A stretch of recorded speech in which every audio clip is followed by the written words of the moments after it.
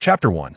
The First Encounter Love at First Sight 1. On a rainy night, in a poverty-stricken area, a man clad in a tattered raincoat limped hurriedly into a narrow alleyway flanked by stone walls, seeking refuge from a pursuing mob. He struggled to steady his breath, leaning against the wall in agony, his face matted with blood and fur, while a wound on his ankle bled profusely, the pale bone faintly visible beneath the rain-soaked flesh. Although the man was quite unattractive, his blood-red eyes gleamed with an intensity that ordinary people would not possess. Despite his ragged appearance, he emanated an aura of ferocity akin to a demon in the night, instilling a sense of dread in those who might underestimate him. "He's close. Find him," shouted a voice from the mob. "The higher-ups have decreed that whoever brings back his head will be rewarded with a female beast for 3 nights. A female beast? For 3 nights? The henchmen's eyes widened in astonishment, excitement igniting within them. They were accustomed to feasting on grand meals, but were sorely lacking in female companionship. The prospect of spending 3 nights with a female beast was far more exhilarating than mere monetary rewards. Agreed. The resounding chorus of agreement echoed through the stillness of the rainy night. The crowd dispersed, scouring the crumbling brick walls for any signs of their quarry. The man, concealed behind the bricks, held his breath, fists clenched, his body tense and ready for an ambush. At that moment, a small hand gently tapped his shoulder. Startled, he raised his gaze, only to discover a small head peeking over the wall, signaling him to leap over. His eyes widened in surprise. In the next instant, he vanished into the shadows of the alley, completely out of sight. As he leaped the wall, a shadow swiftly descended from the other side, crouching down to erase any trace of the man's presence. Glancing at the approaching crowd, the shadow darted out of the alley with remarkable speed. "There, over there, chase them." An astute beast-man spotted a fleeting shadow at the distant dark mouth of the alley, and, filled with elation, hurried after it. The others, unwilling to be outdone, turned and raced toward the place where the shadow had vanished. The shadow glided effortlessly at the alley's entrance. In recent days, she had meticulously memorized the terrain, devising no less than 5 escape routes, making it a trivial task to evade her pursuers. In truth, Chinin had always refrained from involving herself in others' affairs. After all, she had come to this timeline solely to fulfill a mission and had no desire to forge connections or entangle herself in unnecessary relationships. However, the surveillance camera she had set up near the buildings revealed that the man's hiding spot was far too close to her temporary residence, though the slums could conceal her origins and easily divulge whispers from all corners. The safety they provided was exceedingly low.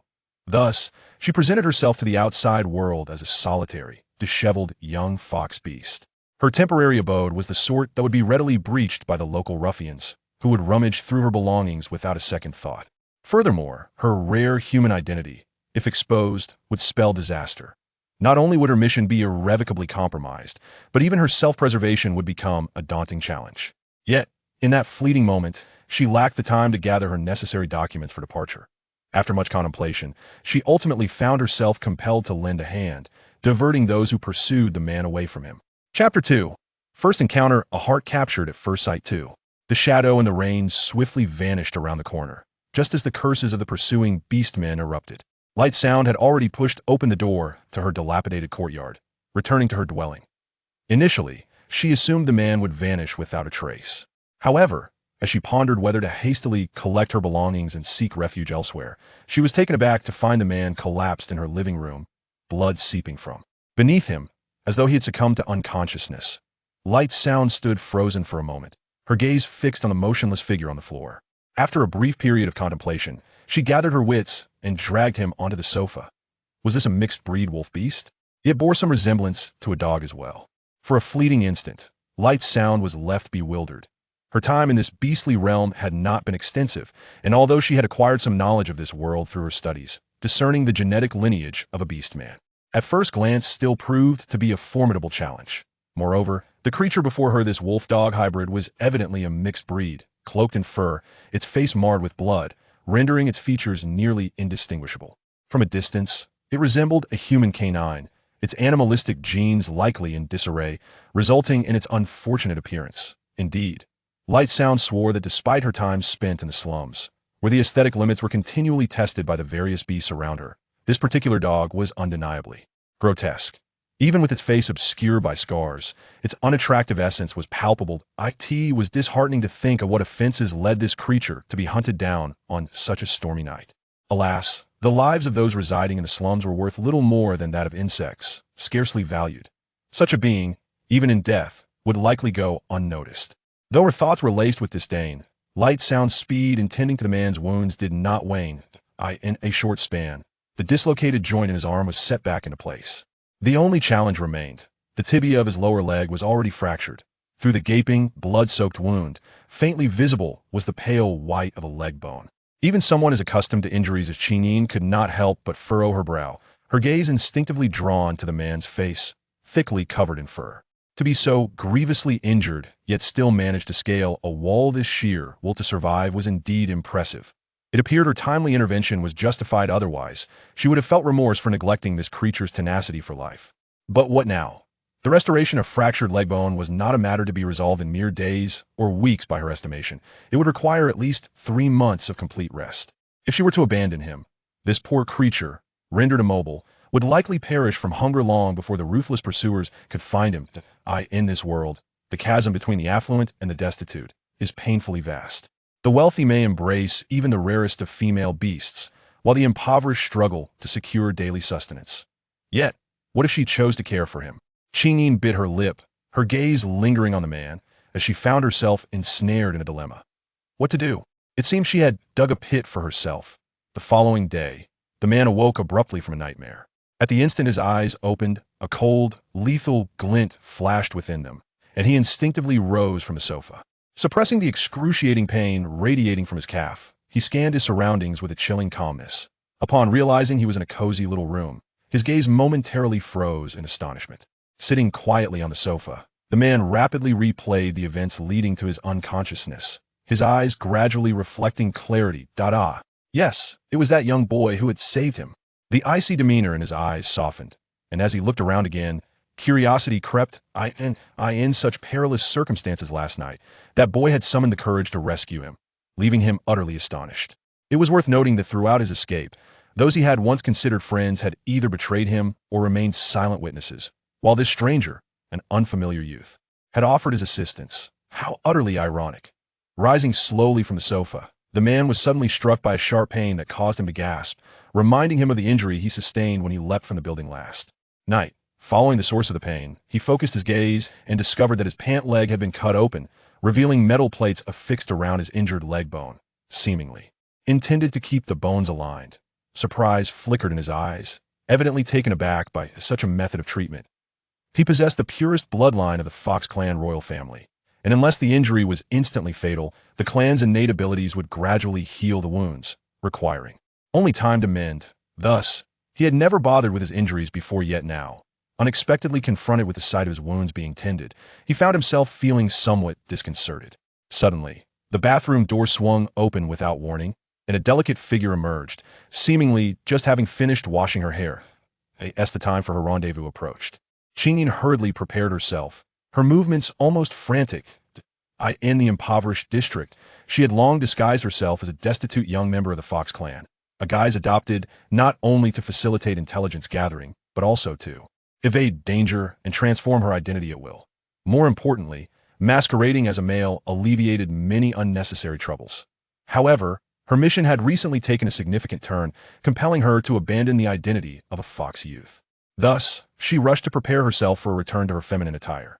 Regarding the dog resting on the sofa, she had made up her mind. The animal's leg injury would not heal in a short time, so once she secured alternative accommodations, she would arrange for someone to care for it. This would be her way of showing compassion toward the creature.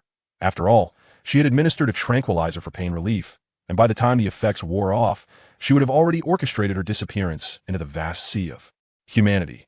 Her thoughts swiftly returned to her mission, and an uncontainable excitement bubbled within her. She was eager to finish her preparations and depart. Yet, as she stepped into the living room, she suddenly froze, her fluffy slippers halting without warning, and her hands, still damp from drying her hair, hung suspended in the air. A jolt of unease coursed through her. For reasons unknown, she felt an unsettling gaze upon her. With a sense of foreboding, she stiffly turned her head toward the sofa. In that instant, her eyes met the crimson gaze of the man seated on the sofa, rendering her momentarily speechless, her eyes wide with shock. What? How is he awake? Hadn't she administered a sedative just half an hour prior? Furthermore, considering he was a beast man, she had deliberately increased the dosage. While it may not ensure a full day's sleep, 5 or 6 hours should have been guaranteed. It was precisely this consideration that had allowed her to carry on with her preparations without a care, eager to leave. But now, everything was in disarray. The man on the sofa, Yi Jinja, stared blankly at the unexpected visitor. After a fleeting moment of astonishment reflected in his blood-red eyes, he fell silent. He had assumed the person who rescued him was a boy, yet standing before him was evidently a dual-blooded female beast, appearing no older than a high school student. If not for the striking resemblance of her ebony eyes to those he remembered, he would scarcely have connected the individual who saved him last night with the woman before him. After all, the circumstances of the previous night had been perilous, and any misstep could have ignited disaster. Moreover, the person before him was a female beast. If those pursuing him detected her presence, her fate would likely be far worse than his own. Chapter 4. First Encounter, a Heart Captured at First Sight 4. As his gaze rested upon the young woman, Yi Jinja discreetly scrutinized her, a slight frown creasing his brow. Since the apocalyptic crisis 2 centuries ago, many low-blooded beastmen in the desolate continent had willingly chosen to become half-beast. The term halfwerk refers to orcs that have undergone a mechanical integration. For instance, certain parts of their bodies may be replaced or synthesized with machinery, thereby enhancing their physical strength while also diminishing some of their orcish traits, allowing them to evade societal disdain. However, the drawbacks of such modifications should not be underestimated. The machinery damages the orc's genetic material, rendering them incapable of reproduction and significantly shortening their lifespan. Consequently, the desolate continent has enacted strict prohibitions against such synthesis procedures, as they threaten the future of their lineage. Yet, the societal status of mixed-blood orcs is deplorably low. Lacking the advantages of pure bloodlines, these individuals are deprived of quality education from a young age. While a few may barely manage to perform menial labor at the bottom rungs of society, the majority struggle to secure even the slightest employment opportunities. It is unclear when this trend began, but discriminated mixed-blood orcs have resorted to body modifications to enhance their capabilities in hopes of obtaining respectable jobs, such as security personnel or enforcers. This has led to the clandestine operations of underground hospitals that continue to perform such surgeries, despite being repeatedly banned. At this moment, the female orc before him displayed no discernible traits of her kind. Could she too be a halfwerk? A flicker of confusion crossed the man's eyes. However, that seemed implausible. From his understanding, those who dare to undergo such modifications are typically of inferior bloodlines, while this female clearly possessed noble lineage and was strikingly beautiful, making it difficult for him to reconcile this discrepancy. Meanwhile, on the other side, Qingyin found herself utterly taken aback. Locking eyes with the man on the sofa, she oscillated between the notions of silencing and sparing. Truth be told, the man before her was someone she had rescued, and naturally, she wished for him to thrive. She had even resolved to hire a caretaker for him once she departed from this place. Yet now, she faced the grim consideration of whether she must take his life herself. Her trust in the high-dose sedative had proven misplaced, as the man had awakened prematurely and witnessed her purely human form. This not only jeopardized her mission, but also plunged her into a perilous situation. Should word of this leak, the consequences would be dire. If she had to choose between the two, her instinct for self-preservation would prevail without hesitation. As her gaze darkened, she set aside the cloth she had been using to dry her hair and slowly approached the man on the sofa. Orcs are typically acutely aware of their surroundings, and, just as Jinza was quietly observing the figure before him, he suddenly noticed the woman approaching him. Sensing the shift in her aura, he instinctively detected an intent to kill. The flicker of astonishment passed through the crimson eyes of the beast, as if it were utterly unexpected. That, despite having done nothing, it would provoke such palpable disdain from the female before it. After all, had she not tended to its wounds? Had she not kindly draped a soft blanket over it? This was clearly an indication that she had intended to offer her assistance. But now, why the sudden shift? Are you a half-beast? Just as Qingyin approached the sofa, the silent canine, who had been observing her intently, finally spoke. Qingyin froze in her tracks, her body stiffening as she stood before the sofa. Half-beast? A momentary shock flickered in her dark eyes. Can you help me become a half-beast as well? The voice, filled with a blend of desperation and hope, suddenly arose. The man on the sofa gazed tenderly at her with his gentle crimson eyes, his fluffy beast ears drooping sadly atop his head, his hands tightly clutching the soft blanket around him, wearing an expression of utter vulnerability.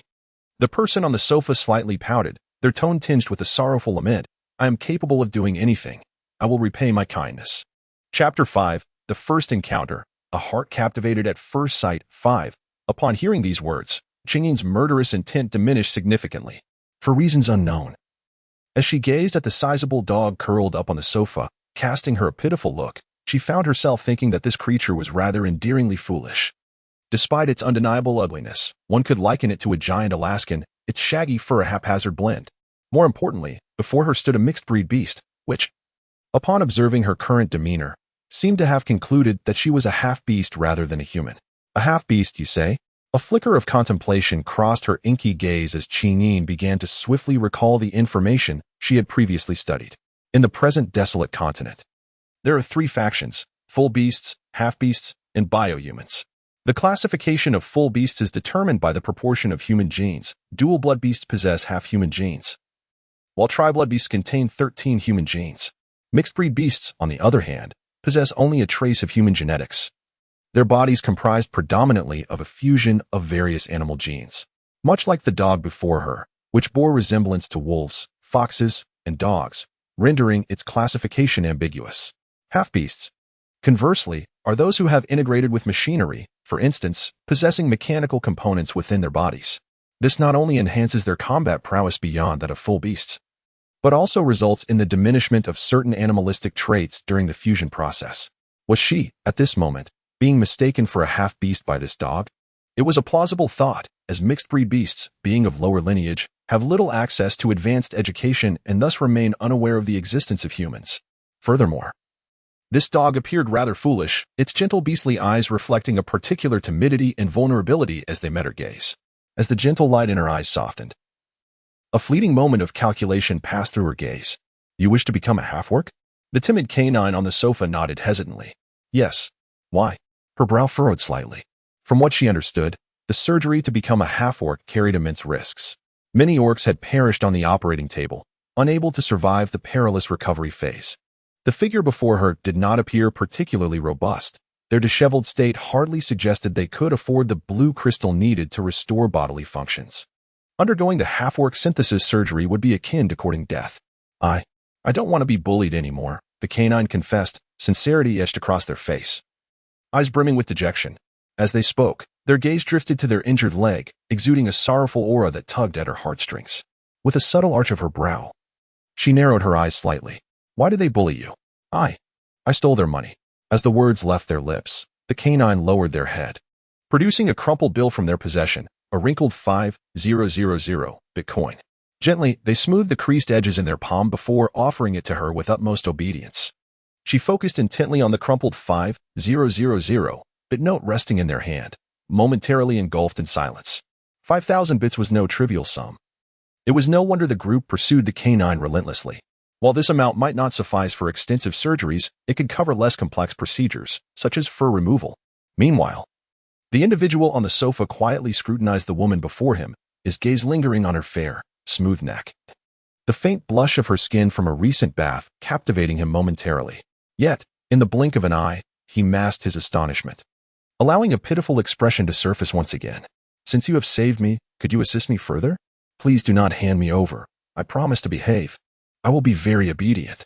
As he spoke, he swiftly grasped her hand, a fleeting glimmer of wonder crossing his features before reverting to his previous melancholic demeanor. I won't trouble you for long.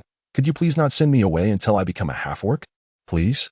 Do not underestimate the cunning of a fox.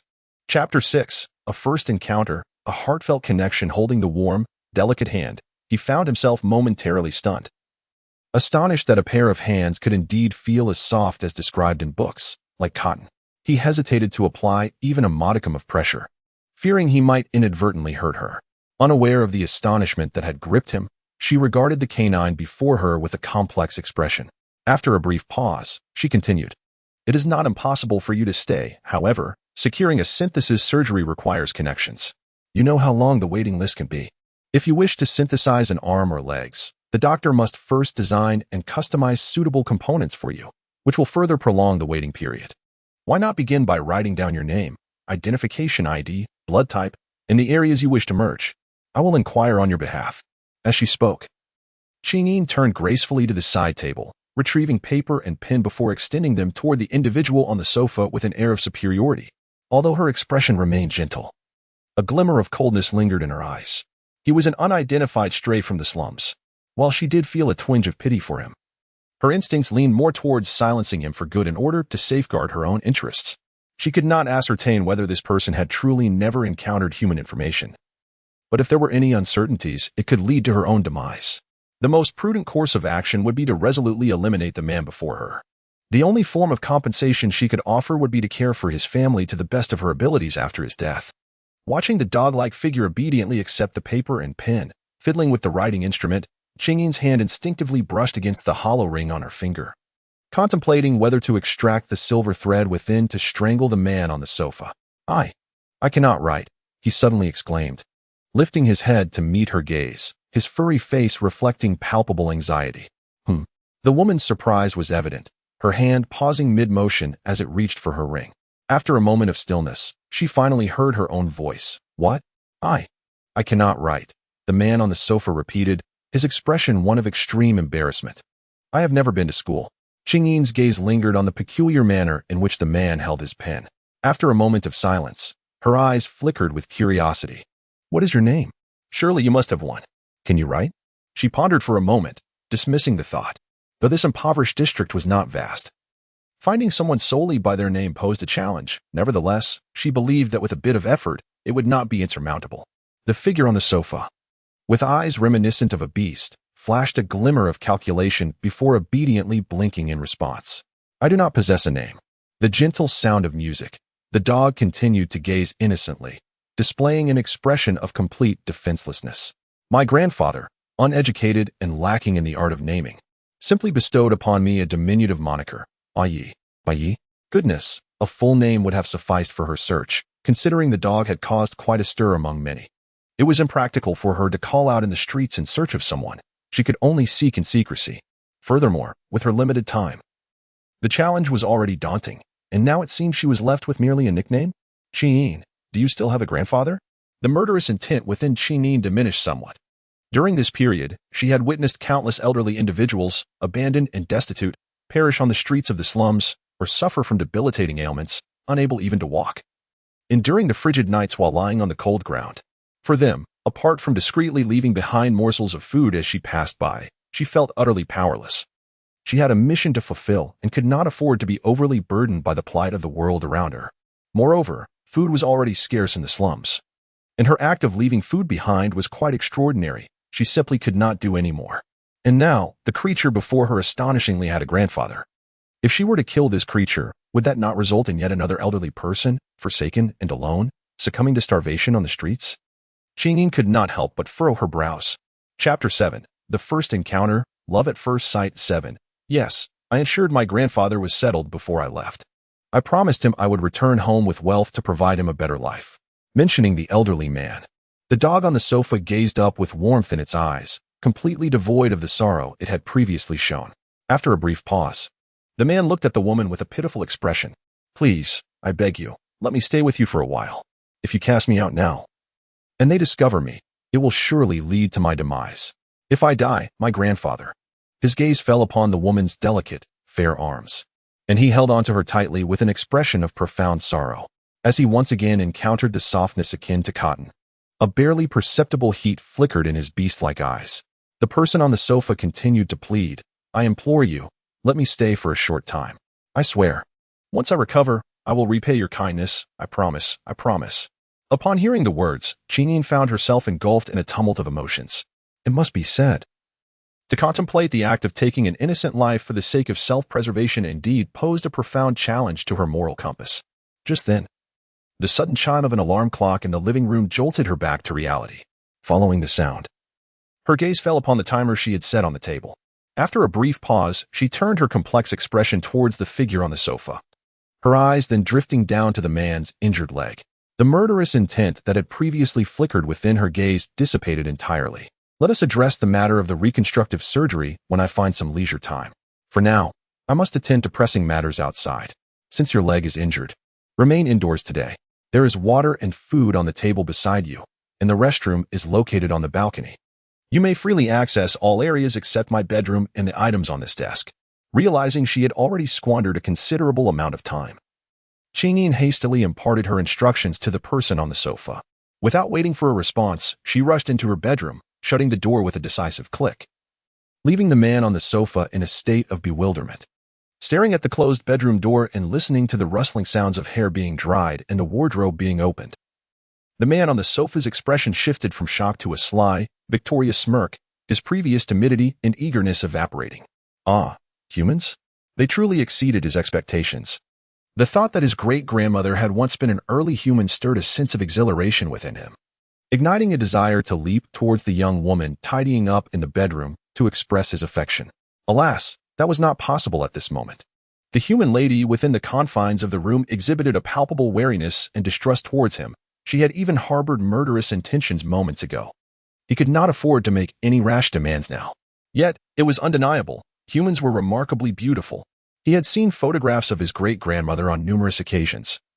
Yet he always believed that his great-grandfathers had excessively beautified her image out of love. After all, the adage beauty is in the eye of the beholder is an eternal truth. However, it was only at that very moment when he laid eyes on the human maiden that he realized his great-grandfather had not exaggerated her beauty in the slightest. Her skin was smooth and fair, devoid of any trace of beastly traits. Even her ears were concealed within her hair, and her enchanting fragrance stirred his soul. Particularly, when he touched the maiden's hands, the softness, akin to cotton, surged through him like an electric current, captivating his heart. If they had not just met, he would have leaped forward to indulge in delightful pursuits with her. Ah, how he longed for her. Chapter 8. The First Encounter. Love at First Sight. 8. He was the most esteemed prince of the Fox clan. Throughout his life, he had never been denied anything he desired. Authority was his by birthright. Wealth came effortlessly, as power begets riches. Women flocked to him with a mere flick of his fingers, yet he despised them all. His grandfather had been conceived through in vitro fertilization, leading to a failure of natural fusion between human and beast genes in the womb. Consequently, he inherited the same condition, exacerbated by his mother's poisoning during pregnancy, resulting in two extreme disparities in his physique. Most of the time, he bore the exquisite appearance of a pure-blooded fox beast, strikingly handsome. Yet, during the winter months, he would grotesquely transform into an ugly creature resembling a hybrid beast, covered in coarse fur, adorned with despicable beastly patterns. And even the color of his beastly eyes would shift to a blood-red hue, reminiscent of a maddened beast, sending shivers down the spine. He had attempted to reveal his true self to those close to him, but aside from his grandfather and parents, nearly everyone else reacted as if they had encountered a ghost, trembling in fear, especially when locking eyes with his blood-red gaze. They could scarcely fathom that the exalted prince of the Fox clan was, in fact, a hybrid beast. Thus, he eradicated them all. Even his betrothed, whom the clan elders had designated for him since childhood, was not spared.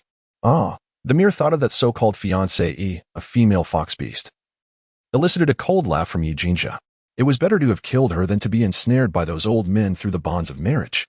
He had grown weary of their insincere flattery and treacherous schemes. More importantly, he held no passion for the identity of the Fox clan prince and the power that accompanied it. Compared to his half-brothers, he would have preferred to be one of them. At least he would not be predestined to inherit the Fox clan's royal lineage from birth. At least he would not bear such peculiar mutations. At least he could enjoy a normal childhood and the joys of a typical family. His frustration was palpable. Thus, after personally taking the life of his so-called fiancée, he stealthily escaped the Fox clan, yearning to reinvent himself and experience the life of an ordinary person. In truth, at the outset, all things progressed remarkably well. He concealed his royal identity and forged many new friendships, even enduring numerous trials alongside like-minded companions, ultimately forming deep brotherly bonds. Yet, what was the outcome?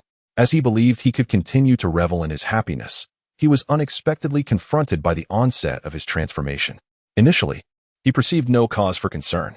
After all, those individuals were his brothers, having weathered hardship and poverty alongside him. Even with the changes to his appearance, he remained fundamentally the same, did he not? However, to his astonishment, they had surreptitiously recorded the latter part of his mutation and sold the footage for a handsome sum in the underground market. Had he not retained a sliver of vigilance, verified the entire situation, and eliminated that treacherous group of friends, retrieving the recordings from the black market dealers, the consequences would have been dire. Consequently, he found himself marked for assassination by the black market's covert operatives. Just as he reached his nadir of despair, the enigmatic Miss Human appeared. Oh. The man on the couch curled the corners of his mouth, a glimmer of amusement dancing in his fox-like eyes. Had he foreseen that Miss Human would rescue him? He might have shown mercy to his so-called friends. After all, had it not been for their betrayal, he would never have discovered the existence of such a rare gem in this dilapidated slum. How utterly fascinating. Once again, he would find himself in pursuit of recommendations. Quickly. A Jew demands the recommendations in your possession. Chapter 9. The First Encounter. A heartfelt first meeting with a sudden creak. The old wooden door swung open without warning. When the lady reappeared in the living room, the man on the sofa was instantly captivated, his gaze darkening with intrigue. If just moments ago he had been astonished by Miss Human's beauty, now he was consumed by an overwhelming desire to draw her closer. He discerned her urgency to leave for an appointment and surmised she had been tidying up in her bedroom. Yet, he could never have anticipated that upon stepping out, she would don the guise of a fox-tribe maiden. Above her head, a pair of fiery red fox ears, adorned with soft, short fur, glimmered in the living room light, exuding an irresistible allure that compelled one to reach out and caress them. A bushy, crimson fox tail swayed gently behind her, as if extending a friendly gesture. Clad in a modest knee-length white dress reminiscent of a student uniform, she accentuated her porcelain-like skin, resembling a delicate porcelain doll, exuding an air of innocence and purity. The man on the sofa regarded her with a darkened gaze, a barely perceptible movement in his throat betraying his growing hunger. How utterly delectable. On the other side, Chinian anxiously glanced at the clock on the table, swiftly donned her shoes, and reached for a black raincoat hanging by the entrance. In an instant, her delightful attire was completely concealed beneath the raincoat. Even her pair of fox ears were obscured by the coat's wide brim. From a distance, she appeared no different from the other inhabitants of the impoverished district. The man on the sofa was momentarily taken aback, seemingly perplexed by her actions. Was she not preparing herself for a meeting, having just washed and adorned herself? Why then, did she choose to drape herself in a tattered raincoat? To his knowledge, with just the attire she had recently worn, the young lady could have ascended to great heights. The local ruffians of the slums had long been eager to pamper her, offering her lavish meals and comforts. Why would she deign to reside in such a dilapidated building? His eyes narrowed slightly, curiosity shimmering within them. It was undeniable that the young lady before him was quite peculiar. She could lead a life of opulence and indulgence, akin to that of a princess, yet she chose to dwell in this destitute area. Furthermore, at this very moment, having clearly adorned herself, she concealed her appearance under the shabby raincoat, as if wishing to keep her true self hidden from others. What act was she performing now? Do you recall what I just mentioned? Once she finished her preparations, Chinian glanced at the clock again, finally free to look back at the man on the sofa, her gaze inadvertently falling upon his injured leg. At her words, the man's eyes momentarily reflected a hint of surprise, and in the next moment, he earnestly nodded. You need not worry, I will keep a vigilant eye on the house. The bedroom is off limits, and the items on the desk should remain undisturbed. As he spoke, his tail, a muted shade of gray, swayed in a manner that seemed almost endearing, while his gentle crimson eyes looked up at the young woman standing at the entrance, his ears drooping submissively at either side, exuding an air of earnest simplicity. Chingy nodded lightly, preparing to step outside. However, just as she took her first step, she hesitated, her lowered gaze flickering momentarily before she turned back towards the medical box on the table. Swiftly, she rummaged through its contents, and in a brief moment, she approached the figure lounging on the sofa, crouching before him with a gentle smile gracing her lips. She held up a syringe, the soft light of her demeanor illuminating her face. This is an anti-inflammatory injection. Administering it will benefit your injury. The man on the sofa's eyes widened slightly, his pupils narrowing instinctively. Yet, in the next instant, he blinked rapidly, obediently nodding his head and promptly extending his wrist towards Qingyin. Such a good boy, she praised sincerely, a smile curving her lips. As she spoke, she rolled up her sleeve, still slightly stained with blood, and deftly administered the injection into the man's arm. Though she intended to spare him, she could not afford to let her guard down. During her absence from the room, she could not predict what he might do, and the most prudent course of action was to inject him with a sedative to ensure he would fall into a deep slumber. The previous dosage seemed inadequate, so this time she had taken extra measures, significantly increasing the potency of the medication. She could only speculate whether his body could withstand the formidable effects of this injection. But at this point, she had done all she could. If he were to perish as a result, it would be fate, sparing her the burden of deciding his fate. Conversely, if he survived, perhaps it was destiny that he should remain, and she would seriously consider allowing him to stay. The injection was swiftly administered, and Chinin discarded the syringe into the trash. She then placed a bottle of purified water and some biscuits within his reach. Regrettably, he had only taken a few sips of water before his entire being slumped, his weary eyes drooping heavily, and ultimately, he tilted his head and succumbed to a deep sleep. As Chinin waited patiently for several minutes, ensuring the full effect of the medication had taken hold, she glanced at the clock on the table and swiftly dashed out the door.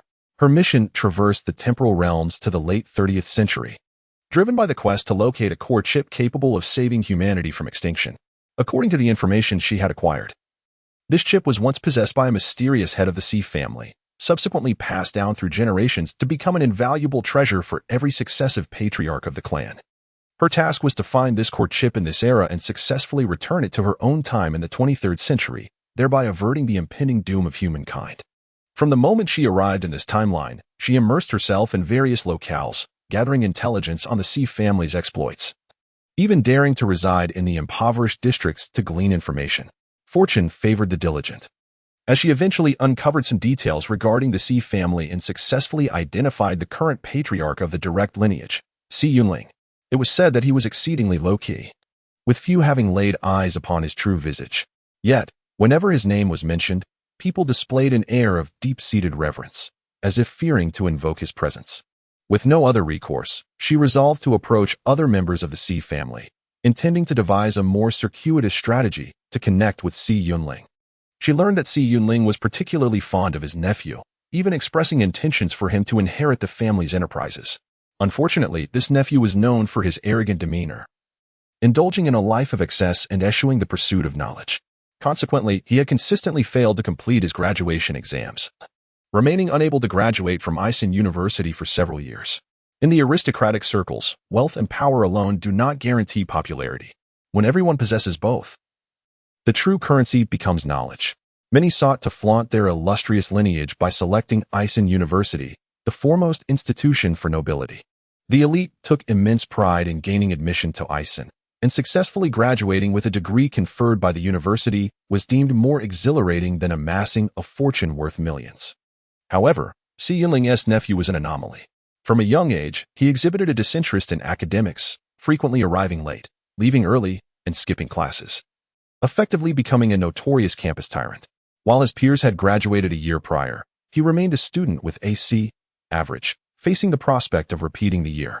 Isen University, known for its integrity, would never compromise its standards or alter academic records due to familial influence, which meant C Yunling had invested considerable effort, enlisting numerous esteemed tutors to assist his nephew, yet to little avail. With only 3 months remaining until Isen's annual graduation exams, rumors circulated that if the campus tyrant failed to achieve a B in this examination, his enrollment would be permanently revoked. Upon hearing this news, Chinin felt a spark of joy and quickly accessed the designated recruitment portal of the C family, meticulously answering the provided questions based on insider information. She had never shied away from academics. After all, as a dual doctorate holder, she was undeniably an academic prodigy. Furthermore, the world she inhabits is referred to as the Wasteland Continent, where much knowledge remains elusive. Numerous examination questions, particularly those pertaining to advanced mathematics, have been rendered exceedingly complex by the current era.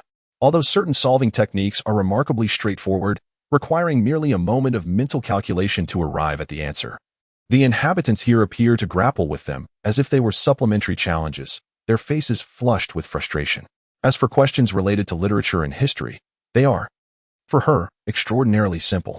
It is essential to note that her assignment here is largely due to her possession of a doctorate in history. Consequently, both the literary and mathematical sections of her lengthy examinations were resolved in under half an hour. She had anticipated that responses from such a socially oriented recruitment drive would take several days, but to her astonishment, she awakened this morning to find a reply email inviting her to the ancestral home of the C family for an interview. This news filled her with uncontainable joy. If the insider information she received is accurate, and C Yunling truly dotes on his nephew, then one of the examiners interviewing her today will undoubtedly be C Yunling himself. If she successfully passes the interview and secures the position of tutor for the young prodigy, then getting close to Si Yunling will merely be a matter of time. At the Si family's ancestral home, the elderly steward respectfully handed over documents to the man seated on the sofa, his eyes slightly crinkling with reassurance. Rest assured, my lord, this teacher will undoubtedly surpass all previous candidates. The man, upon hearing this, lifted his gaze, a flicker of skepticism crossing his features. Before the elder could speak, the man seated on the opposite side of the sofa scoffed. Grandfather Bai, you say this every time, yet those who come always leave in disgrace. The steward shot him a sidelong glance, his expression one of exasperation. That is only because you show no respect for the teaching profession. Did you not drive them away with your antics? At this, the man straightened his posture on the sofa, indignation brimming in his eyes. It's not that they were foolish. How can you claim they were driven away by me? The steward could hardly contain a laugh. You expect a literature teacher to solve mathematics problems and a calculus instructor to tackle literature questions. Are you not deliberately mocking them? When others explain that every discipline has its specialists, you accuse them of being charlatans seeking to ingratiate themselves with the Si family for monetary gain. Who would not walk away from that? Am I wrong? The individual on the sofa nearly leapt up as the man seated there suddenly coughed softly, prompting the elderly gentleman to turn his head in haste. Even the man who had been about to confront the elder immediately changed his expression. Sitting up straight on the sofa, resembling a timid schoolboy, trembling in stillness, his eyes, like those of a beast, darting nervously toward the man, filled with both apprehension and respect. The cough lingered delicately in the air, and after a prolonged moment, the man managed to suppress the sound, revealing a face of ethereal beauty now tinged with a hint of a sickly flush. The man was strikingly handsome, likely due to his lineage linked to the Fox clan, bestowing upon him an enviable appearance. Sadly, his health appeared rather frail. Despite the ample warmth in the room, he was draped in a thin, pure wool blanket over his legs, and his attire seemed slightly thicker than that of others. Yet, even so, his delicate constitution could not overshadow his otherworldly aura, rather. It accentuated his exquisite beauty, rendering him even more ethereal and unapproachable. He cast a glance at the elderly gentleman, and upon meeting the elder's concerned gaze, he couldn't help but offer a gentle smile. Returning to the matter at hand, the old steward nodded eagerly. This teacher has the shortest answering time among all the educators, achieving an astonishing accuracy rate of 99, whether in the humanities or advanced mathematics. It is simply perfect for him to be Master Yuning's tutor. The reason for the 99 was solely due to the impossibility of achieving a perfect score in the humanities. As for the advanced mathematics, the methods employed by the individual were unprecedented. Although the final answers were correct, the grading teacher had deducted half a point during the process. The man furrowed his brows slightly, astonished that the accuracy rate reached as high as 99. Such a score was unprecedented. It was well understood that even the instructors at Einstein University could not attain such a remarkable answering rate. Beside him, Si Yuning was equally taken aback. Although he still found the elder displeasing, his attention had already shifted to the elder. Moreover, does the master know how long he took to complete the exam? The old steward was unusually excited, seemingly thrilled at the discovery of a prodigy. The submission time for the exam was 1.5 hours. Just as the elder finished speaking, Si Yuning scoffed from the side, his eyes brimming with disdain. I thought it was something extraordinary. But it's merely a matter of finishing a mere 10 minutes earlier than others. How impressive can that be? 1.5 hours?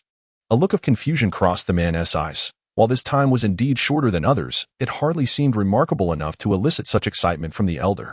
Suddenly, the old steward broke into a broad smile, but he submitted in only half an hour. The man was taken aback, his eyes widening in disbelief. What? Half an hour? At the side, Si Yuning, upon hearing this, abruptly lifted his gaze towards the elderly man, his initial disdain swiftly overshadowed by astonishment. What? Half an hour? Seemingly delighted by their reaction, the old steward could hardly contain his grin, his joy palpable as he reiterated, and this is the combined time for both subjects.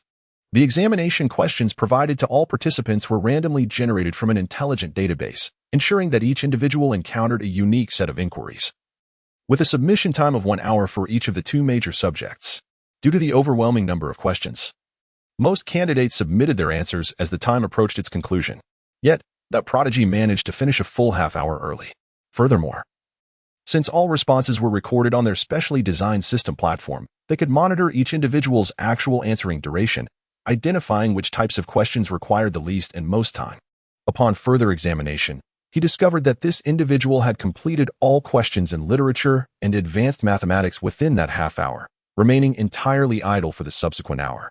Strictly speaking, this person had completed the entire examination an hour and a half ahead of schedule. He was utterly astonished. Completing all questions in half an hour, what did this signify? It indicated that from the moment the individual encountered the questions, he remained in a continuous state of answering, his hands never pausing for an instant. If one were to say that the literature questions remained in a constant state of input, that would be one thing. But what about the advanced mathematics questions? Those were notoriously intricate, with numerous problem-solving components. And yet this individual maintained an uninterrupted pace as if he had known the answers all along, effortlessly filling in the responses. The content of the question bank was personally curated by him, and many of the problems were beyond his comprehension, often challenging even his ability to provide immediate answers. Yet, this person managed to complete them all with an uncanny speed, revealing just how trivial the questions must have been for him. It goes without saying that this individual must be a seasoned scholar, coupled with a humble demeanor. He completed the examination in half an hour but deliberately extended the submission to 1.5 hours to avoid drawing attention. Such a discreet character is indeed a treasure. To have such a person serve as a tutor for young Master Yuning would be nothing short of a divine blessing. The thought that young Master Yuning's graduation examination was finally salvaged brought a sense of relief to his aging bones. His only concern now was that the tutor should not be too old, lest he struggle to manage young Master Yuning's temperament. Alas, he resolved that when the tutor arrived, he would do whatever it took to secure their agreement, even if it meant sacrificing his own well-being. He would strive to have the tutor commit to being young Master Yuning's instructor. On the other side, Si Yunling observed the excitement etched on the elderly man's face as a subtle smile graced her lips. With lowered eyes, she quietly examined the documents in her hands. Her long, gently curled eyelashes cast a delicate shadow across her pallid visage, while a glimmer of curiosity danced within her captivating fox-like eyes. If the elder's words held any truth, then this individual must indeed be a genuine scholar, making him an exceedingly suitable tutor for Si Yuning. Contemplating this, Si Yunling raised her gaze towards Si Yuning, who sat on the opposite side of the sofa, her eyes tranquil as still water. Should you drive the teacher away once more, you shall take over the company in Izila. The casual yet ominous statement caused Si Yuning's complexion to drain of color. He stiffened on the sofa, pleading, "No, uncle, I promise I won't misbehave this time. I will certainly be obedient." Heaven knows what kind of place Izila is, vast swathes of marshland, devoid of human presence, yet rich in underground resources. The Si family had long since acquired that land for development, but with no entertainment in sight, sending him there would be akin to sentencing him to imprisonment. Yet, he was utterly terrified of his uncle, though they were merely 5 years apart in age. The authority his uncle commanded in his heart surpassed that of any elder in the family. Whatever his uncle said left him no room for defiance. Even the family elders, well past 50, would not dare utter a word against him. Si Yunling, hearing his words, refrained from responding and turned her attention back to the old butler. The old butler immediately understood and hurried forward, assuring her, "Rest assured, I will remain by young Master Yuning's side throughout, ensuring the teacher stays." With only about 3 months remaining until the Isitin University examination, they could not afford any delays. If young Master Yuning failed this exam, it would not only jeopardize his future, but also invite ridicule from other noble families, a humiliation the Si family could hardly bear. Given the master's frail health, he could not allow such matters to trouble him further. Upon hearing the elder's words, Si Yunling nodded in satisfaction and inquired, "When is the teacher arriving?" "He is expected at 3 o'clock this afternoon," the old butler replied, glancing at the wall clock. "There are still 2 hours to go. Prepare well. We must ensure the teacher stays," Si Yunling instructed as she lifted the plush blanket from her lap and slowly rose from the sofa. In that moment, the old butler swiftly approached to assist her into the nearby wheelchair.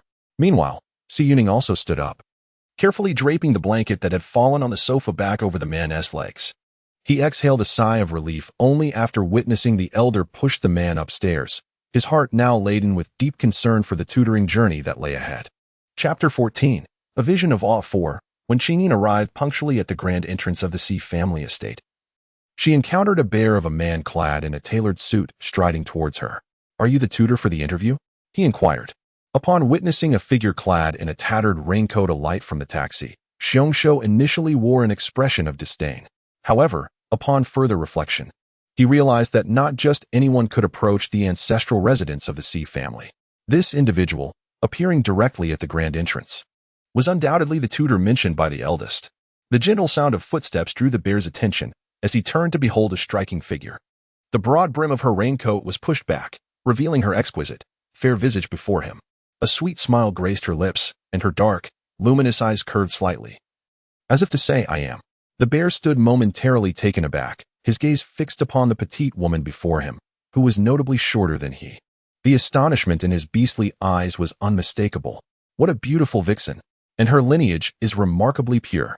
Her raven hair was elegantly tied behind her, while playful, slightly curved bangs framed her face, with wisps curling adorably by her cheeks. A pair of fiery red fox ears drooped charmingly atop her head, enhancing her captivating allure. Especially striking were her deep, clear black eyes, which harbored no trace of worldly concerns. When they met his, their soft, innocent glow resembled that of an unworldly child. Ah, she is truly a gem, far superior to the badger female for which he had queued for an entire week. A glint of greed sparked within the bear's eyes, his desires intensifying, and his throat visibly stirred with longing. On the other side, Qingyin's heart was in turmoil as she observed the situation. What was happening? Was it not said that anyone employed at the Xijia ancestral residence, even if merely as a cleaning maid, would possess a pure-blood beast lineage? Yet, the guard before her was a mixed-blood bear beast, exhibiting such coarse and rude behavior. Particularly, those eyes, which were fixed on her with an unrelenting gaze, radiated an unabashed greed, as if he wished to strip her bare of every shred of clothing. As she scrutinized the bear beast further and noticed the insignia of the Xijia family emblazoned on his uniform, along with the specialized weaponry at his waist, her suspicions began to quell. Nevertheless, confusion lingered within her. Wasn't the Xijia family of noble lineage? How could they employ someone with such a lewd demeanor as a guard? Did they not fear frightening away their visiting guests? Cough. The head of the Xijia family has been waiting for you for quite some time. Allow me to escort you inside. It seemed the bear beast became acutely aware of his overt emotions, hurriedly turning towards the entrance in an attempt to mask his clumsiness. Yet his furtive glances at her still betrayed a potent desire. TSK. What a specimen! How I long to engage with her. I can only imagine the exquisite taste she possesses. I wonder if she appears as soft and endearing in bed as she does now. And that voice. It must sound delightful when called out, no? The head of the Xijia family? A flicker of astonishment passed through Qingyin's eyes. Was it customary for servants here to address their masters by their surnames? Normally, one would expect the term master to suffice, wouldn't one? With a barely perceptible furrow of her brow, her confusion deepened. Yet, recalling that the opportunity she had painstakingly orchestrated for today was not to be relinquished halfway, she dutifully trailed behind the bear beast, albeit with a tinge of wariness creeping into her heart. The signed contract had already been dispatched. Chapter 15. A Vision of Beauty, 5. Throughout the journey, the two exchanged little conversation. As she approached the grand residence, Qingyin glanced down at her tattered raincoat, furrowing her brow in discontent before quietly removing it. She had donned this dilapidated garment to avoid drawing attention. But now that she had arrived at the ancestral home of the Xi family, it was imperative to leave a splendid impression on her interviewer. The Xi family belonged to the nobility among fox beasts, a lineage renowned for their affinity for beauty. To secure the position of a tutor, she understood that she must first attend to her appearance. Thus, she had chosen to masquerade as a hybrid fox beast, aiming to present herself as both relatable and aesthetically pleasing to the members of the Xi family. Gently draping the discarded raincoat over her arm, Qingyin began to mentally rehearse her self-introduction. Meanwhile, the bear beast had been covertly stealing glances at the woman beside him. Upon witnessing her shed the worn coat to reveal a pristine white dress, he found himself momentarily rooted to the spot. The simplicity of the white dress was notoriously unforgiving. It would only highlight the flaws of those with less than perfect complexions. Yet, astonishingly, the woman before him wore it with striking elegance, her fair arms enhancing the dress's allure rather than diminishing it. Her exquisite features and delicate beauty were complemented by her long, flowing hair, styled into loose braids that exuded a charming innocence. She embodied the fox clan's innate allure while radiating an untainted purity, reminiscent of a porcelain doll sheltered from the world's complexities, evoking a profound desire to cherish and protect her. The intensity of the bear beast's gaze grew more fervent, his throat constricting as he quickened his pace, seemingly eager to reach the grand residence. In but a short while, they arrived at the inner courtyard of the sea family. Pushing open the door, the bear beast gestured invitingly, signaling for the lady to enter the house first. Qingyin's gaze flickered as she observed the inner courtyard, which was devoid of any servants. Not far away, a watering can lay abandoned on the ground, spilling water continuously. A sense of foreboding grew ever stronger within her. After a brief pause, she maintained her gentle smile and nodded, obediently stepping inside the house. The bear-like creature followed closely behind her, upon witnessing her entrance. A triumphant grin filled its eyes, and with a resounding thud, it shut the heavy door behind them. As the light sound reached her ears, her pupils constricted sharply. Yet her steps remained unwavering. The two figures gradually advanced from the entrance towards the living room. The bear-like creature, brimming with impatience, called out to the inhabitants of the living room, "Boss, I'm back. Hexie, were you not assigned to guard the door? How did you get in?" Upon hearing the familiar voice, a cacophony of exasperated shouts erupted in the living room, the tone decidedly disdainful, in stark contrast to the ire of those present. The bear-like creature, with an expression full of excitement, hastened towards its companions in the distance, exclaiming, "What is there to guard at that front door? Do you think anyone can just waltz into the old residence of the sea family? Come quickly, look what I've brought for the brothers." As it spoke, the bear-like creature gestured with its eyes for its companions to look behind it. "What could you possibly have brought?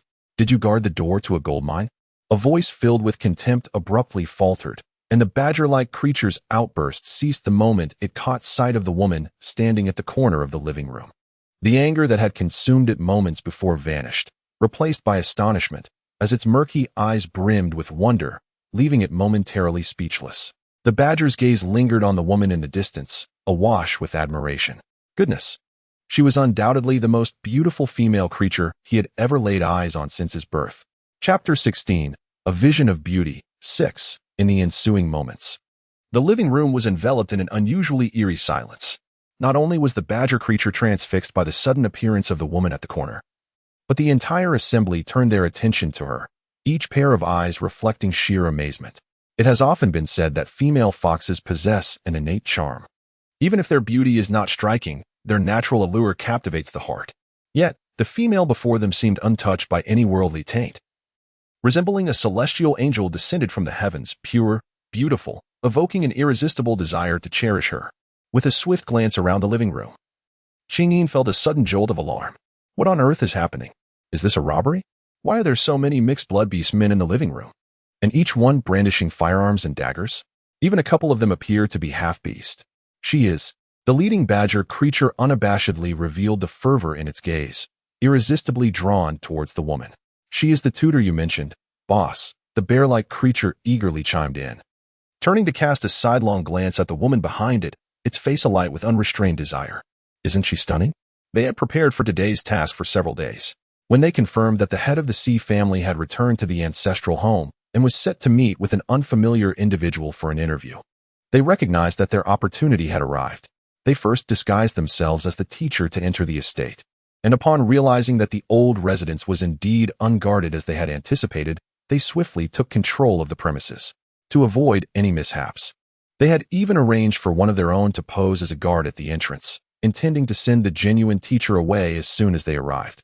However, they were taken aback to discover that the teacher was, in fact, a stunning female beast. How could they possibly let such a prize slip through their fingers? Thus, they hastily revised their plan and brought her inside. This group had long roamed the impoverished districts, while their lives were tolerable, devoid of hunger or cold. They were sorely lacking in the pleasures that a female beast could provide. Even he, as the most trusted lieutenant of the leader, could only queue up and spend a hefty sum to enjoy a fleeting encounter in the red light district. It could be said that nothing exhilarated them more than the prospect of indulging in the company of a female. Even embarking on the perilous endeavor of robbing the sea family was merely a means to amass enough wealth to return and acquire a few females to share as wives. Regrettably, the sea family, renowned as a prestigious and affluent clan, had surprised them. Not only was there not a single maid in sight, but even the sole servant was a mere shadow of their expectations, just as they pondered that this venture might end in loss. A beautiful Fox clan female had unexpectedly appeared before them. Moreover, judging by her tender and naive appearance, she was likely an untouched maiden, pure and unblemished. How fortuitous! This was an extraordinary windfall. A beauty, a teacher, with such pure lineage, She was undoubtedly the ideal choice to take home as a shared wife. Any offspring born would certainly be of at least a three-bloodline heritage. Who knows, fortune might smile upon them, and they could even have a child of dual bloodlines. Supplementary teacher? Upon hearing the bear beast remark, the three individuals seated on the sofa, held at gunpoint by a mixed blood beast, were momentarily stunned. Their gazes converged once more on the young woman, their eyes brimming with astonishment. Could this young girl truly be the renowned genius tutor? Chapter 17. I will protect you. 1. Supplementary teacher? Beautiful. Stunning. Absolutely exquisite. The badger beast, captivated, continued to approach the young woman, nodding eagerly in agreement. Just as the badger beast was about to reach her, a sudden and fierce shout rang out from a distance. Dare to touch her, and you shall see. Both Chinin and the badger beast were taken aback simultaneously, turning their gazes towards the source of the sound. There, perched upon the sofa, was an elderly man. His countenance darkened with fury as he cast a fiery glare at the badger beast. The irate tone of his voice caused the badger beast's hand, which had been poised to caress the woman's cheek, to falter midair. After a brief pause, it retracted its hand with a reluctant sigh and turned to the old man, wearing a broad grin that belied indifference, a cold smirk glimmering in its eyes. Master C, with your own predicament, do you still have the leisure to concern yourself with others? As Chinin turned her gaze, her eyes brightened in surprise. The elderly man seated on the sofa was none other than the head of the C family, Si Yunling, the very target of her mission. The butler, dressed in white, reacted with palpable anger, asserting that she was a distinguished guest of the C family, specifically invited to tutor his nephew. Who among you dares to lay a finger on her? It was absurd for this motley crew of mixed blood beasts to even contemplate attacking the C family. Had it not been for the master's desire to uncover the sinister forces lurking behind these intruders, he would have activated the alarm system via his wristwatch long ago. However, while he maintained a watchful eye, he could not allow his master to be put in peril. Thus, he promptly assumed the identity of the C family patriarch, masquerading as Si Yunling himself, ready to take the brunt of any potential danger. Fortunately, due to the master's frail health and penchant for discretion, he rarely returned to this old residence, leaving few outsiders familiar with his appearance or age. Being a Fox clan elder who had managed the C family for many years, he had resolved numerous significant matters on their behalf, leading many to mistake him for the family head on numerous occasions. Moreover, the title of head of the C family inherently commanded respect and conveyed a sense of high moral standing, which is why none of the assailants questioned his claim. My tutor is under my protection. Dare you to harm even a hair on her head? Si Yaoning's voice rang out coldly, directing his fierce gaze at the badger beast, his expression darkening considerably. Setting aside the fact that the intruder was a young and beautiful female fox beast, the mere identity of being his tutor rendered her untouchable, regardless of her age or appearance. Si Yaoning might disregard the reverence typically afforded to teachers, but he would never waver on principles of protection. The badger beast chuckled, seemingly amused by the audacity of those still capable of defiance while in captivity. Ah, the C family truly possesses a remarkable spirit, he remarked, drawing a sharp dagger from his waist, nonchalantly cleaning dirt from under his fingernails with the glinting blade, as he leisurely approached the sofa. C family head, young Master C, do you truly overestimate yourselves? I intend to kill that cripple, and you obstruct me by claiming he is your guest, which is not my concern. Fine, I shall spare him. But what of this young beauty? The C family wields power and influence. Surely, you can find countless tutors. Why contest with me over this one? At this point, the badger beast cast a sidelong glance at the man seated alone on one side of the sofa, draped in a thin blanket, his legs covered, before his disdainful gaze shifted to the wheelchair beside the sofa. Pausing for a moment, the badger beast turned back to the elderly man, a smirk playing on his lips. However, I must show some respect to the head of the C family. Why not choose one among these two to keep? Will it be the cripple or this esteemed tutor? As long as you, the head of the C family, make your choice clear, I shall have no objections. However, it must be noted that the remaining one shall be at my mercy, ha ha ha. He simply cannot fathom that the elder would abandon the guest of the C family to protect a mere Fox clan female beast whom he has just met. That cripple, though not of the C lineage, appears to possess the demeanor and attire of a wealthy young master. Furthermore, to be addressed as a guest by the head of the C family and personally received by him, he must hold a considerable status. Unless absolutely necessary, he harbors no desire to provoke, lest he draw the ire of the formidable forces backing the cripple, leading to dire consequences for himself. The elder, seated upon the sofa, furrowed his brow upon hearing this, glancing at his master, who had yet to speak or take action, and thus he remained patient and motionless. The elder's tone was far from pleasant. You want money? Name your price, and I shall oblige, but you must not lay a finger on any of them. One is my master, the other a rare talent I have painstakingly secured. Whoever dares to touch them shall face death. Oh. It seemed the elder's words were already anticipated by the badger beast, whose eyes glimmered with concealed delight. Yet he continued to toy with the dagger in his hands as he approached the man seated alone on the sofa, an expression of exaggerated regret adorning his face. It appeared that the head of the C family was no longer inclined to engage in pleasant conversation. Perhaps it was time for me to make a decision on his behalf? The badger's gaze fell upon the man seated alone, a malevolent glint flickering in his eyes. It must be said that members of the Fox clan, regardless of gender, are exceedingly beautiful. From the very first glance at the man before him, he could not suppress a surge of jealousy. Though the man was a cripple, the aura he exuded was undeniably noble, and even when aware of their intent to rob, he had not uttered a single word, merely casting a dispassionate glance when threatened with death. It was the head of the C family who first yielded. He harbored a deep disdain for this man, particularly when confronted with that exquisite countenance, surpassing even the beauty of a female beast, along with an ethereal nobility that made him acutely aware of his own lowly, destitute, and filthy origins. The stark contrast ignited a dark desire within him to shatter the man's pride. Was it not the man's dual bloodline that afforded him such a lavish existence? Even as a cripple, reliant on others for his basic needs, he lived in unparalleled luxury, as if dwelling in a realm of immortals. And what of him?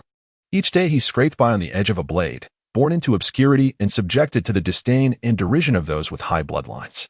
Even knowing that robbing the C family might lead to his demise, he still recklessly accepted the task for the promise of a substantial reward. And all of this was due to his mixed lineage. Why should it be so? Why, indeed? Despite being wary of the family's power behind the man, he dared not act against him. Yet a slight intimidation to instill fear and anxiety would serve as a balm for his own frustrations. He was eager to see if, as he slowly pressed the dagger against the man's face, the man would maintain his current tranquil demeanor. With a mischievous intent, the badger slowly approached the man, brandishing the dagger in its hand, poised to slash at the man's face. The elder beside them was taken aback, his eyes wide with alarm. Just as he was about to voice a protest, he caught a glimpse of his master's discreet signal forbidding any rash action, compelling him to swallow his words. Suddenly, a soft and melodious voice broke the tense silence. Wait, I'll take his place. Everyone in the living room turned in unison towards the source of the voice, their gazes converging on the young woman not far away. The room was engulfed in astonishment. Even Si Yunling, who had remained unfazed despite being threatened with imminent danger on the sofa, lifted her gaze in surprise, her striking azure eyes fixed on the woman, a flicker of astonishment passing through them. Little beauty, what did you just say? The badger, equally stunned, could scarcely believe the words it had just heard. Qingyin gazed intently, asserting that she would take his place. After a brief pause, noticing the astonishment etched on everyone's faces, a flicker of helplessness crossed her eyes. Meeting the gaze of the badger beast, she reiterated her explanation. If only one of us could be freed, then let him go. I shall remain. Having just listened to the badger's words, she comprehended that the man on the solitary sofa was merely a guest of the C family. Should she assist this guest in his plight, the head of the C family would undoubtedly be grateful, thereby solidifying her position as a tutor. More importantly, this incident could pave the way for a favorable relationship with the head of the C family, which would be immensely beneficial to her mission. Furthermore, the man on the solitary sofa appeared to be in poor health, with evident issues with his legs, regardless of her intentions. She felt compelled to escort him to a safe space, making it easier to deal with the mixed-blood beasts in the living room without hesitation. Little beauty, are you certain? Are you truly willing to stay for this invalid? The badger beast expressed disbelief, scrutinizing the woman's beastly gaze, which had already roamed over her several times in mere moments, his eyes burning with an eagerness that bordered on aggression. It was rare for the little beauty to voluntarily remain for another. This was far more amusing than forcing someone who weeps and wails. How delightful it was. Truly, she was a teacher, a beautiful and kind-hearted one at that, who, even in such circumstances, prioritized the well-being of others. She likely had no inkling of the delightful events that awaited her. Without hesitation, Qingyi nodded, briefly meeting the dazed eyes of the man on the sofa before directing her gaze back to the badger beast, her delicate and fair face marked by earnestness. However, Will you keep your word? Of course. Absolutely. The individual before her was to be taken back as a shared consort. It was a rare opportunity for him to showcase himself in her presence, and he would not let such a splendid chance slip away. With a subtle inquiry, she asked, "May I take him back to the room to rest first?" "What?" The badger beast was momentarily taken aback, turning to glance at the man beside him, his expression revealing hesitation. Chineen paused momentarily, her soft and endearing voice re-emerging, tinged with a palpable sense of confusion. "You have seen it too. His health is rather poor. Since you have resolved to let him be, allow me to escort him back to his room for some rest. This would alleviate any concerns that the head of the sea family might have. Wouldn't it be better?" The badger beast was taken aback for a brief moment, a flicker of calculation passing through his eyes before he hastily replied, "Very well. Let us heed the charming young lady. It is indeed an eyesore to have a cripple sitting here. Let us take him away." Hearing the repeated reference of cripple from the individual before her, Qingyin's brows instinctively furrowed. She strode directly towards Si Yunling, pushing the wheelchair beside the sofa closer. The butler witnessing this, promptly rose to assist, and in a short while, the man was settled into the wheelchair. Chapter 20, I will protect you for, The life of a cripple is rather fortunate. Even with such debilitating legs, he remains alive. Yet, what use is life if one cannot function? It would be better to embrace death sooner rather than later. Chuckling at the thought, clearly disdainful of the sight of the man being attended to, the badger beast could no longer contain his scornful remarks, prompting a chorus of laughter from the other beastmen in the living room. As Chineen delicately draped a light blanket over the man's legs, her hand suddenly froze at the sound of his words, a glimmer of coldness igniting in her gaze as her fists involuntarily clenched. Suddenly, a slender, bony hand gently covered hers, startling Chineen. She hastily lifted her eyes, meeting the man's warm, gentle gaze, who softly shook his head at her. In her eyes, Chineen displayed a momentary astonishment. "Are you done yet?" The paralyzed one is always so troublesome. The irritable voice of the badger echoed behind her, seemingly brimming with impatience. Upon hearing the words, Chineen hastily rose, preparing to inquire of the elder regarding which room he intended to go to, when the badger beast preemptively pointed towards a room deeper in the corridor, urging him to proceed to that very chamber. They had thoroughly searched the entire Sea family mansion, and the room on the ground floor resembled a guest room, lacking any form of external communication devices, making it an ideal place to confine someone. The primary reason for selecting that particular room was its exceptionally large soft bed, which promised to be quite pleasurable. His gaze once again fell upon the woman standing behind the wheelchair, and a glimmer of calculation flickered in the badger beast's eyes. The enchanting beauty before him was undoubtedly the most exquisite female he had ever encountered. Should he bring her back to their lair? Determining who would claim her first could prove to be quite a dilemma. As the leader, he would need to exhibit the authority necessary to ensure his brothers took precedence. Upon reflection, he realized how fortunate he was to have this opportunity. Furthermore, with his discerning eye, he could confidently ascertain that this female was still a maiden. If she were to be taken advantage of by another, that simply could not be tolerated. His brothers were merely pawns to be manipulated. It was far more pragmatic to have his own offspring. He must devise a plan to ensure that the female bore his seed. The optimal approach would be to thoroughly indulge in the pleasures at hand first. After all, the Sea family mansion was already under their control, and there was no need to rush their departure. Once he had savored the experience and planted his seed within the female, returning to their lair would be all the more secure, wouldn't it? With this thought, the badger beast's gaze turned once again towards the woman, filled with an intense fervor, his throat tightening with anticipation. Noticing the direction in which the badger beast pointed, Chineen did not hesitate, and along with the elder, she prepared to make her way down the corridor. "Wait!" The badger beast suddenly exclaimed, a mocking smile spreading across his face as he looked at the elder. "Esteemed head of the Sea family, allow me to take care of this trivial matter. I shall escort him to his room." As he spoke, the badger beast gestured to a companion nearby, instructing them to assist the elder back to the sofa, while he approached the wheelchair, his gaze lingering on the woman's waist and legs with unabashed desire. "My dear beauty, I shall accompany you in escorting him. As the saying goes, a man and a woman working together makes the task lighter. Indeed, our ancestors' wisdom holds true, does it not?" As these words fell, the expression of the man in the wheelchair immediately turned icy. The gentle sound of music wafted through the air as she cast a fleeting glance at the badger beast, displaying a disinterest that rendered further interaction unnecessary. With a gentle push, she guided the occupant of the wheelchair toward the corridor. The two figures gradually faded from view as they rounded the corner. The badger beast, taking the initiative, opened the door to the room. Gesturing for the two behind to enter, Qingyin swiftly surveyed the guest room's environment, then glanced at the position of the badger beast and the hand that had yet to release the doorknob, a cold smile flickering in her eyes. Just as she was about to push the person in the wheelchair into the room, the man unexpectedly spoke up, his voice melodious and elegant, a delight to the ears. As a man himself, he understood all too well what the badger beast was intent on doing at that moment. Should the person behind him step into this room, the ensuing events would surely spiral beyond control. He could not permit such a situation to unfold. As soon as the man spoke, the badger beast's expression shifted, its beastly eyes gleaming with menace. "Good night." Before the badger beast could unleash its fury, Qingyin interjected, "It's all right, since we are already here. Let me assist you to bed before I step out."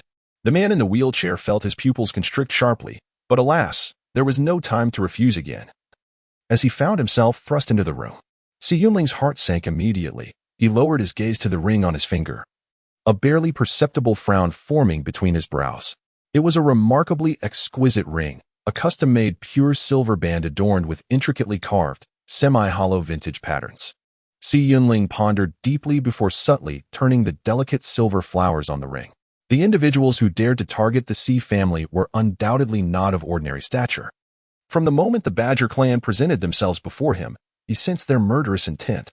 Yet, in observing them, he discerned that this individual was arrogant, impulsive, and indecisive, certainly not the mastermind, but rather a mere pawn in someone else's game. Particularly when he noticed the Badger occasionally glancing at the communicator at his waist. His suspicions solidified further. Thus, he discreetly signaled to Butler Bai and Yuning to refrain from rash actions while covertly transmitting messages to the laboratory, instructing them, in code, to intercept any electrical signals connecting to the Si family's ancestral residence, in hopes of uncovering the true mastermind behind the Badger clan. Perhaps fate was on his side. The Badger did not appear to be foolish, recognizing the overwhelming power of the Si family. If he truly attacked, he too would likely face dire consequences. Hence, his gaze towards the elder was fraught with hesitation. Apart from verbally threatening them and brandishing a gun, he had not made any overt moves to harm them. Consequently, the longer the delay, the greater the likelihood that the mastermind would establish contact with the Badger. It was for this reason that he remained steadfast, preventing Butler Bai from seeking reinforcements. But now, at this moment, the individual behind the wheelchair was evidently in the Badger's sights. Capturing the Badger alone would undoubtedly alarm the hidden figure, and it was uncertain how much the Badger truly knew about his employer. However, given the circumstances, he could no longer maintain such an air of indifference. The fox, clearly unaware of his true identity, was still willing to risk their safety to assist him, and the fury in their eyes as they rebuked the Badger, calling him a cripple, was a rare and commendable quality that demanded his attention. Moreover, the fox had been invited to tutor Yuning. Should anything happen to them, Yuning's education would be severely disrupted. In light of all this, it simply did not seem worthwhile to ignore the situation any longer. With a loud thud, the door behind him was forcefully shut, followed by the faint sound of the lock engaging. Si Yunling's pupils dilated in shock, his thoughts snapping back to the present as he swiftly turned to look behind him, only to find the Badger, with an anxious expression, approaching the young woman. "Little beauty, I still do not know your name." Gazing at the figure before her, who had their back turned, the Badger beast was filled with infatuation. A gentle reminder, for the next section of the concealed chapters, please visit the group for access. The group number can be found in the introduction. Chapter 22. I will protect you. 6. Upon witnessing the scene, Si Yunling's eyes turned cold in an instant. She intended to alert the person behind the wheelchair, but, unexpectedly, the wheelchair suddenly spun around. Si Yunling was momentarily taken aback, and before she could ponder her situation, she found herself facing the woman directly. The woman crouched down before her, meticulously adjusting the soft blanket over Si Yunling's legs, as if fearing she might catch a chill. Completely oblivious to the inappropriate intentions of the man behind her. "What did you just call him?" the woman suddenly inquired. Yet she continued to focus on carefully arranging the blanket for the person in the wheelchair. Si Yunling was momentarily stunned, and after a brief pause, she realized the woman was not addressing her. The Badger beast, who was about to embrace the woman at her waist, was equally taken aback. After a moment of confusion, he finally understood that the beauty was inquiring about him. He hastily glanced at the person in the wheelchair, a disdainful smirk curling at the corners of his mouth. "A cripple, huh? Does the little beauty think that name is charming as well?" Si Yunling's expression darkened. The woman countered with another question. Did you not just say you were unsure about his condition? The man in the wheelchair instinctively curled his fingers, although his elegant demeanor remained unchanged. A fleeting hint of awkwardness passed through his eyes. While it is true that female foxes are less traditional than others, such inquiries still seem somewhat inappropriate. The badger beast couldn't help but scoff. Isn't that the case? The cripple has a broken leg. He likely lost that function long ago. Otherwise, why would he be so cold towards the beauty, showing no reaction at all? Not to mention his brothers, even from a distance. He could sense their covetous gazes upon the little beauty. As for himself, the mere thought of being able to revel with the enchanting figure before him soon had his entire being ablaze with excitement, his heart racing with anticipation. After a brief pause, the badger beast could no longer contain himself, his wicked grin spreading wider. But fear not, we shall indulge ourselves soon enough for him to see. Perhaps he will revert to normalcy?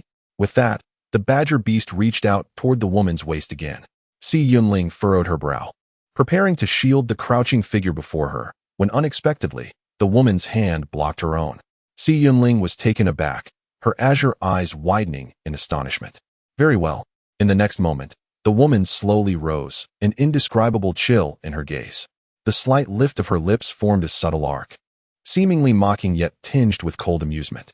Though her expression was undeniably displeasing, it possessed an inexplicable beauty that nearly captivated Si Yunling, rendering her momentarily dazed. Really? The delicate beauty unexpectedly turned and launched an attack on the man, causing the unsuspecting badger to crash against the cabinet by the wall with a resounding thud. The impact left the badger doubled over in pain, unable to straighten his back. His face flushed with agony, he struggled to utter a coherent word. Before the badger could recover from the pain, the graceful figure advanced once more, delivering a precise and forceful punch to his chin. With just that single blow. A crisp crack echoed as the badger's jaw dislocated. Boss, what happened? A voice of confusion suddenly called from outside the door. Upon hearing this, Qinyin swiftly turned her head, her pupils constricting sharply. Having cultivated her skills, she prepared herself. Chapter 23. I shall protect you, 7. In the next moment, a mischievous glimmer danced in Qingyin's eyes, transforming her earlier imposing demeanor into one of feigned trepidation as she strode purposefully towards the doorway. What do you intend to do? Release me, let go, she exclaimed in a voice tinged with faint fear. With that, she seized a tome from the bookshelf beside her and hurled it towards the door. In an instant, the room erupted with chaotic sounds, reminiscent of someone desperately seeking refuge within its confines. The two men present were momentarily taken aback, astonished by the woman's unexpected cleverness, which had swiftly turned the tables on their previously advantageous situation. The badger beast, only then grasping the reality, realized that the seemingly docile beauty before him harbored a terrifying side. The force behind her recent kick was anything but typical for a mere female creature. Enduring the excruciating pain coursing through him, the badger beast attempted to call for assistance, only to discover that his jaw had dislocated, rendering him incapable of uttering anything beyond muffled sounds. In a fit of rage, he lunged at the woman, hoping to create a commotion that would alert his companions outside. Alas, as his fist was about to strike, she deftly evaded him, her delicate yet firm grip seizing his wrist, rendering him momentarily powerless. Before he could fully comprehend the situation, a heavy blow to his head sent him crashing back against the wall with a resounding thud. Fury coursed through the badger beast as he finally recognized that he was no match for the woman. Unfortunately, his desire for pleasure had led him to relinquish his firearm to a companion before entering the room, leaving him vulnerable. Wait, no. His communicator remained strapped to his waist. Suddenly recalling that he could send a distress signal to his allies, he hastily reached behind to retrieve it. Qinyin cast a sidelong glance, her pupils contracting sharply, and once again lunged towards the badger beast. This time, she summoned all her strength, executing a swift assault that resulted in the creature's outstretched hand being shattered with a decisive crack. The badger beast let out a pained grunt, its eyes reddening as beads of sweat dripped from its forehead, emitting a series of anguished sounds that echoed its torment. Indeed, after a brief moment of silence outside, a low, sinister chuckle followed. It appeared that this little beauty possessed a fiery temper. Yet, what does it matter? Listen, she is still compliant for now. TSK, TSK, TSK. I wonder if I might have the chance to test my own luck later? This little beauty is truly enchanting, I must admit. I have never encountered such a stunning female beast before. As the voices outside gradually faded, the woman ceased her movements, her gaze once again piercingly directed at the badger beast before her, her eyes glinting with cold malice. Her attention was drawn to something that had fallen from behind the badger beast, and just as she intended to investigate, she inadvertently loosened her grip. The badger beast lost all balance, staggering and crushing the object behind it, collapsing into a corner. As Qingyin focused her gaze, she discerned that what she had assumed to be a firearm was, in fact, a communication device. Observing this, the figure in the wheelchair, Si Yunling, could not help but feel a pang of regret, though he chose to remain silent, once assured that the area outside was devoid of any presence. Qingyin's eyes turned cold as she advanced and delivered another fierce kick to the badger beast. This time, the creature, incapacitated and writhing in pain, emitted a distorted wail, with a few drops of blood seeping from the spot where she struck. Chapter 24. I will protect you. 8. Content is still processing. Please try again later. Chapter 25. I will protect you. 9. Indeed, you are truly captivating. Qingyin's eyes sparkled with sincerity as she spoke, her expression radiating warmth. Today had brought her an unexpected adventure. In the early hours, she had rescued an exceedingly ugly dog, and now she had saved a fox beast of striking elegance and beauty. What a stark contrast between the two. Pausing for a moment, Qingyin perched herself beside the bed and gently patted the shoulder of the individual in the wheelchair. With a slight smile, she reassured him, "Rest assured, given your striking appearance, I shall certainly look after you. Anyone who dares to bully you must first contend with me." Indeed, beauty naturally attracts attention and affection, and coupled with the fragile and pitiable demeanor of the man before her, it evoked memories of her fallen comrades, deepening her compassion for him. She had long carried the burden of guilt for not protecting her companions due to her carelessness. Now, encountering a similar situation, she instinctively felt compelled to shield this person. Moreover, from another perspective, she could discern the profound regard that the head of the Si family held for him. Establishing a good rapport with him would undoubtedly assist her aspirations of becoming a tutor for the Si family. The man in the wheelchair paused, his azure eyes quietly observing the woman before him, a fleeting expression of surprise flickering in their depths. Protect him? The long, slightly curled lashes of the man trembled gently, and his fox-like eyes sparkled with intrigue. As the legitimate heir of the Si family, he had navigated the intricate web of familial power dynamics through his own prowess, facing countless assassination attempts, deceptions, and betrayals. Over time, he had grown accustomed to donning his own armor of strength, as well as to bestowing favors from his elevated position. Many courted his favor, and countless others bowed to him, all seeking the security and prosperity afforded by the power he wielded. Yet now, this seemingly younger Fox Clan female had the audacity to claim she would protect him. In that moment, a tempest of emotion swirled within Si Yunling. For reasons unknown, he found himself not immediately questioning the authenticity of her words, perhaps due to the genuine care she had shown him, or perhaps because of her earlier decisive action against the badger beast on his behalf.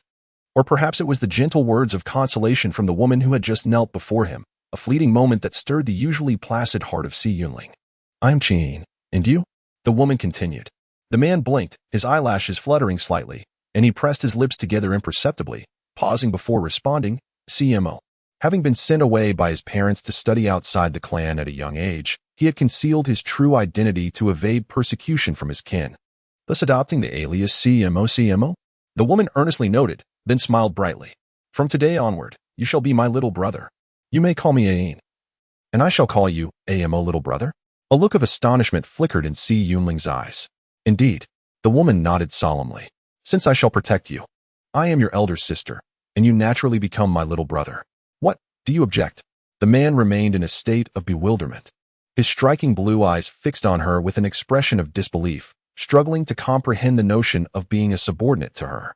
Surely, even the elders of his clan would not dare to suggest such a thing. With her words lingering in the air, the woman gazed at him with her deep, dark eyes, tilting her head slightly, her fiery red, fluffy fox ears standing erect. "Being my little brother is quite fortunate. Apart from assisting you in dealing with troublemakers, I can also care for you when you fall ill, prepare delicious meals when you are hungry, and entertain you with stories when you are bored. Let me assure you, my storytelling is unparalleled. I can keep you up at night, reluctant to sleep." The person sitting by the bed seemed to have opened a floodgate of chatter, praising her own myriad talents without interruption from the man, who simply observed her with a soft gaze, his eyes warm like the winter sun. "What do you think? Your elder sister is quite versatile. Otherwise, I would not have come to interview for the tutor position in the C family.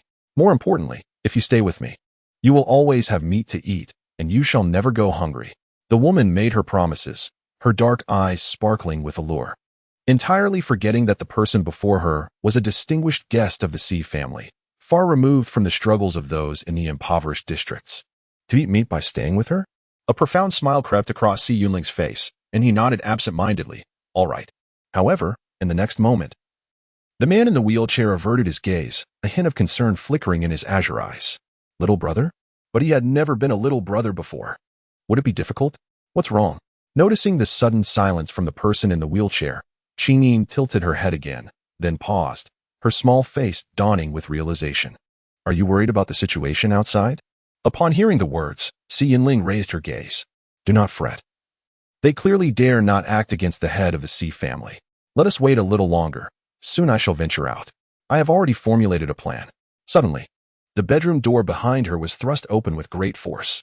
Huing Yin, engaged in conversation with the man, felt her expression shift dramatically. She quickly turned. Shielding the man in the wheelchair with her own body, her eyes narrowed fiercely as she fixed her gaze on the entrance. Si Yunling was momentarily taken aback. In the next instant, her attention was drawn to the hand resting on her shoulder. Observing the delicate, pale fingers, the man's azure eyes softened, and even his lips formed a subtle smile. Upon seeing the newcomer at the door, Huing Yin's face fell momentarily. The elderly gentleman, who had just moments ago been threatened in the living room, now appeared at the entrance, seemingly unrestrained, flanked by several bodyguards, their weapons aimed directly at her. The elder quickly scanned the room, and upon noticing the badger creature in the corner, slumped and whimpering, his expression shifted to one of surprise. His gaze then fell upon the man behind the woman, unharmed, and a glimmer of joy sparked in his eyes. He stepped forward to speak, but just as he opened his mouth, the man in the wheelchair shook his head gently, casting a sidelong glance at the woman shielding him. The elder paused, a deep-seated camaraderie from years of companionship allowing him to grasp the situation in an instant. He approached the woman. Xiao Mo, are you injured? I am not. Si Yunling replied with a gentle smile. Rest assured, Ain is here to protect me. Ain? Who might that be? The elder inquired, his expression one of astonishment as he looked towards the girl beside the wheelchair. Upon meeting her sweet and innocent face, confusion flickered in his eyes. After a moment, he glanced again at the badger creature in the corner, his mind racing with disbelief. In the room, only this little girl appeared agile enough to manage the badger, thus, the Ain the master referred to must surely be her. Yet, how could such a petite girl possibly handle such a formidable creature? Oh, never mind. We shall discuss the girl later. The priority now is to ascertain whether the master has been frightened, he thought. However, he couldn't shake the feeling that the master seemed rather in good spirits. The elder gestured towards the bodyguards at the door, and in a matter of moments, they dragged the badger creature out of the room.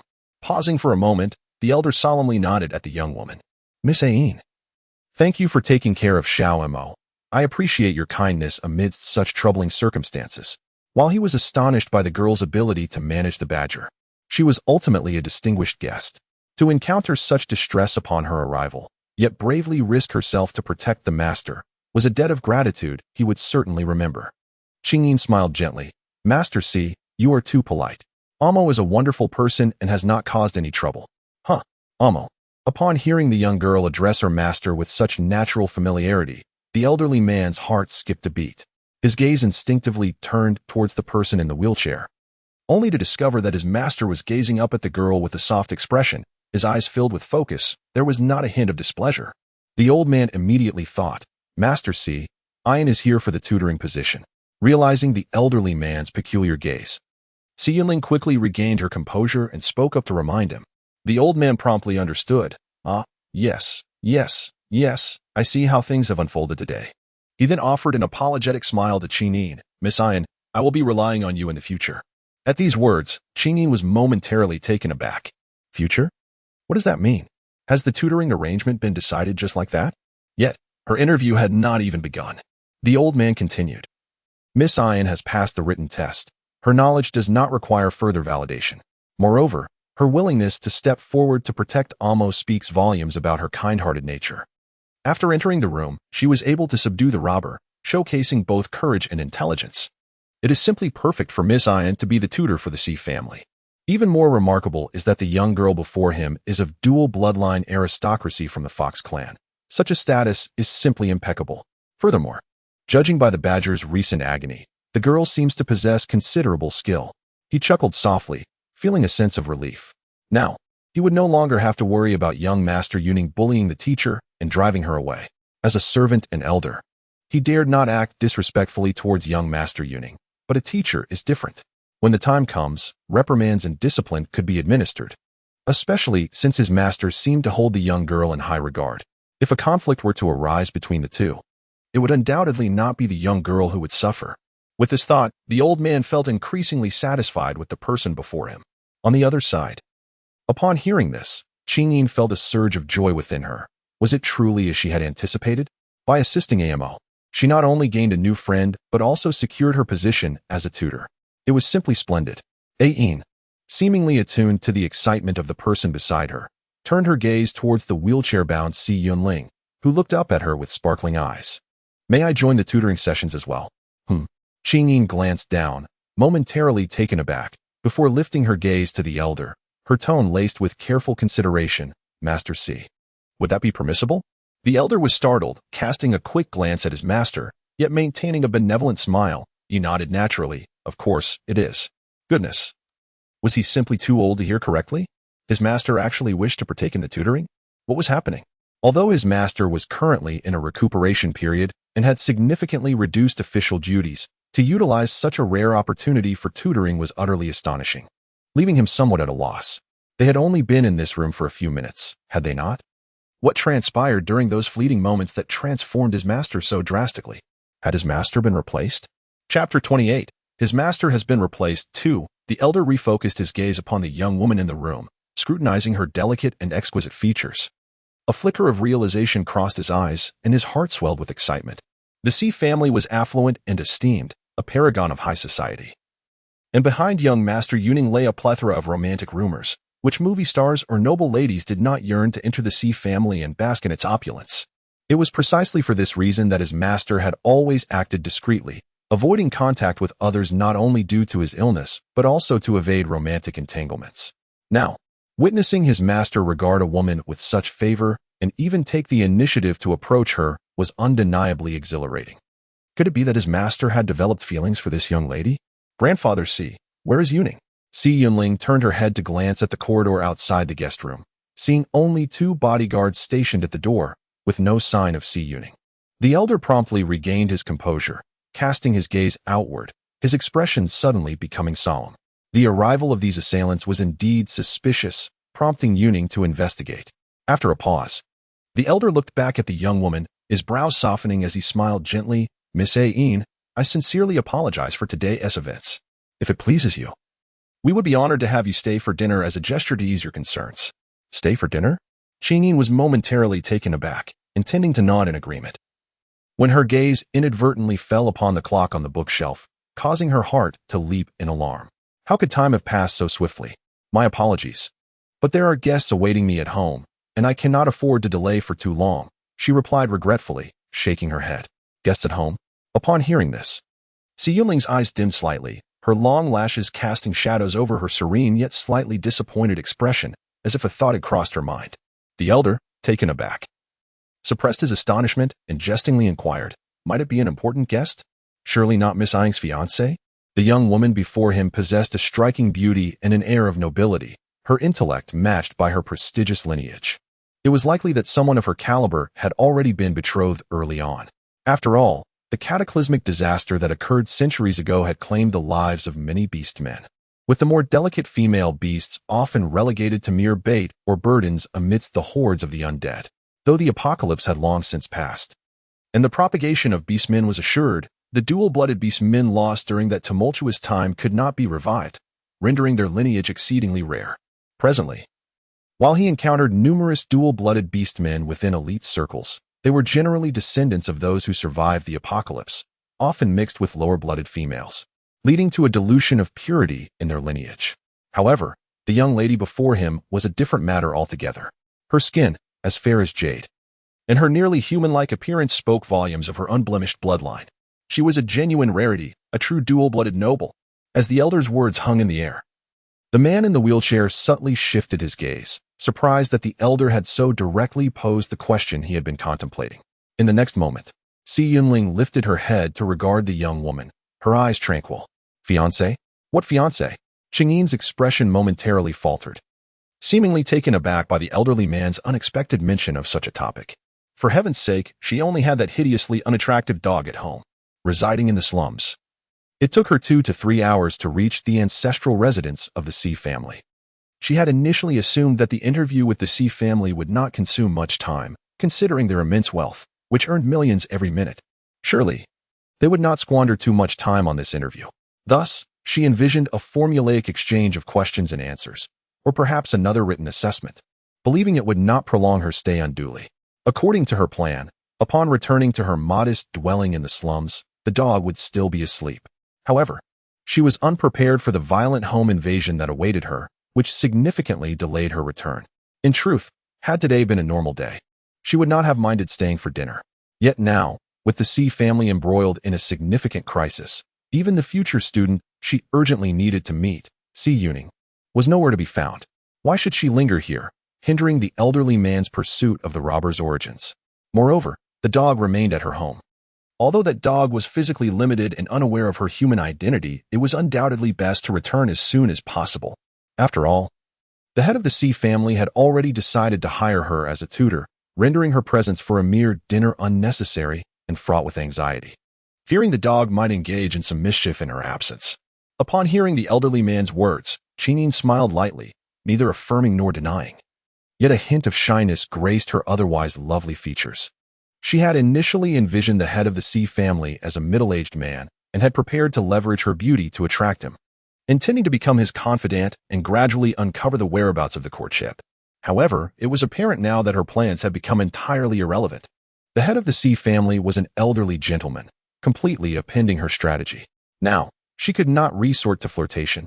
Instead, she had to present herself as demure and innocent, convincing the elderly man of her harmlessness and lack of ulterior motives towards the Si family, which would ultimately benefit her forthcoming endeavors. The woman's reaction elicited a flicker of surprise in the elderly man's eyes, solidifying his suspicions. Indeed, he had surmised that such a beautiful and intelligent noblewoman could not possibly be without a betrothal. It appeared his master's hopes had been dashed. The elderly man, with a sigh, glanced toward his master, intending to offer silent reassurance, only to be momentarily taken aback by what he saw. His master had shifted from the eager expression he had previously worn when looking at the woman, now returning to his familiar indifference, seated in his wheelchair. Head bowed in contemplative silence, seemingly deep in thought. The elderly man's eyes brightened. After more than 20 years of companionship, he understood all too well what this demeanor signified. He quickly composed himself and turned his gaze back to the woman, smiling once more. Since Miss Ying finds today inconvenient, we shall defer to another day. By the way, may I inquire about your surname, Miss Ying? Where do you reside? Is it far to our residence? Although merely a nickname, Ying was well informed about the elite circles. It was inconceivable that he had not heard of a family with such a strikingly beautiful and intelligent daughter. If he could ascertain the young lady's lineage and the circumstances of her family, even if she were already betrothed, his master would undoubtedly possess a means to claim her. Upon hearing this, Qingying gently shook her head, her gaze dimming slightly. I am called Qingying. I have been an orphan since childhood and currently reside in the poverty-stricken district. The elderly man and the wheelchair-bound Si Yunling were taken aback, both turning to stare at the young woman in disbelief. Si Yunling was astonished.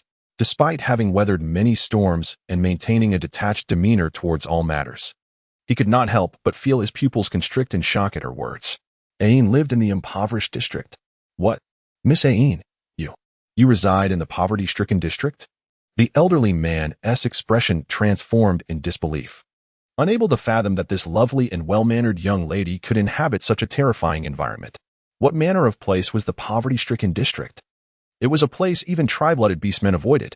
A tri-blooded female beast would be at risk even there, let alone a young lady of such beauty and pure lineage standing before him. How many would secretly covet her in such a place? Qingying nodded slightly, a hint of embarrassment flickering across her face. As an orphan, after the passing of my grandfather who adopted me, I had no other place to reside and was forced to live in the impoverished district. Pausing briefly, her downcast eyes sparkled momentarily before she raised them to meet the elder's gaze, her eyes curving into a gentle smile. Nevertheless, I have always presented myself as a male to the outside world, thus everything has remained manageable. Upon hearing this, the elder felt a surge of compassion. A solitary girl, devoid of kin and wealth, had no choice but to dwell in such destitution. He could scarcely fathom where else she might reside. Why doesn't your fiancé take you away from the slums? Xianling, who had been seated in a wheelchair, suddenly spoke. Her gaze icy and her tone laced with an underlying chill. Did that man truly comprehend the perils that awaited eyeing in such a place? Even though Qingyin currently presented herself as a male, what if her true identity were to be revealed one day? The slums were rife with unsavory characters of dubious lineage. In that environment, violent crimes and assaults occurred almost daily. To speak candidly, even the females in the red light district, engaged in transactional relationships, had local thugs to protect them from harm. How much more vulnerable was someone like Qingyin, who was unprotected? Even if we were to consider a hypothetical scenario, regardless of her fiancé's financial circumstances, he should not permit Qingyin to remain there. Contemplating this, Xianling's gaze turned even colder, though a moment later, a frown creased her brow, revealing a flicker of concern. Despite the dire living conditions, Qingyin still chose to stay in the slums. Did this indicate a strong bond with her fiancé? A bond so profound that she was unwilling to seek the company of another man for a better living situation? Given Qingyin's attributes, she could undoubtedly lead a more affluent life. With a mere beckon of her finger, countless affluent young men would eagerly vie to bring her home. Xianling's long lashes fluttered slightly, concealing the brilliance that momentarily shone in her eyes. Fiancé? Qingyin's heart skipped a beat at the mention of this term. What was happening? Why was the topic of her fiancé being brought up again? After a brief pause, she blinked in confusion and turned her head to glance at the person in the wheelchair. When did I ever say I had a fiancé? Both Xianling and the elder were momentarily taken aback, staring blankly. Glancing at the man beside her, Qingyin looked back at the elder with bewilderment. After a moment of daze, she suddenly regained her composure and couldn't help but chuckle. Oh, do you think I declined dinner to return home because of a fiancé? Ah, what a jest. She merely intended to convey her gentle and bashful demeanor, hoping to disarm the elder's suspicions. After all, the Xi family stands as a prestigious and affluent lineage, attracting countless women eager to seize an opportunity for advancement. Moreover, she was there to tutor Xi Yuning, the elder's most cherished nephew, a coveted bachelor surrounded by a myriad of romantic rumors. It is only natural that the elder would scrutinize and remain vigilant towards any woman appearing in his nephew's vicinity. To avoid being perceived as akin to those other women, she refrained from giving a direct answer when the elder inquired about her fiancé. Her intention was to prevent the elder from thinking she was hastily trying to distance herself, wishing instead to convey that her tutoring was purely professional and not a guise to gain proximity to Xi Yuning and thus gain entry into his life. I must admit, her strategy proved effective, albeit perhaps beyond her expectations. Unexpectedly, not only did her response lead the elder to ponder further, but it also sparked curiosity in AMO. Was it not so? The elder was taken aback. Had he not just asked the young lady if her return was due to her fiancé? Oh, the elder paused, realizing that the young lady had never outright acknowledged the inquiry, merely responding with a polite smile, which misled him into believing his assumptions were correct. Reflecting on it now, he recognized that his question might have been rather presumptuous. Having just met the young lady, inquiring into her personal affairs was indeed an overstep for someone in his assumed guise. Yet, witnessing his master's rare interest in a woman, his excitement was difficult to contain. However, on the flip side, the young lady's response was quite agreeable to him. Despite his initial rudeness, she maintained her politeness, deftly evading a rather intimate question without causing him embarrassment.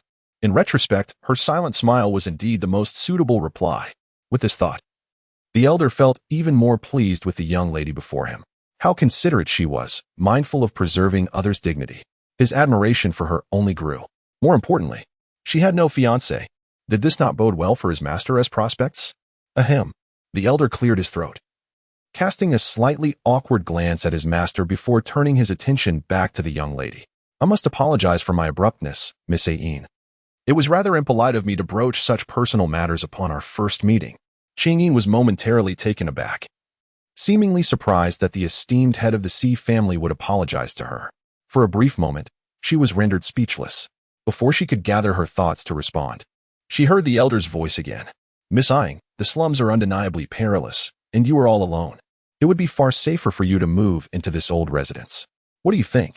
With those words, the man in the wheelchair's eyes brightened slightly as he quietly turned to glance at her. "Move in here?" Qingyin's heart soared with joy. Yet she maintained a facade of astonishment, as if she had never anticipated such an invitation from the elder. Very well. In truth, she was indeed taken aback. She had already devised a plan to reside in the C family's old house. That was why she had been candid about living in the slums. She intended to use that circumstance as a subtle hint to endear herself to the elder in the future. However, she had not expected that during their very first encounter, the elder would extend such an invitation to her. What is the meaning of this? It seems that the elder's impression of her has exceeded her expectations. Qingyin could not help but feel a sense of gratitude. It appeared that those robbers had indeed assisted her significantly. Without their interference, she would not have had the opportunity to showcase her abilities, and how could she expect the elderly to hold such a favorable impression of her? Qingyin hesitated for a moment, her contemplative gaze flickering slightly before she gradually lifted her eyes to meet the elderess. With a gentle smile, she expressed her apologies, saying, "Thank you for your kind offer, Master C. However, it is truly unnecessary. Although I reside in the impoverished district, my dwelling is quite secure, and you need not worry." As soon as the gentle sound of her voice emerged, the elderly man was taken aback, seemingly caught off guard by the unexpected refusal from the young woman to the olive branch he had extended. Every word he uttered was imbued with goodwill towards the young girl before him. Surely, one would expect an immediate acceptance of his proposal from an ordinary person, considering the stark contrast between the impoverished district and the illustrious residents of the C family. Furthermore, how many people would yearn to reside in the esteemed C family mansion? A privilege that many would strive for but never attain. Thank you to my dear supporters for your votes. Allow me to bid you good night with this update, and I shall share more in the daylight. Do remember to leave a 5-star review. Additionally, immense gratitude to the generous contributions from the esteemed Baizhu and Cixin. Your kindness is sincerely appreciated. Chapter 32. His master has been swapped. 6. Ian? Si Yunling was equally astonished, as if he too had not anticipated the woman's refusal. Qingyin lowered her head and smiled gently, using her gaze to offer reassurance for a fleeting moment. She then raised her eyes to regard the elderly gentleman before her. "Master C, perhaps we should first discuss the remuneration. Staying in the C family's ancestral home? Of course, that is a necessity.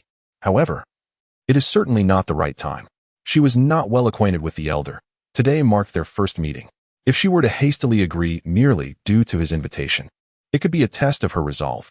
Would she not be jeopardizing her efforts? Since her primary objective was to alleviate the elder's concerns, how could she falter at this juncture?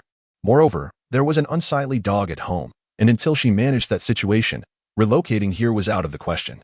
Meanwhile, the elder was taken aback, surprised by the woman's decisiveness in diverting the conversation. Though he felt a twinge of regret, he recognized that, given his position as the head of the C family, he could not linger on trivial matters. Doing so would only reveal vulnerabilities. After a brief pause, he discreetly glanced at his master, observing that the man had returned to his previous contemplative demeanor. Daring not to prolong the visit, he nodded, considering future opportunities. Once Qingyin had finalized the terms of her remuneration with the elder, she took her leave from both him and Amo. To demonstrate the sincerity of her intentions, she graciously accepted the elder's kindness and took the vehicle he had arranged back to the slums. To avoid drawing attention, she disembarked at a narrow alley outside the impoverished district, wrapping herself tightly in her tattered outer garment before returning to her dilapidated courtyard. Simultaneously, at the C family's ancestral home in the main hall, the elder had shed his earlier arrogance. Lowering the communicator in his hand, he respectfully reported to the man seated on the sofa, "Master, Miss Qingyin indeed resides in the slums, but out of concern for her safety, my agents dared not inquire further. All we know is that she presents herself as a down-and-out Fox Clan youth, no different from the other residents of the area." The man on the sofa nodded slightly, his brow still furrowed. "Have you arranged for protection?" "Rest assured, Master, I have stationed individuals around Miss Qingyin," the elder replied, though a hint of hesitation lingered in his voice. "The slums are rife with complex factions. Our influence cannot penetrate swiftly, and her residence there poses numerous risks." The young girl, adorned in her feminine attire, radiated an astonishing beauty, retaining her brilliance even in proximity to her master. Should she attract the covetous gazes of the wretched denizens of the slums, the consequences could be dire. The desires of the orcs are unabashedly evident, and those of lower lineage possess an utter lack of restraint.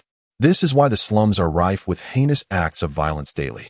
Should they become aware of the girl's existence, the two sent to protect her would be utterly ineffectual in the event of a crisis. Moreover, what weighs heavily on his mind is the apparent affection his master holds for the girl. Given this, he must contemplate ways to encircle her in safety until the relationship between his master and the girl is solidified enough for her to be publicly acknowledged. Otherwise, with the girl's lineage and beauty, his master would undoubtedly face numerous rivals for her affection. When will she arrive? The elder inquired, a hint of awkwardness flashing through his eyes. In 2 days. Upon hearing this, the man on the sofa abruptly lifted his gaze to the elder, his eyes icy. Chapter 33. Adorably devourable. 1. The elder felt the fur on his body tighten in response, and hastily offered an explanation. Miss Qingyin mentioned she did not anticipate the interview would conclude so swiftly. Consequently, she has matters to attend to before she can devote herself to instructing young Master Yuning. Typically, there is a pause of 3 to 5 days following an interview before a teacher is notified to commence their duties. However, their actions today deviated from the norm, resulting in an immediate decision. Originally, the girl stated she required 3 days to manage her affairs, but eventually, he had to maintain a stern demeanor, insisting that young Master Yuning's examination period is approaching, which compelled the girl to reluctantly shorten her time frame to 2 days. Next time, she must be retained. A clear and composed voice emanated from the sofa. The elder was taken aback by this remark and quickly nodded in agreement, assuring his master, "Rest assured. Next time we meet, I will ensure Miss Qingyin remains." Evening fell over the slums, in the derelict courtyard of an unfinished building. Qingyin deviated from her usual practice of entering through the main door, pausing outside the small courtyard for a considerable time. Once she confirmed that no one was around, she elegantly vaulted over the brick wall of the courtyard, following a shortcut known only to her. It took but a brief moment for Qingyin to materialize like a phantom in her meticulously transformed bedroom. Observing that there were no signs of any outsider having entered her sanctuary, Qingyin narrowed her eyes slightly, her exquisite features turning contemplative as she gazed towards the direction of the bedroom door. Could it be that the dog has not yet awakened? Her gentle eyes flickered as she cautiously opened the door a crack, silently gliding along the wall towards the living room. In the next moment, Qingyin was taken aback, and in an instant, she darted behind the wall. To her astonishment, the dog, which should have been lying in a deep slumber on the sofa, was now perched on the dining table in the living room, facing the entrance. In a state of utter astonishment, Qingyin found herself momentarily frozen, concealed in the corner of the wall. Before her, in the living room, sat the dog upon a chair, its entire upper body sprawled across the dining table, exuding an air of lethargy. Even the tail, a grayish-black appendage reminiscent of both wolf and dog, hung limply behind the chair, devoid of vitality. The dog appeared to be awaiting someone, glancing intermittently at the wall clock and then towards the entrance, its expression a poignant display of distress. A fleeting look of astonishment crossed Qingyin's eyes as she stood quietly in the corner for a moment before gradually retreating back to her bedroom, retracing her steps to the outside. This time, she entered the small courtyard through the front gate. Unlike the heightened vigilance she had felt just moments earlier, her heart was now a tapestry of complex emotions.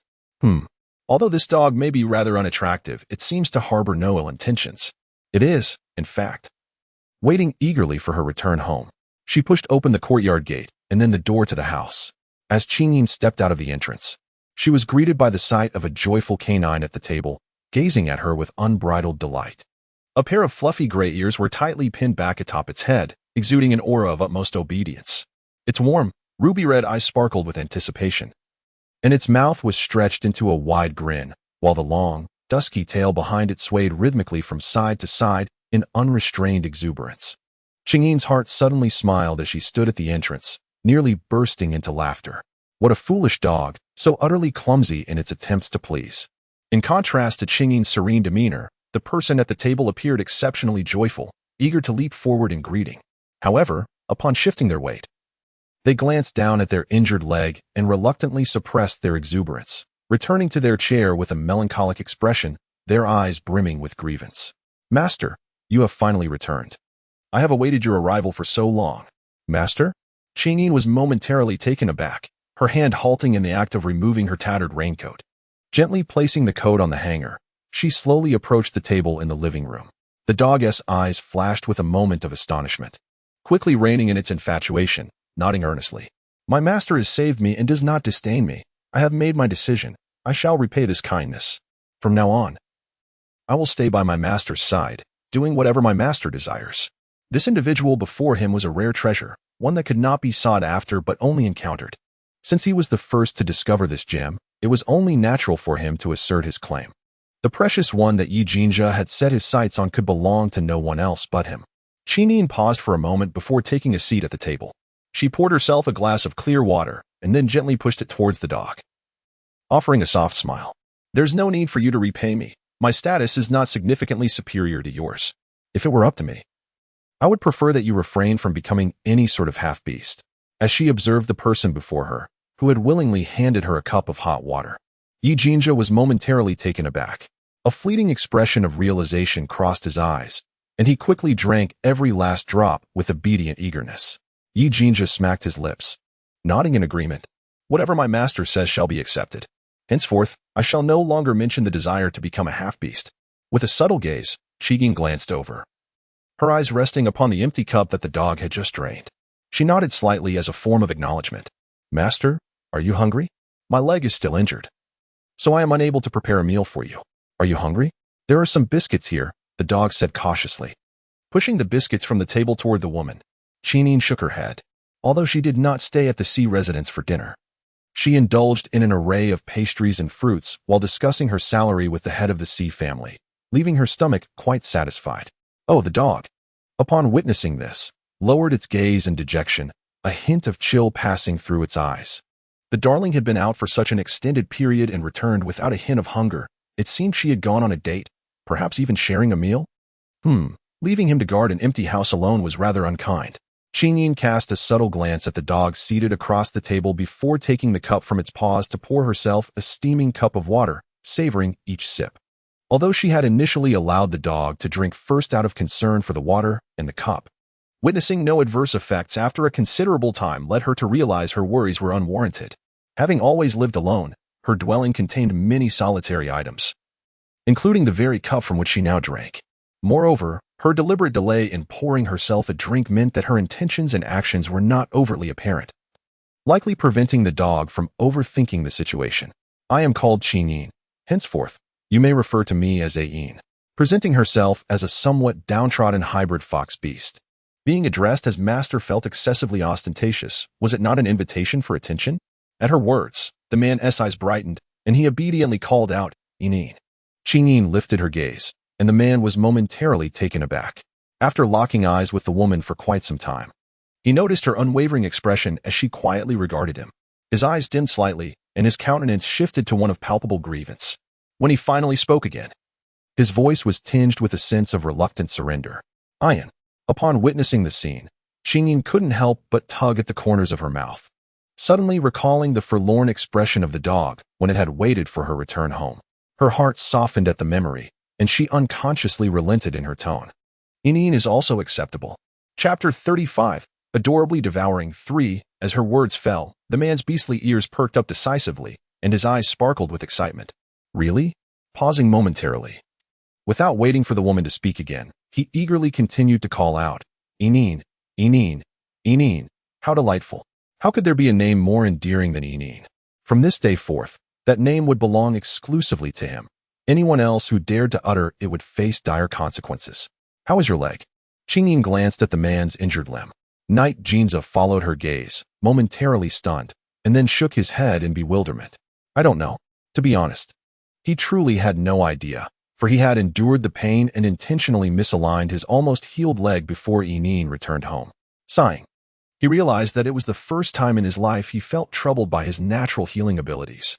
Yet, the thought that Inin remained wary of him lingered in his mind. If his leg healed, it would mean he had to leave her side. Thus, he steeled himself to inflict a little more pain. Alas, for the sake of his precious little one, he, the noble prince of the Fox clan, had been reduced to such a pitiable state. This debt would certainly need to be accounted for with his beloved later on. Oblivious to the man's inner turmoil, Qinin stood and walked around the table to kneel before him, inspecting his injury with utmost seriousness. However, as her hands grazed his leg, her expression shifted dramatically. You were lying comfortably on the sofa. Who told you to get up? Qingyin's eyes glinted with coldness as she raised her gaze to the dog before her, her tone turning stern. Upon her return, seeing the man sitting at the table, her first instinct was concern for his leg injury. But observing the dog's seemingly normal demeanor, she had dismissed her worries. To her astonishment, she discovered that his leg bone was dislocated. Goodness! Was he not in pain at all? How could he so casually sit at the table and converse with her, despite such a severe injury? Night Jinza, taken aback by her scolding, instinctively shrank his head, his eyes shimmering with grievance. I felt awful after waking up from hunger. I finished the biscuits and water you left on the coffee table, so. He pouted, gesturing towards the biscuits and water on the table, his ears drooping in a manner that suggested he had committed a grave error, and even his tail ceased its playful swaying. Upon hearing this, Qingyin furrowed her brow slightly, recalling the dosage of the injection she had administered to the dog prior to her departure. It was indeed a considerable amount, and it was quite remarkable that the dog had managed to awaken at all. Naturally, experiencing discomfort upon regaining consciousness was unavoidable. Furthermore, since being rescued and brought back to the house in the early hours of the morning, the dog had remained in a state of unconsciousness, having consumed neither food nor water. Now that it had finally roused, she had hastily departed, causing the poor creature to faint once more. Calculating the time, it seemed that the dog had gone nearly an entire day without sustenance. The meager rations and water she had left on the coffee table were indeed insufficient, making it understandable that the dog would endure the pain to rise and seek nourishment. A pang of guilt suddenly washed over Qingyi. Just as she intended to utter a few comforting words, her gaze inadvertently fell upon the cookies on the table, and her eyes instantly widened in disbelief. Are you deceiving me? The cookies on the table remain untouched. The quantity has not changed at all. Whatever was there when she left is still the same now. The man was clearly lying. Startled by her accusation, the man quickly straightened in his chair, a look of urgency crossing his face. I did not deceive you. He cast a sheepish glance at the table before timidly turning his gaze back to the person kneeling before him. His voice dropped to an almost inaudible whisper, but if I had eaten them, what would you do when you returned hungry? I cannot allow you to go without food. As soon as the words left his lips, a loud rumble emanated from his stomach. Light music, my dear darlings. A 5-star review refers to the comments left in the review section, not the chapter reviews. On Monday, the ratings will refresh again. I hope they do not decline any further. Chapter 36, The Adorable Desire to Devour. 5 minutes later. As Light Music observed the dog sitting across the table, nearly devouring a large bowl of instant noodles with an insatiable appetite, her sense of guilt deepened profoundly. Had she indeed been overly cautious? Thus, she had harbored doubts about the dog, almost wrongfully accusing him, even suspecting he harbored ulterior motives, contemplating a harsh reprimand before casting him away. Fortunately, she had listened to the dog's pitiful explanation and reflecting on his eagerly expectant demeanor as he awaited her return home. She could not help but feel a twinge of remorse. Oh, how awkward. After a brief pause, Light Music, concealing the discomfort in her eyes, shifted the conversation. Yi, I recall you mentioning you have a grandfather? Upon hearing her speak, the man at the table quickly set down his bowl and chopsticks, straightened his posture, and nodded obediently. Yes. Where does your grandfather live? Perhaps I could secretly bring him here to care for you? This residence was one she had purchased, distinct from the rental accommodations outside. Although it was not particularly spacious, it contained all the necessary amenities. Since she had begun her dealings with the C family head, continuing to reside here was no longer realistic. It might be better to gift the house to the dog, thereby providing thorough assistance. Upon hearing her words, Eugenia was momentarily stunned, his gaze wandering around the room in confusion. Bring him here? This room was a standard single-occupancy space, with only one bedroom. Setting aside the fact that the grandfather she casually mentioned was not even present, even if he were, there would be no place for him to stay.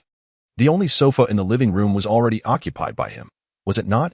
Seemingly aware of the thoughts swirling in the dog's mind, Light Music leisurely sipped her water. I need to leave here for a while. Once your grandfather moves in, he will be able to take care of you. There is ample space in the bedroom for 2 beds. As her words hung in the air, the man across from her suddenly froze, his pupils dilating, his complexion changing dramatically. You are leaving? Where are you going? You don't want me anymore? Upon hearing his words, Qingyi was momentarily taken aback, seemingly unprepared for the man's intense reaction to her statement. For a brief instant, she found herself at a loss for words, gazing silently into the man's eyes, astonishment filling her own. Ineen, please don't abandon me. The man appeared quite agitated, instinctively rising to approach the woman. However, as he stood, he stumbled and fell to the ground with a resounding thud, causing the bowl beside him to shatter as well. In an instant, shards of porcelain littered the ground, piercing the man's palms and drawing forth blood.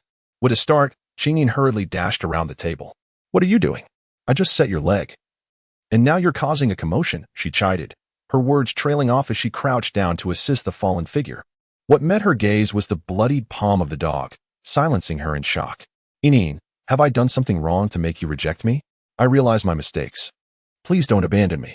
The dog's eyes brimmed with tears as he clutched the girl tightly in his embrace, resting his head against her shoulder, resembling an eager, well-behaved canine. Yet, unseen by the girl, Eugenja's fox-like eyes narrowed with a sense of delight.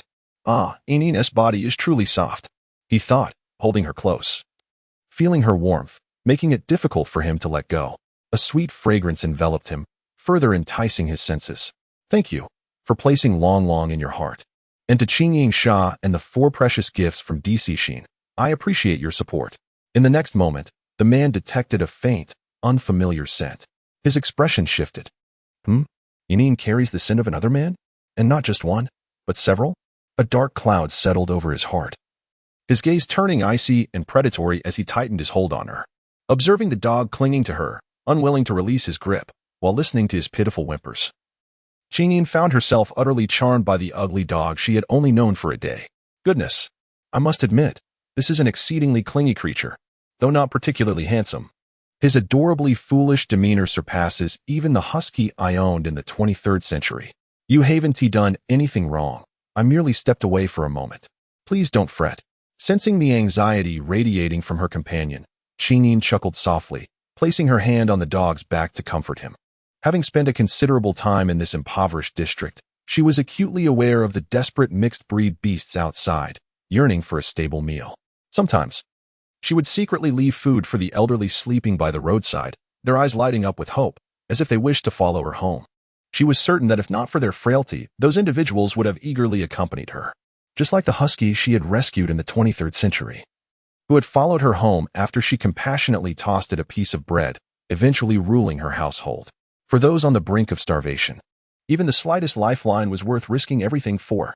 In their eyes, dignity and shame are mere trifles. As long as they can survive, they are willing to do anything. This is precisely the fundamental reason why the slums are rife with chaos and malevolence every single day. In this moment, she has become the lifeline for the dog. The pitiful, sorrowful words of the dog still linger in her ears, almost bringing him to tears. "Ineen, where are you going? I will go with you. I can do anything. Truly, I can do anything, as long as you do not abandon me. I can eat very little. I can survive on just a biscuit a day. Please, please don't leave me. It's not merely about food."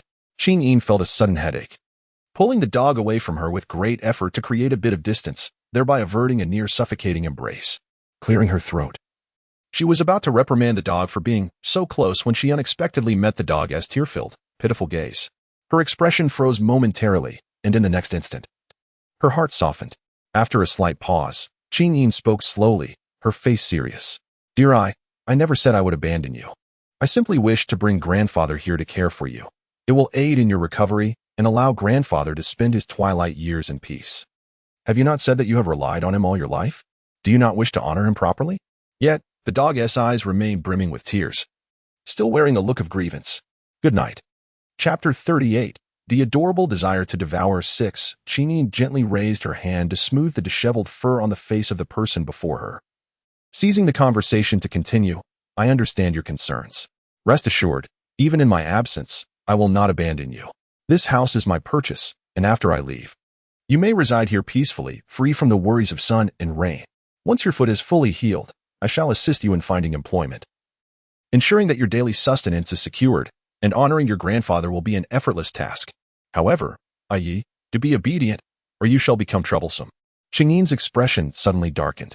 The dog blinked, instantly silencing itself.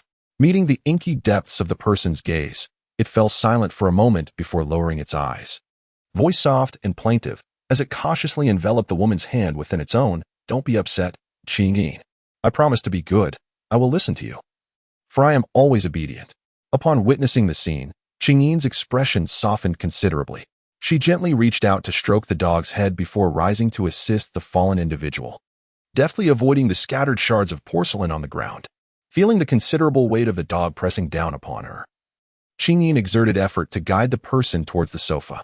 It must be said that the dog was indeed quite heavy. The strength with which it had embraced her moments ago felt as if it might crush her. Clearly, finding a source of physical labor to sustain herself would not pose a challenge in the future. As she carefully supported the person nestled in her arms towards the sofa, Yi Jinzhe lowered his gaze, abandoning his earlier demeanor of obedience and charm. His eyes, captivated, fixated on the woman's fair neck, his warm blood-red irises deepening in hue. The scent of Yin was undeniably sweet, intoxicatingly so, almost compelling him to pounce and devour. Yet, recalling how the woman had exhibited wariness even towards the simple act of drinking water, he understood that the progression between them could not be rushed. With a resigned sigh, Yi Jinzhe allowed his gaze to drop.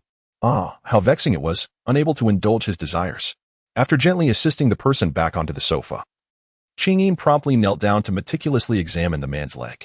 Only after thoroughly confirming that there was no dislocation in his leg bones did she finally let out a sigh of relief. Qingyin rose and retrieved the medical kit from the corner, commencing the treatment of the man's palm, which had been punctured by porcelain shards. A flicker of anxiety passing through her eyes. Lie still on the sofa and don't move. Let me know if you need anything, understood? As she focused on tending to his wound, she carefully extracted the fragments embedded in the dog's hand with a pair of tweezers. It must be said that this foolish dog was so dim-witted it left her speechless, despite his palm being pierced by shards. His thoughts were consumed with the worry that she might abandon him, though she understood that he feared a return to a life of hunger and bullying after her departure. The pitiable humility emanating from him inevitably pricked her heart. How wretched must this dog have been to react so intensely upon hearing her words. Yi Jinzhe emitted a soft and nodded obediently, his gaze settling upon the woman kneeling before him, tending to his injury, a fervent heat glowing in his eyes. From his vantage point, he could clearly see the translucent fuzz upon her skin, illuminated by the soft glow of the room's lighting, casting a delicate radiance around her, rendering her breathtakingly beautiful and making it difficult for him to avert his gaze. Her features were exquisitely defined. The slightly curled strands of hair fell messily yet naturally beside her cheeks, adding an endearing charm to her serene demeanor. The faintly luminous, rosy lips further ignited his desire to caress and cherish her. As he struggled to divert his gaze, he was acutely aware of the volatile nature of the blood factors within his body and the beastly instincts that often hovered on the brink of chaos. The last thing he wished was to frighten his precious little one, jeopardizing the delicate bond they shared. The legendary humans placed great importance on etiquette and tradition. He certainly could not act recklessly and ruin everything. Yi Jinzhe quickly turned his head to look elsewhere, and after a prolonged moment, the fervor in his gaze gradually subsided. Nevertheless, his breath remained somewhat disordered. After securely wrapping the dog's hand with medicated gauze, Qingyin finally raised her eyes to the figure on the sofa, inquiring, "Where does Yi's grandfather reside?" Upon hearing her question, Yi Jinzhe turned his head to gaze at her quietly. In the next instant, he responded with remarkable composure. Behind the B District No. 4 garbage dump, at the Y-shaped alley entrance, in the house adorned with red double happiness characters on the doors and windows. Pausing momentarily, he blinked and asked, "When do you plan to go and pick up grandfather?" Qingyin tilted her head to glance at the clock on the wall, a flicker of contemplation crossing her gaze. It was nearly 4 in the morning. Although the slums were impoverished, the nighttime entertainment was scarcely inferior to that of affluent districts, particularly the underground beast fights, which often continued until 2 or 3 in the morning. If one wished to discreetly bring the elder here, it was imperative to choose the most tranquil and sparsely populated hour. "What does your grandfather look like? What is his name? Do elaborate." The layout of the slums was intricate and convoluted. Here, there were no house numbers or street names, even though the dog had spoken clearly enough. Locating someone in person would likely require considerable time. Moreover, since the dog had fled after offending someone, it was prudent to assume that someone might be watching the dog's home. Thus, acquiring additional information about the elder was certainly beneficial. Yi Jinzhe's long eyelashes fluttered slightly. After a moment of silence, he spoke, "My grandfather is of mixed blood and has a slight limp in his left foot." In the living room, the person on the sofa slowly described the elder's physical characteristics, while a woman squatting beside the sofa diligently recorded every word she heard. A quarter of an hour later, As the sound of rushing water echoed from the bathroom, Yi Jinza, sitting on the sofa, furrowed his brow and fished out his dilapidated old phone. He gazed at the screen for a while before finally inputting a series of codes. Thus, when Qingyin emerged from the bathroom, she found the person on the sofa had already drifted off into a deep sleep once more. Qingyin gazed quietly, her eyes softening. Before turning to glance at the wall clock, unconsciously, she lightened her footsteps, gently switching off the lights in the living room before retreating to her bedroom. Instantly, the entire house fell into silence, leaving only a faint glow seeping through the crack of the bedroom door. Time passed, though its measure was uncertain. When the man on the sofa seemed to sense something amiss, abruptly opening his blood-red eyes. Instinctively, he directed his gaze towards the bedroom door, confirming the impenetrable darkness within, where the occupant lay still. Only then did he cautiously rise, gently opening the door and leaping outside into the courtyard. At that moment, beneath the brick wall outside, two handsome young Fox Clan boys had already gathered. "Your Highness." They seemed to know that someone remained within the house, their voices lowered, eyes sparkling with excitement as they looked at their master before them. "We seek a wave of recommendations. We crave a torrent of 5-star reviews. We long for a flurry of check-ins. A Jew is about to ascend the new book rankings. Currently, we are only at 57 on the daily chart. Dear ones, please elevate a Jew." They had grown up alongside the prince, knowing from a tender age that their foremost duty in life was to protect him from any harm. In essence, if the prince were to encounter any danger, it would first require their lives. Thus, when he declared his intention to leave the Fox Clan palace, they resolutely followed. In their hearts, they followed the person of the prince, not merely his title. However, shortly after sneaking out of the palace, they were taken aback when the prince abandoned them and vanished completely. After years of following him, employing their tracking skills, they ultimately traced him to Country A. Yet, the prince had hidden himself so flawlessly that even they could not ascertain his exact whereabouts, until 2 hours ago when they received his coded message, prompting their urgent arrival. According to the coordinates indicated by the code, they learned that their esteemed prince had been living in the most squalid of slums, which explained their prolonged search in Country A yielding no results. The man, now devoid of the softness he exhibited in the presence of women, regarded the two young Fox Clan boys with eyes as cold as the frost of a winter night. "There is a task I entrust to you," he stated, his voice devoid of any inflection. Yet, the moment his words left his lips, the two boys, kneeling on one leg, were instantly illuminated with excitement. Looking up at him in unison, "Your Highness, please command us." They had never concerned themselves with whether the prince had an interest in the throne of the Fox Clan. Their only desire was to remain forever by his side. Regrettably, it seemed the prince did not share their sentiments, as he had cast them aside shortly after leaving the Fox Clan. Now, however, the prince had voluntarily assigned them a task. Did this signify a change of heart? Perhaps he would not abandon them again for the foreseeable future? The chill in the man's gaze seemed impervious to the excitement of the person before him. His voice remained as indifferent as ever. "Who does His Highness wish to eliminate?" Knight 7 hastily responded, realizing that anyone capable of prompting His Highness to alter his intentions must possess considerable influence. Yet, despite the perilous nature of the task, they would not so much as furrow their brows. "I do not know," the man replied coolly. Knight 7 and Knight 11 were momentarily taken aback. "What? Not know?" Knight 7 swore that if the individual standing before him were not his esteemed master, he would have undoubtedly shot the one issuing the orders. Alas, the one giving the commands was his revered sovereign. Even if it was merely a jest, a playful tease that warranted their presence, he bore no grievances. Indeed, should his master desire it, he would gladly undertake several such journeys, even on foot, with boundless enthusiasm. Within an hour, locate an elderly, lame mixed-blood Fox Clan member nearby. He must possess a copper bracelet engraved with the words 80 years of longevity. After eliminating him, incinerate the body and dispose of it in this location. Remember, I want his corpse to be recognizable as that of a cripple. The man's gaze fell as he swiftly typed a string of text on his phone and sent it off. As he prepared to turn and leap over the wall back into the house, he discovered that the two before him remained kneeling, enveloped in a peculiar silence, their astonishment palpable. The man frowned slightly, his eyes settling on the two who had frozen in place, impatience flickering in his gaze. His aura exuded a malevolence akin to that of a fierce demon, causing Knight 7 to instinctively bristle, and he promptly averted his eyes, hastily pulling Knight 11 along as they swiftly vanished into the shadows of the night. Gratitude is owed to the esteemed patrons, Wutong, Qian, Chuxin, and Qingying Sha, for their generous support. Thank you. Additionally, A Jew is striving to climb the new book rankings. May the beloved readers leave abundant 5-star reviews, cast numerous recommendations, and check in at the review section. The possibility of a Jew ascending to the forefront relies entirely on the support of the cherished readers. Good night. Chapter 41. She must be kind to the foolish dog. 1. Meanwhile, when Qingyin was roused by the bedside alarm, it was already past 3 in the morning. Rising to glance at the time, she disguised herself as the disheveled youth she often portrayed and opened the bedroom door.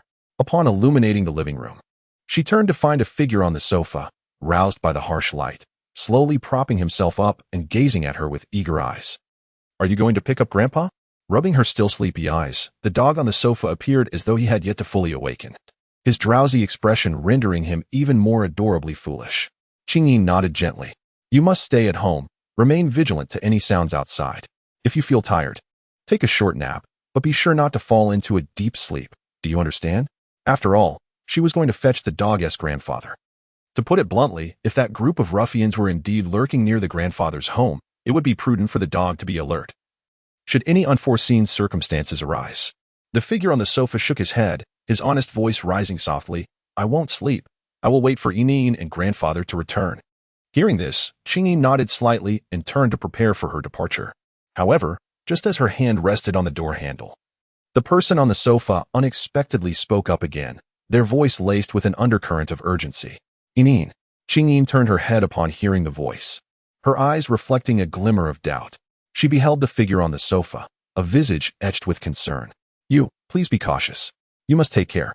Although it was undeniably a prudent choice for her beloved to venture out at this hour, and despite the likelihood of returning empty-handed, the person before her was indeed the cherished one he had set his sights on. Were she to catch a chill in the night air, he would undoubtedly feel a lingering ache in his heart. Upon hearing the words, Qingyin could not help but smile subtly, her eyes warming with affection. "Wait for me to return," she declared. As soon as the words left her lips, the figure on the sofa seemed to have heard something delightful, eagerly nodding his head, his tail behind him wagging joyfully. "All right, I will wait for you, Inin." Naturally, he would await the return of his beloved, for how could he find peace with her absence? Yet, the warmth in her gaze just moments ago had truly enveloped him, igniting a comforting heat within his heart, rendering him blissfully sweetened, as though he had just tasted a delightful candy. In the deep of night, darkness enveloped the surroundings. After donning her night vision goggles and confirming her position, Qingyin hurriedly made her way toward Area B. The impoverished district at night presented a scene of desolation. Observing the shivering beastmen slumbering on the streets, her brows furrowed slightly. With a swift motion, she glided through the shadows and vanished into the darkness. Recalling the address provided by Guzi, Qingyin navigated the slums for quite some time before finally locating the Y-shaped intersection he had mentioned. However, as she entered the alley, she faintly discerned cries for help emanating from the depths, accompanied by the flickering glow of fire.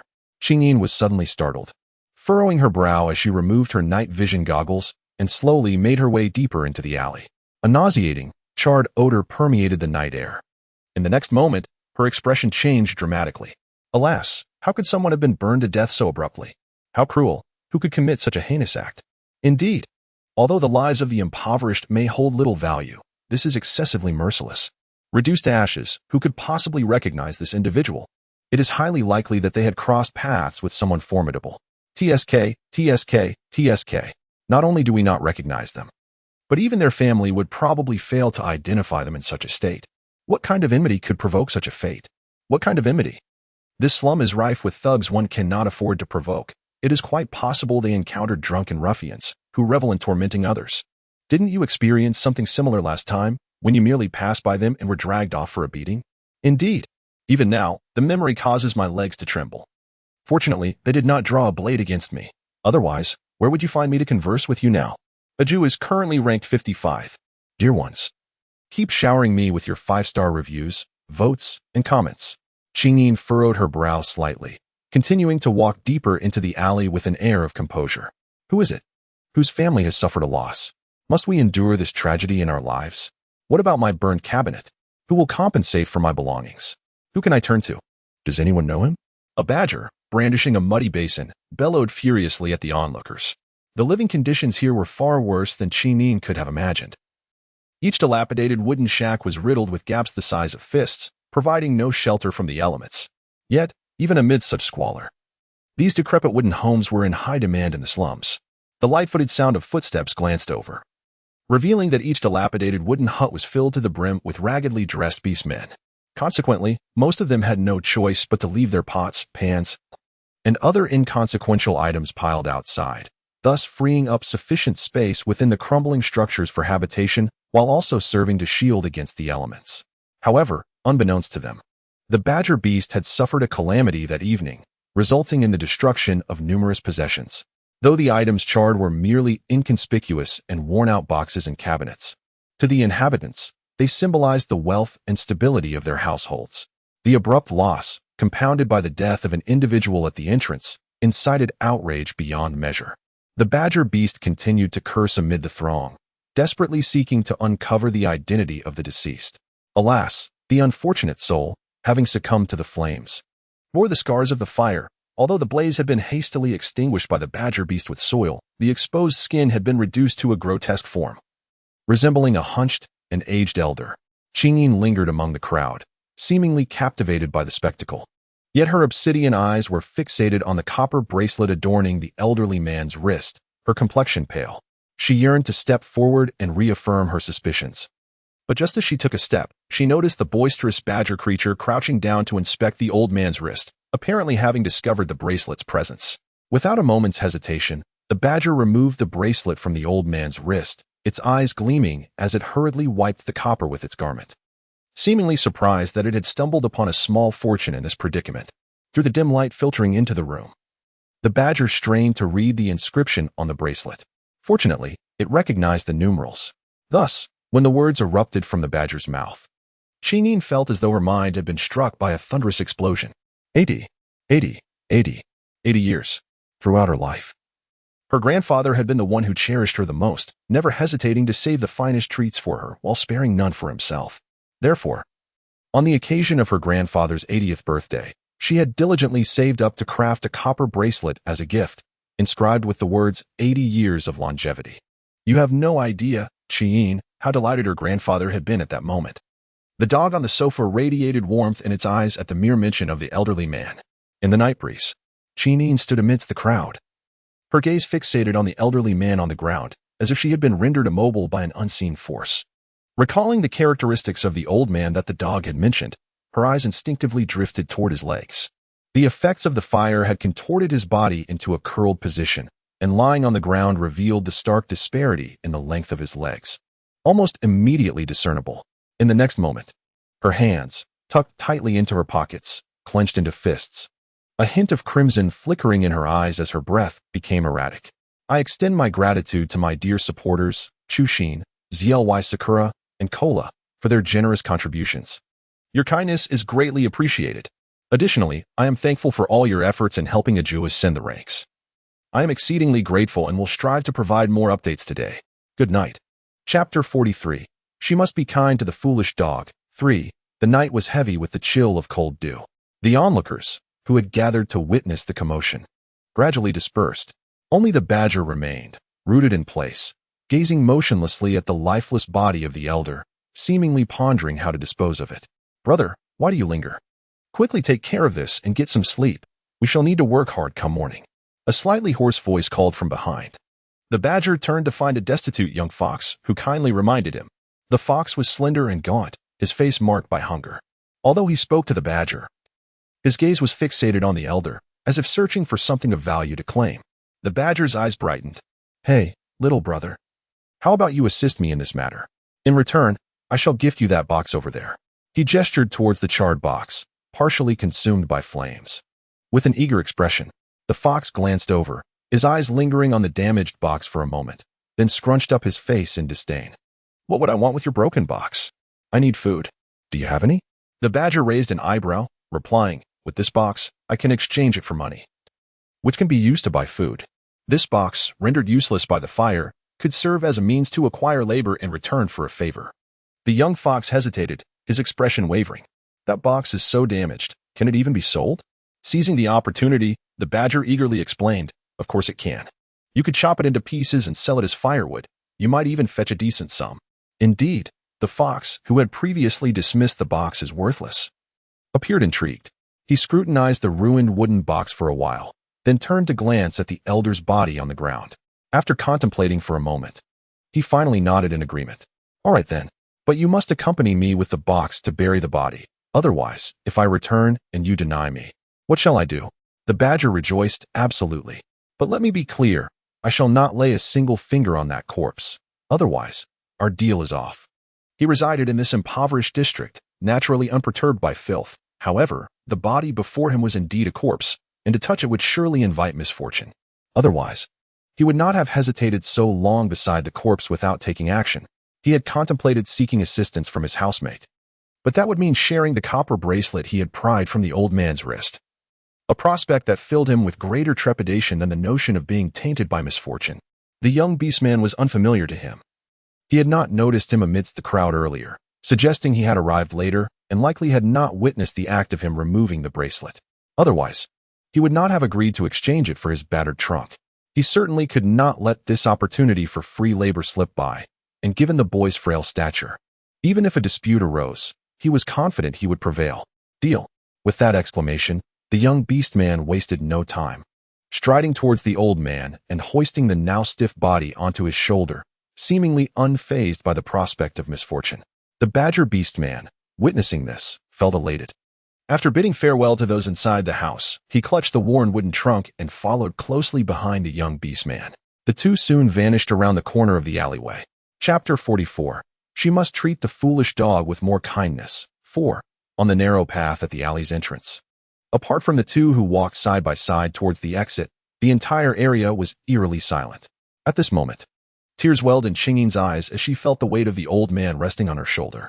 The old man's form was surprisingly light, which led her to reflect on how he must have scrimped and saved, starving himself to raise the dog. Though she did not know the old man, the thought that the dog's only family had departed this world in such a tragic manner pained her heart deeply. With a swift blink, Qinyin brushed away the mist of tears in her eyes and caught sight of a dilapidated brick wall at the corner. She carefully laid the elderly man against the wall before freeing her hands to don the night vision goggles that had been tucked away in her pocket. The badger beast trailing behind her was momentarily taken aback. Hey, little brother, this is the alley entrance. You cannot abandon him here. The entire neighborhood was aware that the body had appeared outside his dwelling. If it were carelessly discarded at the alley's mouth, it would surely be discovered at dawn, and he would bear the brunt of the blame. The youth from the fox tribe, lost in thought, lifted his head and, through the night vision goggles, discreetly scanned the surroundings without uttering a word. She could vaguely surmise who had harmed the elderly man and could only hope that those responsible were not lurking in the shadows, observing their actions. In the slums, where silence prevailed at 4 in the morning, even the drop of a pin could be heard. After confirming the area was devoid of any presence, the boy with obsidian eyes slowly rose and suddenly pivoted, delivering a swift punch to the neck of the badger beast behind him. An hour later, in the ancient burial grounds, Qinyin gazed vacantly at the small mound before her, allowing the dirt-stained fingers to be tainted with blood, quivering with pain. Lowering her gaze to the copper bracelet in her hand, her brow furrowed in deep contemplation, her eyes reflecting uncertainty. Though the old man's body had been consumed by flames, certain areas still retained the semblance of intact skin due to the recentness of the fire. One such area was the inner side of his neck. A cursory examination revealed to her that the true cause of death was a fatal incision made with an exceedingly thin blade, which had severed the throat, followed by the act of burning as an expression of rage. Such a delicate wound, yet so lethal. This was hardly a technique one would expect from common thugs. Thus, her suspicions gravitated towards the group of desperate fugitives who had pursued the dog. Qinyin furrowed her brows, pondering whether the group of individuals had resorted to violence against Dogsy's grandfather due to their inability to locate Dogsy. The sum of 5,000 bitcoins, pilfered by Dogsy, was indeed a considerable amount in the impoverished district. She should have anticipated that those individuals would not relent so easily. However, she had not foreseen that they would discover the whereabouts of Dogsy's grandfather and actually harm the elderly man. Dogsy had confidently asserted that his residence was hidden and secure. What should she do now? Should she inform Dogsy that the old man had met his demise? Absolutely not. The very reason Dogsy had stolen the money was to undergo a half-work synthesis procedure to protect his grandfather, demonstrating his desire to honor the elderly man with all his strength. If she were to reveal the truth now, would it not shatter Dogsy's world? The only close family he had. The anguish of such a revelation would be unbearable for Dogsy. Moreover, if she could surmise that it was that group responsible, how could Dogsy not? To speak bluntly, what if Dogsy sought vengeance against them while she was away, putting himself in grave danger? She could not disclose this. It was imperative that she remain silent. Upon returning to the dilapidated courtyard, the dawn had fully broken. As she pushed open the gate, Chinyin entered the yard and immediately spotted Dogsy standing at the entrance, eagerly awaiting her arrival. Suddenly, Chinyin was taken aback, swiftly concealing the sorrow in her eyes, and hurriedly approached. Why are you out here? Were you not supposed to stay indoors and wait for my return? However, she had been gone for quite some time, and concern gnawed at her heart, fearing something might have happened to him. At the entrance stood Guzzi, his face a portrait of grievance, his gaze darting anxiously up and down as he awaited the arrival of his beloved, dreading any misfortune that might befall her. After all, she had returned later than he had anticipated. Eugenia reached out, intending to grasp the hand of the approaching figure, eager to inquire about the enigmatic grandfather. Yet, to his surprise, when the woman reached him, she deftly sidestepped his outstretched hand and instead supported his arm. In that fleeting moment, a shadow of confusion passed through the crimson depths of his eyes. Pausing for a moment, he obediently followed the woman into the house. Limping slightly as he attempted to continue the conversation, "Enin, grandfather." Without warning, he caught a faint scent of blood, causing his pupils to constrict abruptly, the words he intended to utter dying on his lips. Ah yes, grandfather was oblivious to any peculiarities concerning the person he was assisting.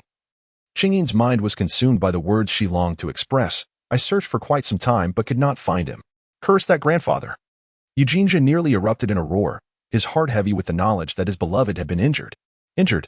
His fox-like eyes frantically scrutinized the woman before him, and as his gaze slowly descended to the hands that supported him, he finally discerned the source of the blood. Enin's hands were hurt. The woman, whose hands had been disguised as those of a mixed blood beast, now revealed their soft, pale form, marred by numerous tiny wounds, with remnants of dark gravel lodged beneath her nails, as if she had just excavated earth with her bare hands.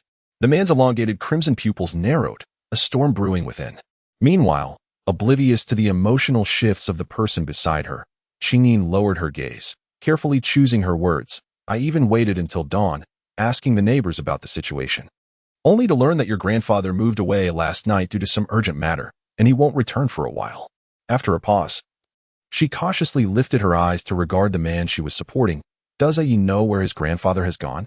Upon hearing this, Eugenia blinked, a fleeting glimmer passing through his eyes as he pondered earnestly for a moment. Could he have gone to Grandpa Zhuang's place? Grandpa Zhuang? Chinyin was momentarily taken aback. Yes. Eugenia nodded. Grandpa Zhuang lives in Area E and is grandfather's closest friend. As he spoke, an odd expression crossed his face. But why would grandfather go to Grandpa Zhuang's? He never mentioned it to me before. Upon hearing this, Chingyin's gaze flickered momentarily, her expression inexplicably softening.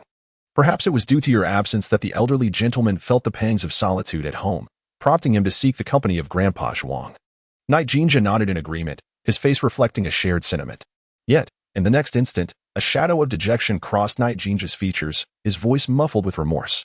I truly am unfilial. My grandfather is of such advanced age, and I have yet to provide him with proper care.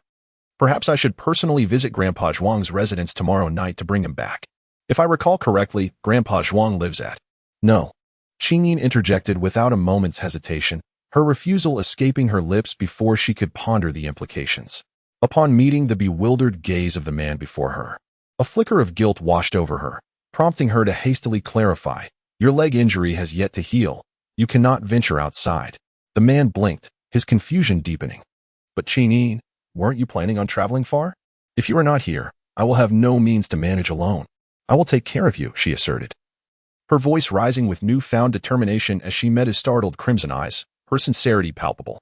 Rest assured, I will look after you well. Good night.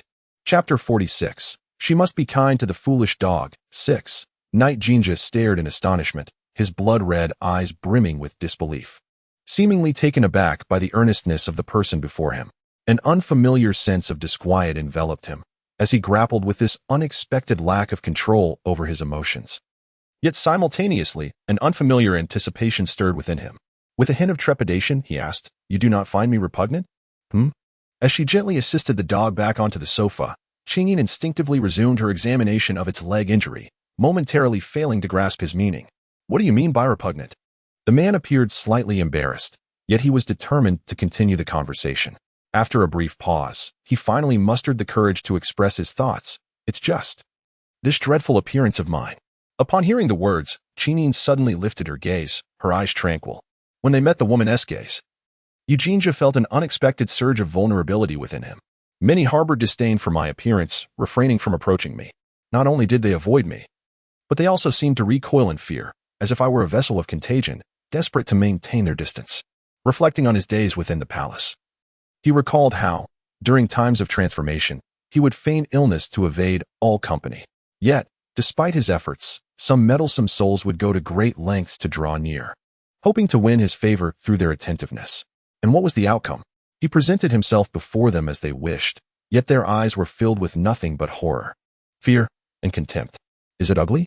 Chinyin blinked, scrutinizing the figure before her for quite some time, until Eugenia felt a shiver run down his spine. Finally, she nodded earnestly. Indeed, it was rather unsightly, the visage of a mutt. From the very first glance, she could only describe it as ugly, particularly after witnessing Amos's exquisite and noble countenance the day prior. She found the mutt's appearance utterly incomparable in its grotesqueness. Yet, for reasons unknown, her mind kept replaying the image of the mutt waiting eagerly in the living room for her return, clearly starving yet too timid to touch the cookies laid before him. Worried that if he indulged, she would return to find nothing left for herself. In that moment, she began to view the seemingly hideous creature with increasing fondness, even finding it somewhat endearing. Upon hearing the woman's remarks, the man's gaze dimmed. What was he truly anticipating? From the moment he laid eyes on the figure before him, he had been trapped in this horrific guise. The fact that she showed no signs of fear brought him a measure of joy. Did he now wish for her to feign admiration for his looks? He had always accepted the nature of his transformation with equanimity. Regardless of how he might appear, he remained the exalted prince of the fox tribe, revered and looked up to by many. What truly vexed him were those who had witnessed his transformation. Their reactions often incited his ire. He could not abide their fawning reverence, only to have it dissolve upon discovering his secret. He had never minded the presence of sycophants, but if they wished to flatter, they should at least maintain their facade in the face of his transformation. Their inability to do so left him profoundly disheartened. If they could not uphold even the single value of their existence, what purpose did they serve in his company? The reason for keeping such sycophants around was to cultivate a sense of joy for himself. Thus, during his transformation periods, the number of those who met their demise at his hands could be described as countless. Yet now, things were different. For the first time, he yearned to utterly end this grotesque phase of transformation. He wished for the figure before him to witness his truest self, and he was certain that once she beheld his original visage, she would undoubtedly come to admire him. Gratitude to ZLY Sakura for the generous tip. Chapter 47. She should be a little kinder to the foolish dog. 7. As she observed the canine's eyes gradually dimming before her, Chingyin's lips subtly curled upwards. After a moment of silence, she softly added, however, I do like it. Upon hearing her words, the dog on the sofa froze, abruptly lifting its gaze to meet hers, its warm, crimson eyes wide with surprise. The woman smiled gently and reached out to pinch the fluffy face of the man before her. Just as she was about to continue her soothing words, a flicker of astonishment crossed her eyes. Feeling the warmth in the extraordinarily soft fur beneath her palm, Chinyin was momentarily taken aback. She had not anticipated that the seemingly coarse fur on the man's face would possess such a delightful texture. Pausing for a moment, she instinctively reached towards the furry tufts on his forehead. As she experienced the softness and smoothness of the fur, reminiscent of the Siberian husky she had raised in the 23rd century, the light in her eyes brightened further. Goodness, this is undoubtedly a genuine anthropomorphic canine. Although it may be somewhat unappealing, the sensation of embracing it while sleeping must be exceptionally comforting. The gentle light in her eyes suddenly brightened, and her delicate fingers instinctively caressed the fuzzy forehead of the person before her, again and again. Eventually, she even lightly scratched it with her fingertips, as if she were soothing a dog's head. Eugenia, hiss. Suddenly, Chinyin inhaled sharply. Her hand, which had been affectionately scratching the dog's head, withdrew as if jolted by an electric shock. Alas, how could she have forgotten her injured finger? In a desperate bid to prevent the elderly man from becoming a mere corpse amidst the refuse, she hoisted him towards the desolate area known in the slums as the resting place for the departed. Fashioning a makeshift shovel from coarse tree roots, she sought out a secluded spot to excavate a grave. The earth at the burial site was astonishingly loose, making her task somewhat manageable. Yet her hand was inevitably pricked and wounded by sharp little stones buried within the soil. Night Jeans' expression shifted abruptly upon hearing the sound, and he nearly snatched her hand towards him, leaning down to scrutinize it with a look of alarm in his eyes. What's wrong? Did I hurt you, Qingyin? Upon hearing the dog's words, Qingyin couldn't help but chuckle. Of course not. Please. The dog's fur is so soft it's practically irresistible. How could it possibly hurt her hand? After a brief pause, Qingyin withdrew her hand and turned to drag out the medical kit from beneath the coffee table. Opening the kit, she began to search for the antiseptic alcohol. I just misstepped on the road and fell, so my hand got scraped by a stone. Don't worry. It's just a minor injury. As she spoke, Qingyin retrieved the bottle of alcohol from the kit. Just as she was about to use a cotton swab to disinfect her wound, a pair of fuzzy hands suddenly appeared before her. Unceremoniously snatching the cotton swab box and the alcohol bottle from the coffee table, Qingyin looked over in surprise, only to find the person on the sofa gazing at her with their gentle, ruby eyes, filled with a pitiful longing. Their tone was laced with caution as they asked, "May I assist Yinyin in tending to her wounds?" Qingyin was momentarily taken aback, instinctively nodding her head. Observing this, Yi Jinjia swiftly shifted his body to one side of the sofa, and in the next moment, gently patted the vacant space beside him. Gazing at the woman with his enchanting crimson eyes, Qingyin's lips curled slightly as she rose and settled beside the dog, tilting her body. Without waiting for the dog to speak, she obediently extended her hands towards him. In the room, the morning light filtered through the window, casting a warm glow on the two seated on the sofa. The man attentively cleaned the woman's nails, while she sat beside him, childlike, with her hands outstretched. Their interaction was remarkably serene and harmonious. Even in silence, there was no hint of awkwardness in the air. The man delicately worked with fine stitches, gently removing the dirt lodged beneath her nails, then carefully cleaned with a cotton swab dipped in alcohol. When he encountered small cuts, his movements were incredibly gentle, his touch perfectly measured. The woman, seated beside him, tilted her head occasionally to sneak glances at the dog, then at her injured fingers. Lowering her gaze, she concealed her thoughts, reinforcing her resolve not to reveal the truth to the dog. He was still nursing his wounds, and matters concerning the elder should be postponed for now. Out of the corner of her eye, she caught sight of the fluffy tail behind the dog swaying gently, causing her dark eyes to widen in surprise as she furtively looked up at him. From the information she had gathered, she understood that mixed breed beasts lacked the control exhibited by their noble counterparts. Their emotions often manifested through physical traits. They either pressed their ears against their heads in submissive compliance, or let their tails sway lightly to express joy. Just like now, the dog's mood seemed quite cheerful. Despite the calm expression on his face, his tail was wagging subtly. Huh? A flicker of confusion crossed her dark eyes. Was merely applying medicine to her worth such happiness? However, her gaze involuntarily returned to the fluffy tail behind the dog. A soft sensation of having stroked his head earlier suddenly resurfaced in her mind. The dog's head, with its sparse fur, felt delightful. Surely, the tail, covered in soft fluff, would feel even better. Before her mind could catch up, her delicate white hand had already reached towards the dog's fluffy tail. As she caressed the dog's plush tail, her eyes brightened in astonishment. It was truly soft and delightful. Despite the dog's fur being an unattractive mix of gray and black, the texture was surprisingly exquisite, far softer than the coat of the husky she owned. The gentle sound of light music continued to caress the fluffy tail of the dog, completely oblivious to the moment when the dog's expression suddenly froze as it felt the touch. The man beside her momentarily stiffened, glancing sideways with a hint of discomfort. His gaze lingered on the individual absorbed in the attention of the dog's tail, a flicker of restraint passing through his eyes as he contemplated speaking. However, upon catching sight of the woman's luminous gaze, he hesitated, reluctantly diverting his attention and lowering his eyes to the soft, pale hand in his palm, resuming the task of cleaning and disinfecting. Simultaneously, the man's tail subtly curled away to evade the woman's touch. Alas, the playful light music remained blissfully unaware of the peculiar behavior beside her. When the dog's tail suddenly curled and swayed to the side, her dark eyes widened in surprise.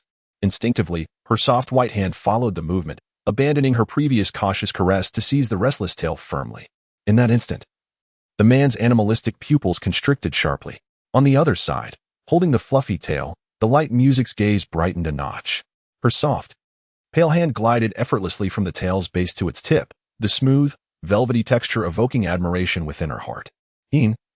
A hesitant voice unexpectedly broke the silence. The man's tone unusually tinged with a plea. His slightly drooping animal ears were now flushed with crimson, and even his gentle animalistic gaze was shrouded in a tempest of emotions. Light music paused in her movements, turning to look. This hand was now clean. The man's breath seemed to quaver slightly, his throat constricting painfully in a place hidden from the woman's sight. Xingyin blinked, only to realize that her left hand had been thoroughly cleaned, and a delicate layer of ointment adorned her fingertips. Glancing at the dog's slightly curled plush tail on the other side, she reluctantly extended her right hand towards the creature. The room once again settled into a harmonious tranquility. The man continued to meticulously cleanse the soft, white fingers he held, while the woman sat quietly beside him, occasionally glancing up at the dilapidated ceiling or casting a wistful gaze at the plush tail curled behind the man. Noticing that the person before him had abandoned any thoughts of playfully wagging her tail, Eugenia finally exhaled a gentle sigh of relief. The tails of beastmen, akin to their ears, are the most sensitive parts of their bodies. Were it not for his intrinsic noble bloodline and willpower that set him apart from ordinary folk, he might have succumbed to the impulse to pounce upon the enchanting figure before him. Yet, casting a sidelong glance at his slightly curled tail, a trace of confusion flitted across Eugenia's eyes. The earlier stirrings of emotion had dissipated, leaving him with an inexplicable sense of emptiness, as if he longed for the exhilarating sensation that had just stirred his heart, a contradiction that rendered him at a loss. On the other hand, the effects of medicines in the beast world have always been astonishing. This was Xingyin's greatest revelation about this realm. Unless faced with an immediately fatal injury, the remedies here invariably pull one back from the brink of death, particularly that mysterious blue crystal, whose healing properties left her utterly astounded. Had she not witnessed it with her own eyes, she might have believed she had entered a world of magic. In less than half an hour after applying the ointment, the shallow wound on Xingyin's hand had healed completely. Having once again disguised her hands, when Xingyin emerged from her bedroom adorned with a voice modulator, she had transformed back into the disheveled youth of the fox tribe. "Where are you going?" The man on the sofa suddenly widened his eyes in surprise. He had expected his beloved to emerge from the bedroom, shed her disguise, and indulge in a brief slumber, but instead, she was preparing to leave once more. Chapter 50. She must treat the foolish dog better. 10. Since she had resolved to care for the dog, Xingyin decided it was unnecessary to conceal her intentions. Living here was ultimately unsafe, and she planned to inspect the houses in the Queen's area. If she found a suitable place, they would relocate there. She had already secured a position as a tutor for the C family, although her original plan was to remain in the slums, hoping that the head of the C family would take pity on her and invite her to reside in the C family mansion. The incident involving the dog's grandfather had compelled her to reconsider her strategy. With the dog still incapacitated due to his injury and unable to care for himself, she could not leave him for the time being. More importantly, the individuals responsible for the grandfather's murder were likely still searching for the dog, making it exceedingly perilous for them to remain in this location. Moving to Queens would not only facilitate her tasks at the C residence, but also keep the dog safe from the dangers of the slums, presenting a dual advantage. Moving? Xingyin, seated on the sofa, suddenly looked alarmed. Where is Xingyin planning to relocate? What was happening? Had things escalated to the point where she was indeed prepared to abandon him? Sensing the unease etched on the dog's face, Xingyin quickly reached out to stroke his forehead, a gentle smile blossoming on her lips. "Silly, it's not about where I am going, but where we are going." The dog blinked in surprise, his eyes sparkling with hope. "You would take me with you?" "Of course," she replied, her own spirits lifted by his joy, her eyes narrowing into crescent moons. "I promise to take good care of I, so of course we will move together." Though she would ultimately depart from this world after completing her mission, she realized that the completion of her task was not imminent. During this interim, she aimed to help the dog become independent, secure him a job, and find a kind-hearted female who would not judge him by his appearance. By the time she left, she hoped the dog would lead a fulfilling and happy life, thus absolving her of any guilt for deceiving him. Indeed, upon hearing her words, the man on the sofa's eyes sparkled even brighter. He hastily lowered his head to rummage through his belongings and soon produced a crumpled Bitcoin. "Xingyin." His hands almost cradled the Bitcoin as he presented it to her with an adorably naive expression. Xingyin was momentarily taken aback, her gaze falling upon the crumpled Bitcoin in the dog's hand, a flicker of astonishment passing through her dark eyes. Was this the 5,000 Bitcoin that the dog had painstakingly stolen from a group of thugs? How could he possibly part with it for her? Did he not fear she might abscond with the money? Noticing that the person before her was staring intently at the Bitcoin in her hand without making a move, Eugenia felt a twinge of anxiety and hurriedly spoke up. I realize this amount is somewhat inadequate for moving, but it's all I have. Pausing for a moment, his voice suddenly softened. I truly have no more money on me. While 5,000 Bitcoin was a substantial sum in the impoverished district, it was but a pittance in the affluent Queens district where the elite resided. Moreover, considering that his precious one was merely going to view properties, this amount would hardly suffice. How could the dignified prince of the Fox clan ever worry about such trivial financial matters? Yet, here he found himself constrained by his identity, unable to present any excess funds before his cherished one. After all, why should she have to personally traverse the Queen's district for a mere house? Before he could finish his sentence, Cunning took the Bitcoin he had offered without hesitation, nonchalantly placing it into her pocket. Though it may be a bit lacking. It's all right. I will take care of you in the days to come. How could one embark on a mission without sufficient funds?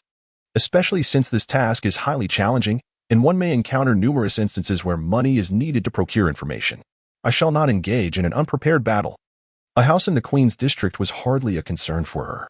She accepted the dog's money to conduct a final test of his trustworthiness, after all.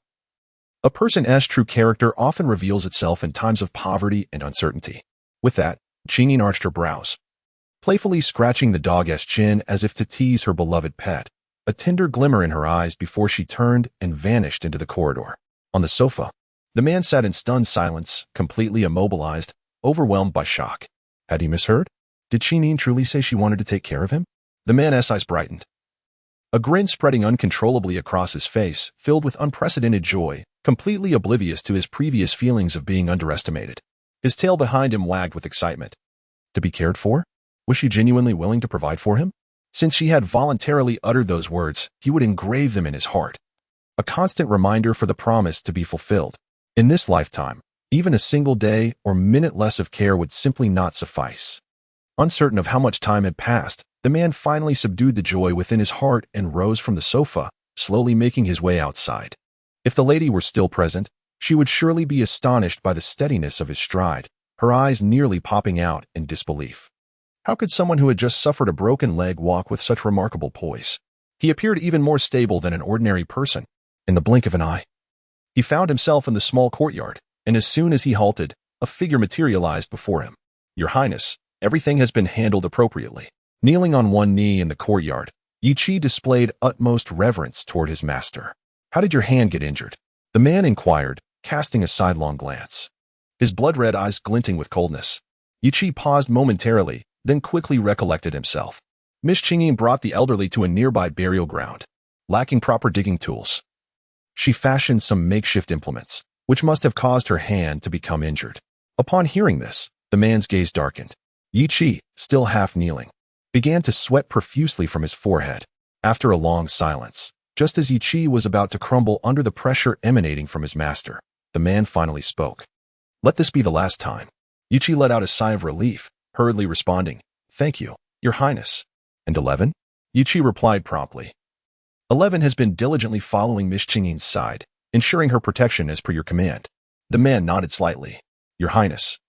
Yi Chi interjected as he noticed the man preparing to re-enter the house. We have discovered that there are others accompanying Miss Cunning. At this, the man abruptly halted, swiftly turning to face the individuals on the ground, his expression shifting drastically. Who dares to covet what belongs to me? We have yet to ascertain their identities, but it appears that this group does not harbor any ill intent toward Miss Cunning. It seems they are also protecting her. Were it not for your Highness's coded message instructing them to maintain distance during the protection process, we would not have noticed the presence of additional individuals following her. Investigate. The man commanded, narrowing his eyes, a chill emanating from him. My people belong solely to me. Anyone who dares to covet my precious one shall meet a dire fate. Yes, good night. Chapter 52. Those who covet his precious one, too, on the other side. Cunning swiftly resolved the matter concerning the house. Having recently relocated from a disadvantaged neighborhood, coupled with the mixed breed appearance of her dog, moving directly into an upscale community would undoubtedly raise suspicions and invite unnecessary complications. Hence, after diligent comparisons, she ultimately selected a village in the city at the intersection of the Queens and Candia districts. This urban village, bustling with activity, would ensure that their arrival went largely unnoticed. Moreover, in contrast to the impoverished area, the safety here was significantly better, making it an unequivocal choice for them. To avoid drawing attention, Chingyin paid only 3 months' rent and, after signing the lease with the landlord, proceeded to a department store to select 2 outfits suitable for her dog. Under the cover of night, she cautiously returned to her small courtyard in the impoverished district. As she pushed open the gate and beheld her dog sitting expectantly at the entrance, awaiting her return, she momentarily froze. In that fleeting instant, she experienced a profound sense of déjà vu. The dog bore an uncanny resemblance to her Siberian husky from the 23rd century, who would wait at the door for her every day. The sight filled her heart with a warmth that threatened to melt her resolve. She was not made of stone. Having embarked on this solitary and perilous journey to fulfill her mission, it was impossible to claim that she did not miss home, nor long for friends, or yearn for warmth. Such a notion would be sheer self-deception. Now, the presence of her dog brought her some solace. Especially as she envisioned its foolish face waiting for her return, the palpable fear of being abandoned, and the sight of it, despite being ravenous, still worrying about her well-being. This evoked within her a fierce desire to protect the foolish creature from further harm. The haunting memory of her dog's grandfather being murdered and his body burned surged in her mind, igniting waves of sorrow within her heart. Suddenly, she recalled Sang Mian. Unlike the dog, who had lost its kin, she still had Sang Mian by her side. The thought of her companion, whom she cherished as family, dimmed her gaze, allowing a profound sense of longing to wash over her. With 5 months remaining until Sang Mian's birthday, she wondered if she would be able to locate the court chip in time to complete her mission and return home to celebrate with Sang Mian. In the courtyard, upon spotting his beloved in his line of sight, the man seated on the stone steps hastily rose with the support of the adjacent brick wall. He took unsteady steps towards her, his eyes alight with joy. Inin. Upon witnessing the situation, Chingyin hurriedly approached to support him, her expression laden with helplessness. Weren't you supposed to stay indoors? She chided gently. The evening breeze is quite strong, and you're dressed so lightly. What if you catch a cold? Although she had swiftly managed the affairs of the house, her return to the slums coincided with the onset of dusk. The dog was still clad in the same tattered garments from before, flimsy and worn, with the temperature dropping sharply as night fell. Her own face felt chilled by the biting wind during her walk back, let alone his. Night Jinza blinked with a sense of grievance, his lips slightly pouting. But I wanted to see Inin sooner. The man cautiously stole glances at the woman before him, fearful of inadvertently inciting her ire. He yearned to be by her side at all times, yet he was apprehensive that she might send him away once she realized his leg was unharmed. Thus, he concealed his injury, enduring the cold winds as he waited for her return. Upon hearing the dog's words, Chingyin's heart ached further. She promptly assisted him into the house and seated him at the dining table, raising her gaze with urgency. Have you eaten? The dog paused at her question, then shook his head obediently. No, thank you to the generous patron, the departed flower in empty space, for your kind support. Chapter 53. Those who covet his treasure. 3. I knew it. Chingyin scolded lightly, shaking the bag she held in her hand. In just a short while, 2 steaming boxes of meat dumplings appeared before the man. Opening the food container, Chingyin swiftly speared a dumpling with a fork and brought it to his lips. Try this quickly. It's filled with beef, and I've heard it tastes marvelous. I saw many people queuing to buy them. She was not particularly discerning when it came to food. Sometimes, in the line of duty, she could stretch a single bun to last 2 days. But the dog was different. Coming from a humble background, he likely had little opportunity to savor such delicacies. This was a special treat she had procured for him. Seeing her feed him with such care, the dog blinked, his eyes sparkling like flowing light. He eagerly leaned forward and devoured the dumpling she offered, his gaze resting on the delicate features of the woman across the table, his eyes crescent-shaped with joy, while his long tail wagged incessantly behind him. Is it delicious? The man, cheeks bulging, nodded adorably. Delicious. As long as it's fed by Inin, it's all good. Really? Chinin, encouraged by his response, took a dumpling for herself and bit into it. The rich meat flavor burst forth, and the savory broth tantalized her taste buds, causing her eyes to brighten. It truly is delicious. It was worth the long wait. Suddenly, her phone in her pocket chimed, causing Chinin to falter momentarily. She glanced down to retrieve it, her expression shifting to one of surprise as she scanned the caller ID. Slowly lowering her fork, her gaze fixated on the number, hesitation flickering in her eyes. The head of the C family? Unlike the sudden silence of the woman, across the table, Eugene's gaze was fixed upon the half-eaten dumpling that lay before the woman. The man glanced at the figure opposite him, who was engrossed in her phone, and discreetly extended his hand towards the fork in front of her. observing that she remained oblivious to his movements. He swiftly seized the remaining half of the dumpling and brought it to his mouth. In an instant, his eyes narrowed slightly as he savored the delectable morsel. His mood seemingly lifted to great heights, causing even his tail to sway joyfully behind him. The dumplings that Enine had consumed seemed to taste even more delightful. Ding! Noticing her phone incessantly ringing, Qingyin hesitantly answered the call, slowly placing the device to her ear. Master C? At the mention, Yi Jinji's head snapped up. His attention fixated on the woman across from him, his warm red eyes narrowing. Master C? Could it be the very one he was contemplating? Miss Ying, came the elderly voice from the other end, slightly urgent. I sincerely apologize for interrupting your respite, but there is a matter that urgently requires your assistance. Assistance? They were seeking her help? Upon hearing this, Qingyin's eyes brimmed with confusion. Before she could utter another word, the elderly voice on the other end of the phone continued to speak unperturbed. Regarding the recent burglary incident, I suspect the issue may very well lie with the servant. After much contemplation, I decided to dismiss all the household staff. However, young Mo has been unwell since the fright he experienced yesterday. He has been suffering from a high fever. It is imperative that someone is there to care for him.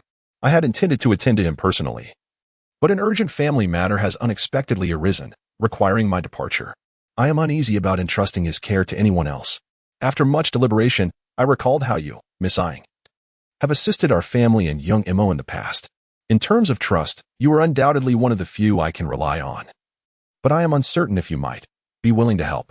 Upon hearing this, Qingyin was momentarily taken aback, her dark eyes reflecting astonishment. Has AMO been suffering from a high fever since yesterday? Did she not leave her number for AMO? Had she not specifically instructed AMO to contact her should any trouble arise? Why, then, was her illness so severe and without anyone to care for her? No problem. I will set off immediately, came the woman's urgent response from the other end of the line. Good night in advance. Chapter 54. Those who covet his precious one. 4. Setting off immediately? At the utterance of those words, the man sitting across the table, quietly savoring his meat dumplings, felt a shadow pass over his gaze. Eugene just suddenly recalled what Yiqi had mentioned about someone stalking Enine. Could it possibly be this head of the sea family? From his observations over the past few days, he was acutely aware of Enine's complex and mysterious background. She appeared to be a figure of immense nobility. Yet she resided in this impoverished district, presenting herself as a down-and-out Fox tribe youth. Initially, he assumed that Enine's presence in this area was due to financial constraints. But upon discovering the surveillance equipment and other expensive professional gear in her bedroom, he began to overturn his previous assumptions. He suddenly understood why. On the night of his escape, Enine had fortuitously appeared by his side, not due to luck, but because he had unwittingly entered her surveillance zone, prompting her to rescue him. Who would install hidden cameras along all the escape routes near their residence? Is that something an ordinary person would do? Furthermore, Enine's sudden declaration to visit Queens today only solidified his belief that her residence in the impoverished district was certainly not a matter of economic hardship. One must know that Queens is a domain reserved for the affluent.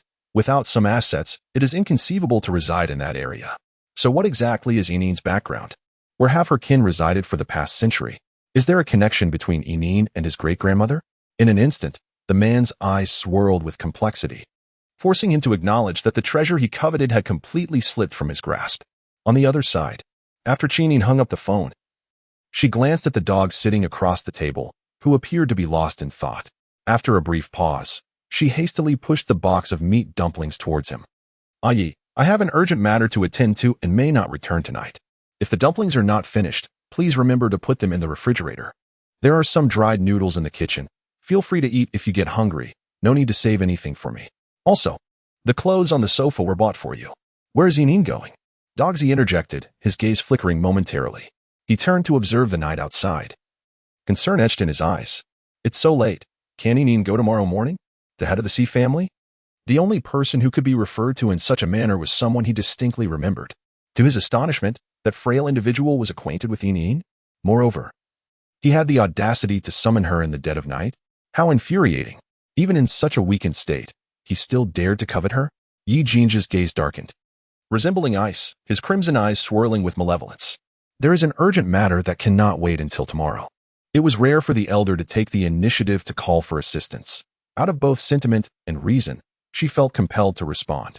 The thought of AMO, suffering from a fever with no one to care for him, involuntarily reminded her of the time when her companions were tormented by illness and scorned by their families. Regardless of the circumstances, she had to go. Without waiting for Dogsy to speak again, Chinin lowered her gaze at her attire, deliberated for a moment, and then rushed into the bedroom, leaving Dogsy alone at the table, his expression shrouded in gloom. Chinin tidied up swiftly, and when she resumed her guise as a Fox Clan maiden, barely 10 minutes had elapsed. After offering a few hasty instructions to Guzzy, she donned a tattered raincoat and hurried out the door. At the moment the woman's figure vanished from view, Yijinja's demeanor transformed. A chilling aura of murderous intent surrounding him. Yi Chi, the man, stood in the small courtyard, his blood-red eyes icy. In an instant, a shadow materialized beside him. "Your Highness, please command," came the unwavering voice. "Follow her." With his gaze fixed on the direction the woman had disappeared, his lips pressed tightly together, and faint veins throbbed on the back of his clenched fist. Those who coveted his precious one had never been worthy of his concern, for in his eyes, they were merely cold, lifeless corpses, devoid of any competitiveness. However, if all unfolded as he suspected, and the opponent truly was that infuriating ailing wretch, then he would indeed be facing a formidable rival. Chapter 55. The Fox is Always the Craftiest. 1. When Chinin arrived at the old residence of the C family in a state of urgency, it was nearly midnight. The elder seemed to be waiting with great impatience. Upon seeing her, he hurried forward, urgently informing her of an important matter that required his immediate departure, while succinctly relaying the situation of the old residence. In scarcely a minute, before Chinin could fully comprehend his words, the elder turned and briskly walked towards the waiting black luxury car, disappearing entirely into the night. Watching the retreating tail of the vehicle, Chinin was left utterly astonished. What on earth? Even if she had left a remarkable impression on the elder, could he truly trust her so completely, simply leaving her to oversee things? Wasn't AMO supposed to be a distinguished guest of the elder?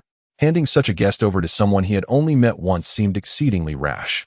Did the elder not worry that she might actually be in league with those robbers, orchestrating some sort of deceptive scheme? Chinin's lips twitched slightly as she raised her gaze to the pitch-black sky, then turned and resignedly made her way towards the old residence.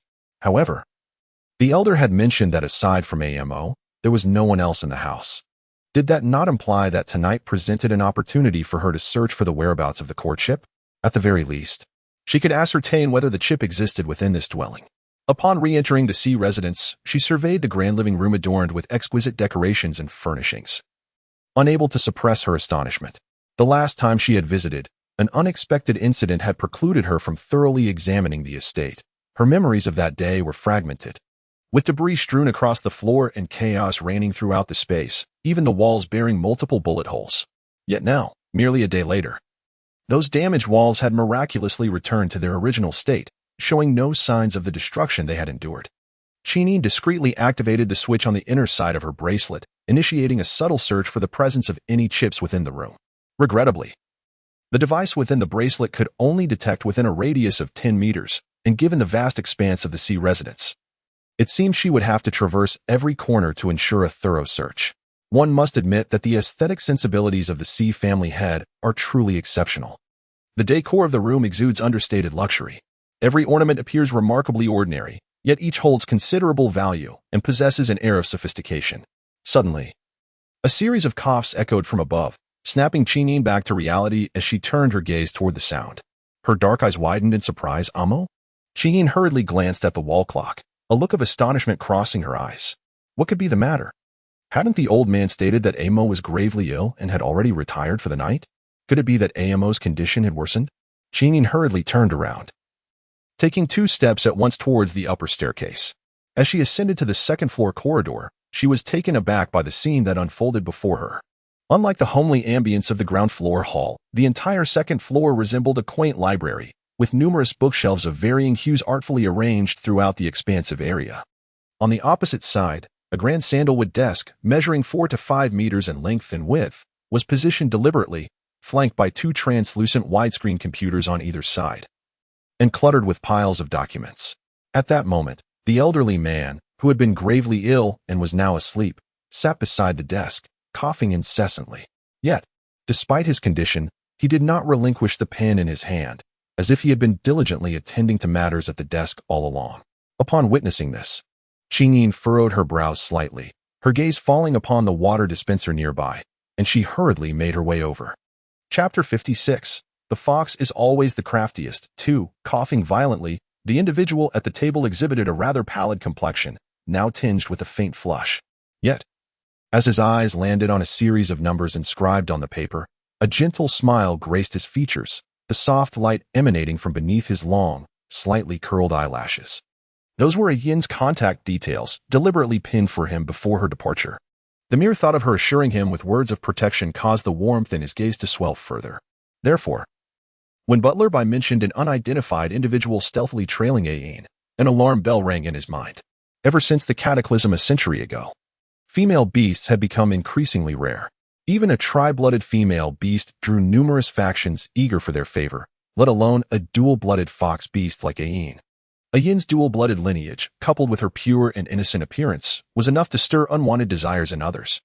The notion that someone might be watching over the one he cherished, and that Yin could already be perceived as prey by others, compelled him to swiftly draw her within his sphere of influence for her protection. Alas, when Yin next visited the sea residence, he would ensure that she remained by his side. He could not deny the attraction he felt upon first encountering Yin. In this world, individuals with her pure dual-blood heritage were exceedingly rare, and her remarkable beauty made it difficult not to take notice.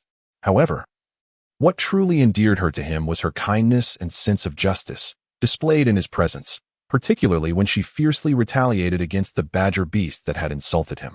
It astonished him to discover how delightful it felt to be protected by someone else for the first time. He is the esteemed head of the sea family, wielding power and wealth beyond the imagination of others. Countless women have displayed their submission and charm before him, initially drawn by his status and subsequently captivated by his appearance. Yet, Yin is different.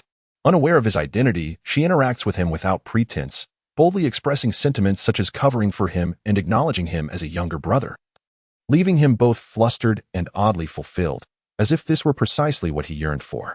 Possessing both riches and authority, he finds no need for his future partner to boast a wealthy lineage. He is indifferent to her looks or heritage.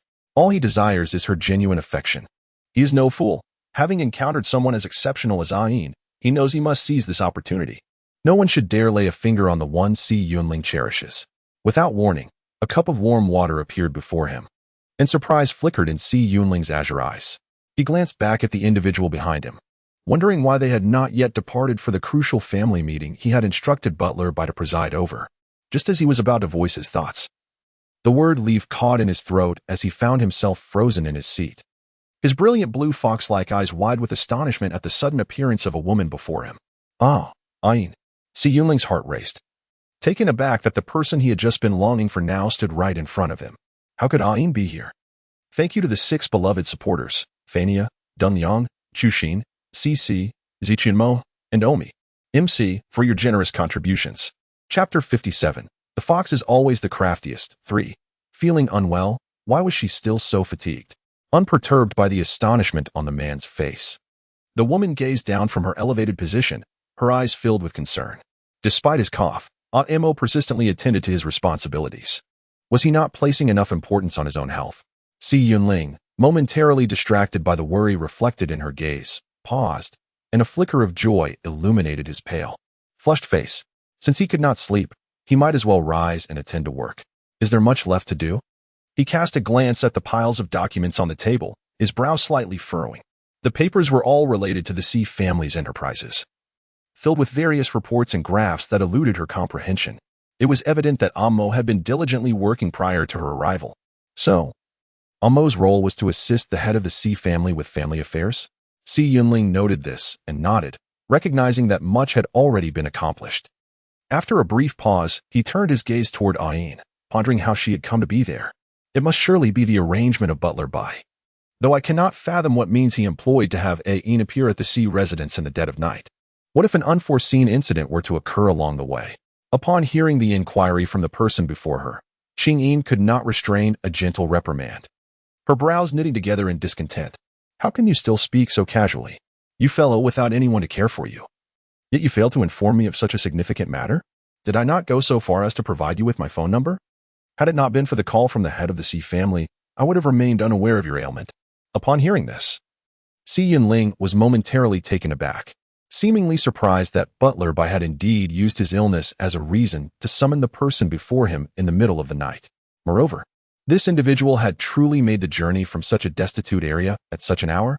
A wave of astonishment washed over Si Yunling, as he had not anticipated that the person before him would genuinely hold him in such regard. The assurances of "I will protect you and I will look after you" were not mere empty words. Suppressing his astonishment, Si Yunling's eyes brimmed with contrition. "I apologize. I feared I would disturb you." Qingyin's expression was grim. Why was he afraid of disturbing me? Am I not your superior? You are my subordinate. You should feel free to interrupt me when you have matters to discuss.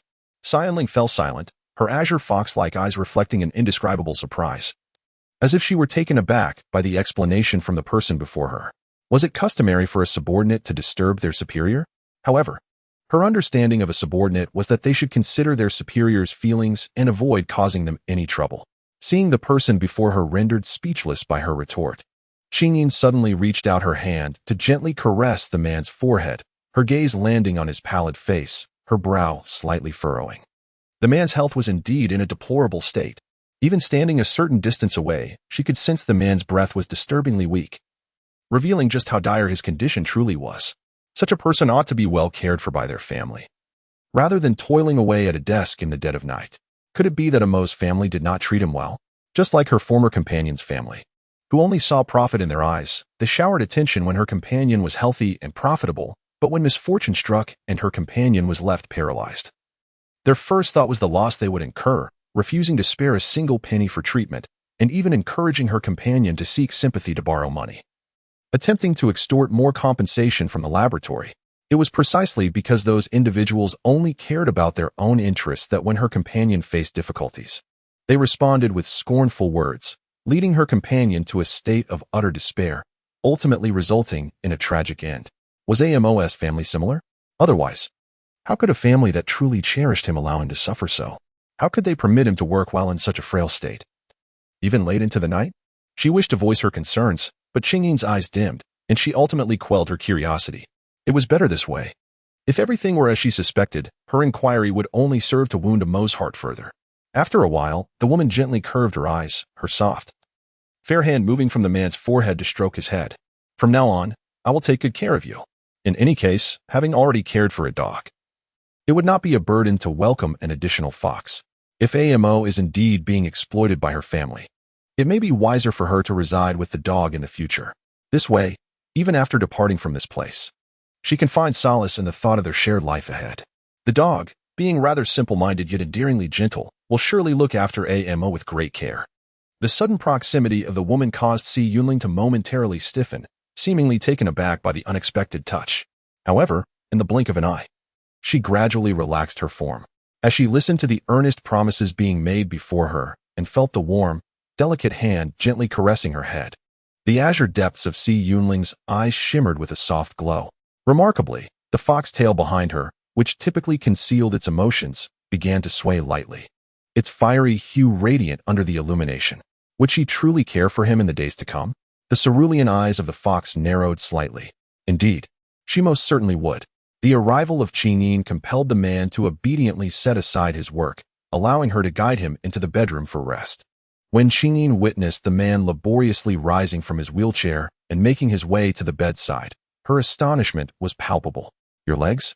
she exclaimed in disbelief, as she had presumed that Amo's legs were entirely devoid of sensation. The man seated at the edge of the bed met Qingyin's astonished gaze, a faint smile gracing his pale face. "I was once poisoned, resulting in severe damage to the nerves in my legs. Although the blue crystal salvaged much of the nerve function, the treatment came too late, and thus I remain unable to fully recover to this day."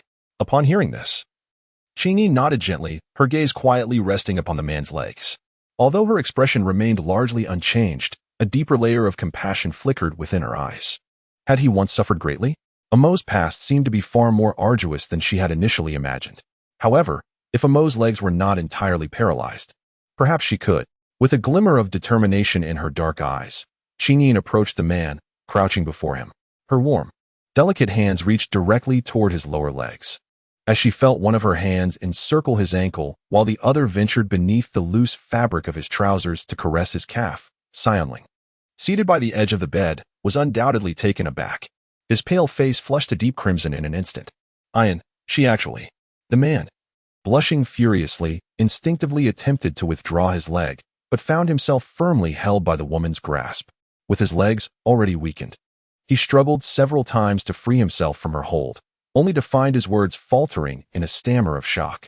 Thank you to Nanja for the generous gift. Mua. Good night. Chapter 59. The fox is always the craftiest. 5. Qingyin disregarded the man's struggles, her hand slipping into the leg of his trousers, ascending until it firmly pressed down on the acupoint behind his calf. With her dark, penetrating gaze fixed intently on the man before her, she inquired, "Do you feel anything?" Si Yunling was momentarily taken aback, pausing for a brief moment before nodding earnestly after a silence. "Yes. Do you feel any pain?" As she spoke, Qingyin's fingertips pressed down forcefully once more on the acupoint. Si Yunling contemplated for a while before shaking his head. No. Apart from the faint warmth emanating from the woman's palm and the pressure applied, he could hardly perceive any other sensation. There's a feeling, but no pain? The gentle glimmer in Qingyin's eyes was lost in contemplation, as she recalled the medical skills she had acquired from professionals after her comrades suffered severe injuries to his legs.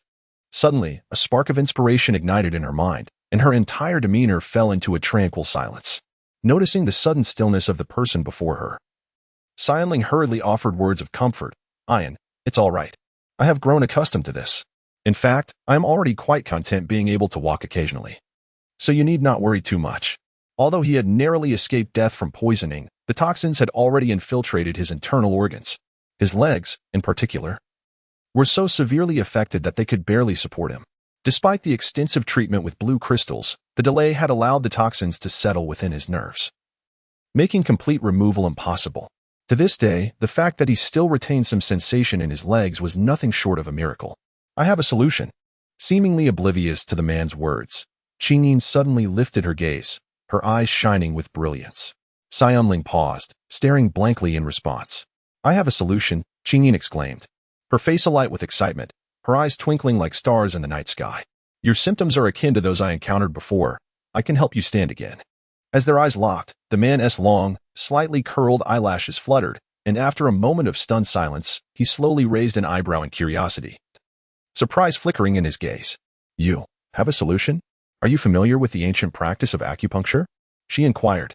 To ensure her comrades' injuries healed to their fullest potential, she had once embarked on a temporal mission to the northern Song dynasty, where she swiftly completed her task and learned the exquisite art of acupuncture from the era's most distinguished master, Wang Wei. She had envisioned returning to apply her newfound skills to restore her comrades' leg injuries. However, she never anticipated that during her absence, he would endure mockery and humiliation from his own family. The thought of such a vibrant, optimistic individual, who shone like the sun, being subjected to such cruel words, was beyond her comprehension.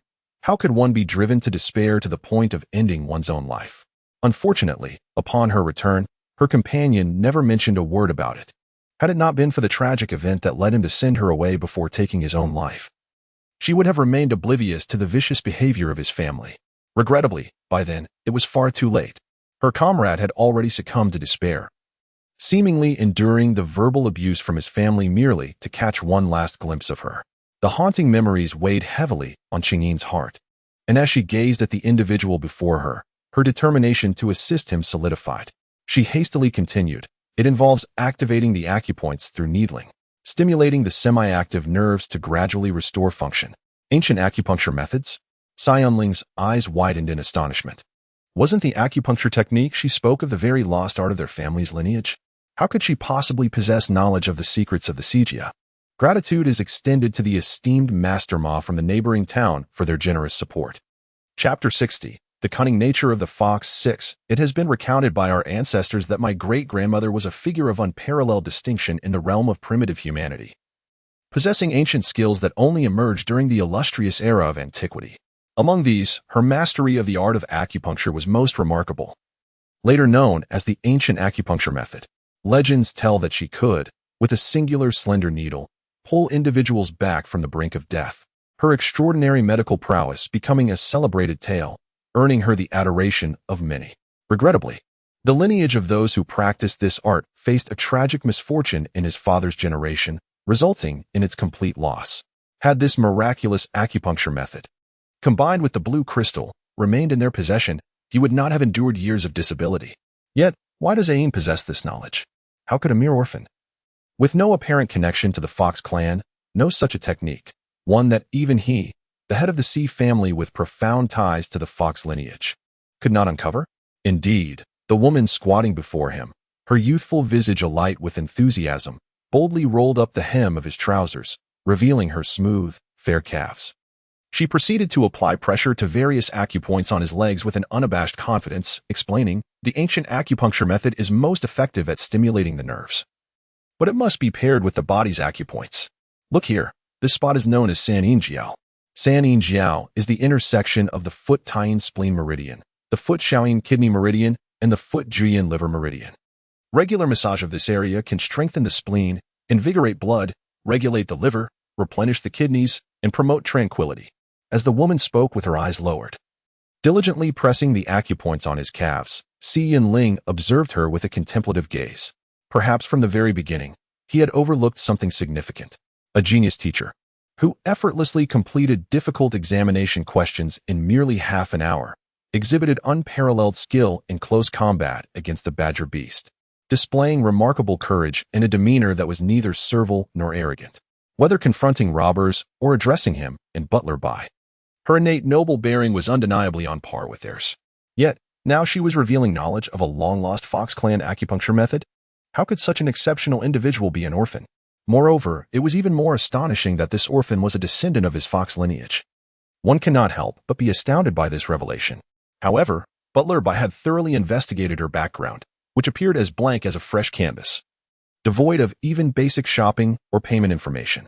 This could be explained by her life in the perilous depths of the impoverished district, where she had existed under her grandfather's protection, thus avoiding external interactions. Yet, now, upon discovering her knowledge of the ancient acupuncture method, he felt an unsettling sense of having overlooked something vital, compelling him to reassess his understanding of her. After all, this was the acupuncture technique that had been lost to the C family for generations. It is said that his ancestors devoted considerable thought to selecting a successor for this medical art. Thus, he is unequivocally certain that this craft is not something an ordinary person can access. Indeed, most individuals have not even heard of the term ancient acupuncture method.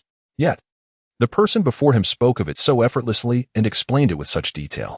The brilliance shimmering in her bright, dark eyes was devoid of any pretense, and the joy radiating from her heart was palpable, even to him. Drawing upon his extensive experience and discerning character, he concluded that Ain was certainly not lying. Ain undoubtedly possessed knowledge of the so-called ancient acupuncture method. Not only did she possess it, but she also wielded it with remarkable proficiency. Otherwise, she would not have confidently encouraged him to try it, nor would she have so adeptly elucidated the acupoints on his leg and the effects of acupuncture. His thoughts swirled tumultuously in his mind as the stunning man quietly lowered his gaze to the woman, gradually untangling the chaotic knot of thoughts within him. One strand at a time. Light music, what should I do? The vest is about to slip off. Chapter 61. The fox is always the craftiest. 7. After a long while, as light music regained her composure from her excitement, she realized that the man before her had been silent for quite some time. His dark eyes lifted to meet hers, and after a brief moment of astonishment, a flicker of apology emerged in her gaze. I'm sorry, I seem to have gotten a bit too enthusiastic. How could she not feel exhilarated? The regret of not being able to assist her comrade had long lingered in her heart, becoming a painful memory that she both loathed to recall yet could never truly let go. She often found herself pondering, if only she hadn't volunteered for the time-space mission and left her comrade behind, perhaps even if her friend had ended up paralyzed, they would not have been driven to the brink of suicide. Or, if she had completed her time-space mission just a tad quicker, mastering the ancient practice of acupuncture sooner, her comrade might not have been bullied so cruelly by their family, and she could have salvaged the situation. Furthermore, if upon returning from her mission she had been more perceptive, perhaps she could have dissuaded her friend from their fatal resolve. Yet, these thoughts remained futile. Her comrade was gone, and no amount of reflection could change that, though she had the ability to reverse time through her missions. Such powers only applied to events over a century old. In the face of her comrade's death, all she felt was sorrow and frustration, with no means to rectify the past. But now, the person before her offered a chance for redemption. Although she was acutely aware that this individual was not her comrade, The shared experience of paralysis and the cold verbal abuse they both endured stirred within her an instinctive desire to protect. She understood that in psychological terms, this reaction is known as emotional transference. Unable to assist her comrade, she felt an irresistible urge to help someone in a similar plight. Moreover, the man she faced was a breathtakingly delicate young master who selflessly considered others, making it utterly impossible for her to turn a blind eye. However, she recognized that she had indeed become overly animated. Instead of merely escorting him to his room for rest, she had inadvertently wasted precious moments of his recuperation. With this thought, her expression of regret deepened. Let us leave everything to a thorough diagnosis tomorrow. You should rest early. I will stay in the room next door tonight. If you feel unwell, just call for me. After a pause, she pointed to the phone left on the bedside table. Or you can call me. As she spoke, she gently adjusted the man's trousers that she had inadvertently hiked up, attempting to encourage him to lie down on the bed, preparing to tuck in the covers before taking her leave. Yet, just as she stood to carry out her actions, the man by the bed suddenly spoke up. Wait. The gentle sound of movement paused momentarily as she turned her head in the direction of the call. A hint of curiosity flickered in her dark, enigmatic eyes, while her fluffy fox ears stood upright in attentive obedience. The man, taken aback for an instant by her beauty, swiftly concealed his astonishment, a faint blush rising on his pale face, revealing a trace of shyness. Could you assist me to the bathing room? He asked. I have grown accustomed to taking a warm bath before sleeping to warm my body. Chingyin was momentarily taken aback, her gaze instinctively drawn to the man's slender hand. She subconsciously reached out, gently placing her palm upon the back of his hand. As she felt the icy chill emanating from his fingertips, she realized with a start that his hand was as cold as ice. In that instant, a wave of guilt washed over her. How could he endure her incessant interruptions despite his frigid demeanor? Had she not regained her senses, she would remain oblivious to how long he could tolerate this. The man before her, so submissive in the face of adversity, tugged at her heartstrings. I come to assist you. Chingyin hurriedly bent down, wrapping her arms around his waist, fearful that he might lose his footing and fall. The moment she felt the soft warmth of her embrace encircle his waist, the man stiffened abruptly. At that instant, he was acutely aware of the heat radiating from the area where her delicate hands rested, a sensation so foreign yet oddly pleasurable. Seemingly concerned that he might slip, she tightened her grip on his arm, securing it against her slender shoulder. In the blink of an eye, she nestled herself completely into his embrace. The unexpected closeness sparked astonishment in his fox-like eyes, and as he inhaled her faint, sweet fragrance, his long, gracefully curved lashes fluttered. A subtle blush crept onto his pale, exquisite face. Unbeknownst to her, above his head, a pair of fiery red fox ears obediently lay flat against his sides, while his eyes sparkled with delight, and his vibrant fox tail swayed involuntarily behind him. However, in the next moment, the pupils of his fox-like eyes constricted sharply. Recognizing the familiar sweet scent wafting through the air, he turned abruptly to gaze at the woman in his arms, disbelief etched across his features. The fragrance of Ayin, how could it be so familiar? His great-grandfather had once crafted a batch of perfumed candles specifically for his great-grandmother, never intended for sale or distribution, but solely to win her affection. After her passing, each year on her Memorial Day, the head of the family would personally light one of those candles during the ceremony, a public display of remembrance. This ritual, reserved solely for the heads of the Xi family, was perceived by all as a declaration of the leader's status. Thus, since assuming the role of family head, he had lit such a candle at every ceremony, the scent of the wax long ingrained in his very being. The journals left by his ancestors noted that this aroma was crafted from the unique essence of his great-grandmother, a fragrance perfected through countless experiments by his great-grandfather. And now, how could Ayin's scent mirror so precisely the fragrance released by those candles? In the azure depths of his fox-like eyes, shock flickered as the man lowered his gaze to the person nestled in his embrace, upon reaffirming that the familiar fragrance indeed emanated from the one in his arms. His heart raced with fervor. How could this be? Amo, please sit here for a moment while I adjust the water temperature. Feeling the chill radiating from the man, Chingyin dared not delay. As she spoke, she hurriedly seated him on a stool within the bathing chamber, then swiftly made her way to the expansive bathtub. With deft hands, she turned on the faucet and tested the water temperature, entirely oblivious to the astonished gaze the man cast upon her from behind. Xi swore that he had never felt such exhilaration in his life. Not even when he assumed the role of the head of the Xi family had he felt this discombobulated, his fingers trembling with anticipation. That fragrance was unmistakable. If everything unfolded as he suspected, then all his previous doubts would find their most logical resolutions. Why was this person so astute? Why did she possess a blank slate for her past? Why was she versed in ancient acupuncture techniques? Yet, a flicker of doubt surfaced in his azure eyes. His gaze fixated on the woman, his brow furrowing slightly. Wasn't her appearance distinctly that of a hybrid fox beast? His mind, typically cautious, began to entertain a bold hypothesis inspired by tales from his childhood. He recalled the elders speaking of his great-grandmother, who had once concealed her true identity through a fade. If the elders' words held any truth, then perhaps. His gaze fell upon the woman, now half kneeling beside the bathtub, adjusting the water temperature. A spark ignited in his eyes as he rose slowly to approach her. Good night. Chapter 63. The fox is always the craftiest. 9. Beside the bathtub, the woman knelt earnestly, her hand poised to adjust the water temperature. The bathtub was vast, capable of accommodating 3 adults. As the water reached a third of the tub's height, steam began to envelop the bathroom in a warm embrace.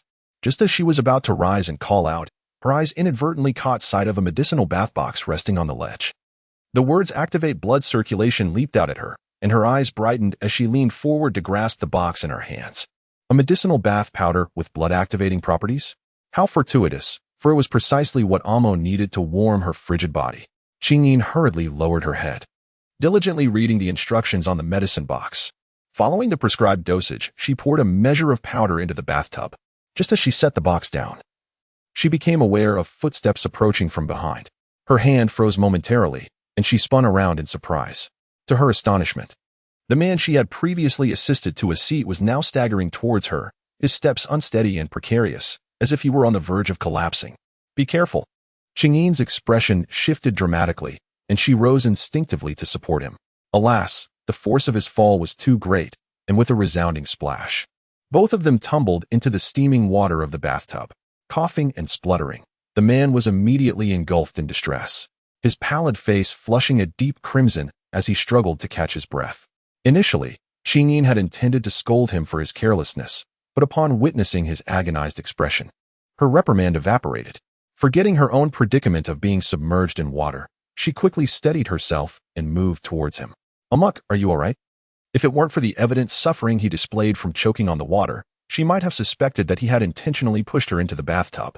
After all, the edge of the tub reached up to her calves, and she had been quite stable in her stance just moments before. How slippery could the floor beneath him be to cause such a tumble? As she gently caressed the man's back, a look of perplexity crossed her face as she scrutinized him, feeling that the recent fall had been inexplicably bizarre. However, her dark eyes cast a glance beyond the bathtub, revealing a hint of bewilderment. The entire bathroom was enveloped in the steam rising from the water, with a fine mist clinging to the tiles. And the floor was indeed perilously slippery. Given Amo's frail legs, even walking on a normal surface was a daunting task for him. So it was entirely plausible that he could have stumbled on this slick ground. More importantly, Amo's flushed complexion and labored breath suggested a grave situation, one that seemed far from feigned. The confusion in Qingyin's eyes gradually faded as she observed the man beside her, who continued to cough violently with his head bowed. A wry smile crept into her dark eyes. What was she even thinking? The person before her was a patient. If it were anyone else, she might have been concerned they were trying to take advantage of her. But Amo was completely preoccupied with his coughing, oblivious to her presence. "Are you feeling any better?" she gently inquired, her hand soothingly resting on his back, wiping the moisture from her face, her voice imbued with genuine concern.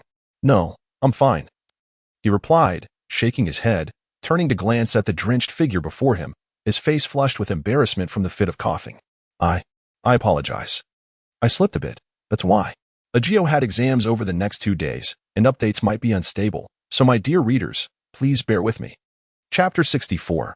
The fox is always the craftiest. 10. The man continued to cough fiercely, with hardly a moment to finish his sentence. Upon witnessing the scene, Qingyin's lingering doubts dissipated entirely. She promptly interjected, "Please refrain from speaking for a moment. I just heard a sharp sound. Did you sustain any injury? Quickly, step out of the bathtub and sit down so that I may examine you properly." Amo's legs were likely suffering from poor circulation, potentially unaware of any injury. If it were indeed a sprain, remaining in the warm water, known for its invigorating properties, would be inadvisable.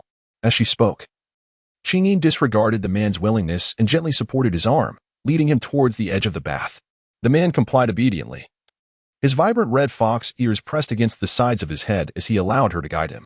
However, when she was not paying attention, his lowered gaze fixated intensely on the fox tail behind her, his eyes wide with astonishment. The tail, now soaked, floated on the water's surface, resembling a lifeless piece of driftwood, rising and falling with the rippling waves. Suppressing his shock, the man tilted his head and discreetly glanced at his own tail. Similarly drenched, his tail remained submerged in the water, save for a small portion of fur that floated atop the surface. The implications were undeniable. The fox-like appearance of the woman was nothing but a fade, coupled with the sweet fragrance lingering in the air. Si Yunling was nearly certain of his extraordinary hypothesis. The individual before him was undoubtedly a genuine primitive human, just like his great-grandmother. She represented a rare and invaluable specimen of humanity. A glimmer of dark excitement flickered in Si Yunling's eyes as exhilaration and astonishment washed over him once more. A human? A century prior, his ancestors had been fortunate enough to encounter his great-grandmother, a miraculous event, and now, 100 years later, he found himself in the presence of a similar wonder? A human, indeed, a human. The corners of the man's mouth lifted slightly, his eyes sparkling with brilliance. Completely oblivious to the man's tumultuous inner turmoil, Qingyin was preoccupied with the echo of the sound they had made when he fell into the bath. She assisted him in sitting down on the wide edge of the bathtub, hastily draping a towel over his shoulders before crouching down to inspect his legs. Fortunately, his legs appeared normal, with no signs of dislocation or swelling. Letting out a sigh of relief, Qingyin felt her worries ease. "Did I not instruct you to sit still?" she finally asked, her brow furrowing in concern. "Do you realize how perilous that moment was? Had I not intervened to mitigate your fall? I shudder to think of the consequences. If fortune were to take a further turn for the worse, and he were to inadvertently strike his head against the edge of the bathtub and lose consciousness, the entire residence would be devoid of companionship. Should an unfortunate incident truly occur, the consequences would be utterly unimaginable." Apologies were uttered in a voice imbued with utmost caution. The man sat at the edge of the bathtub, drenched, allowing droplets from his hair to cascade down, trickling over his cheeks and neck. Yet he remained as still as a child reprimanded, too timid to raise a hand to wipe away the beads of water sliding down his face. He even refrained from lifting his head, resembling a small creature chastised by its guardian, evoking an overwhelming sense of affection. Chapter 65. A person can only be his. Upon witnessing the pitiable visage of the individual before her, Qingyin's heart softened instantaneously. One must concede that such a woeful appearance was indeed disarming. Causing the flames of her ire to dissipate significantly, she resolved to ensure that such occurrences would not be repeated. With a sense of resignation, Qingyin rose, only to find her foot abruptly falter beneath her. After a moment of bewilderment, a fleeting look of discomfort crossed her eyes, yet she continued, reiterating her stance against such behavior. The man, upon hearing her words, cautiously lifted his gaze, nodding fervently, though a hint of perplexity flitted across his expression as he lowered his eyes. Was it merely his imagination? It seemed he had noticed a peculiar pause in Yin's movement as she stood. His gaze instinctively fell upon her feet, and a subtle frown creased his brow. "All right. I shall step out to change. Do call for me once you have prepared everything. I will be outside." Suppressing the pain radiating from her ankle, Qingyin feigned nonchalance as she placed the bathrobe from the rack within the man's reach before turning to exit. Fortunately, she had brought a change of clothes. Otherwise, being drenched as she was left her at a loss. Little did she expect that the incident in the bathtub had not harmed Amo, but instead caused her to twist her ankle. How embarrassing it was, especially after having rambled on in front of him for so long. Upon exiting the bathroom, Qingyin recalled the elder's words and pushed open the door to the adjacent room. As the door swung wide, she was taken aback. The elder had clearly anticipated her needs, as the spacious bed was adorned with several elegant dresses for her to change into. The table overflowed with an array of exquisite snacks fit for nobility and exclusive beverages, while the fruit platter even displayed 2 thick stacks of Bitcoin. Qingyin marveled inwardly. Having resided in the impoverished district for quite some time, she was now abruptly thrust into an environment brimming with luxury, with opulence within her sight and high-end items within her reach. The stark contrast between her previous life and this new reality left her feeling somewhat wistful. In this beastly world, the divide between the rich and the poor was alarmingly pronounced. The impoverished either perished in their destitution or the affluent flourished beyond measure, far exceeding her imagination. After quickly taking a hot shower, Qingyin emerged clad in a long dress she had brought along. Sitting on the edge of the bed, she glanced down at her somewhat swollen ankle, acutely aware of the increasingly pronounced pain, which instantly overwhelmed her. Although the sprain was not severe, walking would invariably tug at the nerves in her foot, causing her to grimace and break out in a cold sweat. It seemed that for the next 2 days, she would have to refrain from putting too much weight on her foot. However, how was she to return? In the impoverished district, even if there were a vehicle, it would not reach her doorstep directly, not to mention that she could not afford to attract too much attention. Yet, if she were to walk home, it would only exacerbate her injury, and the daily commute during her tutoring would be futile. But if she did not return, what would happen to her dog? The dog was still at home waiting for her. This was a predicament. Regret flickered in her dark eyes as she nearly slapped her thigh in self-reproach. How could she have forgotten that she did not have the dog's contact information? How was she to reach him? Stealing a glance at the clock on the bedside table, Cunning paused momentarily before hastily redirecting her thoughts and rising to head towards the adjacent room. However, to her surprise, when she pushed open the door to the neighboring room, she found the man already lying in bed, fast asleep, as if utterly exhausted, having not even taken the time to cover himself with a corner of the soft blanket before drifting off. Chapter 66. A person can only belong to him. 2.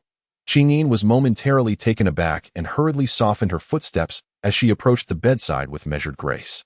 Gently lifting a corner of the soft blanket for the man, Cunning rests her hand upon his wrist, which is exposed at the edge of the bed.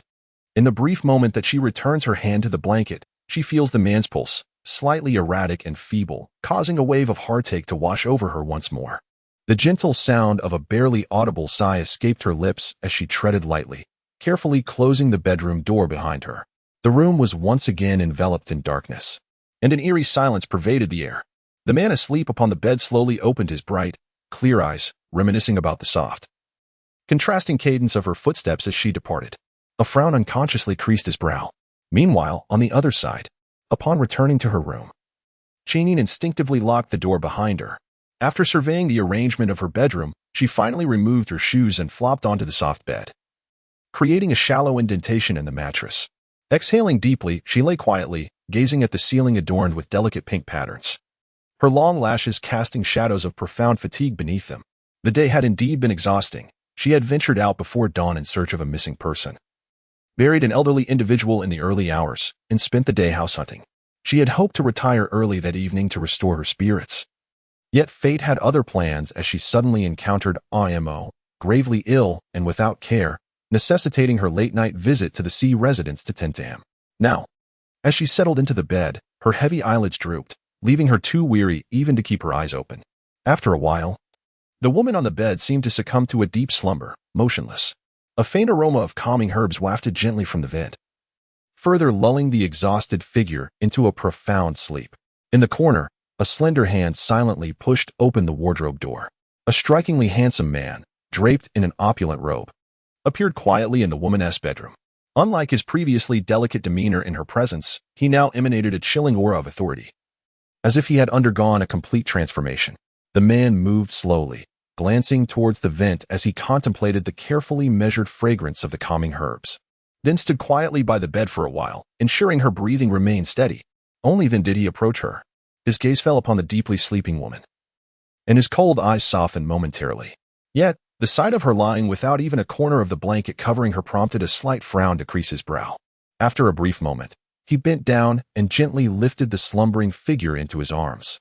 She remained blissfully unaware, her small head resting lightly on his shoulder, her even breaths undisturbed. However, the warmth and sweetness of her breath caused him to stiffen. For a long while, he struggled against the emotions welling up within him, managing to suppress the tumultuous feelings that threatened to surface. Gently, he placed the delicate figure upon the soft bed and seated himself at the edge, quietly observing the slumbering beauty before him, his gaze tender and affectionate. After a moment of contemplation, his long, elegant fingers began to caress the area behind her ear. As his fingertips brushed against a beautifully intricate hairpin nestled in her tresses, his eyes brightened with recognition, conjuring memories of stories told by the elders in his youth. With a gentle flick of his fingers, the dark-hued hairpin slipped from her hair, producing a crisp sound as it fell directly into his palm. Almost simultaneously, the fox guise she had worn vanished without a trace. The woman was adorned in a casual, understated long dress, her exposed skin appearing even more luminous and translucent than when she had donned the fox disguise, resembling a figure that had just emerged from a bath of pearl powder. The pearly sheen of her complexion, illuminated by the gentle moonlight streaming through the window, rendered her a radiant vision, captivating enough to hold one's gaze. She was indeed beautiful. While her fox-like appearance had already been striking, at this moment, her long, thick lashes rested like those of a doll, and her serene expression in slumber mirrored that of a white lily in the night, beckoning one to draw her close. The man's pupils narrowed slightly, and he hastily averted his gaze, directing it elsewhere. However, in that fleeting glance, his attention was inexorably drawn to her slightly swollen ankle. Indeed, she was injured? The man with fox-like eyes was momentarily taken aback, his gaze reflecting an intricate blend of emotions. His deliberate fall was merely an attempt to validate his suspicions. Yet the unforeseen injury inflicted upon the woman left him utterly unprepared. His long, elegant fingers gently caressed her swollen ankle, a pang of compassion coursing through him. After a brief moment of examination, he rose and began to move towards the wardrobe, but as he took a step, he found himself rooted to the spot. Slowly turning back, he contemplated for a considerable time before returning to the bedside, his attention fixed on her ankle, remaining there in a state of stillness. Ian appeared to be reluctant to reside in the C household and seemed to harbor no particular feelings for him, had it not been for Butler Bai's ruse. Claiming illness as the reason to bring her here, it was likely that Ian would not have arrived prematurely. However, now that she was present, he had no intention of letting her go. Moreover, a group of enigmatic individuals lurked in the shadows, keeping a watchful eye on her. Regardless of their knowledge of Ian's human identity, he would exert every effort to shield her beneath his protective wings. Yet, he could not compel Ian to stay, nor could he recklessly expose her deception, as doing so would only complicate their relationship. He had initially been troubled by how to craft an excuse to prolong her stay, but Ian's unexpected injury provided him with a fortuitous opportunity. Suppressing the ache in his heart, he hesitated for a moment before rising to cover the sleeping figure with a soft blanket. He carefully tucked her hairpin behind her ear, then silently vanished towards the wardrobe. In the slums, as dawn began to break, the man seated on the stone bench in the small courtyard felt an increasing heaviness in his heart. Suddenly, a shadow leaped over the brick wall and appeared before him without a sound. "Speak," came the emotionless command, chilling enough to instill fear. Yi Chi swallowed hard. The prince was indeed correct. It was the head of the C family. The air, already thick with tension, dropped several degrees at the utterance, and in that moment, Yi Chi felt every hair on his body stand on end, his half-kneeling form frozen in place. Continue. 11 had been shadowing Miss Chineen, and when I arrived, he recounted something peculiar. Yi Chi frowned. It seemed Miss Chineen was unaware of who the true head of the C family was. The man abruptly turned, his gaze filled with suspicion. Unaware? What do you mean?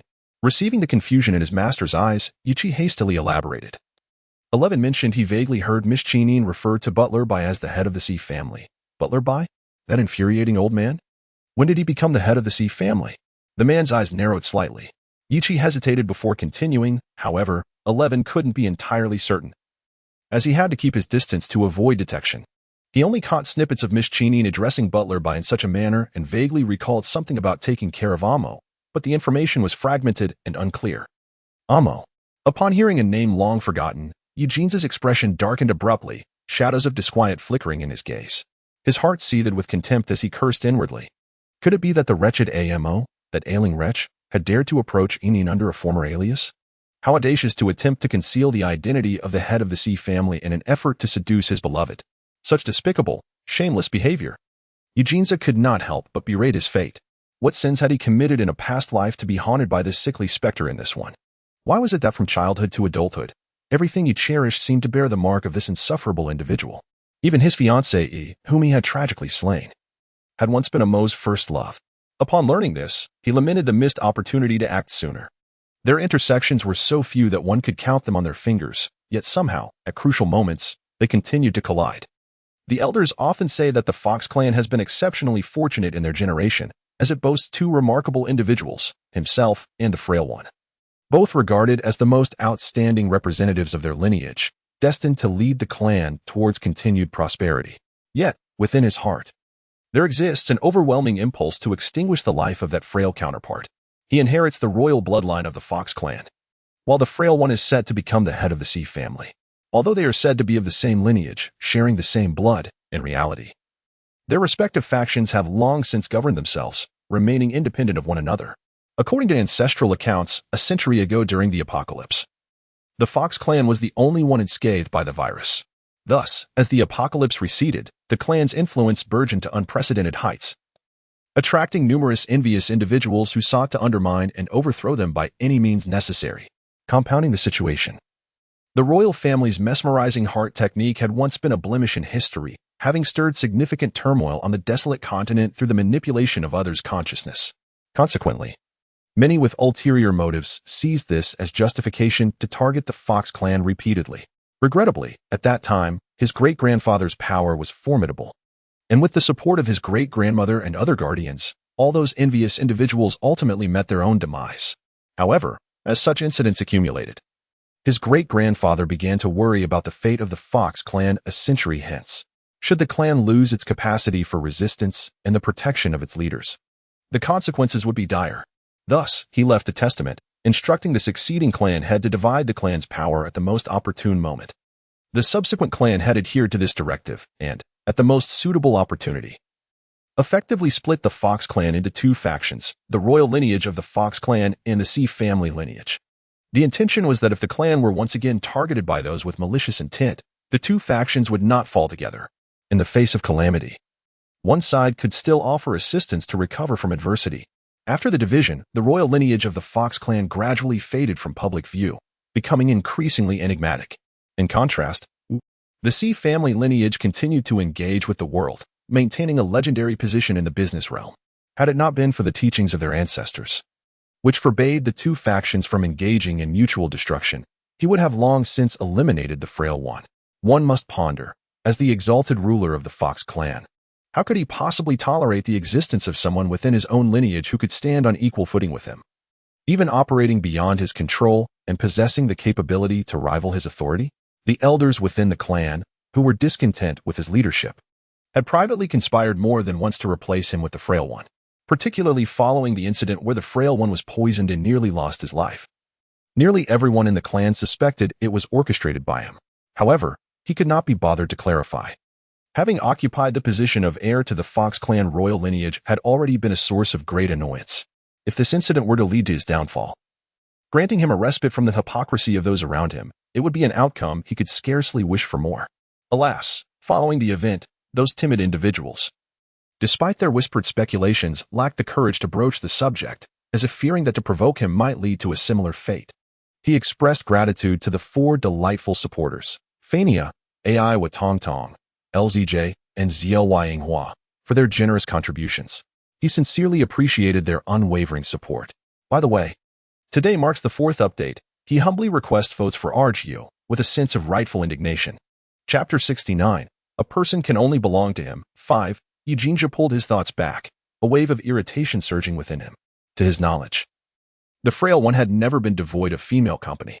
Since the frail one came of age, the elders of the C family had relentlessly sought opportunities to introduce various esteemed young ladies to him. Yet without exception, the frail one displayed no enthusiasm whatsoever. At one point, he even questioned whether the frail one had been rendered foolish by the poison, thus lacking interest in women. Even after the murder of his first love, the frail one exhibited no reaction, indicating his utter indifference toward those women. However, this time was different. The frail one had proactively approached Yinyin while concealing his identity. A first in Eugenia's recollection. This development undeniably heightened his anxiety. In comparison to that individual, his own character could be deemed tarnished. Otherwise, the clan elders would not have entertained the notion of replacing him with the frail one. In terms of personal life, as the future heir of the royal family, he had always been surrounded by a multitude of beautiful women, and even his fiancée had been arranged long ago. Although those women ultimately recoiled in disdain upon witnessing his true appearance, he was not a man easily discarded once entangled. Having provoked him, they must pay the price. Though he had never engaged with those women, this fact could not erase the reality of his past flings. Moreover, he had even had a fiancée, whom he had killed. In stark contrast, he and the frail one appeared to exist on opposite ends of the spectrum. If Yinyin were to discover his history, it would be unthinkable. Knight Jeans's expression suddenly darkened to an extreme, even his tail instinctively stiffening behind him. Meanwhile, Yiqi watched in astonishment. It appeared to him that this was the first time he had witnessed His Highness in such a state of anxiety. It was known that even when reprimanded by the old Fox King, His Highness had never exhibited such a demeanor. What could possibly be the cause? Was it merely because Miss Chinyin had gone to the C residence, to the side of the head of the C family? Confusion flickered in Yuqi's eyes. His Highness had never placed much importance on matters of the heart, those affluent young ladies who frequented His Highness's side, no matter how favored they were, would vanish without a trace if they made even the slightest mistake or uttered an ill-timed word that displeased him. How could His Highness be so perturbed over a woman? Absolutely inconceivable. Surely, he must be mistaken. It was utterly impossible for His Highness to be anxious over a female fox beast residing in the slums. Although, it must be said, this female beast did possess quite a captivating appearance. Furthermore, she had never expressed any disdain upon witnessing His Highness in his current state. Nonetheless, His Highness, being a person of high standing, often mingled among the blossoms, even if he were to feel a twinge of affection at some moment. He would never expend such effort over a woman. As these thoughts crossed his mind, Yuqi suddenly froze, his gaze landing on His Highness's impassive face. A spark of realization igniting in his mind. Could it be that His Highness was furious? If there were anyone His Highness despised in this world, it would undoubtedly be the head of the C family. Could it be that His Highness had learned of Miss Chingyin's acquaintance with the head of the C family, and that she had forsaken him for the C family leader? Was he now seething with rage, contemplating the most exquisite torture to impose upon Miss Chinyin? Enlightenment dawned upon Yuqi. Yes, it must be so. Chapter 70. A person only belonging to him 6. When Chinyin awoke from her slumber, dawn had already begun to break. Groggily opening her eyes, she gazed at the morning light filtering through the window.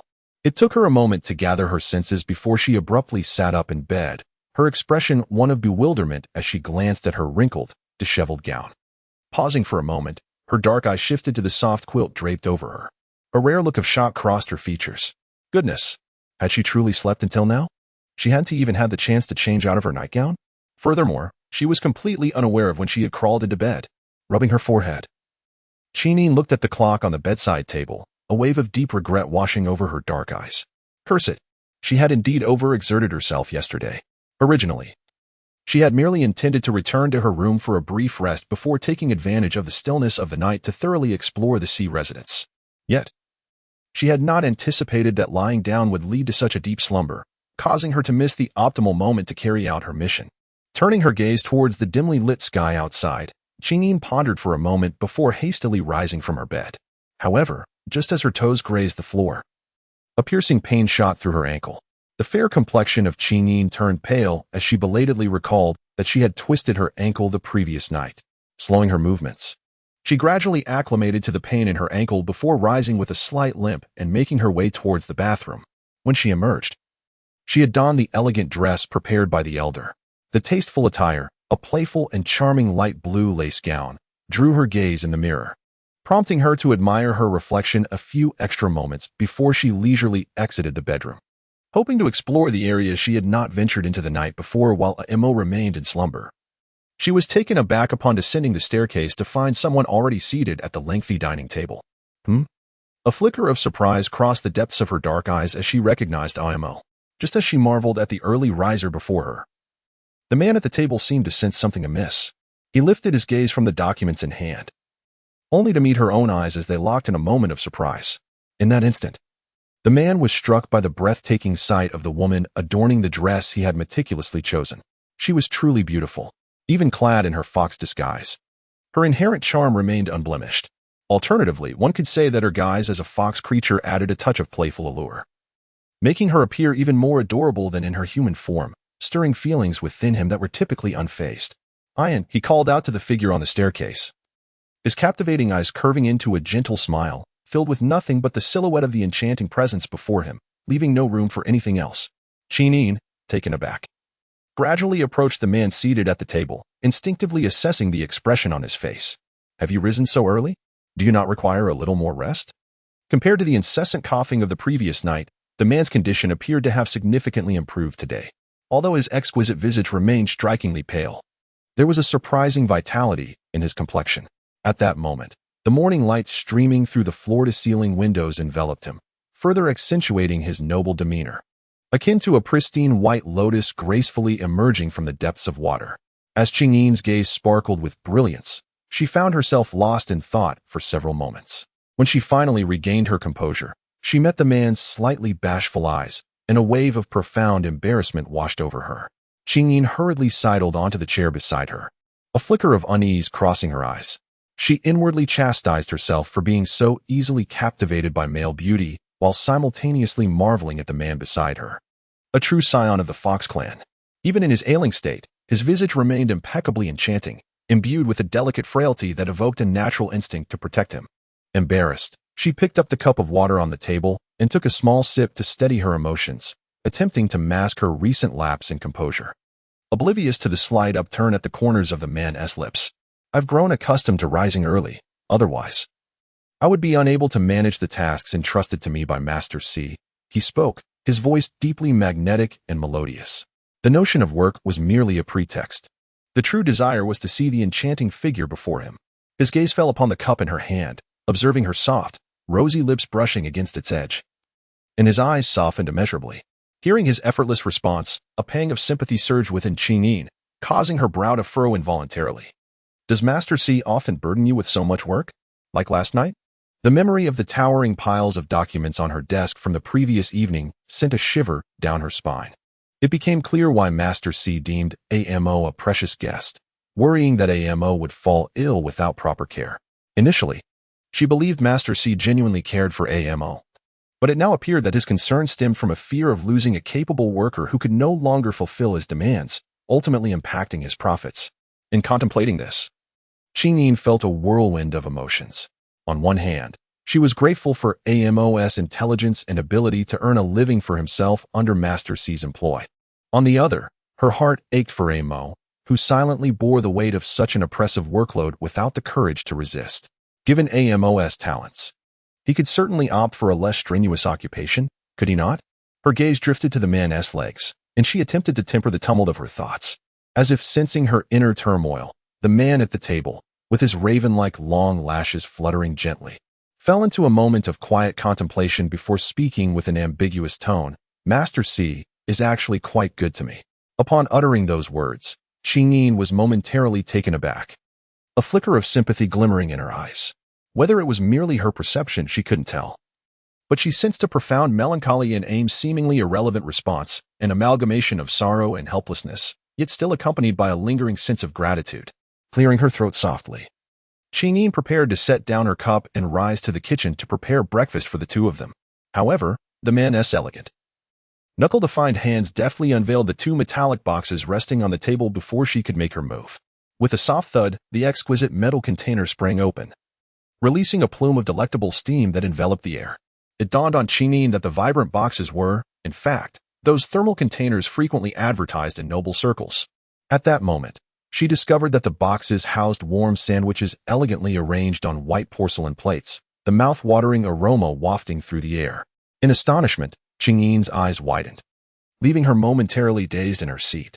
Only when she observed the man placing a white porcelain plate before her did she slowly regain her composure. Could it be that this was prepared by Amo? After all, Amo was a patient with limited mobility. She had yet to fulfill her role in caring for Amo. And instead, it seemed she was being cared for by him. Taste my culinary skills, the man said with a gentle smile, thoughtfully pouring a glass of clear water for the lady from an empty cup at the side of the table. He then discreetly placed the cup she had previously used in front of himself. Qingyin was taken aback. Did you do this? Although she was aware that they were the only two occupants in the residence, she was still astonished by the sight before her. The food, though merely a simple sandwich, appeared remarkably sumptuous from her vantage point, filled with shrimp, egg yolk, and an unidentifiable meat spread. Although she was not particularly skilled in culinary matters, she could discern that preparing such fillings must have taken a considerable amount of time. Pausing for a moment, Qingyin glanced at the sky through the floor-to-ceiling window and then at the wall clock, before turning her gaze back to the man before her, her eyes wide with astonishment. When did you get up to prepare this? She had initially thought that Amo had risen only a little earlier than she had, but now, observing the food kept warm before her, she suddenly felt she might have misjudged the situation. About 2 hours ago, Si Yinling replied softly, his gaze tender. He had eagerly anticipated seeing her and had occupied the time waiting for her to awaken by preparing breakfast. 2 hours ago. Light music. It seemed that the man noticed the woman's momentary daze, and a faint smile graced his lips once more. The multitude of tasks awaiting his attention each day necessitated an early rise. Otherwise, he would find himself pressed for time to prepare the documents for the meeting with Grandpa C. Thoughtfully, He sliced the sandwiches on the white porcelain plate into smaller pieces and, with a fork, lifted one morsel towards the woman's lips, his azure eyes glimmering with warmth. "Ian, do try this," he urged gently. Upon hearing his words, Chingin blinked, opening her small mouth to accept the sandwich the man offered her. In the next moment, a glimmer of surprise illuminated her dark eyes as she gazed at the individual before her, unable to contain her delight at how delicious it was. Typically, she held little expectation for food. As long as it was filling and hygienic, she seldom indulged in picky eating. This trait had drawn numerous complaints from Songmin, who often lamented her inability to appreciate culinary delights. Living in a modest neighborhood, she had always maintained a low profile, thus refraining from purchasing extravagant ingredients that might attract undue attention. To avoid unnecessary troubles, she usually subsisted on bread or instant noodles. Now, however, as she surveyed the seemingly ordinary sandwich on her plate, each bite unveiled a symphony of flavors that awakened her appetite. Lifting her gaze to the man before her, Chingin felt a surge of emotions. Aside from his physical limitations, he could be described as nothing short of perfect. With his stunning visage, gentle demeanor, and courteous nature, he was undoubtedly a remarkable individual. His earnest work ethic only intensified her admiration, and to her astonishment, he had even prepared such a delightful breakfast.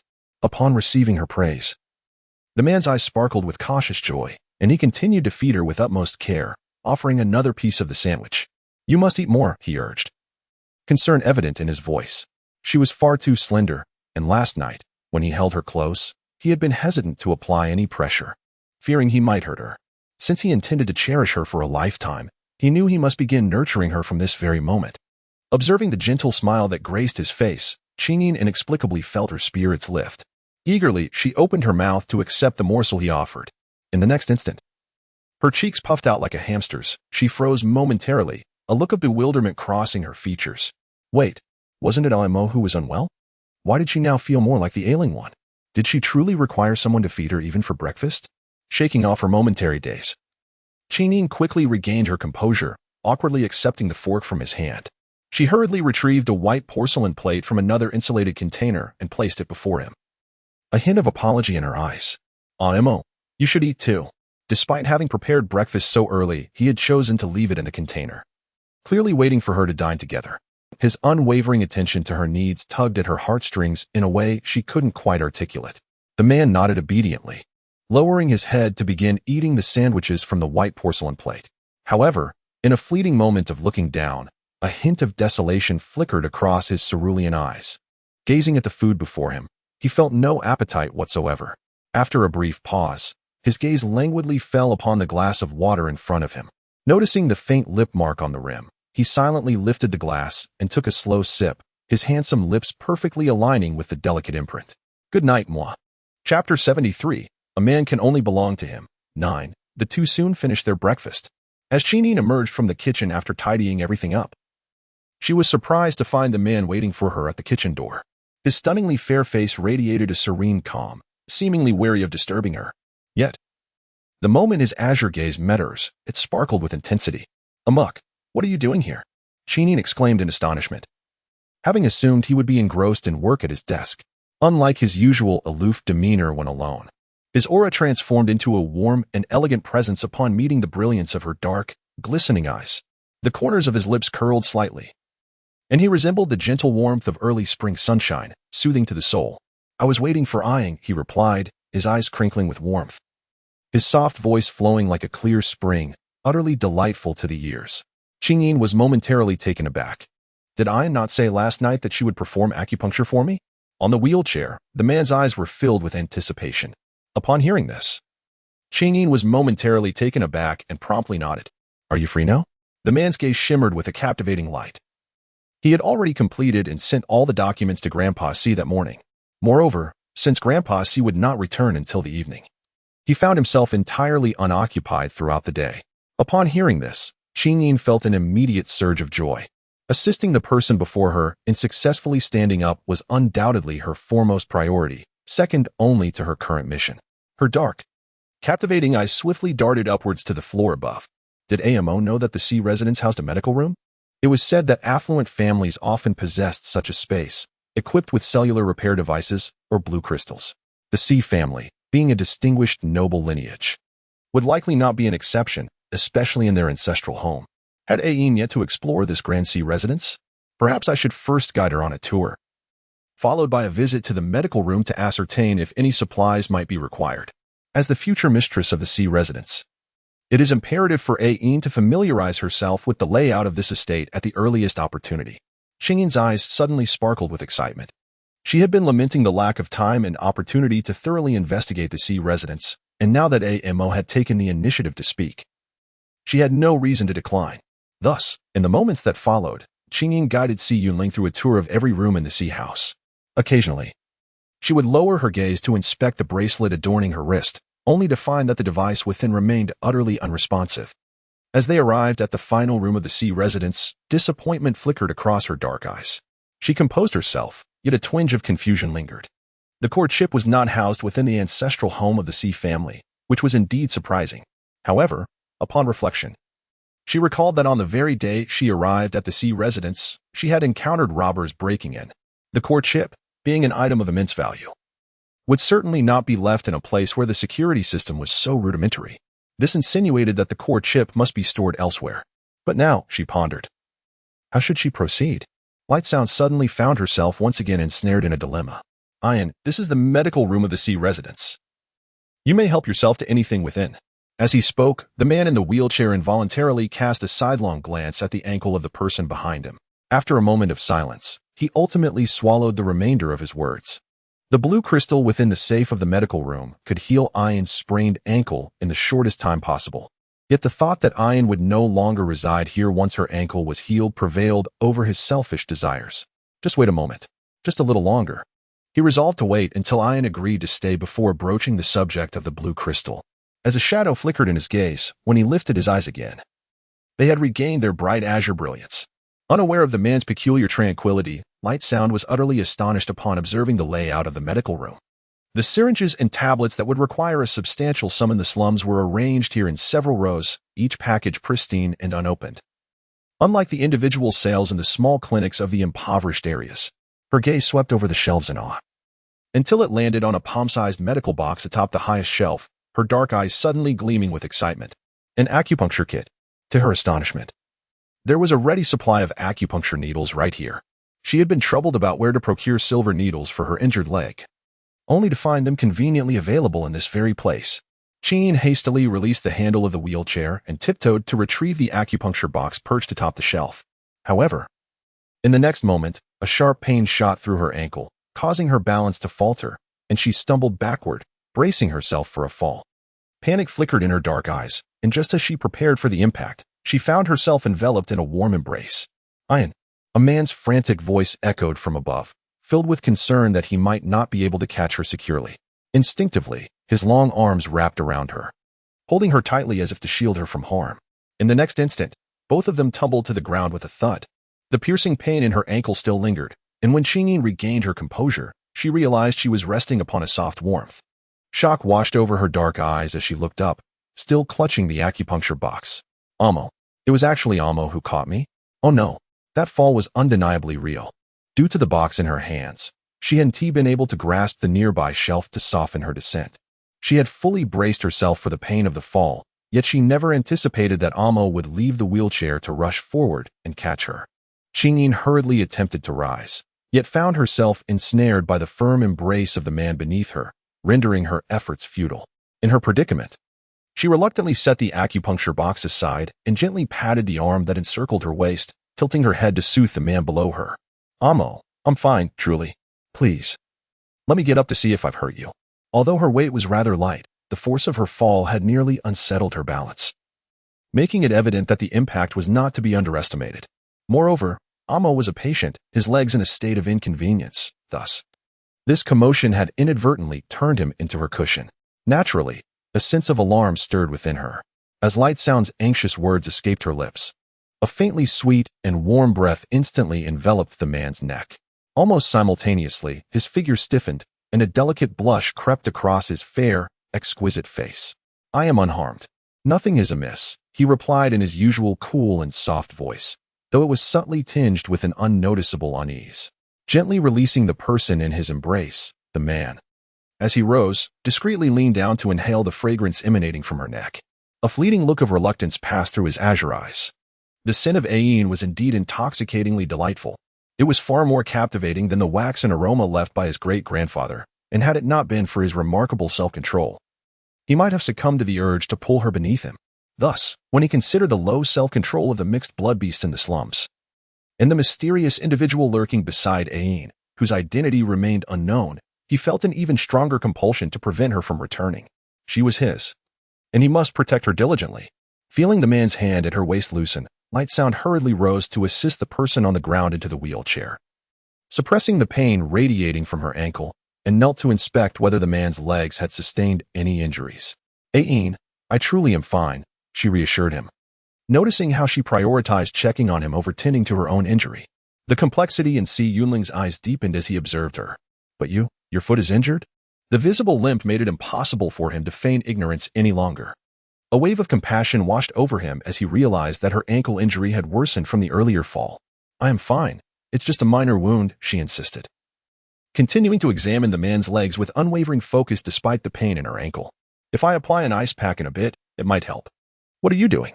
A voice of disbelief echoed from the doorway of the infirmary, followed by a gracefully adorned woman who rushed into the room.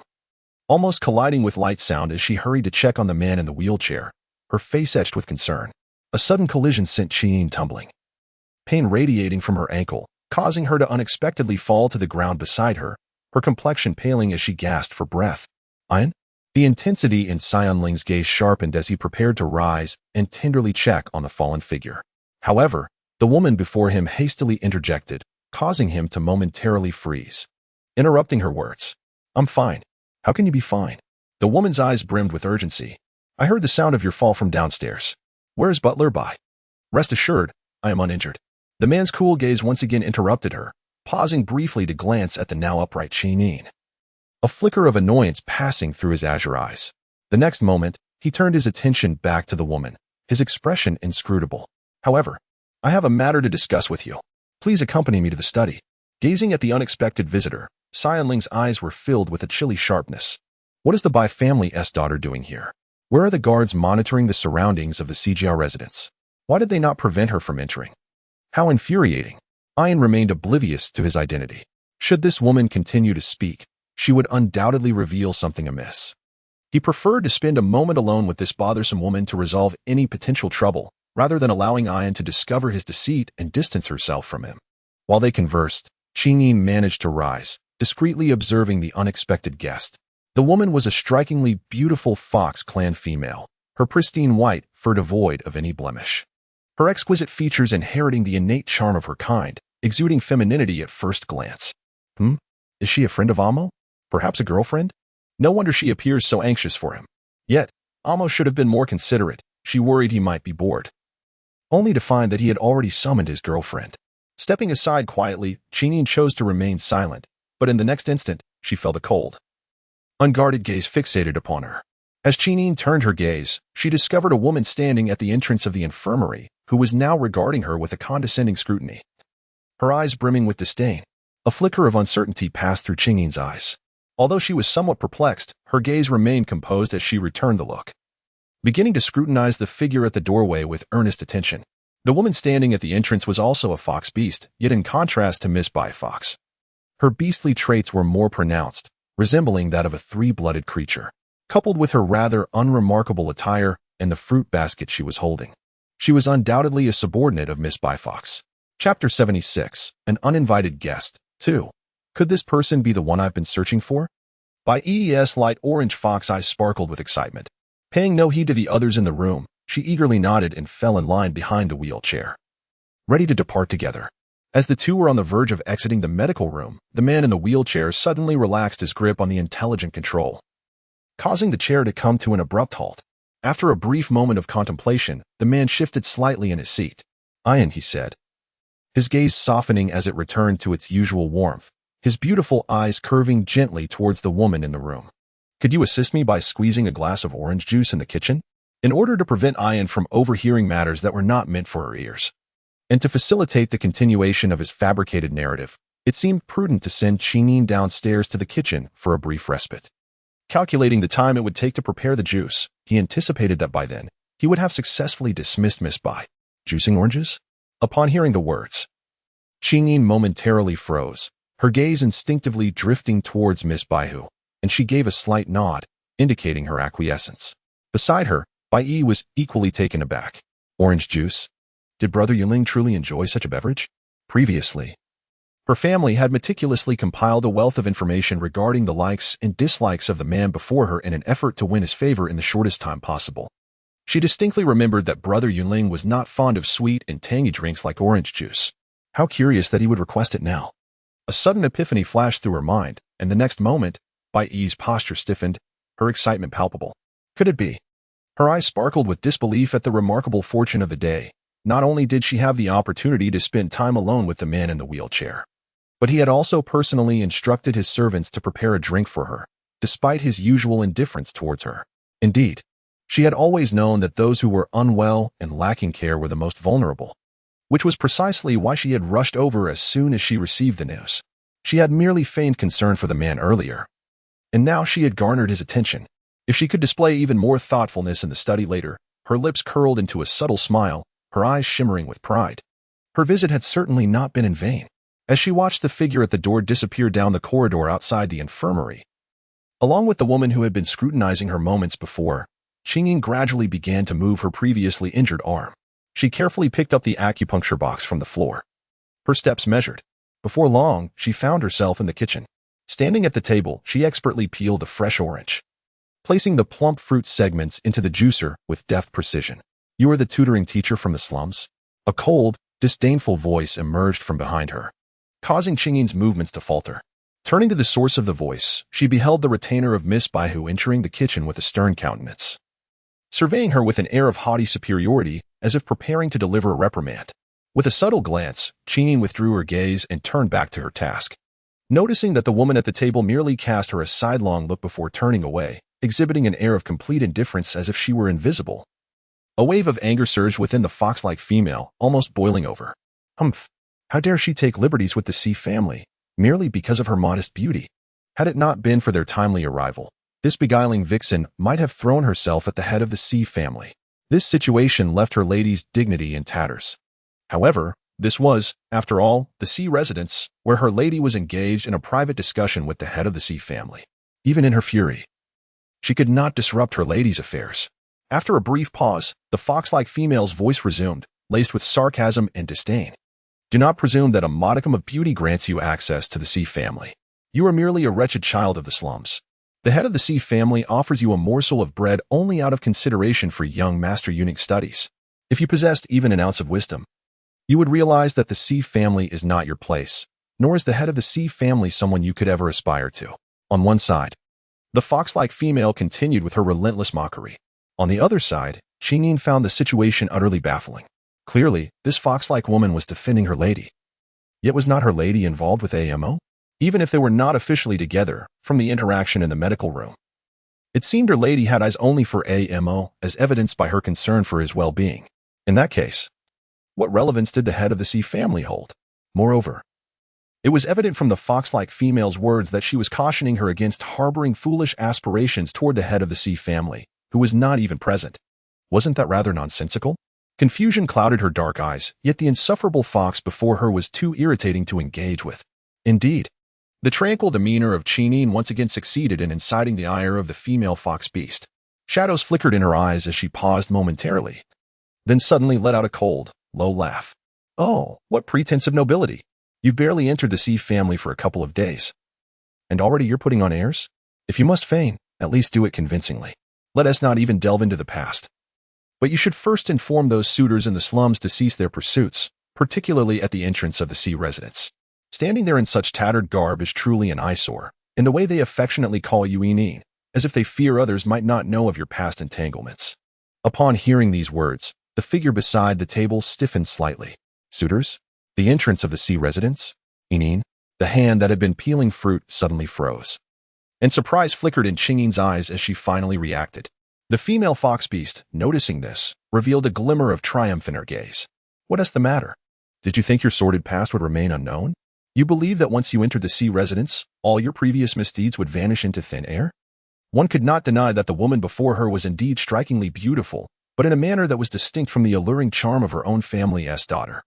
Instead, she possessed a rare, ethereal purity, akin to a pristine cloud illuminated by the dawn, gentle and unpretentious, yet profoundly captivating.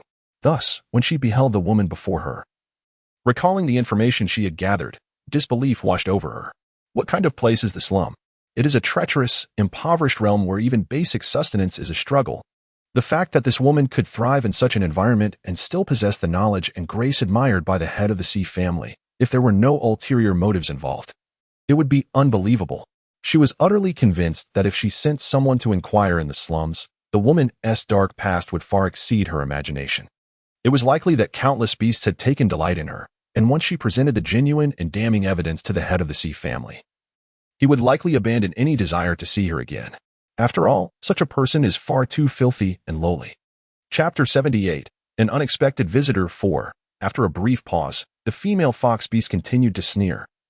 Do you believe that if I stepped outside and handed your lover a stack of cash, he wouldn't provide me with an exceedingly detailed account of your lascivious behavior in bed? But before she could finish, her words were abruptly cut off as she watched the figure beside her stride directly past her, heading outside without any indication of wanting to engage with her or show annoyance at her provocations. The female fox beast stood momentarily in a state of shock, her previously elevated spirits utterly shattered by the woman's dismissal. Her intention had been to provoke the woman, hoping to elicit a reaction that would expose the tutor invited by the head of the C family as nothing extraordinary. However, to her astonishment, the woman completely disregarded her taunts, even drifting away nonchalantly while she was speaking. She left. Just like that. She actually left, turning back to glance at the untouched fruit pulp still resting on the table, a reminder of the orange juice prepared by her young mistress. The female fox beast's anger surged, her brows furrowing in frustration. In the garden of the C residence, Chingyin almost sprinted towards the entrance of the C residence. Compared to the pain radiating from her ankle, what occupied her mind more were the words spoken by the female fox beast moments ago. In the beast realm, the only one permitted to call her Inin was Guzi. Yet, wasn't Guzi still recovering from a leg injury? Why would he appear at the doorstep of the C residence? Could it be that something of utmost importance compelled him to drag his injured leg all the way here to seek her out? But how did he even know of this place? Although she hadn't avoided mentioning Guzi when answering the call from the master of the C family, the address of the old C residence was certainly a well-guarded secret. She had never disclosed it during their conversation. How had Guzi managed to find her here? With a quickening pace, Chinin bore the pain in her ankle, almost limping as she hopped to the entrance of the C family estate. The grand gate stood at a considerable distance from the main residence, following the clean and spacious gravel path to its end. A heavy silver-gray iron gate stood as a barrier to the cacophony of the outside world. Typically, guests would wait outside the gate until the security guard would escort them into the main house. However, at this moment, with no servants present in the C residence, the iron gate remained ajar. It was likely that AMO had informed Miss Baihu about the situation at the estate, which is why she had boldly entered. Those unaware of the circumstances would dutifully wait at the gate for someone to come and receive them. From the recent conversation with the fox beast, it seemed they had encountered the waiting dog, thus learning that it referred to her as Inin. After a moment, when Chinin spotted an unfamiliar figure outside the heavy gate, a fleeting look of confusion crossed her dark eyes. Huh? Why isn't it the dog? Are you Miss Inin? A timid voice cautiously rose, belonging to a wolf beast of evidently mixed lineage. Upon seeing the woman appear, its eyes sparkled with awe, only to be replaced by a look of respect moments later. Indeed, the person before him bore an uncanny resemblance to the description given by that esteemed individual. She must be the lady he was instructed to find. You are. Slowly approaching the heavy gate, Chinin glanced around, confirming the absence of others before her gaze fell curiously upon the reserved wolf beast before her. The wolf beast actually called her Inin? What was going on? Thank you to my dear CXIN for the reward, she thought. Chapter 79. An Uninvited Guest. 5. I am a friend of Yi. He is in trouble. You must go save him. Upon seeing the woman did not deny her identity, the wolf beast's heart swelled with certainty that she was indeed the one he sought, his expression shifting to one of urgent concern. As expected, upon hearing Yi's name, Chingyin's eyes darkened. What has happened to Yi? He was taken by the men of Black Boss. I happened to pass by at that moment, and Yi implored me to find you. He said you left after receiving a phone call that mentioned the head of the C family. I had previously assisted with the renovation of the outer wall of this estate, so I dared to come and seek my luck. The woman furrowed her brows. When was Yi taken? Last night, the wolf beast replied hastily. It was around dawn. I had just finished my work and was heading home when I saw Yi being taken at the alley entrance. Pausing for a moment, the wolf beast suddenly showed signs of embarrassment. I have no money. I couldn't afford a ride. I ran all night to get here. What? He was taken last night at dawn? In her heart, Qingyin felt a pang of dread, yet upon observing the wolf beast before her, who appeared even more restless, she could only muster her patience to soothe him. Do not be anxious. You have already done remarkably by coming here to inform me. Do you know where the black boss is? The wolf beast nodded vigorously, exclaiming, Yes, yes. Their den lies within the underground casino in the west district of the slums. Very well, the woman replied, her expression grave as she nodded in acknowledgement. Take me there at once. With these words, Qingyin gestured for the wolf beast to follow her onto the main road outside the sea residence. After walking a few steps, Qingyin suddenly furrowed her brow and glanced back toward the main house, a flicker of conflict crossing her eyes. Should she inform AMO first? Yet, it seemed AMO was currently engaged in a private conversation with Miss Baihu. If she were to intrude, it would be rather awkward. It matters not. AMO is in the capable hands of Miss Baihu. It is not her concern. Besides, that female fox had clearly regarded her with disdain. So it was likely that news of her departure would soon reach AMO through her. Rescuing Guzi is of utmost priority. Every second counts. As for AMO, she would have to wait for a more opportune moment to explain everything later. Meanwhile, in the study on the second floor of the C residence, Bai Yi, who had entered the C family's study for the first time alongside the man in the wheelchair, was filled with overwhelming excitement.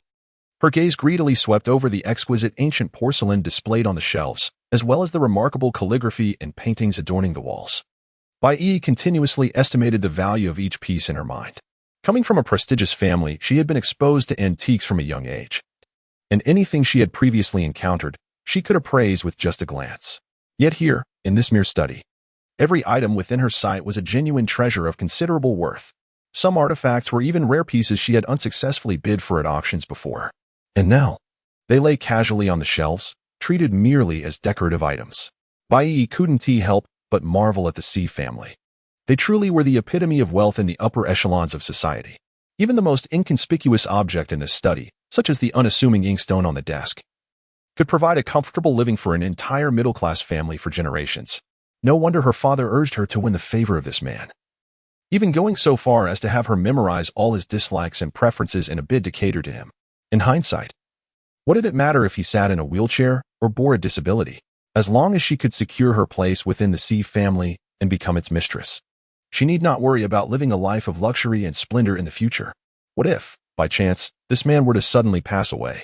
Wouldn't the entire C family then be at her command? At that point, she could have as many handsome suitors at her beck and call as she desired. Couldn't she? I wonder how AMO will react upon learning of Aina's departure? Chapter 80 The Most Terrifying True Face 1. Upon entering the study, the man exhibited no inclination to acknowledge the woman behind him. Instead, he continued to engage with the intelligent buttons on his wheelchair, making his way to the desk. With remarkable speed, he typed several characters on the computer keyboard. In an instant, the gray-white screen of the computer illuminated with surveillance footage from various locations within the residence. Skillfully, he retrieved the image from the main entrance, adjusting the time to 5 minutes prior. His icy blue gaze fixated on the screen until he discerned a luxury vehicle approaching along the private road outside the residence. As the car halted before the entrance, a woman adorned in opulent attire emerged from the back seat. Without hesitation, her attendant pushed open the slightly ajar door, and the two figures advanced into the estate. The man paused the image, a flicker of confusion crossing his striking blue eyes. Casting his gaze towards the woman, who was now examining the antique decor with evident admiration, a chill settled within him. What could Miss Bai possibly want today, were it not for his desire to maintain a favorable impression before Ain? His temperament would have compelled him to summon his hidden guards to expel her the moment he laid eyes on her. As Si Yinling spoke, the woman in the room hastily regained her composure, bestowing upon him what she believed to be her most enchanting smile. I have heard that Brother Yunling has returned to the old residence and is unwell with no one to care for him, so I rushed over. Pausing for effect, Bai Yi approached the desk, her smile blossoming further. I have studied nursing for a few months, so caring for Brother Yunling will be no trouble at all. In her pursuit to capture his attention, She had dutifully followed her father's orders to acquire various skills, among which was nursing. Si Yunling frowned at her words. How could Miss Bai be aware of my illness? The very notion of his ailment was merely a ruse devised by Butler to deceive Ayin. It was a secret known only to them, and he had only learned of it after Yin's arrival. How, then, did this woman come to know? Moreover, her unhesitant entry into the residence suggested that she was already aware of the absence of others within. Otherwise, she would have logically awaited at the entrance for the guards to escort her inside. Bai Yi appeared momentarily taken aback, her expression revealing astonishment. Was it not Butler who had informed her via telephone? The caller had stated that Brother Yunling was unwell and required her assistance. She had been indulging in an expensive milk spa treatment at home when she received the call, prompting her immediate rush to his side. Si Yunling's pupils dilated sharply, his demeanor darkening. After a brief pause, a low, disdainful utterance escaped his thin lips. Fool, if he recalls correctly. The last encounter with the young lady of the Bai family transpired 6 months ago at a formal banquet hosted by the Si group to express their gratitude. Since that occasion, there had been no further communication between them. To be precise, he had declined all invitations from her and the Bai family. Now, an enigmatic phone call has compelled this young lady to hastily arrive at the Si residence. Is she truly so naive? Does she not perceive the strangeness and abruptness of that call? Has she not thoroughly verified its authenticity? It is astonishing that the illustrious Bai family has produced such a simpleton who dares to hope for his favor. More importantly, what gives her the audacity to believe that Butler would prefer her, a mere outsider, to tend to him over the numerous loyal retainers at his disposal? The entire Si residence currently only hosts him and Ayin. Yet following the previous break-in, Butler has discreetly stationed countless hidden guards, aiming to deceive the mastermind behind that incident into making another move. The sudden appearance of Bai Yi, along with her familiarity with the circumstances within the Si residence, has led everyone, including Ayin, to assume she was summoned by him. Perhaps this is why the hidden guards have refrained from intervening. Damn it. It seems the mastermind has not underestimated the Si family, thus sending this fool to scout the situation first. The man's gaze darkened suddenly. If Miss Bai has no pressing matters, it would be prudent to refrain from wasting further words on this simpleton. At this moment, Si Yunling's thoughts were solely occupied with another individual within the residence, and he was about to issue a dismissal. Suddenly, there was a soft knock at the study door. Both individuals inside looked up simultaneously. Come in. Before Si Yunling could speak, Bai Yi, who was already in the room, voiced her anticipation, calculating the time. It must be the fresh juice that Brother Yunling had instructed the servants to bring. Si Yunling's expression darkened abruptly, and he glanced at the clock on the table, furrowing his brow. How could time have passed so swiftly? He had yet to devise an excuse to send the woman away. Just as he pondered how to dismiss her, his gaze fell upon the newcomer, and he was momentarily taken aback. What was happening? Why was it not Ayin who entered? As his eyes settled on the fox-beast female entering the room, and then on the orange juice in her hand, a trace of surprise flickered in Si Yunling's azure eyes. Miss, your orange juice. The fox-beast female had completely shed her earlier arrogance in the kitchen, now displaying an expression of utmost respect and submission. Bai Yi responded lightly, reaching out to take the glass of orange juice from the newcomer. She sipped the sweet and refreshing juice, her crimson lips curving into a smile. Si Yunling, observing from the side, felt inexplicably perplexed as his gaze fell upon the orange juice cup in Bai Yi's hand. His eyes darkened, almost crystallizing with frost. Did I ever imply that the orange juice was intended for you? He had instructed Ayin to prepare the juice merely to provide a brief respite, not to serve anyone. The sight of the female fox beast bringing forth the juice was already enough to irk him, and now she was allowing this fool to drink from it? What place did that leave his Ayin? His icy words escaped him, causing both individuals in the room to freeze momentarily. Bai Yi's complexion paled in an instant. Her gaze fixed on the orange juice cup in her hand, before meeting the man's piercing gaze across the table, leaving her utterly stunned. What did this mean? Wasn't he the orange juice meant for her? Noticing her bewilderment and the awkward tension between the man and herself, the female fox beast hastily interjected, explaining that the master of the Si family did not favor sweet and sour beverages and had requested the orange juice for the sake of quenching Bai Yi's thirst. Upon hearing the fox beast retort, Si Yunling's expression momentarily faltered. Was that truly his intent? Why should he concern himself with whether this foolish woman was thirsty? Would he truly allow Ayin to lower herself to serve this imbecile? What nonsense! Nevertheless, the fox beast's words did jog his memory, reflecting on the situation. He recalled that when he had asked Ian to go to the kitchen for juice, she had indeed cast a fleeting glance at Bai Yi beside him. Could it be that? Si Yunling's expression abruptly shifted. Damn it. Ian must have misunderstood.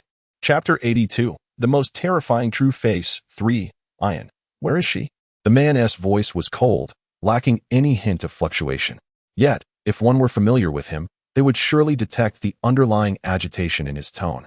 Hearing him mention the woman from the impoverished district, the female fox beast immediately bowed her head submissively, stepping forward respectfully to respond. Are you referring to the young lady who was just in the infirmary? Pausing for a moment, a gleam of cunning flashed in her eyes as she continued. That young lady, upon hearing that a friend had arrived, promptly abandoned her work without so much as a word of farewell. The master of the Si family was renowned for his meticulous and serious work ethic. Such a lackadaisical attitude was surely displeasing to him. What? Ian left? The man's azure pupils contracted sharply. Bai Yi, upon hearing this, feigned surprise and chimed in. What? That man is truly her friend? But isn't he a mixed-blood beast? How could a being of dual heritage possess such acquaintances? In the eyes of the aristocracy, the selection of friends is a particularly significant endeavor. It is an unwritten rule among the upper echelons that only those of similar lineage may forge friendships. If a creature of dual heritage were to befriend one of triple lineage, it would undoubtedly provoke disdain. Moreover, the individual they now speak of is a ragged being of mixed blood. The female fox quickly bowed respectfully to her mistress, as expected, upon hearing mention of that man. Miss Ayin dashed out without a glance back, suggesting a strong emotional bond. Bai Yi cautiously glanced at the man at the table. And upon seeing his cold demeanor and silence, a calculating glint flickered in her eyes, her beautiful features marred by confusion. How could she possibly know such a person? Was she not afraid of the harm they might inflict upon her? Over the past century, there have been instances of nobles mingling with those of lower birth. Unfortunately, beings of inferior lineage often resemble uncivilized savages. Once their emotions are stirred, they struggle to maintain composure, and by the time their senses return, they may have inflicted unimaginable harm on those they hold dear. It is said that a noble lady once befriended a being of mixed blood against her family's wishes, only to suffer a tragic fate after a weekend gathering, ultimately falling victim to the creature's violent desires. Unable to bear the scorn of society, she chose to end her life. Since then, the aristocracy has relentlessly wielded this incident as an excuse to oppose interclass friendships, successfully deepening the chasm of bloodline divisions until it became an insurmountable gulf. My lady, you may be unaware, but it is rumored that Miss Ayin hails from the slums. Bai Yi feigned astonishment. What? She comes from such a place? Her words trailed off, as Bai Yi expertly gauged the weight of her speech, neither directly stating the crux of her message nor obscuring the underlying implication understood by those present in the room. The slums were undeniably a perilous realm. It was hard to believe that a woman of such beauty could emerge from such a wretched place without having paid some price. The feminine entity, being the weaker party, could only offer what was demanded by the lowly bloodline of the beast men inhabiting the slums, an answer that was painfully evident. Listening to the interplay between the two women, the man seated at the table narrowed his eyes, a glint of cold light flashing within. His long fingers inadvertently brushed against the mouse, and in an instant, the frozen image on the computer screen resumed its motion. The screen revealed two women nearing the entrance of the Si residence when suddenly, within the blind spot of the surveillance camera, a ragged hybrid wolf beast emerged, seemingly addressing the two with a demeanor that was both respectful and cautious. The man at the table, his gaze sharpening, immediately inserted the Bluetooth earbud into his ear. In that moment, the dialogue of the three outside the door became crystal clear to him. May I inquire if you ladies are the mistresses of the Si residence? If so, could you kindly summon my friend? Her name is Enin. Before the women, the ragged wolf beast dared not lift its head, maintaining a respectful distance, as if terrified that its lowly lineage might offend the esteemed individuals before it. Enin? The new tutor hired by the Si family? The one from the slums? Scoffed the fox beast female, clutching a basket of fruit. What? Are you her lover? And no, I am not. The wolf beast's expression shifted dramatically, panic evident as it frantically waved its hands. I am merely her friend. She even associates with someone of your ilk? The fox beast continued, raising an eyebrow. The wolf beast was momentarily bewildered, stammering. What? Is she treating you well? The wolf's eyes widened in shock, and it stood frozen, unable to respond, merely staring blankly at the fox beast female. Ah, is it pleasurable? Does she call out sweetly? With this remark, Bai Yi, who had remained silent, suddenly chuckled. as if amused. Meanwhile, the wolf beast's expression darkened completely. It became evident that, at last, he comprehended the implications of the fox beast's words, his eyes widening in disbelief. You. Regrettably, the two women showed no inclination to continue engaging with the beastly wolf. Instead, a thick veneer of scorn passed over their faces as they turned away, coldly laughing while entering the residence, leaving the wolf awkwardly blushing at the entrance. At the table, listening to the dialogue emanating from the headphones, the man narrowed his deep blue eyes, which darkened ominously, enveloping him in a somber aura.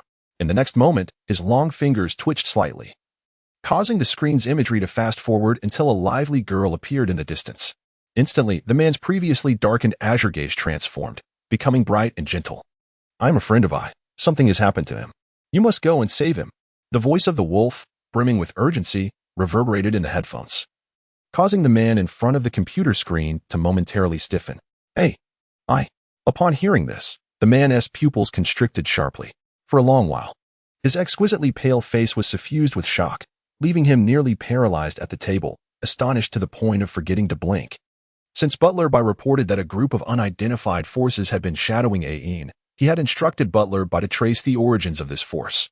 However, 2 days had passed, and none of the individuals sent by Butler had returned with any concrete information. This not only puzzled him but also stirred feelings of alarm within him. The fact that the hidden guards of the C family had returned empty-handed indicated that the opposing force was formidable, rivaling the C family itself. In the vast wasteland, only a scant few could contend with him. Now, upon hearing the wolf utter I, he unhesitatingly fixed his attention on a single individual. Even through the screen, he could sense the disdain directed at Agio's sluggish update speed. If it were indeed that person, it would provide the most logical explanation for the hidden guard's failure. But that individual was supposed to be indulging in a life of extravagance within the Fox clan's palace. Why would he be found in the slums, and moreover, in proximity to Ain? Could it be that the man's deep blue pupil shimmered with profound shock? Could it be that this individual had discovered Yin's identity as a primitive human? Thus, he appeared beside Ain and dispatched people to surveil her? Wait, if everything unfolded as he suspected, then news of Yin's arrival at the C residence must have also reached that individual's ears, prompting him to devise means to lure Ain away. Damn it. And these two foolish women in the house were unwittingly used as pawns to relay messages. This implies that the phone call the foolish woman received was deliberately orchestrated by that individual. How fortuitous that it occurred precisely today. As everything fell into place, the man cast a lingering gaze upon the women inside the room, engaged in animated conversation, his eyes darkening with an unsettling depth. His focus lingered on them for a brief moment before he averted his gaze, deftly maneuvering the miniature mouse, causing the screen to abruptly shift to another scene. There, a woman was quietly peeling an orange, her head bowed. Suddenly, a haughty and disdainful vixen appeared at the corner of the door. In the next instant, her words echoed in the man's ears, crystal clear. Do not presume that a modicum of beauty grants you entry into the C family. You are merely a product of a destitute neighborhood. What pretense of superiority do you uphold? Do your lovers from the slums fear that their liaison with you remains unknown? With each insult more intolerable than the last, the darkness in the man's eyes deepened. He had never fathomed that the person he longed to cherish could be subjected to such humiliating mockery right beneath his nose. He had explicitly instructed Ain to retreat to the kitchen to avoid confrontation, yet that vixen had the audacity to seek her out for provocation. How dare she lay a finger on what was his? Unforgivable! In the next moment, the man, with an impassive expression, removed the Bluetooth earpiece from his ear. As his long fingers pressed a key on the keyboard, the surveillance footage was relayed through the room's exterior speakers, broadcasting every word the vixen had uttered in the kitchen without omission. What? Do you believe your sordid past will remain concealed? Do you think that entering this C residence will erase the shameful deeds of your past? Believe it or not, if I were to step outside right now and hand your beloved a stack of cash, he would undoubtedly describe in exquisite detail the lascivious manner in which you conduct yourself in bed. The mocking voice reverberated throughout the room. In that instant, the two individuals who had been engaged in their theatrical exchange came to an abrupt halt. Bai, drawn by the sudden taunt, felt an unsettling jolt in her heart upon recognizing the source of the voice. The female fox beast beside her widened her eyes in disbelief, directing her gaze toward the external speaker by the desk, her pupils dilating with sheer terror. After a brief pause, sensing a chilling gaze upon her, the female fox beast turned pale as she followed the line of sight. When her eyes met the man's icy, penetrating stare, her tail instinctively bristled with dread. Those eyes. once as radiant as the starry sea, were now terrifyingly reminiscent of a hellish demon, instilling a profound sense of impending doom.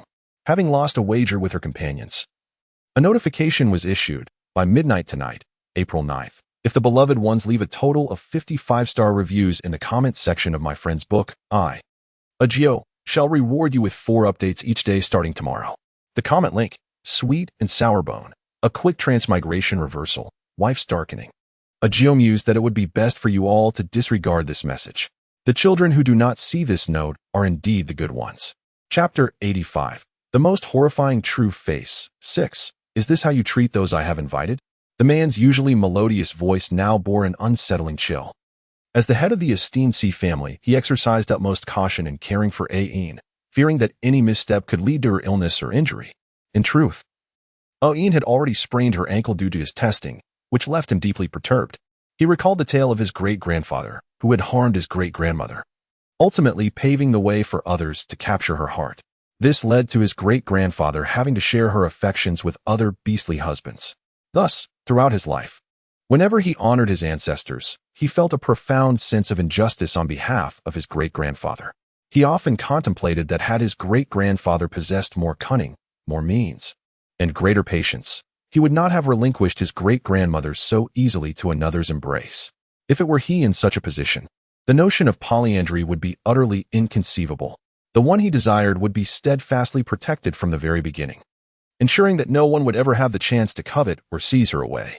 Thus, he prepared breakfast for Aine, selected her attire, and introduced her to the residents, executing each task with unparalleled care and perfection. Simultaneously, he exhibited a facade of fragility before her, fully aware that Aine possessed a nurturing disposition towards the weak. Indeed, all of this orchestrated charm could be attributed to the gang of intruders who had once invaded his home, had it not been for their actions. He would never have discerned Yin's vulnerabilities in such a brief span of time. Now, these 2 foolish women not only undermined his relationship with Aine, but also dared to utter disparaging remarks about her. What thoughts must have flooded Yin's mind upon hearing such intolerable words? More critically, that impertinent woman's attendant had the audacity to suggest that Aine should not harbor any illusions about him. Damned fools. The reason he refrained from revealing his true identity to Aine was his fear that, upon learning he was the head of the C family, she would not only be angered by the lies he had woven, but might also conclude that he possessed sufficient means to ensure his own safety, ultimately choosing to withdraw from his life entirely. Therefore, according to his original plan, he intended to first earn Yin's affection under the guise of AMO, and subsequently search for an opportunity to confess his identity. Yet now, his meticulously crafted scheme had been utterly disrupted by these 2 foolish women. The mere thought of the lascivious man lurking in the shadows, coveting Aine, intensified his anxiety. Swiftly, he typed a flurry of commands on the computer, and as he paused his actions, a semblance of calm began to wash over him. Casting his gaze once more upon the 2 women in the room, he narrowed his eyes, a hint of murderous intent flickering within. Noticing his attendant standing rigidly to the side, paralyzed with fear, Bai Yi's eyes glimmered with calculation. Her crimson lips swiftly curved into a smile as she attempted to diffuse the tension. Brother Yinling, Xiaomei has acted rather rashly. I shall certainly reprimand her when we return home. However, to be fair, Xiaomei's intentions are good. She is merely concerned that the woman's past misdeeds may tarnish the reputation of the C family. If word were to spread that the esteemed tutor, summoned at great expense, hails from the slums and has such disgraceful associations with lowly beings, it would indeed be the source of much ridicule and ultimately tarnish your honor, Brother Yunling. It is worth noting that due to the specified number of comments not reaching 50, the final outcome remains a tentative 2 chapters updated daily. Rest assured, additional updates will be considered over the weekend. For now, I shall update 1 chapter, with another to follow this evening. Chapter 86. The most terrifying true face. 7. After all, she is merely a somewhat attractive fox beast. What significance does her dual bloodline hold? How noble can one truly be with origins in the slums? Moreover, she has never encountered anyone from the slums possessing the erudition necessary to educate others. Though she herself hails from a prestigious family, she does not dare claim her knowledge to be exceptional. What, then, is this woman from the slums worth? Moreover, that woman appeared to be younger than she actually was, daring to apply for the position of tutor at the esteemed C family. Surely, there must be something amiss. This could very well be a ruse, a scheme masquerading as a tutoring opportunity, yet fundamentally a trap designed to ensnare with allure. Presenting herself as a paragon of propriety, Bai Yi embodied the role of a refined lady, seemingly concerned for the gentleman involved, but only she comprehended the depths of her own trepidation. She never anticipated that the sea residents would be equipped with surveillance cameras. Were they not meant to spy on others? Even if monitoring was necessary, it ought to focus on the surroundings of the sea estate. How peculiar it was for a host to surveil their own household. Lowering her gaze, Bai Yi hastily dismissed further contemplation of the surveillance issue and instead reflected on her conduct throughout the evening. As a lady of noble birth, she was obliged to maintain the poise befitting her status, especially in the presence of the affluent head of the Sea family. A proper reprimand? The man's lips curled into a sardonic smirk. Are you jesting with me, Miss Bai? His people were treated in such a manner. Can mere words suffice to remedy this? Taken aback by his words, Bai Yi met his unyielding gaze, her heart sinking. Brother Yunling, it would be more fitting for me to address you as the head of the Sea family. Her expression shifted, and after a prolonged silence, she mustered the courage to speak again. Is it not the head of the Sea family's intention that Miss Bai's attendant, who insulted a member of the Sea household, should be duly punished? A flicker of astonishment crossed her features. What did the head of the Sea family mean by that?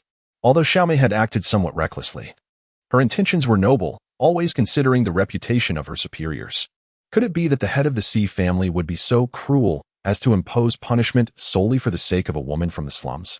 The Bai family held a prestigious position within the aristocracy. Bai Yi herself was renowned as the queen of parties, sought after by many who would go to great lengths to receive an invitation from her. If she were to surrender her attendant today, how would she preserve her dignity in the future? Should news of today's events spread, revealing that she had sacrificed her own attendant to appease the man before her, how could she maintain her standing in the social elite? The very thought of her reputation as a socialite being tarnished incited Bai Yi's tone to grow increasingly severe. Could it be that the head of the Sea family has fallen under that woman's spell? Why else would he be so concerned over a mere tutor? A tutor?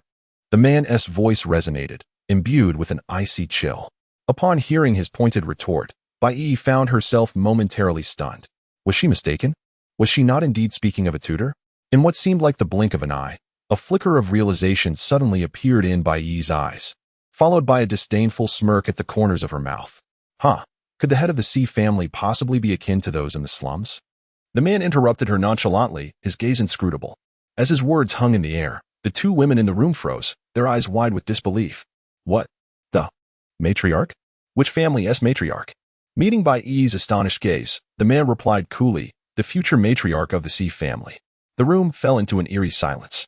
After a long pause, Bai Yi broke free from her shock, suddenly laughing derisively. Head of the Sea family, are you jesting? A matriarch? You wish for a woman from the slums to assume such a prestigious role?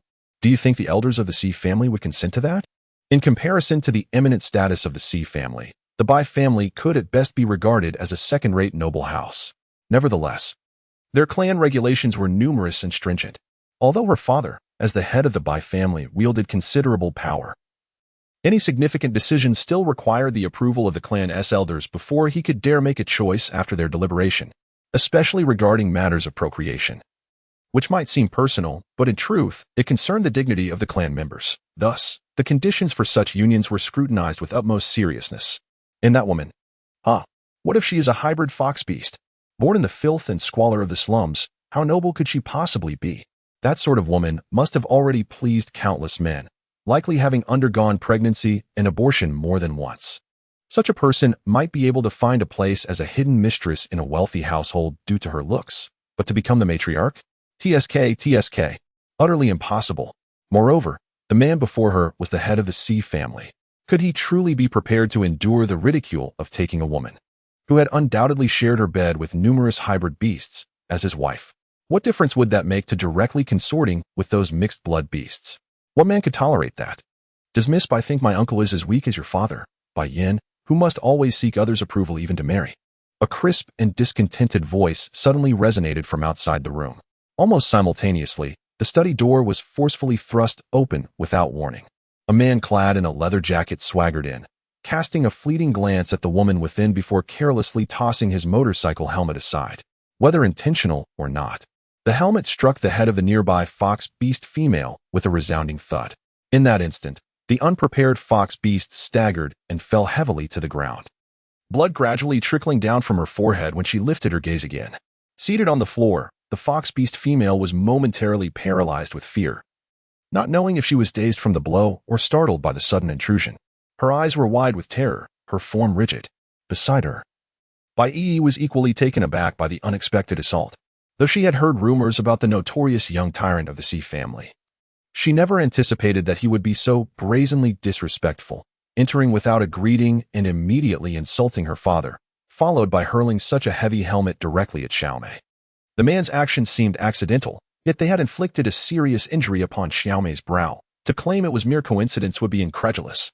As the saying goes, one must consider the master when beating a dog. Behind her stood the entire Bai family as support, and this young tyrant's behavior blatantly disregarded their standing. Bai Yi felt a mix of fear and anger welling up inside her, ready to voice her objections, yet the intruder bypassed her without even a glance. Striding straight past her, Si Yuning walked directly towards the man by the desk, her demeanor shifting from the earlier nonchalance to one of utmost respect as she stood before him. Uncle, Miss Qingyin and the wolf beast are heading towards the slums. I have dispatched people to follow closely as per your instructions, and the vehicle is ready outside for your immediate departure. The man by the desk nodded, casting a casual glance at the outsiders in the room. Si Yuning immediately understood, assuring him, Uncle, you can rest easy. I will attend to our guests well. She emphasized her words, glancing sideways at Bai Yi, her lips curling into a light-hearted smile as she playfully whistled in greeting. In that moment, a glimmer of amusement flickered in the man's eyes, reminiscent of a predator toying with its prey in the dark forest. Bai Yi's expression turned ashen, her innate sensitivity to danger prompting her to instinctively retreat. The man by the desk spoke coolly, do not take it too far. At his words, Si Yuning instantly straightened, her gaze focused and obedient as she nodded at him. Uncle, rest assured, Yuning understands. With a promise left unfulfilled, the man by the table hesitated no longer. He pressed the smart button on the armrest of the wheelchair and hastily exited the room, leaving the two women inside in a state of bewilderment, their hearts swelling with trepidation. What did it truly mean to treat them well? And what did it signify to not go too far? A sense of inexplicable dread flickered in Bai Yi's eyes. Given the tone of the young tyrant moments ago, she was far from naive enough to believe he would genuinely treat them with courtesy. The mere thought of the notorious tale she had heard about the young tyrant sent a shiver down her spine. She glanced at the attendant still seated on the floor, and after a moment of contemplation, she disregarded him entirely, instinctively stepping towards the exit, yearning to flee the room. Today, despite her earnest attempts to ingratiate herself, she had not only failed to win the man's favor, but had also suffered a loss of dignity. Once she left this place, her first order of business would be to embellish the day's events to a journalist friend. Once the news spread throughout the aristocratic circles that the head of the Sea family was mingling with a lowly individual from the impoverished districts, she would revel in witnessing whether the Sea family could still maintain its prestigious reputation. Alas, with a soft thud, the study door gently closed, and the man within had somehow positioned himself before the entrance, his expression contemplative as he scrutinized her. Bai Yi, taken aback, instinctively recoiled, her once radiant complexion now drained of color. What do you intend to do? She stammered. Leaning against the doorframe, the man furrowed his brow slightly, appearing somewhat agitated, as he muttered to himself in a tone of feigned grievance. Was he truly such a cause for concern for his uncle? Hadn't he always been the obedient child in his presence? And what did not going too far even imply? Did it suggest the risk of losing someone's life? What a jest! He, Si Yuning, was a paragon of virtue. How could he ever be implicated in matters of life and death? However, if not going too far implied some allowance for mischief, then perhaps there was room for a bit of indulgence? A flicker of realization passed through the man's fox-like eyes as his gaze returned to the two individuals in the room. His striking eyes curved with satisfaction, and a meaningful smile played at the corners of his lips. Greetings, everyone. I am Si Yuning, the epitome of a well-rounded youth, excelling in virtue, intellect, physical fitness, aesthetics, and labor. Chapter 89, The Most Terrifying True Face. 10. In the impoverished district, when Qingyin made her entrance in a delicate light blue lace gown, a multitude of furtive orcs trailed behind her. Observing the young lady hastily retreat into her abode, the wolf beast remained vigilantly stationed in the courtyard, acutely aware of the lurking figures in the shadows.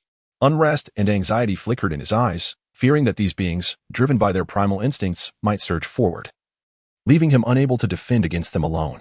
Miss Qingyin was undeniably exquisite, Her blue gown accentuated her noble and elegant demeanor to the utmost, rendering her beauty almost uncharacteristic of an orc. The subtle fragrance that enveloped her possessed an alluring sweetness that could captivate the hearts of those of lower bloodlines, making her an irresistible temptation. Had he not known from the outset that this enchanting figure was already claimed, and by a formidable individual at that, he might have found himself gazing at Miss Ching-Yin with the same covetous desire as those orcs lurking in the shadows. Having grown up in the slums, he was well aware of the profound visual impact Miss Ching-Yin's presence had on the locals. She was a rare dual-blooded she-orc. Although he had never received formal education and could not fully grasp the intricacies of noble status, he recognized that the two noble ladies he had encountered earlier were but pale reflections of Miss Ching-Yin in both beauty and grace. In his childhood, he had heard his father speak of true pure-blooded nobles who embodied humility and approachability, their allure emanating from within, effortlessly drawing attention with every gesture. In contrast, those of diluted lineage often relied on superficial facades, their congenial demeanor merely a facade crafted for public perception. If one were to disregard bloodlines, they might even be deemed more genuine and loyal than the pretenders among them.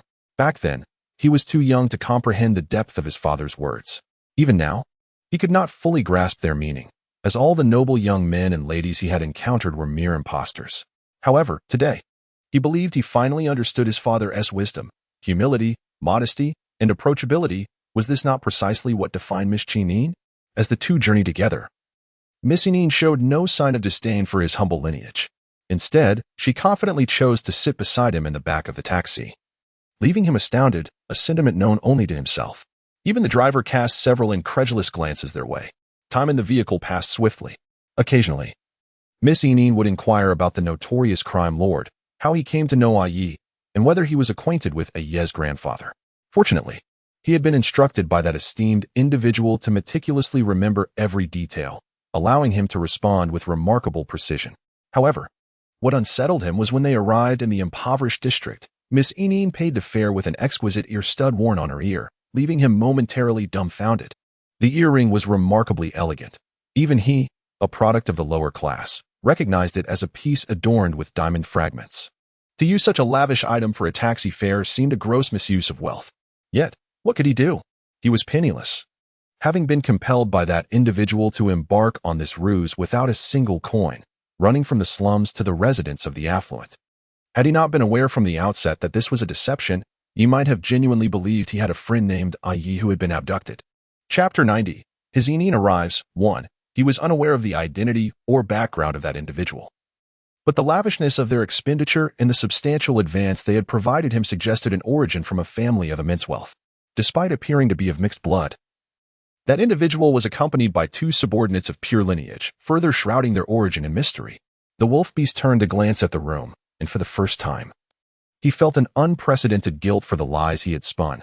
He questioned whether that individual held genuine feelings for Miss Ching-Yin and whether his deception might cause her harm. After all, this was fundamentally a charade. He admitted his dire need for money, yet what he craved even more was a sense of belonging and respect from others. Today, Miss Ching-Yin had bestowed upon him a level of respect he had never before experienced in his life. His efforts to earn money were primarily aimed at attaining a modicum of respect from society. Reflecting on his encounter with the two noble ladies at the entrance of the residence, he pondered whether, with wealth and social standing, they would still dare to insult him as they had before. Certainly not. Such a scenario would be utterly inconceivable. As this realization dawned upon him, his wolf-like eyes suddenly narrowed, astonished by his own thoughts, his expression shifting dramatically. No, he could not allow himself to entertain such feelings of guilt. All he desired now was money, not this insubstantial quest for spiritual validation. The wolfish creature, its expression fraught with anxiety, pivoted abruptly, compelling itself to avert its gaze from the interior of the dwelling. Instead, it focused intently on the entrance of the small courtyard, its ears erect and alert, ever vigilant to the movements beyond the threshold. As Ching-Yin burst into the room, her first action was to ascertain the presence of others within. After a thorough search confirmed that the dog was indeed absent, she hurriedly limped into the bedroom, locking the door with great urgency. Swiftly approaching the bed, she crouched down and dragged out a sizable suitcase from beneath it. With a flurry of urgency, she entered a sequence of numbers, retrieving from within the suitcase a portable cellular repair device along with 10 blue crystals. Upon realizing that these items were the only means of salvation in this world, She ventured into the underground black market to procure them. It must be said that while these two items appeared deceptively light, the Bitcoin required for their acquisition astonished her. Despite having brought a substantial amount of Bitcoin from the 23rd century, she found herself reluctantly parting with a considerable portion of her funds to secure these crucial items. Thus, they could not be utilized unless absolutely necessary. Rumor had it that the combination of the cellular repair device and the blue crystals yielded remarkably effective results. Any injury that was not immediately fatal could almost certainly be healed with these two tools. Originally, she intended to reserve them for the most critical and perilous moments during her missions. However, now that Ayi had been kidnapped, she was the only one left to rely upon. If she did not tend to her sprained ankle and prepare to rescue him, it was unlikely she would be able to escape this impoverished district unscathed. With these thoughts racing through her mind, Shinin hastily activated the cellular repair device, inserting the glistening blue crystals, one after another, into the handle of the device. After loading 5 of the crystals, the repair device began to emit a brilliant deep blue light. Upon witnessing the scene, Shinin swiftly aimed the microlight port of the repair device at her injured ankle. In a matter of moments, a soothing, indescribable chill enveloped the painful, swollen joint. Merely a minute passed before the blue glow emanating from the device faded away. As she removed the device from her ankle, Shinin glanced down to find that the once inflamed area had returned to its original pearly complexion. In that instant, her dark eyes were filled with astonishment. She tentatively prodded the spot that had caused her so much pain, and after confirming there was no lingering discomfort, she hurriedly rose and paced around the room several times, marveling at the miraculous healing she had just experienced. Not wishing to squander any more time, Shinin quickly changed her attire. Once she had finished dressing, she transformed from her previous ethereal, demure appearance into a sharp ensemble of sleek black leather pants and jacket. Her long hair was intricately braided, exuding an air of competence, while a handgun and dagger were discreetly concealed at her waist and within her boots. Subsequently, she grabbed a small backpack from the room, hastily stowing the repair device, the remaining 5 blue crystals, and a few black cards inside. With the bag slung over her shoulder, Shinin rushed to the desk in the living room and typed a series of command codes into the computer. It was only when she saw the screen display the destruction program that she hurriedly dashed out the door. Good night. Chapter 91. Hizinin has arrived, too, in the slums. West District. Within the expansive office of an underground casino, the trembling black boss knelt on the floor, horrified as he gazed at the lifeless body of his bodyguard lying in a pool of blood. He lifted his eyes to behold the hybrid fox beast before him, which, though resembling a henchman, possessed an aura that suggested otherwise. Dragging the corpses one by one into the adjacent storage room, his gaze filled with dread. It must be said that the prowess of this fox beast was truly terrifying. Since appearing in his line of sight, it had silently dispatched all of his bodyguards with ruthless efficiency. Before he could regain his senses, he found himself unceremoniously thrown to the ground.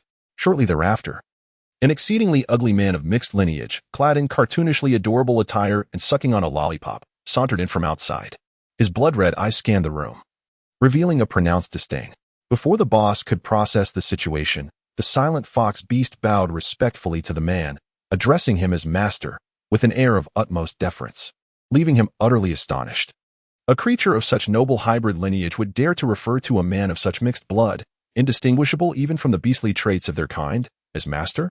The subservient demeanor was nothing short of shocking. It was common knowledge that even the most affluent of lesser-blooded beastmen could never secure a dual-blooded beastman as a subordinate. Moreover, the careful attitude of this attendant was simply extraordinary. This was nothing short of unbelievable. My lord, may I inquire which esteemed brother has graced us with his presence? As he gazed upon the man approaching the boss's chair, the once formidable black overlord was stripped of his usual arrogance, his eyes now filled with dread. Could this be the savior summoned by the drug lord Zhang from the East District? If so, he could simply return the 2 Venus he had previously seized, or at the very least, offer up a couple of female beasts as a means of recompense. Ultimately, as long as he could preserve his life today, he would be willing to comply with any demand. Recalling the prowess of that fox beast, the black overlord couldn't suppress a tremor that coursed through his body. The lethal capabilities of the fox beast were truly terrifying. Without even reaching for a weapon, it had effortlessly slit the throat of his most formidable enforcer. Another had met his end without uttering a single sound, as the fox beast plunged a dagger with precision and lethality into his heart. The methods employed by the fox beast were devoid of flamboyance, each move designed to be fatal, indicative of a professional assassin's background. Before he even had a chance to react, the fox beast had dispatched his massive badger companion with the ease of an eagle capturing a chick, tossing the hefty creature to the ground without effort. Feeling an indescribable pain radiating from his shoulder, the black overlord shakily turned to the man seated in the boss's chair. His gaze fell upon the man's whimsically adorable attire before shifting to the chilling presence of the man who exuded an aura that screamed "Do not approach." At that moment, he felt an inexplicable discomfort. "I heard, a few days ago, someone killed your nephew?" Leaning back in his chair, the man lazily savored his lollipop. His long legs crossed and elevated upon the table before him, dismissing the badger kneeling in the distance with barely a glance. "Nephew?" The man's words caught the black overlord off guard, prompting him to scrutinize the man closely for a considerable while. After a moment, his beastly pupils abruptly constricted. It couldn't be. It was him. The black overlord's complexion paled significantly, and he hastily shook his head in protest. No, he wasn't a real nephew. It was merely a sworn brotherhood. The relationship is quite ordinary, really. He recalled that just a few days prior, his nephew had informed him of acquiring an explosive video that promised immense wealth. However, before he could hasten to view it, he received word from his subordinates that his nephew had been murdered and the scene had been thoroughly ransacked. It was then that he realized the incident must be linked to that explosive video. Without delay, he dispatched individuals to review the surveillance footage from his nephew's vicinity, instructing them to identify the perpetrator responsible for his nephew's death. Most importantly, he demanded that the video be retrieved at all costs. His subordinates acted swiftly, identifying all individuals captured on the surveillance during the day of the murder in record time, systematically eliminating them one by one. Ultimately, their focus narrowed to a grotesquely unattractive hybrid beast. A manhunt was initiated, but to his astonishment, none of those sent out returned alive. In a fit of rage, he issued a bounty. Whoever could slay that individual and bring back his head would not only receive a handsome reward, but also enjoy 3 nights of indulgence with a female companion. At that moment, cold sweat trickled down the forehead of the crime lord, his heart racing with a rapid, pounding rhythm, akin to the prickly bristles of a hedgehog. He never anticipated that the person before him was indeed the very individual he had observed on the surveillance footage. Could it be that his nephew had uncovered the sordid secrets of this esteemed figure, resulting in his demise to silence him? And now he had audaciously instigated trouble, even issuing a command to sever the other's head? The crime lord's complexion turned ashen. I am not well acquainted with him, my lord. You may not fully grasp that in the underworld, we often feign brotherhood and familial ties out of courtesy. It is merely a charade, devoid of genuine affection. The man seated in the boss's chair paused, raising his eyelids to glance at the one on the floor. No genuine affection? He had yet to utter a word. Yet this man had dismissed all ties so readily. Could it be that he recognized him? Indeed, the crime lord fervently nodded, his eyes filled with trepidation. There truly is no affection. The reason I issued the bounty was entirely due to my subordinates' insistence. They feared that a lack of response would render us the laughingstock among peers. Please, my lord, believe me, this was not my intention. I swear. Had he known he would provoke such a terrifying figure, he would have thought twice before instigating any retaliation, even at the cost of his family's lives. You did not seek revenge for him? The man furrowed his brow slightly. The crime lord shook his head vigorously, as if it could dispel the impending doom. No, I did not seek revenge. He brought this upon himself. I am not familiar with him. Are you certain? The man's frown deepened. Absolutely. Without a doubt. It must surely be that scoundrel who has erred in some way, compelling you, my lord, to take such desperate measures. Your act of killing him would be a service to the people, and I shall harbor no objections, none whatsoever. The man fell into a sudden silence, his gaze fixed upon the lollipop in his hand, then shifting to the cartoon T-shirt adorning his frame. Within his blood-red eyes lay a flicker of hesitation, his brows knitting together in a troubled frown. The reason for selecting this wretched individual was merely due to his notorious reputation. Coupled with a semblance of connection to his past experiences, the presence of this person would render his performance all the more convincing. After all, Enine is no fool. Should this act falter or appear illogical, even if she does not grasp it immediately, she will undoubtedly harbor doubts in due course. Chapter 93. The arrival of Enine 4. The mere thought of Enine's disdain and her subsequent distancing from him sent waves of panic surging through his heart, leaving him reluctant to delve deeper into the matter. Yet, the reaction from this badger was far worse than he had anticipated. Was he not a notorious underworld leader? Was he not a ruthless thug who kills without a second thought? Why, then, did he appear so feeble now? He seemed more pitiful than those beggars outside. The sense of weakness palpable. Perhaps it would be better for Yi Chi to don a disguise compared to this trembling badger. Yi Chi's demeanor resembled that of a true gangster leader. However, the consequence of this would be that Yi Chi could no longer remain by his side. Once Een ascended to the status of the Fox clan's princess, the moment she laid eyes on Yi Chi, she would inevitably realize that today's affair was a ruse. This simply would not do. He must preserve the impression of being a kind and honest individual in her heart.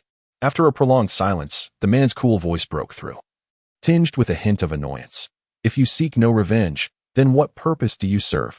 Upon hearing his words, the black boss kneeling on the ground suddenly lifted his gaze, shock evident in his eyes. What? What does that mean? What do you mean by saying he serves no purpose if not for revenge? Did he not vow to refrain from seeking vengeance? Kill him. The man's mood seemed to waver, his tone laced with a hint of hostility. Yi Chi immediately complied. Yes.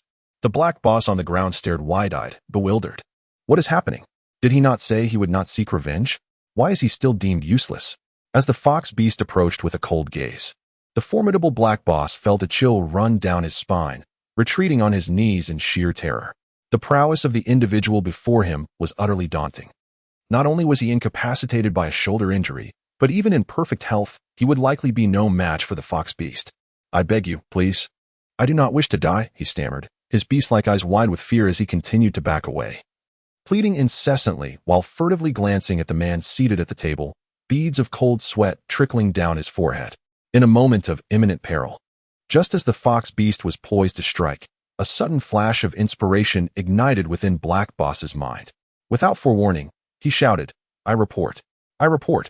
In that instant, a profound silence enveloped the room, the metallic scent of blood lingering in the air. Knight 7 stood calmly before the badger beast, his hands suspended mid-air, halting all further movement as he turned his gaze towards the man at the table, seemingly awaiting new orders. Across the table, the man with blood-red eyes raised an eyebrow, a glimmer of amusement dancing in his gaze. Indeed, the gamble has paid off. Black Boss felt a wave of realization wash over him, swallowing hard as he hastily continued. I seek vengeance. My nephew is dead. How could I possibly stand by and watch him perish? I must avenge him. How shall you seek vengeance? Came the man's cool, detached voice from across the table. A cascade of perspiration trickled down Black Boss's forehead, his eyes filled with panic. How shall I do it? Damn it, how does he expect me to know how to avenge him? Perhaps, bind him first? Black Boss choked on his words, cautiously glancing at the man at the table, uncertainty permeating his tone. Once again, the room fell into an unsettling silence. Just as the badger beast sensed he had misspoken and prepared to amend his words, the man at the table suddenly smirked, an unsettling hint of pleasure lacing his crisp voice. A splendid idea. Let us proceed thus.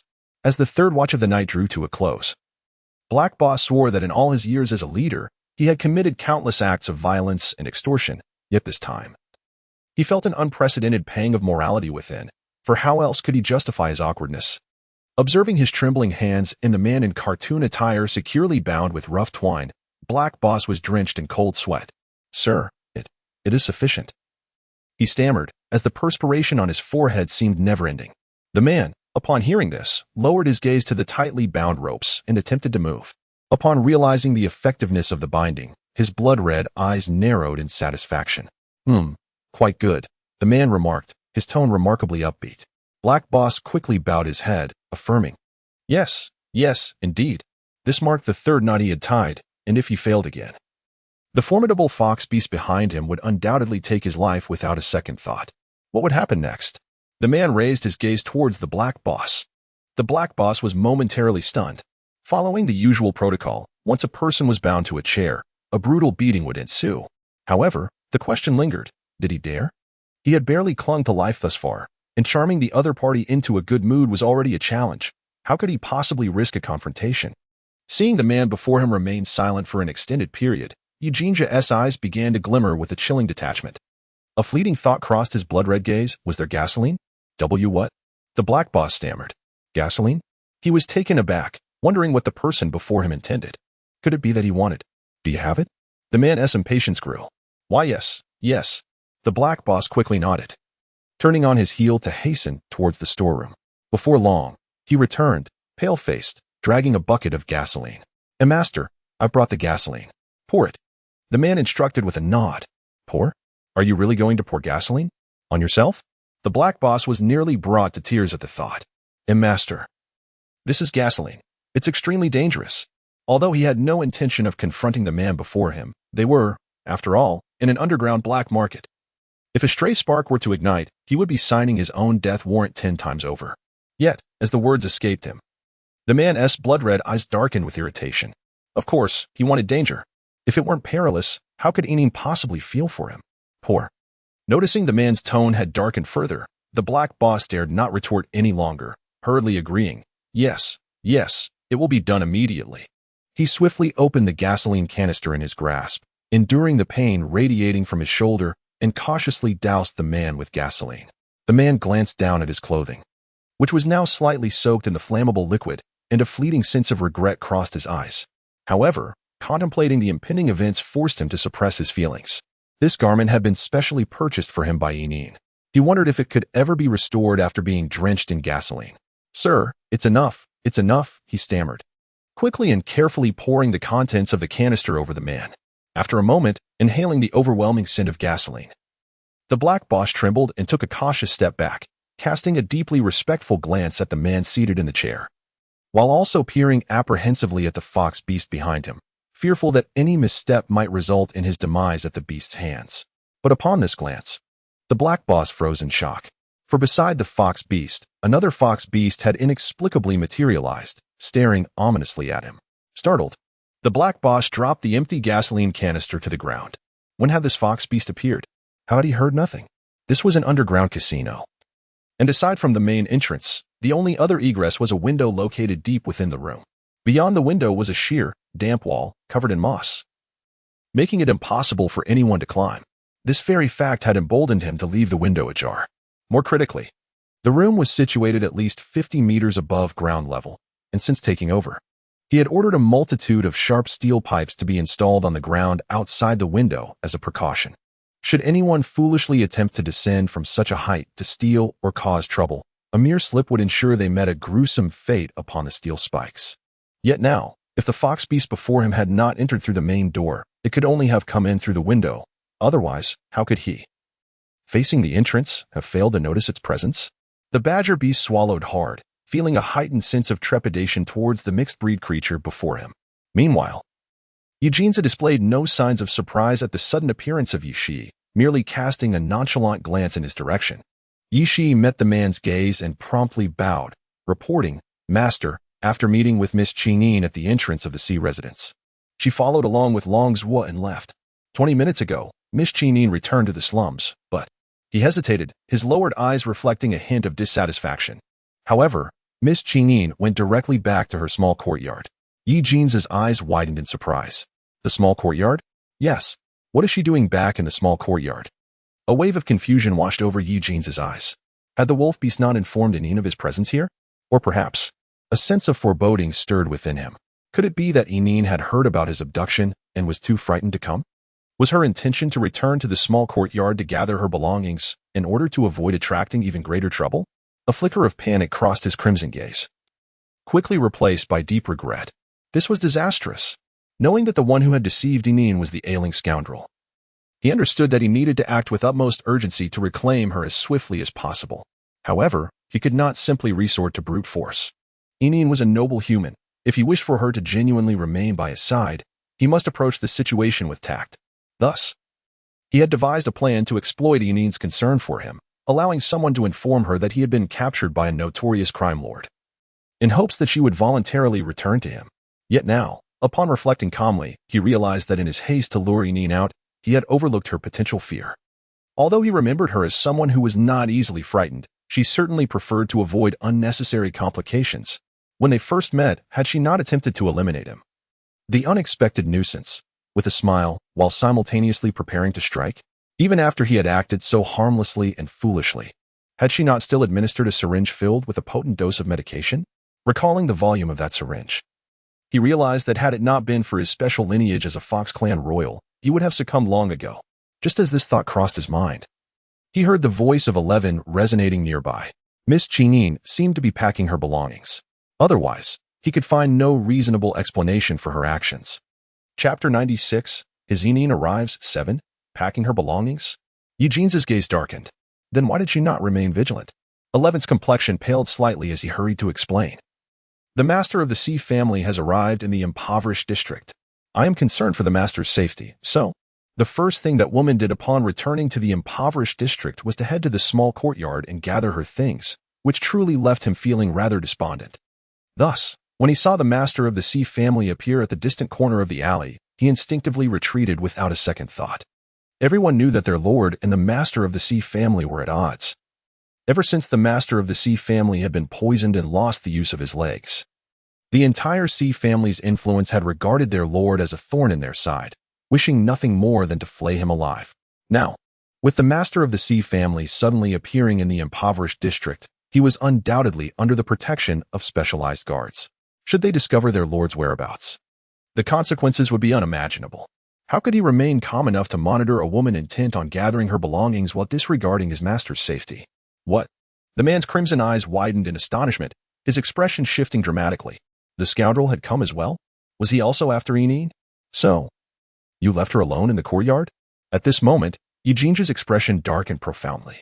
The fact that Enine chose to return to the courtyard to gather her belongings rather than seek him directly likely indicated her desire to avoid escalating the troubles that had arisen here, thus opting for self-preservation. If this were true, it was highly probable that after packing her things, Enine would depart the slums, vanishing completely from his sight. Moreover, the sickly figure had also arrived. If Enine found herself alone and happened to be intercepted by this frail individual, would it not mean that he had unwittingly driven her into the arms of the very person he wished to keep her from? Damn it! Yet, your safety, my lord, is paramount. She is merely a woman, albeit one of striking beauty. However, there are many such captivating women surrounding His Highness. In comparison, the safety of His Highness must take precedence. The man in the chair cast a cold, piercing glance, his blood-red eyes radiating an icy disdain. Yushi stiffened at the gaze and commanded his subordinate to return immediately. With that, Yushi strode out, not daring to delay even a moment longer. Inside the room, silence fell once more. The man in the chair ceased speaking, his expression tranquil like that of a child, merely gazing down at his adorably cartoonish attire. Beneath his long, thick eyelashes, a sense of grievance shimmered, his blood-red eyes devoid of their earlier composure, as if he were torn between remaining in the room or abandoning this arrangement altogether. Was Enine truly just returning to pack her things and leave? Did she genuinely intend to abandon him? The grievance in his blood-red eyes deepened. No, please, no. Enine had promised never to forsake him. She could not leave him behind. He had placed such unwavering trust in her, casting aside all shadows of his past to believe in her completely. She had clearly vowed to move with him and to take him wherever she went. No, please do not deceive him.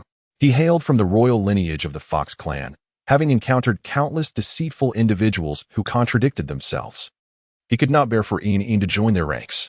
No, absolutely not. The room was enveloped in an eerie silence. The man sat motionless on the chair, his gaze cast downward, exhibiting not a trace of reaction. Beside him, the badger stood frozen, terrified to move, as if fearing that even the slightest motion might disrupt the man's contemplation and bring about his own demise. Suddenly, the man's nose twitched, and his crimson eyes widened in surprise.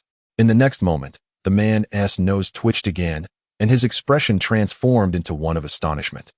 As the ecstatic joy in his blood-red eyes gradually consumed the shadows lurking in his heart, he abruptly lifted his gaze toward the figure of Yichi, who was standing a short distance away.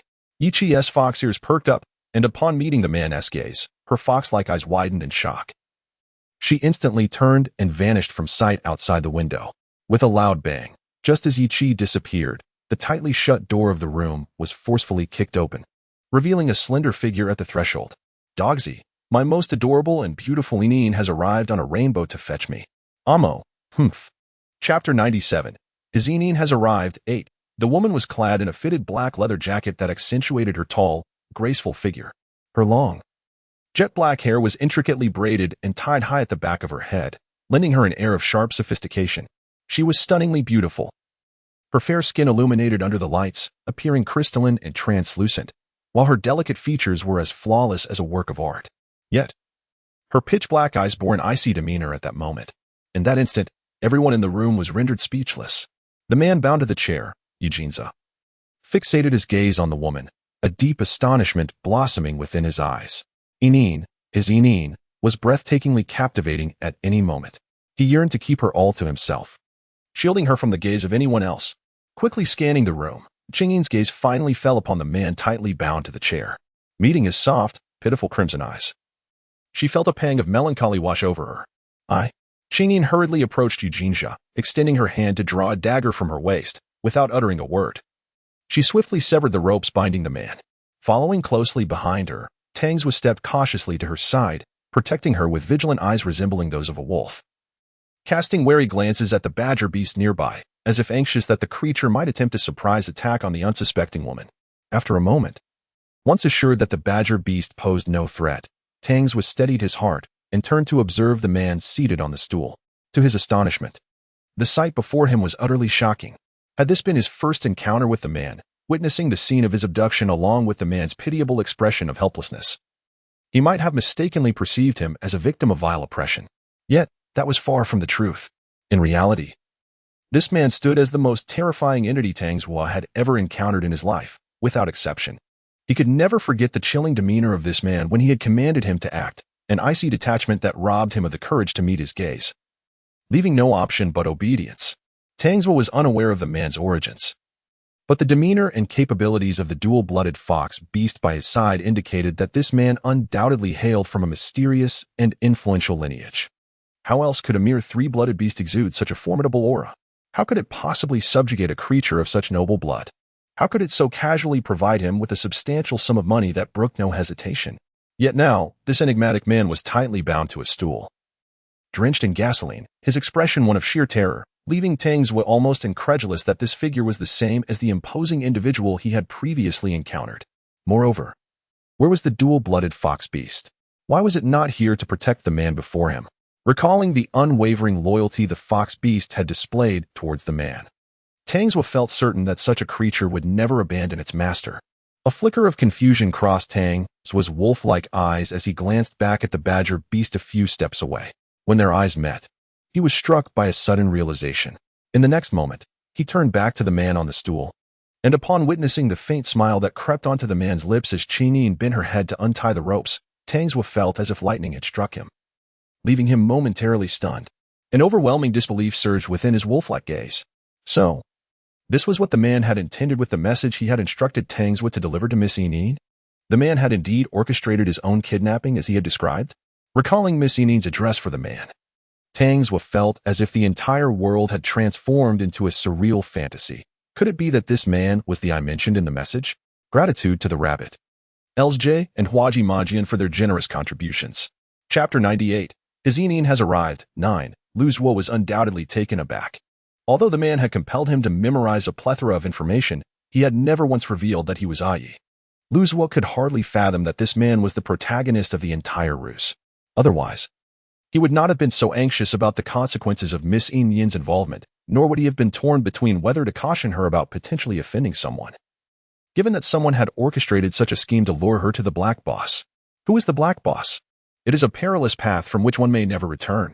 Thus, after much deliberation, he ultimately chose to remain by Miss Yin's side rather than heed the man's suggestion to make an excuse to leave midway. And now, seeing the architect of this plot also present, while observing the badger beast's face contorted in fear, he finally unraveled the entire sequence of events. And the heavy burden in his heart was finally lifted. It was evident that this was a ploy devised by the man, intended to draw Miss Yin to his aid. In retrospect, everything here must have been meticulously orchestrated. Realizing this, Luzuo could not help but exhale a sigh of relief. Miss Yin was finally out of danger. What have they done to you? Are you injured? How are your legs? Do they still hurt? Are you hurt anywhere? The tone of Qingyin was laced with unceasing concern as she remained vigilant of the badger beast standing nearby, swiftly extending her hands to inspect for any signs of injury on Eugene's body. When her gaze fell upon the red marks on Eugene's wrist where the hemp rope had tightly bound him, and the overwhelming scent of gasoline emanating from him, her demeanor abruptly turned cold. Yin, I'm so sorry. I didn't mean to run out. I just missed my grandfather. Today is his birthday, and I wanted to bring him something to eat. I saw you bought me milk-flavored lollipops, which my grandfather has never tasted. So I thought I would sneak home to give him some late at night when no one was around. But I didn't expect to be discovered by the Black Boss's men right at the alley's entrance. I'm sorry, Ineen. Please don't be angry. Pausing for a moment, Eugenia suddenly glanced toward the badger beast not far away. The black boss said that as long as I returned the 5,000 stolen Bitcoin, he would let me go and not hold it against me. That's why I sent Luzwa to find you. The man's soft, innocent crimson eyes gazed weakly at the person before him, his voice filled with an apologetic tone. I'm sorry, Ineen. I've caused you trouble again. Well, it's just repaying 5,000 Bitcoin. Ineen, shouldn't he find that too complicated or troublesome, right? Your grandfather's birthday? So you want to gift him milk lollipops? As Chineen was examining the dog's injuries, her hands suddenly froze, her mind drifting back to the tragic visage of the old man who had met his untimely demise. An unexpected pang of sorrow tightened in her chest, and her eyes grew misty. Observing the pitiable figure before her, she found it impossible to harbor any lingering anger. In truth, she felt none at all. Gently stroking the dog's head, she allowed her brows to curve softly, her voice flowing like a gentle stream. Silly thing. Ayi is so devoted to his grandfather. How could I possibly be angry? Let's take Ayi home first, shall we? She intentionally revealed her femininity, hoping that upon entering this place, the inhabitants would hesitate to act harshly at the sight of her. It was only through their reluctance and their covetous gazes that she could swiftly navigate her way through. Now that she had achieved her goal, the impending danger loomed larger. It was imperative to leave this place at once and ensure Ayi's safety above all else. Upon hearing her words, Eugenia nodded eagerly, his obedient demeanor nearly causing the imposing figure of the black boss to falter in his stance. This man is truly terrifying. Chapter 99. His Chin has arrived. 10. Once she confirmed that the dog bore no visible wounds and was capable of standing, Chineen turned her attention to the badger beast nearby. She retrieved a 5,000 value Bitcoin from her pocket and approached the creature slowly. Her tone was cool as she stated, "This is a 5,000 Bitcoin note." Although the dog was uninjured, it was drenched in gasoline, and it was evident what intentions the badger beast harbored. Thankfully, her arrival had been timely. Glancing at the empty gasoline canister by the badger's feet and the gasoline still dripping from its fingers, she surmised that the plans had been set in motion only moments ago. Fortunately, there was still time. However, the path ahead would not be easy. With gasoline on the dog, should the black boss suddenly toss a lit cigarette, the repercussions would be dire. To ensure a safe exit, it seemed prudent to first subdue the badger beast and compel it to lead the way. With this thought in mind, Chineen continued her slow approach toward the badger. Waving the banknote, "I hope you will keep your word and let us leave." Meanwhile, the black boss was momentarily taken aback by the woman's actions, yet even he, despite his lack of wit, began to grasp the situation. He had never understood why this fearsome man sought him out, forcing him to bind him and douse him in gasoline. But now, upon witnessing the striking beauty of the dual-blooded female beast and recalling the earlier conversation with the fox beast, he suddenly came to his senses. Heavens! So this noble figure had ulterior motives all along. Upon contemplating this, the formidable figure hastily cleared his throat, swiftly organizing his thoughts while enduring the sharp pain radiating from his shoulder. When he next lifted his gaze towards the beast before him, his expression had already reverted to that of a typical gang leader.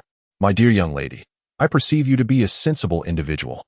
Since you have returned the money, I shall not pursue the matter of your friend having pilfered 5,000 Bitcoins from my possession. Kindly escort him away at once. Should you delay, I cannot guarantee I will not reconsider my stance. Depart quickly. Depart at once." He could scarcely endure another moment in the presence of that terrifying man. Listening to the badger's words, Chineen observed quietly. Though her visage betrayed no sign of discontent, a flicker of indignation surged within her gaze. Indeed, the dog had erred in stealing from the man before her. If it were merely a matter of punishment, she could fully comprehend the badger's decision to intimidate the dog with gasoline. After all, theft is hardly a noble endeavor, and a measure of punishment to deter future transgressions is entirely justifiable. However, the reality was far more complex. The reason this individual was so readily letting the dog off the hook likely stemmed from some prior dealings with the dog's grandfather, hence the nonchalant demeanor. This man was undoubtedly entangled in the grandfather's demise.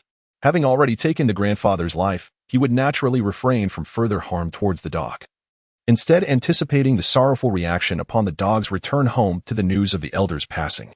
What anguish could rival the heart-wrenching pain of losing a beloved kin? Otherwise, why would he not demand higher compensation or impose unreasonable conditions, but instead allow them to leave so amicably? In that moment, the darkness in her eyes flickered with murderous intent.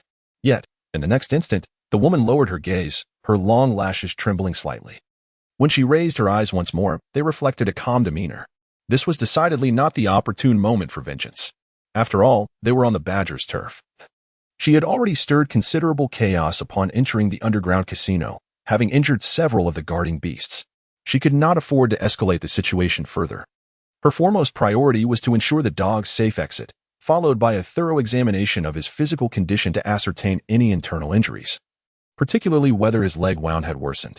As for the present circumstances, she had ample opportunities to make the man before her pay in due time.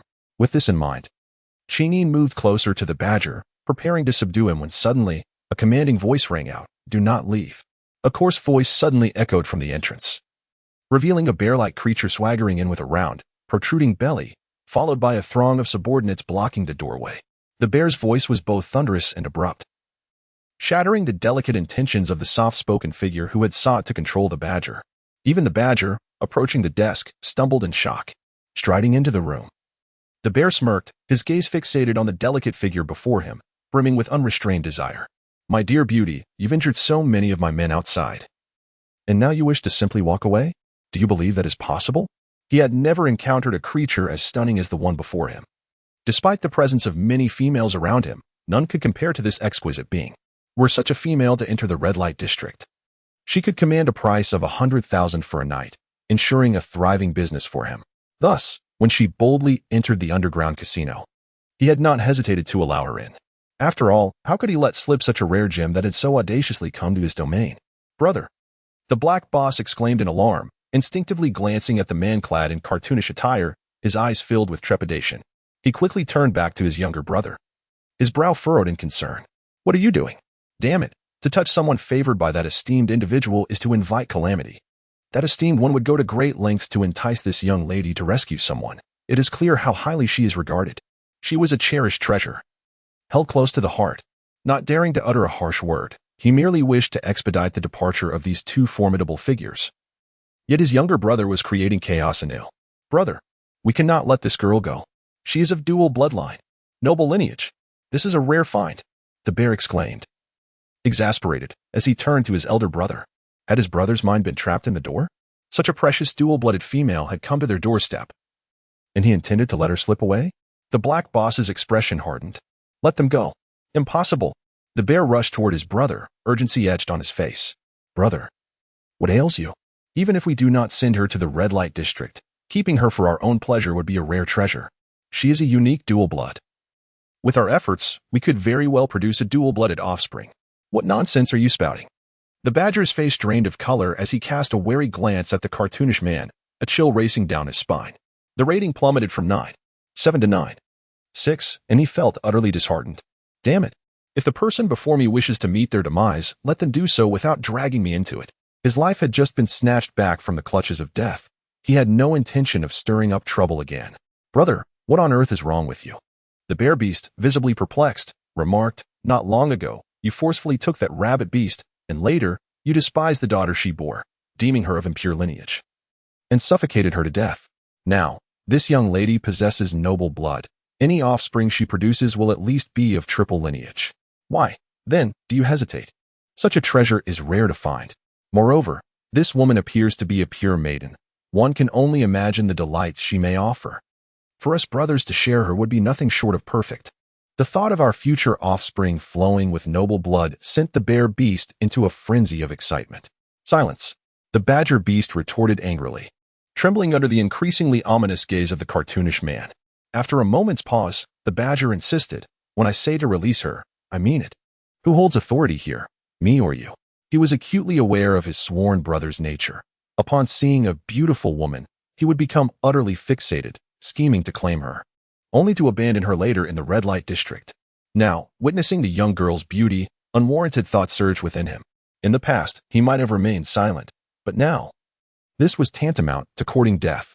With a roar, the badger's voice resonated, and the bear beast, finally silenced, lowered his head and stood motionless beside him.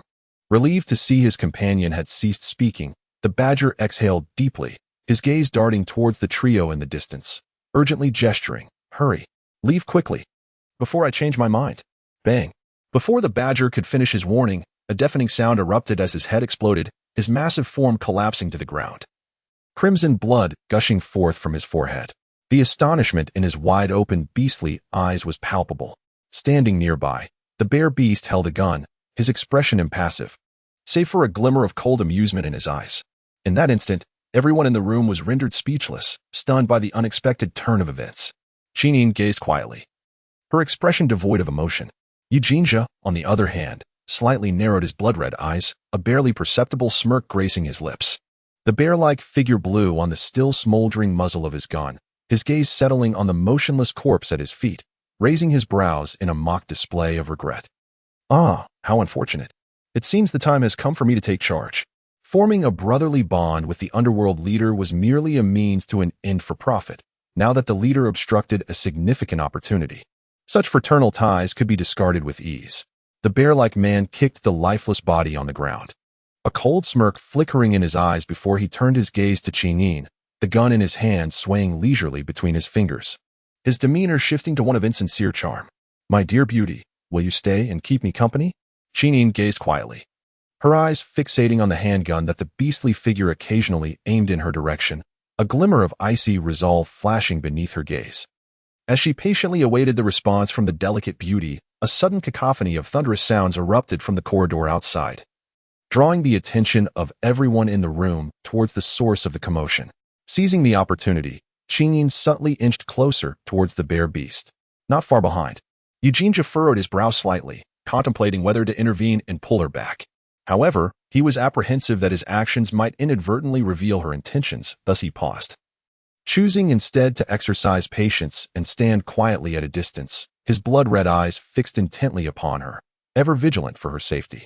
As the ratings began to decline, Aju resolved to rise once more.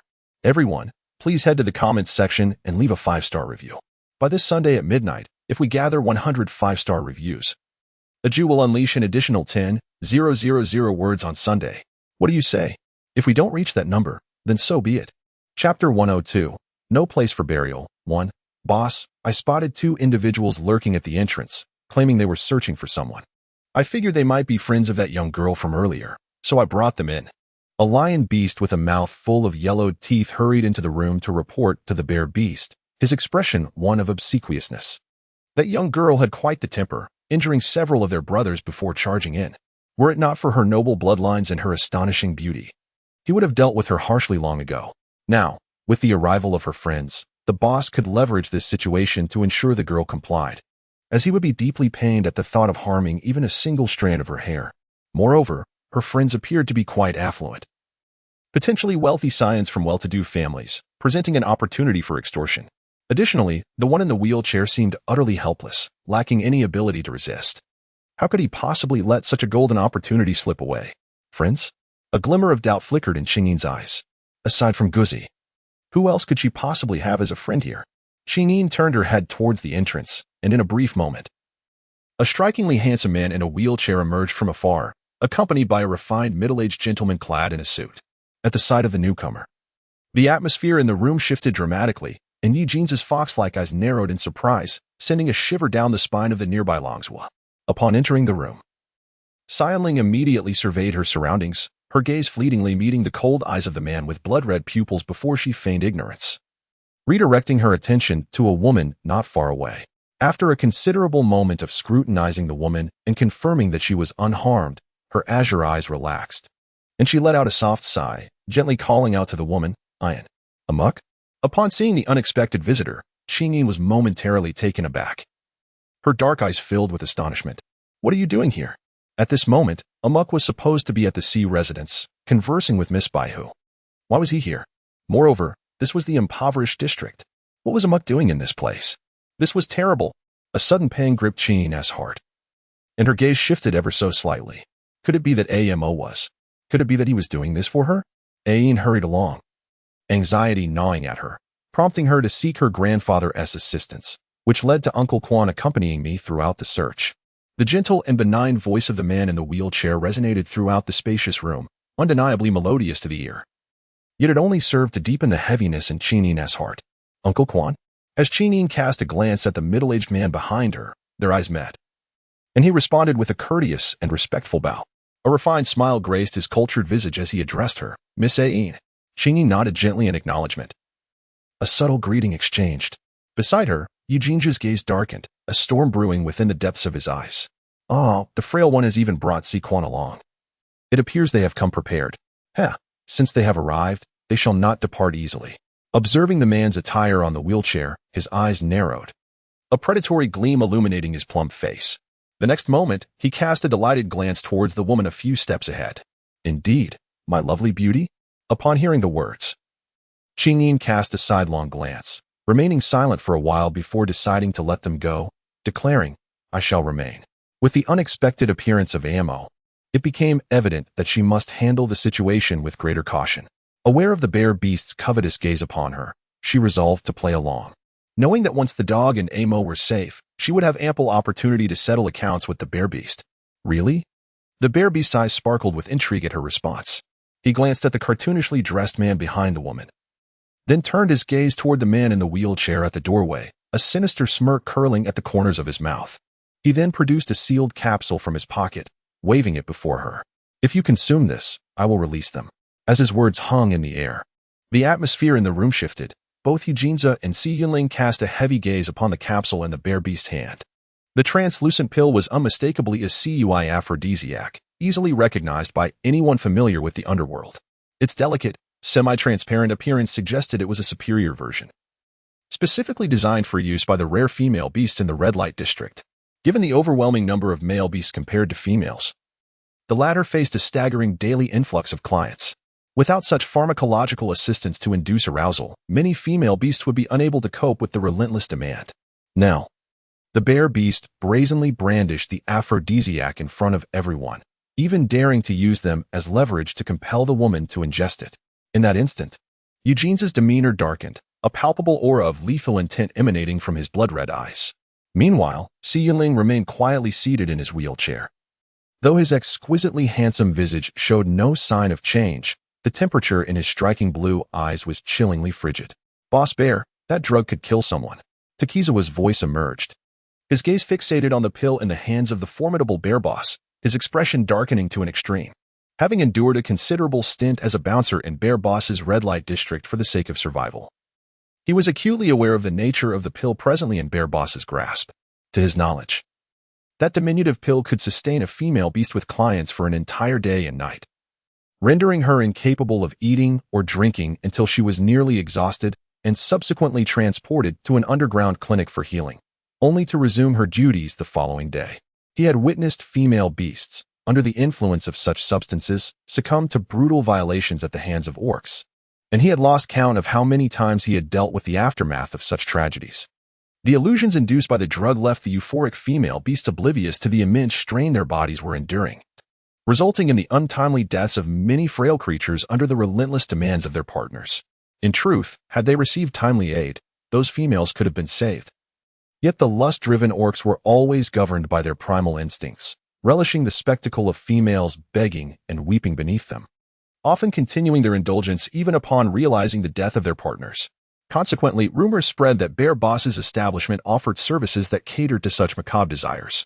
During that period, a plethora of clientele with various proclivities frequented Bear Boss's domain, and the anguished cries of female beasts echoed incessantly. Even the ones who managed to endure often discovered, only after the drug's effects waned, that their bodies had suffered irreparable damage. Some, unable to bear the pain and lacking the means to procure medicine, resorted to the despairing choice of suicide. Only 100 comments? Are you all not planning to unleash a torrent of updates this Sunday? Chapter 104. No Burial Place. 3. Memories flooded Takizawa's mind like the agonies of hell, suffocating him with despair. It was precisely because he could no longer endure such hopelessness that he had readily accepted when that distinguished individual approached him. He understood the moral implications of deceit, yet he recognized that if he refrained, there were countless others willing to take his place. So why not him? He was in dire need of funds to escape this wretched existence. He was utterly weary of wallowing in this endless abyss. Witnessing the lifeless gazes of female beasts and hearing their anguished moans, he had truly had enough. Fortunately, he found some solace in the fact that the distinguished individual bore no ill intentions toward Miss Ineen. And today, a charade was merely a ploy to win her favor through shared suffering, which alleviated his heart somewhat. However, The sudden emergence of Bear Boss had transformed this ruse into an undeniable reality, causing the weight he had managed to set down to once again loom heavily over him. What was to be done next? Taki glanced back at Yi Jinja beside him, feeling quite uncertain in his heart. Taki's words caught the attention of Chief Xiong, who cast a casual glance in his direction. After sizing Taki up for a moment, he let out a cold scoff, as if realizing something. "Oh, it's you. What? Have you truly turned over a new leaf and come here to show some kindness? Do not forget, the troubles on your hands are not fewer than mine." Upon hearing this, Taki's complexion turned pale, and he hesitated, ultimately falling silent in embarrassment. Seeing Taki rendered speechless by his retort, Chief Xiong's mood lightened as he turned his gaze back to the lady before him, his eyes narrowing into a playful smile. "So, my lovely beauty, will you indulge or not?" As Qingyin turned her gaze, it fell upon the pill nestled in the bear beast's palm. Her eyes revealed no discernible emotion. "If I consume this, will I follow you?" "Absolutely. Once you ingest it, you belong to me. I shall indulge you in a life of luxury and excess." The bear beast replied, his expression one of undeniable certainty. Pausing for a moment, he glanced at the cartoonishly dressed man behind the woman, a hint of derision flickering in his eyes. "Do you seriously wish to accompany that hideous red-eyed creature?" Before the words could fully escape his lips, he cast a scornful look at the man in the wheelchair by the entrance, bursting into laughter. "Or do you prefer to be devoted to that cripple?" "Hideous red-eyed creature? Cripple?" At the bear beast's remarks, a strange cold smile surfaced simultaneously on the faces of Yi Jinja and Si Yunling in the room. Meanwhile, Qingyin's expression grew as frigid as glacial ice. Her delicate fingers subtly curled at her side. When she lifted her gaze once more, her eyes had returned to their previous calmness. "So what will it be? Will you consume it or not?" The bear beast shook the pill in his hand, his sinister grin widening as his gaze lingered on the woman's fair neck, swallowing hard involuntarily. He had myriad methods to compel the individual before him to ingest the pill, yet to have her do so of her own volition would be far more gratifying. Though the woman appeared serene and poised at that moment, the thought of her willingly clinging to him after consuming the pill ignited a fervor within him, making his blood surge with excitement. Upon hearing the bear beast's words, this time, the woman exhibited no hesitation. She stepped toward him, her alabaster hand reaching out toward the pill in the bear beast's grasp. In that instant, the eyes of Yi Jinja and Si Yuling narrowed in unison, yet surprisingly, neither made a move. Beside them, Longzhuo was taken aback by the eerie stillness. Glancing anxiously between the woman and Yi Jinja, his expression fraught with urgency. The identity of the elegantly dressed man in the wheelchair was shrouded in mystery. And while the bear beast was undoubtedly formidable, the blood-eyed gentleman was a force to be reckoned with. Why was he not intervening to halt this unfolding situation? Did he truly intend to allow Miss Qingyin to ingest that pill and suffer indignity at the hands of the bear beast before taking action? Or was it possible that, seeing the circumstances shift and his fox beast bodyguard absent, he was ready to abandon her to avoid trouble? No, that couldn't be right. If he were to relinquish her so easily, why would he have orchestrated such a painful ruse? Longzhuo was at a loss. Turning once more to the woman approaching the bear beast, he watched in disbelief as her snow-white fingers reached out toward the bear beast's palm. His wolf-like eyes brimmed with incredulity. What on earth was happening with Miss Qingyin? Did Missy not hear his recent words, "It can devour the living"? How is it that she still acquiesces to the words of the bear leader, exhibiting such eagerness? Meanwhile, the woman presents a soft and innocent demeanor, seemingly unaware of the true nature of the pill in the bear's grasp, approaching him without a hint of trepidation. Yet, just as her fingers are about to brush against the bear's furry digits, the once pure and harmless glimmer in her eyes transforms into a gaze akin to that of a malevolent fiend, chilling to the very marrow. The bear, who had been observing her expressions, is momentarily taken aback by the sudden shift in her icy demeanor. In that instant, his innate sense of danger, characteristic of beast kind, surged within him, prompting an instinctive withdrawal of his hand, which had been suspended in midair. Unfortunately, Qingyin would not dare to miss such a rare opportunity. She had intended to seize the moment when no one was paying attention, and now, astonishingly, her opponent had extended a hand for her to take the medicine. How considerate. Her delicate, pale hand suddenly exuded the strength of a beast, precisely and fiercely gripping the acupoint on the bear beast's wrist. A flicker of astonishment passed through the bear beast's eyes, and his complexion turned ashen with panic. The bear beast was taken aback by the force that restrained his wrist. Had he not experienced this firsthand, he would never have believed that such a slender and refined female beast could possess such tremendous strength. if it were not for his considerable pain tolerance. He would have been howling in agony. No longer could he afford to concern himself with pity. The female beast's actions were a direct challenge to his limits. Should he reveal even a hint of weakness, wouldn't he become the subject of ridicule for the brothers waiting outside, having just slain the Black Overlord? He needed to establish his authority and intimidate those around him. If he were to be wounded and cry out in pain by a seemingly frail female at this critical moment, how could he assertively take over the Black Overlord's territory? How could he compel his brothers to submit in fear and follow his commands? With these thoughts racing through his mind, the bear beast's eyes glinted with ferocity as he raised his other hand, ready to deliver a harsh slap to the woman's face, intending to teach her a lesson. Be careful, be careful, both Xianling and Yi Jinza exclaimed in unison, startled by his impending attack. Detecting the bear beast's movements, the woman's dark eyes glimmered with a cold smile. She had been awaiting his counterattack. With a powerful twist of her hand, she wrenched the bear beast's wrist, producing a distinct crack of bone. The bear beast let out a muffled grunt, his eyes turning red as his palm fell limply, seemingly devoid of sensation. As the bear beast's other hand lunged toward her, she swiftly retreated, drawing her handgun from her waist with remarkable agility, and without hesitation, pulled the trigger towards the bear beast's advancing hand.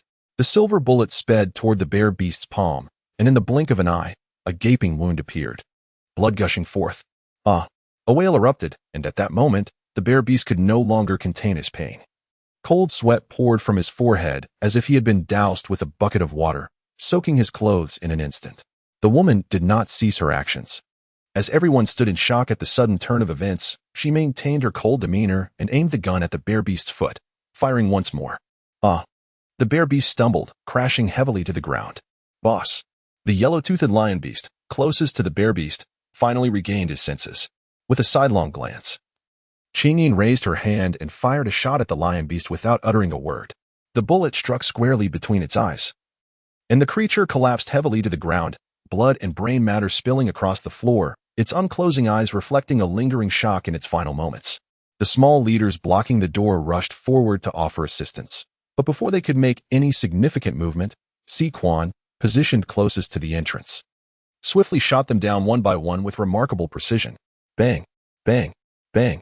The man's marksmanship was impeccable, as if he were accustomed to such scenes. His face bore no extraneous expression, and he gazed at the crowd outside with an unflinching demeanor. The small minions outside were utterly stunned, their astonished forms frozen in place, too fearful to move another inch. They had witnessed their own leader being slain by Bear Boss, and the dread of potentially meeting a similar fate left them paralyzed. Their emotions were already in a state of terror, and witnessing Bear Boss now lying in a pool of blood only intensified their apprehension, rendering them motionless. Most of them had come merely to earn a meager living, devoid of any sense of loyalty.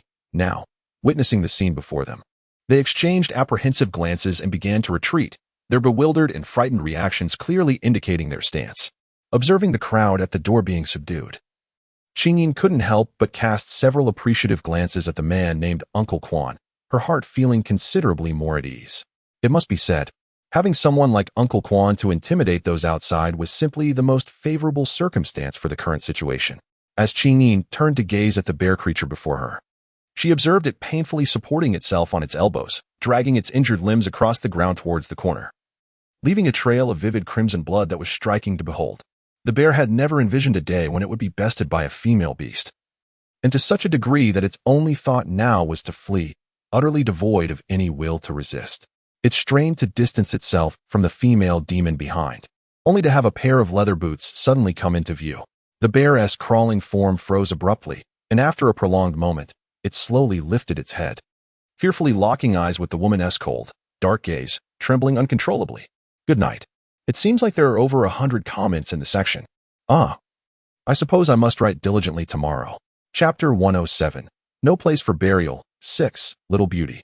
No, my lady. My lady. I was wrong. Please, spare me. The bear creature, eyes filled with terror, struggled to raise its upper body and crawl backward, fully grasping the danger posed by the woman before it. It finally comprehended why the black leader had insisted on letting this person go. This group was far from benevolent, especially this female beast, who appeared delicate and fragile, yet proved to be a ruthless killer. Her strikes were swift and decisive, and her proficiency with a firearm was astonishing. This was not the behavior of a pampered noblewoman. She was undoubtedly a true demoness. The bear was drenched in cold sweat, beads rolling down its forehead, matting the fur on its face. You, my lady, are magnanimous. Please, do not hold my faults against me. You may leave, please. The terror on the bear's face intensified as it looked at the lifeless body of its brother outside, utterly devoid of the earlier arrogance it once displayed. Leave? The woman, looking down from her elevated position at the quaking bear, spoke with an icy finality. Aren't you still going to make me take the medicine? The bear was on the verge of tears. I want tea, take it. I want tea. That was just a joke. Are you certain you refuse? I refuse. I refuse. A slight smirk played on the woman's lips, an aura of chilling cold radiating from her. Since the medicine has already been produced, someone must consume it. The bear beast was momentarily taken aback, raising its gaze to meet the woman's chilling, heart-stopping eyes. It then glanced at the pill that had fallen a short distance away. A look of bewilderment fleeting across its face. Suddenly, it crawled towards the pill, unceremoniously using its mouth to swallow it. I've eaten it. I've eaten it. Great one. Please spare me. It was my folly for not recognizing your greatness. Please let me go. Let me go. Upon witnessing this, the woman's cold yet enchanting eyes finally curved into a smile, seemingly pleased with the bear beast's timely submission. She slowly approached the bear beast and squatted down before it, exhaling a fragrant breath reminiscent of orchids. But just a moment ago, you called my friend an ugly creature, did you not? As her words fell, the bear beast's expression shifted. Aye. Bang. The gun in the woman's hand pressed firmly against the bear beast's leg, leaving no room for explanation before she pulled the trigger. Blood gushed from the bear beast's leg as it let out a piercing scream. After a brief convulsion, a foul puddle began to form between its legs, soaking its trousers. And you had the audacity to say my friend was a cripple? The death of her comrade had always been a wound in her heart. If the bear beast's disdain for the dog's appearance was something she could endure, then mocking Amo felt like a dagger piercing her soul with every word. Bang! The firearm in the woman's hand shifted slightly on the bear beast's leg. And as her words fell, she fired again at the creature's limb, her cold gaze filled with a sense of amusement. The bear beast let out a piercing wail that reverberated throughout the room, an expression of despair, agony, and torment so profound it could send shivers down one's spine. Outside the door, the onlookers were rendered speechless, their breaths barely audible, their astonished eyes fixed on the woman, unable to comprehend how such a beautiful female could embody such terror. Even inside the room, both Langzhou and Si Quan were taken aback, their expressions reflecting shock at the woman's ruthless tactics. Only Yi Jinza and Si Yunling's eyes sparkled with admiration, gazing at her with unabashed awe. He had always known that Yin possessed remarkable skills. Otherwise, she would not have been so confidently capable of rescuing him that fateful night. He recognized her desire to subdue the bear beast, and despite his heart racing in his throat, he refrained from intervening, fearing that his actions might place her in peril. The moment he witnessed her retaliate, performing a series of swift and decisive actions, he was utterly captivated. From her initial wariness and indifference, to the warmth and consideration she had shown during their time together, and now to her coldness and murderous intent, he suddenly realized that he had fallen for every facet of Yin, whether benevolent or malevolent, drawing him closer like a magnet. Yet, what truly astonished him was her vengeance upon the bear beast, not for herself, nor due to the creature's earlier disrespect toward her, but rather for him and that insufferable sickly individual. Witnessing Yin pull the trigger in response to the bear beast's disdain for her beauty, and seeing her methodically torment the creature for its mockery of the sickly one, left him undeniably shaken. It was impossible not to be moved. A seemingly delicate and precious human being, faced with danger, did not shy away or flee, but instead resolutely stood before him, never blaming him for the peril she faced. She was quick to comfort him, eager to take him home, draping her coat over him to shield him from the gasoline, employing every conceivable means to protect him. Yin. The man suddenly enveloped the person before him in a tight embrace, and where she could not see, a smile crept across his lips, his eyes brimming with tenderness that he could not suppress. This was the one he cherished, slowly capturing his heart and ensnaring him in her spell. How could he ever let go of someone like her? As she felt his sudden embrace, Yin astonishingly did not push him away, instead interpreting his fright as a response to the shock. She gently patted his back, murmuring, "It's all right, don't be afraid. We are safe now. Shall we go home?" Home. These 4 words undoubtedly delighted the man immensely, prompting him to nod eagerly before reluctantly releasing the person in his embrace. Meanwhile, seated in a wheelchair, Si Yunling gazed intently at the woman in the distance. The man's azure eyes were filled with an extreme complexity of fervor, his heart racing uncontrollably. And the barely perceptible upward curve of his lips revealed the shock he was experiencing in that moment. The hearing of beasts has always been remarkably acute. Even though Aine had lowered her voice, he still caught every word she uttered regarding the bear beast. Was Aine standing up for him? Just as she did upon their first meeting when she avenged him for the words spoken by the badger beast? Although he had always believed that women should be demure, virtuous, and gracious, Aine's recent demeanor undeniably stirred his heart, particularly when he witnessed Aine retaliate against the bear beast for his contemptuous remarks, even going so far as to shoot him in a most decisive manner. Beyond his astonishment, what resonated within him was a profound sense of awe. Had Aine once again come to his defense? Oh, while it might be somewhat embarrassing, the feeling of being protected truly was delightful, save for that irritating individual. As the Sunday updates began, Chapter 109, a familiar face sparks intense emotion, 1, unfolded. Noticing the man in the wheelchair staring at her in silence, Qingyin furrowed her brow and quickly approached him, exclaiming, "Amo, do you realize how dangerous it is to be here? What would happen if something were to occur to you?" With great effort, Xi Yinling diverted his gaze from the woman's alabaster skin, lowering his eyes as he withdrew his hands from his lap, his long fingers curling into a tight ball. His voice was soft and tinged with a hint of grievance. "But Aine left without saying a word, and I worry something might happen to her." The man appeared quite aggrieved, his gaze downcast, with long lashes casting shadows on his pale visage. His exquisite beauty left a profound impact, stirring a sense of guilt within Qingyin and raising an eyebrow in intrigue for Yi Jinja, who stood nearby. In a fleeting moment of guilt, Qingyin cleared her throat, directing her gaze toward Si Quan, who stood behind the wheelchair. "But Uncle Quan, does Amo not recognize the dangers here? How could you bring Amo to such a place? And how on earth did you even find it?" In the face of Si Quan, Qingyin cast aside the embarrassment she had felt moments earlier, now confronting him with righteous indignation. Amo, with limited mobility and seldom venturing outside, remained oblivious to the terrors of the slums.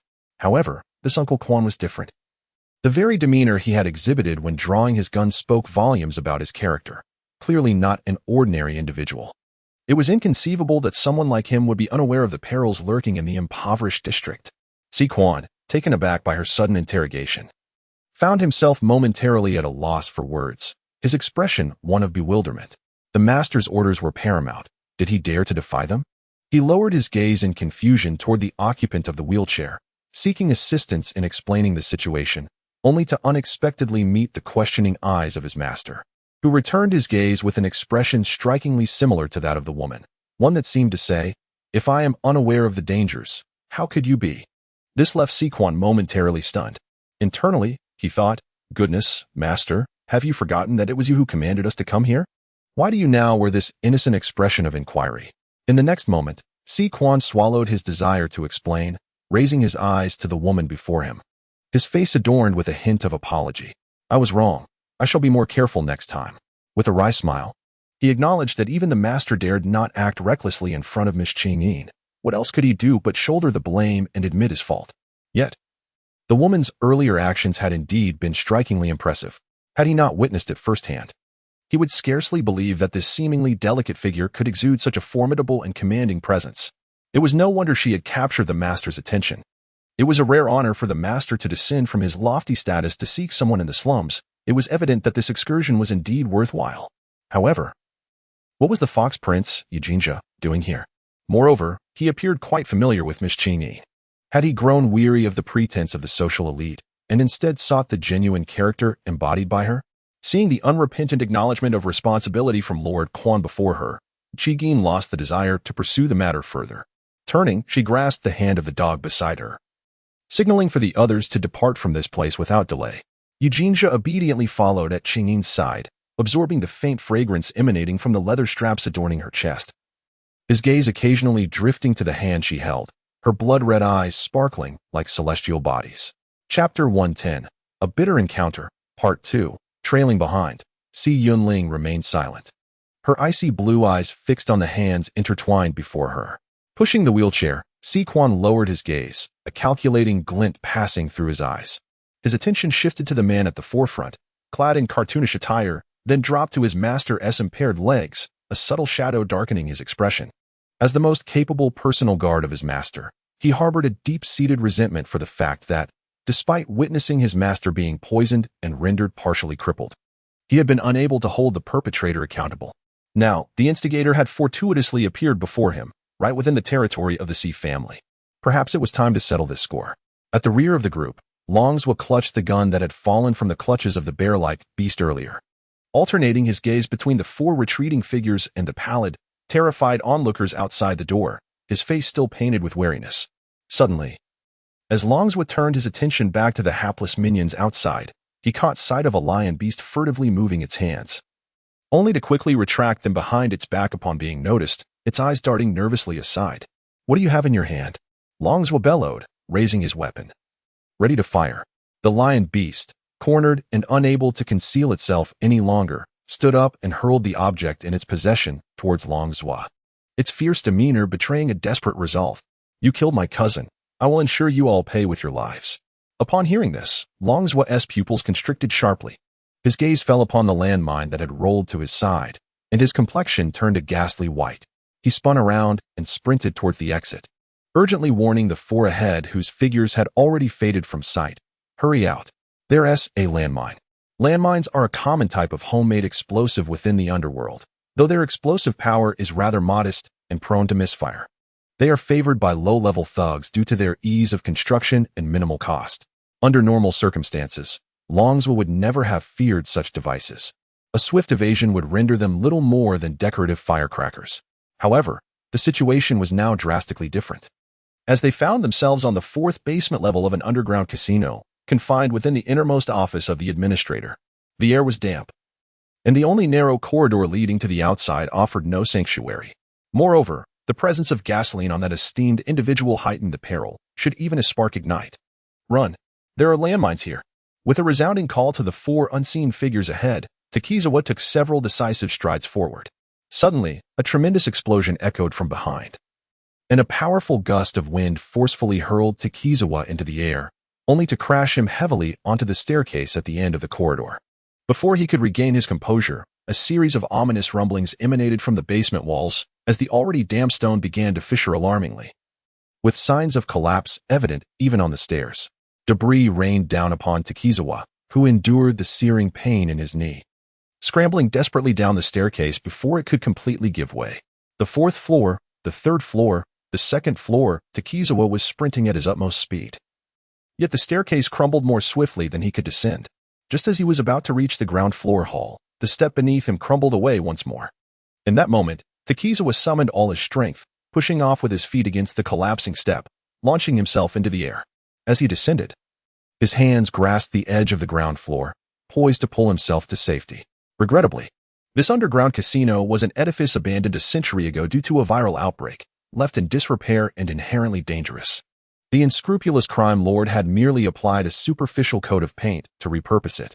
Following the explosion, the entire structure teetered on the brink of collapse. Just as Takizawa neared salvation, a large chandelier from the hall's beam swayed precariously before plummeting down. Takizawa found himself at a perilous crossroads. Either release his grip on the stone edge to evade the chandelier or endure its crushing weight, with the outcome left to fate. The sheer mass of the chandelier could easily prove fatal, and even if Takizawa managed to withstand the impact, he would likely be thrown downwards. Moreover, the floor was fracturing in large sections, affording him little time for escape. Suddenly, a chair hurtled through the air, striking the chandelier and diverting its descent, narrowly missing Takizawa by less than a meter. His eyes brightened with hope, and he seized the opportunity to roll onto the ground. Quickly, a slender figure unceremoniously draped the injured man's arm over her shoulder, assisting him as they limped towards the exit of the casino. In the swirling dust and debris, the man's silhouette emerged within the crumbling casino, his blood-red eyes frantically scanning the surroundings. "Fool, who permitted you to enter?" The gentle voice, now filled with anger, confronted Takizawa upon recognizing him. "How did you get in here? Don't you realize how dangerous it is?" Knight Jinza hastened towards the source of the sound, and upon glimpsing a familiar figure amidst the swirling gray dust, he rushed forward. As his gaze fell upon the woman supporting the injured Longswa, a shadow of concern darkened his eyes. He swiftly moved to assist, placing the man's other arm across his shoulder, and together they fled towards the exit. The ancient structure could not withstand the explosions that had erupted below, Mere moments after the trio escaped the casino by 100 meters, the building collapsed, reducing it to a mere heap of ruins. Ian, Ling, anxiously waiting in the open space outside the casino, turned her gaze sharply, her heart finally settling upon seeing the dust-covered figure reappear. Yin, are you hurt? Night Jinza, genuinely alarmed, momentarily disregarded the injured Lang Zhua at his shoulder and rushed to examine the woman. Were you struck by debris? Is there anywhere you feel discomfort? When Lang Zhua mentioned the landmines, they had hastily dashed out of the casino. Yet they had underestimated the potency of the mines and the dilapidated state of the underground establishment. Cracks began to appear in the stone walls, and debris rained down heavily. Just as he had managed to usher Inin out of the casino and was about to return his jacket to her, the figure beside him suddenly vanished.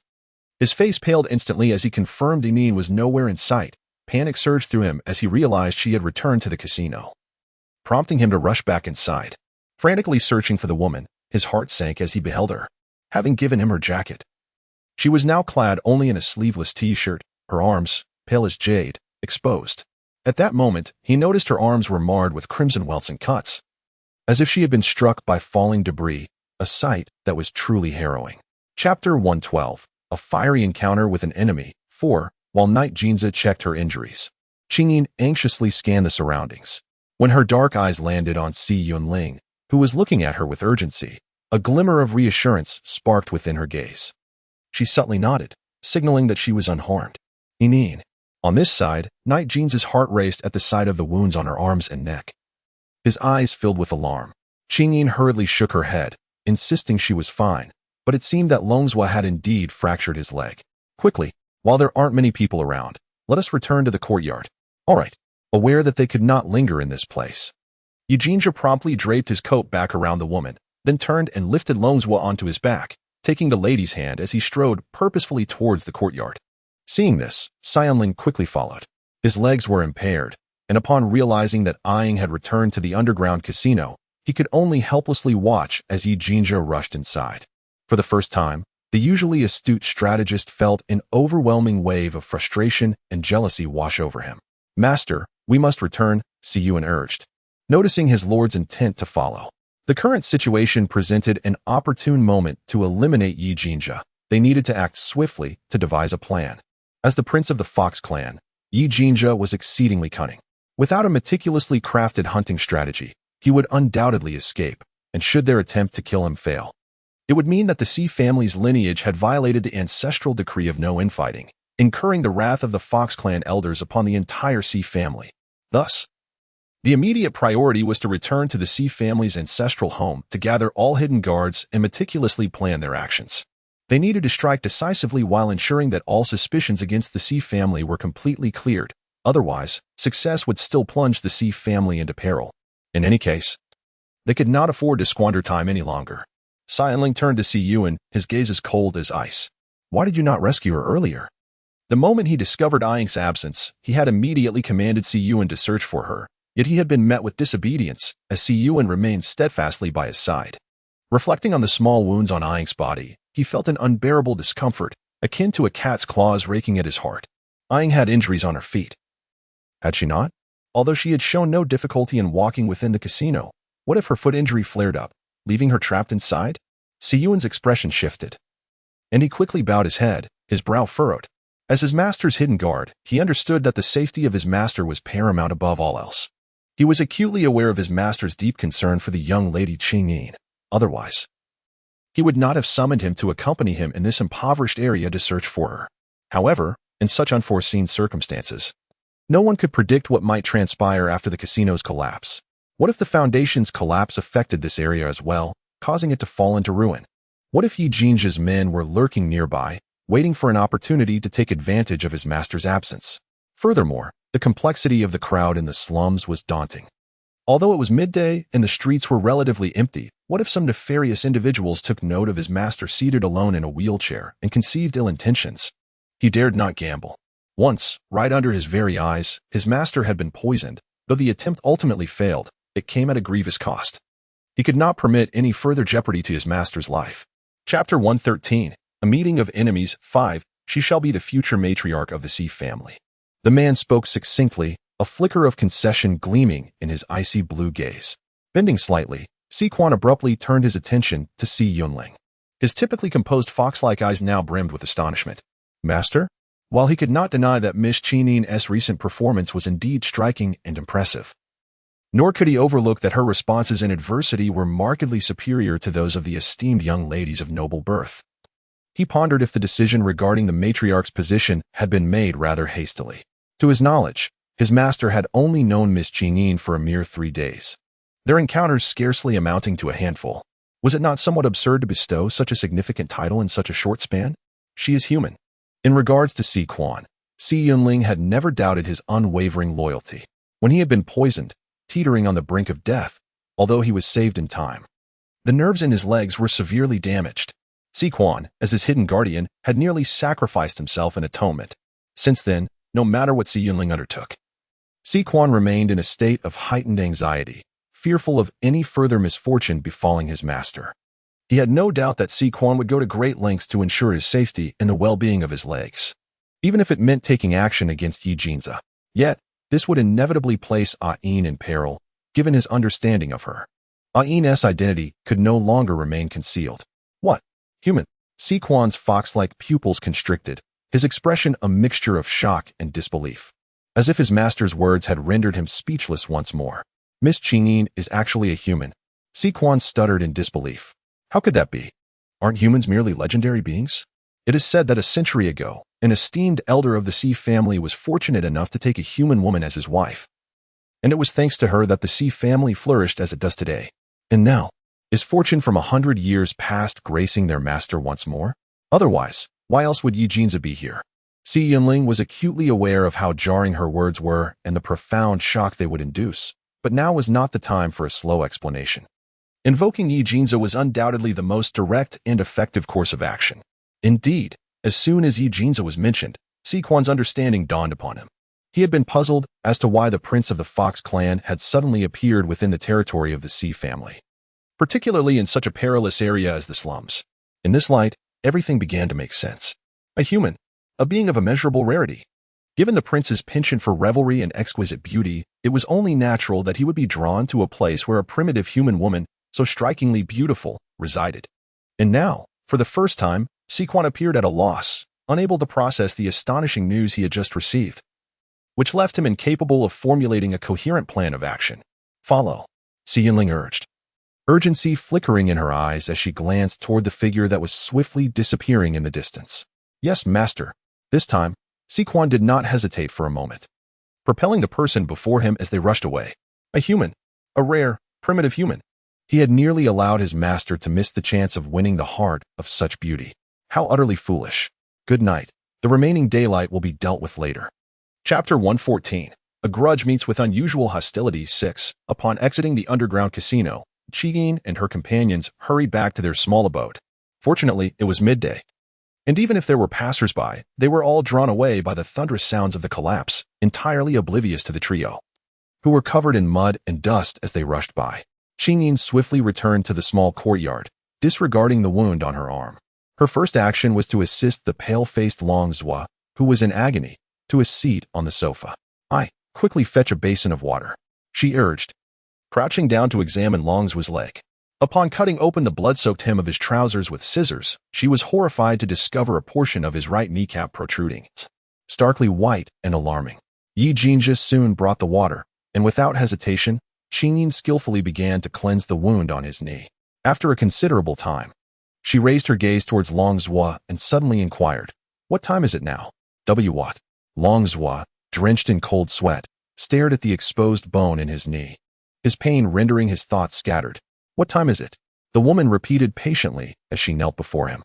Taking a deep breath, Long Zhua focused on her earnest eyes, then quickly glanced around the room.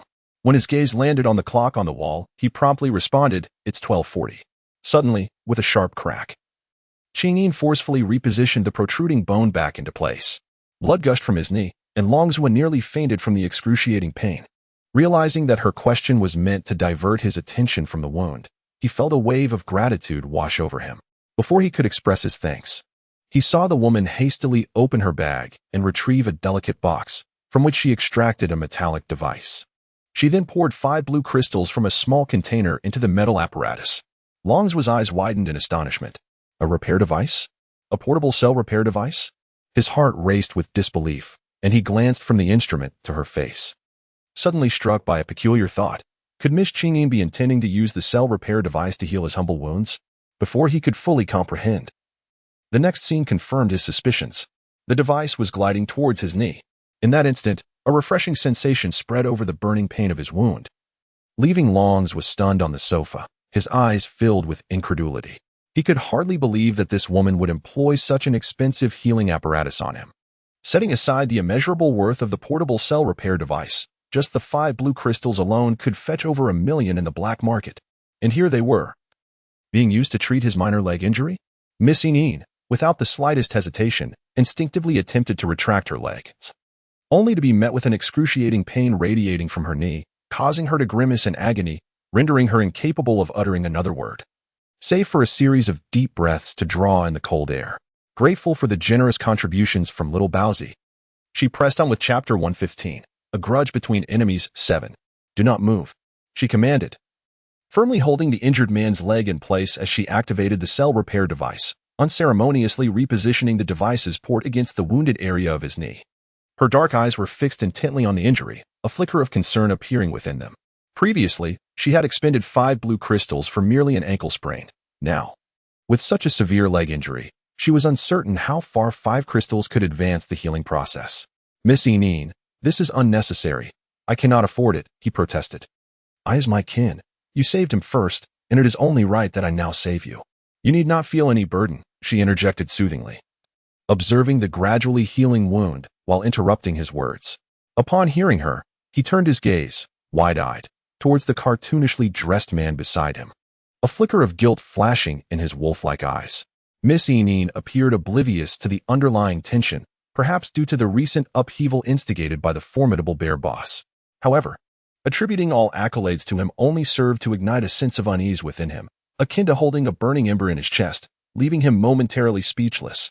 His wolf-like gaze remained transfixed on the one tending to his wounds, a hint of remorse evident in his eyes. Meanwhile, Yi Jinja, upon hearing her words, momentarily froze before a spark of realization illuminated his countenance. Was it because of him? Was it for him that Eneen was so attentive to this troublesome wolf beast, even going so far as to return to rescue him? Kin. The brilliance in his blood-red eyes shone like a constellation of stars, and his very presence seemed to brighten, a smile involuntarily tugging at the corners of his mouth. Had Eneen finally acknowledged him as her kin? Did this imply that his standing in her heart had gained renewed significance? 3 minutes later, the glow of the cell repair device gradually dimmed. As she cautiously removed the device from the man's knee, the previously muddled area now bore fresh skin tissue, leaving only a ghastly bruise in its wake. Lingyin found herself once again astonished by the remarkable healing effects of the restoration device, which had managed to mend her skin tissue so splendidly in such a brief span of time. Goodness, this is even more effective than any divine elixir. Eneen, quickly, let me cleanse your wounds. Observing that the troublesome beast had finally been rendered harmless, Yi Jinja, filled with concern, hurriedly led her to the bathroom, preparing to remove the soiled leather jacket from her shoulders. Just as the woman steadied herself, she was taken aback by the ease with which the man began to strip away her filthy outerwear, even seeming inclined to remove her fitted t-shirt next. Unable to restrain herself, she raised her hand, her delicate fingers curling slightly, and delivered a playful slap to his forehead. What are you doing, you lecherous dog? Lingyin felt a mix of anger and amusement, her dark eyes wide as she glared at the man before her, hastily pulling the half-removed jacket back over her. While she indeed wished to attend to her wounds, the sheer number of injuries on her body made her wary. If she were to cleanse them now, it would inevitably reveal her human identity to him. Furthermore, outside the room lingered another presence, Longswa. Moreover, before stepping into the courtyard, she glanced back at the distant figure of Amo, noticing Uncle Quan pushing him in this direction, likely approaching the courtyard soon. In light of such circumstances, she could hardly dare to cleanse her wounds, as it would only invite trouble upon herself. Let a Geo calculate. It's still a while longer. Chapter 116. When enemies meet, their eyes burn brightly. 8. Lecherous dog? If Yuchi or anyone familiar with the man had heard this appellation, their eyes would surely widen in shock.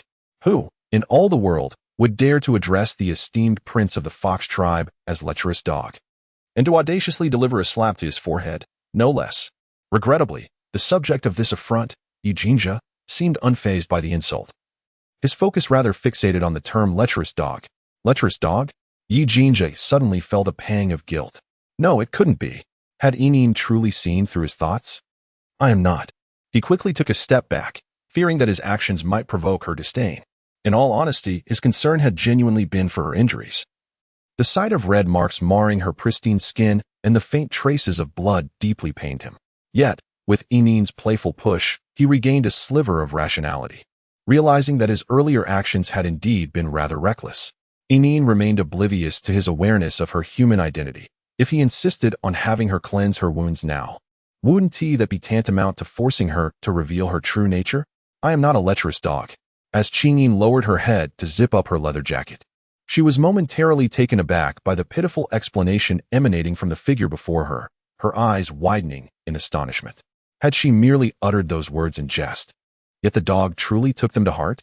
The sheer absurdity of his aggrieved expression was almost comical, rendering her unable to suppress a smile. Noticing the woman's intense gaze fixed upon him, Eugenia felt a sudden pang of anxiety, fearing that his explanation might inadvertently offend her and bring displeasure to her countenance. After a brief silence, he drooped his ears in a submissive manner and cautiously stepped closer to her, extending his fluffy paw to tug gently at the hem of her leather jacket. All right, don't be angry, Enin. I am your dog. Even if he were merely a foolish creature, he could only be a foolish dog devoted to her alone. Though it was somewhat beneath the dignity of a noble prince of the Fox clan to be referred to as a dog, he would willingly embrace such a title if it meant being her companion. At that moment, Qingyin could no longer contain her laughter. Here was a man reeking of gasoline, neglecting his own need for cleanliness while instead fretting over her minor injury, truly a foolish dog in every sense. She playfully nudged him towards the bathtub, activated the shower, and playfully insisted, since you wish to be my dog, you must first cleanse yourself of that gasoline before you emerge. With that, she turned and exited the bathroom. Upon her return to the bathroom, Qingyin carried a set of clean clothes, placing them on a chair beside the bathtub. She glanced at the man standing beneath the shower, completely drenched yet still maintaining the dazed expression he wore before she left, looking at her with a pitiful gaze. Be obedient and wash for a while longer. Then change into the new clothes, she instructed lightly. Standing in the bathtub, the man allowed the warm water from the showerhead to drench him, nodding his head in compliance, his expression one of utmost docility. Chapter 117. A chance encounter with an archenemy. Seeing that the person in the bathtub had finally become compliant, Qingyin turned to leave. However, just as she was about to open the door, a loud splash echoed from the bathtub, causing her to swiftly glance back. The man, who had been standing just moments before, had slipped and was now fully submerged in the tub, clutching his legs in pain and grimacing. Startled, Qingyin hurried over. What happened? It's nothing. My calf suddenly hurt for a moment, and I lost my balance, which caused me to slip into the bathtub, the man spoke, his voice tinged with pain, his hands cradling his aching leg, his complexion paling. Your leg? Upon hearing this, Qingyin's expression changed abruptly, and she suddenly recalled the important matter she had overlooked. Indeed, she had been so preoccupied with Amo and Longzhua that she completely forgot about the dog's leg injury, which had yet to heal. Qingyin hurriedly approached the man, urging him, quick, let me see. Concerned that his leg might be misaligned again, she hesitated to let him rise abruptly. Instead, she swiftly removed her leather boots outside the bathtub and stepped in, crouching down to examine the man's lower leg with urgency. She was aware of the remarkable healing abilities possessed by orcs, so upon noticing the absence of the wooden brace on the dog's leg at the underground casino, she instinctively believed that his injury had healed. However, upon reflection, she realized that even with such extraordinary healing capabilities, a recently mended bone could not withstand excessive strain. Moreover, it was only moments ago that the dog had carried Takuzo back single-handedly, and in order to avoid drawing attention, they had practically run the entire way without pause. Now, with the dog suddenly experiencing leg pain, it was hard to dismiss the possibility that it was a consequence of his earlier exertion. With this thought, Qingyin felt a wave of guilt wash over her. Throughout their journey, her focus had been solely on the injured Takuzo, neglecting the fact that the dog also required care. She imagined how terrified he must have been, drenched in gasoline, and regretted not having taken the time to offer him proper comfort. How shameful. Kneeling partially in the bathtub, she allowed the shower head above to drench her, but soon the soaked leather jacket began to hinder her movements as she continued her examination. Qingyin furrowed her brow, glancing at the closed bathroom door before shifting her gaze to the foolish dog before her, which wore an expression of utter grievance. Her dark eyes quickly assessed the situation as she straightened her upper body and removed her leather jacket, revealing her exquisite figure. The man's crimson eyes darkened gradually. Fortunately, her leg had healed well. After a thorough examination, she raised her eyes to the man across from her, her fair face reflecting the relief of a deep breath. There was no dislocation. The pain you feel is likely due to overexertion of your leg moments ago. The man, lowering his blood-red gaze, stared blankly at the water at his waist, murmuring a soft hum, noticing a subtle change in him. Qingyin's eyes filled with confusion as she paused, then asked him with a bewildered expression, "What's wrong? Do you still feel uncomfortable? Is your leg very painful?" "No, not at all." The man's voice betrayed a hint of awkwardness, and his leg, held by her, instinctively withdrew, causing his entire form to sink deeper into the water. Chapter 118. When enemies meet, their eyes turn red. 10. He was beyond mere discomfort. Currently, he felt an overwhelming heat coursing through him, longing to pull the person before him into the bathtub for an intimate embrace to alleviate his restlessness. Yet, he dared not, setting aside the presence of others outside. Even if it were just the two of them, he would not risk any inappropriate advances. Their time together had been brief, and provoking Qinyin would only push her into the arms of the sickly man. Such foolishness he would never entertain. He would never grant that frail individual any chance to claim Qinyin. Absolutely not. Thus, the only course of action left for him was to keep a safe distance from the person before him. Indeed, he had underestimated the allure that Yin held over him. Initially, he merely desired her presence to keep him company, fearing that she might be lured away by the sickly suitor while he bathed. However, as his gaze returned to the woman's porcelain skin, Yi Jinza found his hands submerged in water, clenching into fists, the backs of his hands revealing a faint hue of blue, as if he were straining to suppress something within. "I need to take a shower," he murmured, overwhelmed by the desire to embrace her in this intimate moment. Yet, he understood that once he extended his hand, he would lose all control over the ensuing events. His voice, tinged with awkwardness, echoed softly in the bathroom. His furry visage flushed with a light crimson. His blood-red eyes dared not meet the gaze of the woman before him. Yi Jinza was truly frightened. The temptation emanating from her was utterly lethal. Not only could he not dare to touch her, but even the mere act of locking eyes with her would shatter his proud self-restraint into a disarray. He could not frighten Yin. He absolutely could not harm her. He must not, under any circumstances, witness the rigid stillness of the dog in the bath, too petrified to even glance in his direction. A flicker of surprise crossed Qingyin's eyes, and as she blinked, she glanced down at her disheveled appearance, a sudden realization dawning upon her. In the next moment, a silent smile graced her lips as she stifled her laughter and decisively rose from the bathtub. Swiftly, she retrieved her leather jacket from the floor and casually tied it around her waist, wrapping herself in a towel from the rack before donning her shoes and exiting the bathroom. Once Qinyin had adorned herself in a clean, casual outfit in the bedroom, meticulously confirming that her disguise as a fox beast bore no flaws, she finally opened the bedroom door and strode towards the living room. Upon hearing the door creak, the ever-quiet Tang Zhua, seated in the living room, turned to look. When he beheld the transformation of the woman, who had exchanged her earlier sleek and commanding leather attire for a playful cartoon t-shirt, her damp hair cascading lazily down her back, exuding the innocent charm of a neighborly little sister, a lingering astonishment flickered in his eyes as he sat on the sofa. Qinyin approached the sofa, crouching down to once again inspect the man's knee injury. Her gaze settled on the severely bruised and swollen area of his leg, her brows furrowing slightly. The blue crystal was insufficient, failing to completely heal your wounds. However, the kneecap should be fine. As for the subcutaneous redness and swelling, it will gradually dissipate with time. As long as it does not impede your ability to walk normally, all will be well. On the sofa, Lang's wolf-like eyes reflected the silhouette of the woman, a warm flickering within them. After a moment of silence, he finally managed to speak, his voice slightly hoarse. "Thank you, Miss Qingyi." The esteemed dual-blooded female beast had been nothing but kind and approachable since the day they met, devoid of arrogance, disdain, or contempt. In stark contrast, he had been ensnared in a web of deceit from the very beginning of their acquaintance. Langswood couldn't help but feel a twinge of melancholy, striving to suppress the uncomfortable emotions within him. Chapter 119. A fiery encounter between enemies. 11. Ian. A clear, gentle voice resonated from the entrance, prompting Qingyin, who was crouched before the wolf beast, to look up, her dark eyes suddenly brightening. Qingyin hurriedly rose to approach the newcomer, her gaze anxiously scrutinizing the man before her. Amo, are you injured? Everything had transpired so abruptly that she had scarcely had a moment to consider his well-being. Her only thought had been that with Uncle Quan by his side, he would be safe. Thus, she had felt reassured enough to take Longswa back to the courtyard to tend to his wounds.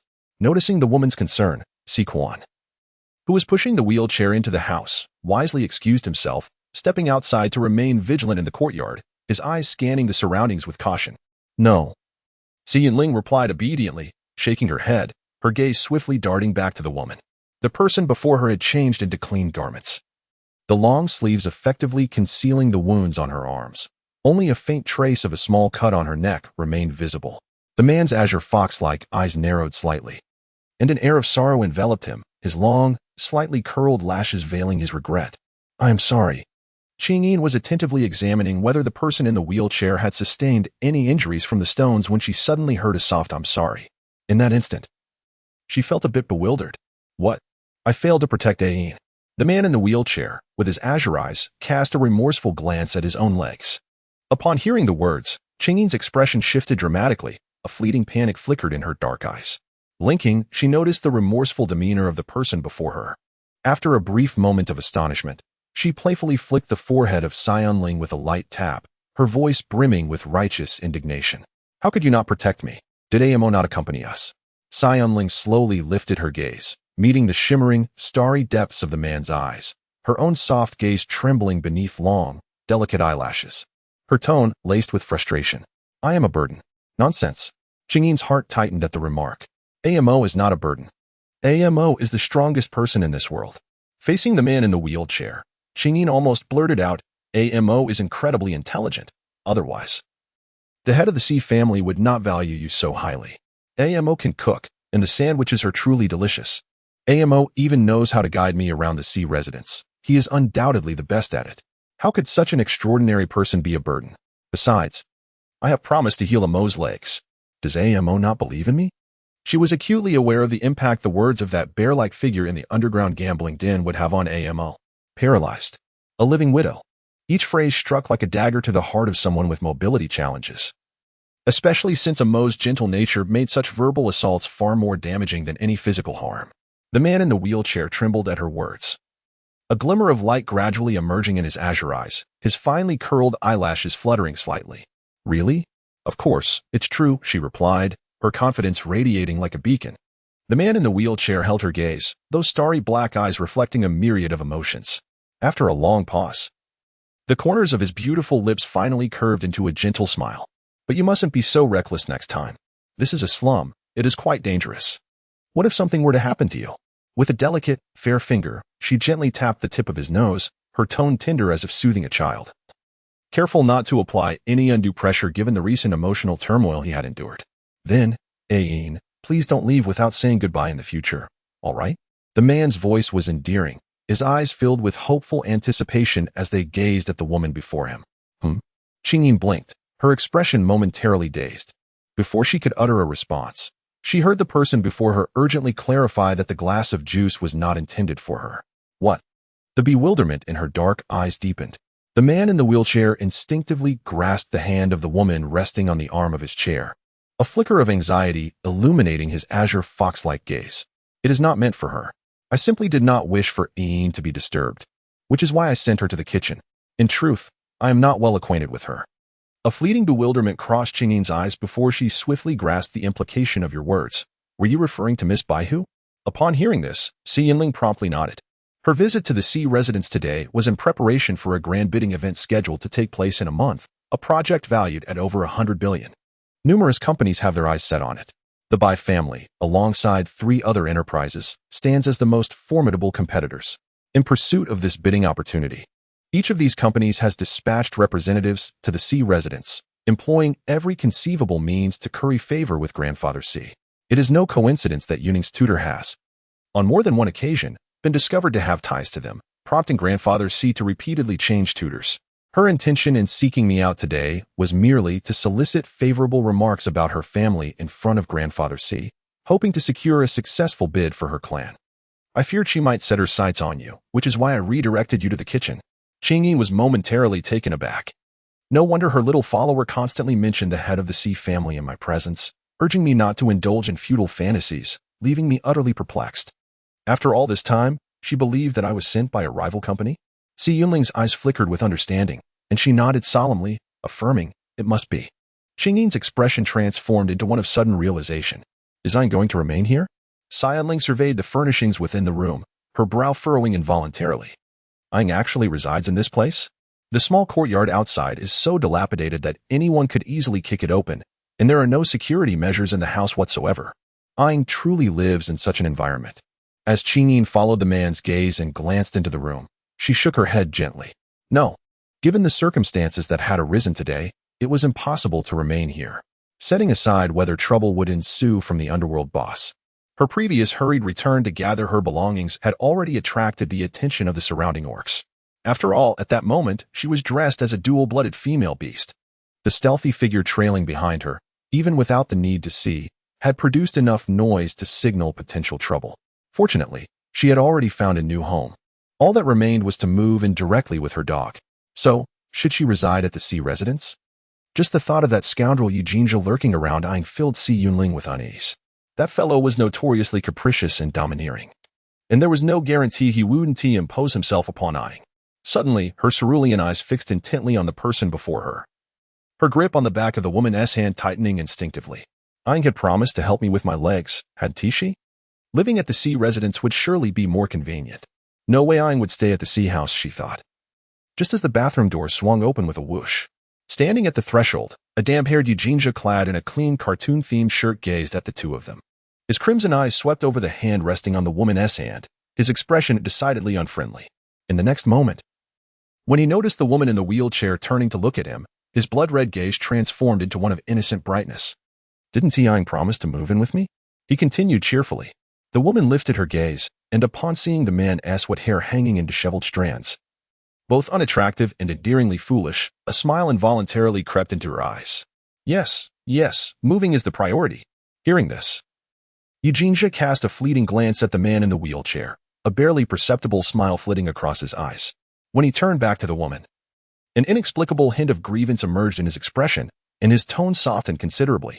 Actually, living here is quite nice. The thought of moving makes me a bit reluctant. With that statement, the man in the wheelchair's pupils constricted momentarily. Reluctant? What does that mean? Was Yujinja truly living with Aang all this time? But there was only one bedroom in this house. How could they?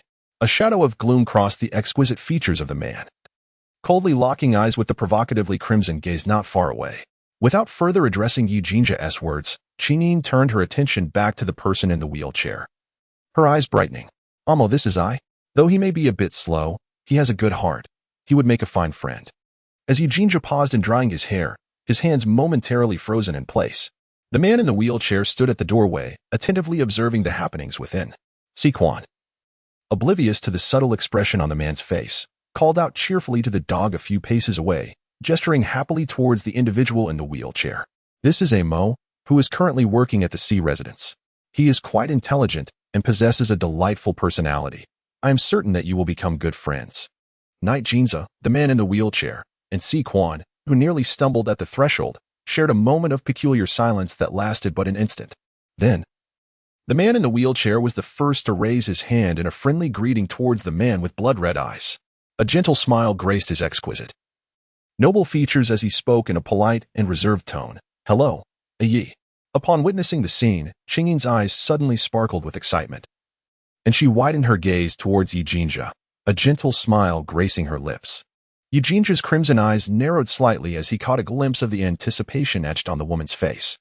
He stepped forward and extended his hand to clasp that of the man, greeting him with a warm, hello, Amo. Their elongated fingers met in a light handshake, both gentlemen offering a subtle smile as they nodded respectfully at one another. A soft thud echoed from outside the door, reminiscent of someone inadvertently bumping their head. As Qingying hastily rose to peer outside, her gaze fell upon Si Quan, who was rubbing his forehead. A smile broke upon her lips. Uncle Quan. This place is small and filled with rotten wood. Do exercise caution. Si Quan nodded quickly, glancing nervously at the two individuals inside, his expression oddly inscrutable. Uncle Quan. Can you cook? Everyone must be hungry. Perhaps you could lend me a hand? After a morning of bustling activity, it was now noon. While there were some biscuits at home to stave off hunger, Amo was, after all, a young master from a noble family. It seemed somewhat inappropriate not to prepare a proper meal for him, especially since others had braved this perilous area out of concern for his safety. Si-Quan was taken aback by her words, instinctively looking towards Si Yunling inside. As if sensing his unease, Qin chuckled softly. Rest assured, Imo is getting along splendidly with Yi. She had not forgotten her initial plan. If Imo was indeed suffering at home, constantly subjected to servitude, then residing with Guzi would be perfectly suitable. One was a foolish yet robust individual, while the other was a brilliant genius burdened by frailty. If they could truly support one another, neither would find themselves in dire straits. However, they had only just met and would need more time to forge a deep connection. She hoped that, in due course, they would genuinely become friends, alleviating her concerns when it came time to leave this place. Contemplating this, Qingyin turned her attention to Yi Jinja, a radiant smile gracing her face. Yi will take good care of Imo, won't he? Her smile was dazzling, momentarily captivating everyone in the room. Stunned by her sweet expression, Yi Jinja quickly regained his composure and nodded obediently.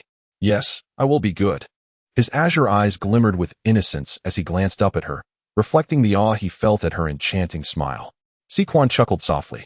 Rest assured, there will be no interruptions. Today's update is complete. By the way, my dear ones, remember to check the pinned post in the comments section. It pertains to future updates and benefits. For updates, don't mind what the post says, just remember to leave comments praising Igio. Praise him to the utmost. Whether there will be 4 updates depends on you. In the living room, Yi Jinja observed the busy figure in the kitchen from afar, then returned his attention to Si Yunling, letting out a cold scoff. Imo? The head of the Si family certainly has a keen interest. The man on the wheelchair slowly lifted his gaze, his azure eyes losing their previous warmth. Now icy and devoid of emotion. Wasn't the esteemed prince of the Fox clan also displaying a keen interest? A chilling aura emanated from Yi Jinja. Yin is mine. Did she agree? Would she live with me if she disagreed? Upon hearing these words, Si Yunling's eyes flickered with disdain. Was sleeping on the sofa truly something to boast about? Initially, when he learned that the two were cohabiting, undeniable ripples stirred within him. However, upon regaining his composure, he naturally discerned the underlying truth. This situation was certainly preferable to that of another individual who could not even manage to sleep on a sofa. Yi Jinja, on the other hand, appeared wholly unconcerned, his eyes still gleaming with pride. After all, as the saying goes, the pavilion by the water gets the moon first. Surely, the master of the Si family understands such a simple principle. But what does it matter if one gains the moon so easily? Has the prince forgotten his past romantic escapades, or does he wish for me to remind him that his fiancée met a tragic end at his hands, leaving nothing but a scattered remains? Si Yunling's tone dripped with scornful mockery. Yi Jinja's expression shifted dramatically. The person before him was indeed the most detestable in this world. Without exception, how dare he use past events as a means of intimidation? And to bring up that long-deceased woman?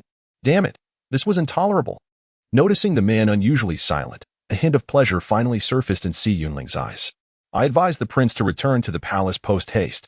I have heard that the elders there have already selected a new fiancée for you, just awaiting your return to make your choice.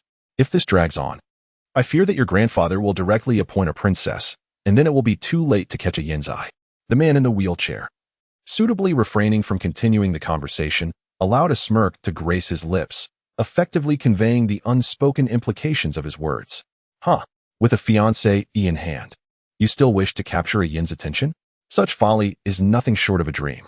As the words left the lips of the man in the wheelchair, Yi Jinja, who had been seething with anger just moments before, suddenly stiffened, a wave of astonishment washing over him. A new fiancée? What was this new twist in the tale? He finds himself in a slum, severed from all ties to the royal family. Even Yi Qi and Shi, who grew up alongside him, could only locate him after he took the initiative to reach out. As for others, they were even less likely to do so. Since reuniting with Yi Qi and Shi, he has never broached the subject of the royal family, nor have they dared to mention a word of it in his presence. Initially, he believed that nothing significant was transpiring within the royal family. However, upon reflection, it seems likely that Yi Qi and Shuri refrained from speaking out of fear that he would abandon them once more. This thought cast a shadow of uncertainty over Yi Jin's heart. Though he cannot ascertain the veracity of Si Yunling's words, he feels that such machinations are entirely within the realm of possibility for those aged and idle individuals within the palace. To escape the royal family, He had once employed the excuse of betrayal by my fiancée, leading him to abandon everything in despair over his emotional turmoil. At that time, he had not contemplated the inconveniences this excuse might bring. He merely sought a plausible reason to escape, especially since he still had a grandfather within the royal family. Even if he never returned, he would still have to acknowledge his grandfather. When visiting him, he could always shed tears of grievance, enduring a scolding or two without it being too severe. Yet, looking back now, this excuse that once satisfied him feels more like a fiery pit awaiting his return. Do those ancient wretches intend to mend his emotional wounds through the selection of a new fiancée to coax him back to the palace? In an effort to conceal his disarray from the person before him, Eugene's cast a fleeting glance, dismissing the need for alarmist rhetoric. He is merely out enjoying life beyond the palace walls, and is not so destitute as to require him to relay messages. He understands the thoughts of the C family head all too well, rather than worrying about him. It would be wiser for him to focus on the poison coursing through his own veins, lest he suddenly succumb to it one day, leaving both him and Ian in sorrow. The man in the wheelchair seems to have heard a rather amusing joke. If death were truly imminent, it remains uncertain who else might accompany him to the grave. Is His Highness overly optimistic about the current circumstances while situated in Nation A? Oh, does the head of the C family wish to disrupt the ironclad rules established by their ancestors? With a fleeting glance from his cerulean eyes, a rare expression of deliberation graced his handsome features. Why not? I shall await the outcome with great interest. The blood-eyed man's brows arched in amusement as the corners of his mouth curled coldly. Once again, silence enveloped the room, with the two men in the center, one standing and the other seated, coldly staring at each other, no words exchanged. Meanwhile, Takuzo, seated on the sofa, pondered. Do these two titans truly not perceive his presence here? Is it truly acceptable for them to reveal their identities one after another like this? It is essential to recognize that he is merely a minor character, utterly disinterested in the hidden intricacies of these matters. He genuinely desires to live a peaceful life. The illustrious yet discreet head of the C family, and the enigmatic prince of the Fox clan, each possesses an identity so noble that their mere presence would command immense respect. In the eyes of those like him in the impoverished district, they are figures of legend, as elusive as dragons. Having grown up in such a neighborhood, he has heard countless rumors about these two. Yet, unexpectedly, he now finds himself in this dilapidated courtyard, in the same room as them. In that moment, Longs was sat on the sofa, paralyzed with trepidation, his wolf-like eyes cautiously darting towards the two. He maintained a rigid posture, his forehead glistening with cold sweat, too afraid to raise a hand to wipe it away, lest he draw their attention to his presence. In the kitchen, Sequan was chopping scallions. Glancing anxiously towards the living room, his ears perked up like a pair of straightened antennae. Rest assured, Quan Uncle, came the gentle voice of Qing, who was preparing noodles beside him. Amo and I will get along just fine. There's truly no need for concern. Initially, she had harbored some resentment towards the uncle for bringing Amo into the perilous district, but now, witnessing his anxiety for Amo, her grievances dissipated entirely. However, Quan Uncle's worry was indeed excessive. Though I appeared rather dim-witted, his sincerity was as pure as it gets. Such a person would only be a target for cruelty, never the perpetrator. Get along. Sequan nearly choked on his own saliva at the absurdity of it. If those two were capable of harmonious interaction, he would willingly sever his own head and kick it like a ball. He would stake his life that if those two were not in this very moment within sight, they would have already plunged dozens of daggers into each other, staining the ground with blood. The notion of harmony was utterly foreign to them. Seeing Sequan's continued unease, Qing persisted in her reassurances. Quan Uncle, although I is of mixed blood, he possesses a gentle and kind nature. In the days I have spent with him, he hasn't even raised his voice, let alone lost his temper. Otherwise, I would never have dared to introduce him to Amo. Reflecting on the earlier incident in the bathroom, where I had shyly avoided her gaze, Qing couldn't help but smile. That clumsy, endearing creature could never initiate harm against another. At her words, Sequan abruptly turned to gaze at her, his fox-like eyes wide with shock. What? You two are living together? Good heavens! Has he so swiftly placed a green hat upon his master's head? This is absolutely unacceptable. Today's updates have concluded, and tomorrow will mark the beginning of 4 updates. From now on, Agio shall be a diligent Agio. Chapter 124, A Grudge Encounter 16. Surprised by Sequan's reaction, Qing blinked, a flicker of confusion passing through her eyes as she gazed at her astonished superior, nodding absent-mindedly. Indeed, in the next moment, Qingyin quickly realized that Si Quan might have misunderstood something, and calmly continued to explain, "A Yi is actually quite pitiable, which is why I have temporarily offered him shelter. I occupy the bedroom while he rests on the sofa in the living room." What on earth is Uncle Quan thinking? He worries when it's unnecessary and is carefree when he should be concerned. His thoughts are rather misguided. Is it truly wise for the innocent AMO to associate with such a person? Upon hearing the woman's words, Si Quan's expression shifted to one of peculiar disbelief. Pitiable? Please. If that fellow were truly pitiable, there would be no happy souls left in this world, would there? Qingyin nodded lightly, her gaze settling upon the pot of noodles before her. With utmost care, she employed her chopsticks to gently disentangle the strands of noodles, ensuring they did not congeal into a single mass. Indeed, Yi had previously offended certain individuals and had suffered grievous injuries, nearly losing his life. Fortuitously, I happened to pass by and rescued him. Thus, he had nowhere to go for the time being, prompting me to extend him a temporary refuge. With a light touch, Qingyin recounted Yi's past experiences, hoping to alter Si Quan's perception of him. After all, Yi was a mixed-blood beast man, and it was only natural for Uncle Quan to be concerned about his desire to befriend the dual-blooded AMO. It seemed that the rigid hierarchy of bloodlines in this world was not easily dismantled. The challenge of forging friendships across different bloodlines was indeed fraught with difficulties and suspicions. Did someone offend and suffer grievous harm? A flicker of confusion crossed Si Quan's eyes. He had received no news of Yi Jin's presence in Country A. Thus the one who had harmed him could not possibly be from the Si family. It appeared that there were indeed many who wished for that fellow's demise.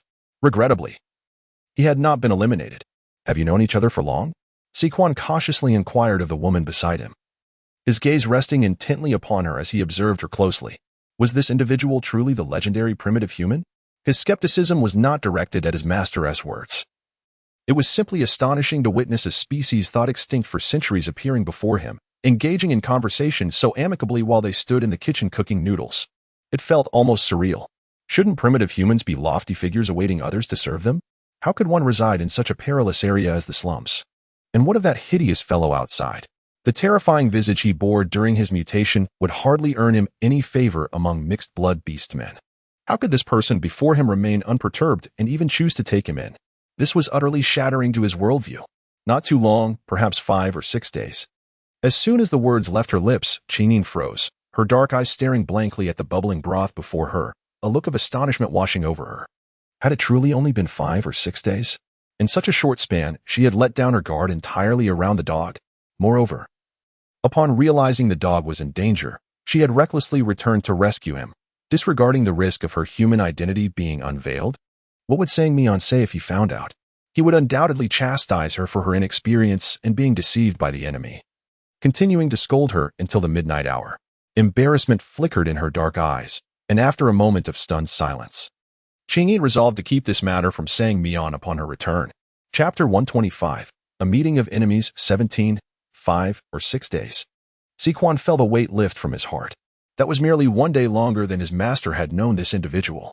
It appeared that there was still hope for his master. However, it was imperative that the two no longer reside together.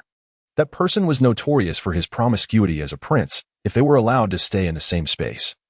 The individual before him would surely be devoured without a trace. No, absolutely not. Upon considering this, Si Quan quickly diverted the topic. Miss Ain, I have heard that you possess the ability to heal young Master Amo's leg. Is this true? Qingyin nodded lightly, preparing the utensils while retrieving the noodles from the pot. I am about 70% confident.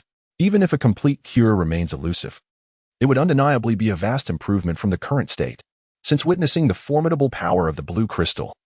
Her confidence in healing Amo's legs has approached a near certainty, yet she tempered her words with caution, stating merely 70%. Really? 70%? The odds are that high?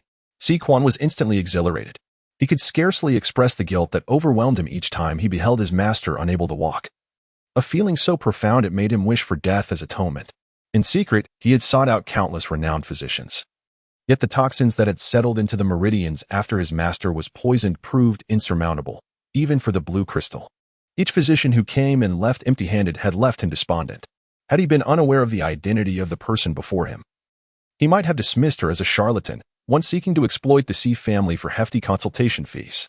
However, he held no doubt regarding her words. Was it not the matriarch of the C family a century ago who was revered as a sage of medicine? That slender silver needle had saved countless lives. A tale that has been recounted through the ages. The person before him, equally primal in her humanity, exuded confidence in her 70% assurance. He believed wholeheartedly that she could restore his master's health absolutely. Then, Miss Ain should reside in the sea estate, correct? It would facilitate a Mohs treatment, wouldn't it? Sequan eagerly inquired. The woman paused mid-action, her hand hovering in the air, contemplated before responding with a question of her own. Is it truly convenient to stay at the sea estate? It seems visitors frequently drop by. I wonder if the C family possesses a more suitable place for recuperation? Upon hearing this, Sequan's eyes sparkled with hope, nodding fervently. Convenient? Of course. If Miss Ain fears interruptions, we could relocate to the underground castle. Aside from Master Amo and a select few, no one else has the privilege to enter freely. Underground castle? Qingyin glanced at him, astonished. Sequan nodded, explaining that the underground castle was built by the family patriarch a century ago to protect against the resurgence of the apocalyptic virus. It resembled an underground palace, boasting exceptional privacy and security.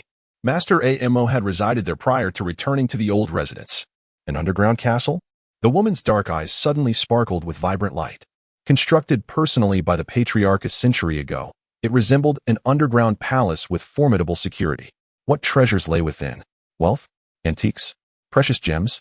Or perhaps the core chip she sought? Are you certain I can enter the castle? Amo enjoys the favor of the head of the C family, freely entering and exiting the underground castle without question. However, she is different. She is but a newcomer. Of course, were it anyone else, Sequan would never express such unwavering confidence. Yet, upon learning the true identity of the person before him, as well as the affections of his master, he could easily take the initiative without hesitation. Sequan promptly accepted the long chopsticks from the young woman's hands. Anxious that the soup in the pot would scald her delicate fingers, he swiftly retrieved the noodles into a bowl while earnestly explaining, "You are Master Yuning's tutor, a friend of Master Amo, and will eventually serve as Master Amo's primary physician. If you lack the qualifications to enter the underground castle, then surely no one from the C family could gain access. More importantly, you are destined to become the future matriarch of the C family. If you cannot enter, who else can? While it would indeed be wonderful to gain entry, ultimately it depends on the wishes of the head of the C family."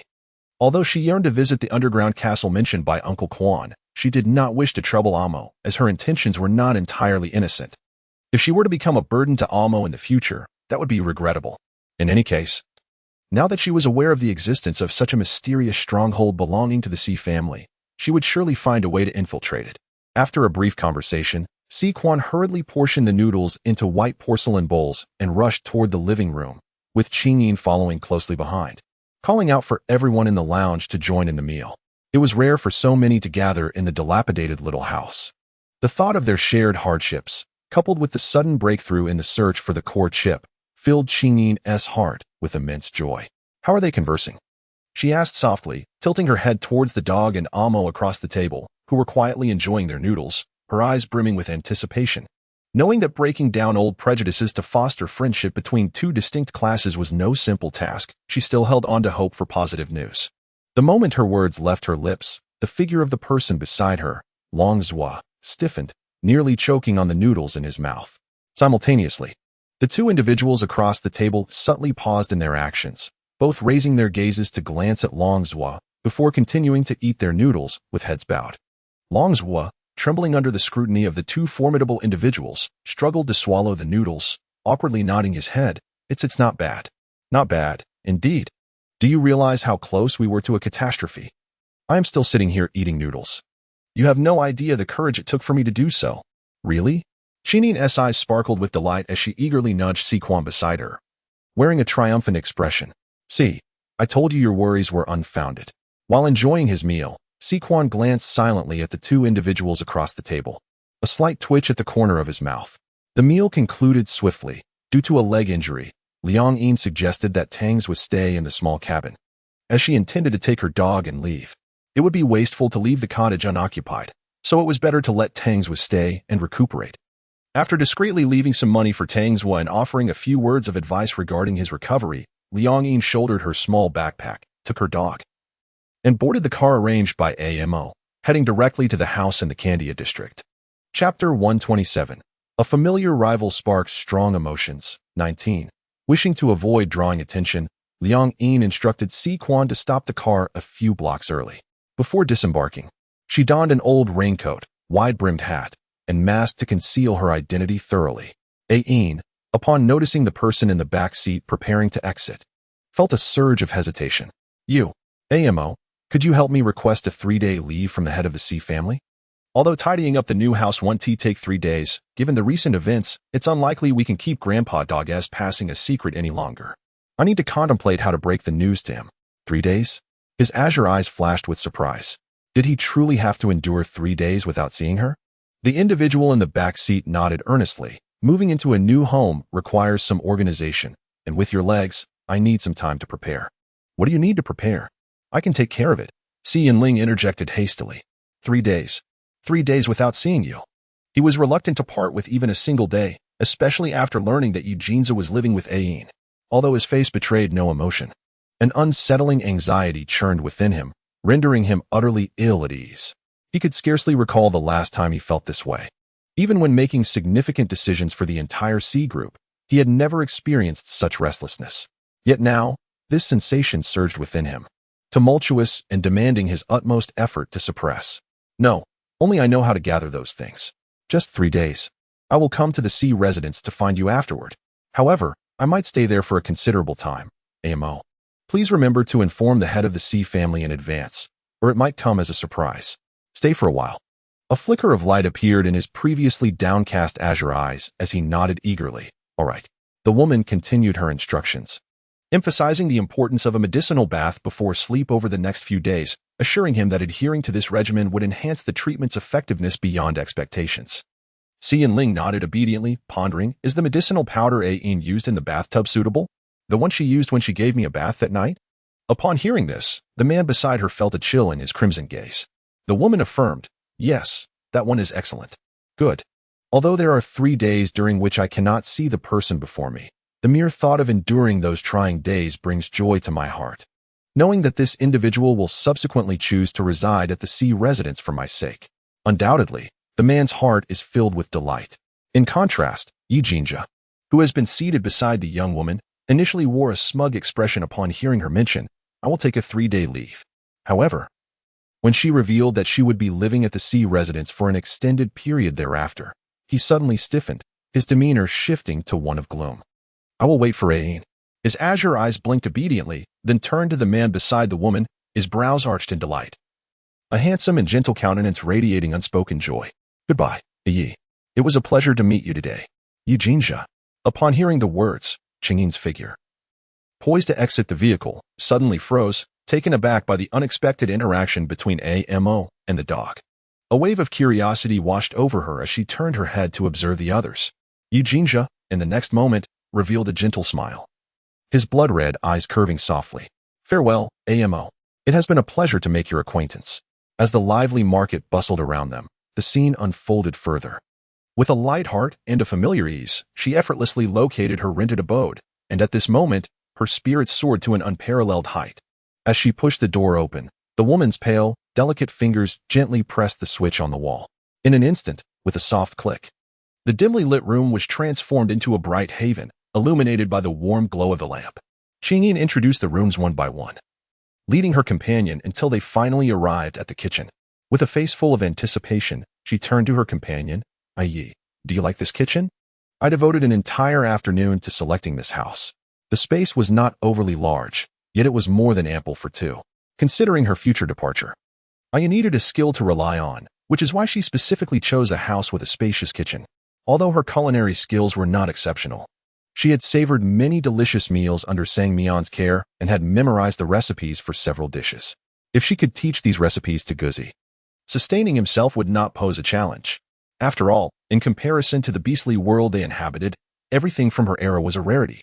If Guzi could learn the dishes from her time, coupled with his naive yet resilient nature, their future, while perhaps not extravagant, would undoubtedly be free from worries about food and shelter. Do you like it?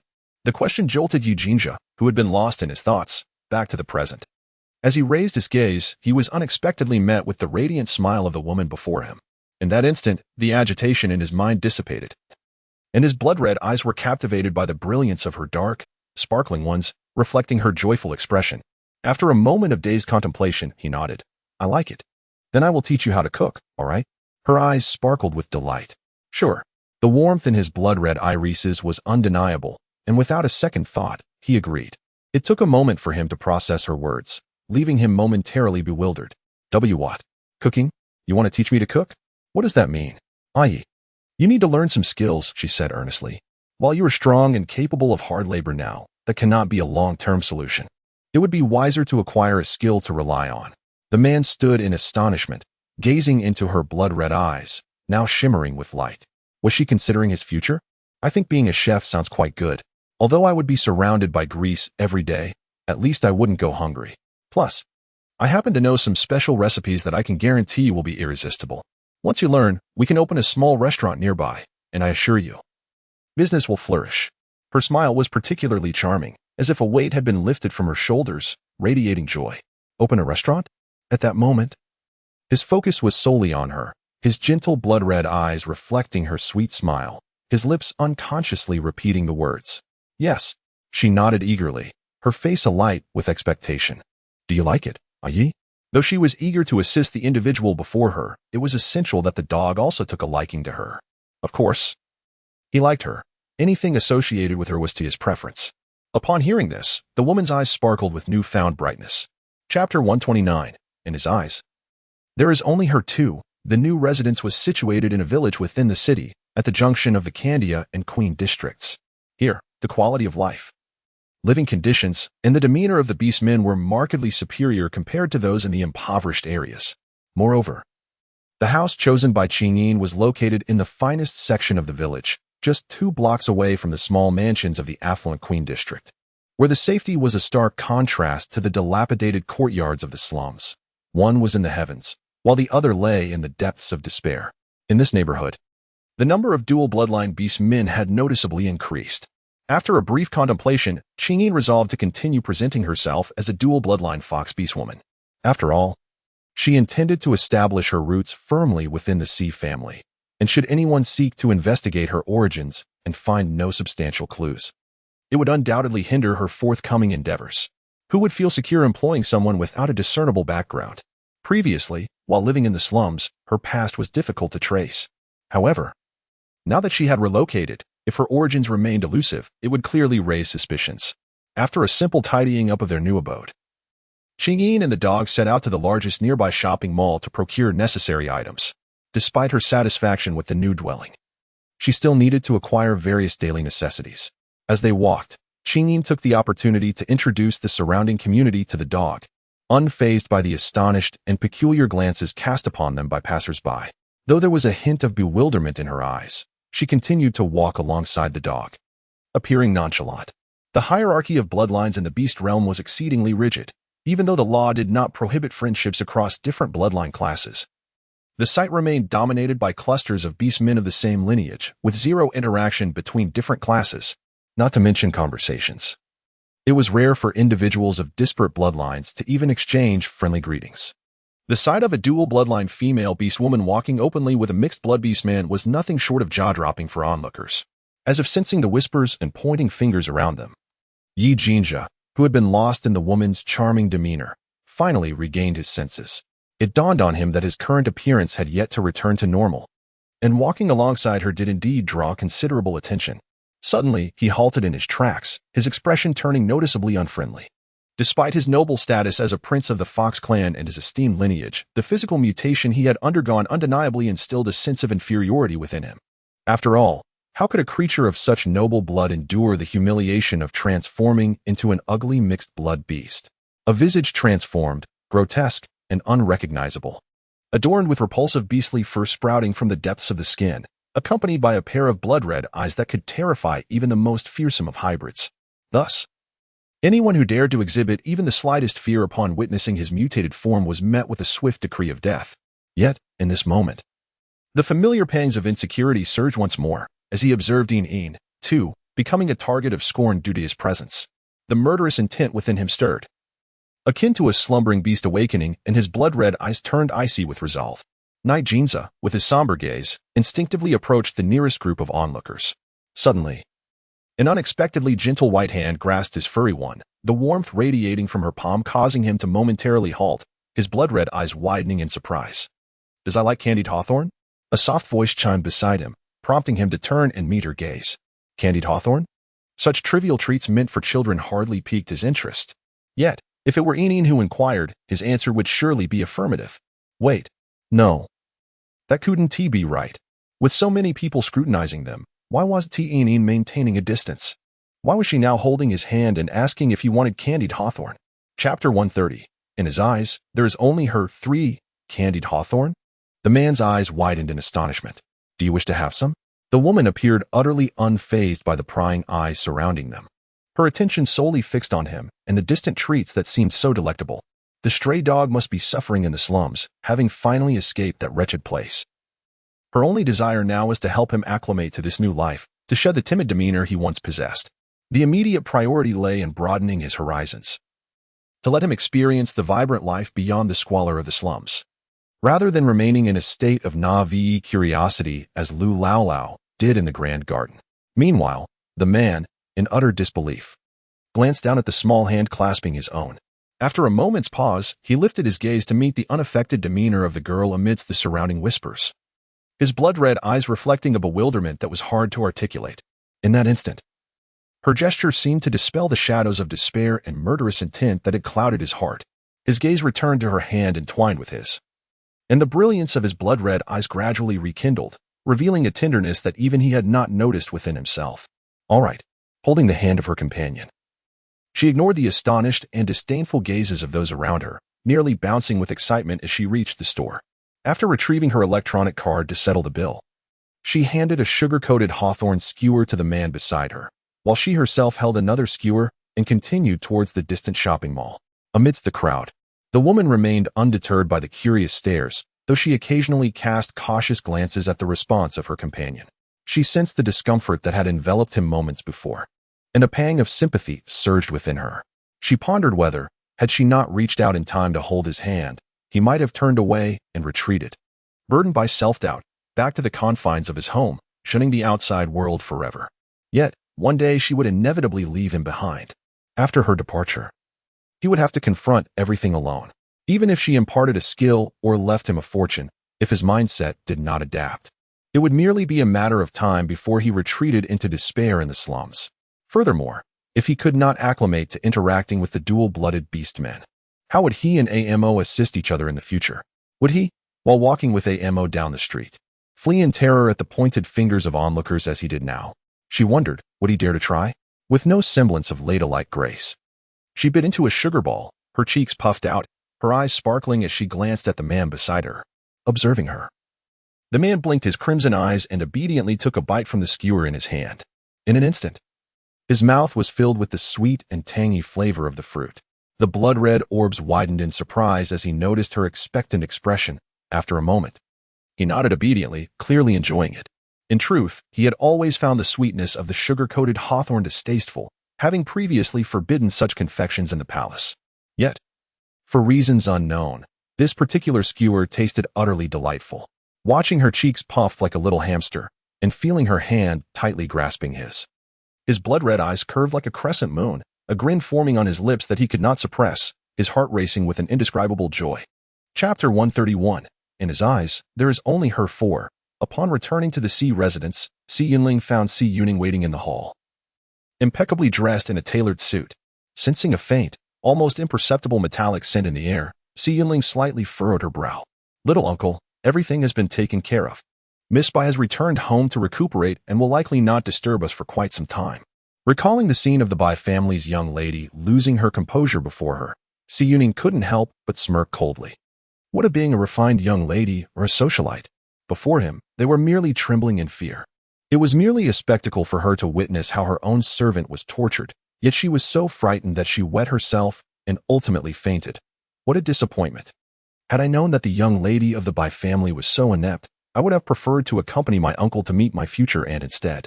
Pausing for a moment and sensing the eerie silence in the air, Si Yuning lifted her gaze toward her uncle, only to discover that he was indeed watching her, seemingly awaiting her next words. A sudden jolt of alarm coursed through her, prompting her to hastily continue. I severed the tendons of that servant and then sent him off to the slums. The process of torment was certainly far more elaborate than such a simple statement suggested. Yet in front of her uncle, Si Yuning exercised considerable restraint, fearing that her actions might provoke his displeasure. However, the audacity of that servant to bully his future aunt and to disparage her humble origins was intolerable. It was only fitting to cast him into the slums to experience life there after such punishment. Was it truly that simple? The icy glimmer in her azure eyes sent shivers down one's spine. The fact that he had merely crippled the man's feet and abandoned him to the slums was all that was required? And that foolish Bai, who had interrupted her time with Ayin, was merely scared and then sent back home. Si Yuning was taken aback for a moment. Was there something wrong with her hearing? Her uncle had never inquired about how she dealt with servants, and now his reaction, waiting for her to elaborate, was astonishing. Moreover, her uncle, who had always criticized her for being too extreme in her actions, was now seemingly discontented with her leniency. What on earth was happening? Was her uncle's mind clouded by some unseen influence? Noticing the incredulous look on his face as he scrutinized her, Si Yuning furrowed her brow and glanced at the wall clock. Was Butler Bai still not back? Clearly, she had placed too much trust in his abilities. It appeared that such matters must be entrusted to Butler Bai in the future. Si Yuning quickly shook her head. Butler Bai had other issues to attend to and would likely return only after midnight. Have him find me as soon as he gets back. The man's mood seemed rather foul, with a hint of displeasure lacing his tone. If it weren't for the foolish Bai falling into that man's trap, how could he have mentioned that someone was waiting outside to Ayin? And how could Ayin have been deceived and taken away, leading to a 3-day separation from her? That damn fool of the Bai family. Since the Bai family was so foolish as to present themselves before him, he would not hesitate to ensure their complete and utter disappearance, sparing himself from their incessant presence in the future. After issuing his commands, Si Yuning turned his wheelchair towards the back garden, seemingly unwilling to cast even a fleeting glance at the incompetent individuals before him. Perceiving the blatant disdain directed at her, Si Yuning wore a bewildered expression. Nightfall in the slums. As she watched from a distance the tortured cries of the hybrid orc Lu and Jian, Bai Yi trembled uncontrollably. Her complexion pale and tears streaming down her face, yet she dared not utter a sound, having witnessed the terrifying demeanor of Si Yuning, the little tyrant. As he dealt with Xiaomei at the Sea residence, she recalled the harrowing moment when that fearsome man severed Xiaomei's tendons and violently extracted them. The gruesome sight and Xiaomei's agonized wails causing her to lose control and faint from sheer terror. When she eventually regained consciousness, she found herself back at home. Just as she prepared to rush downstairs to inform her father of her ordeal and plot her revenge, she suddenly noticed a man sitting on the sofa, his blood-red eyes coldly scrutinizing her. The man's appearance was extraordinarily terrifying, and those crimson eyes nearly scared her soul away. She felt an overwhelming urge to scream. But before she could muster a sound, her mouth and nose were tightly covered from behind, and she once again fainted. Upon awakening, she beheld an utterly inhumane scene before her. Chapter 132. In his eyes, there is only her 5, little Mei, completely exposed, was pinned to the ground by several beast men, enduring continuous torment. The bloodstains, still fresh, remained at her elevated ankles, while her pale legs swayed rhythmically in the air under the movements of the beast men. She let out muffled cries of agony, and the heavy breathing of her tormentors rendered her face ashen. Tears, akin to droplets of jade, cascaded down her cheeks as she suppressed any sounds of sobbing, fearful that her presence might attract the attention of other beastmen. Her gaze, filled with dread, fell upon the man with blood-red eyes seated not far away. Bai Yi crawled towards him, almost on her knees, her voice trembling to the point of being barely audible. Master, you must have made a mistake. I am Bai Yi, the young lady of the Bai family. I do not know you at all. There were 3 men before her, yet the one lounging languidly on the single sofa was her sole focus. Bai Yi locked her pleading gaze onto the man seated on the couch, her eyes slightly reddened, revealing her delicate femininity. Renowned for her charm, countless men had succumbed to her alluring words. The man before her, merely a hybrid beast, had likely never encountered a beauty such as herself. She believed that if she could weep and plead pitifully, he would surely soften and let her go. Not know? The man with blood-red eyes reclined lazily on the sofa, his long legs crossed elegantly, a cold smile curling at the corners of his mouth. What have you done to my future princess that you have forgotten so quickly? My lord? Future princess? Bai Yi's eyes widened in confusion upon hearing his titles. I would never dare to disrespect a princess. I don't even know what a princess is. She was utterly oblivious to the identity of the man before her, so how could she possibly know his princess? Furthermore, This was not an ancient dynasty. How could such titles still exist? Did he believe himself to be of the royal fox lineage? As far as she knew, only the mysterious prince of the fox tribe could boldly refer to himself in such a manner, while others simply could not.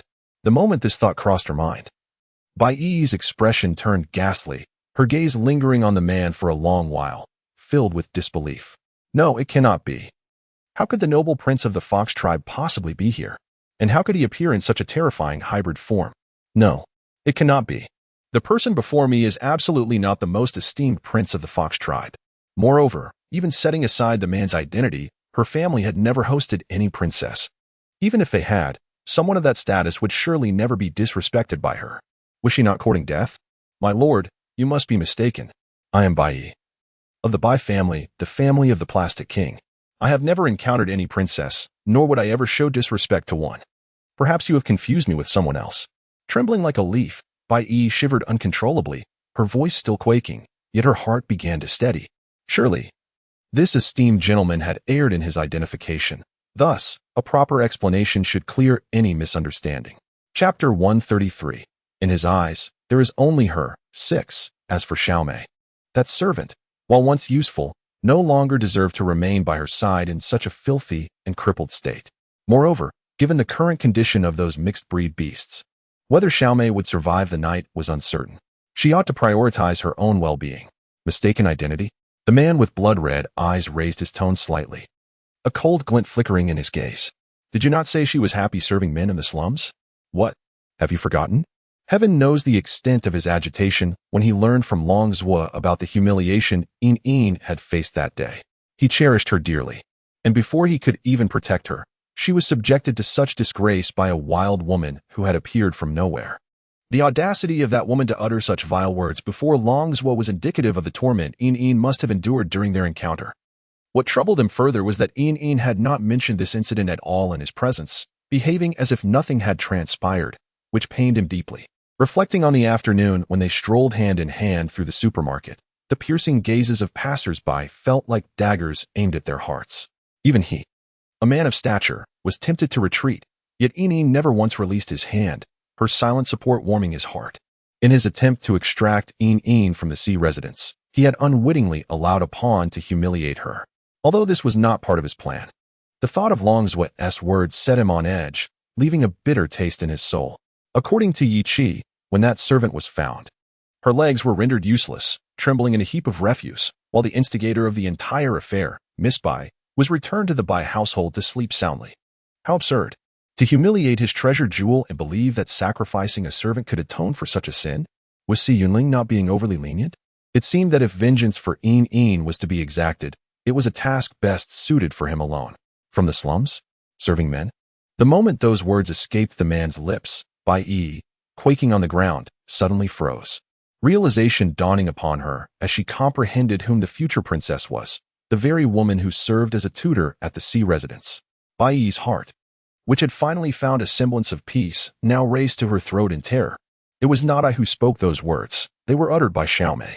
Fearing that the man before her might not know who Xiaomei was, Bai Yi, drenched in cold sweat, hastily pointed towards the distance behind her. It's her. She is Xiaomei. I have listened to the recording. Those words were all hers. I was in the study at the time, truly unaware of anything. Is there a recording? The man's crimson eyes narrowed slightly. What else did she say? As he had anticipated, the single phrase that Long Zhuo had overheard at the entrance was merely a trivial appetizer. The truly insulting remarks about Yin lay further ahead. Bai Yi swallowed hard, fearing to conceal even the slightest detail. The man before her had effortlessly abducted her from her home, a testament to his formidable strength. More crucially, seeing the two impeccably poised hybrid fox beasts standing beside him, she felt an undeniable sense of the man's extraordinary identity. With this thought in mind, Bai Yi diligently recalled the contents of what she had overheard, daring not to omit a single detail. Chapter 134. His eyes only held her. 7. At that moment, the young lady had been preparing juice in the kitchen, and Xiaomei had seized the opportunity to slip away unnoticed. Bai Yi recalled every word of the earlier events.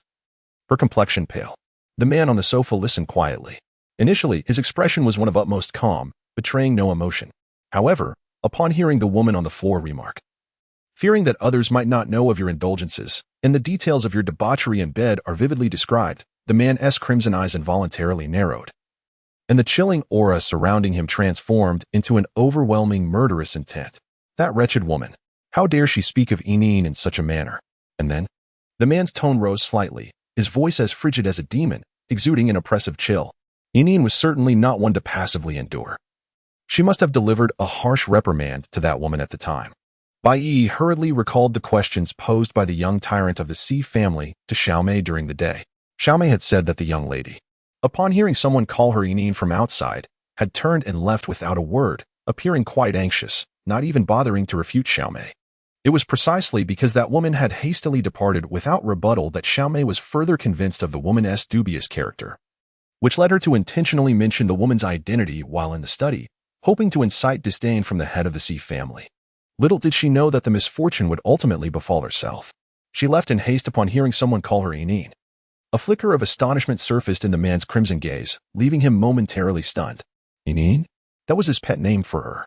He recalled that when he first affectionately called her by this name, she had feigned indifference, yet unexpectedly, she had truly kept it close to her heart. Thus, did Enine believe that the person waiting at the door was him? Thus, the once unyielding darling, faced with such severe verbal humiliation, remained utterly silent, solely preoccupied with the urgency of seeking him out. In that fleeting moment, the man was engulfed in a whirlwind of emotions, joy, guilt, delight, and frustration intertwined in a complex tapestry of feelings. Yet, dear sir, none of this truly pertains to me. I was oblivious to the fact that Xiaomei would be so disrespectful toward that young lady. Moreover, the young master of the Sea family has already dealt a harsh punishment to Xiaomei, and she is now fully aware of her wrongdoing. Noticing the man's expression soften slightly, Bai hastily interjected to distance herself from the situation. And you? The man's cold voice abruptly pierced the air. Bai was taken aback, staring in astonishment. She was currently paying the price for her rudeness. And you? Bai froze, realizing that despite her extensive explanations, the man before her seemed to have absorbed none of it and still expected her to share in the consequences. If it weren't for your consent, how could she have dared to show such disrespect towards my future princess? That servant is merely a third blood beast, and yet she had the audacity to verbally insult me. A dual blood beast. If there were no one backing her, what third blood beast would dare to act so brazenly?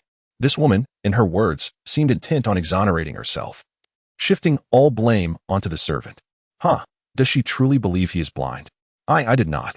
Bai, pale with fear, felt her heart racing as if it might leap from her throat.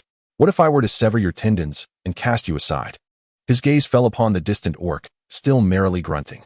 The man's blood-red eyes curved slightly. No, please no. Before he could finish his sentence, Bai hastily recoiled, kneeling on the ground. Seeing the woman tremble like a quail, the man smirked. Do not worry, I would not wish for your demise. His long fingers gently tapped the armrest of the sofa, once, then again. After all, your existence is far more intriguing. Chapter 135, in his eyes. She alone ate. The following day, a sensational event rocked the aristocratic circles of Country A.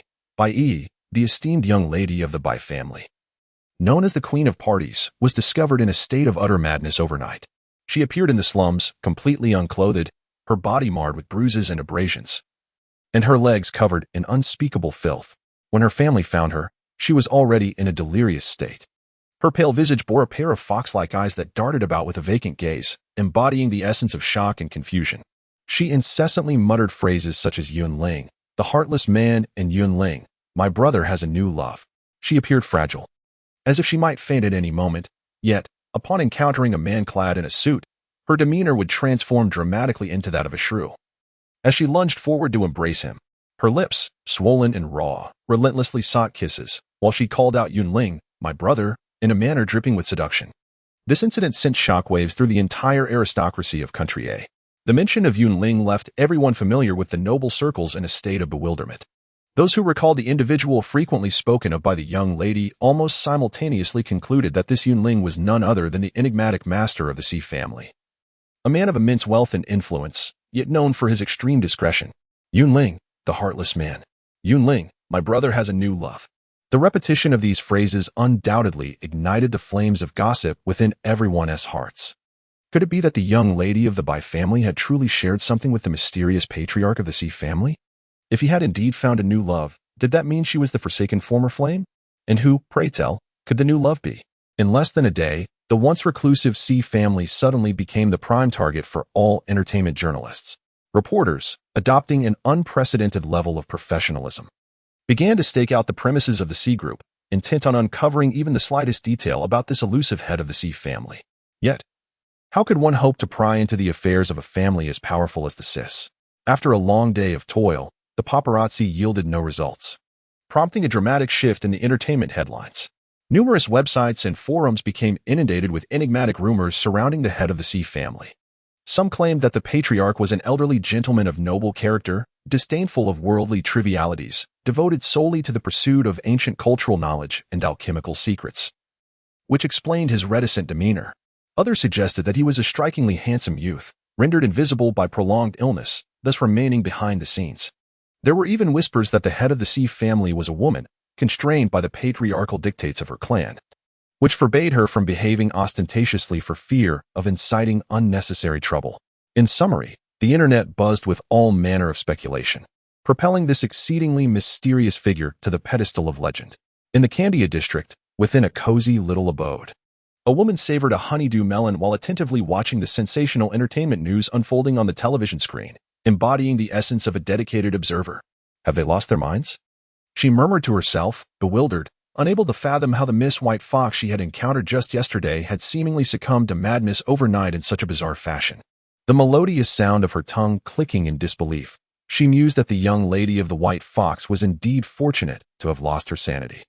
Had she retained her wits and realized that she was appearing in the impoverished district, exposed in her complete nudity and becoming the subject of gossip throughout the entirety of Country A, it is likely that the sheer embarrassment would have driven her to madness regardless.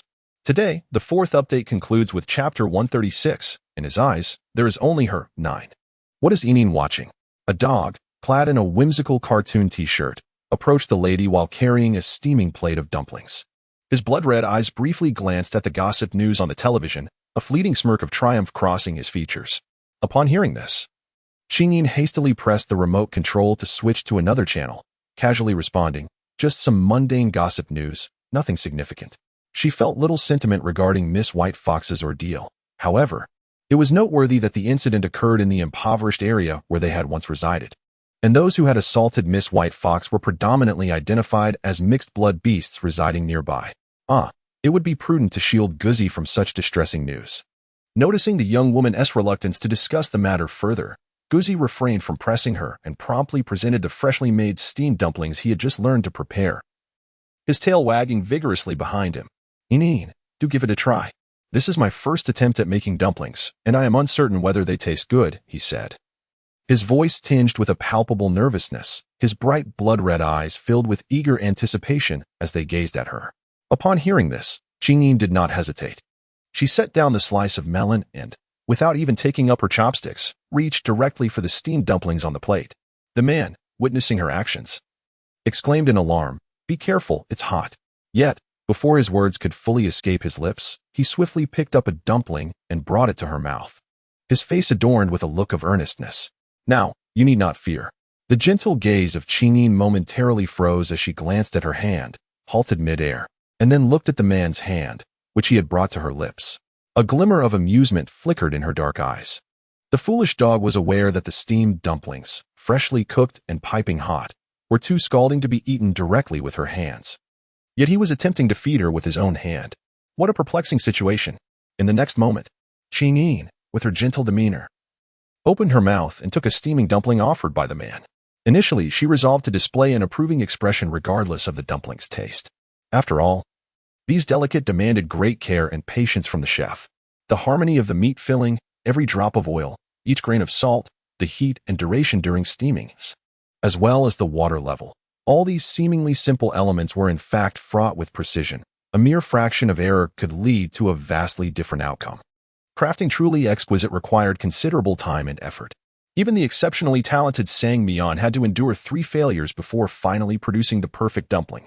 For Guzzy, attempting to cook for the first time and managing to shape them with such finesse, without any filling leaking out, was already a remarkable feat. As for everything else, it could wait. With this in mind, Enine was determined to lavish praise upon the man before her, regardless of the dumpling's flavor. However, as she bit into the exquisite, translucent dumpling. The slightly glutinous texture of the skin caught her off guard, and in the next moment, the savory aroma of the filling enveloped her senses. The rich, velvety broth flowed onto her tongue, leaving her utterly astonished. Her dark eyes widened in disbelief as she gazed at the man before her, the shock evident in her expression. Light music, what's wrong? Not tasty. Observing the woman staring blankly at him, devoid of any visible emotion, Yi Jinja felt a sudden pang of unease. This was his first foray into the culinary arts. He had vowed that had it not been for Yin, he wouldn't have ventured near the kitchen at all. After finally managing to prepare a dish, he naturally wished for Yin to be the first to savor his creation. In other words, her inaugural tasting held profound significance for him, to the extent that he hadn't even sampled it himself. Let us post one update first, after all. I just finished watching Avengers 4. The remainder will follow during the day. Good night, kisses. Chapter 137. In his eyes, there is only her, 10. However, throughout his life, he had excelled at whatever he undertook with remarkable speed and finesse. Thus, even as a novice in the kitchen, he brimmed with confidence in his abilities. Yet now, seeing Yin suddenly silent, her expression betraying no indication of what was to come, he began to realize that he might have overestimated himself. It dawned on him that Yin was a noble and rare primitive being, although he remained unaware of her origins. It was clear that as a distinguished and precious primitive human capable of teaching him the art of long-lost delicacies, her palate had likely been accustomed to exquisite dishes of a bygone era. The food he, a mere novice, had prepared, no matter how palatable it might be, could scarcely be deemed exceptional in her eyes. How absurdly optimistic he had been to expect praise. This thought struck him like a thunderclap, evoking a sensation akin to receiving a C on an assignment. Almost instinctively, he reached to remove the plate of steamed dumplings from the table. However, just as his fingers grazed the edge of the plate, a delicate, pale hand suddenly grasped his wrist, and a pair of dark, starry eyes widened in surprise as they fixed upon him. What are you doing? On the other side, in her heart, Qingyin was undoubtedly astonished. Even she had not anticipated that Guzi's culinary talent could be so remarkably high. In her world, Sang Mion's culinary skills were already exceptional, but she never imagined Guzi's abilities would surpass them. This was a dish she had just taught him. How could a novice execute it so flawlessly? For a fleeting moment, she even believed it was a delicacy prepared by Sang Mion himself. Upon witnessing the woman suddenly clutch her wrist, Yi Jinja's eyes widened with alarm. No, it's not good. I will make it again. He had miscalculated. He should have prepared several dishes before allowing Qingyin to sample his first attempt, rather than confidently presenting it to her. Hearing Guzi's somewhat flustered response, the woman couldn't help but chuckle. It's delicious. No need to redo it. As soon as she spoke, the man's hand, which was poised to retract the plate, froze, his blood-red eyes staring at her in disbelief. Really? Delicious? Yi, you are undoubtedly a natural chef. Qingyin hurriedly swatted away his hand, which was intent on removing the dish, and quickly stuffed another steamed dumpling into her mouth. Her fair, delicate face was adorned with wonder. I can hardly believe this is your first time cooking. It's simply exquisite. You must try it yourself. Seemingly worried that the man before her might doubt her words, Qingyin promptly picked up a dumpling and offered it to his lips, then took one for herself. Her small face puffed up like a hamster, her bright, sparkling eyes wide open, gazing at him with eager anticipation. As she stared at him with those earnest, glistening eyes, Yi Jinja felt a gentle stirring within his heart, akin to a kitten's soft pawing. The rapid beating of his heart caused him discomfort, prompting him to avert his gaze. No, this is a crucial time for him to bond with Qingyin. He cannot frighten her. He mustn't. Yet the moment his gaze fell back upon her softly glistening lips, moistened by the broth, memories flooded his mind of her delicate fingers sliding over his lips while feeding him dumplings. Soft, warm, although it was merely a fleeting brush, it left him craving for more. The man's throat tightened, his ears flushed with heat, and in his nervousness, he forgot to chew the dumpling she had placed in his mouth, swallowing it whole. Meanwhile, Qingyin, who had been eagerly awaiting his approval, was utterly taken aback by his actions. With downcast eyes, Yi Jinja, whose face had turned slightly red, nodded shyly. It's very delicious. As long as Yin declares a dish delectable, it is assuredly delicious. Observing the man who was calmly gulping down his food, one could see the next moments were spent almost entirely in the kitchen. In the spacious and brightly lit kitchen, the woman guided the process of preparing new dishes while the man attentively listened, his gaze covertly lingering on the one explaining the culinary intricacies. His eyes filled with affectionate admiration. "Do you understand now?" the woman asked earnestly, slicing beef on the cutting board as her gaze fixed on the sharp blade in her hand. Her gentle voice resonated in the fragrant kitchen. "Slice along the grain of the meat as thinly as possible, but be cautious with your cutting technique. The meat is delicate, and beginners often end up nicking their fingers. As you embark on this learning journey, take your time and cut slowly." In her pursuit of achieving the perfect thinness of the meat slices, Sang Mian had not infrequently injured her fingers, the sight of blood making her heart race with trepidation. The man, with his rare crimson eyes, stole a glance at the woman's slicing technique, yet most of his attention remained fixated on her. The slender figure of the woman, clad in an adorable pink apron, with her long, slightly curled black hair tied up in a high bun, framed her face with a few stray locks. Her fluffy red fox ears perked adorably atop her head, rendering her irresistibly charming, leaving the man's gaze utterly captivated. His Yin was truly, undeniably adorable. He longed to embrace her, even if just for a fleeting moment. "All right, Yi, it's your turn to give it a try." After demonstrating, Qingyin set down her long knife and stepped aside, gesturing for him to advance. The man quickly gathered his thoughts, nodded, and approached, attempting to replicate the woman's earlier movements to slice the meat. With his eyes cast down, he focused on the beef and the long knife in his hand. As his gaze flickered for a moment, a thick slice of meat appeared on the cutting board. He pouted slightly, casting a cautious glance toward the woman. His crimson eyes filled with apology. "Don't worry, it's perfectly normal to struggle at first," she comforted him promptly. He nodded, obediently redirecting his gaze to continue his task. With another slice, yet another thick piece of meat lay on the board. As he looked at the woman, there was a growing sense of pity in his eyes, a mixture of self-reproach and indignation. Her gentle eyes blinked as she hurriedly extended her hand to adjust the man's grip, her delicate, pale hand gently resting upon the back of his. Fearful of any further missteps, the man's blood-red eyes brightened slightly as he gazed at the slender, luminous fingers that lay against his hand. With heightened caution, his other hand, which held the knife, became exceedingly careful. Another slice was made. A piece of meat, perfectly proportioned in thickness, appeared upon the cutting board. Chapter 139. In his eyes, there is only her 12. The corners of Qingyin's brows lifted with delight, indicating progress. "Come, let us continue." At this moment, the woman's spirits were undeniably high. After all, there is nothing more exhilarating than imparting knowledge and witnessing tangible improvement in another. At this very moment, her deep, dark eyes shimmered with brilliance, and a gentle smile graced her lips. The man responded with a soft hum and resumed his task, skillfully slicing the meat with precision, maintaining the same thickness as the previous piece. The gentle sound of music momentarily paused as she observed her own gestures, then glanced at the surgeon beside her, before lowering her gaze to the positions they occupied. After a fleeting moment of contemplation, the woman abruptly lifted the man's left hand, seamlessly slipping into the embrace of the surgeon. "Come, hand me the knife," she commanded, almost snatching the long, pointed blade from the man's grasp. She positioned herself at the cutting board, adopting the most precise stance for slicing meat. Without turning back, she instructed, "Place your hand here, just as I demonstrated earlier. As you are new to the art of cutting, mastering the thickness of the meat is quite challenging. Begin by slowly acclimating to the thinness under my guidance. In time, you shall instinctively grasp it." The man behind her suddenly froze, his blood-red eyes fixed upon the profile of the woman before him, her gaze shimmering with brilliance. In the next instant, he cautiously enveloped her in his embrace, lifting his hand to mimic her earlier posture, resting his large, furry hand upon the back of hers. From a distance, it appeared as though he was cradling her entirely within his arms. With a swift, deft motion, the woman produced a slice of meat so thin it was almost translucent. Her gentle voice continued, "You must pay attention to the slight retreat of my fingers before each cut. This distance is minuscule, perhaps imperceptible to the naked eye, so you must rely on your sense of touch." As she spoke, the knife glided down again, effortlessly releasing another delicate slice from the block. "Remember to keep your fingers slightly curled, resembling a fist. This will prevent accidental cuts and enhance your grip." Meanwhile, Eugene's emotions were in disarray.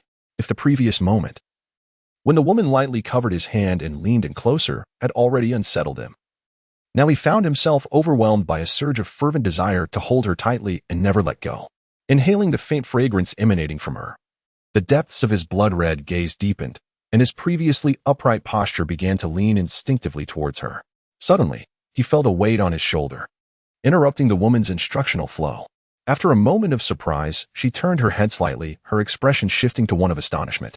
Before she could utter another word, the man's large hand, which had been resting on the back of hers, moved to encircle her waist, his furry head pressing closely against her neck, completely enveloping her in his embrace. With a look of disbelief in his dark eyes, she hesitantly parted her lips. May I hold you? Yinyin? A man's voice, slightly hoarse, echoed in her ears. In the next moment, he wrapped around her like an octopus, his furry tail pressing tightly against her calves. Startled by the man's embrace, Yinyin momentarily froze. Subsequently, the depth of her dark eye seemed to darken, and the aura surrounding her shifted abruptly. Was the notion that mixed-blood beasts possess poor self-control truly accurate? She, who was wholeheartedly devoted to imparting wisdom, found herself confronted by a companion with inappropriate thoughts of embracing her. Whatever happened to respecting one's teacher? What happened to earnest learning? It was utterly unforgivable. The sharp blade in her hand pivoted skillfully between her fingers, ready to impart a lasting lesson to the man behind her. Suddenly, a voice filled with profound grievance interrupted her thoughts. Yinyin, my grandfather. Is he really gone? At his words, the knife in her hand faltered, and the frustration she had felt moments ago dissipated, leaving her stunned in the man's embrace. Due to their recent move, the two had spent the previous night running errands, and by the time they finished organizing everything, it was nearly dawn. Thus, she had sent her companion to rest, planning to find an appropriate moment to share the unfortunate news about the elder. Yet, she hadn't anticipated that. Why didn't Yinyin tell me that grandfather was gone? The man's voice, tinged with sorrow, tightened his grip around her, his furry head nuzzling against her neck. Unwilling to part, Yin's eyes flickered with a moment of panic. I didn't mean to blame Yinyin, he murmured, his warm breath brushing against her ear. His voice heavy as he rested his head on her shoulder. It's just, it hurts so much. No matter how well I cook, grandfather will never taste my food again.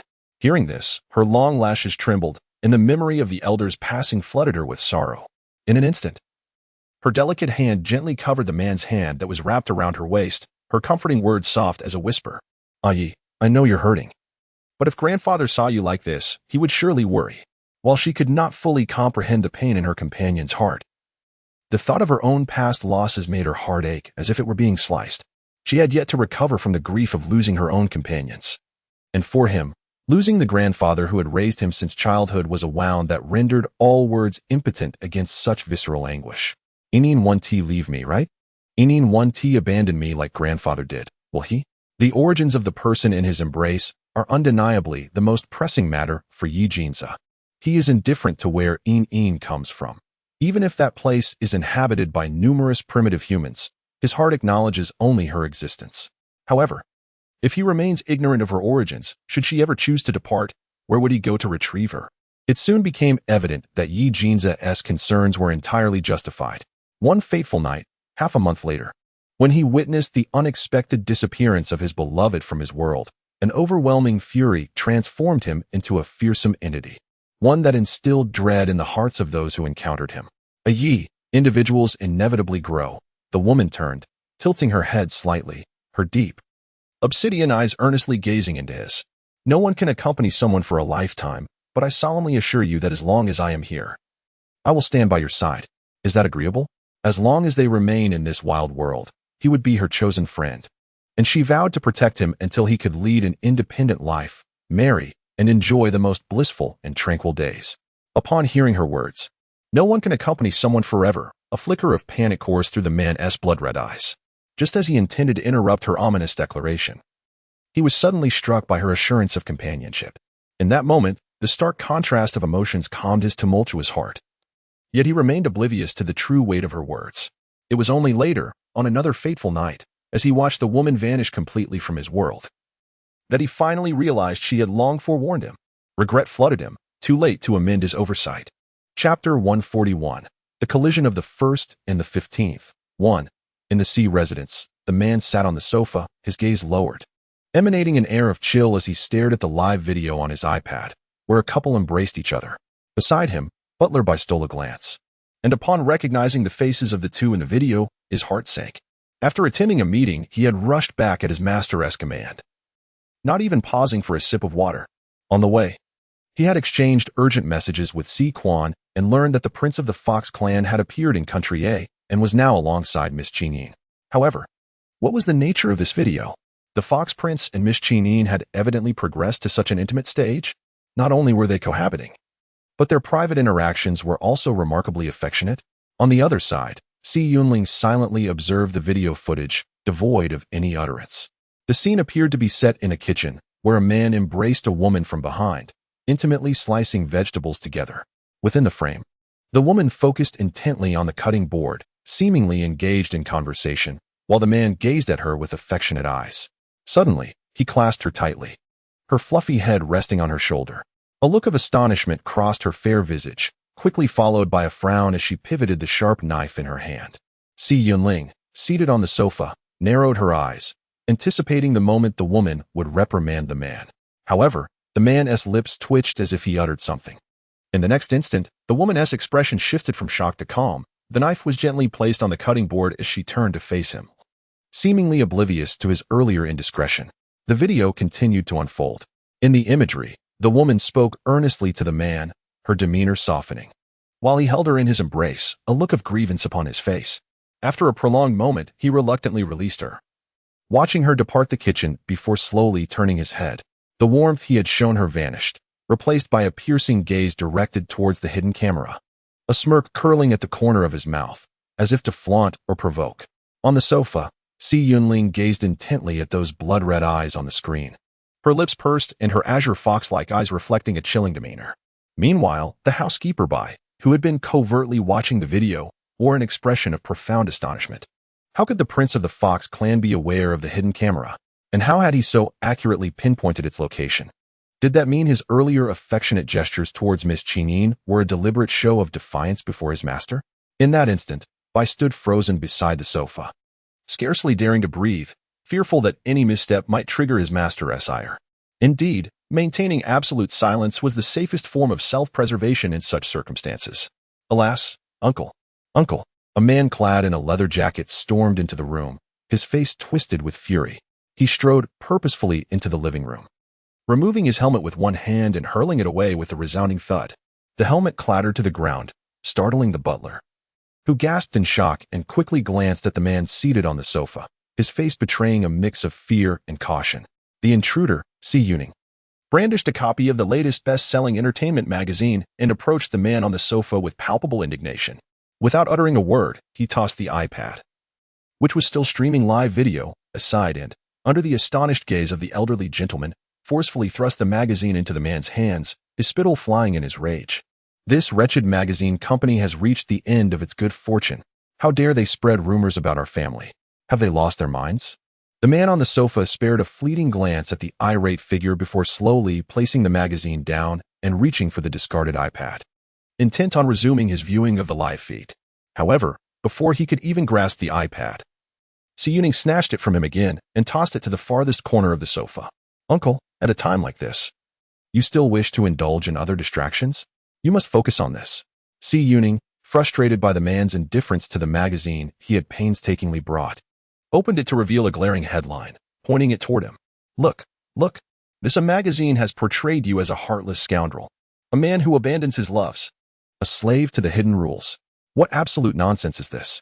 I have verified that this magazine holds shares from the Bai family. If this article wasn't orchestrated by them, I would chop off my head and kick it like a ball. Enraged, Si Yunling spat as he spoke. He had intended to take action against that three-bloodline servant, and if there were to be consequences, it should have befallen that servant. Yet, what was the situation with Bai Yi? How had she suddenly appeared in the slums? And why did she seem so deranged? He secretly obtained a copy of Bai Yi's medical examination report from the hospital, which detailed that she had been continuously violated for an extended period.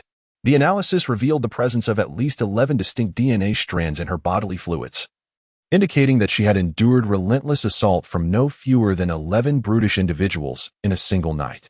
It was no wonder that her leg was fractured so severely, resulting in a lifelong inability to bear children. The report also suggested that Bai Yi's sudden descent into madness was likely due to the unbearable trauma inflicted by these aggressors, leading to her subsequent disorientation when discovered in the slums, where she exhibited incoherent speech and erratic behavior. What puzzled him was the fact that, regardless of the cause of Bai Yi's insanity, She incessantly muttered about his uncle. There was absolutely no connection between his uncle and that woman. What nonsense was she spouting about Brother Yunling? The heartless man in Brother Yunling has found someone new. Those tabloid magazines had always been intensely curious about his uncle's existence. As the individual wielding the power over the desolate continent's most vital lifeline had never once appeared in public, this alone would ignite curiosity. However, his uncle had always conducted himself discreetly, and with the diligent protection provided by his personal security team. Not a whisper of his private affairs had ever leaked. Now, the incident involving Bai Yi had catapulted this curiosity to unprecedented heights. The entire continent's paparazzi were now in a frenzy, vowing to unearth his uncle's identity. Some magazines even boldly proclaimed that anyone who could capture a clear photograph of his uncle and confirm it would be rewarded with 10 million bitcoins. Damn it. Upon hearing this news, he felt an overwhelming urge to hurl the magazine at the shameless publisher's face. Meanwhile, observing the iPad once again cast aside, Si Yunling could no longer restrain his irritation and furrowed his brow, his impatient azure eyes glancing towards the elderly man beside him. The elder instantly grasped the man's intent. Hastily retrieving the discarded iPad and returning it to his master, he then turned to Si Yunling, who was seated on the sofa with a benevolent expression. Young Master Yunling, it is quite late. You should return to rest. Si Yunling, who had only just settled onto the sofa, widened his eyes in disbelief. What? He stared at the clock on the wall, bewildered as he met the elder's gaze. I just arrived. I've only been here for 2 minutes. And with such a significant incident occurring, how can I even think about resting? I came here to discuss important matters. Butler Bai's gaze shifted slightly, maintaining his good-natured demeanor. Miss Qing instructed repeatedly that the master must rest well over the next few days and cannot be disturbed. As the elder's words resonated, the man seated on the couch, who had been exuding an aura of chill, was momentarily taken aback. In the next instant, his demeanor transformed, becoming markedly gentler. However, upon the mere mention of Miss Qing, the young man's fox-like eyes sparkled with newfound vitality, his entire being enlivened. Is it about the future little aunt? When is she coming? I have a plethora of courses awaiting her tutelage. Where does she reside now? Is she still in the slums? Should I go to fetch her? It was indeed rare for the seemingly frigid uncle to show such earnest concern for a woman, even going so far as to conceal his identity as the head of the Si family in order to approach her. When he first learned of this matter, he nearly suspected that his uncle had been replaced. There was a time when he believed his uncle would live a solitary life, without heirs to carry on his legacy. Now, with this unexpected turn of events, the long unchanging iron tree of his uncle had seemingly bloomed, and how could he not feel exhilarated? Recalling that day when his future little aunt had dazzled with her stunning beauty, alongside his uncle's overwhelming protectiveness, especially upon hearing that she lived in the impoverished district, he felt she was truly extraordinary. If it weren't for the subsequent need to deal with the troublesome matters concerning the badgers, he would have surely spoken to her by now. With that thought in mind, Si Yuning's excitement grew. What is the future little aunt like? It is customary to present a gift upon their first meeting. Should it be a designer handbag, or perhaps a ring or necklace? If she has a penchant for sports cars, that would be splendid. I have my eye on a particular model arriving tomorrow. Perhaps I could pick up the little aunt and take her for a delightful ride. The young man on the couch seemed to have opened the floodgates of conversation, speaking with uncontainable enthusiasm. The elder, upon hearing this, nearly choked on his breath, almost succumbing to the overwhelming absurdity. Meanwhile, Si Yunling, who had remained silent throughout, slowly lifted her gaze toward the exuberant young man. Her striking blue fox-like eyes narrowing into a cold, slender slit, her exquisite visage betraying an air of icy indifference. You wish to present a gift? Her voice, cool and unyielding, cut through the air. Indeed, it is customary to bring a token of our first meeting, Si Yunling replied, swiftly perusing an assortment of luxury items on his phone, lost in his own world. What shall you offer? The young man, momentarily at a loss as he gazed at the plethora of opulent items displayed on his screen, pondered aloud, it depends on what the little aunt enjoys. As the saying goes, gifts should cater to one's preferences. However, if one is uncertain, it is prudent to choose something universally appealing, like a necklace or jewelry. For girls typically appreciate such gifts. I have never faltered in my pursuits of women with this approach. As the words escaped his lips, the butler, Bai, broke into a cold sweat. Young Master Yunling, what exactly is your intention in seeking out the master? Wasn't the initial topic about that deranged woman from the Bai family? How did we suddenly divert to Miss Qing?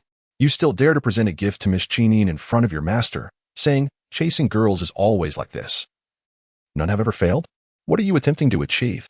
Is it not preferable to simply exist as a carefree young heir and enjoy life? Chapter 144. The first day collides with the 15th. 4. Si Yuning was unceremoniously expelled from the Si residence by Si Quan. Yes, it was indeed the kind of treatment where one is seized by the nape of the neck and flung to the ground, rolling several times. Sitting amidst the dirt and dust, Si Yuning wore an utterly bewildered expression, his fox-like eyes wide open. Seemingly unable to comprehend why he had been conversing pleasantly with his uncle on the sofa just moments ago, only to be unceremoniously tossed out like a mere chick by Si Quan. Inside the grand hall, Butler Bai cast a sympathetic glance at the man seated on the sofa, offering gentle words of comfort. Young Master Yuning may lack understanding, but his heart is in the right place. Please do not take it to heart, my lord. He was not particularly concerned for young Master Yuning. After all, it was a well-accepted norm in this household for him to be bullied by the master. It is known that if a person occasionally suffers misfortune, others may feel pity. However, when someone's misfortune becomes habitual, it becomes merely a part of life. Unfortunately, young Master Yuning unequivocally belonged to the latter category. Yet, the fact that his master was affected by this mood was a significant issue. How could he not be worried? On the sofa, Si Yuning feigned ignorance, engrossed in his iPad, his gaze fixed on the dark screen, his azure eyes filled with desolation. He must be going insane. Despite the kitchen in the video being shrouded in darkness, inexplicably, he could not bring himself to set the iPad aside. The thought of that man holding Ain in his embrace, flaunting it before him, incited a fervent desire to rush to the Candia district and reclaim Ain immediately. Yi Jinja. His icy azure eyes glimmered with a frigid intensity as he abruptly turned to the elderly man beside him. Has everything been arranged? Butler Bai was momentarily taken aback, but quickly regained his composure. Rest assured, my lord, all matters have been taken care of. Every printing house is working tirelessly through the night, ensuring the morning papers are ready by dawn. The television station has also been duly informed. We merely await the morning news broadcast. Pausing, a shadow of concern crossed Butler Bai's face. However, my lord, are you not worried that when the news breaks tomorrow, His Highness may expose your true identity to Miss Qingyin? A cold smirk formed in Yi Jinja's azure eyes. He pondered the possibility but recognized the gamble was too great. Both he and that man had concealed their identities from Ain. Should that individual reveal his true self, it would also unveil his own identity. Such self-sabotage was something that man would never undertake. The Bai family member was merely a pawn, utilized once and again. Such a useless individual would surely be dealt with once the storm had passed. That fellow is indeed willing to go to any lengths to tarnish his reputation. In order to sow discord in Ain's heart towards the so-called head of the Si family, he has even resorted to the intricate and exhausting art of heart enchantment. Concern flickered in the elder's eyes, since His Highness could employ such enchantment on the young lady of the Bai family. What if he were to do the same to Miss Qingyin? Humanity is such a rare existence, and His Highness is notoriously a debauched member of the royal family. What if the heart enchantment, a hypnotic technique exclusive to the Fox royal lineage, could ensnare the soul and induce hypnosis in a remarkably brief period? The words uttered by the Bai young lady in her madness were undoubtedly the result of His Highness's deliberate implantation through the heart enchantment. Otherwise, how could she incessantly utter the name of his master? No way. Si Yuning shook his head resolutely. Even I understand that the heart enchantment is ineffective against humans. Let alone him. Back when our great-grandfather angered our great-grandmother, did he not attempt to use the heart enchantment to erase her resentment toward him? And what was the outcome? Over time, great-grandmother began to harbor suspicions, causing all of great-grandfather's elaborate efforts to conceal everything to be in vain, and instead, she became even more resolute in her desire to sever all ties. That fellow is so astute. How could he not comprehend the folly of drinking poison to quench thirst? Gratitude to Guagua for the generous gift, much appreciated. Chapter 145. The first collision on the 15th. 5. Pausing for a moment, the man on the sofa furrowed his brow. Prepare yourself well. As soon as Ain arrives, we shall immediately depart for the underground castle. Compared to the long-abandoned ancestral home of the Si family, the underground castle is the truly secure haven. There, no one would disturb his time with Ain. More importantly, it is the perfect opportunity for him to disclose his true identity to Ain. Once he gains her understanding, that fellow will have no chance of taking Ain away. He will safeguard Ain with utmost diligence, ensuring that fellow cannot approach even a step closer. The next day, as Qingyin habitually turned on the internet television to catch up on the day's social news, she was unexpectedly captivated by the content on the screen. Regarding the plight of the Bai family socialite, the spokesperson of the C Group expressed sorrow, while simultaneously stating that during the unfortunate events befalling the Bai young lady, the head of the C family was in the Fox Royal Palace selecting candidates for the royal consort for His Highness. Watching the anchor's earnest broadcast on the television, Qingyin was momentarily stunned, her entire being frozen on the sofa. The Fox Royal Palace? His Highness? Candidates for the royal consort? What on earth is happening? It turns out that besides the C family, there exists a royal lineage within the Fox clan?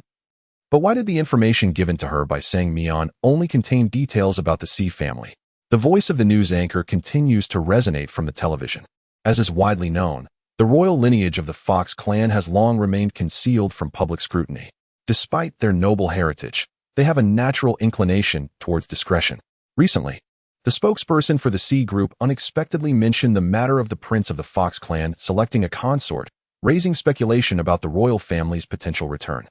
In contrast to the understated demeanor of the C family patriarch, the legendary prince of the Fox clan emanates an air of mystery. Renowned for their beauty, the countenance of the prince is highly anticipated by many.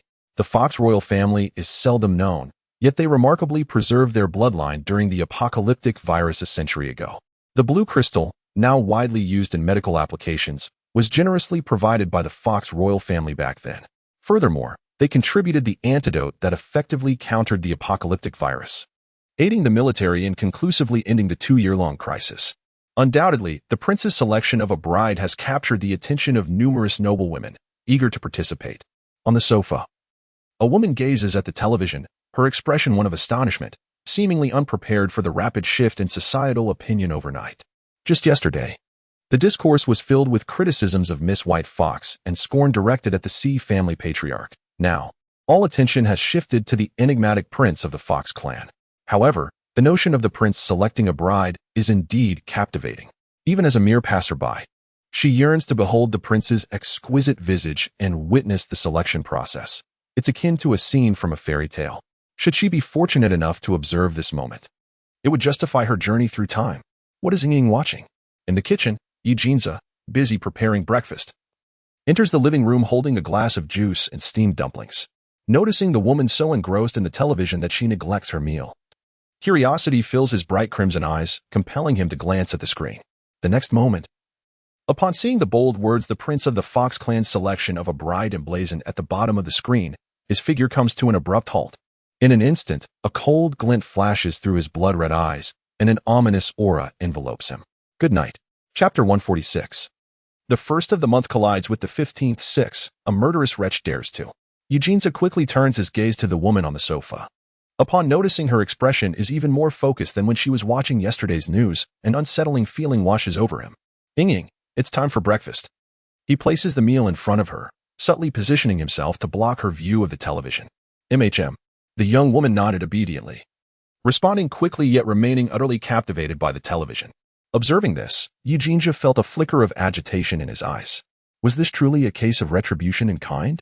Just yesterday, he had utilized the media to attack the ailing one, and today, he found himself subjected to the same tactics. Was there truly to be a selection event for the princess of the Fox clan? Could it be that the ailing one was indeed telling the truth? Had the emperor truly decided to arrange a marriage for him in order to facilitate his return to the Fox clan and mend his so-called heartache? A shadow of panic flitted through his crimson gaze as he cautiously glanced at the woman beside him, who was intently watching the television, causing his thoughts to spiral into chaos. No, this simply could not be allowed.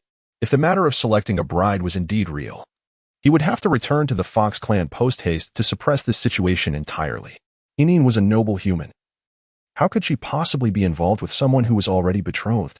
Yi, have you ever heard of the prince of the Fox clan while you were in the slums? The woman on the couch suddenly inquired. Her curiosity piqued as she turned to look at the man. It was evident that she had erred.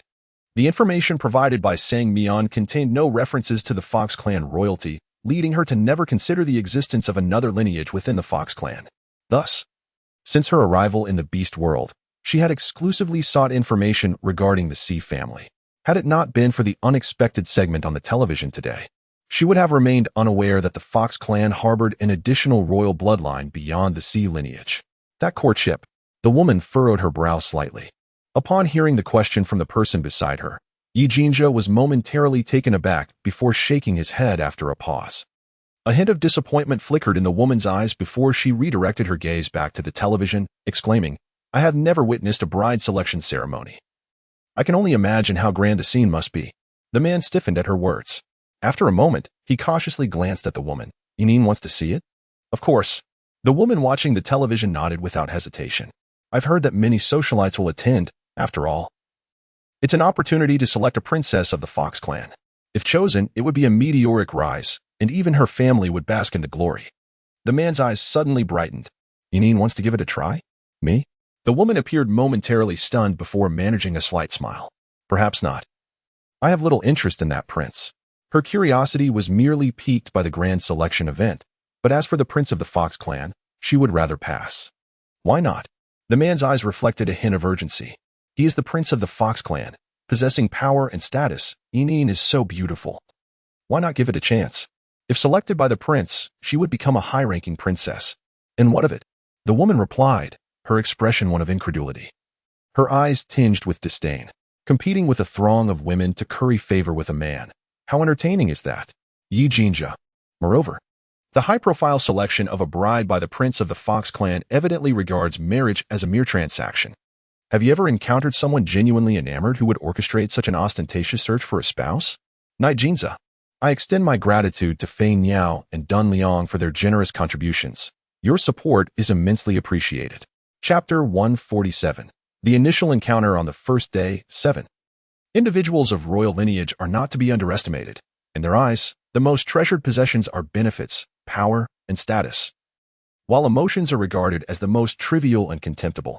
Presently, those socialites are recklessly eager to plunge into this world, oblivious to the potential misery that may await them. As the saying goes, marrying into a wealthy family is akin to plunging into the depths of the sea.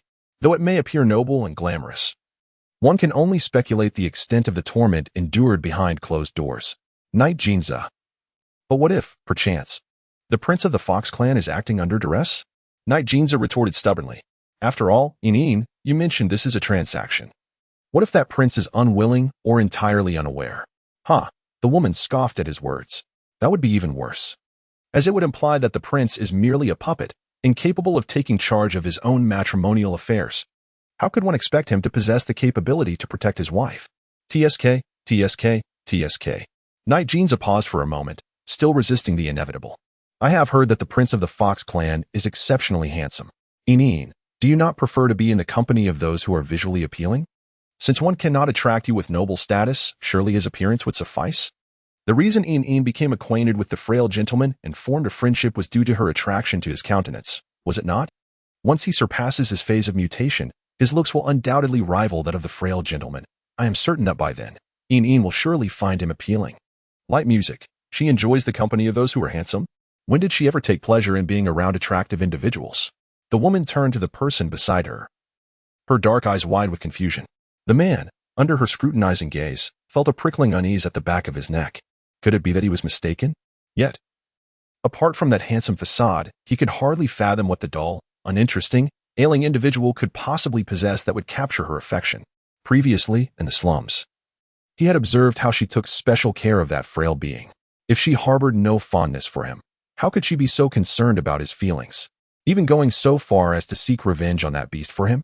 The woman paused, momentarily taken aback. After a moment, she suddenly cupped the man's face in her hands, responding to his unspoken question with another. Yi, do you consider yourself handsome? The man was momentarily stunned. After earnestly scrutinizing his features, the woman sighed deeply, her expression grave. Yi, I swear, you are undoubtedly the most hideous creature I have ever encountered in my life. It is worth noting that she had yet to discern the true lineage of this creature. She merely felt that it was a haphazard amalgamation of various breeds. For how else could it be so grotesque? As her words hung in the air, the man, his face held captive by her hands, found himself staring blankly into her dark eyes, his ears drooping lifelessly behind his head, his body rigid with tension. He was acutely aware of just how unsightly he appeared. Even he himself was repulsed by his own reflection, so how could she possibly harbor any affection for him? In contrast, despite the frail one's myriad ailments, he could not deny that the latter possessed undeniable beauty, and he never seemed to undergo any transformations. He was nothing but a monster, a creature that even he couldn't help but loathe and scorn. Chapter 148. The first encounter collides with the 15th. 8. Yes. He was fully aware that the woman spoke the truth, yet hearing her words unexpectedly felt like plunging into an icy abyss. A chilling sensation coursing from his toes to the crown of his head. Yet, oddly enough, her words continued. Her gaze filled with palpable disdain as a smile crept across her lips. I actually find myself quite fond of being with you. This is undoubtedly the innermost thought of Kay. When interacting with AMO, she must tread carefully, acutely aware of her actions, fearful that even the slightest hint of her human identity might be revealed. However, the dynamic with Dogsy is entirely different. Dogsy, in his naive and bumbling manner, immediately concluded upon their first meeting that she was a surgically altered half-beast. Since then, regardless of how she disguises herself, he has never inquired further. This kind of interaction is precisely what she longs for. More importantly, Dogsy is far easier to manipulate. Whenever she asserts herself, he would never counter. That sense of control brings her immense comfort. Upon hearing the woman's words, the man was momentarily taken aback, blinking in bewilderment. His once dim crimson eyes suddenly sparkled with brightness, and the flopped ears on the sides of his head perked up in disbelief. Really? Is it truly so? The woman's expression conveyed a sense of certainty, as if to say, of course it is. Why would I deceive you? A wave of immense joy surged from within him, causing his blood-red eyes to gleam with brilliance, while his ashen tail swayed uncontrollably in excitement. Could it be that it was not his appearance that attracted her? Then, what was it about his current ghastly form that made Ineen prefer his company? Night Jeans found himself filled with curiosity. He had always believed that during his transformation, he was utterly worthless, ugly in appearance, of mixed bloodlines. He couldn't even manage to leave a positive impression, let alone entice others to engage with him further. Yet, despite this, he had somehow won the affection of that seemingly perfect frail being. One can only imagine the astonishment that now filled his heart. But why? After a moment of restless curiosity, he could no longer contain himself and voiced his thoughts. Why does Ineen prefer to be with me? The woman, taken aback by his question, pondered seriously for a moment, her dark eyes scrutinizing the man before her. Finally, as she noticed him bristling with unease, she softly replied, "Perhaps it is because you are adorably foolish." Night Jinza? The 3-day holiday swiftly drew to a close. After ensuring the well-being of his canine companion for the days ahead, Chineen set off into the night with a small pack on her back. As she departed, disappearing into the inky darkness, Eugenia felt akin to an abandoned hound, his ears drooping as he sat alone on the balcony, enveloped in a profound silence. Initially, he had intended to prevent Chineen from visiting the sea residence and encountering that insufferable frail individual. However, the unexpected retaliation from the sickly youth took him by surprise. Remaining by Chineen's side would indeed allow him to halt their interactions. Yet if the matter of selecting a princess were true, their current closeness would likely render any future connection impossible. Thus, obstructing the selection process became imperative, and time was of the essence. After careful consideration of the gravity of the situation, he reluctantly allowed Chineen to depart. Master. A shadow suddenly appeared behind him. Yushi cautiously gazed at the man on the balcony, his eyes filled with concern. He had never seen his master in such a desolate and aggrieved state. It seemed that this time, his master had truly been touched. The man on the balcony, upon hearing the voice, gathered his thoughts and took one last lingering look in the direction where the figure had vanished before leaping down from the balcony. As he stepped inside, his gaze swept over the surroundings, filled with a sense of longing. After a moment of hesitation, he reluctantly moved his lips, whispering, "Set forth. Good night." Chapter 149. The Blossoming of Affection. 1. Night. Sea Residence. Master, my subordinates report that Miss Chineen has already departed from the Candia district. Shortly after her departure, His Highness also left, presumably returning to the Fox clan. Observing the man in the hall, who was practicing his walking with deliberate steps, the elder reported respectfully, while remaining vigilant to assist the man should he falter. Departed? The man, beads of sweat glistening on his forehead, abruptly halted, his strikingly handsome face instinctively turning toward the darkening sky outside the floor-to-ceiling windows. At this hour? It's 7:30 in the evening. What could Aim be doing outside? Did we not agree on the morning for our meeting? Why has she left so early? Could it be that she intends to arrive at the sea residence ahead of schedule? With this thought, he cast a quick glance at the conspicuous phone resting on the armrest of the sofa, but upon seeing the quiet black screen, his brow furrowed further. There were no new messages. Understanding whom his master was inquiring about, Butler Bai was equally perplexed. According to his subordinates, Miss Chineen appeared to be headed toward Longyan Mountain. As the elder's words fell, Si Yunling's frown deepened. Toward Longyan Mountain? Is there not only the prominent marker of Longyan Mountain in that direction? Could it be that Ayin is indeed going to Longyan Mountain? Longyan Mountain remains an untouched wilderness, a realm of nature yet to be tamed. What purpose does Ayin have in venturing into Longyan Mountain at such a late hour? Amidst the dense foliage, a slender figure emerges. A woman traversing the underbrush with unparalleled agility, her backpack secured and night vision goggles in place. Her gaze flits across the terrain, recalling the images she had meticulously gathered online. Wiping the beads of sweat from her brow, she presses deeper into the woods. At last, after scaling a steep incline, she halts beneath a magnificent tree. The side of the tree mirrors the photographs she had seen, the surroundings identical, and a smile graces her lips as she exhales in relief. In the profound darkness of the night, the woman circles the grand tree several times, confirming her target without a doubt. She places her backpack at the base of the tree and securely fastens a tattered raincoat around her waist. In the next moment, clad in practical black athletic wear, she begins her ascent up the tree, swiftly maneuvering among its dense branches. Her movements are deft and cautious, as if wary of disturbing the tranquility surrounding her. With her dark eyes scanning the lofty branches, they finally alight upon a massive beehive nestled on a robust limb to the west of the tree. Instantly, her momentum halts, and her gaze sparkles with excitement. This is it. She has finally found what she sought, her extensive online research yielding fruit. Although the application of silver needles for acupuncture on a moe's legs may yield commendable results, this is only applicable to injuries sustained from external trauma. A moe's condition, however, arises from poisoning, which has caused significant damage to the nervous system, leaving the neurons in a state of semi-atrophy. Consequently, the therapeutic effects of silver needle acupuncture may prove to be less than satisfactory. In contrast, the tail stinger of a wild bee possesses unique stimulating properties for human nerves. Once the venom inherent to the bee is adequately neutralized through specific medicinal treatments, the therapeutic outcomes derived from using the wild bee's tail stinger as a medical intervention are nothing short of astounding. Grateful for the support from the beloved initiator, the woman, having confirmed the presence of a so-called venomous bee nest in the tree, carefully descended and diligently searched nearby the grand tree. The venom of these bees is potent. Should an untreated stinger pierce the flesh, it could potentially lead to cardiac paralysis and immediate death, with dire consequences to be imagined. Nevertheless, nature has a way of balancing itself. The herbs that counteract the bee's venom typically grow in proximity to the nest. By locating and mashing this herb and applying it to the skin, the scent will repel the bees. Before long, the woman discovered serrated, dark purple herbs in the thicket roughly 100 meters from the tree. Without hesitation, she gathered the wild plants and returned beneath the tree, where she retrieved a stone bowl from her small black bag, breaking the muddy herbs into smaller pieces before beginning to mash them. The herbs quickly transformed into a gooey paste, the peculiar and pungent aroma nearly overwhelming her senses. After taking a moment to adapt to the scent, she proceeded to apply the concoction liberally to her face, neck, and any exposed areas of her arms and legs. In no time, she was enveloped in a most unpleasant herbal odor. Swiftly completing her preparations, the woman once again ascended the tree with utmost caution. Near the bee nest, she produced a small spray bottle that she had meticulously prepared in advance and began to spray the nest incrementally. Initially, a few wild bees hovered nearby, seemingly aware of her intentions and poised to attack, yet they retreated as they approached her.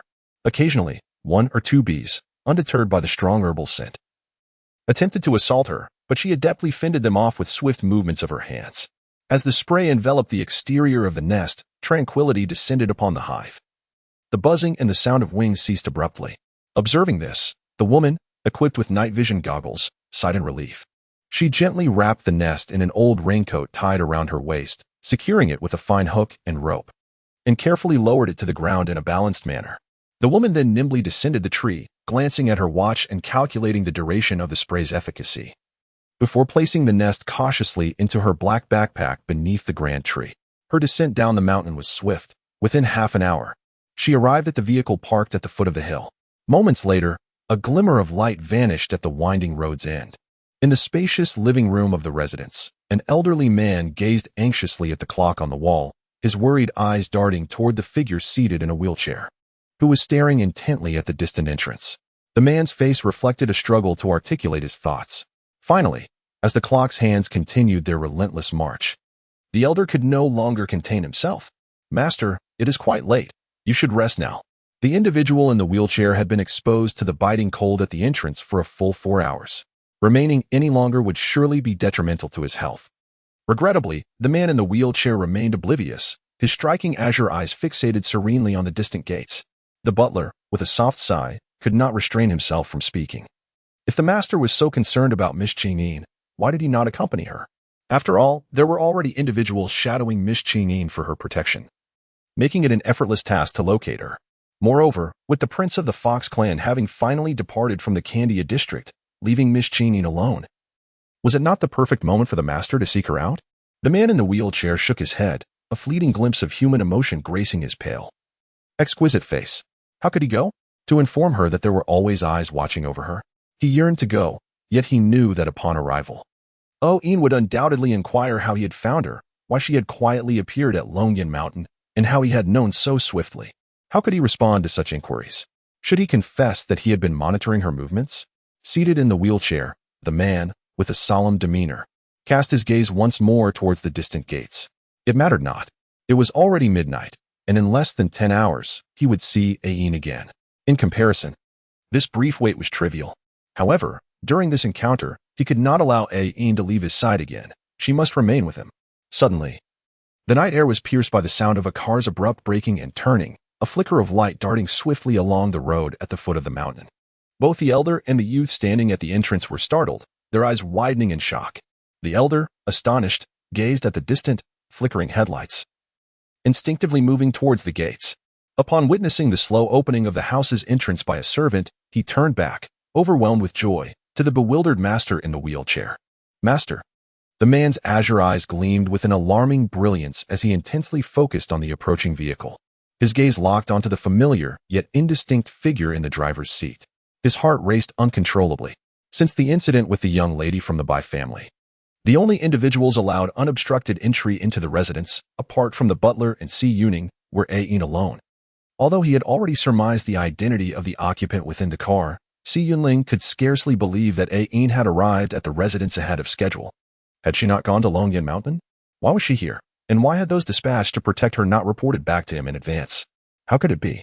The man in the wheelchair murmured nervously as he gazed intently at the woman alighting from the vehicle, seemingly aware of his confusion. The elderly attendant hastily stepped forward to explain that due to the late hour, he had instructed the accompanying individuals not to report back, but merely to ensure Miss Ching-yin's safe arrival. As midnight approached, no matter how significant the matter, it should not disturb the master's rest, which rendered Miss Ching-yin's unexpected appearance all the more astonishing. The man had little time to heed the elder's words. Upon seeing the woman about to exit the car, he promptly pressed the switch on his wheelchair and moved forward to greet her. Consequently, as Ching-yin closed the car door and prepared to retrieve the black bag containing the hive from the back seat, she suddenly spotted Si Yunling a few meters away, gazing at her in a daze. AMO? Ching-yin was undoubtedly taken aback. A flicker of shock crossed her eyes, and without the time to grasp the backpack from the rear seat, she quickly glanced at her wristwatch. Moments later, upon confirming that it was indeed past midnight, her dark eyes widened in astonishment as she looked towards the approaching figure. Why are you still awake at this late hour? A strange joy illuminated the man's pale face as his azure eyes fixed earnestly on the person before him, countering her query with one of his own. How did you come here, Ian? Thank you to my dear treasure for the generous tip once again. I always knew you were tough on the outside but soft on the inside, expressing disdain for Ajio while secretly holding affection. Also, my gratitude extends to Guagua's quiet little angel for the tip. Much appreciated. Good night. Chapter 152, The Blossoming of Love for Me? Ching-yin blinked, turning to carefully cradle the bag from the back seat in her arms, her expression earnest. I am, of course, here to prepare the items necessary for your treatment. The man was momentarily taken aback. Items for my treatment? How could the person before him have just returned from Longyan Mountain? A startling thought flashed through his mind, sending ripples of shock through him. Could it be that Ian went to Longyan Mountain to prepare something for his treatment? But what could possibly be there? His breath hitched, and his gaze fell curiously and complexly upon the object she held close. Indeed, 2 days prior, when he parted ways with Ian, she mentioned needing some time to prepare items for treating his legs. He had even offered assistance, only to be declined. So, the so-called items were at Longyan Mountain? But what could there possibly be that he required? Perhaps some medicinal herbs? Soon you will understand. The woman deliberately kept a secret, glancing at her wristwatch before heading towards one side of the villa's courtyard. However, our primary task now is to freeze the items in the ice room. The spray she used has a limited efficacy, capable only of temporarily incapacitating the venomous bees in the hive. Thus, she must act swiftly to place the hive in the ice room. Otherwise, when the bees awaken, all her efforts tonight will be in vain. When AMO showed her around the C residence, she distinctly remembered a large underground ice room located to the left of the villa's courtyard, which would be the perfect place for freezing the venomous bees. This urgency prompted her to rush to the C residence, intending to properly handle the wild beehive in preparation for tomorrow's acupuncture treatment. Freeze them? Si Yunling looked in astonishment at the items the woman was carrying. He had never heard of any herbs requiring freezing in advance. Yet this time, Si Yunling refrained from further questioning and instead turned his wheelchair to guide the woman. Observing this, Butler Bai quickly approached them, his demeanor warm and kind as he nodded slightly to the woman. Miss Qinin. Upon seeing the elder, Qinin momentarily froze, followed by a look of contrition. I truly apologize for disturbing you at such a late hour, Master C. She had initially assumed the elder would be quite displeased by the recent gossip and would not be present at the C residence. To her surprise, he remained as affable as when they first met, and his spirits seemed remarkably high. In her heart, Qinin couldn't help but sigh. Truly, the head of the C family is remarkable. It seems that the rampant gossip and speculation have not affected the elder in the slightest, a testament to the futility of those paparazzi's tireless efforts in their creative endeavors. What brings Miss Qinin to concern herself with AMO at such a late hour? It is I who should feel embarrassed, the elder remarked, signaling for the woman to follow him as they made their way toward the underground ice chamber. At the entrance of the ice chamber, the elder pressed his fingerprint on the keypad, and the iron doors slid open swiftly, unleashing a chilling wave of cold air that startled Qinin, causing her to shiver involuntarily. Seemingly taken aback by the frigid temperature, she felt as though she were standing in a fierce wind merely at the threshold. She glanced down at the man in the wheelchair beside her, saying, AMO. Please wait for me here. The temperature inside is too low. There's no need to worry. I'll be fine for just a moment, the man quickly replied, his azure eyes occasionally darting toward the item wrapped in a raincoat in the woman's embrace. His curiosity about what lay within her grasp intensified. If it were herbs, they surely wouldn't be concealed so carefully. Yet, if not herbs, he found himself at a loss as to what it could possibly be. Regardless, the woman's late-night excursion to Longyan Mountain to retrieve this item compelled him to see it at the earliest opportunity. The woman hesitated. No, you shouldn't nonsense. The elder interjected, swiftly turning to retrieve several down jackets from a nearby wardrobe. He draped one over the man's shoulders, another over his legs, and wrapped the remaining jacket around the woman, donning one himself. With everything arranged promptly, the elder smiled warmly. There, isn't that better? Now, let us proceed. Understanding that his master was resolute in accompanying Miss Qinin, Butler Bai dared not utter a word of dissent. Without waiting for the woman's consent, he pushed the wheelchair-bound man down the slope toward the ice chamber. Observing this, Qinin furrowed her brow in concern, but, seeing the elder's composed demeanor, swallowed her words and hurried to follow behind them. Well, as long as he is wearing a down jacket, it shouldn't be a significant issue. I'll just have to move a bit faster, she thought. Thus, within the vast ice chamber, as Qinin slowly unveiled the raincoat from atop the ice table, cautiously revealing its contents, the expressions of the elder and the young man shifted from curiosity to sheer astonishment. In that instant, the elder instinctively pulled the man back in his wheelchair, positioning himself protectively in front of him. A beehive? Is it truly a beehive? Si Yunling stared blankly at the beehive resting upon the ice, her azure eyes wide with astonishment. It took her a considerable moment to regain her voice. Wild beehive? She had encountered domesticated hives before, but none resembled the imposing structure before her. The thought that the woman had just descended from Longyan Mountain further solidified her belief that this enormous, dark beehive was indeed a wild one. Suddenly, Si Yunling recalled an environmental news report she had inadvertently heard some time ago, which spoke of a colossal wild beehive discovered on Longyan Mountain. Passers-by who accidentally trespassed into the territory of these wild bees had suffered severe stings, with some sustaining injuries that left them swollen and others experiencing heart irregularities that led to fatalities. To her astonishment, the person before her had managed to extract the entire wild beehive and brought it all the way to the C residence. Had she even cradled it in her arms just moments ago? The man sat stunned in his wheelchair, his emotions a tumultuous tide of complexity. Beside him, Butler gaped, his mouth opening and closing in disbelief before finally managing to speak. Miss Jeanine, this is a wild beehive. Each sting from these wild bees is a precious remedy for Amo's legs. The woman retrieved a spray from her small bag, explaining to the two of them as she meticulously sprayed the beehive, section by section, to ensure the efficacy of the stings. It was essential that these wild bees remained alive, making the ice chamber of the sea residence the perfect sanctuary for the hive.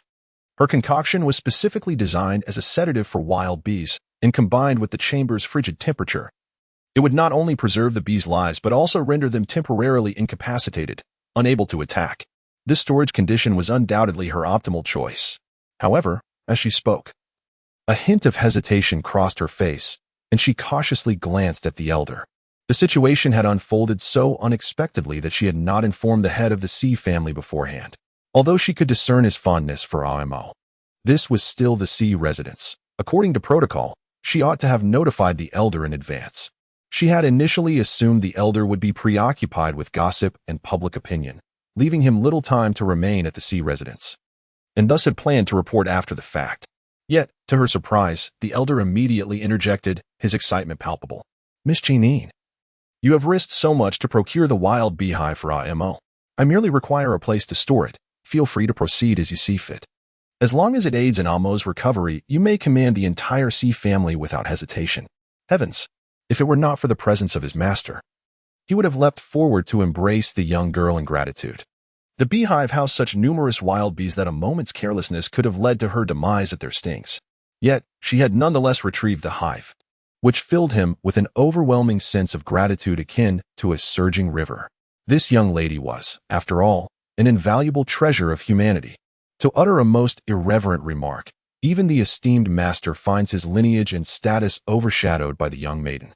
If protection were truly to be offered, it would be the master safeguarding the young lady. Yet, the reality is that she has never taken pride in her human identity. On the contrary, she has risked her life to protect him even in ignorance of his true identity. Such genuine devotion to her friend is immensely precious in the heart of the Sea family. Initially, during the home invasion, she shielded him from the badger beast. Now, she ventures alone at night to Dragon Rock Mountain to gather wild beehives. The old man's gratitude is beyond words. In a fleeting moment, even his compassionate gaze grows slightly misty, his nose tinged with a bittersweet ache. Oh, the heavens! The divine has subjected the master to countless tribulations and betrayals. Is it now, at long last, that they have shown mercy by sending Miss Jeanine to his side as compensation? Unlike the old man's heartfelt reflections, Si Yunling quietly observes the woman diligently tending to the beehive beside the ice block. Beneath her long, curled raven locks, her azure eyes shimmer with a formidable brilliance. Meanwhile, the woman swiftly applies the final spritz of the solution to the last segment of the wild beehive before hastening towards the two individuals, eagerly pushing the man in the wheelchair towards the entrance of the ice chamber. The group soon returns to the main residence of the Sea estate. After lightly advising the two individuals on the topic of wild bee nests, Jeanine hurriedly bid them good night and rushed back to the room that the elder had previously arranged for her. In a flurry, she entered the bathroom to freshen up. Although the herbal juice she applied to her skin could deter the wild bees, the toxicity of the herbal concoction should not be underestimated.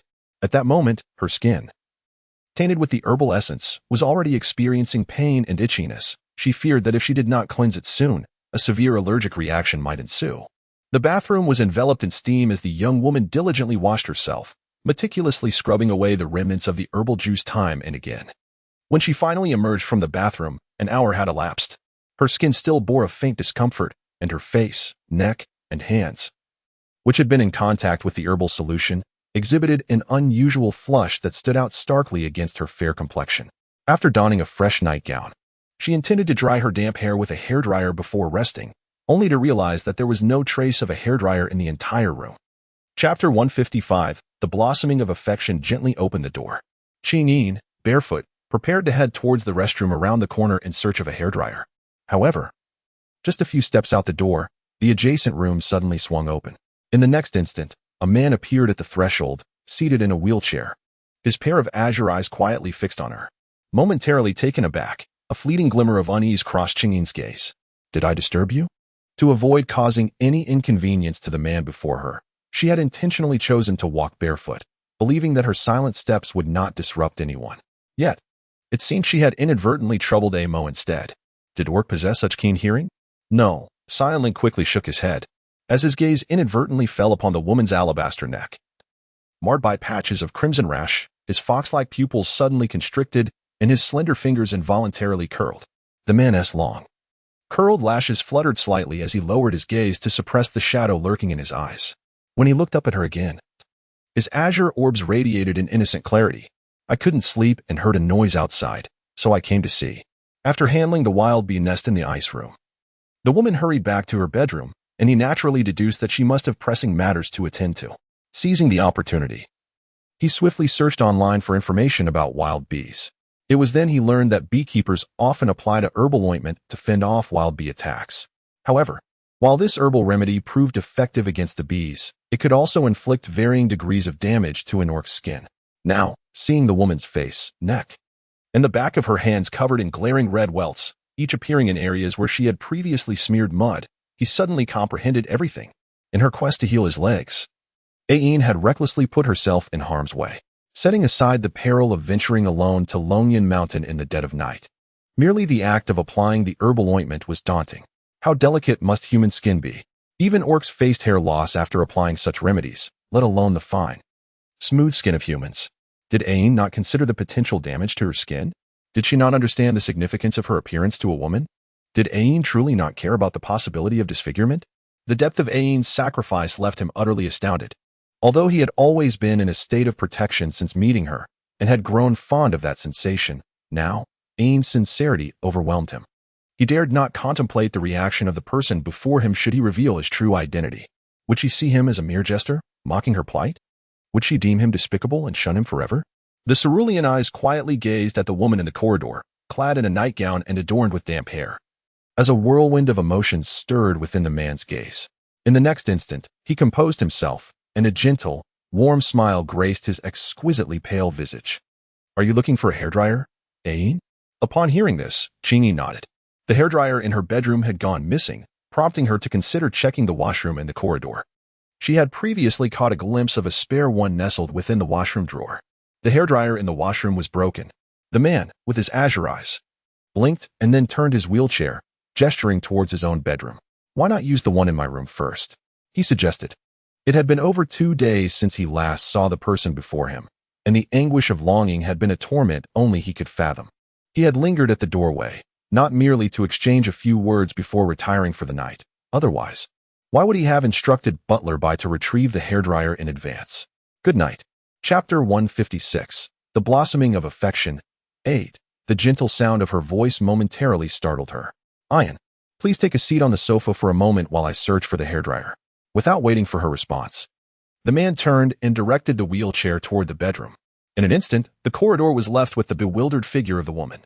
She glanced at the open door of the man's bedroom, blinked in confusion, and after a brief moment, lowered her gaze to her damp, long hair resting on her shoulder. Subsequently, she too entered the man's bedroom. Weariness had enveloped her. In the face of exhaustion, all formalities were cast aside, especially since there was no need for pretense between her and Amo.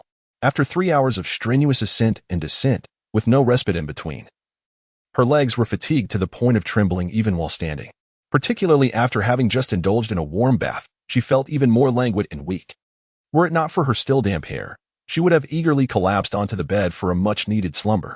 Entering the man's bedroom, Qingyin habitually surveyed the surroundings of the bedroom. Amo's room was immaculate. Compared to the last instance when she hurriedly prepared hot water for Amo's bath, without a moment to spare for anything else, this time she had ample opportunity to observe Amo's space, gleaning more insights about him. After all, is it not true that the arrangement of a bedroom often reflects the character of its owner? Although she had no intention of deliberately probing into Amo's personal details, her ingrained habits took over, and her mind began to actively analyze before she even realized it. However, upon this observation, Qingyin instinctively furrowed her brow. The man's bedroom was sparsely decorated, devoid of any superfluous items within her line of sight. The walls were painted in a grayish-white hue. The furniture was either gray or black, and even the materials were cold, uninviting marble, evoking a chill in her heart. The sofa was upholstered in black leather. The bedding was a deep black fleece, and even the table lamp bore an entirely black exterior. The entire room contained nothing beyond the essentials. Not a single unnecessary object to be found. It was stark, frigid, and unapproachable. Qingyin concluded that the owner of the room exuded an air of aloofness. As her dark eyes traversed the depths of her confusion, Qingyin's expression faltered for a moment. Stark? Frigid? Unapproachable? Aloof?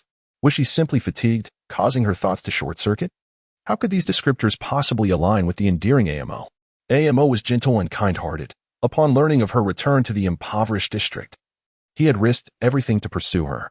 Did such actions belong to someone characterized by coldness and aloofness? Qingyin, with a look of suspicion etched upon her face, settled onto the sofa, her gaze sweeping once more around the room, and the bewilderment in her eyes intensified. A person's character is impossible to conceal, especially within the intimate confines of a bedroom, where one's true self is often laid bare before others. Yet, the bedroom before her starkly contrasted with the image of AMO that she had come to know. Suddenly, the man emerged from the direction of the bathroom, a hairdryer resting conveniently on his knee. Abruptly pulled from her thoughts, Qingyin hastily rose, but before she could utter her thanks, she watched as he nonchalantly plugged the hairdryer into the power outlet with a decisive click. Without hesitation, the man rose from his wheelchair and, with considerable effort, ambled over to the sofa, standing before her as he began to dry his hair. Qingyin was taken aback, hastily raising her hand to deter the man from using the hairdryer. No need, AMO, it's rather late now. I can dry my hair in my room, she replied. Her gratitude to Ziqian Mo for the generous tip was expressed with a sweet kiss. Chapter 157. The Blossoming of Affection. 9. Her hair, thick and long, would require at least a good 10 minutes to dry completely. It would be inconsiderate to delay Mo's rest. Upon hearing her words, the man's hand stilled in its motion. Moments later, just as the woman was about to rise from the sofa, a voice filled with feigned grievance broke the silence. Is Ain displeased with me? What? The action of reaching for the hairdryer abruptly halted. Displeased? Ain risked her safety to retrieve a wild beehive for me. All I wish is to dry her hair, yet she refuses. The man's tone was pitiful. Does Ain think I am incapable of even such a simple task as drying hair, aside from handling documents? Upon hearing this, the woman's hand, which had been poised in midair, instinctively retracted. Her gaze widened in astonishment at the man's dark eyes. How could that be? I would never. How could she possibly harbor disdain for the person before her? In her heart, he was undeniably competent. Even if she were to express disdain for a dog, she would never do so towards him. At this moment, the disguised hairpin was concealed within her tresses, making it somewhat inconvenient for the man to assist her in drying her hair. Unfortunately, the man remained skeptical of her explanation, his azure eyes brimming with doubt as he gazed at her, his pale and exquisite visage adorned with a pitiful expression. It must be said that when an extraordinarily handsome man displays a look of grievance, the impact of his beauty is undeniably formidable. After a prolonged exchange of glances that lasted several seconds, the woman ultimately capitulated.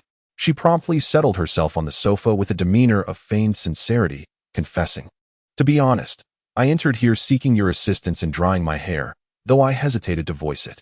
However, I have a hairpin tucked away for styling, so please refrain from removing it while you blow-dry my hair."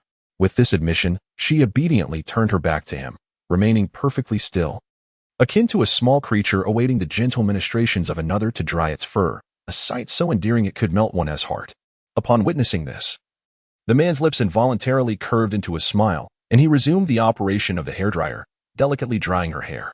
Her long locks were smooth and flowing, brushing softly against his hands, the silky texture causing him to squint with pleasure. Initially, the woman remained on high alert, fearing that he might forget her request and remove the hidden hairpin while drying her hair. Yet, as time passed, she realized her concerns were unfounded. After drying the hair around the pin, the man focused intently on other sections, entirely disregarding the hairpin. Gradually, the woman's posture relaxed completely, her dark eyes beginning to flutter closed, then opening again, and repeating this cycle. The warm air flowed through the man's slender fingers, gently caressing her damp hair. The fragrance of her hair enveloped the room, and her wearied body, lulled by the comforting warmth, gradually succumbed to drowsiness. Eventually, her gaze dropped, and she leaned sideways against the sofa, drifting into slumber.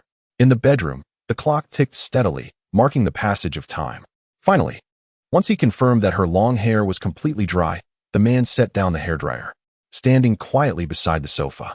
He turned his gaze toward the ventilation system that had been running for a considerable while, catching a whiff of a different, subtle scent in the air.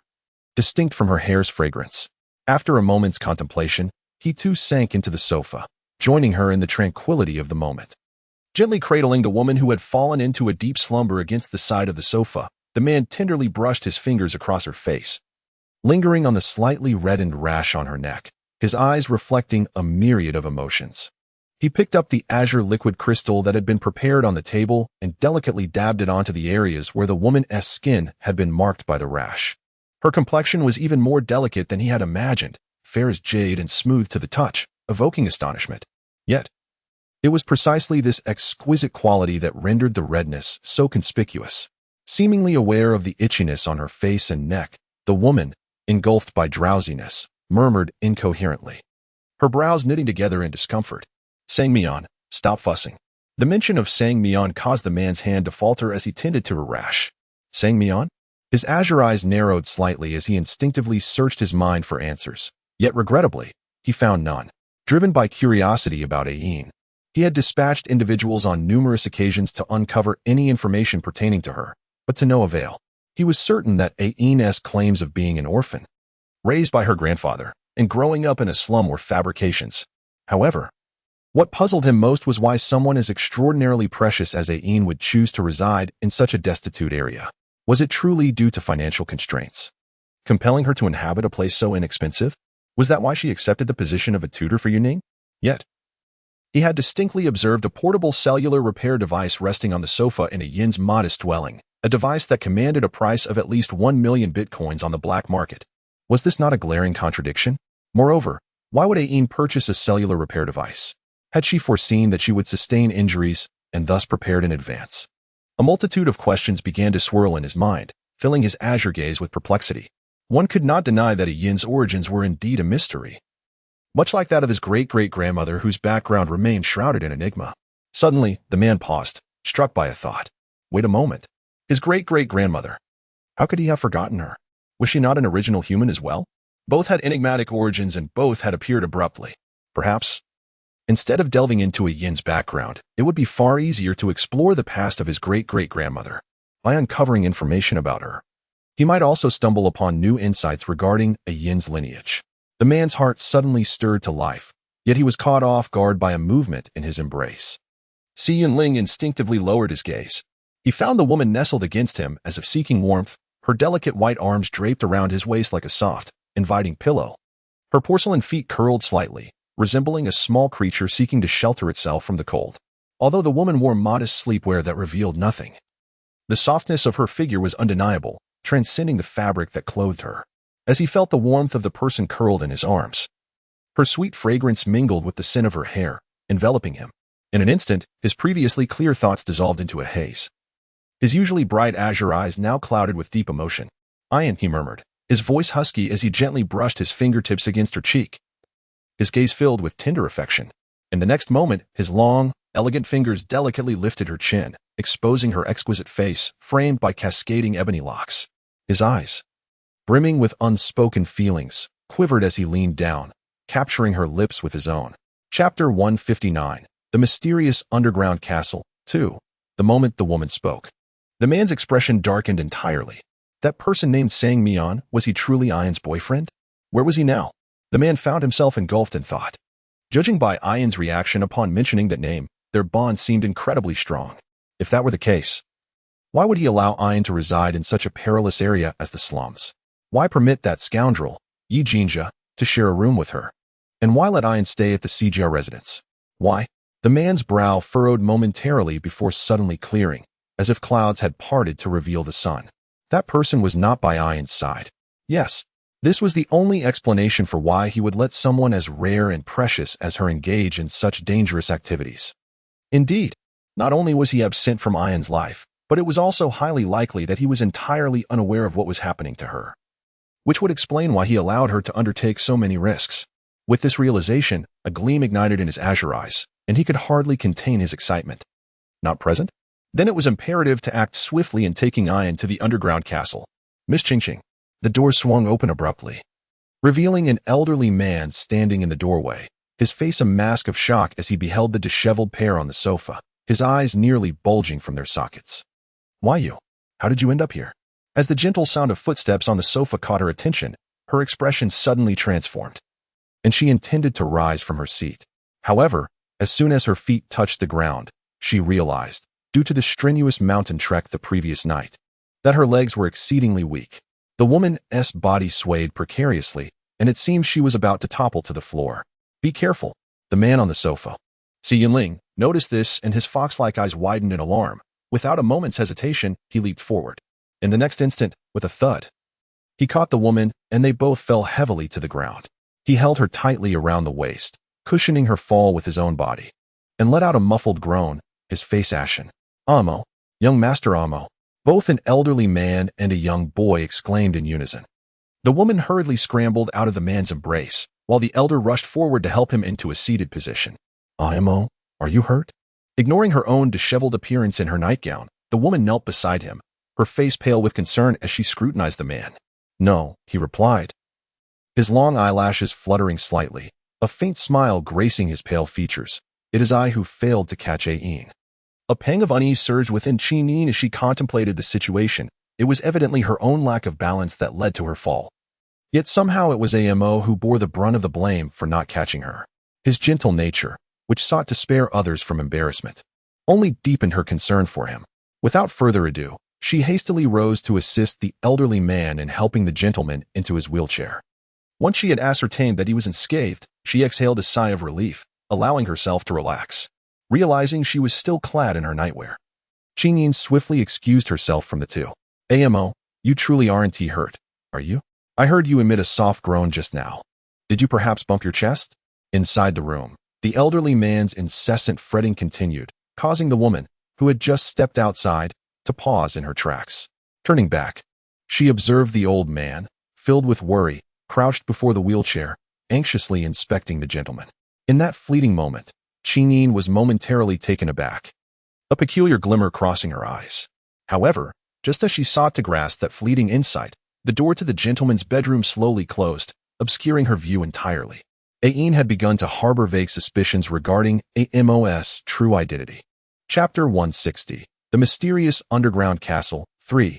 After Qingyin had completed her grooming and donned a fresh outfit, she reappeared in the hall, where she found the head of the Si family and Amo, Si Quan, already awaiting her arrival. Upon her entrance, the three simultaneously lifted their gazes to her. Qingyin was momentarily taken aback.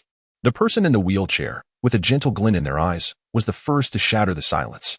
"Ian," they began. "Grandfather C is concerned that you might be disturbed during the treatment, so he was just discussing with me the possibility of taking us to the underground castle. It is quite serene there, free from interruptions, allowing for a thorough treatment. What do you think? Shall we go to the underground castle?" As Qingyin descended the staircase, her movement abruptly halted, and a fleeting glimmer passed through her eyes. She had intended to linger at the sea residence for a few days before broaching the subject with the elder about seeking a tranquil place, gradually guiding him towards the underground castle. However, to her astonishment, the elder proactively brought up the matter of the underground castle at that very moment, an opportunity she could scarcely have wished for. The young woman nodded, her smile both courteous and sweet. "Of course, I was actually concerned about being disturbed and was just about to seek Master C's assistance." It seemed their thoughts aligned perfectly.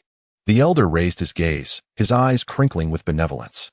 Fortunately, Miss Qingyin did not oppose the idea. Otherwise, he truly feared she might turn away at the mere suggestion of changing locations.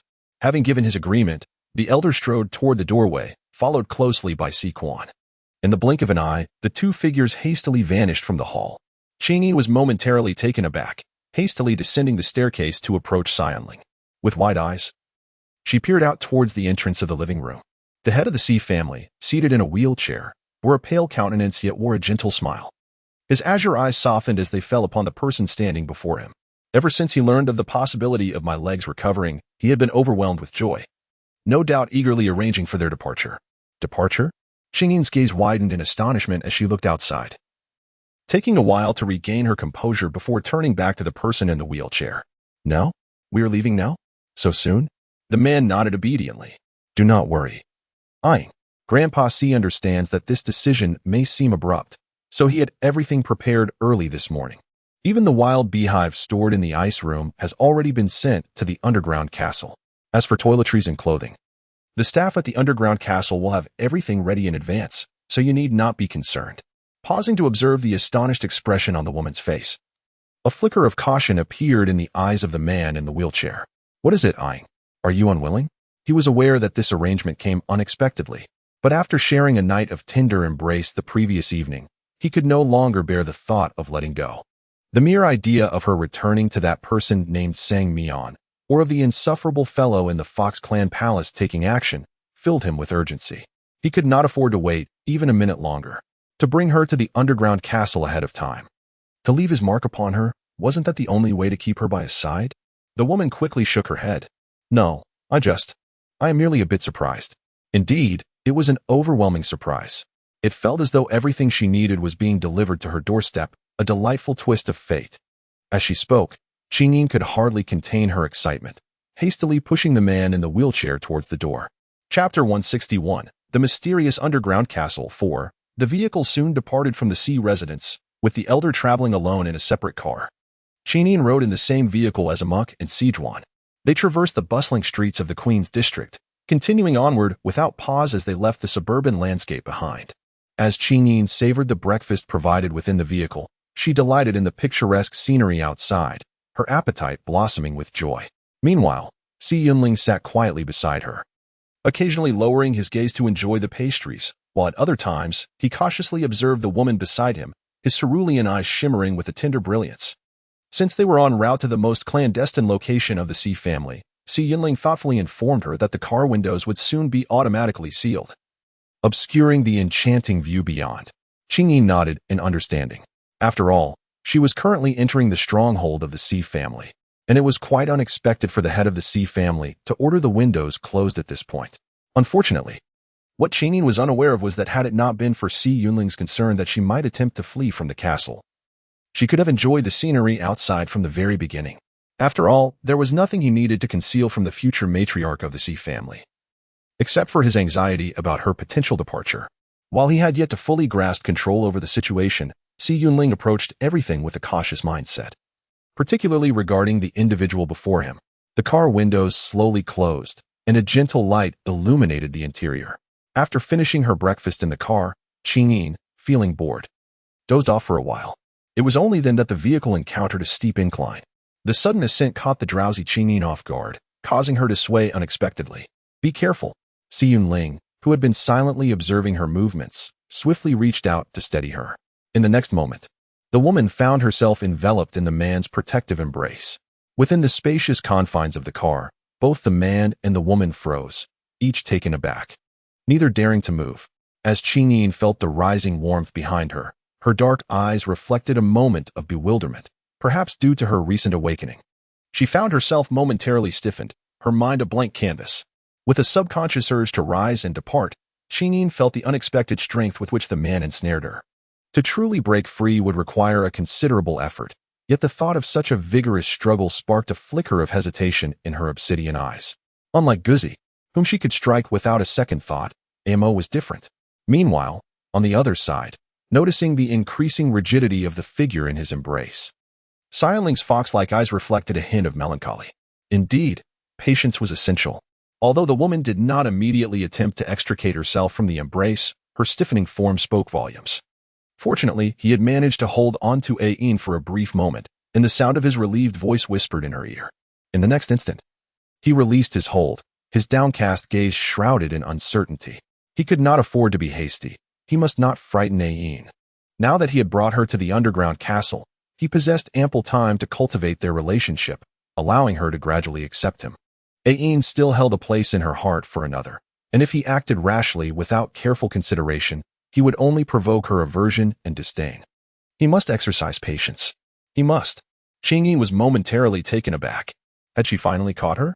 Her dark eyes blinked as a memory surged forth earlier that morning, when she had tumbled off the sofa, and Amo had expressed his sincere apologies for failing to catch her. Could it be that his recent embrace was fueled by concern for her well-being, compelling him to hold her so tightly, unwilling to release her even for a fleeting moment? Chapter 162, The Mysterious Underground Castle, 5. Amo, realizing her misunderstanding, instantly eased Qingyin's heart. She shifted to the side and gazed intently at him, her eyes wide with earnest admiration. How can you be so wonderful? She marveled. It was undeniable. Her curiosity about Amo's parents grew ever stronger. What kind of individuals could raise a person with such a gentle and nurturing disposition as Amo, despite being a scion of noble lineage? The young master has never uttered a word of complaint, even when faced with life's relentless hardships and discontent. The head of the C family has burdened him with an array of tasks, compelling him to toil day and night, yet Amo bears no resentment. When confronted with the venomous slanders of the badger beast, Amo did not retaliate. Instead, she expressed concern for her safety, urging her not to act recklessly. In her eyes, Amo is akin to an innocent and harmless darling.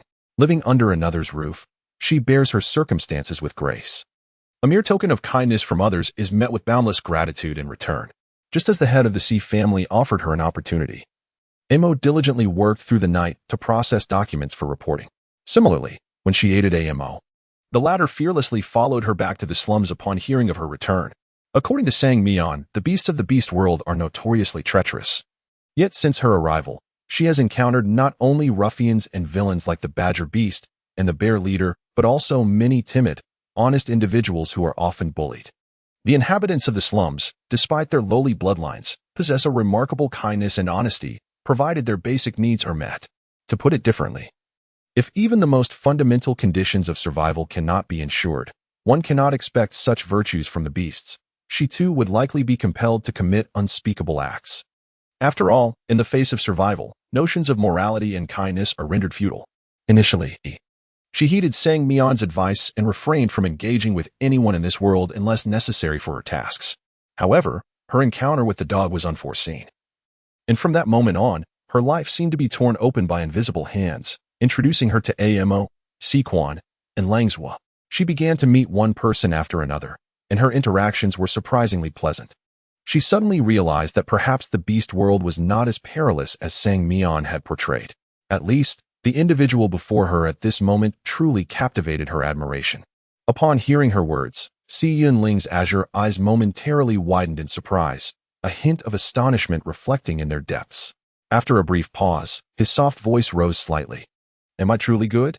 Throughout his life, he had been praised for his intelligence, his cunning, and his beauty, yet only this person before him had deemed him genuinely good. Am I really? Indeed. The woman earnestly nodded. Amo, you are truly wonderful. The man's long lashes fluttered softly, a barely perceptible tension hidden within his glimmering fox-like eyes. Am I better than a Yi? The woman was momentarily taken aback, not expecting him to bring up the dog, her eyes widening in surprise. A Yi? Why did he suddenly come to mind? With a soft screech, the vehicle finally came to a halt. Immediately thereafter, the woman observed a well-dressed bodyguard gently opening the car door, bowing respectfully as he addressed her. Miss, please. The gentle sound of music had originally inspired her to continue her unfinished thoughts, but unexpectedly, a mere fleeting glance outside was enough to leave her utterly astounded. Her mind blank in the face of the dazzling lights beyond the vehicle, the young woman fell into a daze. Her gaze fixated on the brilliantly illuminated castle in the distance. Momentarily entranced, she rose from her seat and stepped out of the car, her dark eyes reflecting the grandeur of the classical architecture before her, her expression one of sheer astonishment. Good night, for tomorrow, the grand performance shall commence. Chapter 163. The Mysterious Underground Castle. 6. Qingyin gazed vacantly at the distant castle, her heart filled with a tumultuous astonishment akin to towering waves surging 3,000 feet high, leaving her utterly bewildered. Prior to arriving at this so-called underground castle, she had mentally prepared herself for an overwhelming experience. For the C family was renowned as the foremost affluent clan across the desolate continent. Even their seldom occupied ancestral residence was adorned with opulence. How could one expect anything less from an underground castle that served as a stronghold? An establishment worthy of the title castle must inevitably embody magnificence. And this was no ordinary castle, it was an underground one. Thus, she had been fortifying her psyche throughout the journey, hoping that when she finally beheld the underground castle, her countenance would not betray excessive astonishment, reflecting a lack of worldly experience. Yet, despite her extensive mental preparation, she could never have anticipated that the C family's underground castle would mirror the laboratories of the 23rd century she had known. Qingyin was astonished. The laboratory where she worked in the 23rd century was transformed from an ancient palace, primarily because the stone bricks of the palace contained a unique trace element capable of completely nullifying the light pollution generated during their experiments. Consequently, the initial director of the laboratory acquired a 100-acre radius surrounding the palace, which underwent extensive renovations until it ultimately resembled a castle. The laboratory was vast. Due to the nature of certain confidential experiments, the involved personnel were prohibited from leaving. Thus, the castle became their second home. Within its confines, they felt no sense of isolation from the outside world. Indeed, it would not be an exaggeration to say that the internal environment was even more splendid than the real world, with verdant paths, lakeside views, waterfalls, shopping districts, parks, horse racing tracks, and farmland, all one could desire. In other words, she could envision the entire setting of the laboratory even with her eyes closed. However, it was precisely for this reason that she was so taken aback upon her first glimpse of the underground castle, her astonishment rendering her momentarily speechless. What was happening? Why did the headquarters of the C family's underground castle resemble the laboratory so closely? Even the cluster of colorful hot air balloons atop the castle was strikingly similar. Shock coursed through her dark eyes as she stood frozen in place, her heart tumultuous as if in a storm. Could it be that there were companions of hers within this castle? This castle was a birthday gift from the late ancestor of the C family to his beloved wife. It was said that every aspect of the castle's layout was meticulously crafted according to her preferences, with its very exterior faithfully restored based on her descriptions. Did I find it beautiful? Unbeknownst to her, Si Yunling, who had already alighted from the vehicle and was seated in a wheelchair, was warmly introducing the scene before him to the lady beside him. His gentle voice caused the bodyguard opening the door to display a look of astonishment. He was one of the gatekeepers of the underground castle and had welcomed the master back countless times. Yet this time, the master's vehicle had unexpectedly contained a young lady. He had nearly been taken aback to the point of popping his eyes out when he opened the car door. Fortunately, he had maintained his composure. However, witnessing the usually taciturn master speaking so tenderly to this lady felt surreal to him. Was the master being impersonated? In an involuntary reaction, the gatekeeper scrutinized the lady once more, his demeanor becoming even more respectful than before. Thank you, Kongqing, for the generous rewards from the two precious ones. Chapter 164, The Mysterious Underground Castle, 7. Is it beautiful? It is not merely beautiful. It is extraordinarily stunning. Had it not been for the desire to maintain decorum in the presence of others, she would have eagerly ascended the mast tethered with balloons atop the castle, yearning to discern whether it bore the unmistakable seal of the laboratory. With great effort, the graceful Qinin suppressed her astonishment, striving to appear composed as she cast her gaze towards the man in the wheelchair. Observing the head of the C family disembarking from the vehicle and gesturing for her and Amo to follow, she promptly turned and began to push the man towards the grand entrance of the castle. As she stepped onto the familiar yet foreign stone bridge, her eyes widened in awe at the vintage intricacies of the carved stone railings flanking either side. Struggling to rein in her overwhelming surprise, Qinin could not quell her curiosity, astonished to discover that this magnificent castle had been a birthday gift from the former head of the C family to his wife. It was evident that such an extravagant expenditure for an underground edifice signified the exceptional nature of that esteemed lady. Was it possible that the designs had originated from her hand? She recalled hearing Sang Mian mention a predecessor who had gone missing during a mission, and despite her companion's relentless attempts to enhance the teleportation device, they had been unable to bring her back.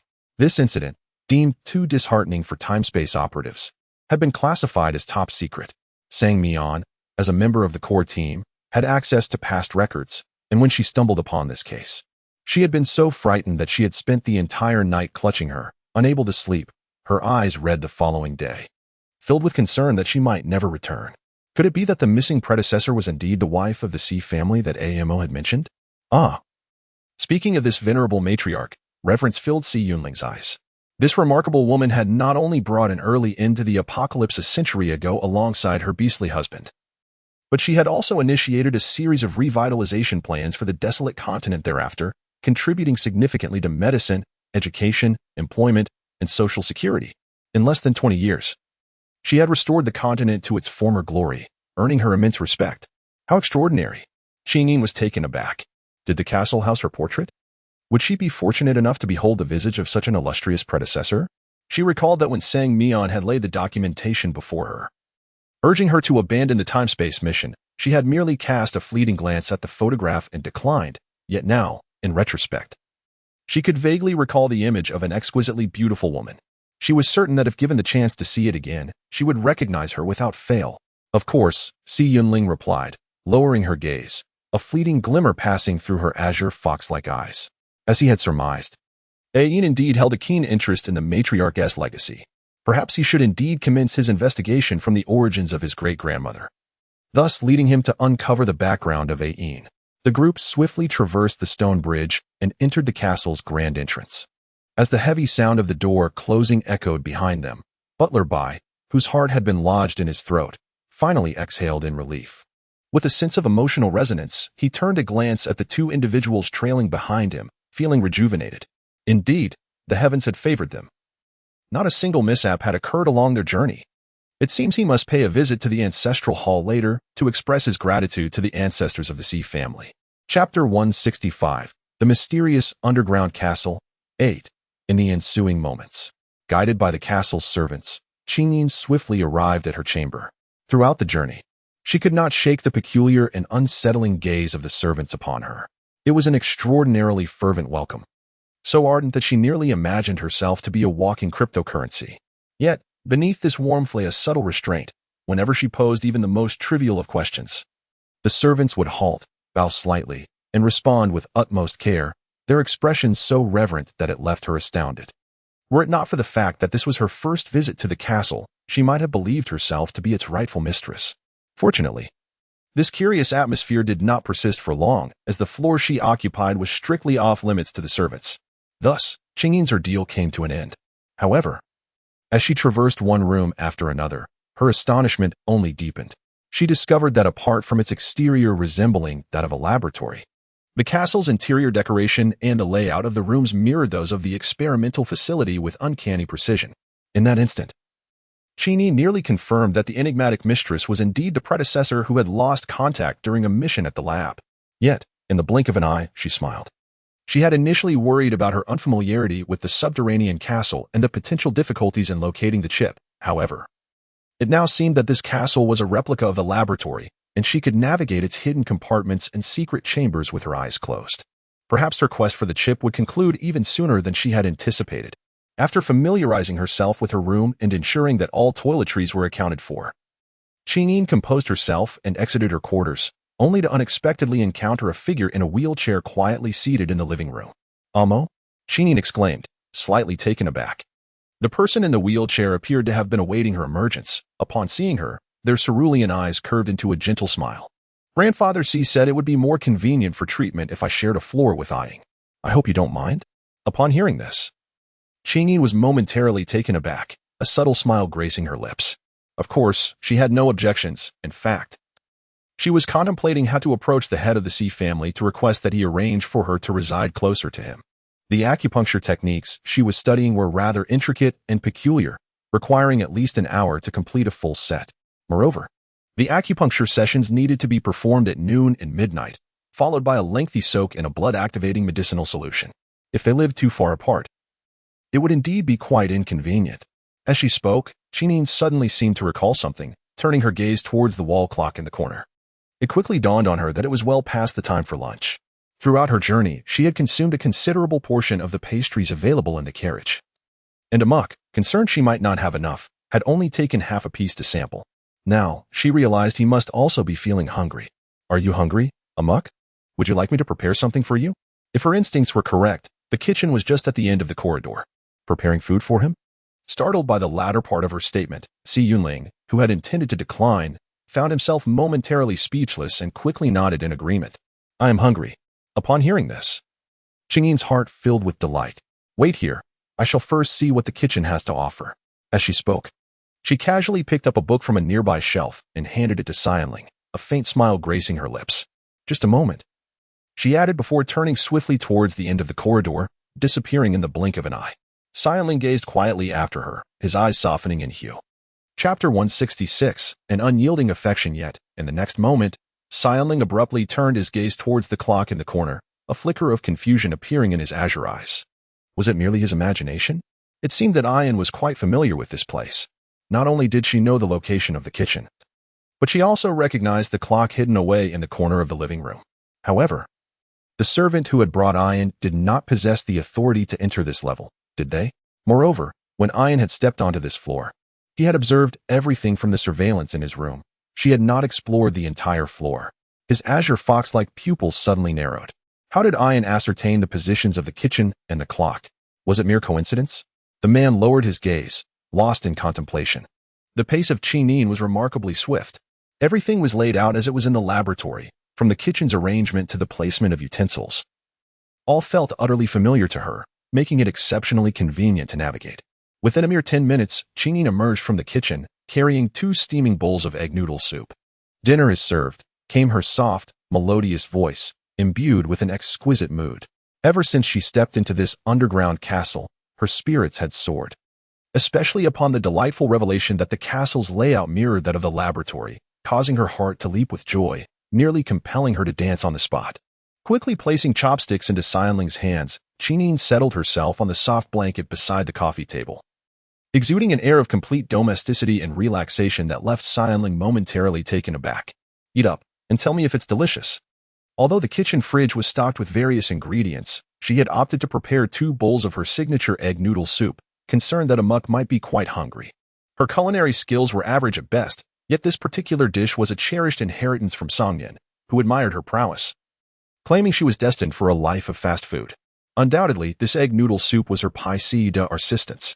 The man nodded obediently, lowering his long eyelashes as his gaze fell upon the bowl of perfectly tempered egg noodle soup in his hands, his eyes softening with tenderness. He began to eat slowly, savoring each bite as if it were a delicacy of the highest order. "Is it good?" Observing his silence, the woman beside him indulged heartily, blissfully unaware of the splatters of broth that adorned her face.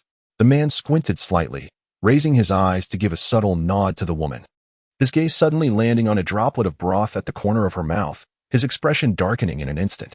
In the next moment, as if compelled by some unseen force, he lifted his hand towards her lips, his cool fingers gently brushing against the droplet, the motion delicate and seemingly filled with affection. Chineen, caught in her delight at the noodles, froze, her eyes widening in surprise, her cheeks puffed up like a startled hamster, her chewing momentarily halted. Broth had even splashed onto her face. The man murmured softly, withdrawing his hand as he resumed his meal, his demeanor regal and composed, as though the earlier gesture had never transpired. The woman blinked her dark eyes, appearing unfazed. "Having broth on your face is surely a testament to how delicious these noodles are," she mused.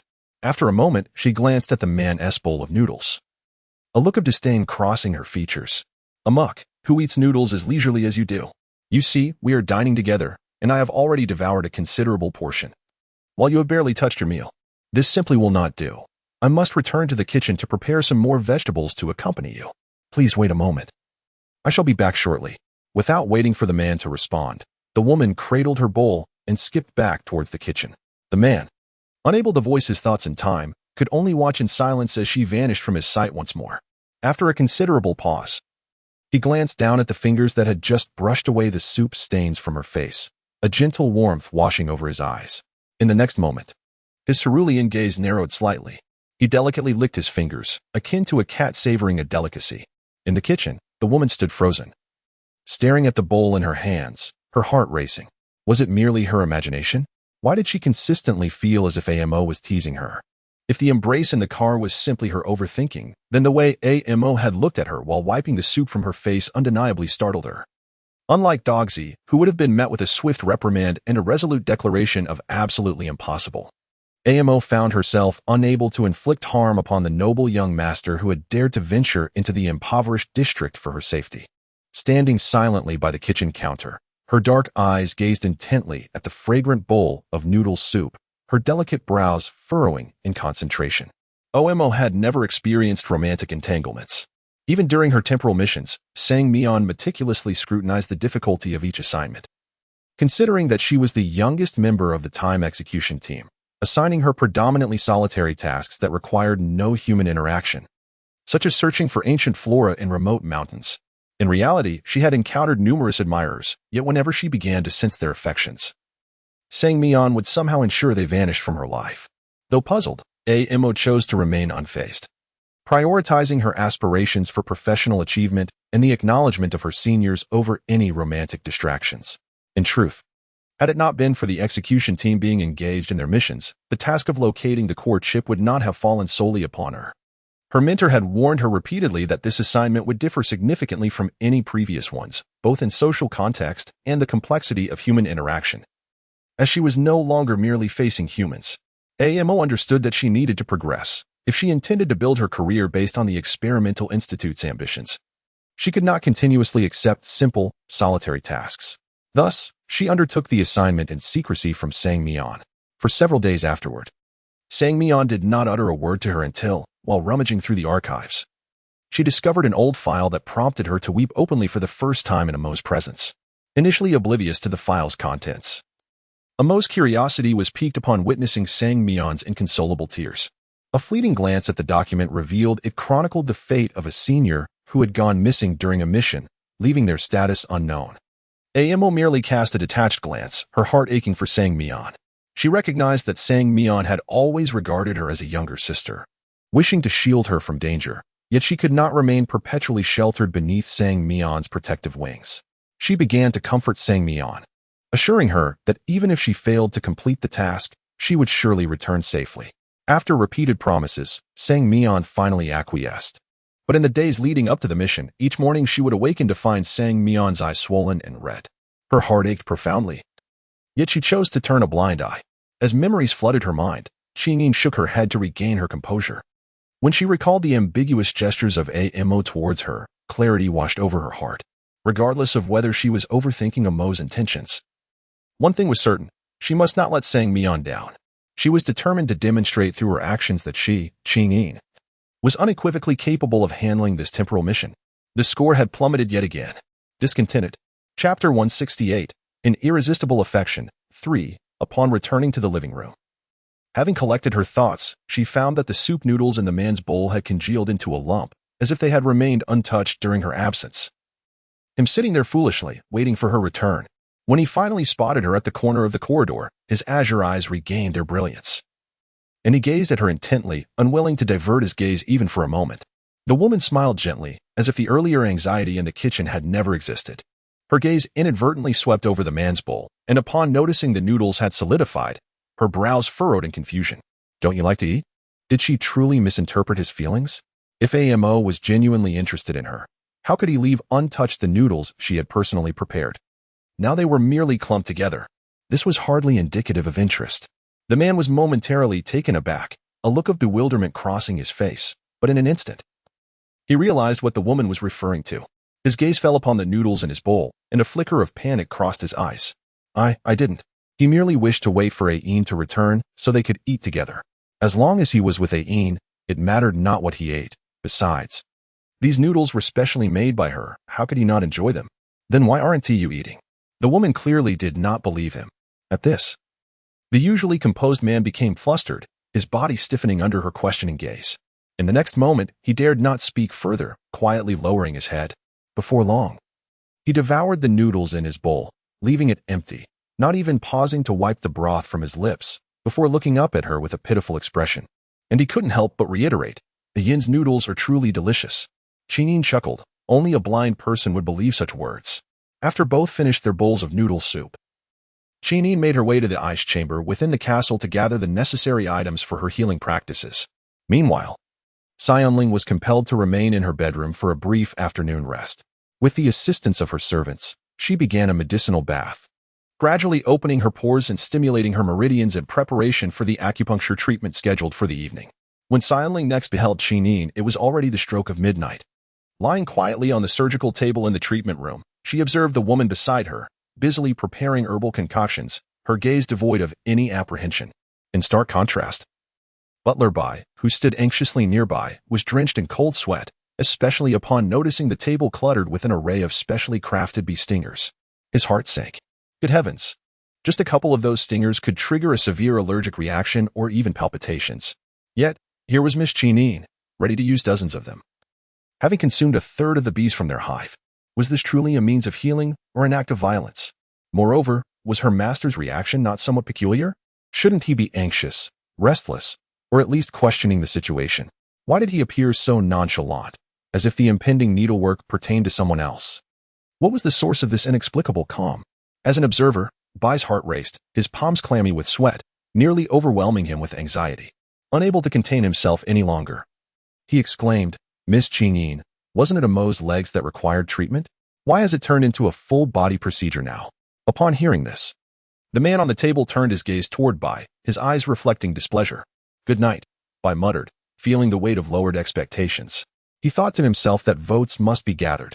After all, Ajio deserved a reason to continue delivering updates. Chapter 169, An Irresistible Affection. 4. Engrossed in inspecting her various medical instruments, Qingyin did not lift her head. The meridians in the human body are interconnected. Mo's legs have yet to heal completely, not only due to toxin accumulation but also because of blocked meridians. To fully restore his legs, all of his meridians must be unblocked. At this point, Qingyin raised her gaze toward the man on the surgical table. "Amo, it may hurt quite a bit, but the more pronounced the pain, the better the treatment's efficacy. So you must endure, and under no circumstances should you faint, understood?" The man on the table blinked, nodding obediently. "Will there be a reward?" he suddenly inquired. The woman, having organized her instruments, glanced over, slightly unsure of what he had said. "What? Yes, there should be a reward." The elderly man beside them hurriedly spoke up, expressing his concern. "This lad, Amo, is particularly sensitive to pain. I can only imagine how he will react. If there is no reward, I genuinely fear he might not endure it and faint." Upon hearing this, the woman was momentarily taken aback, her eyes filled with confusion, yet she politely nodded in agreement with the elder's words. "So, Miss Ain, what reward do you intend to offer Amo?" "A little encouragement would suffice, but if you could bestow upon his master a fervent kiss, that would be even more delightful." "Qingyin, what does it mean? It turns out the reward is not from an elder, but from her?" A sudden jolt of surprise coursed through the woman as she met the man's azure gaze. Upon seeing the person on the operating table, wide-eyed and filled with anticipation, the words of refusal that leaped to her lips were immediately swallowed back. What on earth could she offer as a reward? Although Amo had been treated harshly by his family, it seemed he lacked for nothing material.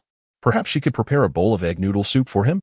Noticing the woman's momentary daze, Si Yunling's eyes dimmed ever so slightly, before he composed himself, lowering his long, curled lashes.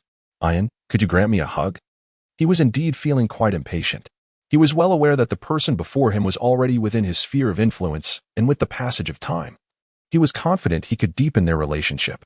Yet, he could not help but yearn to advance their connection in the shortest time possible. Memories of last night flooded back, of them entwined on the sofa, and the gentle warmth of her curled-up form in his embrace. He recalled the secret kiss he had placed upon her lips. He found himself longing to mark her as his own, to ensure that none but he could approach her. More importantly, the uncertainty of Ain's origins gnawed him. Without clarity, he felt restless, fearing calamity might befall her. A hug? Just a simple hug? Upon hearing the words, Qingyin felt an immediate sense of relief, and the embarrassment in her eyes vanished without a trace. With a sweet smile curving her lips, she thought, "As long as Amo can endure until the conclusion of the injection, I shall bestow upon him a grand embrace." The young woman's exquisite beauty was accentuated under the bright lights of the operating room. Her skin was as fair as finely carved jade, and coupled with her innocent, charming smile, it left the man with azure eyes momentarily entranced. "All right," he responded softly, akin to a docile cat, then turned his gaze towards the ceiling, presenting a demeanor of complete readiness. Yet, the lingering astonishment in his eyes betrayed the tumultuous emotions stirring within him. The butler, Bai, who had a profound understanding of his master's feelings, was undoubtedly agitated at this moment. He suddenly realized that he might have misunderstood something crucial, nearly jeopardizing his master's significant affair. Pausing briefly, the elder discreetly observed the woman preparing to administer the injection, his gaze filled with concern, and his heart was weighed down with unease. Having watched his master grow up, he had witnessed every event etched into his memory. He dared say that no one in the world understood his master's character better than he did, not even the master himself. Over the years, outsiders often branded his master as ruthless and cold-hearted, yet only he knew that such demeanor stemmed from a reluctance to harbor hope. Since taking over the entire Si family at the tender age of 16, his master had endured countless betrayals, political intrigues, and assassination attempts, so many that he had lost count. Watching that once innocent child transform into an indifferent adult amidst the bloodshed and turmoil, the elder's heart ached solely with compassion. He understood his master all too well. That indifference was a defense mechanism forged by past experiences. It was better to remain aloof, untouched by emotions, than to risk heartbreak from betrayal. He had thought his master would never change. Yet, unexpectedly, Miss Cheney appeared. Setting aside her invaluable human identity, the affection she had shown towards his master was, without a doubt, a treasure beyond measure, especially for someone like his master, accustomed to superficial relationships dictated by status. It was evident that his master had developed feelings for Miss Cheney. Otherwise, why would he have deliberately concealed his identity as the head of the C family upon their first meeting? And why? Upon hearing that Miss Cheney had returned to the slums, did he urgently pursue her with Sequan in tow? If these observations are insufficient to illustrate the feelings that the master harbors for Miss Cheney, then his hours spent engrossed in the pitch-black screen of an iPad at the old residence of the C family, reluctant to part with it, reveal his affections even more vividly. The master is truly enmeshed in his emotions.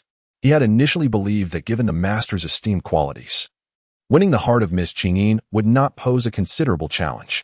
Although Miss Cheney possesses noble lineage, stunning beauty, refined upbringing, extensive knowledge, and remarkable skills, the master's attributes are equally commendable. After all, he is a figure of great prominence and wealth in the desolate continent, the esteemed head of the C family, a personage of unparalleled stature in both appearance and capability throughout the wasteland. Such an exceptional individual joining hands with a precious being of primitive humanity surely constitutes a match made in heaven. Thus, when he discerned the master's genuine feelings for Miss Cheney, he anticipated that it would not be long before he would hear joyous news about their union. In the realm of beastmen, desires for affection are typically straightforward and unreserved. When two beastmen find mutual attraction, it seldom takes more than a couple of days for physical intimacy to solidify their bond. He inadvertently stumbled upon the master and Miss Cheney embracing on the sofa, appearing as though they had just awakened, leading him to believe their relationship had significantly progressed, igniting a sense of excitement within him. However, upon broaching the topic of rewards and observing Miss Cheney's evident hesitance and discomfort, he suddenly realized that he had misconstrued the situation. Miss Cheney harbors no such feelings for her master. Otherwise, her expression would not have been so awkward when questioned about the reward. Moreover, he would not have glimpsed that fleeting shadow of melancholy in his master's eyes. What to do? What should be done? Chapter 171. An Unyielding Affection. 6. The elderly man gazed anxiously at the figure on the operating table, his brows furrowing uncontrollably.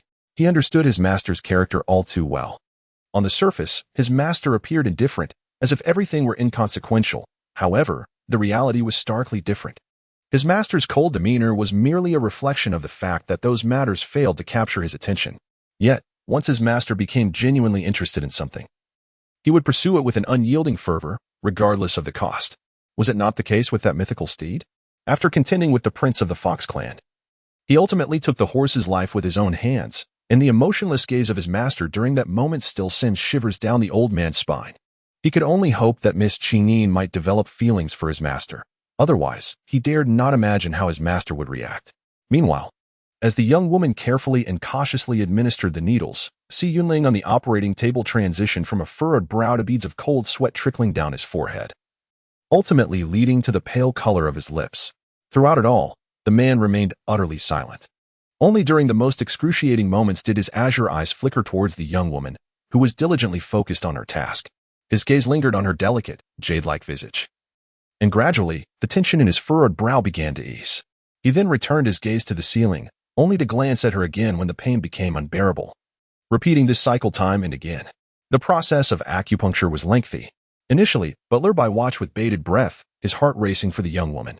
However, as each needle was deftly inserted with unwavering precision and confidence, the astonishment in the elderly man's eyes grew increasingly profound.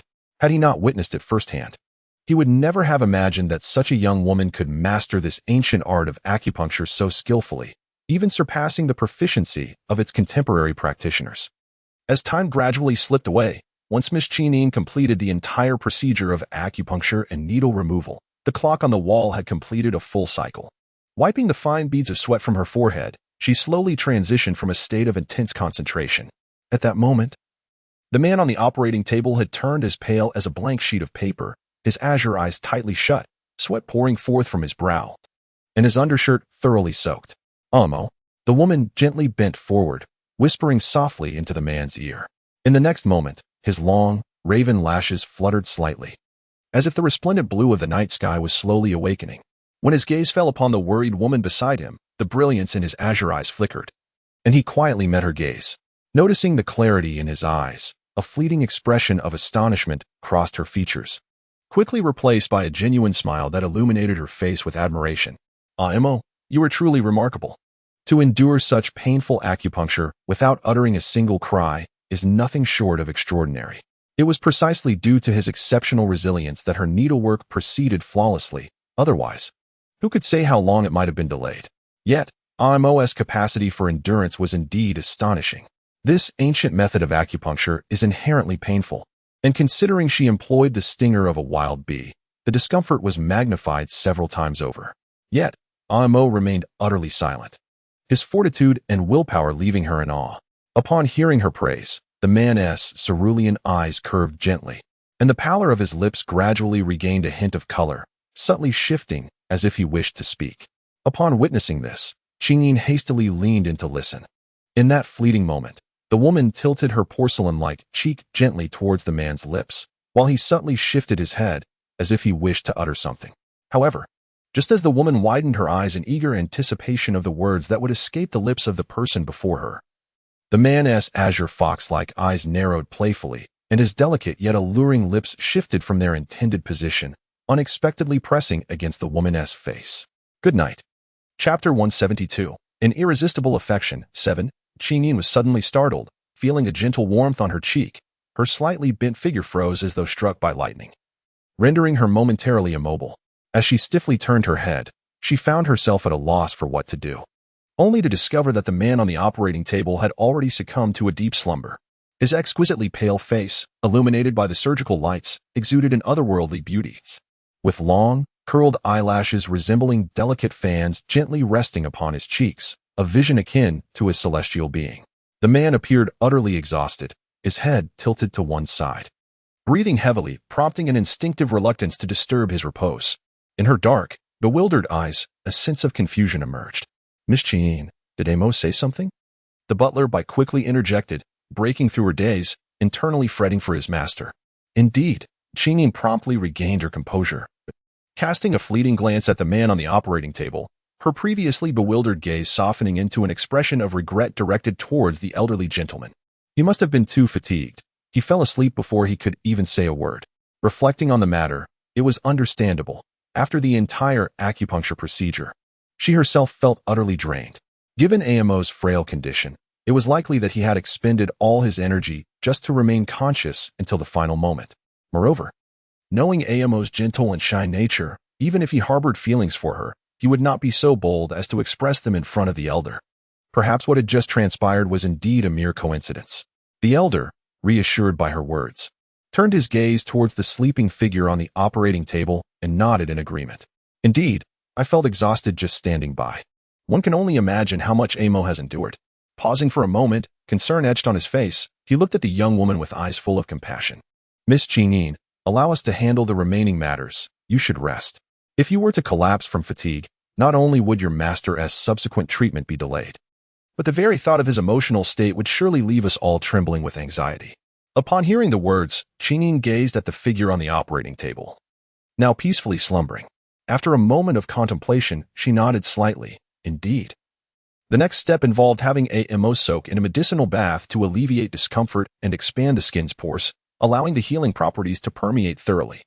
I have already communicated the specifics to Uncle Quan, and he is likely well prepared by now, perhaps due to an hour of intense concentration.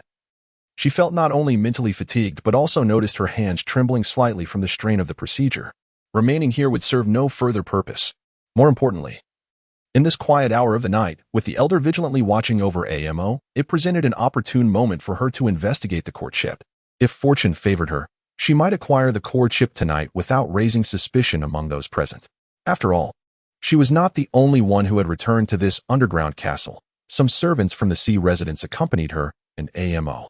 Given Amo's mobility issues and the elders serving as a witness, she would not arouse any suspicion. Furthermore, this was her first visit to the underground castle. It would be implausible for her to accurately steal the courtship within a mere half-day. In comparison to those who had previously visited the castle, her suspicion was negligible. Reflecting on this, she realized there could be no better moment to act.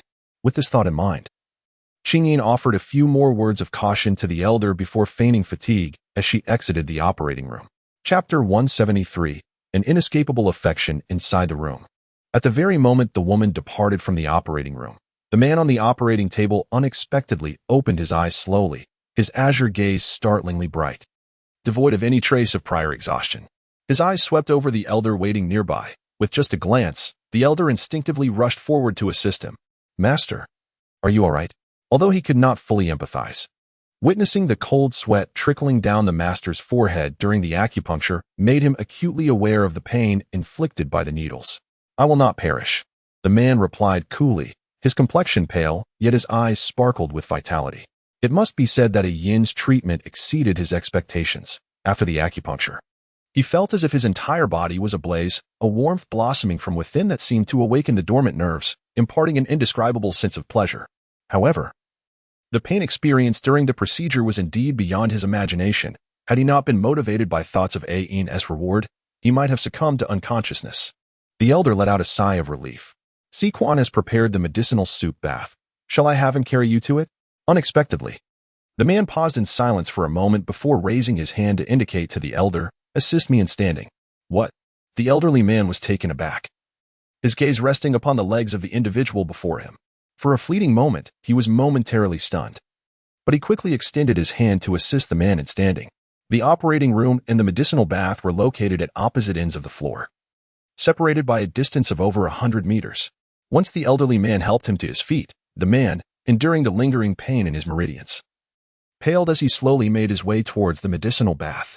His pace was deliberate, yet each step he took was remarkably steady. As he drew closer to the medicinal bath, a striking light glimmered in his azure eyes. The elderly man, who had initially intended to assist him further, found himself astonished, his eyes reddening as he wiped away tears from the corners of his eyes. Although the master had previously been able to rise and walk, the distances he could cover were exceedingly short, no more than 20 meters at best, and he could not stand for long. However, now, despite having just completed acupuncture and feeling utterly exhausted, the master was able to walk independently to the medicinal bath. This was nothing short of an unbelievable miracle. He had always believed in the efficacy of traditional acupuncture. Had it not been for the untimely demise of the individual who carried on that medical tradition while the old master was still alive, the master would not have found himself in such dire straits today. Unexpectedly, fate had not abandoned him. Heaven had sent Miss Qingyin to aid the master in overcoming his difficulties. This was simply exhilarating. In the underground castle, within the open-air garden, the scenery differed vastly from that of the real world. Here, everything visible to the eye was electronically synthesized, despite being several hundred meters underground. The vistas encountered were not inferior to those found in the real world. The air was imbued with a subtle floral fragrance, and if one listened closely, the gentle croaking of frogs could be heard in the night. Throughout her journey, Qingyin remained vigilant for any signs of vibration from the bracelet on her wrist. Unfortunately, 2 hours passed without a single indication. The underground castle was immense, making it utterly implausible to traverse every corner in a single night. Thus, Qingyin had been selected from the outset, visiting only those places she deemed most likely to harbor top-secret items. Regrettably, the outcomes were not as she had anticipated. How could this be?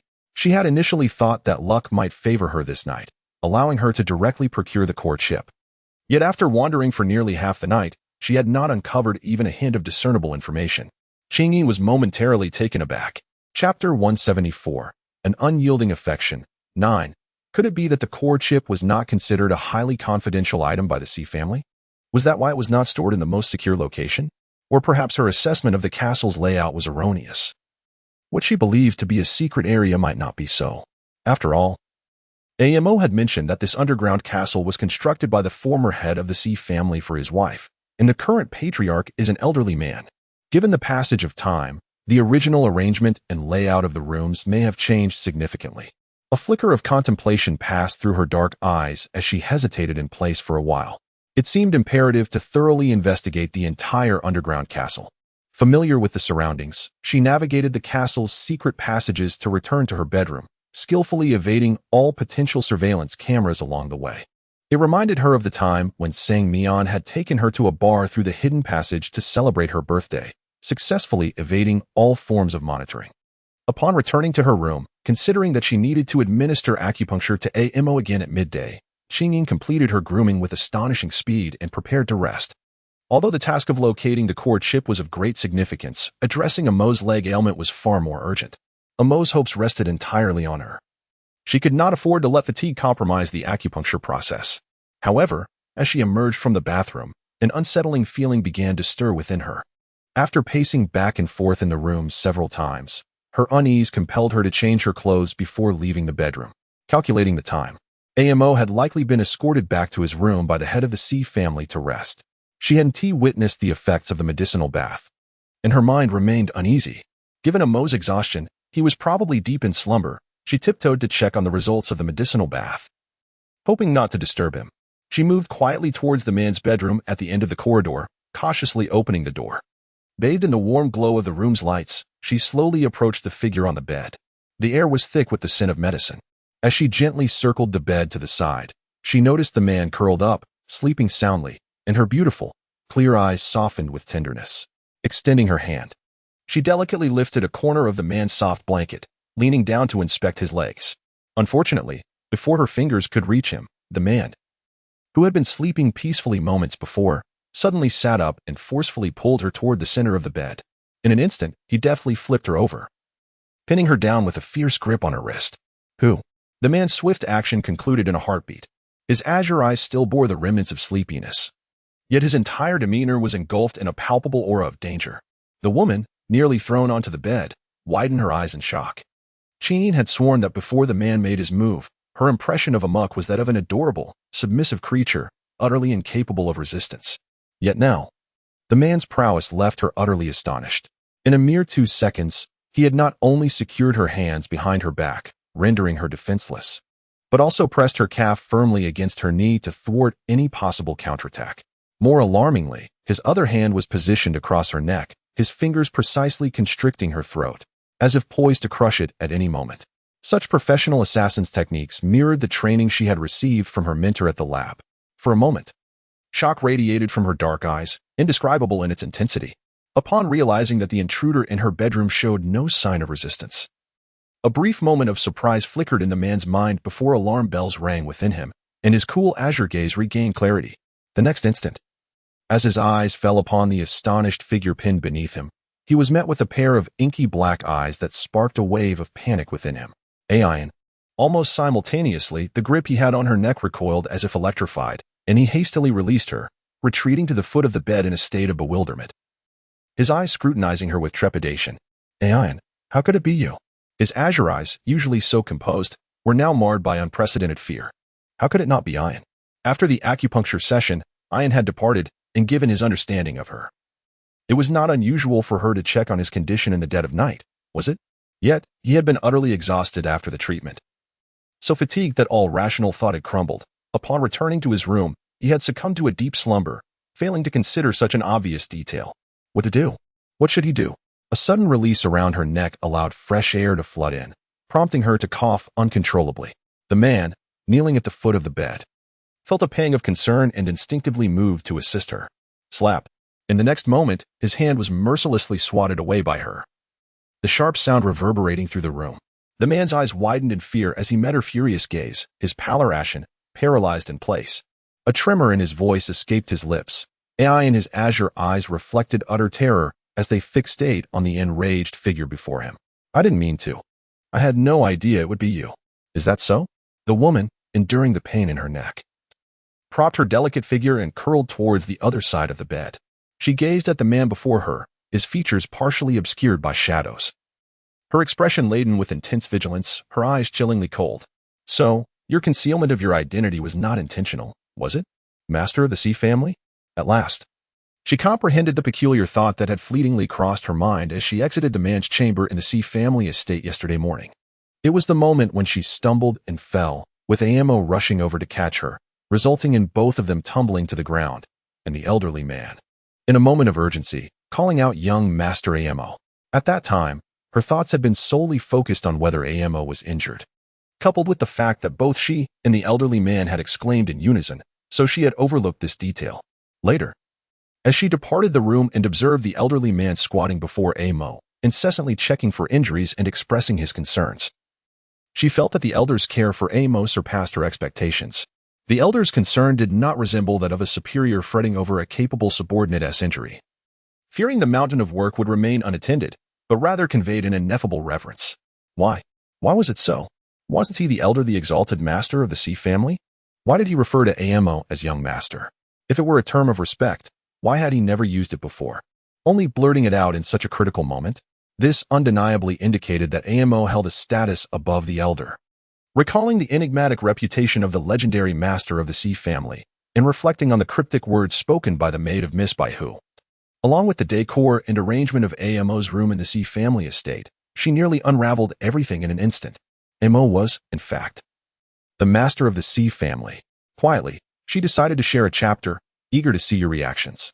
Chapter 176, An Unbreakable Attachment, 11. Is that so? So, your concealment of your identity was not intentional, was it, master of the C family? Upon hearing the woman's sarcastic remarks, the man, who had been searching for a suitable excuse, found his thoughts abruptly halted. In that moment, his mind went blank, and his striking blue fox-like eyes widened in fear, locking onto the woman's dark gaze. The master of the C family. Did Ain know? Did she truly know?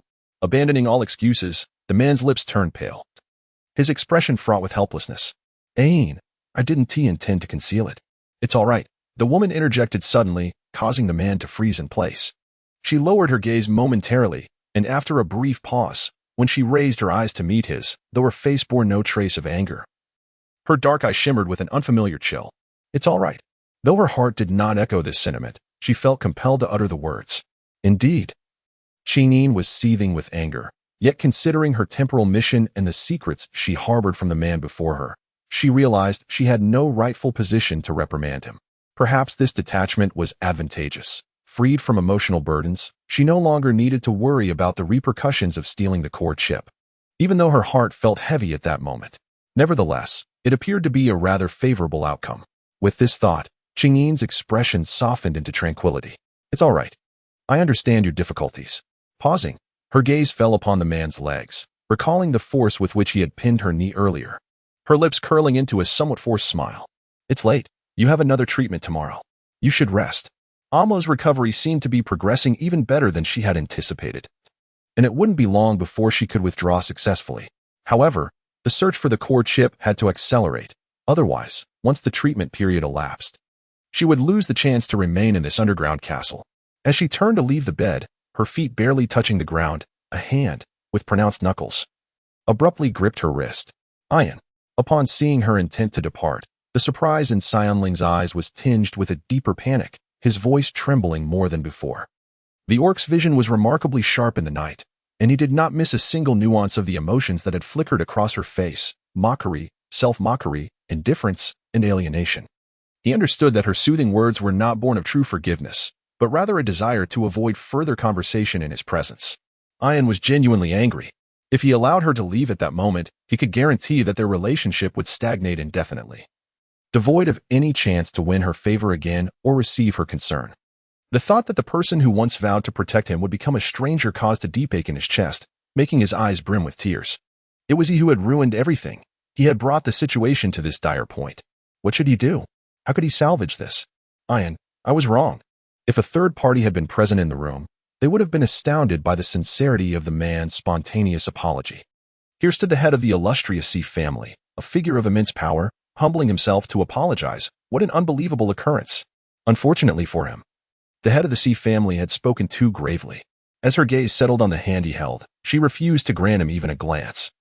Her tone remained gentle, yet laced with a hint of distance. One must always be wary. I truly understand. Thank you, Coke, for the ice. ZB is quite the fool. Guagua's tranquility, along with the generous gifts from the four beloved treasures, Muyang, sends kisses. Chapter 177, An Unyielding Affection That One Cannot Let Go. Qingyin was acutely aware that her current demeanor was markedly different from her usual self, although she had convinced herself not to harbor anger. And she had no grounds for it. Maintaining a calm facade while conversing with a muck had become her utmost limit. To claim that she was not upset would be a blatant falsehood. Over the past few days, she had genuinely regarded Amok as a friend. She was unwilling to let anyone mistreat him. Thus, when Badger and Big Bear hurled insults at him, she retaliated fiercely.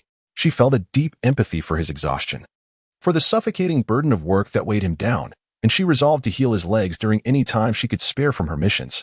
She even contemplated introducing Amok to Guzzi, thinking that, should Amok's health fail to improve, Guzzi could assist in his care after her departure. Each time she set out to find the cord ship, her foremost concern was to ensure that he remained unharmed. Yet now, she discovered that even the name Amok was a fade. She had truly considered him a friend, only to realize that she had been deluding herself. Despite the fact that Amok had concealed his identity due to the perilous circumstances when they first met, they had shared countless moments together afterward. Yet he had never once mentioned the truth. Was this not a deliberate concealment? In the slums, Amok had spun a web of lies to explain the situation regarding Miss White Fox's maid. Was this not a purposeful deception? It appeared that, to Amok, she was merely an unfamiliar acquaintance. She had extended her genuine heart to others, only to find that he had never truly accepted her. Seeing her at best as a mere jester, watching her defend him and stand up for him. The person before her was the illustrious head of the C family. It was likely the first time he had encountered someone as foolish as her, and thus he had chosen to amuse himself with her naivety.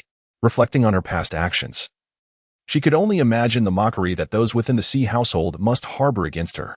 Pausing for a moment, Chigin could not help but recall Songmyan. Perhaps she should have heeded Songmyan's advice to minimize contact with others and focus on her tasks, to avoid ensnaring herself in perilous situations. Alas, it must be said that Songmyan's concerns were indeed justified. No longer wishing to share a space with a man, Chigin offered a brief explanation before gently disengaging his hand from her wrist, turning to make her way towards the edge of the bed. She had worried about waking Amok, and yet she had walked barefoot all the way here. In retrospect, she realized how foolishly sentimental she had been. You do not understand. Upon noticing the woman's unwillingness to even grant him a glance, Si Yunling felt a surge of urgency, tightening his grip around her wrist with increased pressure. As the pain radiated through her arm, Chigin furrowed her brow. In the next moment, meeting the man's bewildered gaze, she concealed her emotions and spoke calmly once more. Master C, the rest following acupuncture treatment is crucial, especially with another session scheduled for noon. I must return to my room to recuperate properly. You are not permitted to leave. The man interrupted, his grip on her wrist turning a shade of pale blue. Chinin's frown deepened. Master C, before she could finish her sentence, he forcefully pulled her back from the bedside, enveloping her tightly in his embrace. The faint scent of herbs lingered around him as his head rested gently on her shoulder, his arms clinging to her with an unwavering tenacity, his voice laced with desperation.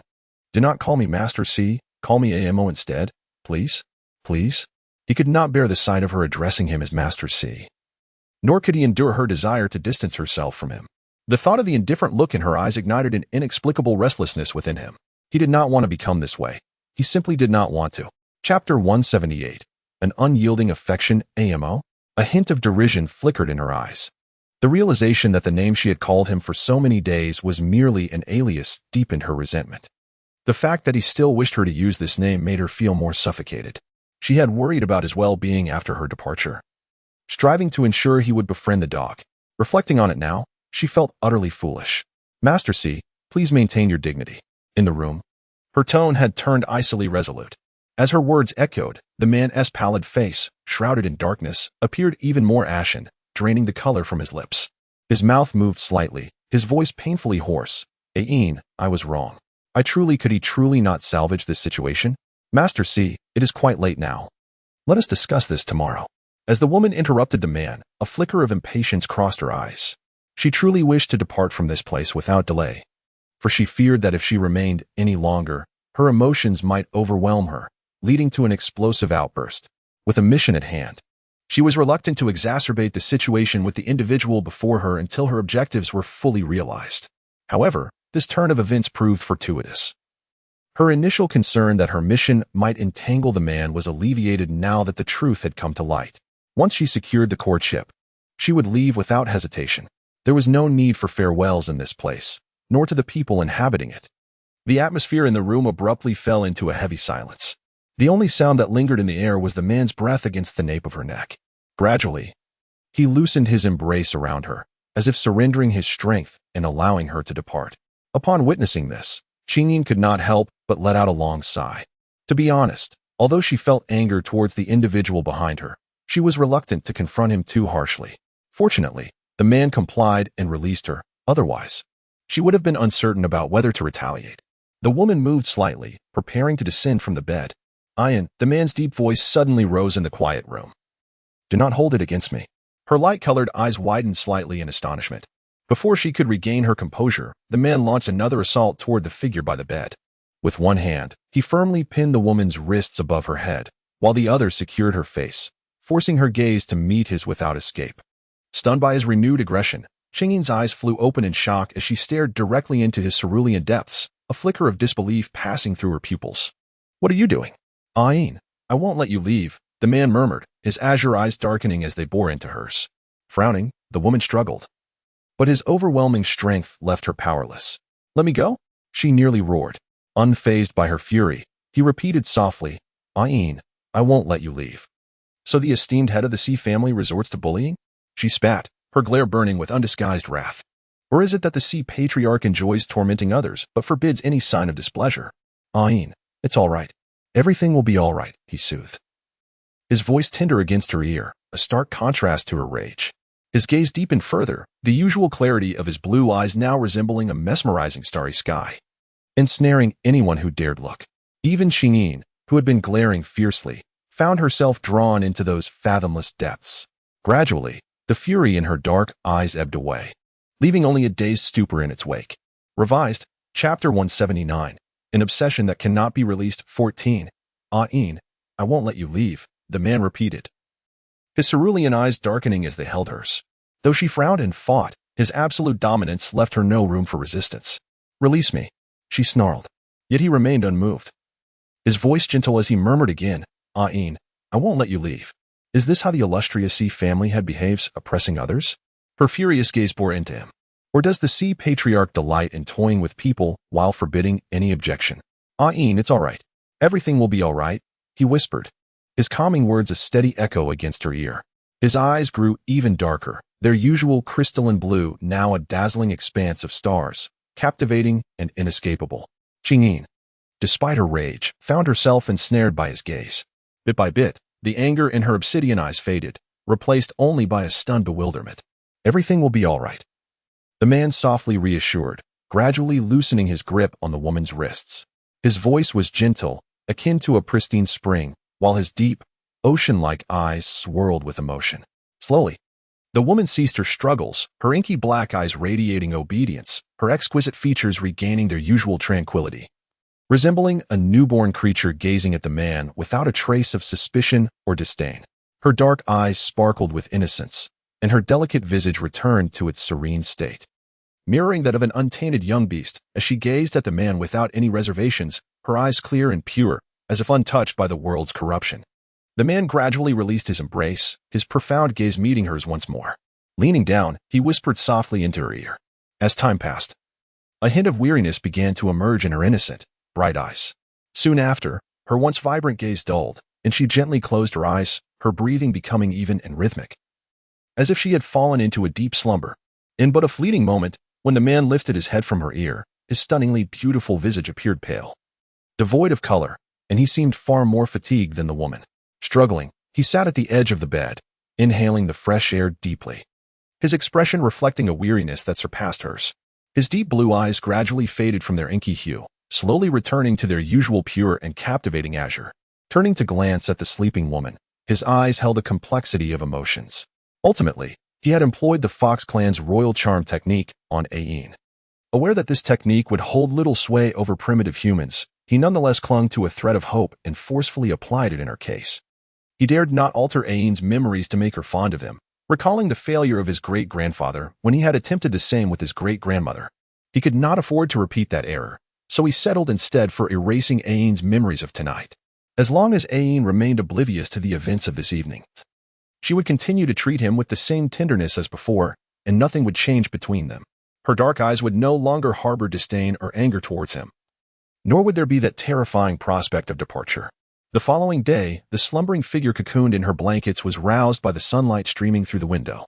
The woman's lovely brows furrowed as she struggled to awaken, only to lazily bury her head back into the blankets, rolling over to snuggle deeper into her cocoon.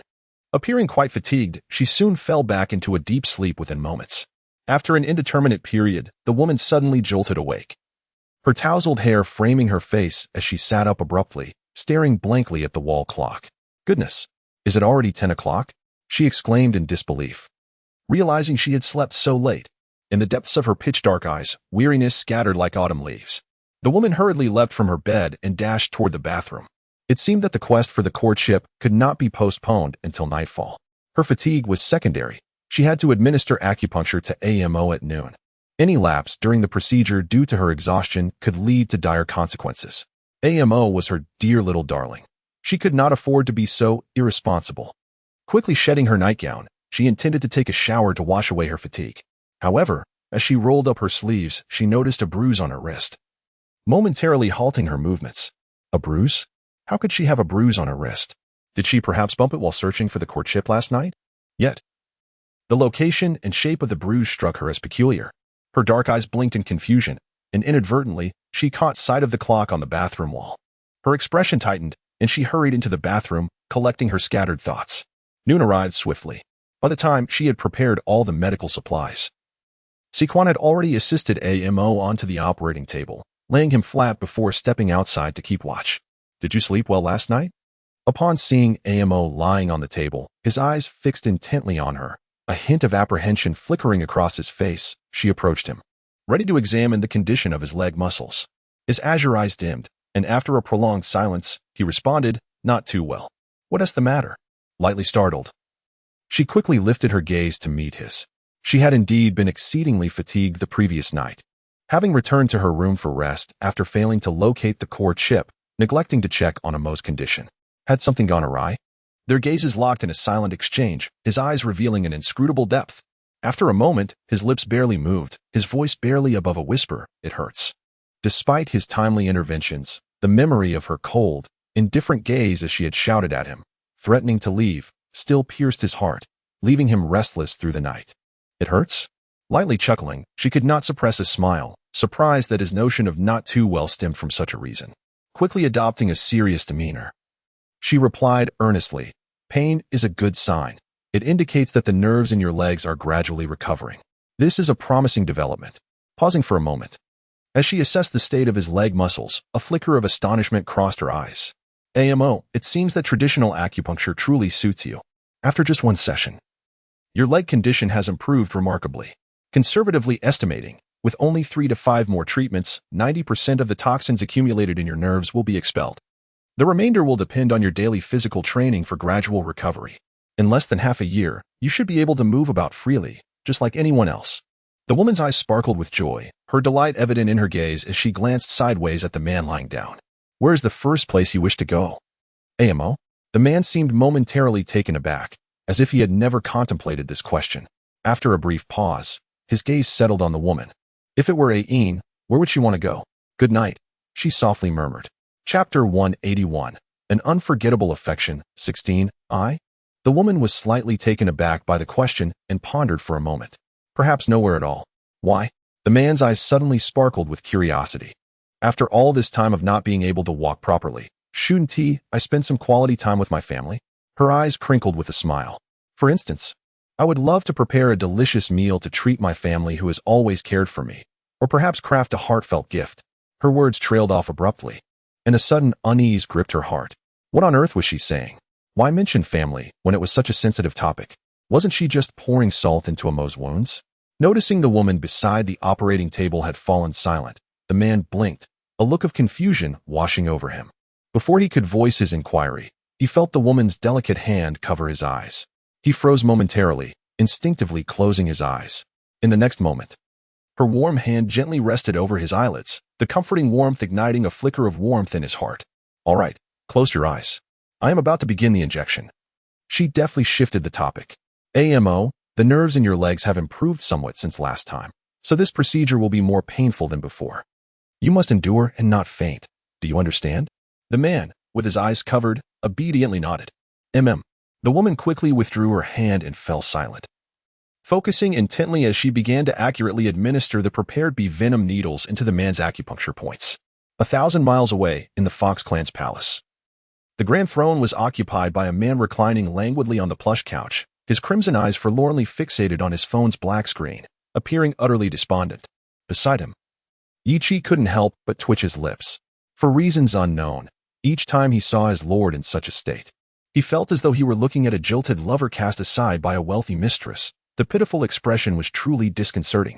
Outside the palace, Yi Shi strode in with urgency, bowing respectfully to the man on the couch, his eyes alight with excitement. Your Highness, Princess Qian hurriedly left the palace at midnight this morning. According to our pilot, she has gone directly to the underground castle. Ha! The man on the throne's crimson eyes gleamed with sudden interest, followed by a derisive sneer. Now, that's a foolish move that pleases me greatly. Indeed, it is only Inine who is the most intelligent, adorable, and favored by him. Were it not for his desire for a lasting connection with Inine, he would have little inclination to deal with that foolish woman, Wen Qian. Ha! Indeed, a fool is simply a fool. He merely offered that dim-witted woman a drink at the official banquet, and after the event concluded, he allowed 11 to subtly indicate his intentions of selecting a consort. As anticipated, the woman was so frightened that she fled in the middle of the night, seemingly fearing that, should he choose her as his fiancée, she would meet the same fate as his previous betrothed, who he had tragically dispatched himself. TSK. If there were to be anyone capable of obstructing him, it would undoubtedly be that ailing wretch from the underground castle. Upon reflection, that foolish woman unwittingly played into his hands. If his estimations were correct, she would surely seek help from the ailing one, which would inevitably lead her to discover Inine's existence. Given his understanding of the sordid thoughts of those socialites, it was certain that the foolish woman would act against Inine to further her own interests. A flicker of concern appeared in the man's blood-red eyes. Although he had every confidence that the ailing one would protect Inine with utmost diligence, he could not bear the thought of her enduring any further indignities. Especially after hearing the nauseating remarks made by that fool from the Bai family towards Inine. Perhaps he should consider sending someone to give that foolish woman a warning. Chapter 182, An Unyielding Affection, 17. In the underground castle, as signs of improvement emerged in Si Yunling's condition, the man's muscles reacted significantly with each needle the woman inserted. Observing the beads of sweat cascading down the man's forehead, his lips pallid, Qingyin instinctively slowed her pace, allowing him ample time to manage the pain. Thus, by the time the entire session concluded, 2 hours had elapsed. Watching Si Quan carry the individual to the medicinal bath, Qingyin finally exhaled a sigh of relief. Suppressing her fatigue as she exited the laboratory, with her mind still preoccupied with her temporal task, Qingyin did not return to her room for rest immediately. Instead, she resolved to act upon the thoughts she had formed the previous night. This time, she chose to focus her efforts on the higher levels of the underground castle. In the 23rd century laboratory, the upper floors represented the level of access granted to individuals. Ordinary employees were typically barred from levels above 3, while those executing experimental projects could not ascend beyond the 6th floor. Managers like Sang Mian possessed absolute authority to navigate the entire facility. Owing to her connection with Sang Mian, she had traversed the entirety of the laboratory more than once. With a complete understanding of the layout and purpose of each of the 10 floors, she now resolved to begin her search for the core chip from the upper levels, room by room. However, to avoid arousing suspicion regarding her motives, she needed to find someone to accompany her on her exploration. As she pondered, Qingyin suddenly caught sight of a young female deer beast at the far end of the corridor, approaching her with a book in hand. Reminiscent of a high school student just released from class, the deer beast was quite delicate, her youthful features still intact, and as she sensed the gaze upon her, she looked up to see who it was. Upon recognizing the individual, her bright deer-like eyes widened in surprise, and she quickly bent her form. Retreating to a corner with an expression of cautious respect, Qingyin was momentarily taken aback, though she felt an inexplicable sense of doubt towards the reverence shown to the beast of the deer. The arrival of someone who could assist her was an opportunity she could not afford to overlook. With this thought in mind, she hastily approached. On the other side, the beast of the deer was undoubtedly filled with trepidation. The butler had long since made it clear that the noblewoman before her possessed unfettered authority within the castle. Any hint of disrespect from anyone would result in punishment in the water dungeon. In the blink of an eye, upon learning of Qingyin's request, the beast of the deer found herself momentarily stunned, seemingly unable to comprehend that even the esteemed butler would treat this lady with such utmost caution and respect. The noblewoman was requesting a seemingly trivial favor from a lowly maid. and her demeanor was imbued with a politeness and gentleness that starkly contrasted with the haughty airs of the other highborn ladies. "As you wish, my lady," the deer-like creature promptly acknowledged, meeting the gentle, dark gaze of the young woman, which alleviated some of its earlier apprehension. As they journeyed, the creature, named Qingwan, walked ahead with utmost seriousness, ardently narrating the scenic beauty of the castle. Meanwhile, Qingyin strolled leisurely behind, engaging in polite conversation while subtly attuning herself to the lack of response from the bracelet on her wrist. Qingwan, perhaps due to her youth, possessed an innocent demeanor reminiscent of a girl, thus infusing her descriptions of the castle with exuberance. With Qingyin occasionally contributing to the dialogue, Qingwan's spirits soared, and the earlier trepidation in her eyes was replaced with delight whenever she glanced at Qingyin. As they descended into the underground castle, Qingwan's familiarity with the surroundings made the passage of time slip away, and before they knew it, evening had arrived. Casting a glance at the ancient clock within the building, Qingyin then looked down at her unresponsive bracelet, letting out a soft sigh before politely parting ways with Qingwan, leaving her contact information behind. She needed to rest. It was not only the fatigue from her morning thoughts that weighed upon her, but also the intense concentration required during the midday hour had left her mentally exhausted. After spending the entire afternoon wandering the castle with Qingwan, she felt both weary and famished. Considering the midnight gathering that awaited her, she recognized the urgency of returning to her chamber for rest. Upon returning to her room, she hastily consumed a few biscuits before collapsing onto the corner of her bed, falling into a deep slumber. Unbeknownst to her, at the staircase corner on her floor, a lavishly dressed woman wore a face clouded with jealousy. After a moment, a maid, clad in servant attire, hurried up the stairs, disregarding the sweat dripping from her brow, and whispered urgently to her mistress. "My lady," I inquired among the other maids. "The woman is named Qingyin, a guest personally brought back by the head of the Xi family. Their relationship seems quite close, and even Butler Bai treats her with utmost respect. He has even stated that as long as she desires, she may traverse any part of the underground castle and engage in whatever she wishes." "What? Butler Bai granted that woman such privileges?" Wenqian's eyes widened with disbelief as she turned to her maid. "Which family does that woman belong to? This floor is reserved for the head of the Xi family alone. Even Butler Bai, after years of service, does not have the right to reside here. How did she manage to gain access? What is her background to receive such special treatment from the head of the Xi family? It is known that even my cousin, rumored to be the head's lover, never enjoyed such privileges." The maid shook her head, replying, "I only heard she is a doctor currently treating the head's leg ailment." "A doctor?" Wenqian frowned skeptically. "She appears to be a few years younger than I. How could she possibly be a doctor? Could it be that she intends to approach the head of the Xi family under the guise of practicing medicine? After all, was it not her cousin who, under the pretense of medical expertise, had the fortune to engage with the head of the Xi family?" Ultimately, their connection did not disappoint, as rumors of their mutual affection circulated widely.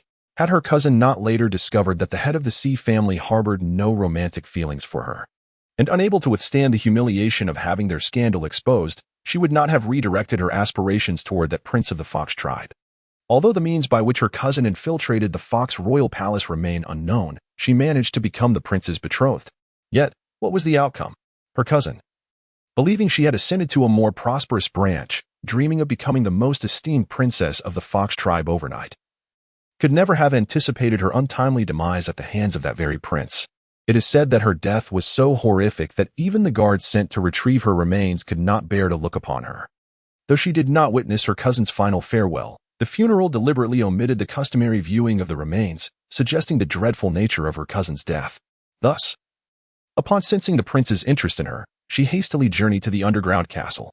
She had no intention of marrying that deranged fox prince, nor would she follow in her cousin's tragic footsteps. Good night.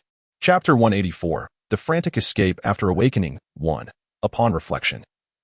It is undeniable that coming to the underground castle is her only escape. It is common knowledge that the prince despises the head of the Xi family above all else. If she could forge even a slight connection with him, having the head of the Xi family as her support would effectively sever the prince's interest in her, ensuring her family would no longer be so eager to thrust her into the limelight. After all, both the prince of the Fox tribe and the head of the Xi family are individuals her family cannot afford to offend. She had initially thought that leveraging her cousin's past connections, combined with her own acquaintance with the head of the Xi family, might allow her to emulate her cousin's medical prowess and perhaps ignite a spark between them. After all, even her family has remarked more than once that, compared to her cousin, she is the one who truly understands how to captivate a man's heart. The inability of her cousin to win the affection of the head of the C family does not preclude her from succeeding. However, upon her arrival at the underground castle, she was taken aback to witness a woman ascend the exclusive elevator reserved for the head of the C family. In that moment, she was so astonished that she nearly lost her composure. It is worth noting that even with her status as a princess, the rigorous identity checks throughout her journey had not spared her from scrutiny. Identity verification, infrared scanning, reasons for visiting, duration of stay, departure time, none of these processes were overlooked simply because of her royal title. Ultimately, the guards at the underground castle permitted only her and her personal maid to enter, coldly denying access to her pilot and driver. Could that woman possess an identity even more exalted than hers? How else could she wield such extraordinary privileges? Moreover, even Butler exhibited an extraordinary level of respect towards that woman, which utterly took her by surprise. From what she understood, even when rumors initially surfaced about her cousin harboring feelings for the head of the C family, Butler had never shown her any deference. Instead, it was her cousin who had always tread carefully in front of Butler, fearful of being judged unfavorably by the elderly gentleman if she failed to maintain the demeanor befitting a socialite. And now, that woman had somehow compelled Butler to issue such a command. How could this not send shivers down her spine? She needed to further investigate the woman's background and subtly glean information from her maidservants. Any news must be relayed to her immediately. She had come with her own ulterior motives, but now, with this unexpected obstacle emerging, her plans were in jeopardy.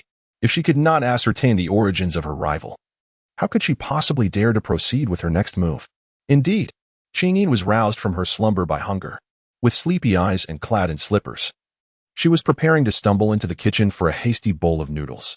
However, as she passed through the living room, she was taken aback to find Imo sitting quietly at the table, seemingly waiting for someone. The table was laden with steaming dishes, prompting Qingyin to halt in her tracks, her legs seemingly guided by an unseen force toward the dining table. The tantalizing aroma of the food wafting through the air was irresistible, and almost without conscious thought, she seated herself at the table. As her gaze swept over the colorful and fragrant dishes, her stomach audibly protested. Sitting across from her, Si Yinling couldn't help but smile at the sound.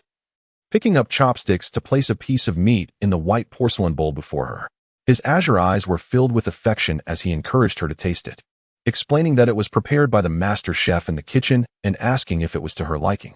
Enraptured by the culinary delights, Qingyin eagerly nodded, too preoccupied to respond verbally, as she hastily popped the meat into her mouth. In that moment, as the savory juices exploded on her palate, her dark eyes widened in astonishment. My goodness, is this spicy braised pork? I haven't had such authentic spicy braised pork in ages. Since her arrival in this beastly realm, she had not truly savored a grand meal. Thus, the sudden encounter with a long-missed dish sent her heart racing, almost causing her to bite her tongue in excitement. More significantly, this braised pork bore an uncanny resemblance to the flavor of the meals from the research facility, a perfect match, complete with the same spicy seasoning and diced bamboo shoots. This meal was undoubtedly the most satisfying nostalgic feast she had enjoyed since her arrival in this world. Chapter 185. The Frantic Escape After Awakening. 2. A flicker of shadow crossed the man's gaze as he observed that Ain indeed recognized the name of this secret dish. Did this imply that Ain had some connection to his great-grandmother? After all, the secret recipe passed down from his great-grandmother mentioned that this was her favorite dish, with its unique seasoning known only to her closest comrades. The fact that Ain could accurately name the dish after tasting just one piece raised questions. Could it be that Ain was a descendant of his great-grandmother's comrades? But was that not a tad too coincidental? The emergence of primitive humans was already astonishing enough, and now it seemed there was an interwoven connection between them. This truly ignited an insatiable curiosity within him. Unfortunately, the information regarding his great-grandmother was stored in the concealed library of the Fox clan's royal family, although he had dispatched someone to retrieve it. The sudden thrill left him in a state of anxious impatience, yearning to personally visit the Fox Palace and unravel the origins of Ain at the earliest opportunity. Throughout the meal, Qingyin maintained a posture of devouring her food with her head down. The man seemed unceasing in his actions of serving her dishes, occasionally tasting a few bites himself, yet predominantly gazing at the person across from him with eyes brimming with affection, his azure gaze curving like a new moon, and the gentle upward tilt of his lips remaining unchanged. By the end of the meal, Ain, with her round belly completely slumped onto the sofa. Perhaps it was the drowsiness that followed a satisfying meal, or perhaps she was inherently quite fatigued, but as she leaned casually against the armrest of the sofa, she had barely uttered a few words before drifting into a deep slumber. Observing this, Si and Ling couldn't help but chuckle softly. As the esteemed head of the Si family, many would listen to him with trepidation, fully concentrated, fearing they might miss something. Yet, only in a Yin's presence did he witness such a relaxed demeanor. One moment, she was attentively listening to him, and the next, she was fast asleep. With a soft sigh, the man felt a reluctance to awaken her, despite his unwillingness to see her succumb to slumber. Their interactions had been woefully scarce in recent days. Although they had moments of contact in the operating room, it was solely for her treatment, leaving no room for meaningful conversation. Moreover, the unpleasant incident from the previous night cast an inexplicable sense of panic over him, intensifying his desire to foster a harmonious rapport with Aine. He yearned to converse with her, to hear her soft, melodious voice, and to witness her smile. It seemed that only in such moments could the discomfort in his heart dissipate entirely. Alas, as his gaze fell upon her tranquil and sweet sleeping visage, his azure eyes were filled with an overwhelming sense of grievance. Gently draping the delicate blanket that lay across his legs over the sleeping woman, the man cautiously drew closer, his gaze lingering on her as if he could never satiate his admiration. The woman appeared to be in a deep slumber, as if she had not rested properly for several days. Upon hearing the somewhat labored breaths emanating from the sofa, the man's previously tender and affectionate eyes darkened abruptly. It seemed that Aine was particularly weary today. According to Si Quan, after visiting the castle, she had returned to her room without even having dinner, only to have just awakened before their meal, and now, not long after, she had succumbed to sleep once more, and so soundly at that. Could it be that the effects of the charm he had cast upon her last night were the cause of her weariness? With this thought, the man's expression soured instantly. He had indeed underestimated the detrimental impact of the charm on Aine. It was clear that he could never employ it again. Yet, the mere contemplation of concealing his identity caused his brow to furrow involuntarily. He was acutely aware that prolonging the revelation of his true self would only exacerbate the situation. Although he had considered coming clean, the memory of Aine's fury from the previous night haunted him, instilling a sense of dread that history might repeat itself. What if the aftermath of his confession mirrored the chaos of last night? He truly wished to avoid experiencing such distress once more. Good night.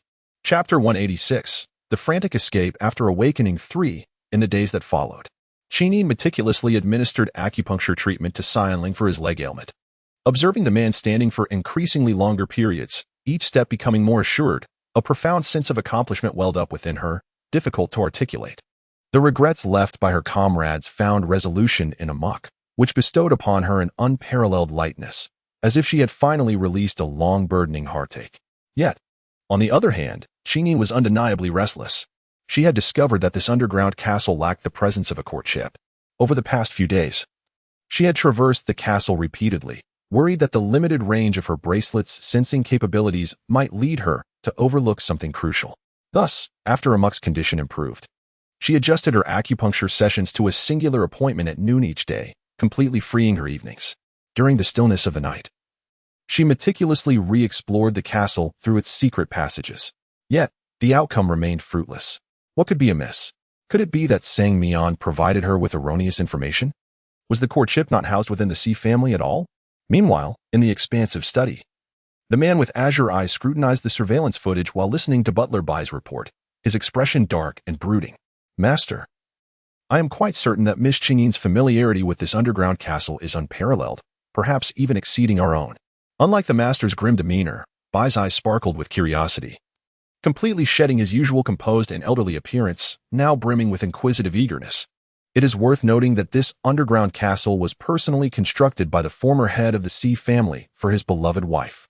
While everyone believed the castle's greatest asset lay in its opulent grandeur, only a select few were aware that its true allure resided in the myriad of intricate secret passages, laden with mechanisms hidden deep within.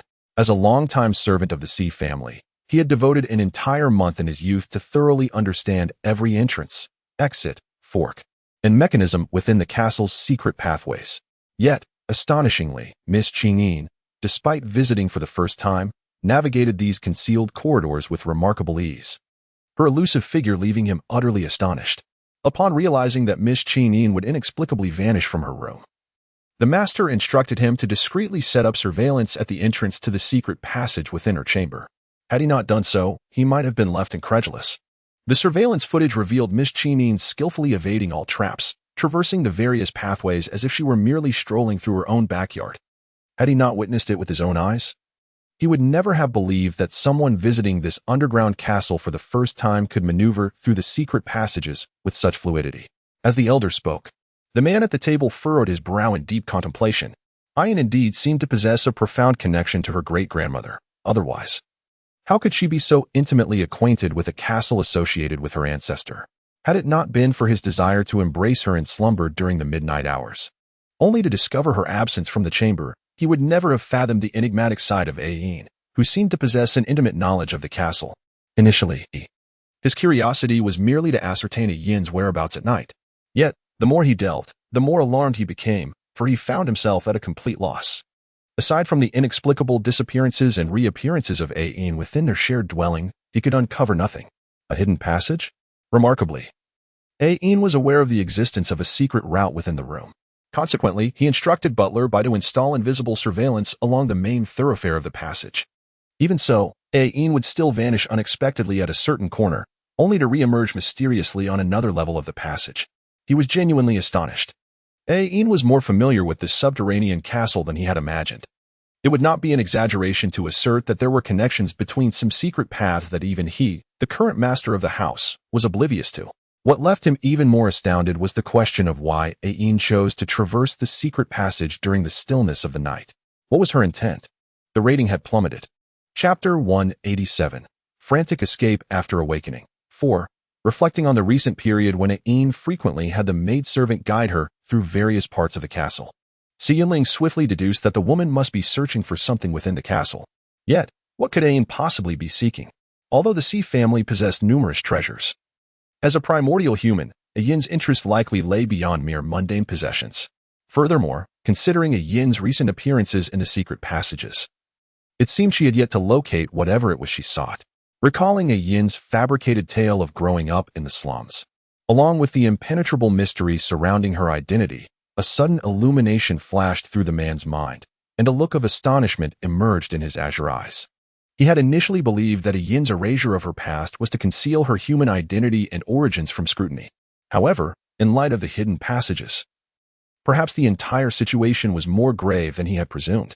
Setting aside the premise of Ian's human identity, he revisited her sudden emergence as a tutor for the Xi family, her ostensible existence in the slums despite possessing substantial wealth, and her extraordinary courage and skills. Did this not resemble the very spies he had eliminated? Out of necessity, they sought opportunities to approach him, all while concealing their true identities to ensure their escape. He should have grasped this notion earlier, having been misled by Ian's human facade. Damn it. Does this imply that Ian had plotted to approach the Xi family from the very beginning? To draw near to him, the man abruptly rose from his seat, his gaze fixated on the surveillance screen, his complexion paling significantly. Thus, if his analysis proved accurate, once Ian completed her task, she would depart. A flicker of panic emerged in his azure eyes, his mind consumed by the notion that the woman would vanish entirely after fulfilling her mission, leaving him in an unprecedented state of disarray. My lord, the envoy sent to the Fox clan's palace has returned, and the items are also here. Sequan suddenly appeared at the study's entrance, bowing respectfully to the occupant within, clutching a hefty diary in his hands. Xianling turned at the sound, her eyes brightening as she swiftly approached Sequan, taking the diary without hesitation and immediately delving into its pages. This diary contained the musings of her great-grandfather, chronicling his past with her great-grandmother. She had unintentionally stumbled into the Fox clan's library in her youth and had perused it, though at that tender age, she could grasp but a fraction of its content. She vaguely recalled that her great-grandfather's romantic journey was fraught with challenges. She distinctly remembered the diary mentioning her great-grandmother's origins, but many passages had eluded her comprehension, and as a child, she had naturally shunned overly profound matters, opting to gloss over them. Yet now, in hindsight, those overlooked segments were indeed the most crucial. The man hurriedly flipped through the diary, meticulously searching for the fragments of memory he had neglected, his expression more earnest than when making significant business decisions. At last, his slender fingers halted on a particular page, and as his gaze fell upon a segment of text, his azure eyes sparkled with realization. However, before he could revel in his discovery, the subsequent content within the diary stunned him into silence, leaving him petrified. Disbelief etched across his features. Chapter 188. The Frenzied Escape After Awakening. 5. 1,000 miles away, within the Fox clan's palace, in the library. The man loosened the golden-threaded robe draped over his shoulders, allowing it to trail carelessly on the floor, his blood-red eyes pondering the vacant space on the bookshelf. His brows slightly arched. "Are you certain he only took one book?" "Indeed, Your Highness," the overseer of the library replied cautiously, standing to the side.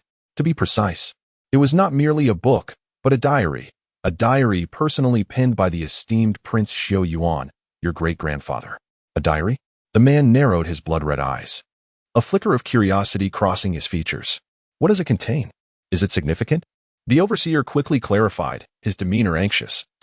"The belongings of Prince Xiao Yuan are not to be perused by outsiders. Aside from knowing it is a diary, I am unaware of its contents." Yi Jinze furrowed his brow slightly. Unaware?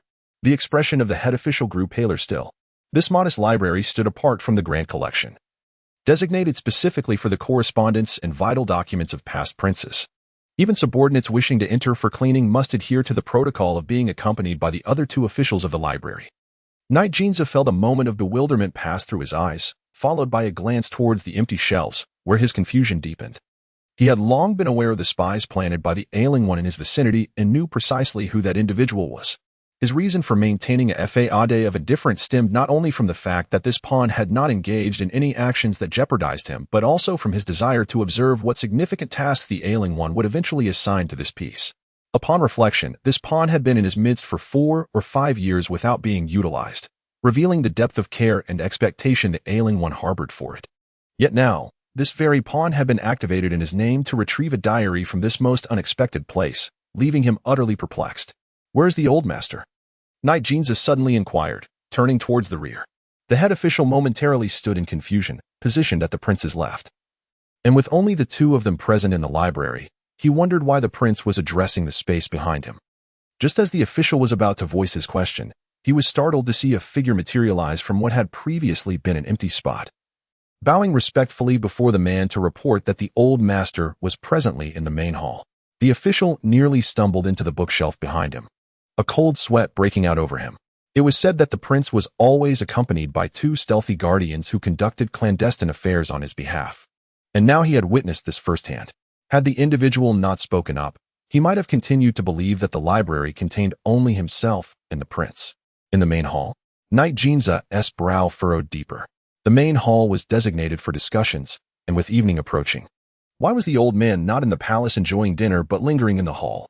Could it be that he was still fixated on the selection of a bride for him? With this thought, the man turned on his heel and strode towards the exit of the library, irritation etched across his face. That bothersome old man. He truly never allowed him a moment's peace. If his beloved Inine were indeed deceived by that shameless ailing one, he would ensure that old man faced a lonely end. Chapter 189. The Frantic Escape After Awakening. 6. In the royal palace, within the grand hall, as Yi Jinza approached, he encountered a group of elderly officials making their way outside. His blood-red gaze swept over them from a distance, cold as the frost of midwinter. Upon his sudden appearance, the jovial expressions of the officials instantly morphed into cautious apprehension, their postures stiffening as they bowed deeply in respect. With a detached glance at the line of men, Yi Jinza offered no response, allowing his outer robe to drape loosely as he strode directly into the grand hall. Upon entering, he was met by an elder who was preparing to exit.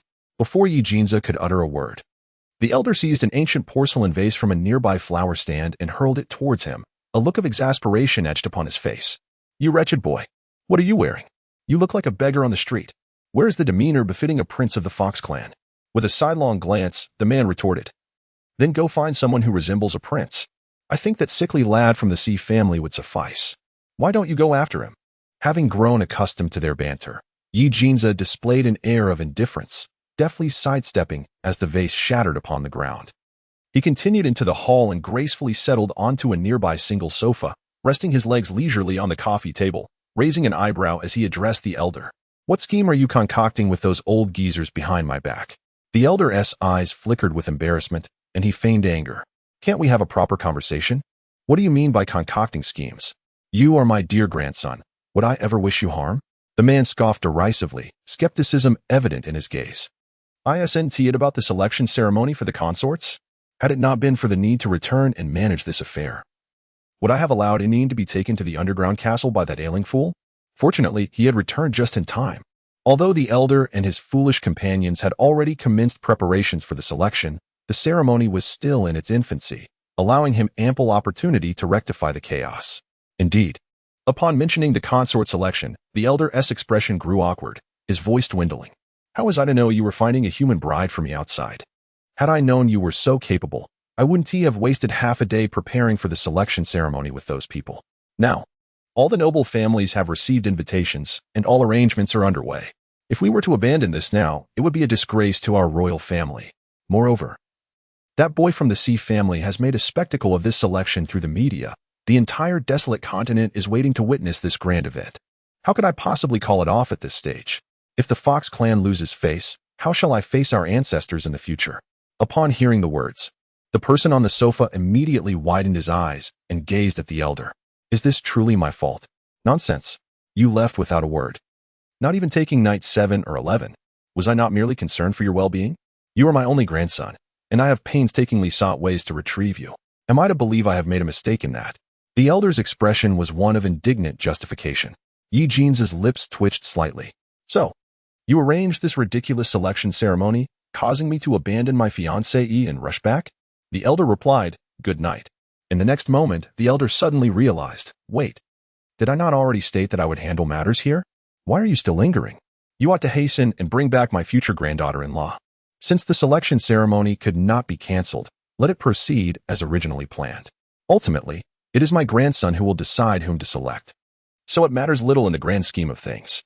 Upon hearing this, Eugene could not help but roll his eyes. Do you think I do not wish to? But the issue is, in my current state, can I even go back?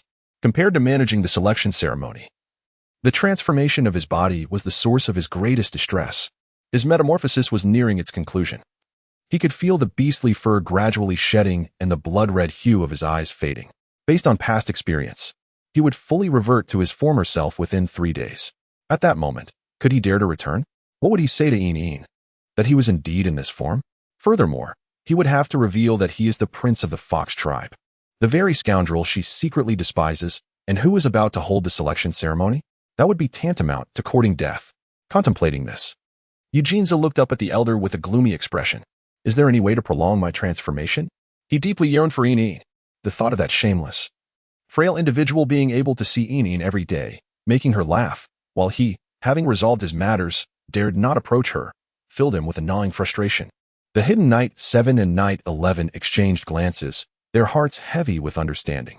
In their recollections, the prince had only ever asked how to shorten his transformation or eradicate it entirely, even going so far as to employ a vast medical team dedicated to achieving success. When had he ever inquired about how to remain in his transformation? It was indeed the enchanting Miss Jing-yi. Perhaps she was the only one in this world capable of prompting the prince to ask such a question so readily. Moreover, it was with great anticipation that they now found themselves in a state of utter disarray. They firmly believed that if Miss Jing-yi were to express her fondness for His Highness in his current transformative state, he would undoubtedly issue an immediate directive to alter the medical team's research focus, instructing them to explore methods to maintain this phase of transformation. Observing the elder's bewildered gaze fixed upon him, his lips twitching without uttering a word for quite some time, the man seated on the sofa felt a pang of melancholy deepen on his countenance. It was then that he deftly shifted the conversation. Elder, there exists a diary of our great-grandfather in the secluded library of the collection room. Are you aware of it? The elder paused, then settled onto the nearby sofa. Pondering seriously, yes, there seems to be such a tome, bound in black leather with a clasp, correct? Hearing this, Eugene's blood-red eyes brightened. What does it contain? The elder was momentarily taken aback. I don't remember the specifics, but it appears to detail the relationship between your great-grandfather and great-grandmother, their meeting, her interests, her favorite recipes, and the like. What? It is about our great-grandmother? A profound confusion stirred within the man's blood-red gaze. After a brief contemplation, he abruptly rose from the sofa, his expression reflecting disbelief and shock. Chapter 191. The Frantic Escape After Awakening 8. Had the sickly one become aware of Inine's human identity? Was that why he had deployed an unused pawn to retrieve an inconspicuous diary from the library? Did he perhaps believe there was a connection between Amin and the great-grandmother? The man hurriedly glanced at the elder, his eyes filled with urgency. Aside from that diary, had the great-grandfather left any other materials concerning the great-grandmother? Damn it! Because Amin was separated from the deceased great-grandmother by over a century, he had never considered any link between them. Yet, he never anticipated that the crucial item he had searched for so long was right beneath his nose, within the library of the Fox clan's royal palace, and had been seized by the sickly one. The content recorded in that diary must be extraordinary. Otherwise, how could the sickly one have been willing to waste such a pawn? Noticing the sudden change in his grandson's expression, the elder, though unable to inquire further, sensed the gravity of the situation and began to reflect seriously. After a moment, the elder's fox-like eyes suddenly sparkled with realization. The chip, your great-grandfather's core chip. It contains all his memories, including everything about your great-grandmother. The chip? Is it the precious core chip of our Fox clan's royal lineage? The excitement surged within Yi Jinja. Where's the chip? The elder hesitated. Here. The elder pointed to the pure black gold scepter resting beside him on the sofa. This scepter had been passed down through generations of the Fox clan's heirs, with its head embedded with a core chip. Upon hearing this, Yi Jinja eagerly looked over and grasped the scepter in his hands. However, in the next moment, he was left dumbfounded, for he discovered that the scepter had no seams whatsoever. Was it truly a single piece? The elder slowly nodded. What else could it be? This is crafted from pure black gold. Do you have any idea how rare this material is? Even with the current strength of the Fox clan, the black gold they could gather is merely the size of a palm. Furthermore, the core chip within the scepter is one of a kind, elevating the scepter to the status of a treasured artifact of the Fox clan. Then how am I supposed to examine it? Yi Jinja asked, bewildered. Should I toss it into a high-temperature furnace to melt it down? Oh, yes, what a splendid idea, Yi Jinja mused, just as he was about to step outside. A sudden realization struck him. Wait, if the scepter melts, wouldn't the chip also be destroyed? Hey, old man, this is a terrible suggestion. Before he could finish his sentence, the elder snatched the scepter from his grasp, and the next moment, pain struck him like a bolt of lightning. The elder's roar reverberated throughout the great hall. I'll beat you senseless, you unfilial grandson. How dare you even think of melting down something that belonged to our ancestors? Would to you ruin the Fox clan completely. If I don't cripple you today, I would have wasted all my effort raising you. The elder was filled with a mix of frustration and disappointment. He had merely posed a suggestion, only to discover that the person before him had taken it to heart. What was more concerning was not the ancestral significance, but the fear of the chip being destroyed in the melting process. Meanwhile, Yi Jinja was hopping about in pain, his face etched with defiance. Hey, old man, was it you who first mentioned melting it? I was merely agreeing with you. I swear, it was just a jest. Ouch, that hurts. Please, be gentle. Don't hit my face. Calm down, old man. I was just joking. Really, I was. Don't make me retaliate. I truly will. Ouch. You said not to hit my face. And please, not my waist either. Old man, if you beat me to death, you'll have no grandson left to honor your legacy. Ouch. Are you coming again? Gratitude to the two cherished little ones for their generous contributions. Chapter 192. The Frantic Escape After Awakening 9. In the underground castle. Beside a cascade of waterfalls, a figure sat quietly on a stone bench, gazing at the torrents cascading down from afar, feeling the mist of water enveloping her. At this moment, her emotions were a complex tapestry, difficult to decipher. This waterfall cluster was undoubtedly the least likely place to harbor the core chip. Yet, after scouring every conceivable location, she clung to the last vestige of hope by coming here. Truly, the saying one does not give up until reaching the Yellow River perfectly encapsulated her mindset. But alas, the reality was stark. The core chip was neither within the nor in this underground castle, compelling her to return to the origin of her mission once more. Perhaps this task differed from her previous solitary endeavors, representing a pivotal progression she deemed crucial from the outset, thus instilling a profound sense of importance in her. Or perhaps it was her aspiration to excel and complete the mission in the shortest time possible that heightened her expectations of herself. Yet now, after traversing in circles, she found herself still stagnant, and the overwhelming frustration and disappointment swelling within her were indescribably painful. With a long sigh, resignation filled her eyes. Since the core chip was non-existent within perhaps she should investigate the royal Fox clan. After all, it was a royal lineage. and it was conceivable that something as vital as the core chip might have been appropriated by them. However, the Royal Fox clan remained an enigma. Even to the denizens of this realm, mysterious, discreet, elusive like a dragon that is seen only in glimpses. Yet, the dilemma before her was that she possessed no information provided by. How was she to approach the members of the Royal Fox clan? Suddenly, a spark ignited in her dark eyes, her fair and delicate visage momentarily frozen in realization as she straightened her little frame on the stone bench. Yes, was the Royal Fox clan preparing for some grand selection ceremony for brides? Before arriving at the underground castle, she had seen mention of the Fox clan's selection ceremony on television and had even discussed it with her companion. Indeed, given the current circumstances, infiltrating the Royal Fox clan's realm through the selection ceremony was undeniably the most fitting course of action. Moreover, given that she is currently masquerading as a female of dual bloodline from the Fox clan, coupled with the exquisite purity of her appearance, she undoubtedly captures the attention of those around her.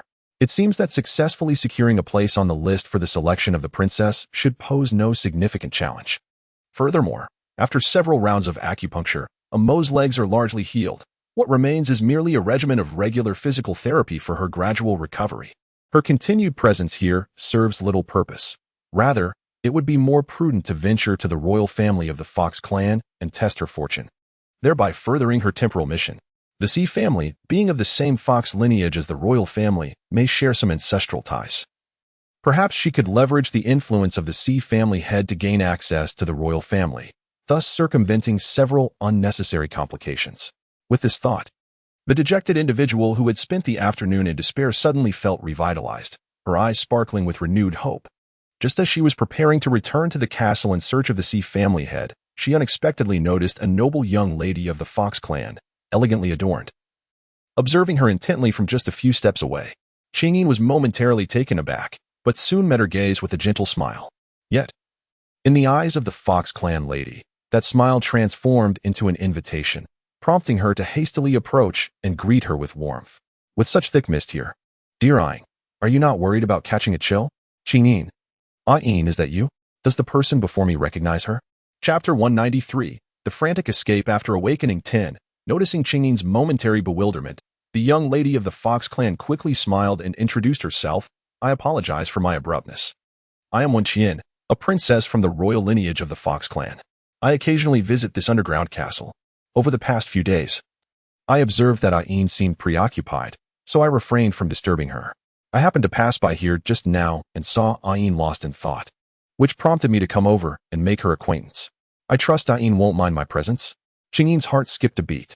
When it comes to the layout of the entire underground castle, it is likely that even the head of the C family, currently residing within its walls, would not be more familiar than she is.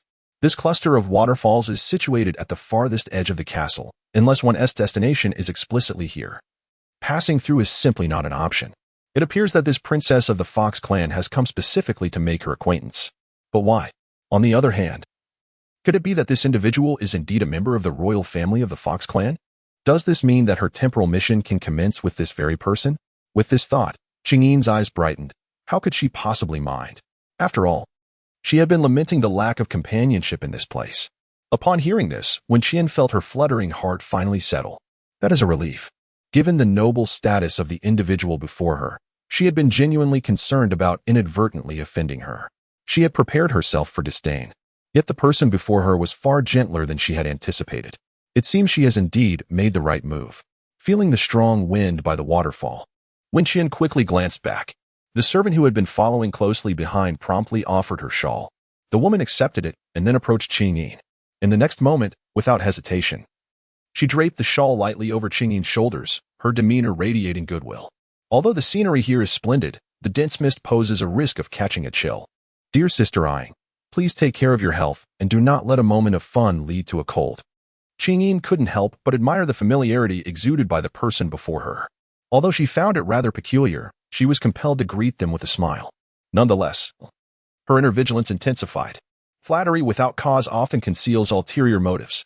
With a gentle smile, Qingyin glanced back, allowing the woman to drape a shawl around her shoulders. I am not as delicate as the princess you speak of. However, what will become of you, dear princess, if you give me your cloak and catch a chill yourself? Upon hearing this, the corners of the woman's mouth lifted, and her spirits seemed remarkably high. Ayin, my dear, you're mistaken. Our kind, the beast men, are inherently robust.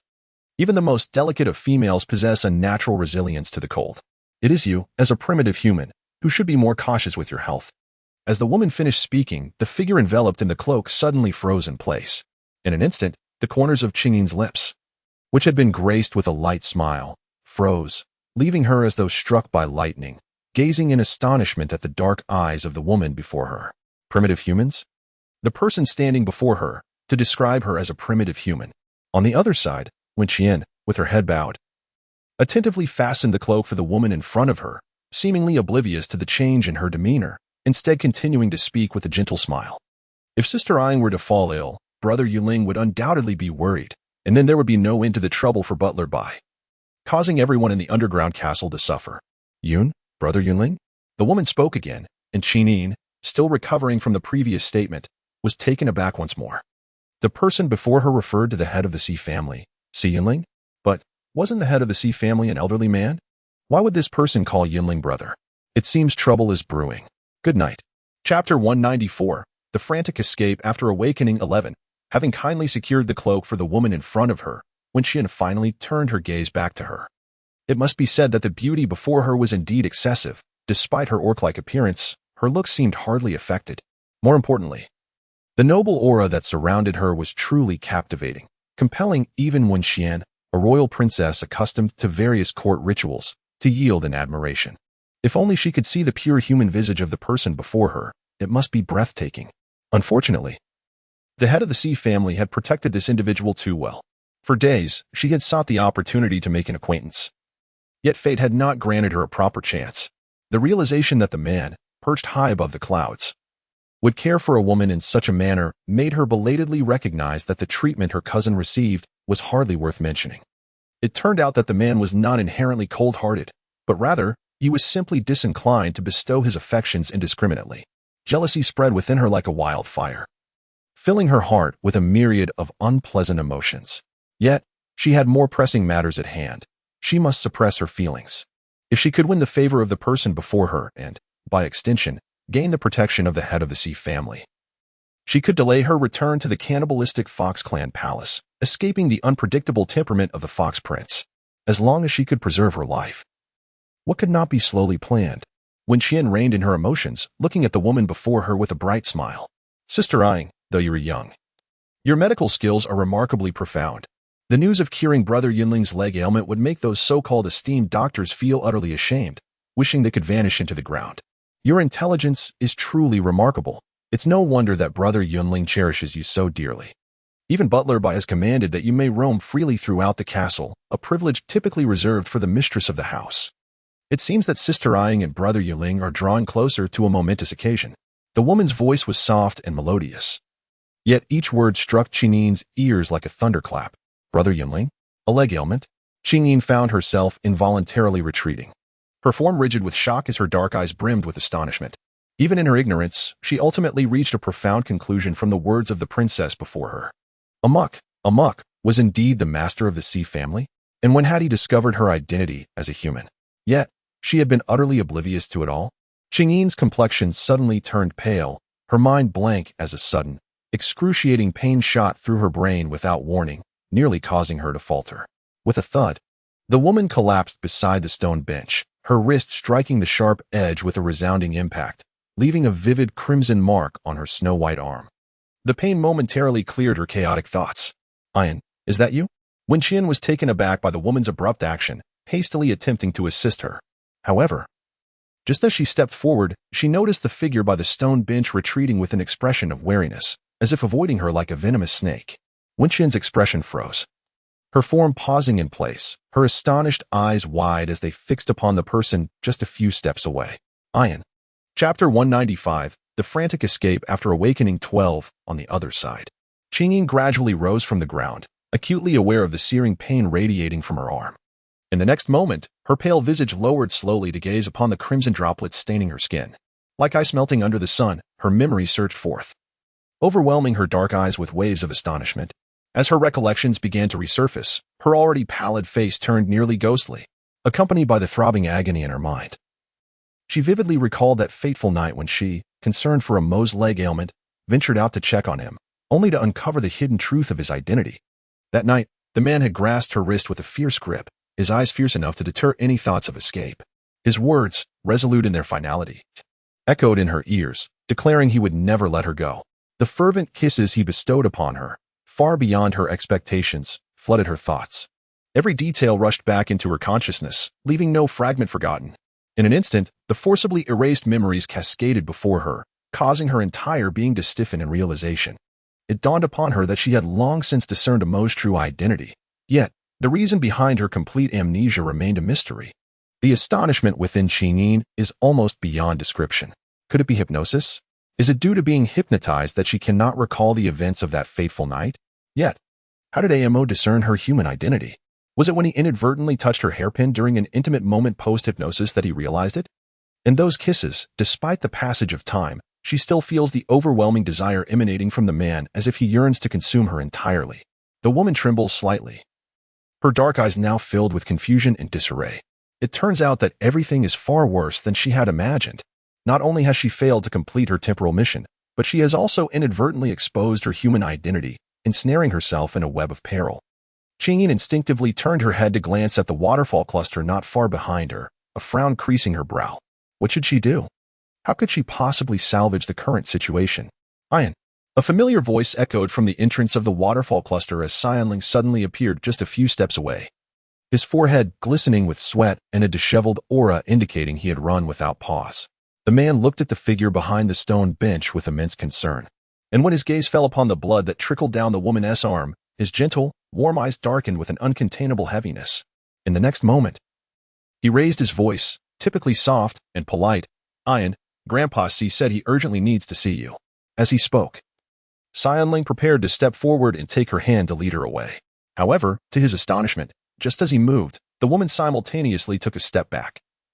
Her dark eyes fixed on him without blinking, filled with panic as if she were staring at a demon. The man's steps faltered, meeting her gaze brimming with vigilance and fear, causing his heart to sink. Yet, undeterred, he attempted to advance once more, but without fail. No matter how many steps he took, she would retreat the same distance in response, maintaining the initial gap between them. Finally, as she neared the precipice of the waterfall cluster, he hesitated to take another step forward. After a moment, with a pale face and a stiff smile tugging at his lips, he said, Ian, it wouldn't be good if Grandpa gets worried waiting for you. Please, come here. His gaze fell again on the blood droplets that continued to slide down her arm, and he felt his emotions teetering on the edge of collapse. Ian, you're hurt. Come quickly. We need to bandage your wound first, and then we can go see Grandpa, all right? Chapter 196, The Frantic Escape After Awakening 13. The woman standing at the cliff's edge gazed coldly, remaining silent. Xianling's azure eyes faltered under her unwavering stare. And with a sidelong glance at Wen Qian, who stood a few steps away, he felt a chill wash over him. Damn it.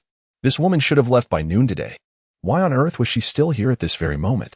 Had he not sought out Ian after finishing his physical therapy? He would not have discovered her presence near Ian while reviewing the surveillance footage. He had hurried here via the nearest shortcut. Yet, now, observing Ian's reaction and the wariness and rejection reflected in her eyes, his heart raced with escalating dread. What on earth had this cursed woman said to Ian? On the other side, when Qian remained in a state of utter bewilderment, her expression one of complete confusion. She could not comprehend why the person with whom she had just shared a pleasant conversation had suddenly become so wary of her. Moreover, she was perplexed by the sudden appearance of the head of the C family, who cast her a frosty glance, resembling one poised to levy accusations. A shiver ran down Wen Qian's spine as she hastily attempted to explain, Brother Yunling, I merely passed by here and was concerned that Sister Ain might catch a chill, so I helped her fasten her cloak. I swear I meant her no harm. The wound on her arm has nothing to do with me. Fearing that the man would doubt her words, Wen Qian quickly glanced towards Qingyin in the distance, her face a mask of panic. Sister Ain, please help me clarify. I was only worried about your human body being unable to withstand the strong winds here. The fall you took earlier was not my doing. As those words left her lips, the man's expression shifted dramatically. His deep blue eyes narrowed sharply, filled with a sudden intensity. Human? How does this woman know about a Yin's human identity? In his shock, he turned his gaze towards Ain. And unlike his earlier composure, his azure eyes now reflected an overwhelming sense of dread. Ain, I can explain everything.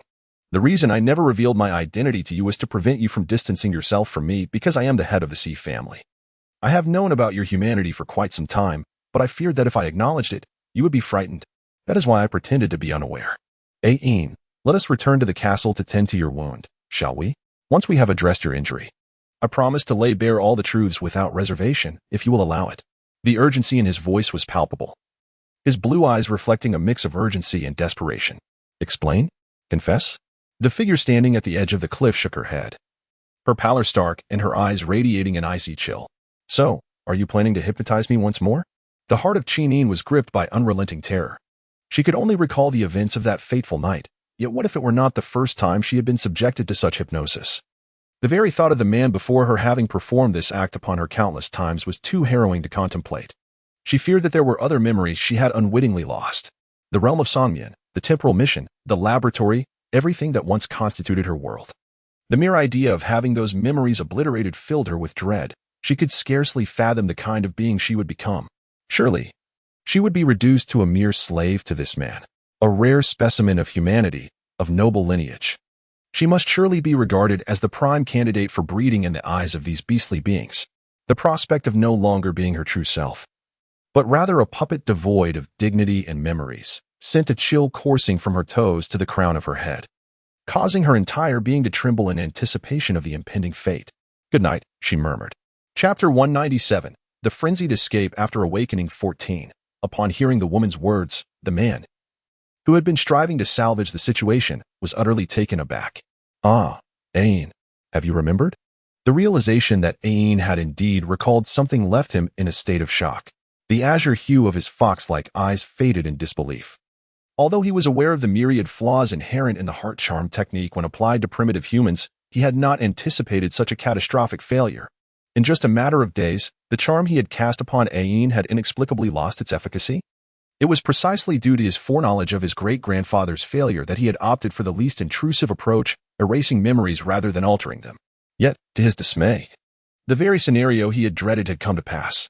But why now? Why at this very moment? The concealment of the identity of the head of the sea family was inherently a grave matter, and now, coupled with the knowledge of Ain's true human identity and the fact that he had hypnotized her, the implications converged in an instant, evoking a consequence that was simply unfathomable. At this moment, Si Yunling found herself utterly paralyzed, unable to move, her usually sharp intellect rendered blank, save for the overwhelming fear reflected in her gaze as it met that of the woman before her. It seemed she was entirely at a loss as to what actions to take or how to proceed. By the edge of the waterfall, the woman tilted her head slightly, feeling the dense mist enveloping her, her eyes falling upon the vast pool below, a glimmer of resolve flickering within them. The underground castle was as fortified as a fortress, with everyone believing there was but a single entrance. Yet, who could have imagined that beneath this very waterfall lay a hidden waterway leading directly outside? Over the past few days, through her investigations into the whereabouts of the core chip, she had become utterly convinced that the entire castle was but a replica of the laboratory, and she was certain that the secret passageway beneath the waterfall indeed existed. She could no longer remain in this place, if it came to risking her life. She would rather leap into the waterfall to find that waterway and exert every ounce of her strength to escape, than be taken back to the castle by the man before her, subjected to another round of hypnosis, and live a life as a puppet, the outcome of which she could scarcely predict. At the cliff's edge, the woman leaned back slightly, as if preparing herself mentally for the final decision. No, sensing her intentions, Si Yunling, from a distance, was engulfed in panic, her azure eyes unexpectedly tinged with crimson, her voice trembling uncontrollably. "Ain, I was wrong, I truly was. I did not intend to hypnotize you. I simply could not bear to let you go. Ain, please come over here. It is dangerous over there, and you are injured. Please, just come to me. I implore you, Ain. I swear I shall no longer attempt to hypnotize you. The ground is treacherously slick. Remain still and await my approach." The man, poised to reach out, regrettably found his movements thwarted as the figure at the precipice retreated a step, vigilance etched upon her face. The last flicker of hope within him extinguished, his azure fox-like eyes dimmed in an instant, gazing at the woman with a mist of unshed tears. The tension in the air rendered his words a mechanical echo. "Ain, no, please, do not. I shall not approach, I shall not draw near, please." At the edge of the waterfall, the delicate figure of Qing Yin, drenched in mist, stood pale and vulnerable, allowing the chilling winds from the waterfall pool to envelop her in her damp attire. The woman appeared as though she had stepped forth from a painting, ethereal amidst the swirling mist, resembling a celestial being from the heavens. Yet, the warmth and gentle smile that once resided in her obsidian gaze had evaporated, leaving only a cold, silent scrutiny directed at the man in the distance. In the next moment, she turned and leaped, her slender form vanishing from the precipice. Thank you to Lebrolanding, Xiaoyao, Zhongmu, and Chuxin for your generous gifts. Chapter 198. The Frantic Escape After Awakening 15. Do not. A tremulous scream echoed from the edge of the cliff as the man sprinted forward, unhesitatingly diving into the abyss after her. Splash! Splash! The sounds of their descent into the water resonated, quickly drowned out by the thunderous roar of the cascading waterfall nearby. In an instant, several figures leaped from the cliff's edge. Ayin! Ayin! Search for Ayin, quickly. Do not concern yourselves with me. Find her. Hurry. Pulled from the icy depths by Si Quan, Si Yinling's face turned ashen. Ignoring the perilous chill of the water against her recently recovered body, she commanded with all her might, quickly, find Ayin. Do not worry about me. Go now. I need Ayin to be safe. She must be safe. In that moment, the man was as lost as a child, his azure fox-like eyes swollen with anguish, indistinguishable between tears and the cold water. It was only through the tremors of his desperate voice that one could discern the depths of his despair. A flicker of compassion crossed Si Quan's eyes as he signaled to the hidden guard to take the person in his arms before plunging back into the water. At the waterfall's edge, the hurried white butler observed the man being nearly dragged ashore by the hidden guards, a heavy weight lifting from his heart. He then turned sharply, his gaze piercing towards the now dumbfounded Princess Wenqian, fury swirling within his eyes. Curse that troublemaker. Once, the woman's cousin was a brazen individual, incessantly flitting about in front of her master, scheming to seduce him. She spread scandalous rumors about their supposed romantic entanglement. Fortunately, he employed certain methods to send that shameless woman to the palace of the Fox clan, allowing his master to finally enjoy some peace. Later, upon hearing of her demise, he nearly applauded in public. Little did he anticipate that the departure of one brazen woman would lead to the arrival of another troublemaker. Truly, they are akin to one another, these cousins. If it were not for the fact that this troublemaker bore the title of a royal princess, he would never have consented to her presence in the underground castle. To mitigate any potential issues, he had already dispatched individuals to monitor her closely, anxious that unforeseen complications might arise. Therefore, when he learned that she would be leaving the underground castle at noon, he felt a moment of relief, thinking that with her imminent departure, there would be no further disturbances, and he could focus on attending to his master. However, to his dismay, in just half a day's time without surveillance, this troublemaker had lingered until evening, and had caused such a significant uproar. Although he was unaware of the exact events that transpired, the tension he witnessed between Miss Qingyin and his master in the surveillance footage, along with his master's sudden leap, suggested that the troublemaker must have revealed something momentous to Miss Qingyin. Perhaps she exposed his master's true identity. The mere thought that his master's cautious efforts had culminated in such a disastrous outcome filled him with an overwhelming desire to peel the skin from the person before him and swallow them whole.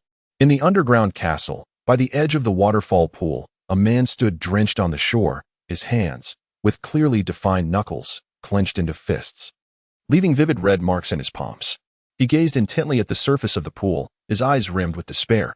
The palpable aura of hopelessness surrounding him caused the nearby hidden guards to tense, each wearing a wary expression, fearful that a moment's carelessness could lead to irreparable consequences. Chapter 199. The Frenzied Escape After Awakening 16. Feeling the biting cold wind from the pool swirling around his ears, Si Yunling remained utterly still, his knees aching with a dull pain. Yet, even this discomfort paled in comparison to the profound anguish twisting within his heart. He had lost all sense of time, unable to recall how long he had stood in the frigid air.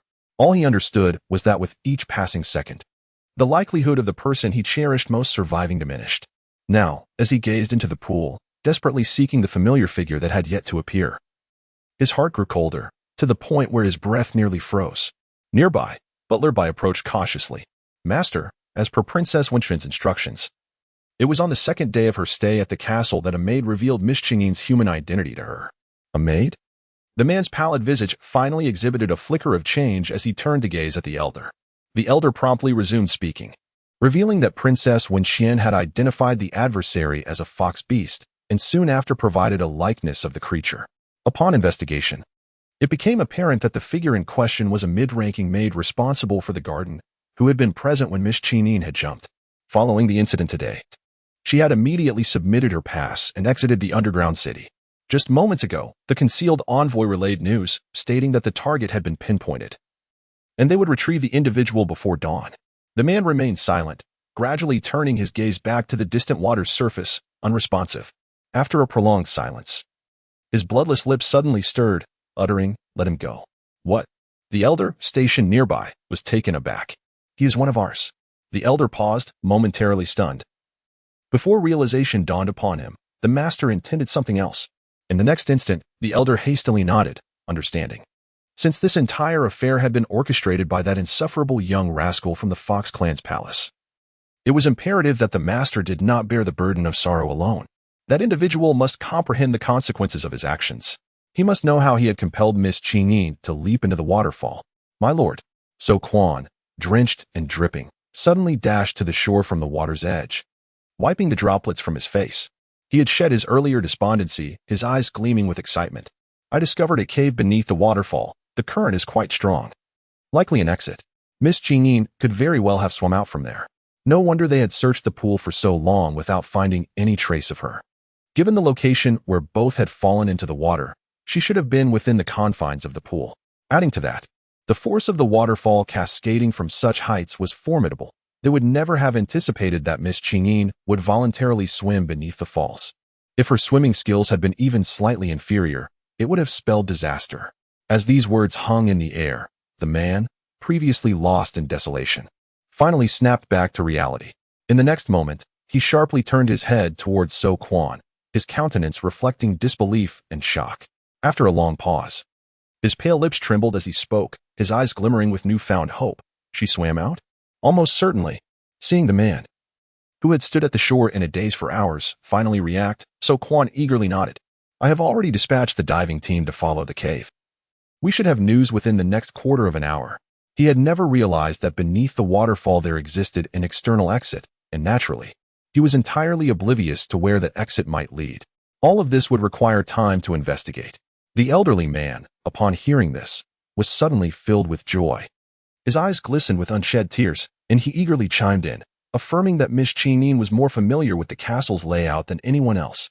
Perhaps that cave was a secret passage. Otherwise, how could Si Quan and the others have searched the water for so long without finding anyone?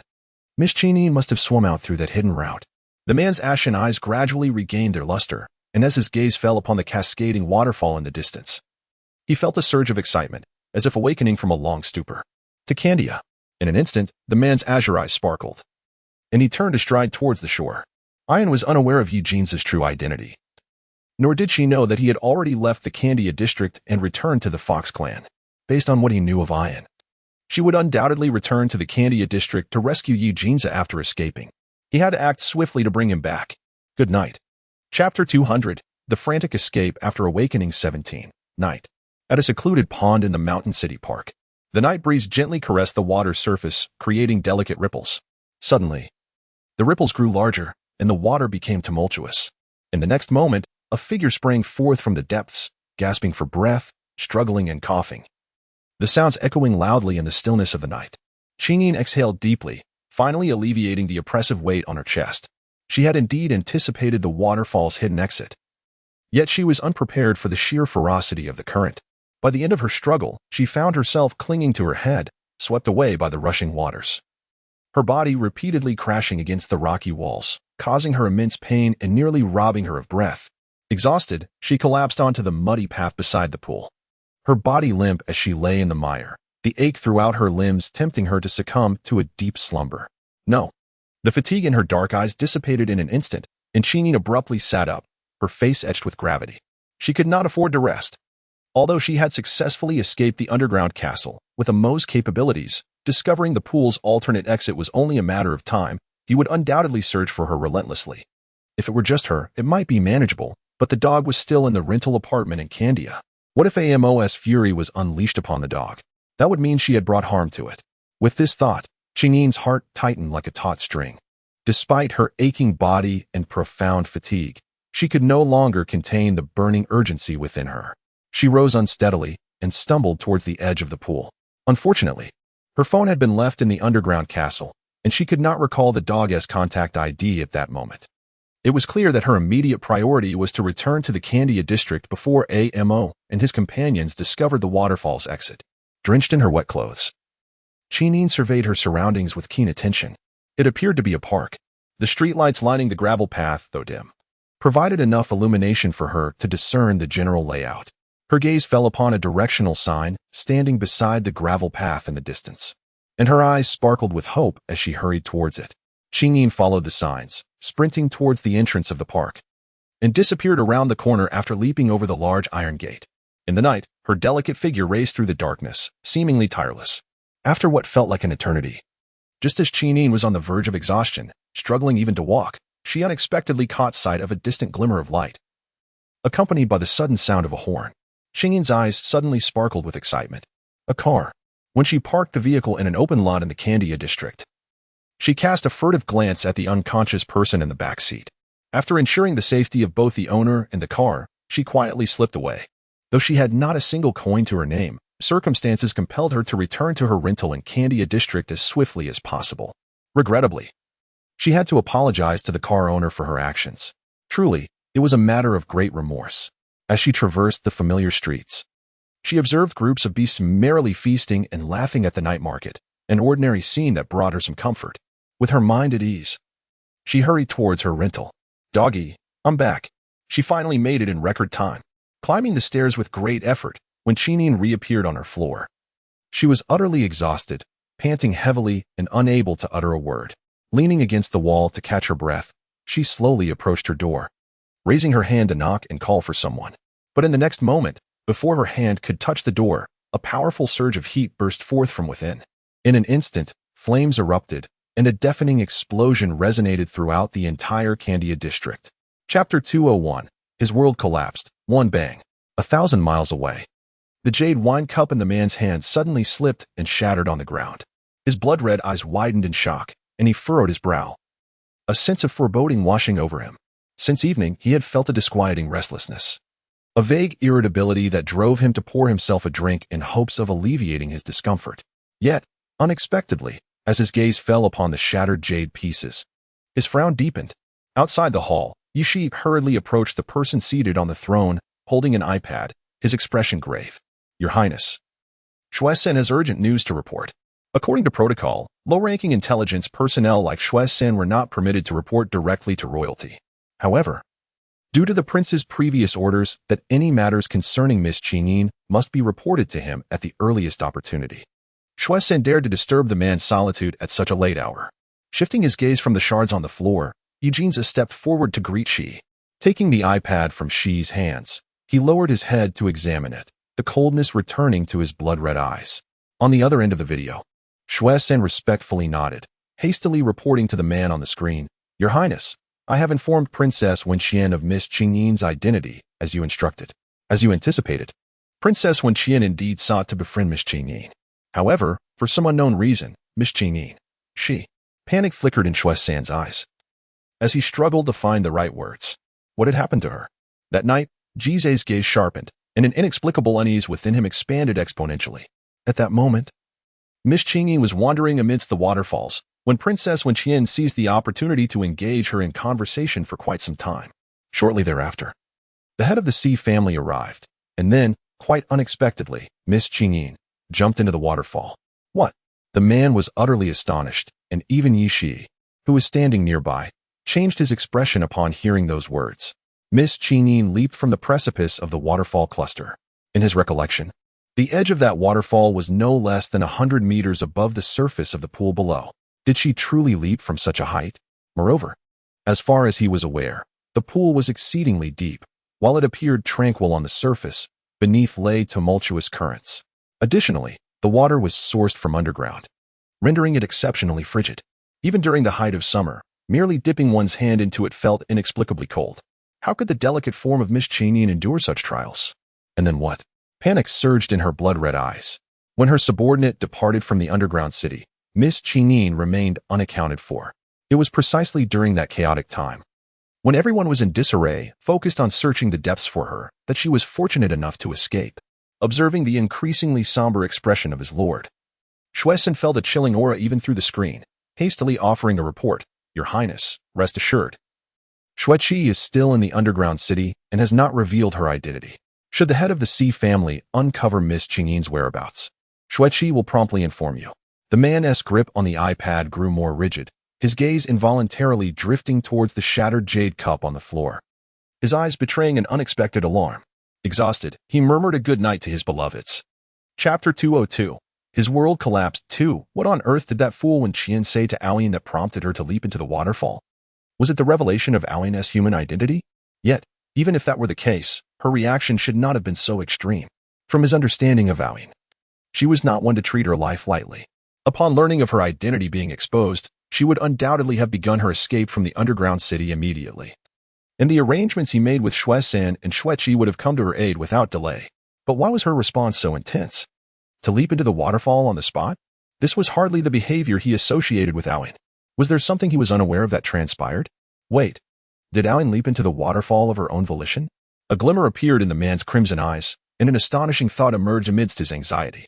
He prided himself on his keen judgment of character, and having spent considerable time under the same roof as Aoyin, he knew her better than most.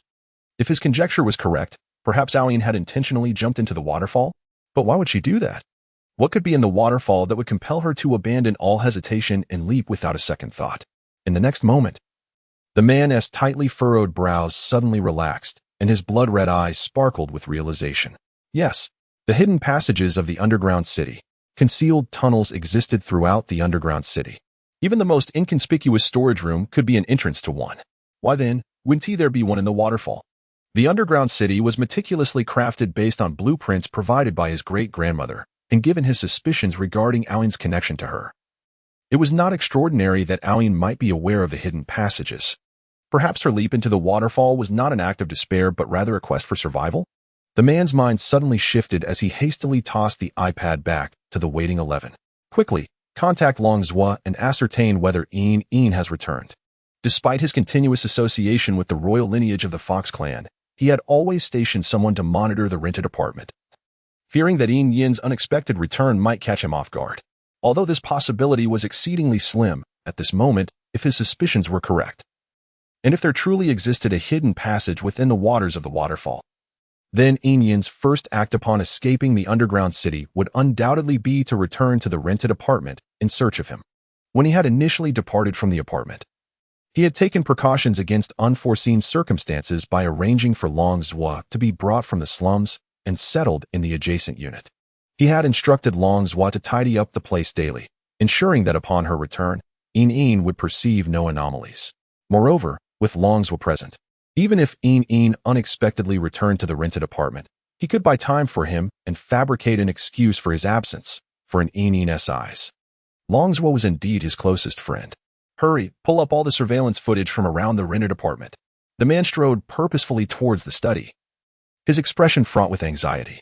He could not fathom that Yin would leap off a cliff in despair. She must have, as he suspected, utilized the hidden passage to escape.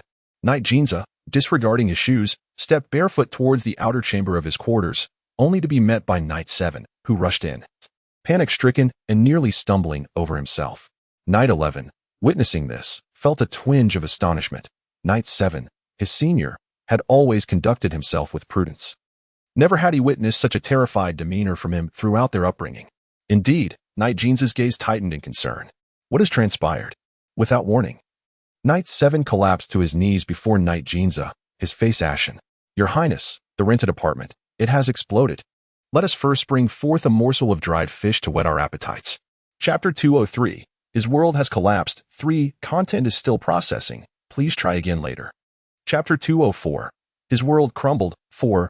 Regrettably, he rejoiced too soon. Upon learning of his desire for the little white horse, the frail one did not insist on possessing it, but instead sought the Emperor's permission to ride it once in the stable. The Emperor, of course, acquiesced. He allowed the frail boy to go, his mind preoccupied with thoughts of the next gathering, where he intended to flaunt the little white horse before the frail one once more. However, within a mere half hour, the frail boy returned to the grand hall, bloodied and covered in mud, with a significant tear in his clothing. He collapsed to the ground, declaring that the little white horse was unruly and untrainable. And in a moment of misjudgment, he had injured it, coming to admit his fault and seek forgiveness. In that instant, the entire hall was taken aback. The emperor, startled by the frail boy's bloodied appearance, regained some sobriety and hastily summoned the physician to examine any injuries. Chaos ensued throughout the grand hall, as everyone was drawn to the sight of the frail boy's pitiful state, with urgent calls for the physician echoing around.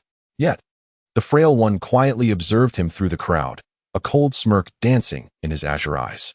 He met the gaze with a frigid stare before turning and leaving the hall.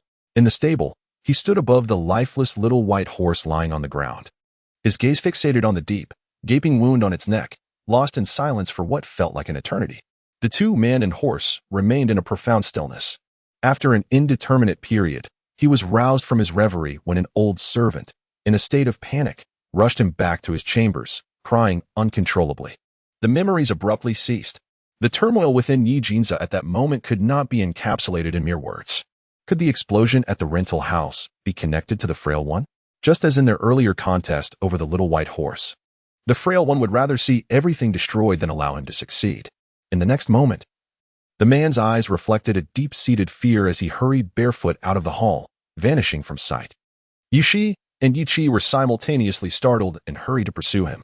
Meanwhile, at the intersection of the Candia district and the Queen's district, the man stood by the roadside, cordoned off by warning tape, his azure gaze incredulous as he beheld the blazing inferno consuming the nearby residential area. His complexion turned ghastly pale, and even the hand resting on the car door appeared to take on a faint bluish hue. Master, according to the roadside surveillance, Miss Chinin indeed returned to the rental house. Siquan activated a video on his phone, revealing a delicate figure rushing directly into the residential complex. Although the woman's face remained obscured throughout the video, those familiar with her could instantly recognize that she was the person they were currently seeking. Stealing a cautious glance at his master, Siquan found himself at a loss, unsure whether to laugh or cry. Ever since he had discovered the hidden passage beneath the waterfall, his subordinates had promptly reported the location of the passage's exit. It was situated in a secluded park at the southern end of Queens, one of the inconspicuous properties belonging to the C family. Though unremarkable, it was nonetheless part of the C family's estate. As he set out, he promptly accessed the surveillance footage surrounding the park, and at last, on a pebble-strewn path, he spotted the drenched Miss Chinin. In that moment, his heart soared with uncontainable joy. Miss Chinin indeed swam out from the outlet beneath the pond. Just as he had anticipated, Miss Chinin is still alive. Chapter 205. His world collapsed. 5. He adjusted the surveillance footage, beginning from the park and targeting the rental properties in the Candia district, meticulously scrutinizing all potential routes Miss Chinin might have chosen. Finally, he spotted her figure in an open-air parking lot within the Candia district. He was certain that Miss Chinin had returned to the rental property. Moreover, based on the time discrepancy, it seemed she had likely arrived home long before now. However, what was the cause of the explosion? Observing his master's ashen face, Siquan contemplated before unable to suppress his urge to offer reassurance. Master, perhaps Miss Chinin anticipated that we would eventually discover the hidden passage beneath the pond, and thus, she deliberately orchestrated an explosion. No, she wouldn't do that. The man's azure eyes were filled with the raging inferno, and he shook his head in stunned disbelief, as if he were lost in a trance. Siquan fell silent. Indeed, while he might not understand Miss Chinin as profoundly as his master did, they had shared a connection, and his occasional interactions with her in the underground city had granted him some insight into this future mistress. Even if she desired to vanish completely from his master's sight, she would never resort to creating such a catastrophic explosion that would endanger so many lives. The caution tape was already stretched to the street, illustrating the sheer magnitude of the explosion's power. Even now, he could faintly hear the collapsing sound of the residential walls. This was not merely the destruction of a single house, but the obliteration of an entire residential complex. Miss Chinin had been evading us. Perhaps after returning to gather her things, she had escaped via another route. It was possible that she was not inside when the explosion occurred. Siquan felt a flush of embarrassment. He was indeed not skilled in comforting others, yet given the current circumstances, his master had just emerged from the depths of despair. Did fate now intend to plunge him back into sorrow? She returned to seek Night Jinja, with him absent. She would undoubtedly wait. She wouldn't leave first. She wouldn't tea. The man stood frozen, gazing blankly at the distant flames. In the next moment, he took a deep breath. forcing his thoughts back to rationality. What had caused the explosion? Had they ascertained the details? At this, Sequan's expression became troubled. Butler had already dispatched individuals to investigate. Sequan's gaze shifted towards the rows of ambulances in the distance, his countenance darkening significantly. Although the explosion had occurred some time ago, the casualties were so extensive that the entire scene had been cordoned off, and the wounded and deceased were being carried out one by one. It would likely take a considerable amount of time to uncover the reason for the explosion. However, one thing was certain: this was no accident. Sequan wore a grave expression. The collapse and explosion of an entire residential building could only be the result of materials of a professional caliber. Furthermore, given the constant flow of people in the neighborhood, the large-scale transportation of ordinary explosive materials would undoubtedly attract attention. Thus, he deduced that the explosion must have been caused by a miniature or small-scale bomb. Yet, the question lingered: why would such a device be detonated here? More crucially, who would resort to the mass murder of an entire residential area? This was simply inconceivable. As these thoughts crossed his mind, Sequan cautiously glanced at his master. The moment he did, his entire being froze. A chilling sensation enveloping him as if he were in an ice chamber. Beside him stood a man of striking beauty, now gazing blankly at the distant flames. His lips were pale and his azure eyes were already suffused with a crimson hue. "Good night." In a small interlude, the dog inquired, "Did you cause this explosion?" The sickly figure replied, "Of course not." The dog retorted, "If it wasn't you, then who could it be?" Both turned to look at a certain individual. Chapter 206. His world collapsed. 6. The Candia district was in complete upheaval, and the neighboring Queens district began to tremble with fear. The explosion that destroyed the residential area resulted in countless casualties, a horrific act of terrorism that would send shivers down anyone's spine. As it was the dead of night, all those who had been out during the day had returned home and were fast asleep. The explosion's force led to the collapse of floors, and even those who might have survived the blast ultimately succumbed to the fate of being crushed by falling debris. With the death toll continually rising and the nature of the incident being so atrocious, the Candia district explosion reverberated throughout the desolate continent overnight. Inside a two-story CAF, the transparent glass doors bore a sign indicating closure. On the upper floor, a man stood before the floor-to-ceiling windows, fixated on the ruins of the residential area. His expression dark and foreboding. The man was strikingly beautiful, his allure both wild and captivating, leaving an indelible mark on anyone who beheld him. However, at that moment, his demeanor was one of immense rage, an aura of chilling malevolence emanating from him, akin to a demon risen from the depths of hell, making anyone hesitant to approach. Een was dead, not in the underground city, but in the most unexpected of rental homes. The thought of that person, who often greeted him with a radiant smile, who would playfully tap his forehead to coax him into action, and who, despite her constant teasing, had never truly turned her back on him, left him feeling as though an invisible hand was gripping his throat, nearly suffocating him with despair. No matter what, he must uncover the true mastermind behind this explosion. He would ensure that person would experience a fate worse than death. "Your Highness, here is the latest video feed from the technical team downstairs." Night 11 endeavored to disregard the man's palpable aura of menace, steeling herself as she held the notebook phone before him. The man, upon hearing her words, hastily diverted his gaze from the desolate ruins outside the window and lowered his head to scrutinize the screen. In the footage, a woman's figure appeared at the corner of the staircase leading to the rental apartment. She appeared weary, yet from the angle of the surveillance. As she glanced towards the apartment door, her face blossomed into a radiant smile, as if she had just exhaled a long-held breath. A pang of anguish pierced the man's heart. In the video, the woman painstakingly ascended the steps, pausing outside the door for a considerable time, seemingly to steady her breath. She raised her hand, preparing to knock, but at that moment, a sudden burst of flame erupted from within, followed by a powerful gust of air surging towards her. And then the screen was engulfed in static, ultimately descending into complete darkness. The man, astonished beyond measure, felt waves of shock ripple through his now darkened eyes. The explosion had originated from the rental apartment? The thought barely formed in his mind when Night 11 beside him gasped in disbelief. How could this happen? How could the explosion have come from the rental apartment? Night 11's heart churned with turmoil as she looked up at the man before her. "Your Highness, could it truly be the work of the C family?" At that moment, Night 7, seated at the coffee table, lifted her gaze towards them. The C family is also investigating this explosion. They have preemptively engaged with the authorities and allowed C Corporation to partake in the entire rescue operation under the guise of altruistic assistance. Implicit in her words was the notion that if this explosion was indeed orchestrated by the C family, they would have no need to complicate matters so unnecessarily. A mere monetary donation would suffice to feign benevolence, without the necessity of embedding their personnel in every facet of the rescue effort. Upon hearing this, Night 11 was momentarily taken aback, her face reflecting confusion. If it wasn't the C family, then who could it be? Chapter 207. His world crumbled. 7. Content is still being processed. Please try again later. Chapter 208. His world crumbled. 8. How many of us are scattered out there? Yet every place has our hidden lines? Night Jeans suddenly inquired. Night 7 paused, mulling over the question before responding. The desolate continent and the 26 nations across the 4 realms all have our hidden networks, totaling approximately 600 to 700 individuals. What does your highness imply? Disseminate Enin's information far and wide. I must ascertain her whereabouts in the shortest time possible. Night Jeans's words were tinged with fierce determination, his gaze unwavering.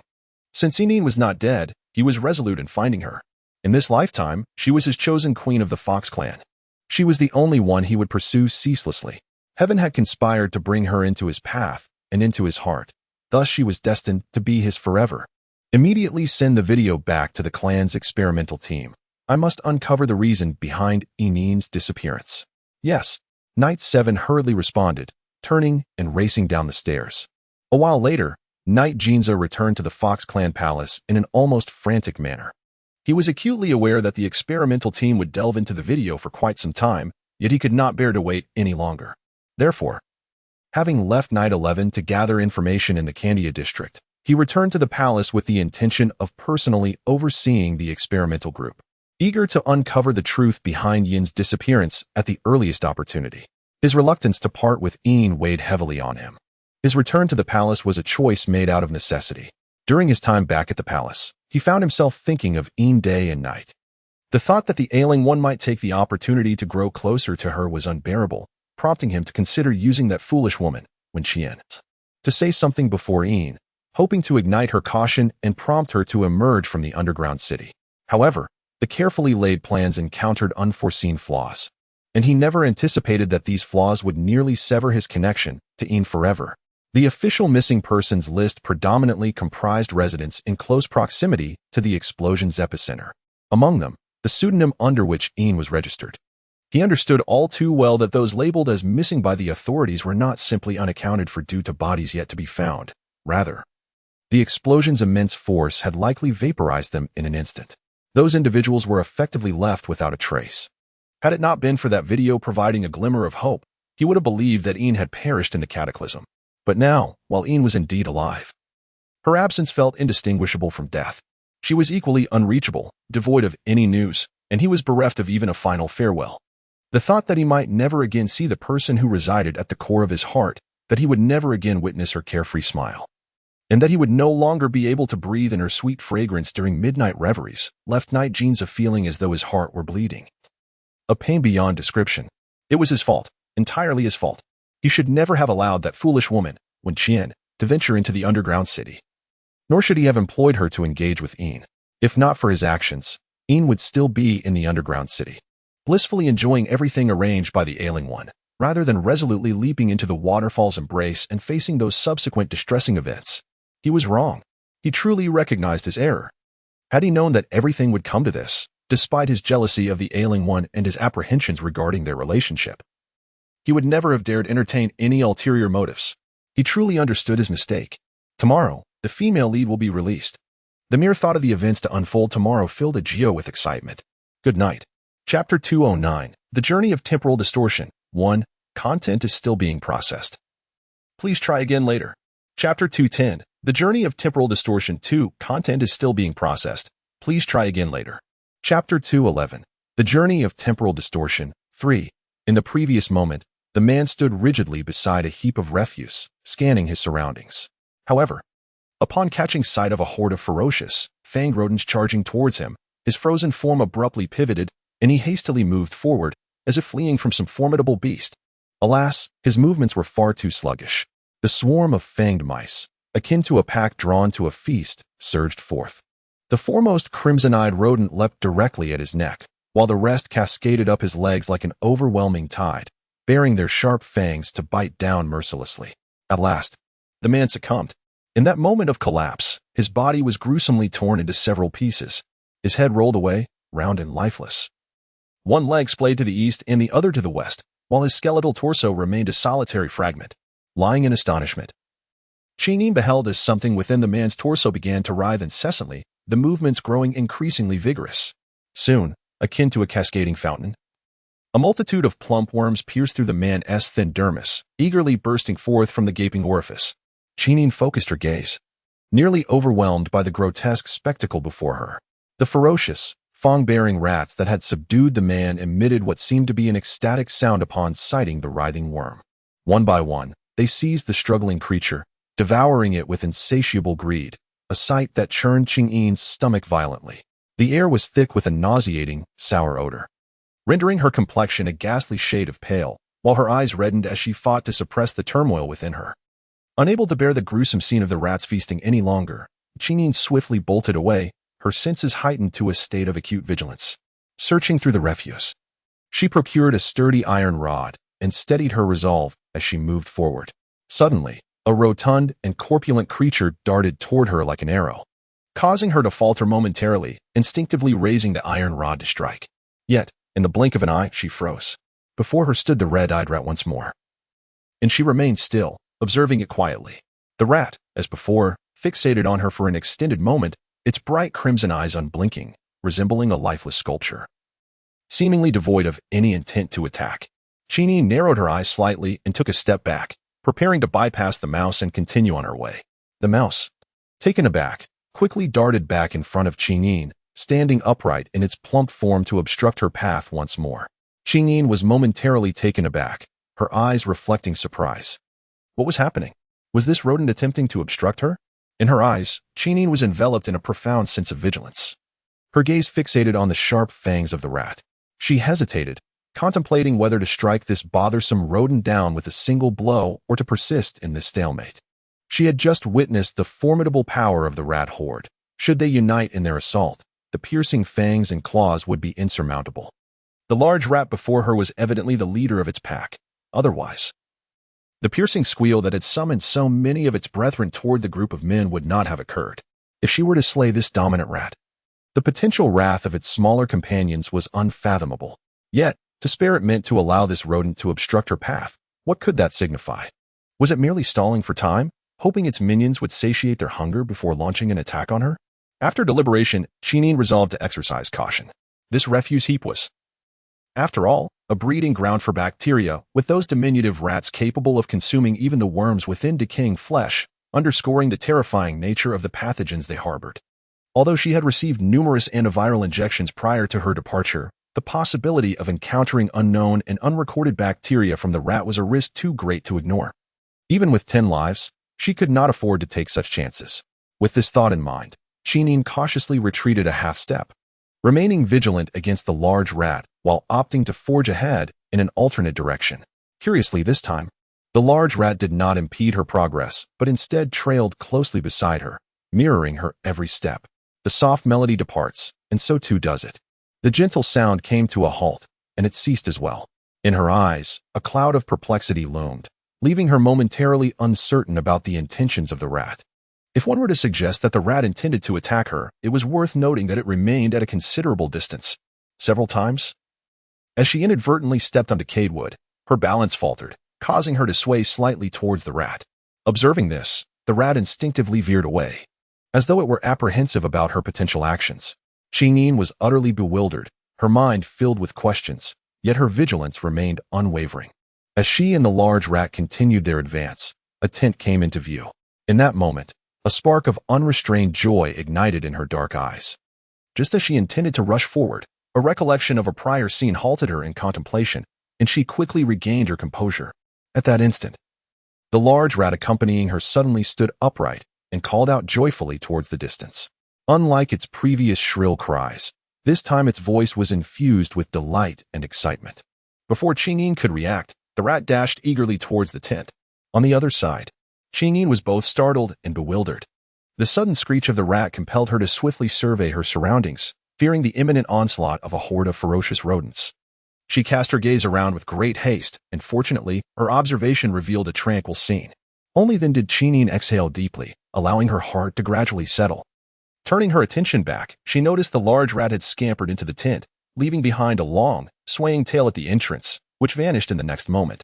Chinyin hesitated, longing to turn back if only she could. Everything here felt exceedingly strange. Yet, glancing at the sun dipping towards the horizon, she ultimately steered herself towards the tent. Setting aside her gnawing hunger and thirst, she recognized the necessity of preparing for a night's rest. After wandering for an entire afternoon, she had finally discovered this modest shelter from the elements. Despite the potential dangers within, she felt compelled to investigate. Otherwise, when night fell, she would be left utterly exposed, facing unforeseen perils. After a moment of contemplation, Chinyin grasped the iron rod tightly and stealthily approached the tent. The tent was not large. Standing beside the entrance afforded a clear view of its interior. The belongings within were numerous yet remarkably tidy and orderly. Her gaze settled upon a figure peacefully slumbering on the wooden bed. Chinyin lingered at the doorway, hesitant to make a sound. From her vantage point, she observed that the person resting on the bed had an arm forged of steel extending beyond the edge, and their face was obscured by a mask of fine iron. A look of astonishment passed over Chinyin's face. He appeared to be a half-orc. The chapter titled Chronicles of Temporal Disarray, 5, is still being processed. Please try again later. In Chronicles of Temporal Disarray, 6, the man stiffened momentarily, his blood-red eyes fixed on the anxious woman before him. After a while, a shadow of despair flickered in his gaze, and he parted his lips as if to utter something. It's all right, the woman said. Her expression filled with tenderness as she surveyed the transformed figure before her, her eyes glistening with tears that fell incessantly. I found you. It's over now. Looking at the man before her, nearly 60% of his body now fashioned from cold metal, he had truly become a half-orc. The pain in Chinyin's heart was indescribable. During her previous inquiries in the black market, she had inadvertently stumbled into a clandestine hospital, where she witnessed the freshly created half-orcs. Each one emerged from the operating room pale and in agony, their flesh struggling to adapt to the mechanical metal. Every movement a torturous endeavor as beads of sweat streamed down their faces. The half-orcs required a prolonged period of recuperation after their transformations, and due to their impaired mobility, they needed constant care. She could hardly bear to imagine how Dogsy had endured alone in her absence. With this thought, Chinyin hastily wiped away her tears, blinked, and steadied her nearly shattered emotions. Does your body still hurt? When did you have the surgery? You must still be in recovery, right? How many days has it been? Having spent nearly half a month in the underground castle, had Dogsy undergone the transformation during that time? Yet, if he had indeed undergone the procedure, why was he not resting in the hospital but instead found amidst this endless heap of refuse? The man gazed blankly at the tearful woman before him, his heart a tumult of emotions. In the next moment, a flicker of contemplation crossed his blood-red eyes, and the words that had nearly escaped his lips were swallowed back. After a lengthy silence, the man finally spoke, his voice hoarse and strained. 3 years. Chinyin remained composed, quietly listening. However, when she heard the man's abrupt revelation, she found herself momentarily taken aback. 3 years? What does 3 years entail? Could the recovery period truly span such a length? You have been gone for 3 years, he rasped, striving to convey the gravity of his brief statement. Upon hearing his words, Chinyin, who had been patiently waiting for him to speak, was left stunned, her hands, which had been examining his post-operative condition, suddenly suspended in midair. Meeting his gaze, filled with profound complexity, she was momentarily lost for words, before she slowly repeated in disbelief, I've been gone for 3 years? The man nodded solemnly in affirmation. Chinyin was momentarily taken aback. For a brief moment, the two individuals inside the tent silently regarded one another, neither daring to break the stillness. I've been gone for 3 years? After a pause, Chinyin incredulously repeated the question. Ever since the intense gust of air surged from the rental apartment, her body had instinctively activated the time reversal mechanism.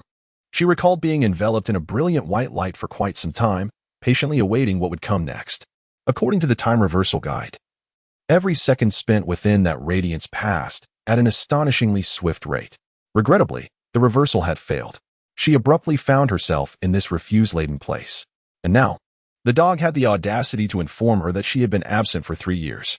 Steadying her racing thoughts, Chinyin lifted her gaze once more to the person before her, finally grasping the crux of the matter, what had transpired in the rental apartment. I remember returning to find you, just as I was about to knock on the door when a wave of heat surged unexpectedly through the crack. Then what? What happened next? If it hadn't been for that sudden and overwhelming surge of heat, the time reversal mechanism within her body would not have been triggered. What, indeed, had occurred in the rental apartment during that time? Upon hearing those words, the man's eyes momentarily sparkled with hope. Yet, in the next instant, the light in his gaze dimmed. No, the person before him had not returned for him. She had merely mistaken him for that exalted figure residing atop the clouds. For his current disfigured appearance bore a striking resemblance to that of the esteemed individual from the past, especially the pair of blood-red eyes, while the nobleman was born thus. He had become this way due to the dust and debris from the explosion. Coupled with his injured vocal cords, it rendered him unrecognizable to her. He lowered his gaze to the pendant hanging around his neck, his eyes fixating on the exquisite earring. A tumult of emotion surged within him. When he had accompanied Miss Ineen from the sea residence to the impoverished district, he recalled how she had used the earring to pay for their fare. At that moment, he had resolved to retrieve it from the driver afterward. He had intended to return the earring to her at the earliest opportunity. For Miss Ineen had not only rescued him from the underground casino, but had also provided him with a place to recuperate in the small courtyard of the impoverished district. Before her departure, she had secretly left him a sum of money, a kindness he felt compelled to repay. Yet, inexplicably, when he finally held the earring in his palm, gazing at its delicate brilliance, he found himself reluctant to part with it. He was acutely aware of his status, a lowly mixed-blood beast, unworthy of serving a noble lady, let alone one as pure-blooded as Miss Ineen. Moreover, there were those lofty figures, a prince of the Fox clan and the head of the Sea family. With such remarkable individuals safeguarding Miss Ineen, how could a commoner from the slums ever hope to capture her attention? It was already a rare honor in his life to have shared a meal with her in that small courtyard. The explosion. Taking a deep breath, he reined in his emotions, forcing his gaze away from the pendant and finally uttering a sound. As soon as the words left his lips, a thought crossed his mind. He quickly assessed the woman before him and hurriedly stepped aside, clumsily offering her a cup of water, his eyes drawn to her parched lips, his face etched with urgency and remorse. "Drink, please, drink." He saw that Miss Ineen was genuinely shocked, and then, realizing his own selfishness had disturbed her peace, he belatedly recognized that they were in a desolate expanse, 10 miles around devoid of life. She must have been both weary and thirsty after finding her way here. After having cried for quite some time upon seeing him, she was undoubtedly hungrier and thirstier now. With this thought, he quickly retrieved a few long-preserved biscuits from a small box on the nearby shelf and, without hesitation, handed them to the woman beside the bed, urging her fervently. "You must eat, please. This is not a rental in Candia." He cannot prepare a meal for Miss Ineen and can only make do with offering her some biscuits to satisfy her hunger for the time being. Chingin was indeed quite famished. She took the water and drank it down in one go. Seeing this, Langswa hurriedly fetched her another glass of pristine water. By the time he returned, the lady had already devoured several pieces of biscuit, unceremoniously snatching the cup from his hand and gulping down a significant portion of water. Entirely disregarding him as a stranger, Langswa watched with a smile, his eyes curving with delight. The recollection of Miss Ineen's tear-streaked face from earlier, her eyes swollen from crying, warmed his heart immensely. He understood that she mistook him for someone else, yet this did not diminish his joy. He had always longed to remain by Miss Ineen's side. If this were an opportunity, he would not mind perpetually masquerading as another. After all, that gentleman had likely long forgotten about Miss Ineen. Should she discover the gentleman's current actions, it would surely bring her sorrow. Hence, it seemed more prudent for him to assume the role of that gentleman and keep her company, while she indulged in her meal. Langswa carefully crafted his words to recount the incident of the explosion at the rental apartment, apart from continuing to conceal his identity. He thoughtfully selected a few details to share. When that gentleman had instructed him to settle in the Candia district to tidy up the rooms, he had readily complied without hesitation. To others, it was merely a command from a high-ranking noble of the Fox clan. Yet he alone understood the sweetness of his own willingness. He could not articulate his feelings. But the mere prospect of seeing Miss Ineen again compelled him to agree without a second thought. However, the subsequent events took him by surprise. It turned out that Miss Ineen needed to be away for a few days, and that gentleman intended to take advantage of this to have him substitute in her place. The task assigned to him was quite simple, to tidy the room daily, ensuring it remained dust-free and that signs of occupancy were evident. He was utterly astonished at the time, immediately feeling a surge of injustice for Miss Ineen. She seemed unaware of the gentleman's true identity, but he was fully aware. The gentleman had left while Miss Ineen was away and had instructed him to deceive her as well.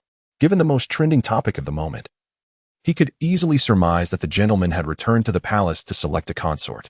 The gentleman did not genuinely care for Miss Ineen. Time and again, he had orchestrated schemes to deceive her, merely seeking fleeting novelty. Otherwise, why would there be a grand Fox clan consort selection ceremony? And to leave without informing Miss Ineen? The adult departed from the rented room without a trace of reluctance, hurrying away with an unmistakable eagerness to leave. Witnessing this, he felt an overwhelming sense of sorrow for Miss Ineen. Regret gnawed at him for his actions. Had he not deceived Miss Ineen on behalf of that adult from the very beginning, she would not have remained in the dark. The thought of Miss Yin's inevitable heartbreak upon discovering the adult's true nature weighed heavily on his heart. Yet, what could he possibly do? He was merely a lowly inhabitant of the slums, struggling to secure his own existence, powerless before that esteemed figure.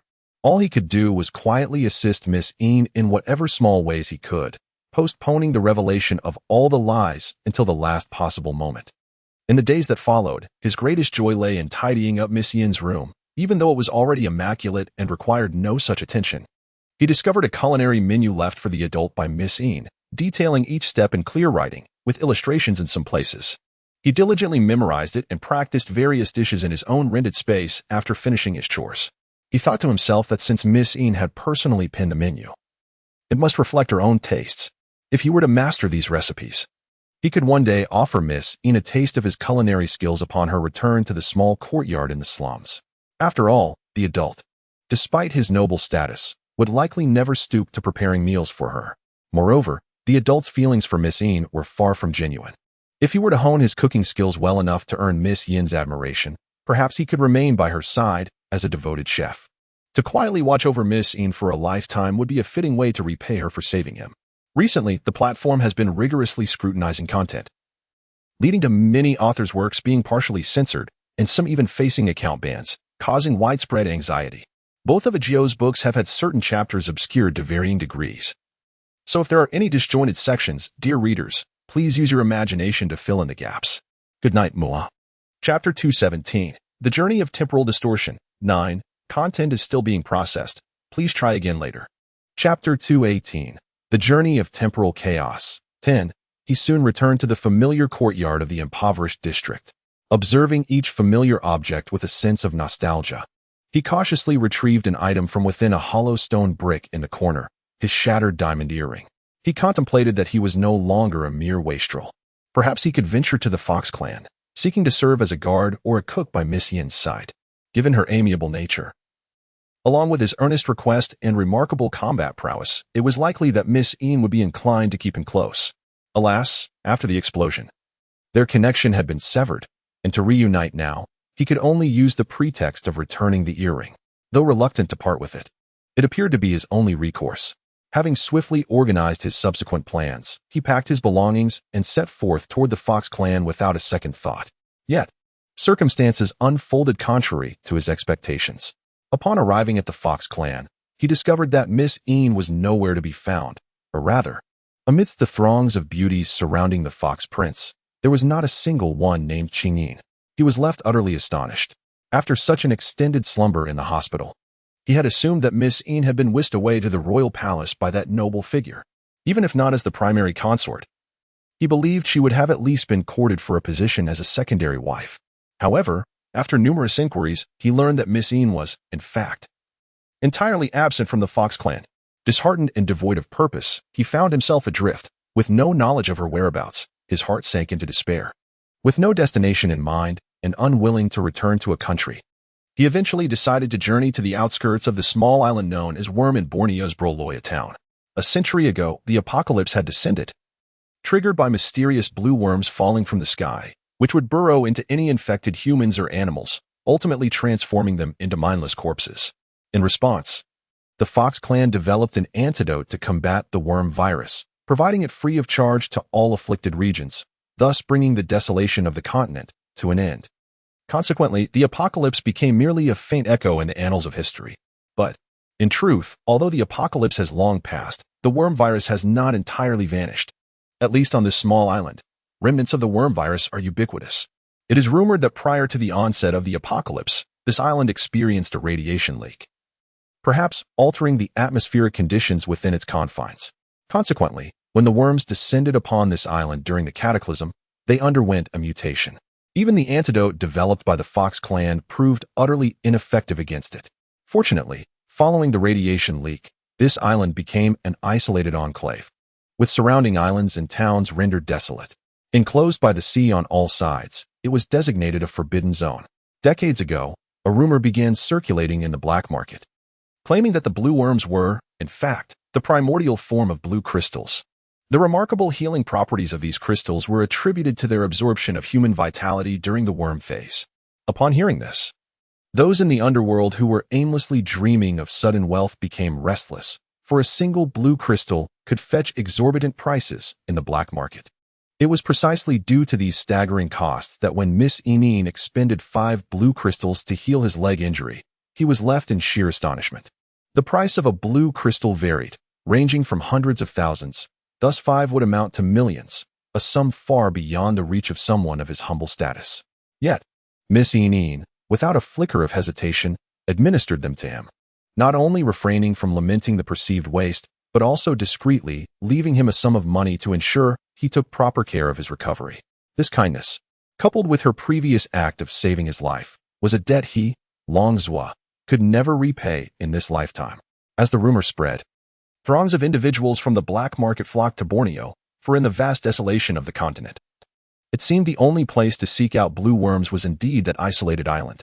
If they could capture a few worms, how could they not command a handsome price?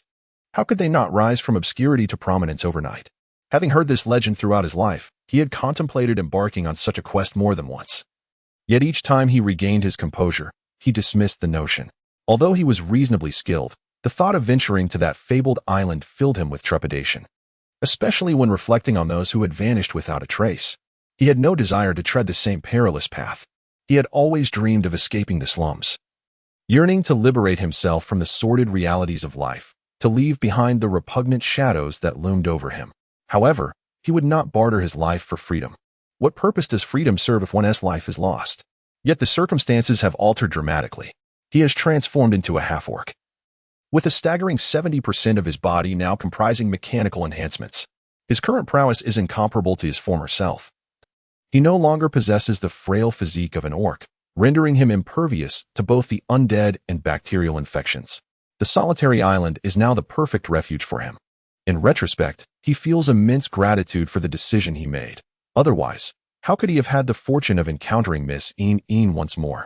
Due to damage to his vocal cords, Langzwa merely hinted at the reason for his presence here, succinctly articulating his thoughts while tenderly offering biscuits and water to the person before him, his eyes radiating joy. White light. Qing, astonished, momentarily forgot to swallow her biscuit, her dark eyes widening in disbelief as she gazed at him. According to Dog Z's account, he was racing towards the door at that time, while she happened to be at the threshold, poised to knock. They were separated by mere inches. Could it be that when her time reversal mechanism activated, it did not solely bear her weight, but rather that of 2 individuals? This would explain her failure in the time reversal and how Dog Z managed to survive the cataclysmic explosion. It elucidates why Dog Z, despite sustaining severe injuries, was able to endure until awakening a year later.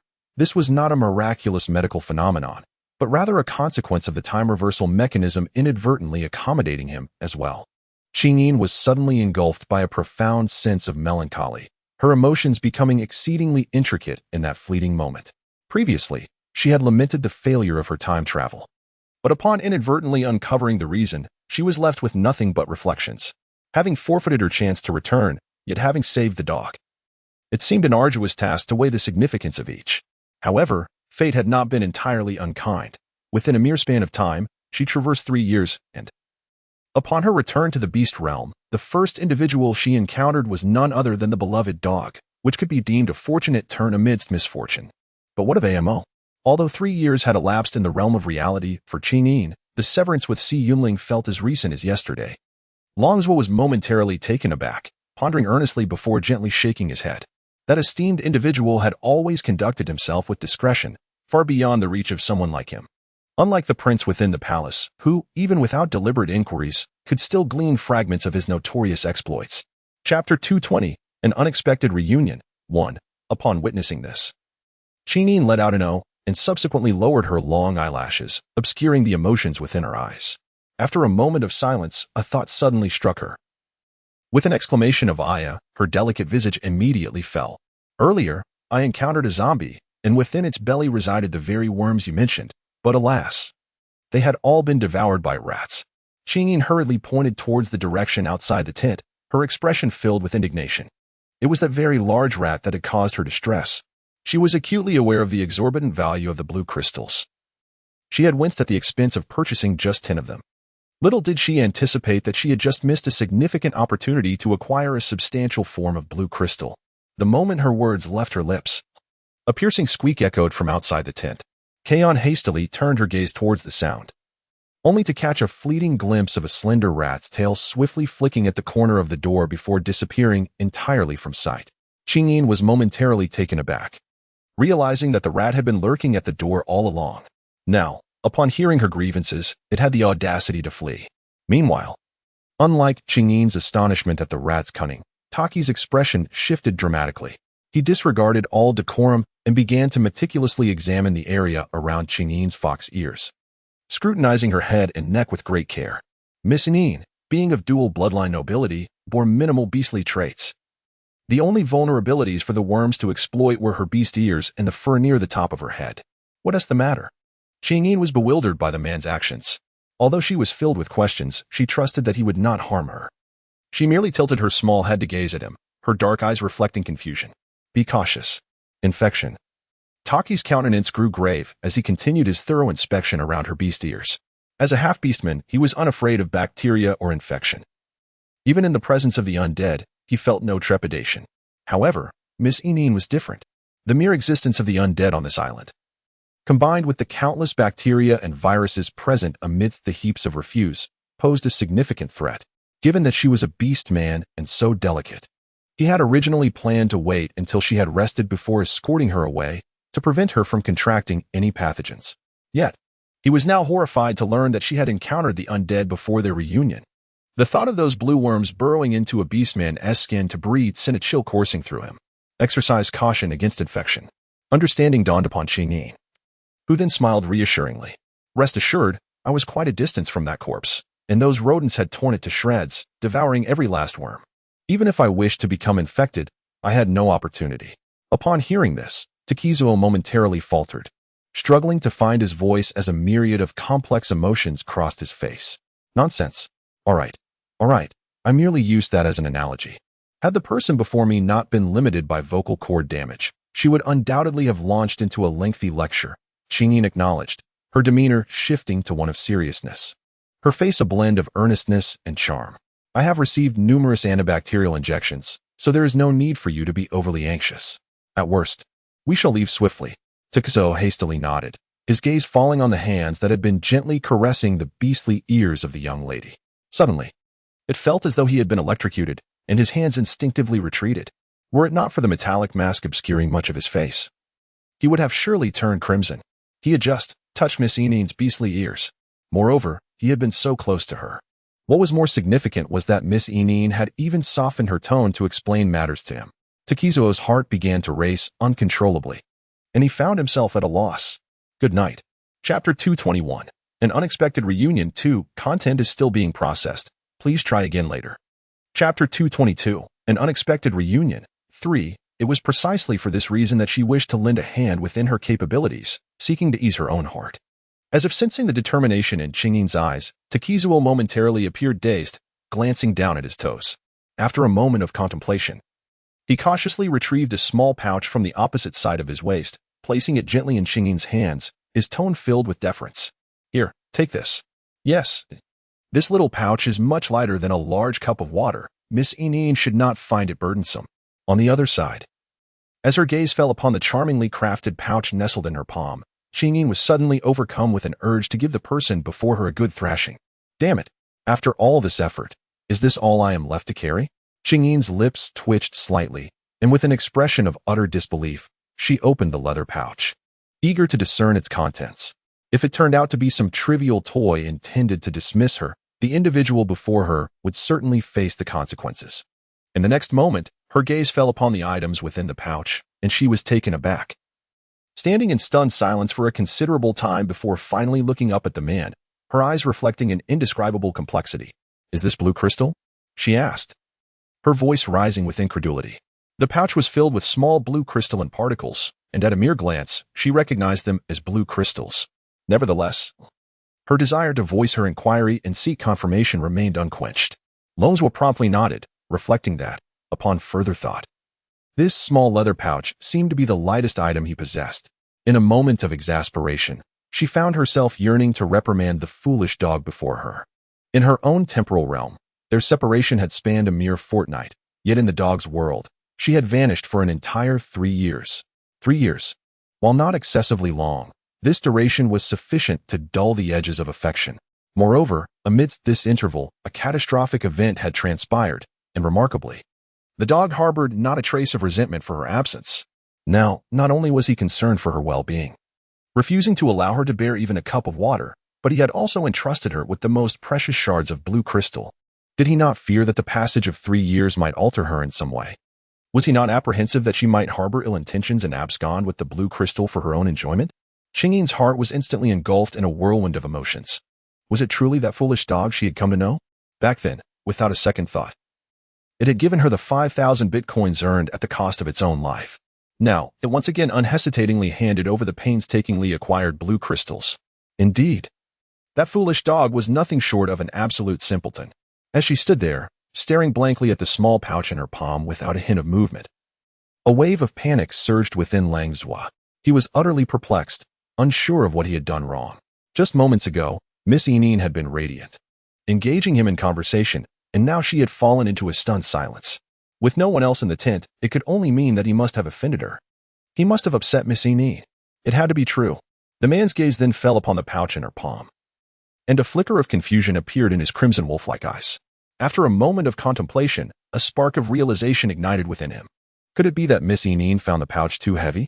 With this thought, the man, in his single-minded determination, swiftly extended his mechanical arm to lift the delicate figure before him into his embrace, his voice low and filled with careful concern.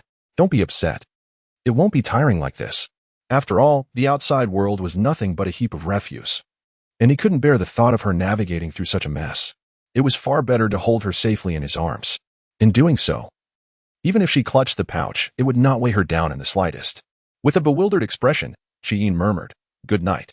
Do you wish to see the dog tomorrow?" Chapter 223. An Unexpected Reunion. 4. Gazing at the distant sunset, which was gradually descending beyond the horizon, the initially reluctant Qingying paused in her struggle to walk on her own. Her dark, expressive eyes contemplated for a moment before she obediently tucked the small pouch into her pocket. With her delicate, pale hands, she embraced the neck of her canine companion, allowing it to carry her forward with unyielding speed. This place was rife with peril, teeming with the undead, if trivial matters led to delays, endangering both her and the dog under the cloak of night. The consequences would be dire. At worst, once they safely navigated this refuse-strewn expanse and found shelter, she would prepare a delightful meal to reward her loyal friend. What delectable dish should she conjure? The dog had never been picky. It devoured everything she made with great enthusiasm. Perhaps a comforting bowl of egg noodle soup would suffice, as that was her culinary forte. Unfortunately, just as the notion of what to cook began to blossom in her mind, her attention was swiftly captivated by the dog cradling her. Unlike her previous distant observations of the half-beast, this was her first intimate encounter with a modified half-beast. After leaving the tent, the dog had effortlessly cradled her in its mechanical arm, sprinting forward at an astonishing pace. Within a mere half-hour, they traversed the seemingly endless expanse of refuse. Yet she felt no hint of fatigue emanating from her companion. She was utterly convinced that, had the dog not been carrying her, its speed would have been far greater. Tired? Noticing the way she gazed at him with rapt attention, the dog, Takuzo, halted his strides. A flicker of concern appeared in his blood-red eyes as he turned his gaze downward. Qingying shook her head hastily, declaring, "I am not fatigued. Rather, it is you who appears weary. Are you not exhausted?" In the brief span of half an hour, the man had sprinted an impressive 10 kilometers while bearing a heavy load, yet his breathing remained remarkably steady, a testament to his extraordinary stamina. Upon hearing this, Lang's gaze softened, and a charming grin spread across his lips, his raspy voice laced with delight as he replied, "Not tired." He then gestured towards the distance, indicating a boat, signaling their departure. As she followed the direction indicated by the man's finger, Qingmin realized that they had arrived at the edge of the small island. Faintly hearing the rhythmic sound of waves crashing against the rocks. As the light flickered in Qingmin's eyes, she felt invigorated. The man continued to embrace her as he dashed towards the distance, soon leaping onto a motorboat tethered to the shore. With utmost care, he settled Qingmin into a seat and meticulously ensured her safety belt was secured before starting the engine and steering the boat away. Time on the sea flowed much slower compared to their earlier sprint on land. As the night gradually descended, and Qingmin could no longer perceive the ocean scenery. All that filled her ears was the swift sound of the boat gliding over the water. Observing the diligent driver in front of her, Qingmin felt a creeping weariness enveloping her mind, and before long, she slipped into slumber. Thus, when the crescent moon hung high and the profound darkness draped over the land, a well-rested Qingmin found herself standing at the reception of a luxurious hotel. This quaint town appeared to be the closest inhabited area to that solitary island. It was said that a century ago, due to radiation leaks from the island, all residents had migrated from neighboring towns. Although the new town received substantial financial backing from the authorities, its remote location and unsuitable soil for cultivation rendered it largely desolate. It was not until rumors of worms being blue crystals emerged that the town began to attract throngs of adventurers, barely managing to generate tourism revenue. After savoring the newfound prosperity, the townsfolk hastily erected various unique inns and hotels, creating a facade of a tourist haven. The luxurious hotel where she currently resided was the finest accommodation in the town. As she observed the dog handling the check-in process, Qingmin scanned her surroundings. Due to the late hour, the hotel's restaurant had already closed. Having consumed several biscuits in her tent and exerting little effort along the way, she did not feel hunger pangs. However, the dog, burdened with packages and carrying her as he ran, must have been quite famished. Considering this, Qingmin hurried to the opposite side of the front desk to inquire with the staff about the kitchen's location and whether she could borrow it temporarily. Abruptly awakened by the soft, endearing voice, the hotel manager, who had been dozing, initially intended to express his irritation but was taken aback upon opening his eyes to see a dual bloodline fox noblewoman gazing at him, instantly captivated by her beauty. He marveled. What a stunning fox lady! Had he not witnessed it with his own eyes? He would have never believed that such an exquisite beauty could exist in a town frequented by mercenaries. However, this enchanting lady seemed somewhat familiar, as if he had encountered her somewhere before. Time did not permit a thorough exploration of the inexplicable familiarity that washed over him. The hotel manager promptly rose, donning the most courteous smile as he turned his gaze towards Qingmin. Upon confirming that she merely wished to borrow the kitchen to prepare a bowl of noodles for sustenance, he unhesitatingly handed her the key to the kitchen.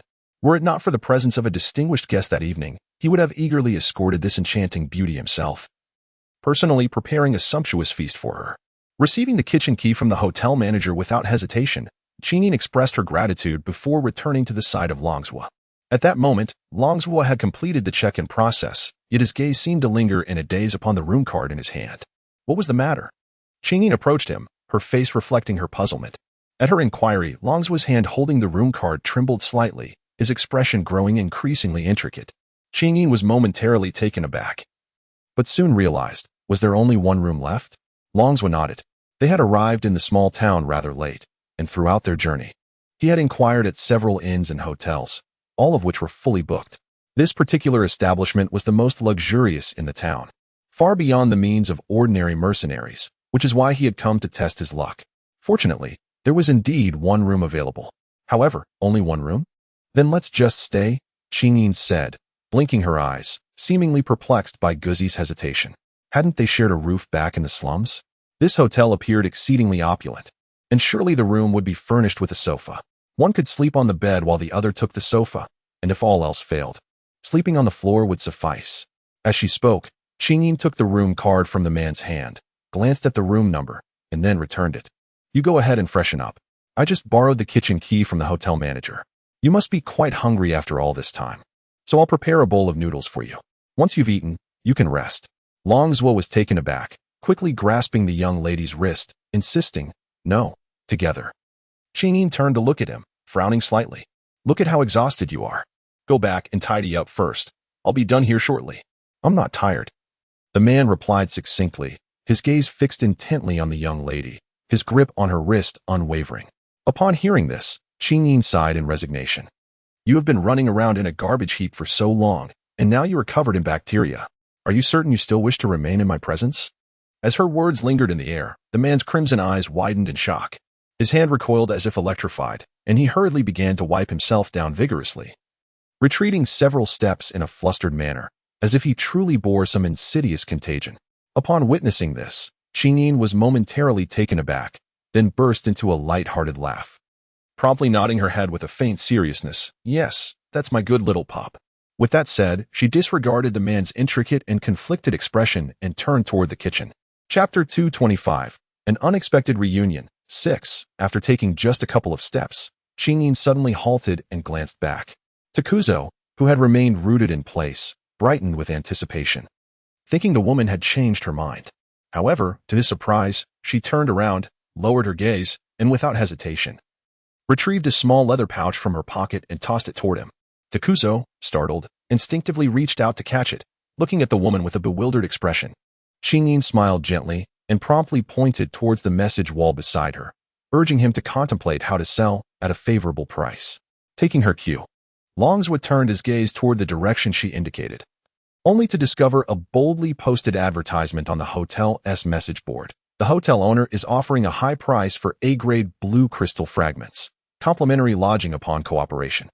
Longswa was momentarily taken aback, and when he turned back, the woman had already made her way towards the kitchen, leaving behind a graceful silhouette in her wake.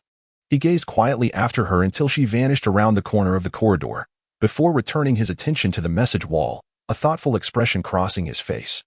Each fragment in his small pouch was of A-grade quality. Perhaps he could test the waters here for a better price? In the past, he had always provided estimates to familiar partners, earning a considerable sum. Yet, since he had inadvertently arrived here, it might be worthwhile to seek out an alternative buyer. High prices indeed. In terms of wealth, he was no longer the impoverished wretch from the slums. However, with the intention of taking good care of Miss Inin and ensuring she faced no hardships, it would be prudent to accumulate more wealth. With a downward glance, Longswa turned and strode towards the front desk. In the hotel's upper levels, at the hot spring pool, a man reclined languidly in a corner, his exquisite, elongated eyes gently closed, seemingly in a state of serene repose or perhaps asleep. An air of regal authority enveloped him, rendering the maidservant attending to him rigid with apprehension. Knock, knock, knock. With a gentle rap on the door, the hotel manager timidly entered the hot spring area, cradling a small box, and knelt at a respectful distance from the man, not daring to raise his head. "Your Highness, a new guest has just arrived, bringing with him some high-quality goods." As the hotel manager spoke, he raised the small box above his head in a gesture of deference. At this hour, it would typically be inappropriate to disturb the esteemed guest before him. However, the guest had previously stipulated that any encounter with superior goods must be reported immediately, leaving the manager no choice but to act without delay. Fortunately, the items belonging to the guest were indeed rare treasures, instilling him with the confidence to present his report. Otherwise, even if he possessed 9 lives, it would not suffice to appease the wrath of the distinguished individual before him. In the hot spring, a man gradually opened his eyes. His pitch-black irises gleamed with a cold light, deep and piercing. His well-defined hand emerged from the water, fingers slightly twitching in the air. Observing this, the maid standing nearby hurriedly approached the kneeling figure in the distance, bowing to receive the small box from the hotel manager. She then rushed back, kneeling by the edge of the hot spring, presenting the box to the man with a lowered head. The man casually took the box, and as his gaze fell upon several pure blue crystals within, his elongated, handsome eyes involuntarily curved with intrigue. Indeed, they were exceptional treasures. He reached into the box to extract one of the crystals, lifting it toward the light to examine its clarity. However, as the crystal passed his nose, his expression suddenly changed, and he froze in place. The air seemed to still in that moment. In disbelief, he slowly brought the crystal back to his nose, taking a serious whiff once more. The next instant, he almost leaped from the hot spring, disregarding his drenched clothing, and crouched down to grasp the collar of the kneeling figure's garment tightly, his voice filled with fervent urgency. "Where is she? Where is she now?" The hotel manager was taken aback, momentarily stunned before he snapped back to reality, hastily reporting, He is currently in the hotel, in room 407. He had witnessed the prince's demeanor when he casually took lives amidst laughter, and he had seen the noble individual smile even in the depths of fury.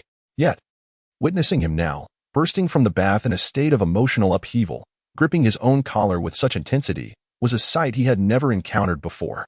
What? What is happening? Could it be that the prince knows that person? A sense of relief washed over the hotel manager. Thankfully, he had just treated the noble with utmost respect, or he might have lost his life through his own folly. Yet, wasn't he that individual a half-beast? How could the prince possibly have any acquaintance with such a lowly being? Room 407. In the depths of the night, a wave of euphoric delight washed over Yi Jinja's eyes. There was no time for further inquiries. He dashed barefoot towards the suite's exit. The maid trailing behind him turned pale, hastily seizing a nearby bathrobe that had been prepared earlier as she hurried after him. The hotel manager, equally shaken, lost all color in his face. He had no time to gather the small boxes beside the bathtub, stumbling out of the room with trembling knees. Oh, his dear ancestor. In the dead of night, he could not fathom the consequences should the young master catch a cold in his drenched state. No amount of compensation would suffice for his entire family. Yet, who exactly was that half-beast noble? What could possess the prince to lose his composure in such a manner? This revelation left the manager utterly astounded. Meanwhile, inside the elevator, Yi Jinja stood enraptured, overwhelmed by an indescribable excitement. He allowed the water droplets on his skin to fall, oblivious to the chilling temperature outside. It was Neen. It had to be her. The faint scent lingering on the fragments of the blue crystal had etched itself into his memory, an unmistakable sweetness that he was certain belonged to her. Neen had returned. She had reappeared. A tempest of joy surged within his obsidian fox-like eyes, and the man's demeanor began to unravel in a delightful chaos. Even the corners of his mouth lifting uncontrollably. The beloved he had longed for day and night had finally come back to him. He had always believed she would return. This time, he vowed not to let her slip away again. Absolutely not. Ding. The elevator came to a sudden halt on the 4th floor. Before the doors had fully opened, the man swiftly sidestepped and bolted out. Room 407. His heart raced as he searched for the room number in the corridor. At last, his gaze fell upon the innermost door on the floor. Suddenly, his steps faltered, and the exuberance that had characterized him moments ago dissipated. He found himself inexplicably frozen in place, staring vacantly at the closed door just a few paces away. A flicker of panic surfaced in his dark, fox-like eyes.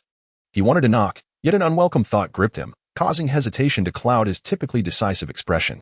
His Eneen was right behind that door, but what came next? He was no longer in a transitional phase. The visage he bore was utterly foreign to her. In other words, she did not recognize him at all.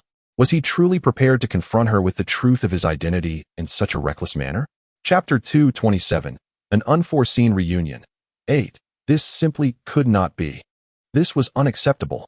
Setting aside whether Een would believe he is the former Dogsy, the mere thought of her resolute escape when his identity was revealed sent a chill through the man's heart. He truly could not afford to take such a risk. After 3 long years of Een Yin's absence, she had finally reappeared before him, and he could not recklessly jeopardize everything. What should he do? What course of action should he take? Perhaps he ought to find a way to restore his appearance to that of his transformative phase first. Once Een recognized his true identity as Dogsy, he could then confide in her the entirety of his story. However, how long would that take? What if, during this waiting period, Een decided to leave again? Conversely, if he were to reveal the truth directly to her, what if she could not accept the reality? Should he disclose the truth or continue to conceal it? His dark eyes stared blankly at the door not far away, filled with confusion and anxiety. Suddenly, from the corridor behind him, a soft, melodious female voice broke the silence. It was gentle, akin to a kitten's tender paws playfully scratching at one's heart, evoking a delightful itch. Yet, to the man, it sounded like thunder, resonating violently within him, causing his body to stiffen abruptly. In the corridor, upon hearing the long-anticipated voice rise unexpectedly from behind, Jinja was momentarily stunned, his breath hitching as longing surged beneath his long lashes. Before he could turn to look, the soft voice called out again, filled with profound curiosity. "Excuse me, sir, who are you looking for?" Qingyin was undoubtedly bewildered. She had just finished preparing a bowl of noodle soup to take back to her room for her dog when she unexpectedly encountered a drenched figure standing motionless at her door after exiting the elevator. The individual appeared to be searching for someone, or perhaps was lost, which stirred a peculiar feeling within her. At that late hour, could it be that this person was sleepwalking? "Sir, are you looking for someone?" As she noticed the individual with their back turned, failing to acknowledge her presence, Qingyin found herself compelled to inquire once more from a few steps away. She was not one to indulge in gossip, nor did she have the leisure to concern herself with others, especially knowing her dog was still hungry. However, this soaking wet stranger stood right outside her room, and to enter, she would need him to step aside. During their journey to the town, her dog had warned her to be cautious, as mercenaries attracted by blue crystal shards lurked everywhere, and human intentions could be treacherous. Moreover, her dog possessed a bag of blue crystal fragments, which could easily draw unwanted attention if discovered. Therefore, upon seeing a stranger at her door, she instinctively maintained her distance and refrained from approaching, instead calling out from a few paces away. "Sir?" Qingyin narrowed her eyes slightly, a glint of coldness flickering in her gaze. Hearing her voice again, Yi Jinzhe finally snapped back to reality after a moment of blankness, slowly turning to face her with a stiff posture. In that instant, his eyes fell upon the person he had longed for day and night, and he gazed silently, his eyes subtly reddening while his distinctly knuckled hands curled into fists, trembling slightly within the damp silk sleeves of his robe. Good night. If this book were to be banned and removed, do not miss Aji too much. Chapter 228, An Unexpected Reunion. 9. Yinyin. The person before him was indeed Yinyin. His Yinyin had truly returned. Are you looking for someone? Qingyin's gaze landed on the unfamiliar man before her, and a fleeting look of astonishment crossed her eyes. It must be said that the man standing before her was breathtakingly beautiful, exuding a wild and untamed allure, distinctly different from the frail beauty of Xianling that inspired compassion. He possessed a striking presence that was unforgettable. Yi Jinzhe stared blankly for a moment before he realized that the person in front of him was asking him a question. He hurriedly opened his mouth to respond, only to find himself at a loss for words. What should he say? Should he admit he was looking for her? Should he confess that he was her dog? The man before her gazed at her with an expression that conveyed a desire to speak, yet found himself at a loss for words. Lightly furrowing her brow, she redirected her gaze to his drenched attire, feeling an inexplicable unease stir within her. Judging solely by his exquisite appearance, it was evident that he hailed from a noble lineage of fox-beast ancestry. The finely crafted silk robe he wore was certainly not the garb of an ordinary individual. The last time she had encountered such luxurious fabric was on Si Yunling, indicating that the man standing before her was either affluent or of high status. Moreover, his visage and demeanor suggested a nobility that transcended the typical cultivation of prominent families, exuding a subtle yet undeniable air of dominance that could rival the unmasked Si Yunling. However, the sight of him in such a soaked state left her utterly perplexed. Surely, even if he had come in search of someone, he would not have arrived without having time to change his clothes, would he? Was the person he sought of such paramount importance that he couldn't spare a moment for a clean outfit? Furthermore, his current demeanor did not resemble that of a sleepwalker. Particularly the way his eyes, fixed upon her, bore an expression of profound familiarity that stirred something within her. Familiar? How could that be? She distinctly did not recognize the striking figure before her. If she had indeed met such a beautiful man previously, she surely would not have forgotten. I am actually a Yi, he finally uttered, his voice strained. He was acutely aware of how unfamiliar his appearance must be to her. Yet the yearning that had accumulated in his heart for over 3 years could not simply be suppressed. He was terrified of following the path of the ailing, and had contemplated whether he should endure a little longer before revealing the truth to her. But in that moment, upon seeing her, all rationality and composure crumbled into dust. What remained was a torrent of longing that surged within him. All he desired at that instant was to hold her tightly in his arms and never let go. At last, he spoke, his voice tinged with difficulty. I am actually a Yi? The woman suddenly responded, her delicate, fair face lighting up with surprise, her dark eyes shining brightly. Just as he was about to disclose his true identity, Yi Jinzhe was taken aback, staring at her in disbelief. A Yi? Had he misheard her? Did she truly just call him a Yi? A wave of overwhelming joy surged through him, and after standing frozen for a moment, he instinctively moved forward, yearning to embrace her tightly. She recognized him. She had actually recognized him. However, just as he took a step forward, a voice interjected, "Is this gentleman your friend?" The woman's pitch-black eyes suddenly curved, a stark contrast to her previous calm indifference, now gleaming with an unsettling brightness. Knight Jinzhe, upon hearing this, abruptly halted his steps, casting a dubious glance at the figure before him, only to belatedly realize that the woman was not looking at him, but rather at something behind him. Behind him? Knight Jinzhe's breath hitched, a wave of ominous premonition washing over him. In the next moment, he stiffly turned to gaze behind him, only to discover that the door had been opened at some unknown point. At this very moment, a robust half-beast stood silently at the threshold. Was she calling this half-beast in front of him? Was this half-beast also named I? Knight Jinzhe instinctively scrutinized the man more closely, but to his dismay, A chilling sensation engulfed him. What was happening? Why did this half-beast bear such a striking resemblance to his own appearance during his transformation? The same grotesque visage. The same indiscernible beastly traits, and particularly those blood-red eyes, strikingly akin to his own, coupled with the metallic amalgamation of the half-beast. It momentarily deceived him into perceiving the man before him as a reflection of his former self. Night Jinza stood frozen, his mind a blank canvas, unable to fathom the scene unfolding before him. His friend? Long's gaze fell upon the man outside the door, who was quietly appraising him. And he couldn't help but furrow his brow. He had always been a solitary individual. How could he possibly have friends? Moreover, it was nearing the witching hour. And this man's sudden appearance at his door was undoubtedly suspicious. With this thought, Longswa felt a heightened sense of vigilance. Scrutinizing the man intently before shaking his head at the woman, signaling that he did not recognize the figure outside. Upon witnessing this, Qingyin's eyes were suddenly filled with a sense of bewilderment. Had she indeed mistaken the person? With a puzzled expression, she glanced once more at the drenched man before her, but chose to disregard him, instead making her way towards Takuzo while cradling the bowl of hot noodle soup. Ah ye. To taste my culinary skills while it's still warm and see if there's any change. I noticed a plethora of ingredients in the kitchen, and I secretly added a slice of ham for you. It should be quite delicious. And what about you? Takuzo, standing at the doorway, hastily accepted the steaming bowl of noodles, his gaze softening. Yet, in the next moment, he turned his attention back to the young woman before him. Confusion evident in his eyes. Why is there only one bowl of noodles? If you eat, then what about you? Of course we'll share. Qingyin laughed, raising the 2 pairs of chopsticks in her hand, her dark eyes curving beautifully. Initially, she intended to cook 2 bowls of noodles, but alas, she could hardly manage 2 scalding bowls on her own, and she was unable to locate a tray.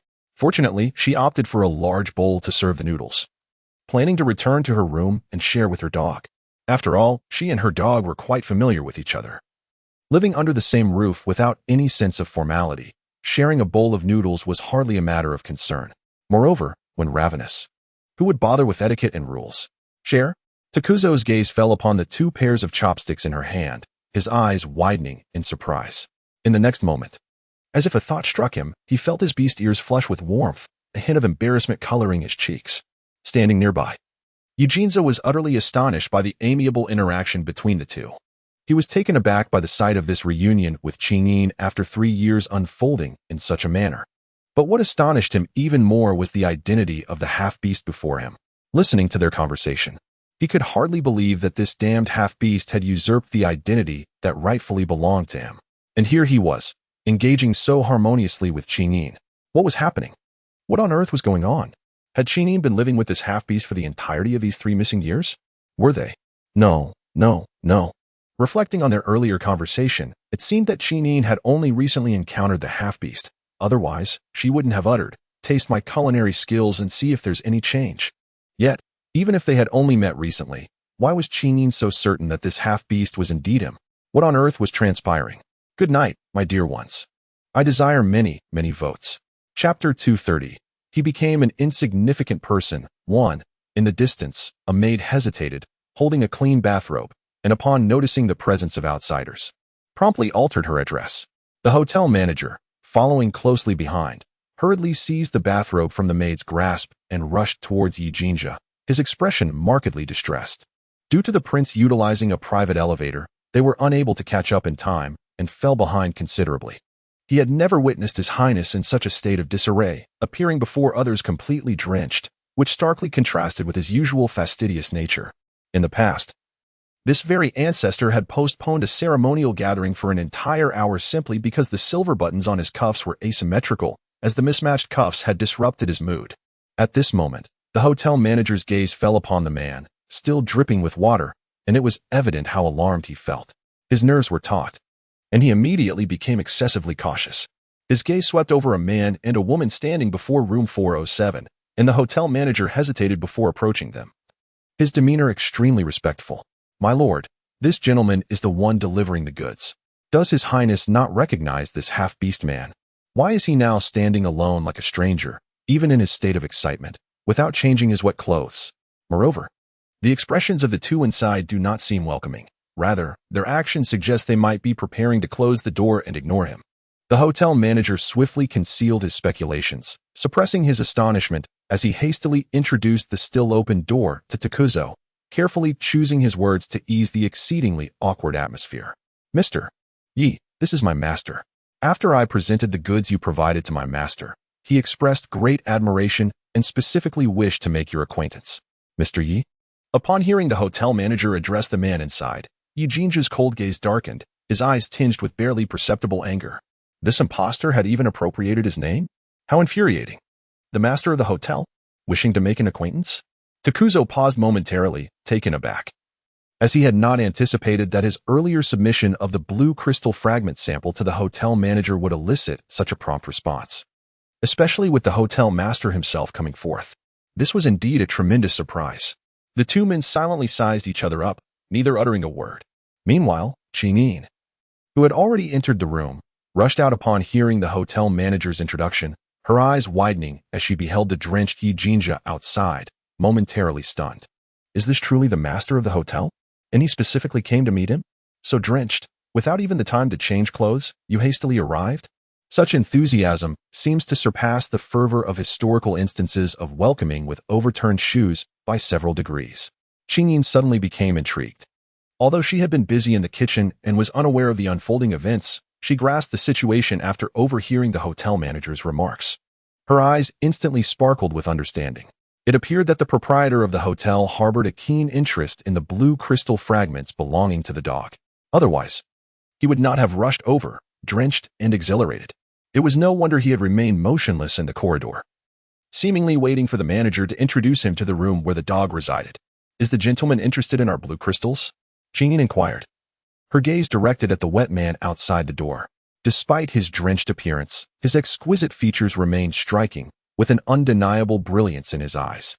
One could not help but acknowledge that even in this soaked state, he was remarkably handsome, particularly his extraordinary looks, coupled with the subtle hints of an impressive physique visible beneath his soaked attire, would have left her utterly speechless had she not spent considerable time around Xianling, thus developing a certain resilience to such celestial beauty. However, the allure of this man differed greatly from that of Xianling.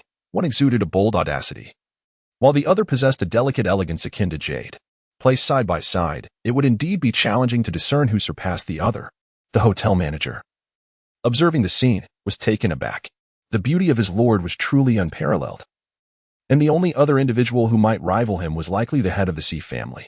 Countless noble ladies endeavored to capture his attention, while some socialites, disregarding the terrifying gossip, relentlessly sought to gain his favor. Yet, this young lady before him maintained a clear gaze, exhibiting no signs of disarray or subservience, which genuinely surprised him. As he scrutinized her discreetly, he could not help but marvel at her exceptional beauty. Despite lacking any adornment and having faint traces of dirt upon her face, she stood before his lord, radiating an undeniable brilliance. Her innate noble aura seemed to overshadow even the presence of the prince himself. Furthermore, the grace and poise reflected in her features suggested that anyone standing beside his lord ought to embody the same clarity as the moon. Yi Jinja turned his gaze at the sound, locking eyes with the woman, whose expression towards strangers was devoid of warmth. The tumult within his heart surged and subsided like thunder, and after a considerable moment, he managed to suppress his emotions and nodded lightly in acknowledgement. The quality is excellent. In this moment, Yi Jinja felt an overwhelming desolation within his heart. Throughout his hurried journey, he had envisioned countless scenarios of reuniting with Yin, yet none mirrored the current reality. She had never addressed him with such a distant tone before. At that instant, the hand concealed within his robe tightened once more, his complexion paling to an extreme.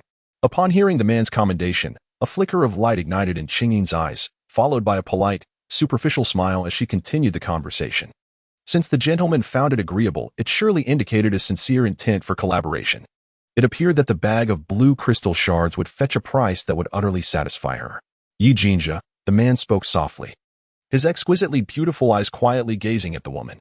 The moment those words escaped his lips, the attendant, Long Zhuo, could not help but furrow his brow. The hotel manager, standing nearby, widened his eyes in shock, his breath momentarily halted. His Highness had so casually revealed his name? It was well known that his name ranked among the top 10 enigmas in the entertainment gossip of the desolate continent. Would those who learned of His Highness's nonchalant self-introduction to two strangers he had just met not go into a frenzy of disbelief? In the corridor, at the door of the room, A moment of surprise flickered across Qingyin's face. What? Yi Jinja, concealing the excess emotions in his gaze, met the woman's puzzled stare and patiently spoke once more. My name. Good night. Chapter 232. He became an insignificant person. 3. Upon hearing the words, Qinyin suddenly realized that she had yet to introduce herself, a flicker of embarrassment crossing her eyes. Mr. Yi, you may call me Qinyin. After a brief pause, she gestured toward the dog beside her. His name is I. Yi Jinja's gaze turned cold, and after a moment of silence, he offered a slight nod toward the man at the entrance, a gesture of polite acknowledgement. Qinyin had an aversion to discourteous individuals and was fiercely protective of her own. Reflecting on their time together, she recalled that whenever someone displayed even the slightest hint of disdain or disrespect toward him, she would never respond with kindness.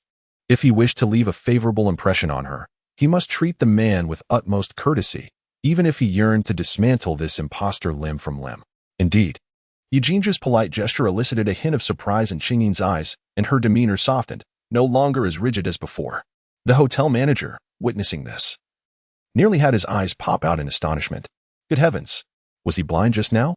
He had witnessed their esteemed prince actively nodding toward a half-beastman, which was utterly preposterous. It was known that half-beastmen were regarded as monstrous by their kind, and the mere thought of a living body fused with various metallic components sent shivers down his spine. Moreover, the usually aloof prince had actually deigned to engage. This nearly left him slack-jawed. After all, the prince had always portrayed an air of disdain even in the presence of venerable elders within the palace. Yi Jinja's gaze fell upon the bowl of soup in the man's hands, his expression darkening once more. Mr. I was a distinguished guest of the hotel, and after a long journey, it was only natural that he was famished. It was rather inconsiderate to allow Mr. I to fend for himself in such a state. With that thought, Yi Jinja cast a sidelong glance at the hotel manager. The manager immediately perked up, hastily bowing in apology. Yes, it was our oversight. I shall have the downstairs restaurant opened at once. Mr. I, please grant us the opportunity to make amends. Fortunately, to accommodate the prince's dietary needs. Although the kitchen was closed, food was readily available in the warming chamber, as they had anticipated that the prince might request a late-night meal. The manager swiftly signaled to a nearby maid, who promptly nodded and departed, presumably to prepare a late-night feast. Once more, the manager turned to the two with utmost respect.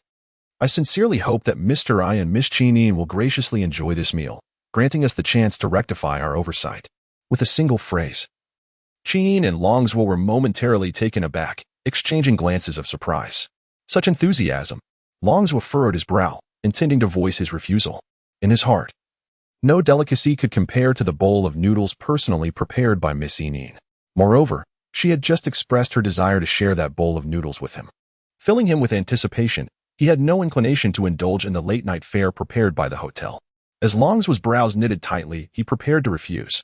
However, contrary to his reaction, Qinyin readily accepted without a second thought. Chapter 233. He became an irrelevant person. 4.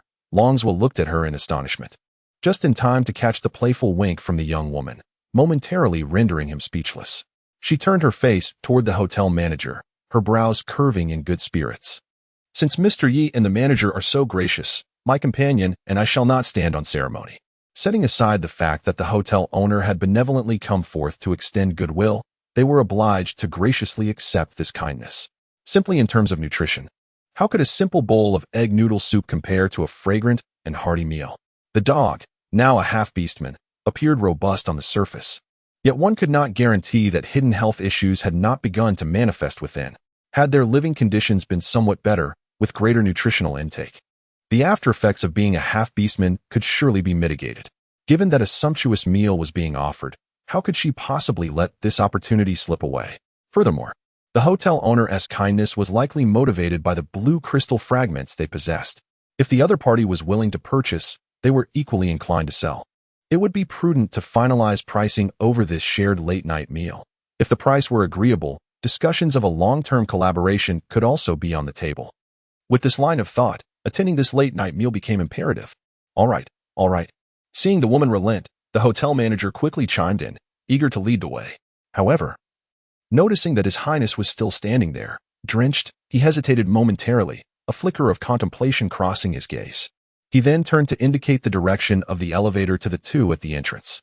Miss Qinyin, Shall we meet in the downstairs restaurant in 10 minutes? Clearly, in comparison to the half-beastman, this noble lady was the true decision-maker. No problem, she replied with a radiant smile. The hotel manager felt a wave of relief wash over him, wanting to turn and assist His Highness in leaving. Yet, he noticed that the prince's gaze remained fixated on the bowl of soup noodles in the man's hands, his expression fluctuating, seemingly with no intention of departing. The hotel manager's heart sank. Though filled with confusion, he quickly contemplated and instinctively resolved to probe further. He turned once more towards the two at the door, wearing a gentle smile. Then we shall await your arrival. As the words fell, the hotel manager unhesitatingly snatched the bowl of soup noodles from Long's left hand. Realizing that his grip had suddenly gone empty, Long's pupils constricted sharply, instinctively reaching out to reclaim the bowl. However, before he could even grasp it, a nearby woman swiftly seized his arm, gently shaking her head, her delicate hand tightly clasped around the rough, beastly hand of the man.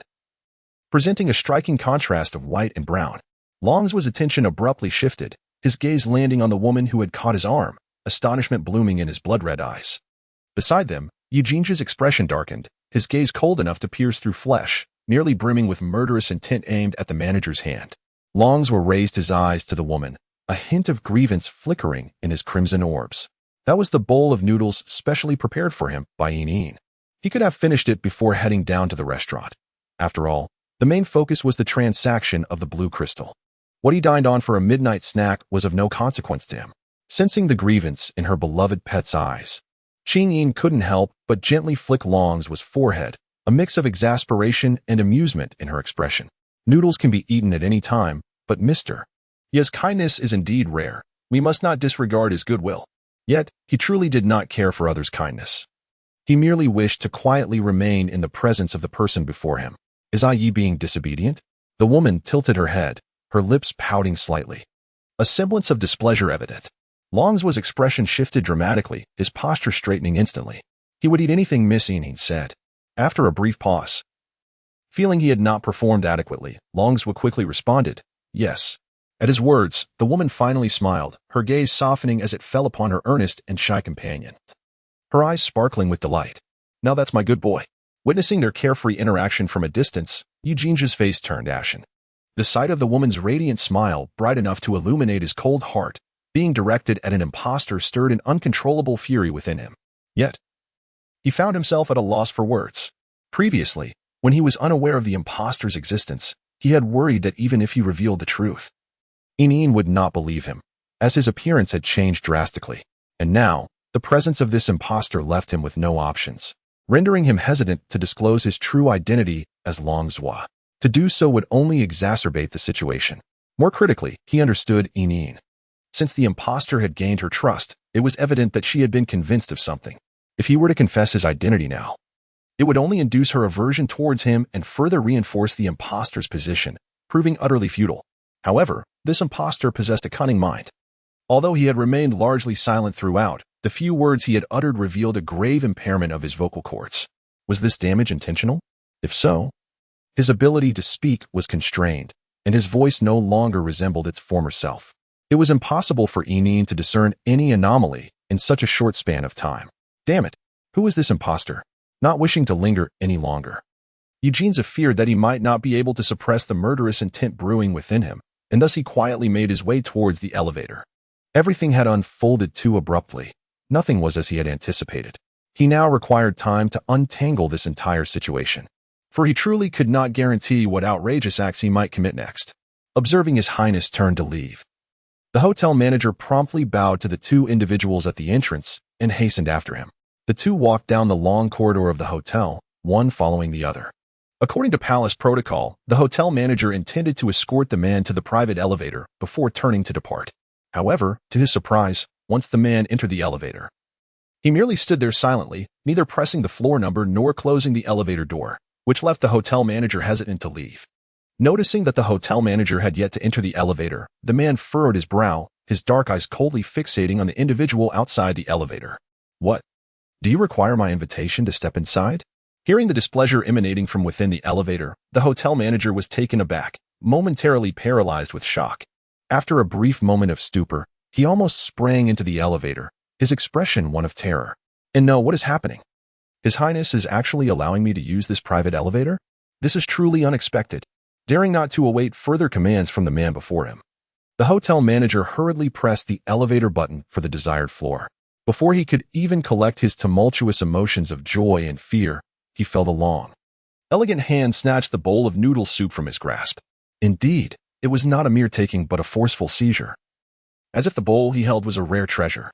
After seizing the bowl, the man cradled it in front of himself, quietly bowing his head to examine it, remaining utterly still. Good night.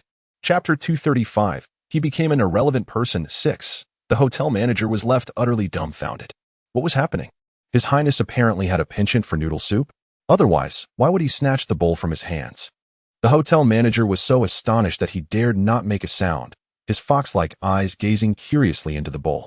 Although the aroma of the soup was appealing, the noodles had become somewhat swollen and sticky due to the delay. Such noodles, not even His Highness would find them acceptable, let alone himself. Your Highness, shall I prepare another bowl for you? Though the late-night feast downstairs was about to commence, it appeared that His Highness had a greater inclination towards savoring some noodles. As the words fell, Eugenia cast a cold glance, his eyes reflecting an icy demeanor. The hotel manager immediately fell silent, a chill washing over him. The elevator doors slowly opened, and Eugenia strode purposefully towards his room. Observing this, the hotel manager exhaled a sigh of relief, shaken from his fear, and hurriedly followed suit. Upon entering the room, Eugenia disregarded the maid kneeling in welcome and walked directly to the living room. Carefully placing the bowl of noodles on the table, he sat quietly at the table, motionless, as if he had lost his very soul. What was he to do now? The reunion with Een should have been a source of immense joy, yet his emotions were in turmoil, caught between elation and vexation. He could discern that Een treated that impostor with great affection, which fueled his jealousy. Yet, he understood well that her kindness towards that pretender stemmed entirely from his own identity. He had initially worried about their reunion 3 years hence, fearing that other unfamiliar men might surround Een. After all, her virtues were such that anyone spending time with her would inevitably grow fond. However, he was surprised to realize that she still held him in her thoughts. Reflecting on their earlier interactions, he was certain that Een continued to protect and cherish him as she once did. Investigate the identity of that half-beast. I want all his information. Eugenia finally tore his gaze from the bowl and glanced at the hotel manager standing nearby. Yes, Your Highness, the manager responded promptly, eager to comply lest he misstep and find himself dismissed due to the prince's displeasure. Yet, despite his compliance, the manager's mind was rife with questions. Did His Highness remain unaware of the identity of that half-beast? What, then, was the meaning of his earlier agitation, where he had not even changed his clothing? If he had not known the half-beast from the outset, could it be that His Highness had not been seeking that individual at all, but rather Miss Ching? The hotel manager's heart tightened in an instant, as if he had stumbled upon a most significant secret of his master, causing a tremor of unease to ripple through him. In stark contrast to the tumultuous emotions of the hotel manager, Eugenia rose from the table and made his way towards the bedroom, soon followed by the sound of a wardrobe opening. With a keen sense of time, he was determined not to arrive late and leave a poor impression on Een. Before long, before the hotel manager could fully regain his composure in the living room, Eugenia had donned a casual t-shirt and hurriedly exited the suite. Chapter 236. The Revelation of Identity. 1. Hotel. In a corner of the restaurant downstairs, a woman engaged in cheerful conversation with a half-orc beside her, occasionally glancing towards the entrance of the dining area. At last, as the designated time approached, she spotted Eugenia appearing at the restaurant door. A spark of excitement lit up her eyes, but the moment her gaze fell upon the man's attire, the polite smile on her face faltered, and a flicker of astonishment crossed her dark eyes. As she was to share a late-night meal with the hotel owner, and discussions regarding the sale details of the blue crystal fragments were likely to ensue, she wished to avoid appearing unrefined in front of the owner, lest he underestimate her and intentionally lower the price. Thus, seizing the opportunity, she washed her soiled face and, on her way downstairs, purchased a clean outfit from the hotel's 24-hour convenience store. Due to personal preference, she instinctively selected a casual cartoon t-shirt that she favored. Although it was not sufficiently business formal, it was clean and polite enough to be considered presentable. However, she could hardly have anticipated that Mr. Yu would don a t-shirt of the same casual style, with the only difference being the cartoon patterns, while the design and color scheme were identical. A hint of embarrassment suddenly surfaced in Qingyin's eyes. If an outsider were to witness this, they would undoubtedly assume that the two of them were clad in matching couple outfits. Sitting nearby, Longswa furrowed his brows upon seeing the man's disheveled attire, his expression darkening instantly. Was it due to his own overly sensitive nature and insecurities? Why did he always feel that the proprietor of the hotel exuded an inexplicable peculiarity, although the blue crystal fragments he held were indeed of high quality? It struck him as odd that the hotel owner would rush to his door without even changing his clothing, seemingly driven by excitement. Was it possible that he was drawn to Miss Eneen? Yet, Miss Eneen had only arrived at the hotel a mere 10 minutes prior. Even if the hotel owner had somehow glimpsed her and harbored ulterior motives, it would be foolish to appear before her in such a disheveled state to gain her favor. It simply didn't add up. If it were up to him, he would keep his distance from this enigmatic hotel proprietor. After all, the innate vigilance of a beastman was instinctively sharp. Yet, against his better judgment, Miss Eneen had agreed to join for a late-night meal, and though he was reluctant, he found himself compelled to accompany and protect her. Above all, he must safeguard Miss Eneen. He could not allow her to come to any harm. On the opposite side of the table, in stark contrast to Longswa's tangled emotions, Eugenia was in remarkably high spirits. Sitting across from the woman, he discreetly glanced at her outfit, which mirrored his own, and a barely perceptible smile crept upon his lips. He had always known that Eneen favored this style of clothing. After all, the outfits she had purchased for him were of a similar fashion. Eugenia cast a cold glance at the impostor, intending to savor the expression on the counterfeit's face. However, as his gaze swept past the necklace adorning the man's neck, he suddenly froze in place. An earring. Was that Eneen's earring? The man's pupils constricted sharply, his eyes filling with an overwhelming shock. What was happening? How could Eneen's earring possibly be on this impostor? Chapter 237. Identity revealed. 2. After the explosion in the rental apartment in the Candia district, he had discovered the shattered diamond earring Eneen had left behind amidst the rubble. The force of the explosion had severely oxidized the metallic edges, leaving only the intact shards of diamond, which he subsequently had crafted into a ring that he wore constantly. Now, unexpectedly seeing the same shattered diamond earring hanging from the impostor's neck left him utterly astonished. Were it not for the ring he wore at that very moment, he would have believed that the person before him had stolen it. Eneen had once mentioned that the pair of earrings was her own DIY design. Could it be that the presence of this earring on the impostor's neck, combined with his resemblance to the man during his transformation phase, had led Eneen to mistake him for someone else? How could the earrings possibly appear in the possession of a counterfeit? Eneen had previously mentioned that she placed one of the earrings in her home solely because she used it as fare for a taxi driver. Initially, he had intended to retrieve that earring upon hearing of the incident, but regrettably, Eneen seemed reluctant to elaborate on the details, compelling him to abandon that thought. Could it be that the earring adorning the counterfeit's neck originated from that taxi driver? Such a coincidence seems implausible. There are countless taxi drivers in the desolate continent, with the vehicles in the Queen's district of Country A alone numbering in the thousands. Is it merely luck that this counterfeit stumbled upon a single broken diamond earring, only to encounter Eneen? The odds of this are virtually non-existent. Wait, something is amiss. Eugenia's gaze shifted abruptly, a face that should not exist surfacing in his mind, causing a subtle change in his expression. He noticed the hotel owner, just seated, appearing astonished at the necklace pendant around his neck. Longswa's blood-red eyes narrowed involuntarily as he was poised to steer the conversation back on track, yet was momentarily taken aback by the sight of the approaching head servant. On another note, having just returned to the hotel, Yishi learned that his master was sharing a late-night meal with a guest. A flicker of surprise crossed his eyes as he unhesitatingly took the food tray from the server's hands and made his way to the dining area. His master was typically disinclined to engage with others, so the fact that he was dining with a guest at such an hour piqued his curiosity.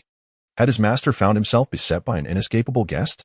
Was he truly compelled to endure social obligations at this late hour of intimacy?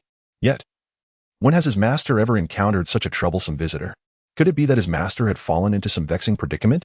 Upon contemplating this, he hurriedly made his way to the dining hall, donning the distinctive suit jacket of a waiter. Yishi disguised himself as the head server and swiftly led a group of attendants into the restaurant, bowing respectfully as he served dishes to His Highness and the two esteemed guests. Everything proceeded remarkably smoothly. However, just as Yishi took the red wine from a fellow server to pour for the guests, an unforeseen incident occurred. According to palace etiquette, subordinates are forbidden from making direct eye contact with their masters while serving. To do so would be considered a grave offense. Thus, throughout the entire process, Yishi, apart from a distant glance upon entering the dining area, only knew that the guests seated in the corner were a man and a woman. without any further opportunity to observe them closely. As the serving concluded, he was required to pour wine for the guests, inevitably bringing him face to face with them. To his astonishment, upon this closer inspection, Yi Shi was utterly taken aback at the sight of the woman at the table. Recognizing her familiar visage, he stood frozen, the red wine in his hand spilling rapidly into the glass, cascading over the tabletop and dripping onto the floor. In the next moment, the woman at the table startled and quickly retreated behind her seat. Instantly, the four individuals at the table were all taken aback. Yi Shi, Miss Qingyin? The person before him was indeed Miss Qingyin? How could she appear here? Takizawa. The waiter before him was none other than the guard beside the Fox Clan Prince. Why is he here? If he is here, then does that mean the Fox Clan Prince is also present? Light sound. Oh my, that's the new dress you just bought. Yi Jinza, MDZZ. With such a lack of composure, how could he possibly serve as his hidden guard? It seems that his family's patriarch had a particularly poor eye for talent in his youth. Yet, why was this impostor so astonished upon seeing 11? Yi Jinza couldn't help but furrow his brow, casting another scrutinizing glance at the man diagonally across from him. Since he had been observing this impostor since sitting down, he hadn't initially noticed 11's arrival. It was only when he saw the impostor staring intently behind him, his expression shifting dramatically, that he followed the direction of his gaze and finally spotted 11. Could it be that the impostor knew 11? Otherwise, what could account for such shock? But 11 was his hidden guard. Apart from maintaining his true appearance in Yi Jinza's presence, he always disguised himself when executing tasks alone. Logically, even if the impostor had encountered 11 elsewhere, he shouldn't have recognized him. Unless, a glimmer of insight flickered in Yi Jinza's eyes as he focused once more on the man across from him, the thought in his mind overlapping with his earlier speculation. Just then, 11 spilled red wine from his glass, causing the woman to rise and dodge, snapping Yi Jinza back to reality. Yes, my apologies. 11 suddenly regained his composure, intending to assist the woman in cleaning the wine stains from her attire, when a cold, mechanical hand unexpectedly yanked her away. Instinctively, 11 glanced toward the man beside him, only to be taken aback, rooted in place once more. Your Highness? Oh, wait, that's not right. His Highness is not in the transformation phase right now. 11 abruptly turned to face the nobleman behind him, seemingly seeking confirmation. In the next moment, a strange expression flickered in 11's eyes as he swiftly glanced back at the half-beast man. The appearance of this individual, although half of the half-beast's face was obscured by a metallic mask, the remaining features bore a striking resemblance to His Highness during the transformation phase, especially those blood-red eyes. He had just caught a glimpse and almost mistook him for His Highness reverting back. It's all right. As the man suddenly pulled her into his embrace. Light Sound seemed to sense his unease and hurriedly spoke to reassure him. He didn't mean to. 11 was once again startled into stillness upon hearing this. Heaven have mercy. He had only been in the dining hall for such a brief moment, merely 2 minutes. And yet he had endured such a series of shocks. Wishing all the beloved little ones a joyous baby festival, Aji has specially prepared 4 updates for you. Good night. Chapter 239. Identity Revelation 4. Night 11. With a stiffened posture, slowly turned his gaze towards his prince, then glanced at the woman cradled in the half-beast's arms. The next moment, he silently lowered his head and retreated to the side. Alas, his performance this evening had undoubtedly tarnished the prince's reputation, and it was likely that the prince had already devised a punishment for him, contemplating his exile. Miss Qingyin, I sincerely apologize. Standing by the table, Knight Jinza regarded the woman whose attire was marred by red wine stains, his eyes brimming with regret. It was indeed a lapse in courtesy on part of the waiter, and I extend my apologies on behalf of the hotel. Although it was a breach of etiquette, it unexpectedly yielded an advantageous outcome for him. All things considered, he found himself in a fortunate position. Knight Jinza cast a sidelong glance at the person beside him and issued a command. 11. Escort Miss Qingyin to the nearby self-service shop to procure a clean outfit. From this day forth, all her expenses shall be borne by the hotel. Should you fail to manage this properly once more, you may as well leave the hotel. Yes. Knight 11's eyes brightened at this command. The prince was not angry despite his previous rudeness. He hurriedly approached the woman, bowing slightly as he extended his hand to gesture towards the restaurant's exit. His expression filled with remorse as he spoke with utmost caution. Miss Qingyin, please follow me. A fleeting sense of embarrassment washed over Qingyin. Although it was indeed quite vexing that her newly purchased attire had been stained by red wine within mere half an hour, it was not dire enough to necessitate an immediate change into an entirely new outfit. Qingyin offered a gentle smile. reassuringly stating that it was merely a slight stain from wine, easily wiped away. There was no need to change into an entirely new outfit, after all. Only a small portion of her clothing had been dampened. She was not made of paper, and furthermore, this was not an extravagant soiree for high society. So there was no need for such concern. Yet, upon hearing her words, Yushi's expression shifted dramatically, his deliberately raised voice betraying an underlying fear. "Miss Chineen, I implore you to grace us with your presence." As Chineen cast a sidelong glance, a flicker of surprise illuminated her eyes, as if she had not anticipated that her refusal would instill such fear in the head waiter before her. For a moment, she found herself hesitating. Conversely, beside her, Longswa furrowed his brow and muttered, "Change, cool, cold." He had momentarily neglected Miss Ineen's care due to the unexpected arrival of Yushi, resulting in her attire becoming soaked with red wine. How could he possibly allow her to continue wearing a garment that was both damp and soiled? Furthermore, Miss Ineen's attire bore an uncanny resemblance to that of the man seated across the table, which was exceedingly irksome to him. This presented a perfect opportunity for her to don a fresh set of clothes. Indeed, Yushi interjected hastily. "If Miss Chineen were to catch a chill because of this, I would not be able to repay even with 10 lives. As he spoke, he cast a glance towards his master, his expression resembling that of a distressed melon. If Miss Ineen were truly to fall ill, he could only imagine how furious his master would become. The urgency etched on Yushi's face did not escape Chineen's notice. After a brief pause, Chineen decided to relent. Turning her gaze towards Longswa, who was feigning an embrace, and silently moved her lips. "Wait for me." Longswa frowned. "Together." Meanwhile, Eugene's countenance darkened to an extreme degree, his gaze fixated on the counterfeit device encircling the woman's waist, his eyes churning like a tempest. Struggling to suppress his emotions for a considerable duration, Yi Jinza maintained a steady tone, devoid of any discernible sentiment. "Mr. I need not worry. The convenience store is adjacent to the restaurant, and the trip will be swift. However, I am rather eager to discuss something of particular importance with Mr. Yi, which I believe he would find quite intriguing." Chapter 240, Identity Revelation, 5. Upon hearing these words, Longswa's expression shifted dramatically, and his gaze met that of the man across the table, the color draining from his face beneath the mask. Something of particular importance? Could it be that the man before him had discerned his true identity? After a prolonged silence, the man finally released his grip on the counterfeit device at the woman's waist, stiffly nodding in acquiescence. "All right." Upon witnessing this, Chineen did not linger further with the two individuals and followed Yushi, who was leading the way, out of the dining hall. In an instant, the previously bustling restaurant fell into a profound silence. The two men resumed their seats, quietly scrutinizing one another.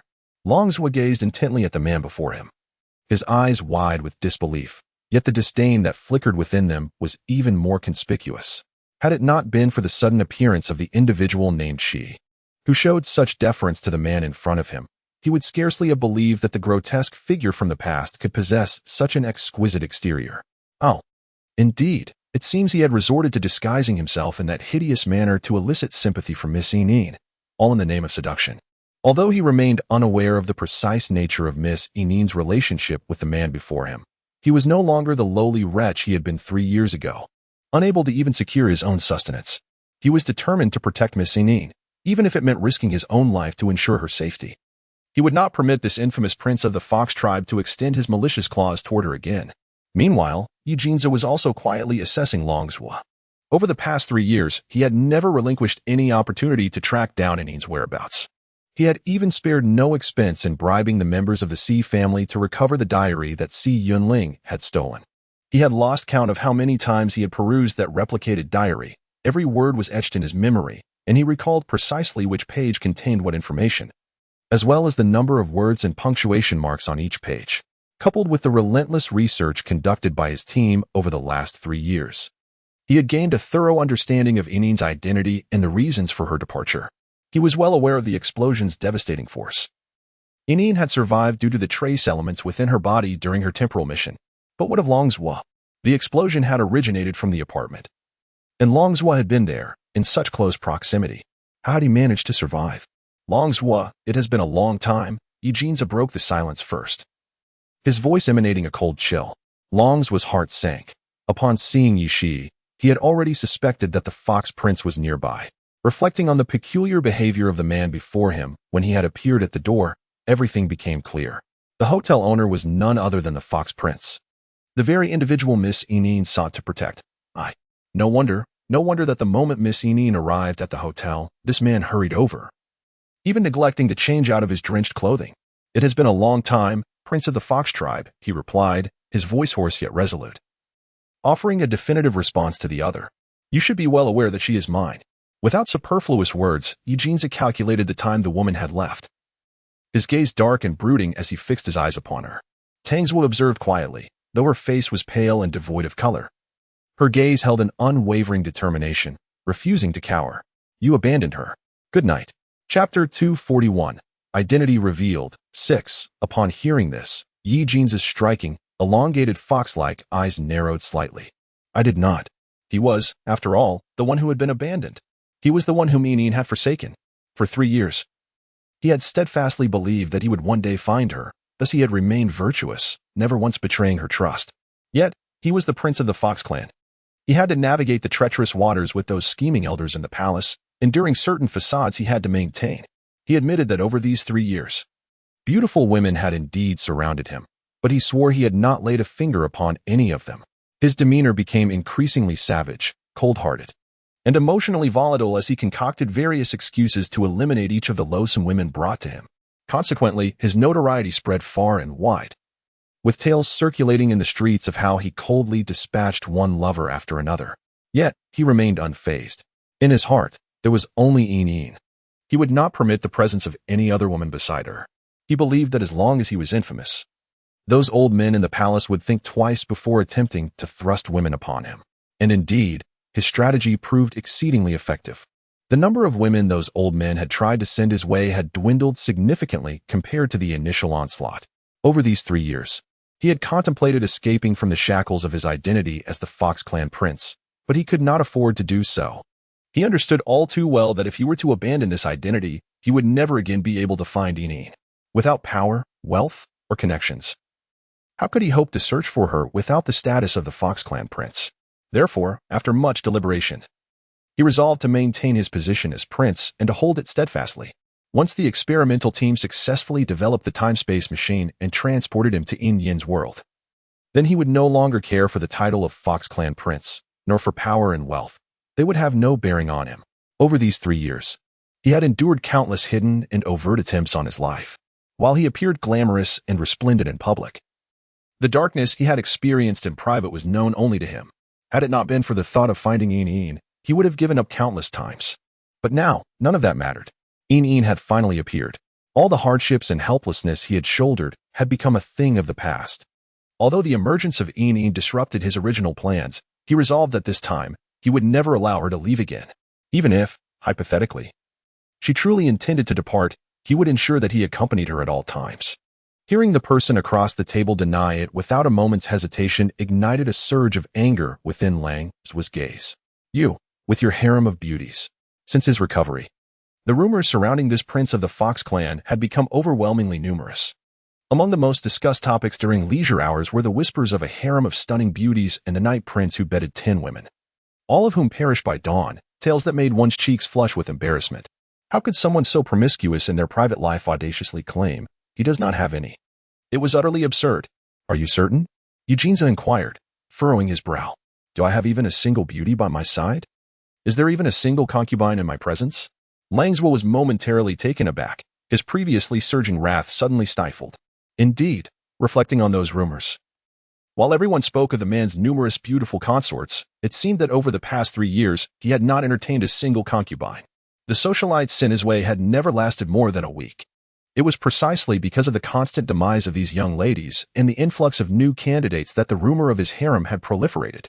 A peculiar expression crossed Langswell's face as he quietly observed the man across the table, an incredulous thought flickering in his mind. Could it be that all those rumors were mere ruses? Noticing the glimmer of surprise in his companion's eyes, Eugenza slowly spoke again. "Though I reside within the royal sphere, appearing elevated, there are ancestral regulations that cannot be easily overturned. I require time to strategize. However, I swear by my life that throughout these 3 years, I have tirelessly sought Yin's whereabouts and have never wronged her in any way. Those rumors were merely a means to an end. After all, I have endured countless rumors about myself since childhood, yet I continue to thrive.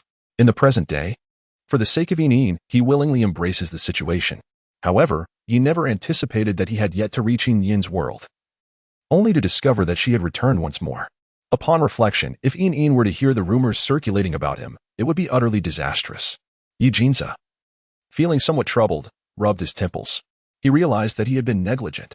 After perusing the journal left by his great-grandfather, he was unequivocally convinced of Yin's identity as a time traveler, fixated on the belief that once she departed this world, she would never return.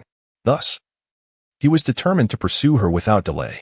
Yet, amidst his meticulous calculations, he had overlooked the possibility of her return. Now, even Longzhua had heard of his scandalous rumors. How could Yin remain oblivious? Jinza's thoughts became disordered, a flicker of anxiety passing through his dark eyes, feeling for the first time as if he were lifting a stone only to have it fall upon his own foot. There was no choice but to navigate the current predicament one step at a time. At this moment, the priority was to calmly persuade Longzhua, ensuring he did not obstruct his approach to Yin, nor exploit his position to interfere with her. Should this strategy fail, he would have no recourse but to take drastic measures. No matter what, Yin must be his. His gaze fell upon Longzhua's astonished face, and after a prolonged silence, Jinza stated, "If you do not believe me, you may discreetly inquire about the fates of those women." The reason for prompting the other party to investigate was that, despite being a prince of the Fox clan, he could not possibly silence everyone in the shortest span of time. The truth must be decisively presented. A wave of concern surged within Jinza. He had extended his utmost sincerity, and now it rested on whether the other party would accept it. If they refused, he would have to prepare for the worst. Even if it risked inciting Yin's disdain, he would unavoidably reveal all past events to her. Should his previous deceit provoke her aversion, he would drag the present individual into the fray, ensuring Yin would share in the disdain. No one shall take advantage of her. Good night. Chapter 243. Identity Revealed. 8. Meanwhile, Longzhua's unease inevitably aligned with Jinza's intentions. He was but an impostor. If those who knew him were to uncover the truth, he would certainly find himself on shaky ground. Should that scenario come to fruition, it would not only mean a complete falling out with the person before him, but he would also feel too ashamed to face Miss Yin. The thought of losing the warmth he had so painstakingly gained, only to have it replaced by indifference, left him in a state of turmoil. What do you intend to do? After a lengthy pause, Longzhua finally managed to voice his thoughts. Jinza's eyes suddenly sparkled with determination, and he answered without a trace of hesitation, "Take her back to the palace, and never let her leave my sight again." Longzhua's body immediately stiffened. Back to the palace? Might he not then have to part ways with Miss Yin? You could accompany us as well. I assure you, if I gain Miss Yin's understanding and she does not object to your presence, you may remain by her side indefinitely. This promise is irrevocable. Suddenly, Jinza interjected, his gaze fixed intently upon the man opposite him. If possible, he wished for this man to distance himself from Yin as much as possible. However, the man before him was currently known as I, and if he were to abruptly leave Yin, it would only lead her to believe that he had meddled in their affairs, ultimately resulting in a greater loss for him. The best course of action at present was to have this individual accompany him and Yin back to the palace of the Fox clan. With this man present, Yin would naturally harbor less suspicion towards him, which, upon reflection, would indeed facilitate the development of their relationship. Moreover, the man before him was a highly capable half-beast, and having someone of his caliber sincerely remain by Yin's side offered him a measure of comfort. Indeed, no sooner had Jinza finished speaking than the eyes of the man across the table, Longzhua, suddenly brightened with intrigue. "What are you discussing?" From a distance, Qing Yin, dressed in a new outfit, approached the two with light and lively steps, her expression one of astonishment. Concerned about the dog's voice being impaired, she had worried that he might suffer disadvantages during negotiations. Upon arriving at the self-service store, she had bypassed the time to carefully select clothing, hastily grabbing a dress to change into before rushing back. To her surprise, she found the two engaged in an animated conversation, which left her somewhat taken aback. As her gaze fell upon the woman's pure white dress, Jinza's expression dimmed slightly, caught in a conflict of emotions, whether to feel relieved or resigned. It seemed that aside from the dog, Yin was unwilling to afford even the slightest chance of a wardrobe overlap with others, even when fully aware of the other's distinguished status, which could have been leveraged. In the palace, those eager to curry favor with him would scramble for any opportunity to attract his attention, yet here with Yin, he found himself in the position of being disregarded. Eugenia composed himself, suppressing his exasperation. "I am inviting you to stay with us at the palace of the Fox clan for a while." Qingyin was momentarily taken aback by the sound. Had their relationship grown so intimate in just a brief absence? Qingyin looked at Liangzhou with profound confusion, her eyes silently inquiring about the authenticity of the situation. Liangzhou met the woman's gaze and gave a slight nod in affirmation. Qingyin was momentarily taken aback, her astonishment still lingering in her heart. It didn't take long for her to realize what she had just heard, and she swiftly turned her head to gaze at Eugenia across the table. The royal palace of the Fox clan? An invitation? Chapter 244. Identity Revealed. 9. Wasn't the man before her the owner of the hotel? Shouldn't the invitation entail extending their stay at the hotel? How had it suddenly transformed into an invitation to the Fox clan's palace? Seemingly perceiving the confusion etched on the woman's face, Eugenia gently arched his brow and replied, "In addition to being the proprietor of this establishment, I am also a prince of the Fox clan." Light melody. The Fox, the prince of the Fox clan? Is he the very one who once stirred a great uproar with the grand selection ceremony for brides? Oh, in an instant, Qingyin found herself momentarily at a loss, her gaze once again falling upon the man's strikingly handsome visage. The initial surprise in her eyes gradually transformed into a hint of disdain. Jinza, however, was not oblivious to her reaction. Truth be told, Qingyin did not wish to display her feelings so overtly. Yet, the unsavory rumors she had heard about the man before her were simply too scandalous to ignore. Upon their arrival in the quaint town, her companion eagerly sought out lodgings, while she, possessing a striking appearance due to her dual heritage, preferred to remain inconspicuous. Thus, she stood quietly in the shadows by the roadside, waiting for news. During this time, she overheard the gossips circulating around the corner from the night market's food stalls. Whispers spoke of the Fox clan prince, renowned for his indulgences, who allegedly entertained numerous beauties each night, with any perceived slight resulting in bloodshed. There were tales of his relentless pursuit of innocence, favoring untouched maidens, and of his capricious nature, reveling in both passion and violence, where the women he hosted either vanished without a trace or met a gruesome fate. The gossip was relentless and varied, yet all centered around the same enigmatic figure, the Fox clan prince. Listening to these tales felt like a surreal dream to her, leaving her with a sense of melancholy. Her previous impressions of this prince had not been favorable. She found it distasteful that someone living in such a position of power would sacrifice matters of the heart for the sake of political expediency. She had even admonished her companion, urging him to steer clear of such a path. Yet now, fully aware of the man's identity, he had nonetheless accepted the prince's invitation. Qingyin turned her head to glance at the side of Takizwa, gently inclining her body as she lowered her voice to inquire, "You haven't agreed to everything, have you?" Upon hearing her words, Takizwa cast his gaze downward, his expression revealing surprise. "What is happening? Miss Inin seems reluctant to go to the palace?" Unlike Takizwa's astonishment, Eugenia, seated nearby, was acutely aware of Qingyin's current sentiments. It was not long ago that she had vehemently criticized him for half an hour regarding his selection of a consort, leaving a notably negative impression of him. He had contemplated concealing his true identity for a while before revealing it, but if he intended to protect Qingyin and bring her back to the palace, it would be paramount that his true identity remained undisclosed. Moreover, he was still uncertain of Takizwa's intentions. If he were to unveil his status as the prince of the Fox clan prematurely, it might instead intimidate Takizwa, demonstrating his unwavering resolve. Should Takizwa dare to defy his wishes, the consequences would be dire for them both. Indeed, Eugenia had made a prudent gamble. Takizwa had not anticipated that Eugenia would casually disclose his identity as the prince of the Fox clan during their banter, leaving him with little room to refuse. The choice laid before him was stark: either cooperate with Eugenia, thereby possibly securing a chance to remain by Miss Inin's side, or reject him, which would result in immediate exposure of his identity and Miss Inin's disdain, leading to his permanent disappearance from her life. With this thought in mind, Takizwa nodded decisively towards Qingyin, earnestly articulating, "The blue crystal, a collaboration." It seemed the comment section had malfunctioned, preventing any messages. Thus, was this the beginning of solitary operation? Good night. Chapter 245. Identity Revealed. 10. Collaboration? Indeed. The moment Qingyin regained her composure, a sudden realization dawned upon her. Indeed, she had momentarily been swayed by her personal sentiments, forgetting entirely that they were there to discuss a collaboration regarding the fragments of the blue crystal stone. Given that her counterpart was a prince of the Fox clan, it was only reasonable to expect a highly lucrative offer. Reflecting on this, Her personal aversions seemed rather trivial in comparison. After all, the pursuit of wealth is the ultimate path. The thought of spending an extended period, perhaps even a lifetime, in this realm began to fill her with a profound anxiety regarding her financial prospects. In the Fox clan's royal palace, one must consider. A contemplative glimmer flickered in Qingyi's dark eyes. Although she could not presently discern a way back, the endless passage of time might one day bring forth hope.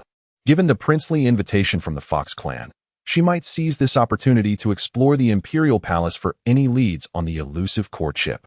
She had heard from Engmian that this courtship contained a wealth of knowledge spanning millennia of advanced culture, and the research institution sought it in hopes of extracting some groundbreaking technological advancements.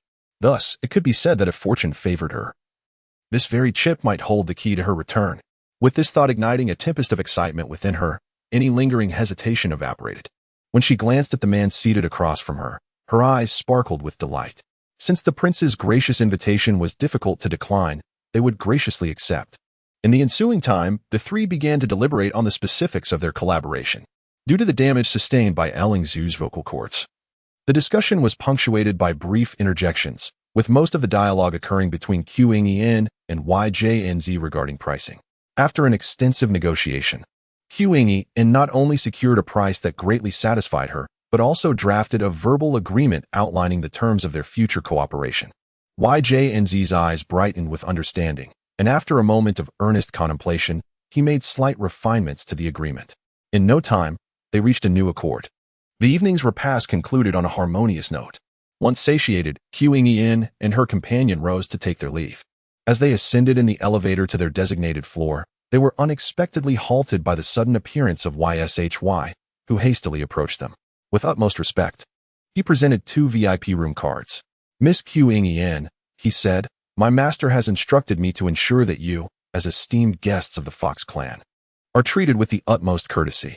These 2 VIP rooms have been specially prepared for you. I implore you to accept them." 2 VIP rooms. A glimmer of excitement sparkled in Qingyin's eyes. Due to their late arrival in the town, Guzi had only managed to secure the last available single room, which meant that she would have to share the accommodation with him, sleeping on the bed while he took the sofa. The sudden availability of 2 VIP rooms was, of course, a stroke of fortune.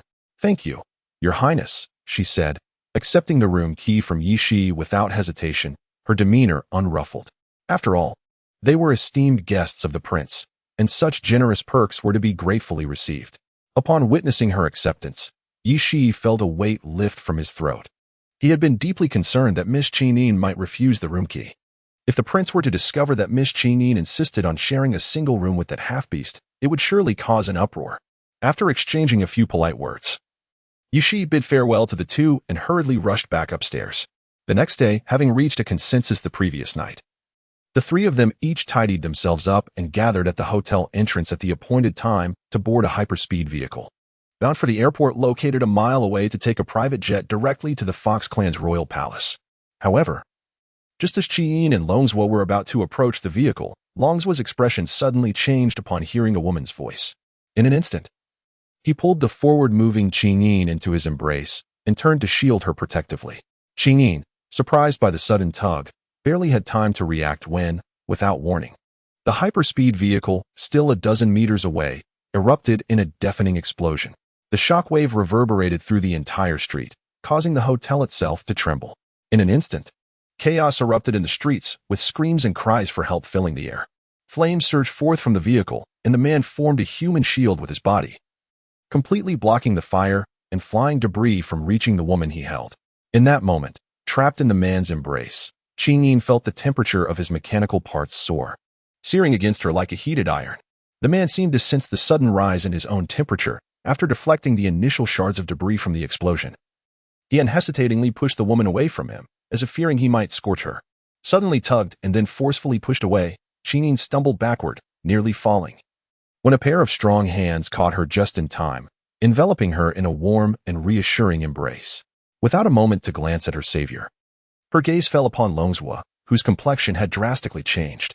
The mechanical parts of his body were visibly turning a deep red, and Qingyin felt an uncontrollable urge to rush back to him. "Be careful, Qingyin. The high temperature from the explosion could cause his metal components to melt to some extent, and he is unable to move." More importantly, anyone attempting to approach Longzhou would inevitably be burned by the intense heat emanating from him. With a nervous grip, Eugenia held the woman even tighter, his face paler than hers. As he glanced at the firefighters rushing out from the hotel, his breath steadied slightly. Hearing from the hotel manager that Chinin had arrived 10 minutes early, he had hurried down, only to witness the explosion unfold before his eyes. Had he not seen it with his own eyes, he would have found it hard to believe that the vehicle he was to board had been the one to explode. The wretches within the palace truly possess an insidious reach. It was a mere hair's breadth away, just a fraction more. And Yin would have been grievously harmed right before his very eyes, were it not for the half-beast, Longzhou, standing guard beside her. That recent explosion would inevitably have left Yin either dead or severely injured. Cursed be it. In times past, he would have heeded his grandfather's counsel, enduring the wait to gather strength, meticulously seeking the opportune moment to deliver a fatal blow to eradicate the hostile forces within the palace entirely. But now, he could bear it no longer. Chapter 247. The Notorious Man, 2. No, he must first move him. Qing Yin was utterly alarmed. No one could ascertain whether the light-speed vehicle would ignite once more. If the dog were to remain in place, a second explosion would surely prove catastrophic, even with mechanical protections. With that thought, Qing Yin attempted to break free from Yi Jin's embrace and rush towards Longzhou. However, just as she lifted her foot, Yi Jinza, who had been holding her tightly and urging her against folly, took the initiative and approached Longzhou first. Meanwhile, Yi Shi, who was managing the fire from the explosion, along with the hotel manager, exchanged startled glances and hurried forward to assist. The three of them exerted their strength in unison. And in a brief moment, they managed to relocate Longzhou to lie flat in the hotel lobby. At that moment, Longzhou had succumbed to unconsciousness. The searing heat emanating from his body startled Qing Yin, making her question her senses. Was it merely an illusion? She had not even approached the dog yet. Yet the oppressive heat was already assaulting her senses. On another front, unlike the restraint exhibited by Yi Jinza and Shi, the hotel manager, after successfully placing Longzhou on the ground and releasing him, cried out in pain. A substantial patch of fur on his arm had already been scorched away, revealing raw, reddened flesh beneath. Qing Yin's heart raced with alarm as she turned to rush forward and assess Longzhou's injuries. The hotel manager had merely shifted the dog slightly. Yet within less than half a minute, the damage had manifested in such a grievous state. One could only imagine the extent of the dog's injuries, as it was the source of the burns. As she felt the searing heat emanating from the dog, Qing Yin's complexion turned as pale as a blank sheet of paper. Yin, go to the kitchen and bring back as many ice cubes as you can. Seemingly aware that he could not deter Qing Yin, Eugenia instructed while subtly positioning himself in front of her, effectively obstructing their close proximity. Upon hearing the words, Qing Yin cast a worried glance at the fallen Longzhou before hastily making her way to the kitchen. Jinja, witnessing her urgency, let out a long sigh of relief and promptly turned to the hotel manager, issuing a command. Quickly fetch the cellular repair device. The transformation of the half-beasts heavily relies on metallic machinery.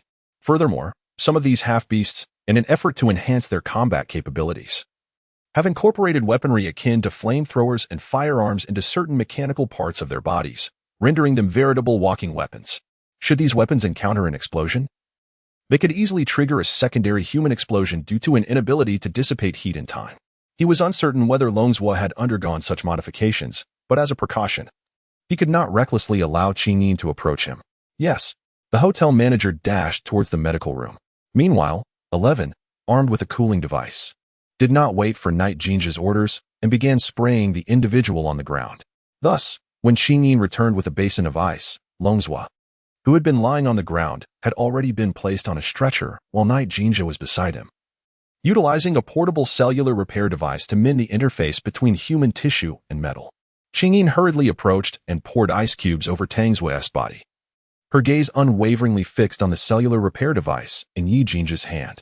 A semblance of calmness began to settle her inner turmoil. She was well aware of the resilience of the beast men, as long as the injury was not fatal. There was a high probability of survival with the aid of the cellular repair device. 11, promptly notify the medical team to prepare the cellular repair device. We must return to the palace at once. The portable equipment in his hand was not only slow in healing but also limited in its coverage due to the small size of the repair device.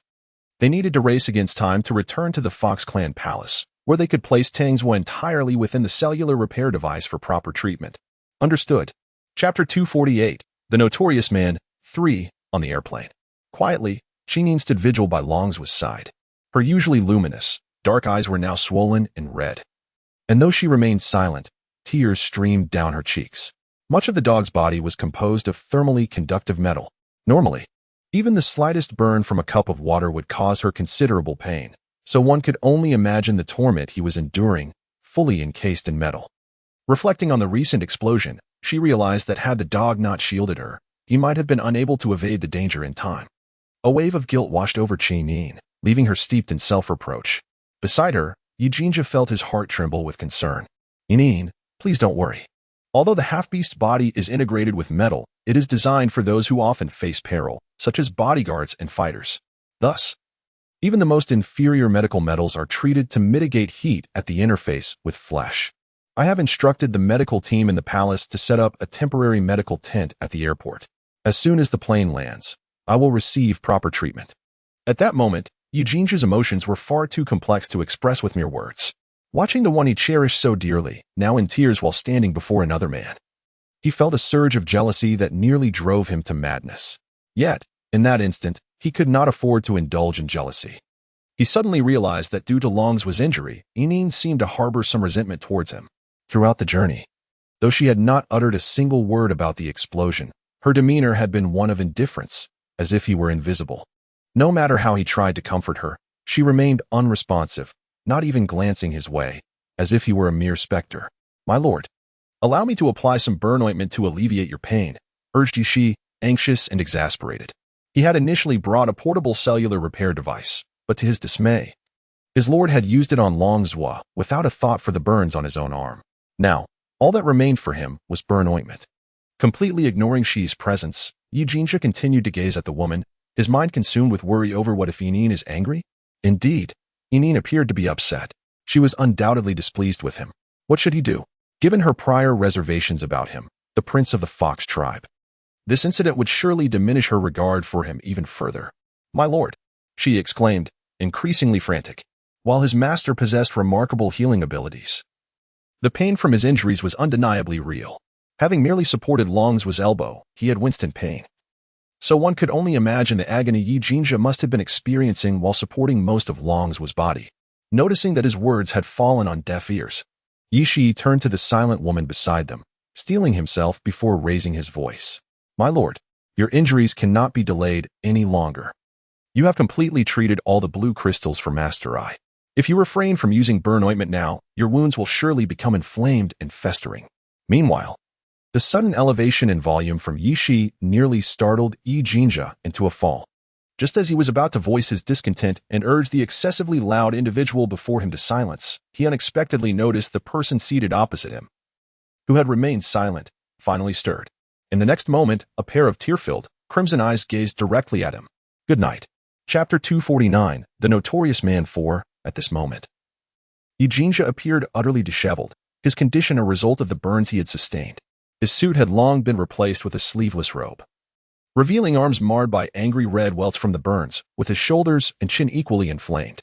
Once a man of divine beauty, he now found himself dragged down into the realm of the mundane by his unfortunate appearance. The hue of Qingyin's gaze subtly shifted, her countenance revealing a hint of embarrassment. Deep down, she understood that the explosion had been an unforeseen incident for Yijinja as well. Rationality urged her not to direct her resentment towards him. Yet she found herself unable to overcome the emotional barrier within her heart. That vehicle was Yijinja's designated car, and the true target of the assailants was none other than him. They had merely struck the wrong vehicle. However, witnessing the dog injured to such an extent, lying in a coma, it was impossible for her to harbor no feelings of grievance. Thus, after the dog was lifted onto the plane, regardless of Yijinja's attempts to console her, she remained silent, unwilling even to acknowledge his presence. Yet now, as her gaze fell upon the man for the first time since the explosion, Qingyin realized that the injuries sustained by the distinguished prince of the Fox clan were far more severe than she had anticipated. Particularly alarming was the inflamed area around his chin and neck, which had turned a deep crimson and begun to form small blisters, a sight that was truly distressing. Only then did Qingyin realize that the person before her was a noble being of dual bloodline, a fox beast, whose animal traits were far less pronounced than those of an ordinary individual. The sparse fur on his body was almost pitiable, apart from his fox ears and tail. He could easily be mistaken for a primitive human, devoid of the protection that fur provides. The man's injuries were naturally more severe than those of the hotel manager with a lesser lineage. Recalling that moment, it seemed he was the first to rush forward to save the dog, inevitably coming into contact with its body more than the other two. It was likely that, aside from his exposed arms and neck, there were other areas that bore the marks of burns. Seeing Chingyin silently gazing at him, Knight Jinja felt a surge of unease, instinctively glaring at the loquacious she. What nonsense! What injuries! Chingyin was already in a foul mood. If he dared to complicate matters further, she might truly come to loathe him. Just as he contemplated ordering Shi to withdraw, he noticed the woman seated opposite him suddenly rise and approach. Wordlessly, she took the burn ointment from Shi's hands and sat beside him, quietly observing. "Let me tend to your wounds, as your hands are injured." Her voice was soft and somewhat husky, and without waiting for his response, she began to gently apply the ointment to the reddened burns on his arm. After speaking, Chingyin fell silent, lowering her head as she meticulously treated Knight Jinja's injuries. "Rest assured, Yi is gravely injured and unconscious because of me. I will ensure he remains safe." Sensing the woman's mood was still profoundly somber, Knight Jinja suppressed his own feelings and gently spoke words of comfort to her. He realized he absolutely could not allow Takizo to come to harm. Otherwise, the identity of his dog would never be revealed smoothly in front of Chingyin. And in the end, he would be the one to suffer. "Thank you." Though lingering resentment remains in her heart, Light Sound has made significant progress compared to her previous unwillingness to engage with others. It is widely acknowledged that the Fox clan possesses the most advanced medical technology across the desolate continent, with the royal lineage of the clan at the forefront. Currently, due to the injury inflicted upon the dog by the individual before her, there exists a sense of guilt within this person, ensuring that the forthcoming treatment will be conducted with utmost diligence. Moreover, this individual, in the immediate aftermath of the incident, prioritized the protection of her and the rescue of the dog without any regard for their princely status. Upon reflection, her prior cold treatment seems somewhat unreasonable. Fortunately, the person before her has not taken offense at her earlier rudeness, providing her with an opportunity to rectify her behavior. As night fell, with the promise of further updates by day, Chapter 250, The Infamous Man, 5, unfolded. The aircraft swiftly descended onto an expansive meadow. Watching the medical team adeptly carry the injured dog into a temporary medical tent, Light Sound stood outside, her pallid countenance betraying her anxiety as she awaited news. Her gaze fixed unwaveringly on the tent. The man, Yi Jinja, who had been silently standing behind her, felt a pang of concern.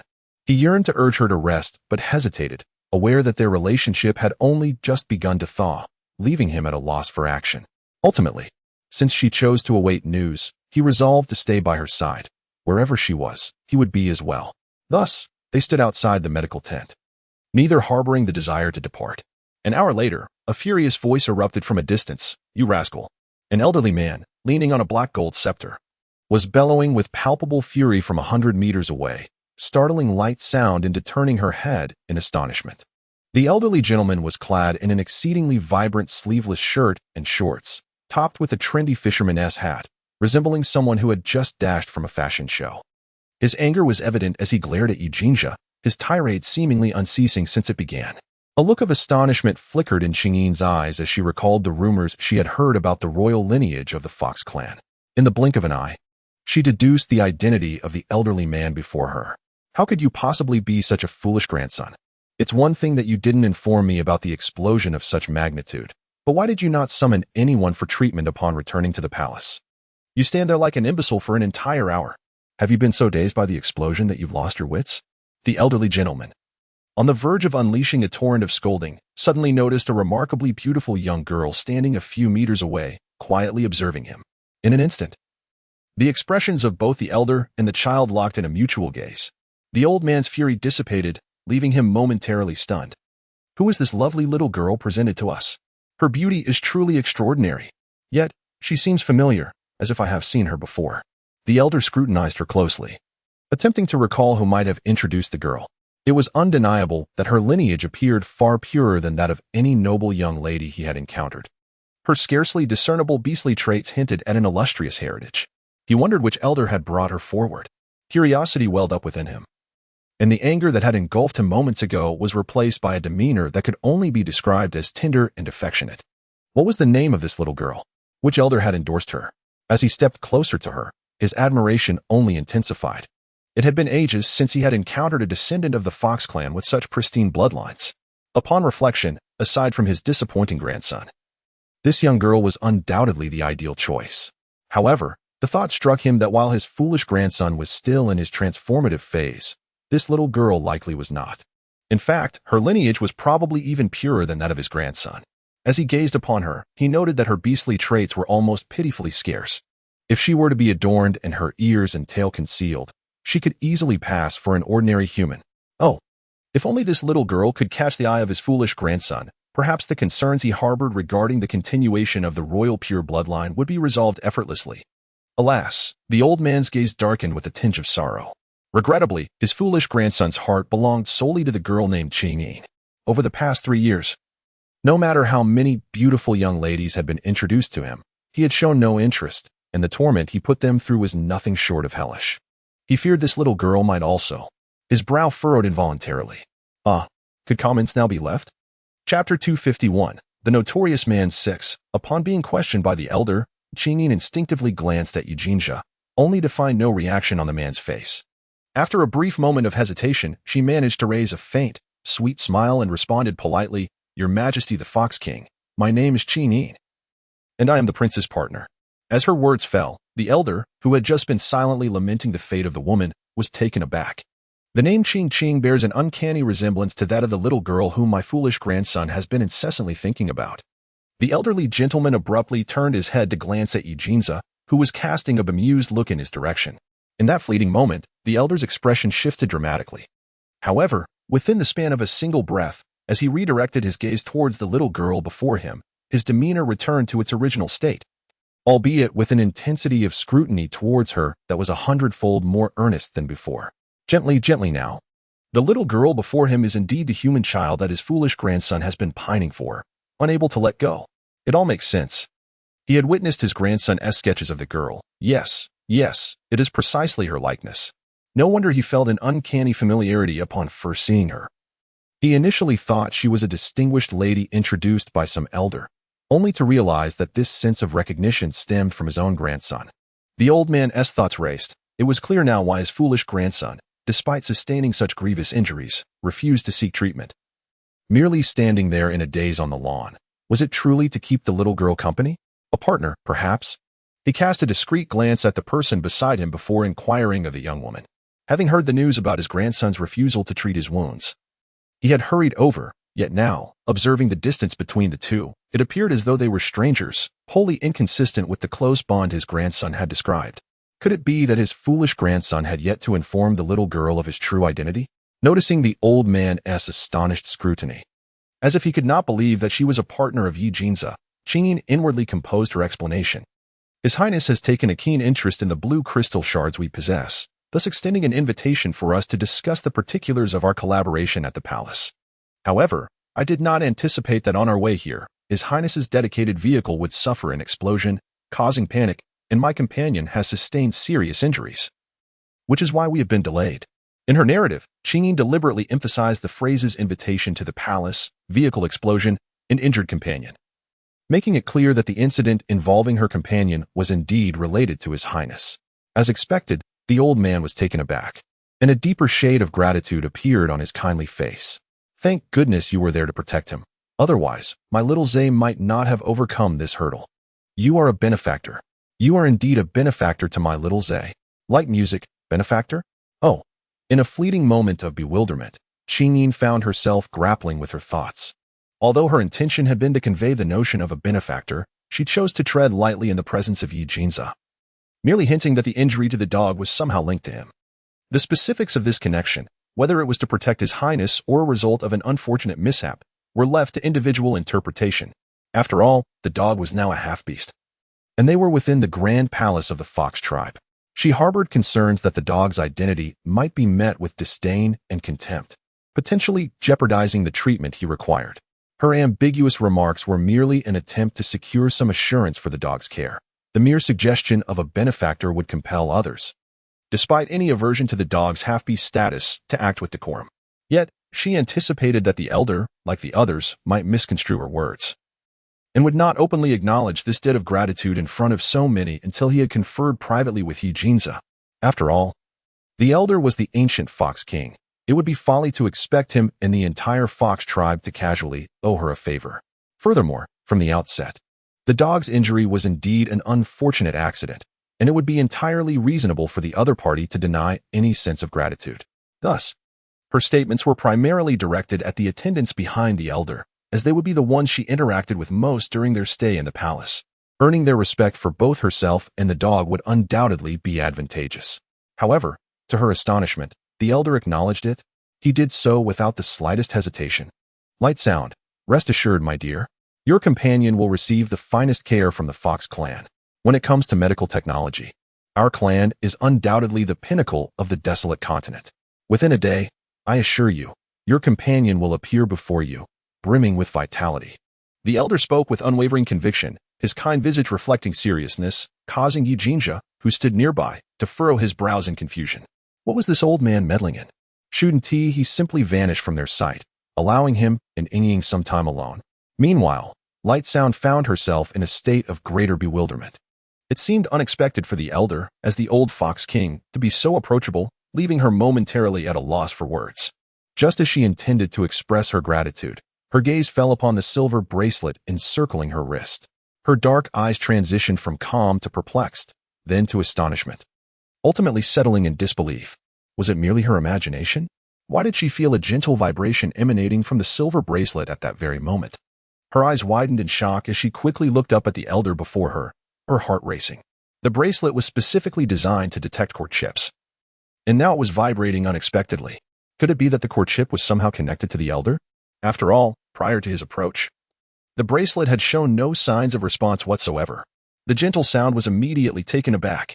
She had envisioned countless scenarios of discovering the central chip, yet none were as surprising as the current moment.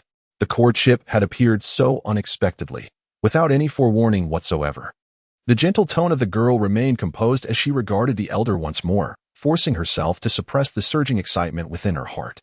She politely lowered her gaze and said, "Then I shall express my gratitude to His Majesty the Fox King." "What do you mean by His Majesty the Fox King?" The elder's lips curled slightly, seemingly reluctant. "Child, your safeguarding of Xiaoza's safe return to the palace has already been a tremendous favor to this old man. To call me Fox King feels rather distant. Henceforth, you may simply refer to me as grandfather when you address me alongside Xiaoza." With a demeanor that exuded familiarity, the elder's eyes sparkled with satisfaction towards the young lady. Ah, how delightful. The person before him is to be his future granddaughter-in-law.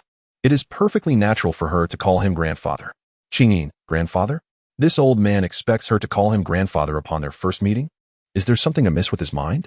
Before Qingyin could utter another word, the elder suddenly lowered his voice and whispered something in the young woman's ear, as if fearful of eavesdroppers. Nearby, Yijinja furrowed his brow at the sight. What on earth is this old man scheming? If he dares to frighten away my precious Qingyin, I shall ensure he lives to regret it. Upon hearing the elder's deliberate whispers, the young woman's dark eyes widened in bewilderment as she gazed at him, momentarily lost in thought. After a pause, she glanced back at the tent behind her and, after a brief silence, nodded in acknowledgement to the elder. They then proceeded towards the cable car that had been awaiting them, seemingly preparing to leave the lawn. A few meters away, Yijinja was left in utter confusion. What transpired? What did that old man say to Qingyin? Good night. Do you remember that a Jew recommended the delightful tale of Tangsu Baigu? She recently penned a new narrative in which a scoundrel author mistakenly believes he has turned a corner. How I wish to see her come to her reckoning. Chapter 253, The Notorious Man, 8.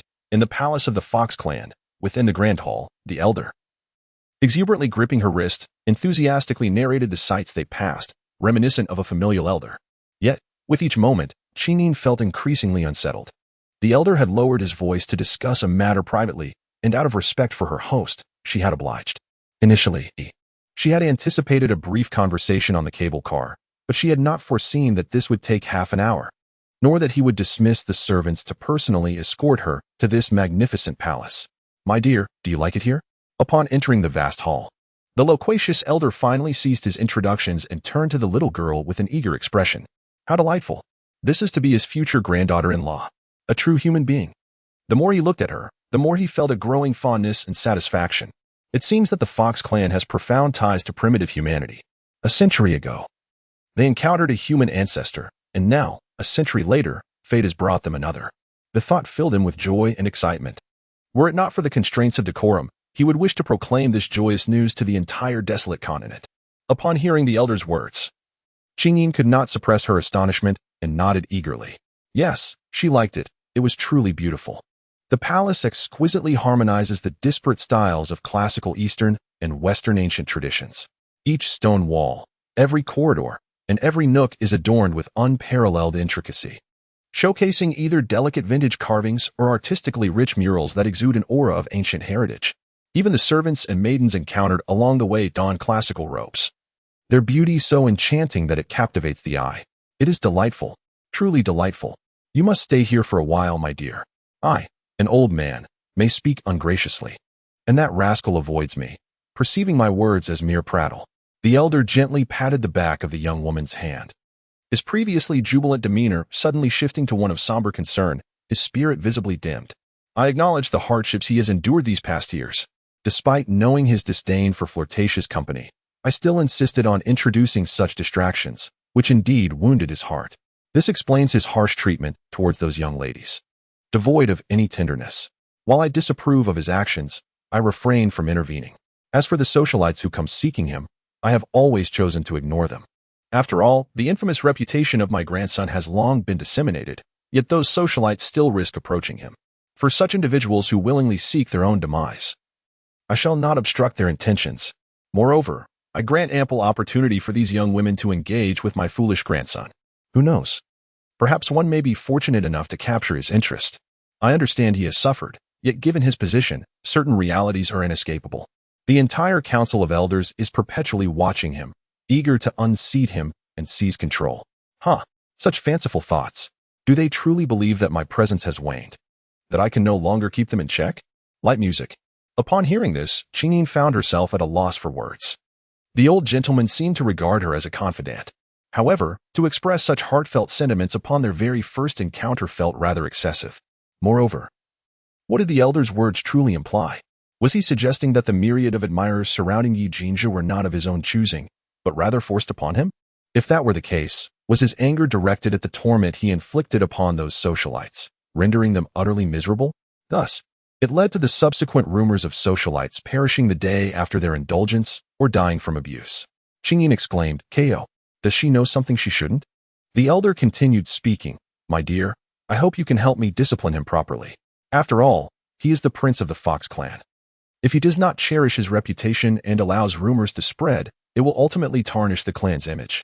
How can I trust him to manage the great affairs of the Fox clan in the future?"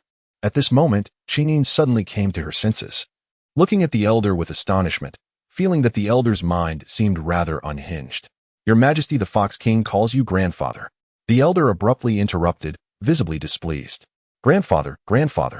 Qingyin stammered, feeling an overwhelming sense of embarrassment. Her face flushed. "Actually, I have only just met the prince. If he does not listen to your words, how could he possibly heed mine?" "Oh, my dear, you truly are my precious granddaughter. I only met your grandson last night. Are you sending me to my doom by asking me to discipline him? If he won't listen to you, who will he listen to?" Upon hearing this, the elder raised his brows high. If there were anyone in this world capable of coaxing that mischievous lad into compliance, it would likely be this future granddaughter-in-law before him. Realizing he had let his emotions get the better of him, the elder quickly added, "My dear, you are now his benefactor. That rascal has always remembered kindness. If you speak, who could he refuse?" However, Qingyin felt a sense of helplessness. Setting aside whether Yi Jinzhe would genuinely appreciate the favor of this accidental entanglement, just the rumors of his capricious temperament were enough to send shivers down her spine. She wanted to return home safely, not to provoke that formidable figure. "My dear, rest assured, I will not have you toil in vain. If you can manage that rascal well for me, I shall reward you with 5 blue crystal stones each month as compensation, with additional benefits to be discussed. What do you say?" Qingyin, caught off guard and ready to decline, was stunned. 5 blue crystal stones. It was worth noting that 3 years ago, she had purchased blue crystal stones in the underground black market at a fluctuating price of around 200,000 each. Now, this elder was offering her 5 stones a month. Wouldn't that mean her monthly salary from this alone would reach a staggering 1 million? Qingyin was utterly stunned. Oh my, truly, the majesty of the Fox clan is remarkable. Such extravagance in action has left her with no courage to refuse even the slightest offer. Is it too little? Observing the silence of the individual before him, the elder felt a twinge of insecurity. After all, the Fox clan has an abundance of blue crystals. Should this person become his granddaughter-in-law, he would not hesitate to let her sleep amidst a pile of them. Yet, at this moment, it was evident that the young rascal had yet to reveal his true identity. Thus, in order to retain his future granddaughter-in-law without arousing suspicion, he could only cautiously explore other terms. Good night. Chapter 255, The Notorious Man. 10. However, witnessing the silence of the other party, the elder felt a pang of anxiety. After all, she was a person of high status. Offering merely 5 blue crystals seemed rather parsimonious. After pondering, the elder tentatively spoke again. How about 10? It cannot be more. It must not exceed that amount, lest my future granddaughter-in-law accumulates enough to flee. Qingyin, momentarily struck dumb by the elder's generosity, gasped, 10. My dear, I understand you find it insufficient, but we have ample time ahead. You can remain with the Fox clan and gradually accumulate more, the elder earnestly advised. Fearing that the terms he proposed might not be enough to sway her. You must consider not only yourself but also your companion. No? Didn't you mention he is a half-beast? Are you aware of how many blue crystals are required for a half-beast to ensure they are not tormented by the aftermath of surgery once they surpass the golden decade of combat? Pausing, the elder raised a hand to indicate a number. At least 10 each year, and that is under the condition of minimal surgical alterations. However, my dear, you have been extolling your companion's capabilities. Surely, he must have undergone at least 3 modifications. By conservative estimates, he would require a minimum of 20 blue crystals annually. The elder's words caused Qingyin to change color dramatically. Indeed, the blue crystals are of little significance to her, yet they are essential to the canine. Her reluctance to transform the canine into a half-beast stems largely from the torment caused by the surgical after-effects that inevitably follow such a transformation. After all, various metallic components are embedded within a living human body. If the half-beast possesses a robust constitution, they may endure for several additional years. However, those whose physical condition is already frail will suffer the affliction of pain much sooner than others. Thus, the transformed half-beasts often engage in perilous yet highly rewarding tasks. For their time is exceedingly limited. They must amass the greatest wealth within this constrained period to ensure a stable and secure old age. From a medical perspective, the average transformed half-beast enjoys a decade of life akin to that of a normal beast, relishing powers unattainable by their unaltered counterparts. This is what people refer to as the golden decade. Once this decade elapses, the physical state of these half-beasts may well deteriorate to a point inferior to that of ordinary beasts, as the metallic components within them gradually rust or wear down. They endure indescribable agony each day. Given that the canine has undergone extensive modifications, its consumption of blue crystals will undoubtedly exceed that of the typical half-beast. Relying solely on the accumulation during the golden decade would scarcely sustain them for many years. Very well, I agree, she replied without hesitation. The canine would sacrifice its life to protect her, so how could she refuse a lucrative opportunity that would benefit the canine simply due to her own preferences? As long as she remained within the Fox clan, calculating at 10 blue crystals per month, she would accumulate 100 within 10 months. This is a reward for which half-beasts would risk their lives. Gratitude to the generous gifts from the beloved Jingjing, Guagua, and the precious little grain cups. Chapter 256, The One Who Occupies My Thoughts Day and Night. 1. As for you, Jinza. Qingyin involuntarily furrowed her brow. Although a sense of trepidation lingered in her heart, she reassured herself that since she was entrusted by the elder, he would likely not stand idly by should any troubles arise. Moreover, her gaze subtly shifted to the elder, examining him discreetly. The whereabouts of the courtship rested with him. If she did not establish a good rapport with the elder, how could she ever hope to gain access to the courtship? Nonetheless, Qingyin's dark, enigmatic gaze flickered with confusion. Throughout her journey, she had been closely tethered to the elderly man, their proximity almost suffocating. Clad in simple short sleeves and shorts, devoid of pockets, she found herself utterly perplexed as to where he might have concealed the courtship. With this thought lingering, her eyes darted back to the old man, her bewilderment deepening. He bore no silver necklaces or similar adornments. Where, then, could this courtship possibly be hidden? The gaze of Qingyin suddenly fixated on the old man's cane. her expression momentarily frozen in astonishment. Could it be the cane? Is it possible that the courtship resides within this entirely black cane? Qingyin once again scrutinized the cane in the old man's hand with utmost seriousness. Just a fleeting glance was enough to raise her eyebrows in curiosity. As a thought flickered in her mind, this certainly did not appear to be a mere cane. It seemed rather to be an object that the old man had simply held for so long that she had mistakenly perceived it as such. Nevertheless, he had kept it firmly in his grasp, even while he had guided her moments ago, never entrusting it to any other servant. It was clear that this item was inseparable from him. If it was indeed inseparable, how could she possibly wield it? On the other side, upon witnessing Qingyin finally nod in agreement, the old man felt an indescribable surge of excitement within him. Good, good. What a well-behaved child. I knew you were a good girl. Rest assured, if that scoundrel dares to bully you, just watch how I shall deal with him. I will provide you with a gun for your protection. Should he truly lay a hand on you, do not hesitate to fire. Just ensure that you do not kill him. How you retaliate is entirely up to you.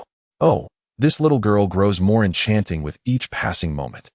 And I find myself increasingly fond of her.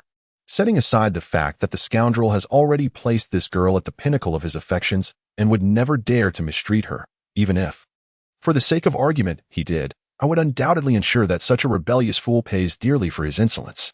If primitive humans can be bullied, then what is left of our existence? Light music. Fire the gun? In a moment of surprise, Qingyin felt a lump in her throat. The elderly man was actually considering providing her with a firearm for her personal safety. Moreover, he even suggested that she could use it at her discretion.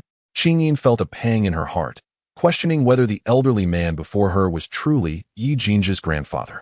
To utter such words that could ensnare his own grandson. One might wonder if the grandson had been salvaged from a heap of refuse. Indeed, she was taken aback by the old man's remarks, rendering her momentarily speechless.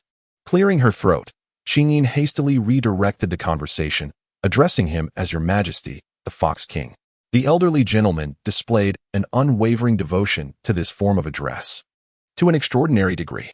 Qingyin paused for a moment, then returned to the topic at hand. How does my grandfather intend for me to assist His Highness?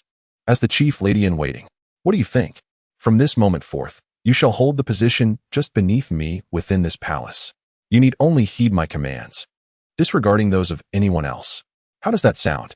After all, you are to be my future granddaughter-in-law. How could he possibly demean you with the status of a mere maid? What if you were to be mistreated? Chief lady-in-waiting? Upon hearing this, Qingyin's eyes widened in astonishment. What is happening? Not a maid? Not a servant? But the chief lady-in-waiting? And one who stands just beneath me? Does this mean that even the commands of Knight Jinzha need not be followed? Good night. Chapter 257. The one I long for day and night. 2. Qingyin blinked. Yet I found myself utterly perplexed. The title, adorned with the term chief, suggests a certain complexity, does it not? However, what significance does it truly hold? If there are matters beyond your grasp, simply delegate them to your subordinates. Your sole responsibility is to remain steadfastly by that scoundrel's side, preventing him from committing further acts that would tarnish his reputation. Qingyin. So, strictly speaking, she is merely a spy, is she not? Moreover, one who can report at any moment? TSK, it seems this position is quite detestable. Thus, when Qingyin emerged from the palace, she beheld Yi Jinzha, who had already changed into a new set of attire, standing at the entrance of the grand hall, seemingly awaiting a summons from the elder. Upon witnessing the scene, Qingyin's lips twitched, and her steps faltered abruptly. Goodness, it seems that fears manifest in the most unexpected ways. She had only just accepted the role of an informant, and now the target of her surveillance had appeared before her. Her dark eyes momentarily paused, a flicker of contemplation flashing within them, and in the next instant, she resolutely approached Yi Jinzha. Truth be told, anyone would feel discontented upon discovering an informant lurking nearby, especially when it pertained to this particular prince of the Fox clan, who lived in luxury and bore an unpredictable temperament. If she did not proactively disclose the elder's instructions to him, seizing the initiative, she would find herself in a difficult position once the elder issued direct orders, though she would still incur his disdain. If she were to articulate her thoughts first with careful and sincere wording, at least the reins of control would remain in her hands. Your Highness. Qingyin steadied herself before the man, her expression earnest. There is something I wish to discuss first. Has the old man been bullying you? Yi Jinzha furrowed his brows, his gaze swiftly scrutinizing her, his demeanor exceedingly unfriendly. The gentle sound of her voice resonated in the air. Ah. Observing the pallor on the woman's face, Yi Jinja's eyes widened in alarm. What's wrong? Did he truly bully you? What nonsensical things did he utter? After all, she was someone he had painstakingly brought back. And who would dare to mistreat her? Could it be that the old man had already disclosed his identity? Damn it! He knew he should never have left her side. Trouble always arose in his absence. Yet, just as he intended to follow, he was thwarted by the old man's hidden guards, who insisted he first attend to his injuries at the infirmary before he could join her. With no other option, he hastily used the blue crystal to heal his burns and changed into a fresh garment before rushing to her side. Yi Jinja's reaction was undoubtedly unexpected for Qingyin. Could it truly be, as the elder had suggested, that the person before him regarded his benefactor with a unique reverence? Thus, she instinctively feared she might be victimized by the elder? Qingyin shook her head gently, beginning to choose her words with care. No. His Majesty the Fox King has treated me well. It's just that he has entrusted me with a task. What task? Hutong's eyes narrowed, a hint of tension flickering across her expression. If that old man had said something inappropriate to Qingyin, she would immediately storm in and abandon her identity as the princess of the Fox clan. Now that Qingyin had been found, there was no reason for hesitation. She coughed slightly, a hint of embarrassment coloring her cheeks, her dark eyes cautiously darting towards the person before her. His Majesty the Fox King has asked me to be your chief lady-in-waiting, colloquially known as the Eyes. Chief lady-in-waiting? Upon hearing this, Yi Jinja was momentarily taken aback, his expression frozen in surprise. The old man actually appointed Qingyin as his chief lady-in-waiting? This meant she would be by his side at all times. Did you agree? The man questioned incredulously, unable to fathom what the old man had said to persuade Qingyin to accept such a role. This was utterly beyond his expectations. Noticing the change in the man's demeanor, with an unreadable expression on his face, Qingyin's heart sank. Rest assured, Your Highness, my agreement to the Fox King's request is solely for the sake of the blue crystal. He assured me that as long as I work here, I will receive blue crystals as compensation each month. So, Your Highness, please do not worry. I will not interfere with your private life. You may carry on with your affairs with those socialites as you please, and you can treat me as if I am invisible. She merely wished to earn the blue crystals. At first, Yi Jinja had listened with great enthusiasm, but as Qingyin continued, a sense of discomfort grew within him. In the past, she had always spoken to him casually, and it was not uncommon for her to resort to physical confrontation over trivial disagreements. Yet now, she addressed him with an incessant formality of you, which left him feeling unsettled. Moreover, when she mentioned not interfering with his private life and allowing him to enjoy himself with other women, Yi Jinja's expression darkened dramatically, his tone becoming more severe. What do you mean by invisible? What do you mean by transparent? Since the old man appointed you as my chief lady-in-waiting, you should fulfill that role diligently. If you are to manage me, then manage me well.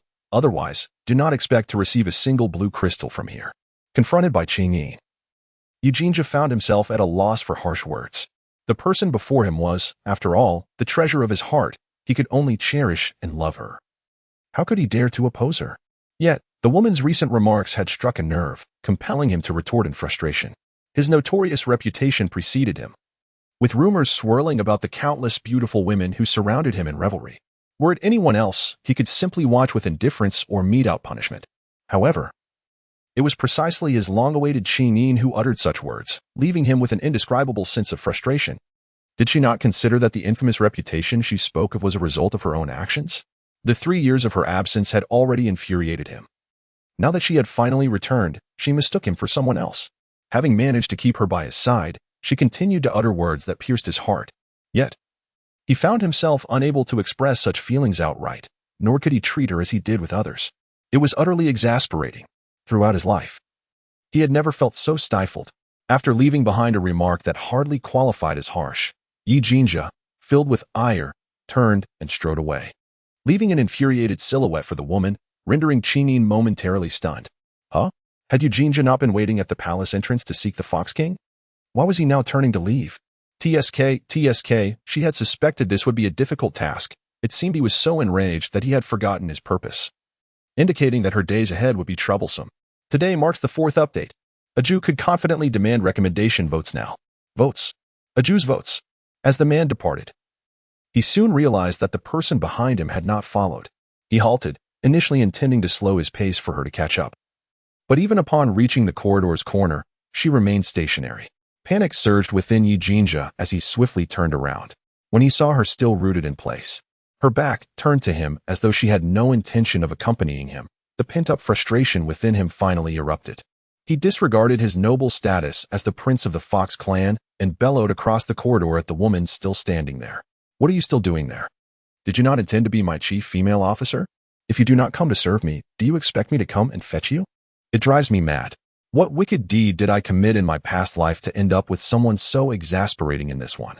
A sudden roar erupted, and the maidens stationed by the corridor, filled with curiosity, turned in unison to gaze at the woman at the far end. In the next moment, a figure in the distance trembled sharply, hesitated briefly, and promptly followed. Along the way, both individuals remained silent, though occasionally the man would steal a sidelong glance at the woman beside him, a flicker of resentment passing through his furious fox-like eyes. Throughout the encounter, the woman was absorbed in surveying every detail of her surroundings, her eyes alight with wonder. Goodness! She had always known that the Fox clan was the wealthiest lineage in the desolate continent, with the royal bloodline of the Fox clan standing at the forefront. Yet, experiencing it firsthand, her heart was profoundly shaken by the breathtaking scenery that lay before her.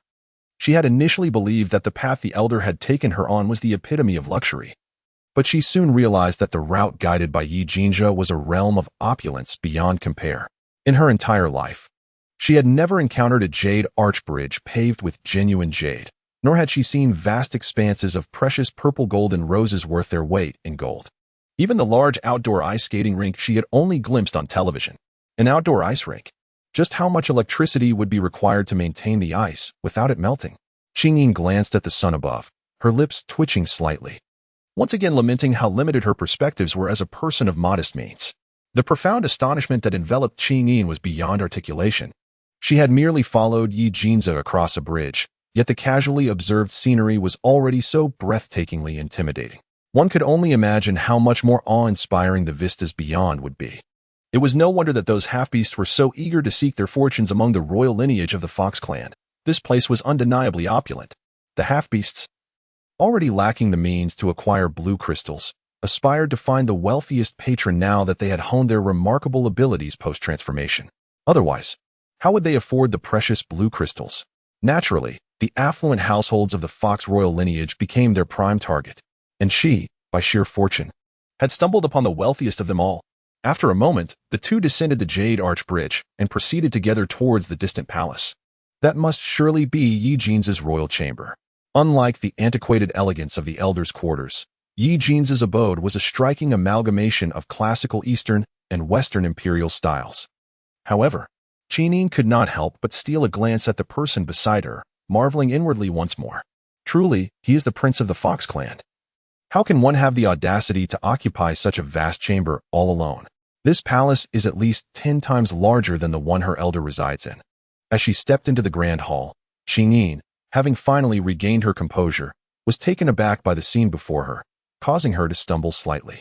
The expansive hall was lined on both sides with a row of servants, all kneeling in submission, their heads bowed low, not daring to move. Meanwhile, a young female fox, with a gentle demeanor, approached them with cautious steps. "Your Highness," the woman said, bowing respectfully as she approached within a few paces of the man. She dared to lift her gaze, ready to speak, but upon noticing Qingyin standing beside Yi Jinja, she was momentarily taken aback. How could there be a woman beside the prince? Moreover, they stood side by side. Qingyin quietly observed the individual before her, assessing the person whose apparent status seemed to surpass that of others. A glimmer of curiosity danced in her eyes. The woman's attire starkly contrasted with that of the kneeling figures on the ground, and her adornments were evidently of a much higher value. More significantly, when the woman laid eyes on Yi Jinja, although a flicker of fear crossed her face, it was eclipsed by an overwhelming sense of joy. Qingyin's eyes suddenly brightened with understanding. It appeared that the person before her was indeed one of the socialites gifted to Yi Jinja. In the next moment, regaining her composure, Qingyin felt her presence was somewhat superfluous. Remembering her earlier resolute declaration to the man about not meddling in personal affairs, she assumed an exceedingly considerate demeanor and prepared to retreat, leaving space for the two to engage freely. She had been contemplating how to alleviate the awkward atmosphere between herself and Yi Jinja when, unexpectedly, a beautiful and eloquent flower had arrived, rendering her efforts unnecessary. She could gracefully extricate herself to tend to her dog. Where do you think you're going? Sensing the movement beside him, Yi Jinjia shot her a fierce glare. The sudden outburst nearly caused Qingyin to stumble. Her intention to turn and depart was swiftly replaced by a straightened posture as she looked at the man. Her expression imbued with concern as she subtly glanced at the nearby maid, signaling her awareness of the situation. At that moment, the anger Yi Jinjia had struggled to suppress flared again, prompted by Qingyin's significant gaze.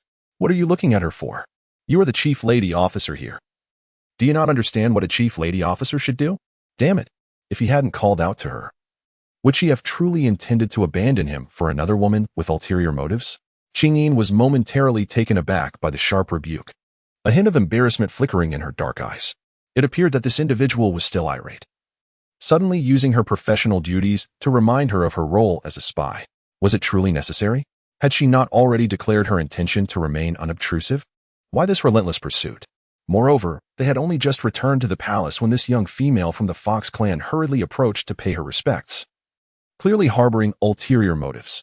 If she lingered here any longer, it would be awkward should she inadvertently witness or overhear something inappropriate.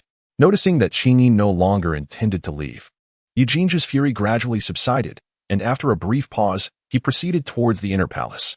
However, after taking just a couple of steps, he realized that the person beside him had not followed. Anger surged within him once more as he turned to glare at Qingyin, his voice harsh and commanding. You, come in and attend to me. The moment the words left his lips, the maidservants standing nearby widened their eyes in disbelief. And even the kneeling servants dared to glance up at Qingyin, their faces etched with astonishment. Their lord had actually summoned this young lady to serve him in the inner palace. Were they imagining things? It was well known that the inner palace was a forbidden zone for the prince, and many young ladies had faced punishment for trespassing due to ignorance of the rules. Even they, the servants, could only wait in the outer palace unless summoned, and if they did enter, it was merely to deliver delicacies, leaving within moments. Yet now, the prince had willingly invited this unfamiliar young lady into the inner palace to serve him. Shock was evident in everyone's eyes. After exchanging silent glances among themselves, they regarded the young lady before them with newfound respect. At that moment, Yunqi was equally astonished. As the niece of Elder Yin from the council, she had been recommended by her uncle to serve as the prince's personal attendant for over half a year. During this time, though she occasionally glimpsed the prince, she had only ever been met with indifference. Despite her outward prestige as the prince's personal attendant, she had always been treated with utmost courtesy by those around her. Yet she was acutely aware that the servants had long been mocking her behind her back. As the personal maid of the prince, she often found herself neglected and cast aside within the palace, rendering the term personal a cruel irony. However, when she considered the tragic fates of those young ladies presented as potential princesses, she felt that her position as a personal maid was the most secure.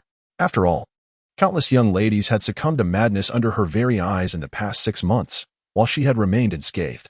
Upon reflection, this might be the only solace she could grant herself. It was all right. She could endure. Her uncle had advised her that a small forbearance could lead to great schemes.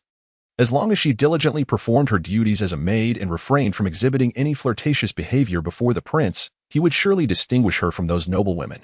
Moreover, as long as she could preserve her life and serve the prince well, what did it matter if the waiting period stretched a bit longer? The prince was a man of pride. It was only natural for him to disdain the noble women thrust upon him at first. Yet, as a man, he would inevitably experience moments of fervor. She could not believe he would remain unmoved indefinitely. As his personal maid, she merely needed to be patient, and the opportunity would surely be hers. If she could conceive the prince's heir, combined with her family's status and influence, the position of the Fox clan's princess would undoubtedly be hers. Thus, she had always fulfilled her duties faithfully, maintaining the demeanor of a proper maid. Undeterred by the ridicule and scorn of others, she treated it as if she had never heard their jests. But now, gazing at the noble young lady before her, who possessed beauty far surpassing her own, Yunqi suddenly felt a pang of panic. Although she was unaware of this lady's identity, it was evident from her appearance and lineage that she hailed from an esteemed family, her status not inferior to Yunqi's own. More crucially was the prince's demeanor. Though he displayed anger and spoke to the woman with a fierce tone, she understood that he was not genuinely enraged. Otherwise, he would not permit her to walk beside him, nor would he invite her into the inner chamber to serve him. It was worth noting that, Having been a personal maid for over 6 months, her own opportunities to enter the inner chamber had been exceedingly rare. Yet this individual had been granted access on her very first day in the prince's chamber. How could such preferential treatment not instill fear in her? Chapter 262, the one she longed for, 7, completely unaware of the tumultuous emotions swirling around her, upon hearing Night Jeans' furious roar. Qingyin could not concern herself with anything else. She hurriedly followed in the wake of the man as they entered the inner chamber together. As she stepped into the chamber, she was momentarily taken aback by the sight before her. Truly, he was the most esteemed prince of the Fox clan. This seemingly endless chamber could only be rightfully enjoyed by someone of his stature. Who else could possibly boast such a vast hot spring pool within their royal quarters? What is the situation regarding the expansive exercise room that spans over 100 square meters? Furthermore, what is the purpose of the extraordinarily large aquarium, measuring a full 50 meters in length, that lies at the center of this sleeping chamber? Is there an intention to establish an indoor aquatic habitat? As Qingyin's eyelids twitched uncontrollably, she cast a swift glance around and was astonished to discover that the inner sanctum boasted not only a petite library, but also a gaming zone, a sauna, and even a mechanical room, shooting range, and medical facility, everything one could possibly desire.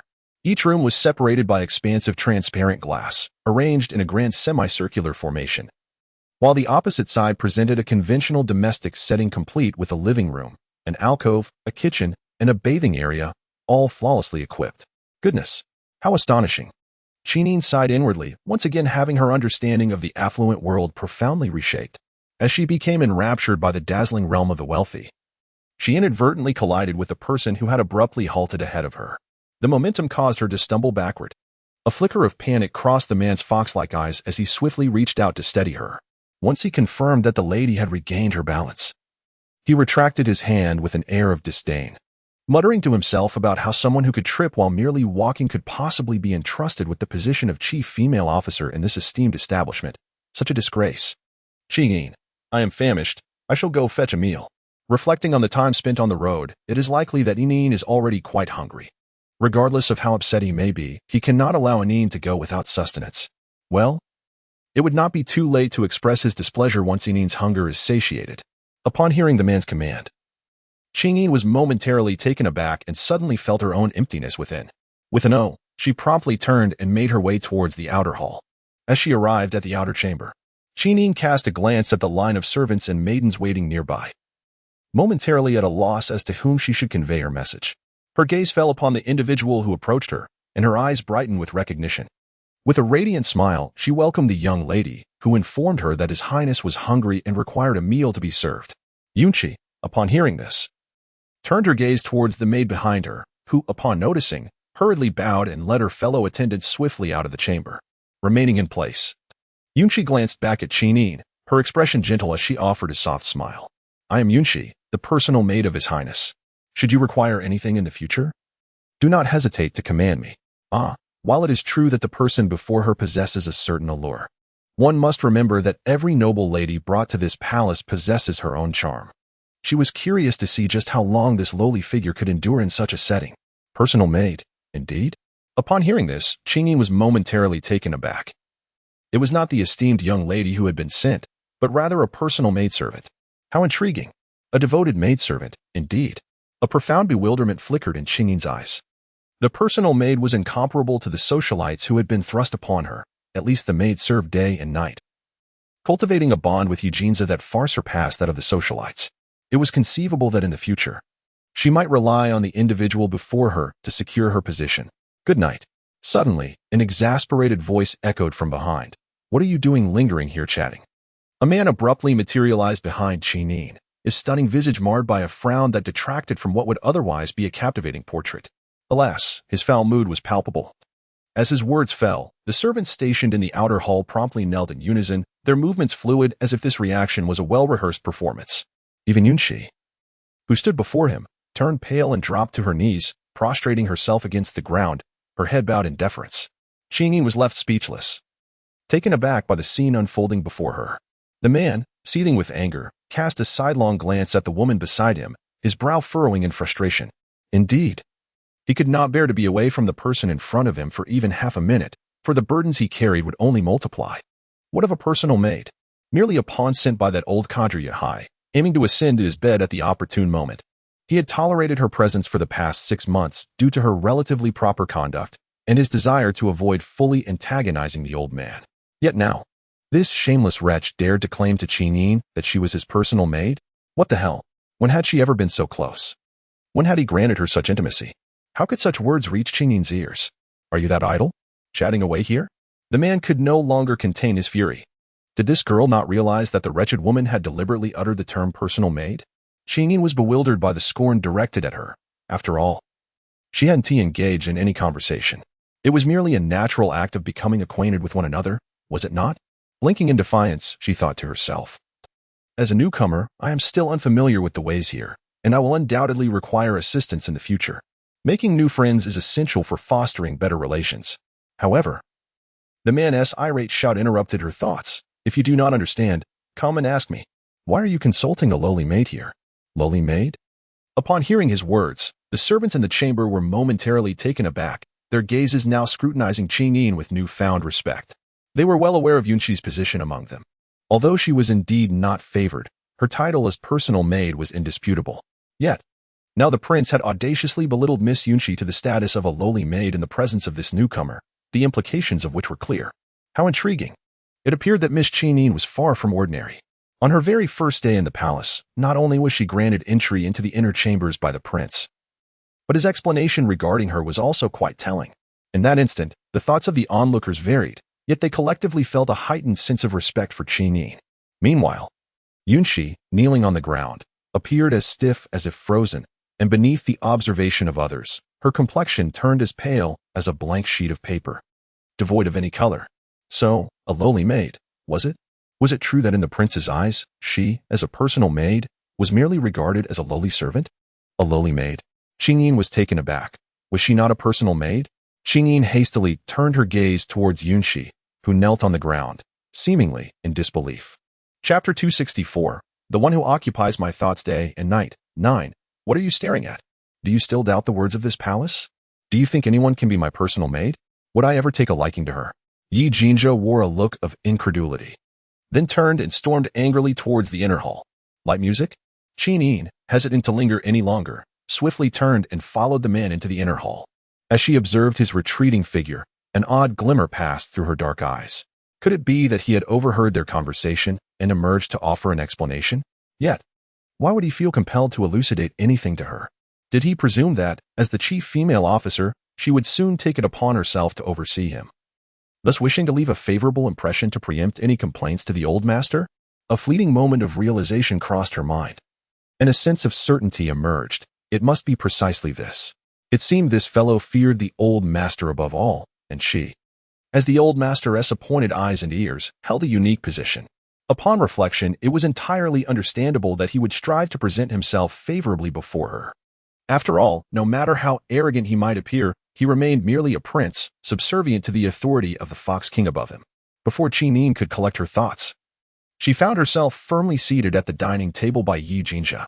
Qingyin gazed in confusion, inadvertently locking eyes with the man, whose furious fox-like pupils seethed with anger. In that fleeting moment, their gazes intertwined. Qingyin was inexplicably choked with confusion. What on earth had she done? She had said nothing. All she did was dutifully serve a meal, yet others were expected to introduce themselves to her. Such a situation was beyond her anticipation. Why on earth were they glaring at her now? She was not the personal maid of the main hall. Knight Jinzha reiterated through clenched teeth, his frustration reaching a boiling point. He was all too familiar with Qingyin's thought process. It was likely that she had already concocted various inappropriate scenarios involving him and that despicable woman. Indeed, upon hearing his words, Qingyin quickly nodded, wearing an expression that clearly conveyed her understanding. She had already declared that she would not meddle in the personal affairs of those before her, as long as they did not overstep and create complications that would be difficult to explain to the elder.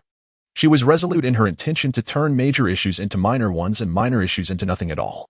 To put it plainly, she was there to earn blue crystal stones, not to forge enmities. Establishing a good rapport with the Fox tribe could only benefit her future.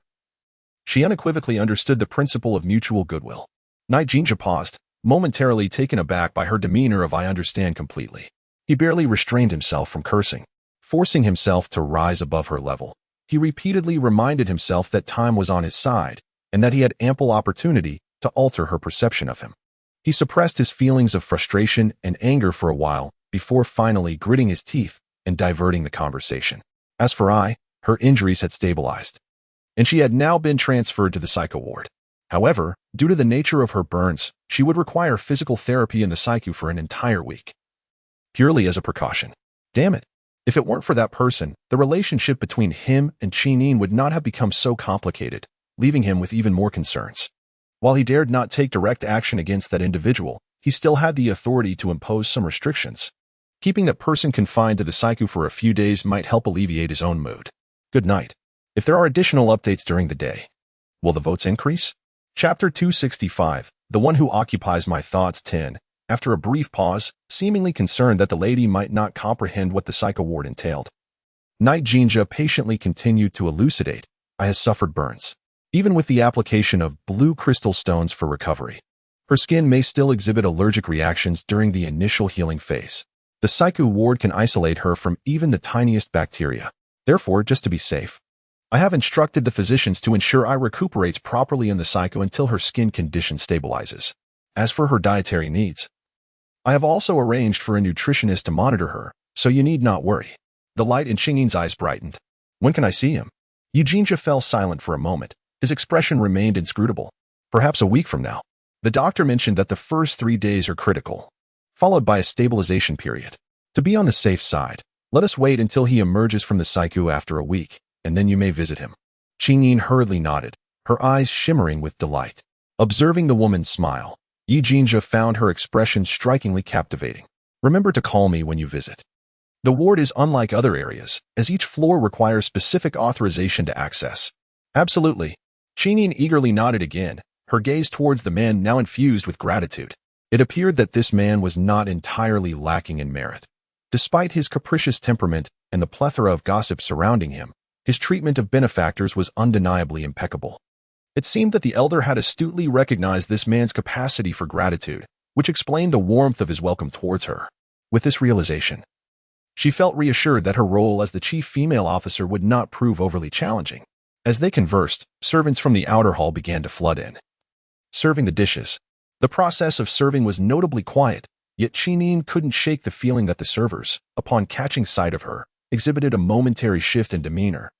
As if taken aback, just as she sought to confirm this unsettling impression, they quickly averted their gazes, bowing slightly before cautiously exiting the inner hall. In a mere moment, the expansive inner hall was once again left with only Eugenia and Xingyin. Inhaling the rich aroma of the food wafting through the air, Xingyin felt her appetite surge. However, before she could grasp her chopsticks, she noticed a beautifully elegant hand removing the empty bowl from before her. Xingyin suddenly froze, gazing blankly at the man before her. She observed him holding an empty bowl in one hand while the other stirred the broth with a ladle, first avoiding the oil on the surface before gradually ladling the rich, clear chicken soup, devoid of any grease or garnishes, into the bowl. The entire process was executed with remarkable finesse, as if he had performed this ritual countless times before. As the filled bowl was gently placed before her, Xingyin momentarily lost her composure. When she lifted her gaze to the side at Eugenia, a flicker of astonishment ignited in her eyes. Why was he serving soup in such a manner? Why was he looking at me? Noticing her dazed expression, Eugenia furrowed his brow. Xingyin had always adored this chicken soup simmered with wild mushrooms, preferring it without any accompaniments. During those days in the Candy Oriental, whenever he prepared this soup, she would finish it entirely, even praising him for his culinary talent. Chapter 266, The One Who Occupies My Thoughts Night and Day, 11. Wait. What did you just do? Eugenia's expression shifted dramatically. Goodness. As a noble prince of the Fox clan, he had just served soup for Xingyin. This must be a mere habit. Absolutely.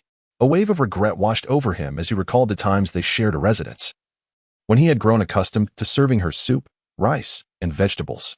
Thus, upon seeing an empty bowl before Xingyin, his instincts had taken over, prompting him to serve her soup without a second thought.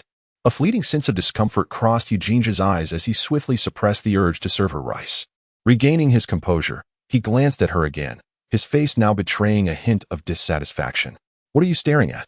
I traditionally enjoy my soup with all its ingredients. How can I savor the vegetables if you do not finish the broth first? Light music. Who on earth has instilled such a foul habit?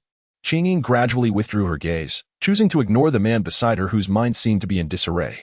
With her head lowered, she picked up a small spoon and quietly began to savor the soup. In an instant, the rich broth entered her mouth, and the fragrant, savory essence caused her eyes to widen in astonishment. Oh my! This soup is simply exquisite. The flavor was rich yet not overwhelming, aromatic yet not greasy. With just a delicate sip, she could tell that this was undoubtedly a time-honored broth, simmered for no less than 2 hours over a gentle flame. However, there was something about the taste that struck her as oddly familiar, reminiscent of the soup recipe she once crafted for her dog. Though it seemed to be missing a certain element, Qingyin lowered her head and took several sips of the rich soup, a profound uncertainty once again surfacing in her pitch-black eyes. Hurry and eat your vegetables. Upon noticing the person beside her was solely engrossed in drinking the soup, Yi Jinja became anxious. I won't bear the blame if you end up starving and claim that I mistreated you. As he spoke, Yi Jinja hastily placed all the dishes from the table directly in front of Qingyin, assuming an imposing demeanor as he issued his command. Here. All these dishes are ones I do not fancy. They are entirely yours. You are not permitted to leave until you have finished. If you dare waste any of it, I shall deduct your crystal stones. After 3 years apart, Qingyin remained as slender and fragile as before. Now that he finally had her by his side, he felt compelled to nourish her properly. After all, she was his beloved wife. If she became emaciated, it would surely weigh on his heart. Not fond of them? Not fond of them, yet they were served on the table? This was truly absurd. Qingyin could not help but roll her eyes. In such a short time, she had discerned a subtle pattern. When this prince was in a good mood, he would speak in a childish manner, but when displeased, he would revert to a more formal tone. Moreover, he often threatened her with the matter of the blue crystal. Was it not rather childish for someone of his stature? Was it merely a ploy to serve her unpalatable dishes under the guise of some excuse? Did he think she would be intimidated? Please, during her missions, she had endured far worse. In her world, she could find delight even in plain steamed buns. Picky eater was a concept utterly foreign to her. With a disdainful curl of her lips, Qingyin chose not to expose the thoughts of the man beside her, and instead turned her gaze to the platter of food he had presented. Yet, as her eyes fell upon the dishes before her, she was taken aback. What was going on? Wasn't it supposed to be a selection of distasteful fare? Yet, how could it be that every dish was to her liking?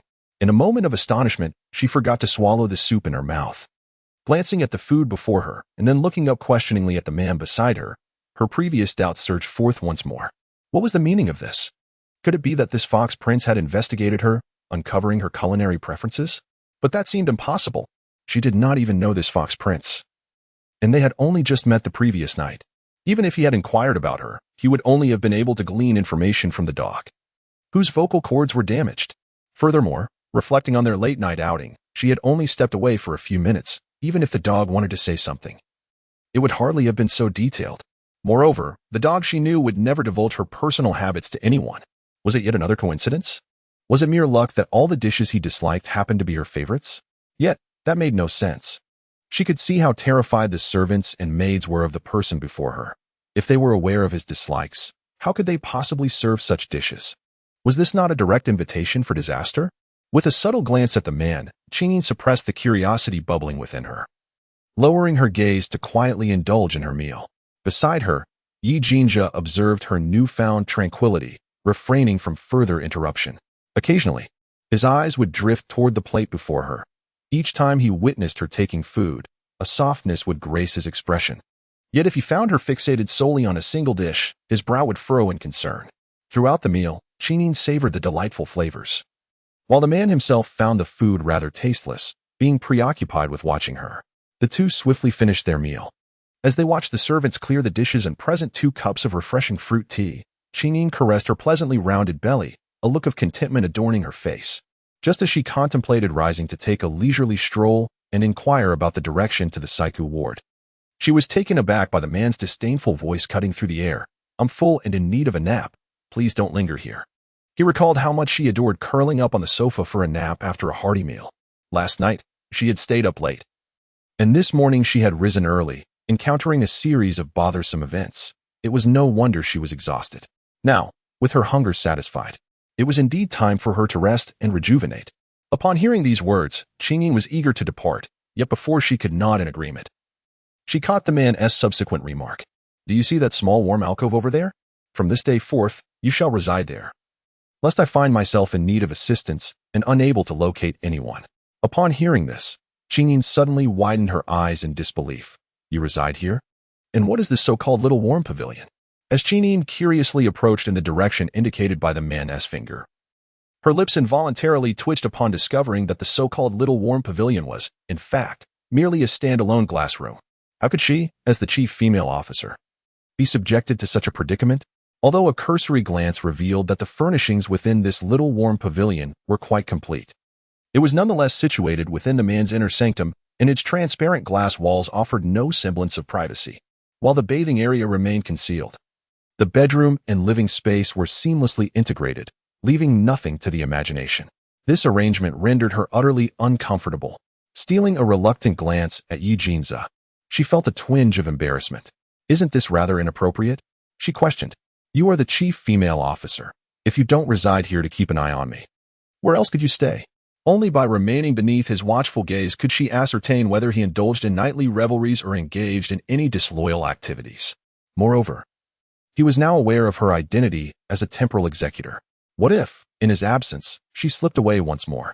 Where would he go to search for her? The last time, he had waited an excruciating 3 years for their paths to cross again. Would he be forced to endure another 3-year separation? Does the chief female officer not have the luxury of leaving work? She inquired in astonishment. Surely, this role was not a 24-hour commitment, was it? The man shot her a menacing glance. "Have you ever encountered a chief in any company who enjoys personal time? You wish to clock out?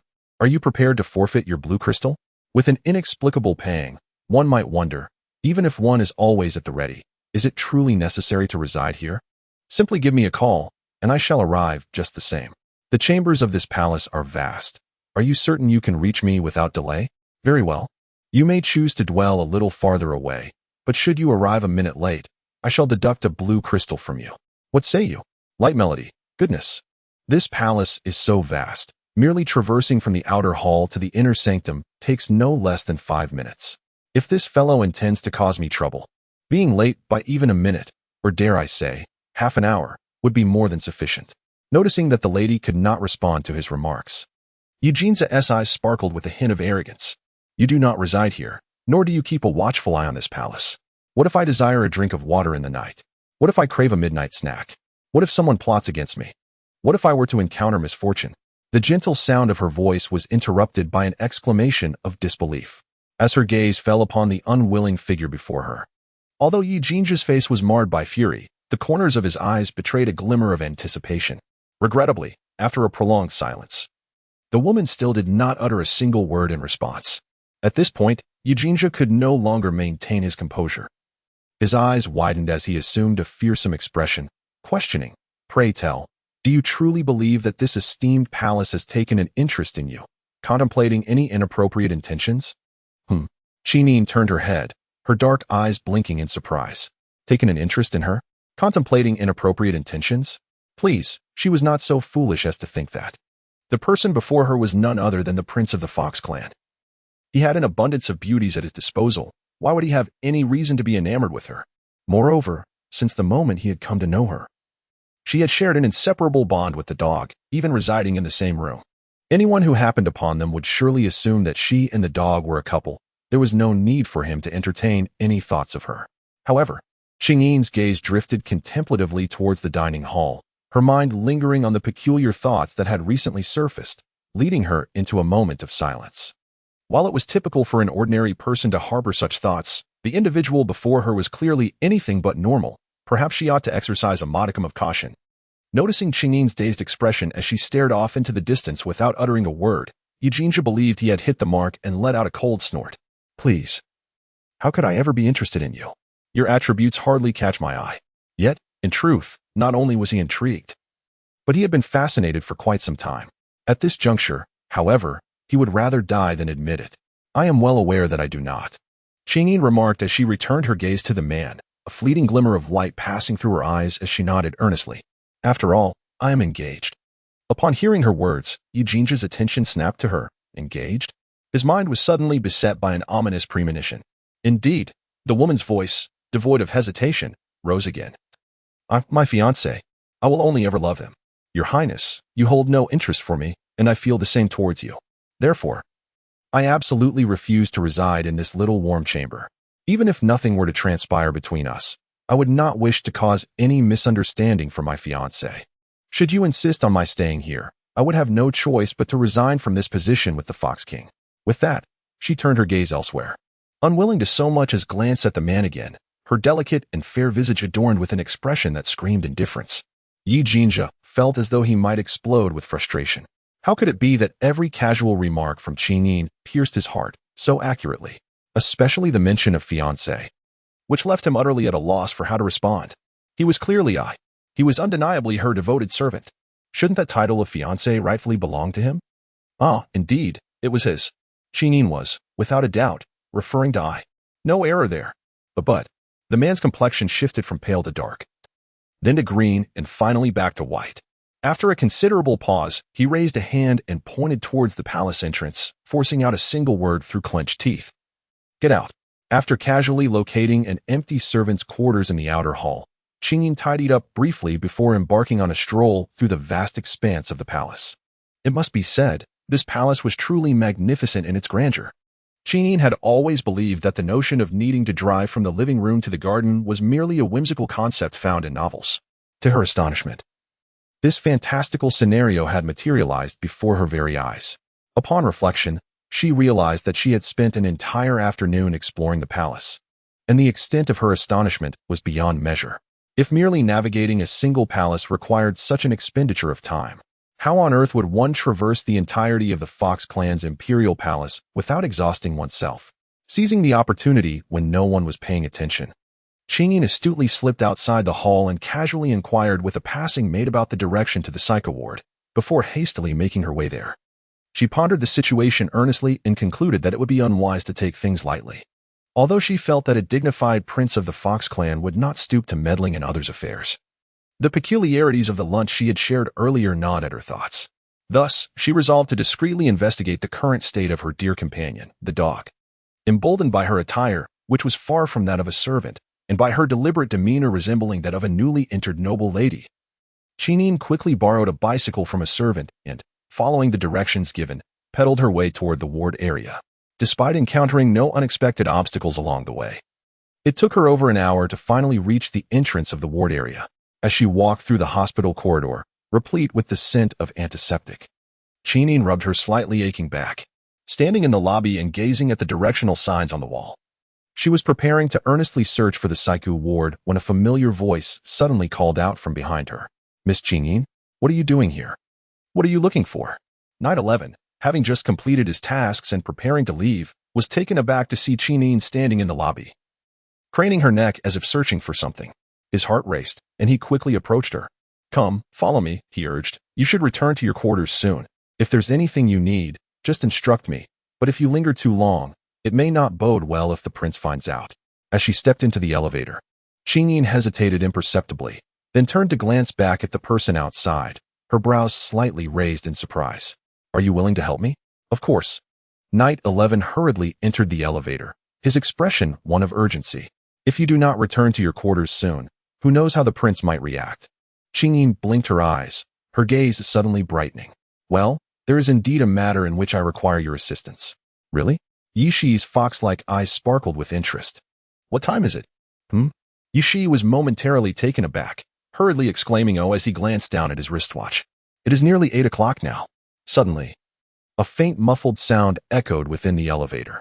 When the elevator doors opened again after half a minute, Qingyin found herself in possession of a black and gold access card. Casting a glance back at Yi Shi, who was still dazed from her surprise attack, she curled her lips in disdain.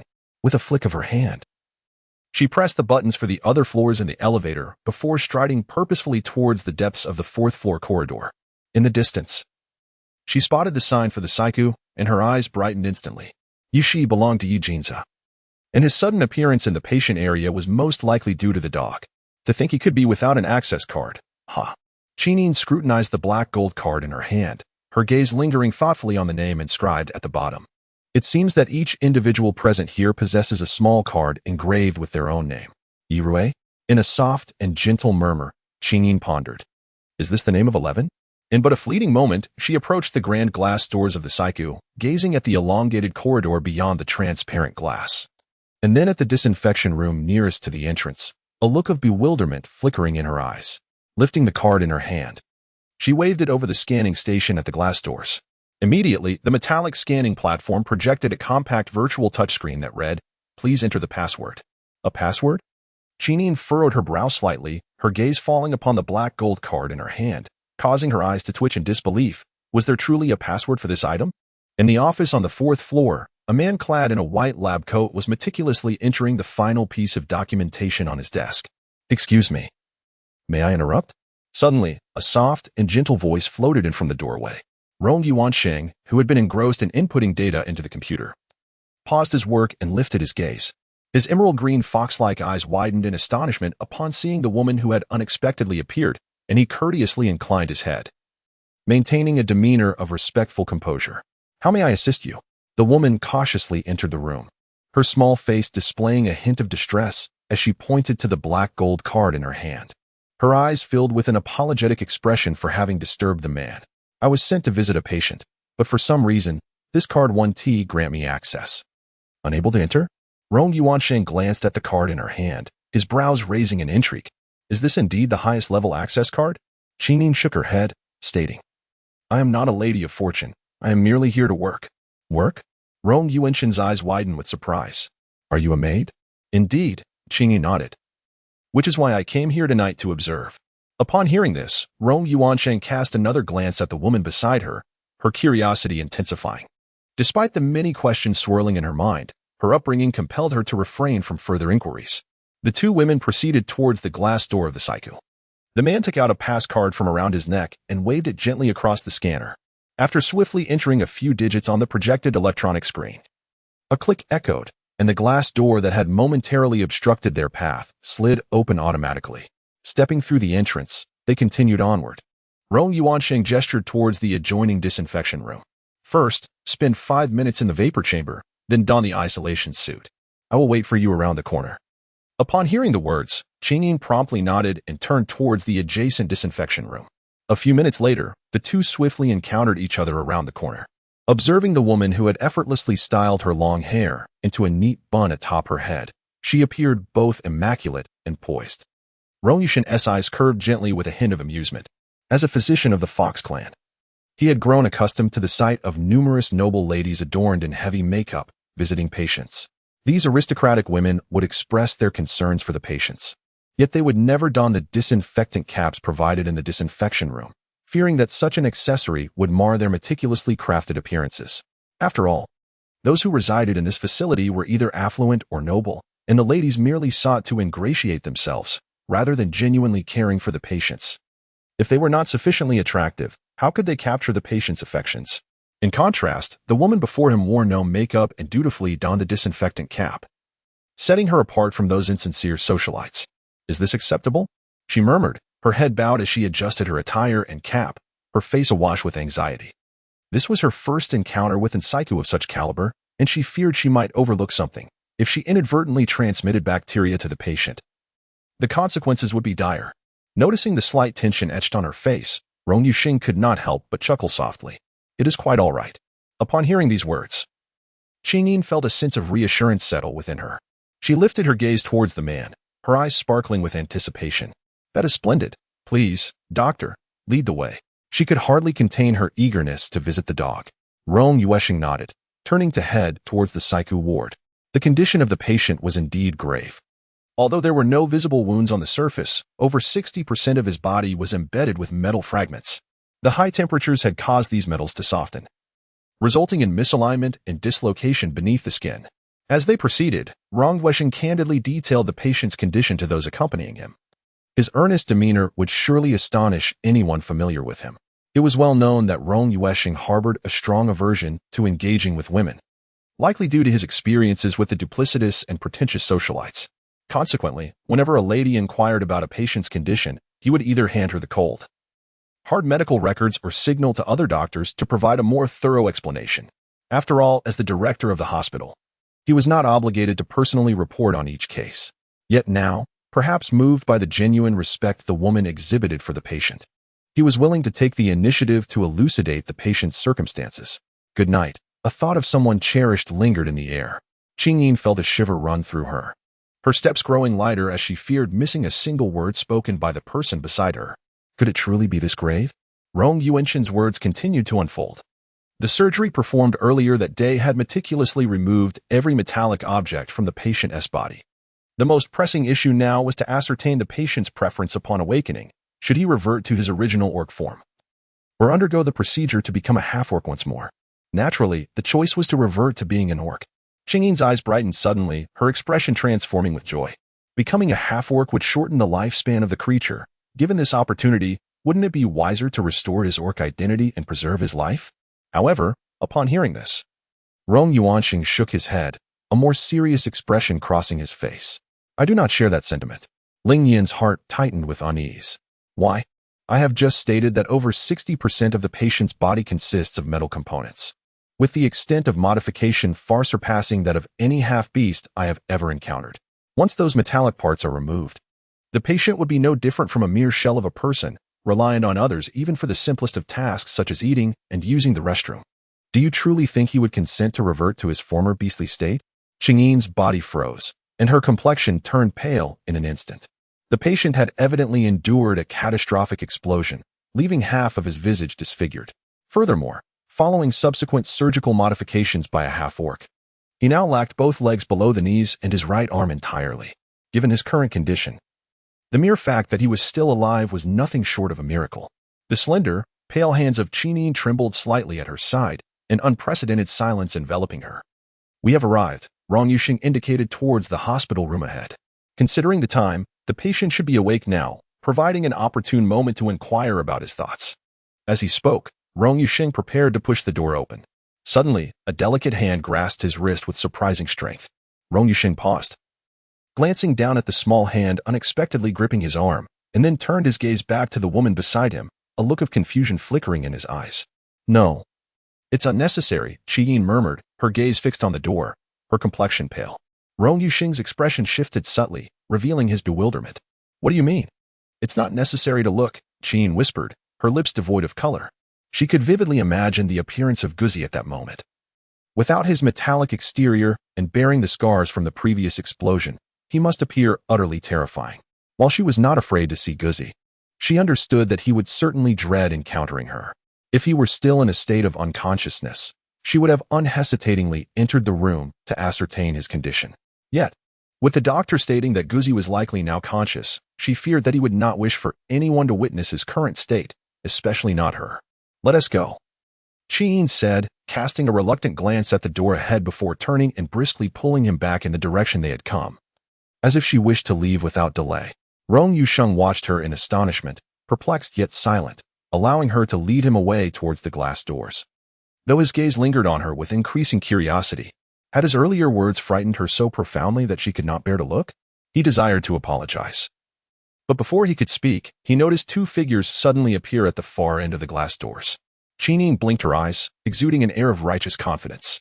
Your subordinate is lacking in skill. Allow me to demonstrate, she declared, expecting gratitude in return. Upon hearing her words, Yuxi's face flushed crimson. As he furtively glanced at his lord, his eyes betraying guilt. What should he do? It seemed he had brought shame upon his lord. Who would have anticipated that Miss Qinyin would suddenly take action against him? He had been utterly unprepared for her assault. Furthermore, Miss Qinyin was to be the future princess of the Fox clan. Even if he had reacted in time, he would have dared not retaliate. For that would only lead to a more severe beating, wouldn't it? Eugene's furrowed his brow, perplexed. Was this what he intended to discuss? You ventured out of the palace without my permission, he pronounced, his expression darkening. You left without informing anyone, which caused me great distress as I searched for you. My heart racing with worry. My initial instinct was to seal the entrances and exits of the Fox clan, conducting a thorough investigation of everyone entering and leaving. Had it not been for she conveying your whereabouts, I might still be in the surveillance room, poring over the monitors. Qinyin blinked innocently, her eyes shimmering with naivety. It was His Highness who instructed her to leave, did he not recall? Thus, she found herself here. Everything seemed entirely reasonable. Eugene just seethed with frustration. She obeyed his command to leave just like that? When had she become so compliant? If she was so obedient, why did she not roll herself into his bed instead?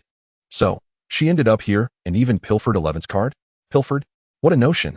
The young woman furrowed her brow. I obtained it quite legitimately. At this juncture, Qingyin produced the card from her pocket and tossed it towards 11, who hurriedly reached out to catch it. Qingyin pouted her lips in disdain. Having a card was of no use. It had become demagnetized, and she questioned how one could mishandle a card so carelessly. Remember to visit the main control room to recharge it soon. With your numerous tasks, not having a pass card will hinder your ability to work efficiently. Should any issues arise, do not place the blame on me. Yu Shi interjected. Miss Qingyin, let us be honest. You must have demagnetized this card, correct? Rong Yuanxing responded. Why does that sound so familiar? Turning around, she noticed Eugenia glaring at her with a dark expression, causing Qingyin to roll her eyes in exasperation. What are you staring at? Is it not permissible for me to visit my fiancé? I am here to work, not to offer myself. Am I not entitled to some personal time? As her words hung in the air, Eugenia felt a sharp pang in his heart. Meanwhile, Rong Yuansheng widened her eyes in astonishment. Fiancé? The patient just now is your fiancé? A half-beast? Engaged to a noble lady of dual bloodlines? Indeed. Qingyin tilted her head towards Rong Yuansheng, her eyes sparkling. Ah, he is indeed my fiancé. I am immensely grateful for your care, Doctor. Kiki, did you not mention that you were merely a maid here to work? Qingyin immediately understood, her demeanor instantly becoming more respectful. I am not deceiving you.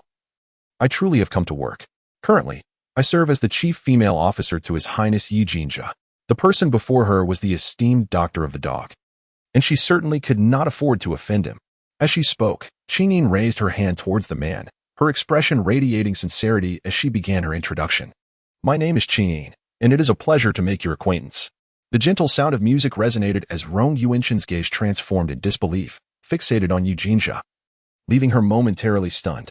This name, it was indeed the one belonging to the girl who occupied Yu Jinjia's heart. Over the past 3 years, whenever he was intoxicated, it was this name that escaped his lips, enough to drive her nearly to madness. As she met Yu Jinjia's enigmatic gaze and reflected on the peculiar sensation she had just experienced, Rong Yuansheng was suddenly engulfed in astonishment, her entire being rendered motionless, even forgetting to blink. After a brief pause, she finally mustered a complex expression and extended her hand toward the woman before her, her eyes imbued with a newfound curiosity. Hello, my name is Rong Yuansheng. Qingyin was momentarily taken aback by the man's peculiar change in expression, although a sense of confusion welled up within her. She chose to set aside her doubts, focusing instead on the more pressing matter at hand. Dr. Rong, I entrust you with this care. Qingyin gazed intently at Rong Yuansheng, her eyes betraying a hint of hesitation. If you still desired to become a half-beast, then perhaps she should acquiesce to his wishes. Although she was reluctant to see Guzi transform into a half-beast, which would inevitably shorten his lifespan. What hope would he have for life if he were to become a burden, relying on others even for the most basic necessities? If she were in his position, she would rather embrace death than endure such a fate. A soft snort escaped Eugenia as he glanced at the lightly clasped hands of the two. When his gaze returned to Qingyin, he could not suppress his disdain. He was the personal physician of this palace, devoted solely to his duties here. What gave her the impression that he would assist her? Upon hearing the words, Qingyin swiftly turned her gaze towards the man, her dark eyes glinting with a chilling light. Cold and terrifying. Eugenia was momentarily startled by the woman's sudden cold glare, instinctively taking a half-step back. However, in the blink of an eye, he seemed to recollect his exalted status as the noble prince of the Fox clan. After a brief pause, he mustered his courage to speak again. Yet his feet remained rooted, unwilling to approach the woman any closer. I deeply regret that this prince has inadvertently caused you harm. Therefore, in my effort to save you, I have expended over 100 blue crystals without a moment's hesitation. Now that your life is preserved and your damaged vocal cords have healed, with your physical condition exceeding its former state, I believe I have fulfilled my obligations. However, if you expect me to continue pouring crystals into your transformation surgery, it would be utterly unreasonable. Do you truly believe I am a fool? Do you think these blue crystals simply fall from the sky, waiting to be collected at will? This was the unvarnished truth from Yi Jinjia. Despite his intense loathing for Lang Zhua, he set aside his grievances, acknowledging that Lang Zhua had saved Qingyin's life. And thus he commanded his subordinates to provide earnest treatment, with the intention of healing him before settling the score. Consequently, the surgical procedures consumed over 120 blue crystals. And he did not bat an eye. According to Yu Xing, the healing operation not only addressed the existing burn injuries but also resolved any lingering physical ailments entirely. Although he felt discomfort at the thought, he harbored no regrets. It is worth noting that he had saved a scoundrel who had deceived him of his identity. He believed he had been more than fair to his own conscience, had it been in the past. He would have cast that rogue into the forbidden forest to be torn apart by beasts. Over 100 crystals have already been used? Such a significant amount? Upon hearing this, Qingyin's gaze momentarily faltered as she turned to face Rong Yuanxing, her eyes silently inquiring. Rong Yuanxing nodded gravely, affirming, "Your Highness is correct. In order to treat the patient, the hospital expended 129 blue crystals, marking this as the most extensive healing operation in history. The excessive use of blue crystals necessitated the director's personal involvement in the surgery. Otherwise, given the patient's status, it would have been unnecessary for him to intervene." Meeting Qingyin's earnest gaze, Rong Yuanxing displayed no hint of evasion, his expression utterly serious. "Moreover, based on my understanding of the patient's condition, the metallic substances extracted from their body have already led to initial symptoms of bacterial infection due to their inferior quality. Bacterial infection, in essence, refers to the loss of immune antibodies in healthy cells. During this period, the patient remains entirely unaware, only realizing something is amiss once the condition advances to a late stage, where the cells have completely necrotized. By then, the illness is in an active late phase. And even with the application of blue crystals, one can merely halt the deterioration of the necrotic cells, unable to regenerate healthy ones. Ultimately, the patient will succumb to organ failure. After a brief pause, Rong Yuanxing seemed concerned that his explanation might not have been sufficiently clear. In other words, even without this unfortunate incident, the patient's survival would not exceed a year. However, due to this unexpected event, the extraction of the metallic substances during the surgery has allowed us to detect the signs of cellular necrosis earlier, since we are still in the initial stages. The cells are merely infected and not yet dead. Therefore, the blue crystals have successfully healed all adverse symptoms during the treatment of the burns, rendering this calamity a fortuitous blessing for the patient. Qingyin's complexion turned pale, her emotions swirling in a tempest of complexity. She admitted that when she first heard Yi Jinzha's words, she nearly succumbed to the impulse of striking him. Although it was true that the dog had been injured due to a misfortunate accident, the root of the problem ultimately lay with Yi Jinzha. Now, to her astonishment, he seemed disinclined to take responsibility for the dog, which only fueled her indignation. However, upon learning that Yi Jinzha had already expended over 100 blue crystals for the dog's sake, she found herself at a loss for words. To be fair, while the dog had indeed been caught in the crossfire, the severity of its injuries was a direct consequence of its determination to protect her. Had it not been for her, the dog would have undoubtedly evaded the explosion with its reflexes. Thus, in a strict sense, she was the true instigator when compared to Yi Jinzha. Now, having fulfilled his obligations and borne a significant cost, what justification did she have to demand that Yi Jinzha bear the entire burden? Was it merely because he was a prince of the Fox clan, endowed with wealth and influence? Should she then exploit his affluence to absolve herself of responsibility? The delicate fingers of Qinyin, resting at her side, unconsciously clenched into fists. The pale skin on the back of her hands faintly tinged with a shade of blue.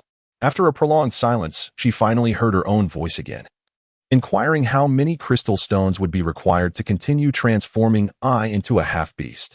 Upon hearing her words, Yi Jinzha's expression shifted dramatically, seemingly taken aback that the woman showed no trace of anger regarding his previous statements, but instead directly posed another question.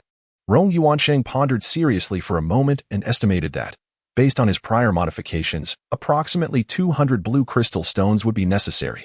After all, nearly 70% of the parts required alteration, and the more modifications made, the greater the likelihood of complications arising, thus naturally increasing the consumption of blue crystal stones. What? 200 blue crystal stones? The gentle sound left her momentarily stunned. 200, indeed. To put this into perspective, her monthly reward amounted to merely 10 blue crystals. Thus, this would equate to a staggering 20 months of labor. Chapter 279, The One I Long for Day and Night, 24. Qinyin was momentarily taken aback.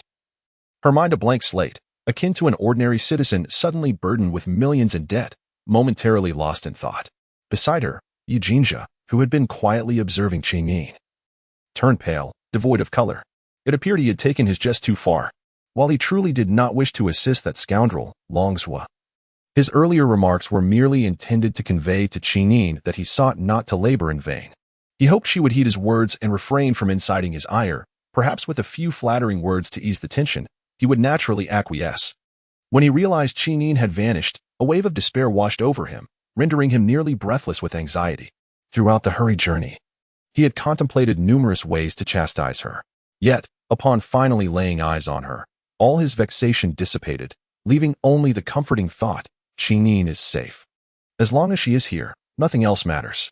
However, as he regained his composure, reflecting on how in just a single day he had been thoroughly exasperated by Qingyin, almost losing her in the process, he found his tumultuous emotions stifling. If he claimed he did not harbor a desire to assert dominance over Qingyin, that would surely be disingenuous, which led to his earlier comments. Yet, Qingyin's unexpected reaction took him by surprise. He had anticipated that once she began to stir trouble, he could seize the opportunity to negotiate a truce. His demands were modest. He merely wished for her to avoid provoking him and to refrain from her occasional disappearances. But to his astonishment, Qingyin showed no reaction to his words alongside Yuxing, seemingly acquiescing without objection. Yujinja contemplated whether he could retract his previous statements. Was it still possible? Yuxing observed Yujinja's expression, filled with helplessness. As a confidant of Yujinja, he was well aware of Qingyin's significance in his life. Having listened to Yujinja recount their encounters, he felt a twinge of envy for their bond and eagerly anticipated their reunion. Yet, the current situation was undeniably beyond his expectations. The demeanor of Qingyin towards Yujinja cannot be described as amicable, let alone intimate. In contrast, her attention seems to gravitate towards the patient in the psycho. Wait a moment. She recalls that the patient is named I. Yujinja? Instantly, a surge of realization strikes Rong Yuanqing. Is it possible that he has uncovered something of great significance? Meanwhile, in her state of silence, Qingyin remains oblivious to the peculiar expressions of the two imposing men beside her. As she becomes entirely absorbed in contemplating how to amass a substantial sum of blue crystals in the shortest time possible, due to her engagement in temporal missions, she possesses a considerable amount of Bitcoin in this world. However, in comparison to the 200 blue crystals, it is utterly insignificant.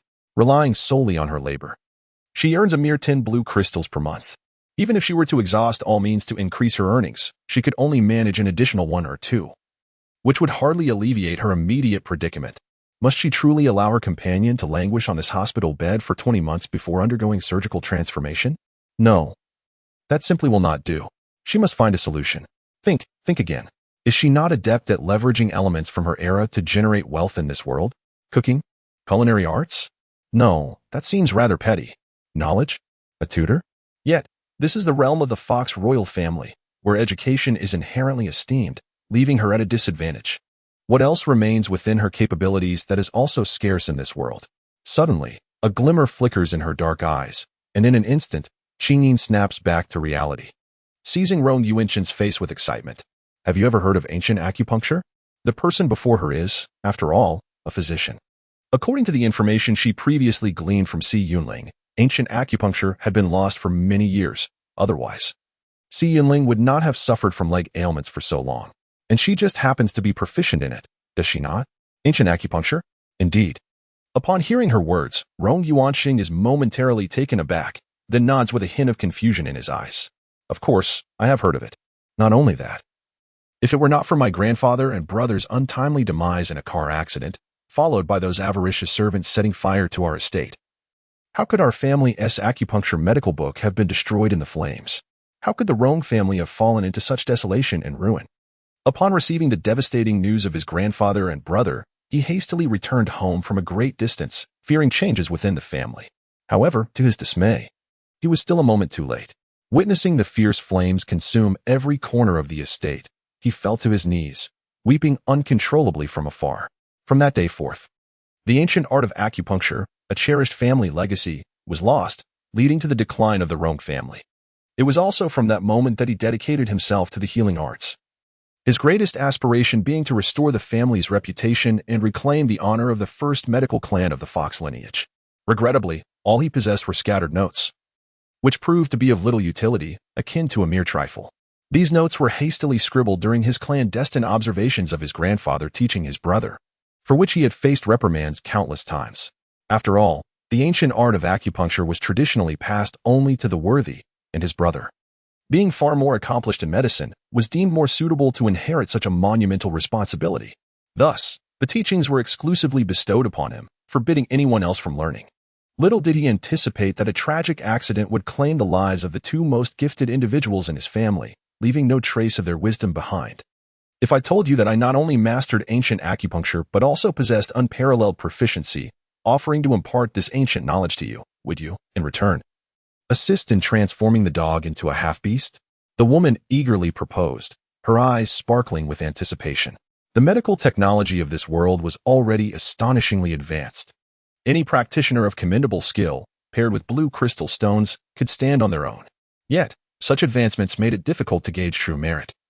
As families competed based on the quantity of blue crystals and the innovation of medical instruments, those with substantial wealth and formidable resources invariably triumphed. Upon hearing her proposition, Rongweshing's eyes widened in shock, momentarily frozen in place, rendered speechless. If you doubt my abilities, you may find a patient to test them on, she swiftly explained. Noticing the astonishment on his face, were it not for her desire to avoid entanglements with the past, she would have bluntly introduced Si Yunling. However, she hesitated. Knowing that revealing this connection would undoubtedly prompt him to investigate the truth, potentially leading to Si Yunling's presence here. The thought of what that man had done to her left her feeling as if their relationship was an inextricable knot. It was perhaps best for them to remain distanced for life, sparing her the embarrassment of their inevitable encounter. Good night. Chapter 281. A familiarity that raises suspicion. 2. Content is still being processed. Please try again later. Chapter 282. A familiarity that raises suspicion. 3. Then I shall heed your highness's wishes. Rongweshing nodded. Her mind filled with the urgency to return to the office and peruse patient files, determined to identify one or two individuals most suited for acupuncture treatment. She turned once more to glance at Qinyin, her expression warm and polite. Miss Qinyin, do change into your attire and rest early. We shall meet again in 3 days. As for the patient, rest assured, everything will be taken care of. Qinyin nodded slightly, indicating her acquiescence. A few minutes later, when she emerged from the sterilization room, she found that the hall was devoid of any trace of Rong Yuanxing, leaving only Eugenia standing in the foyer, seemingly awaiting her return. As Qinyin hesitated, a sense of discomfort enveloped her. While she could comprehend the rationale behind Eugenia's earlier remarks directed at the dog, a lingering knot remained within her heart. If given the choice, she would have preferred to return alone. Seemingly attuned to her unease, Eugenia, who had been waiting outside, felt a shadow cross his eyes. He parted his lips, as if to offer an explanation, only to find that she had diverted her gaze elsewhere, showing no inclination to engage in conversation. Eugenia's expression paled once more. Casting a glance at her, he turned and walked away. In that fleeting moment, he resembled a wilted eggplant. His eyes devoid of their usual spark. The two exited the ward in a staggered manner, observing the man seated in the back of the car, who refused to acknowledge her presence, and noticing the empty front passenger seat beside Yushi, Qinyin instinctively took a seat next to him. At that instant, Eugenia cast a fleeting glance at the woman in the front seat, but immediately turned his head to gaze out the window, his hands resting by his side growing pale and stiff. Yushi in the driver's seat pondered, is it still possible for him to exit the vehicle now? The car sped away, and within moments, an oppressive silence enveloped the interior. The weighty atmosphere caused even the usually unflappable Yushi to tremble slightly. His fox-like gaze rigidly fixed ahead, hesitant to breathe too deeply. Before long, the vehicle arrived outside the palace. As soon as it came to a halt, Qinyin, seated in the front passenger seat, was the first to disembark. Without a backward glance, she strode toward the palace. The man in the back seat watched her retreating figure in silence, his enchanting fox-like eyes dimming with despair. He perhaps underestimated his significance in Qinyin's heart. Even though his words in the hospital were impeccable, she was still upset.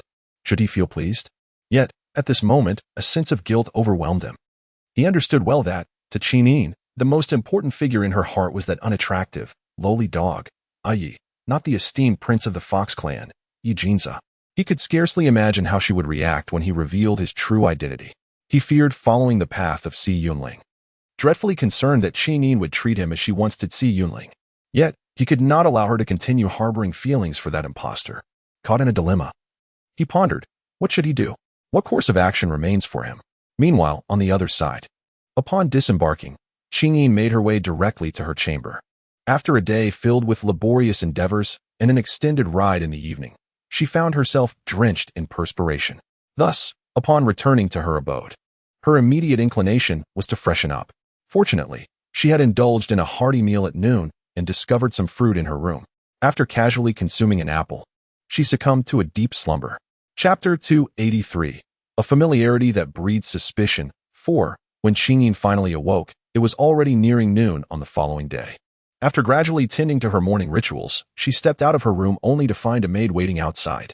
As the door swung open, the maid's eyes brightened with excitement, and she hurried forward, her face alight with eagerness. "Sister Ying, I am a Luo, sent by His Highness to attend to your needs." "Light music?" Upon hearing the words, Qingyin was momentarily taken aback, seemingly caught off guard by the sudden appearance of the individual and their unexpected remarks. Was she still in a state of slumber? Was this person here to attend to her? The figure before her appeared to be no more than 14 or 15 years of age. How could such a child be assigned to serve her? Was Yi Jinza out of his mind? Moreover, did she truly require someone to attend to her? Taking a careful look at the astonished woman before her, the playful Luo sincerely exclaimed, "Sister Ying is far more beautiful than those socialites who come to pay their respects. It is no wonder that His Highness is so fond of her." Fond. The hue of Qingyin's gaze subtly shifted as she unflinchingly retorted, "Is that so? Yesterday, she had indeed harbored a fleeting concern that Yi Jinja might harbor feelings for her, yet subsequent events dispelled such notions. After all, he had outrightly refused to modify the dog in her presence, articulating a multitude of reasons that, while logically sound, ultimately fostered a sense of disdain within her. A person of even modest intellect would refrain from such actions, particularly someone like Yi Jinja, who was well versed in the intricacies of romantic affairs after spending considerable time amidst blooming flowers. Thus, if Yi Jinja genuinely held affection for her, he would never utter words that would evoke her aversion. Even if he harbored disdain for the dog, he would likely act discreetly rather than overtly reject her and subject her to ridicule.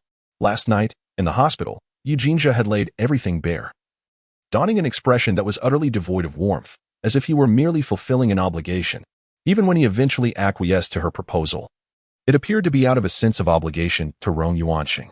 Consequently, following the events of yesterday, she found herself dismissing her previous assumptions. Nevertheless, she recognized that she could not be foolish enough to outright deny to the person before her that His Highness held no interest in her.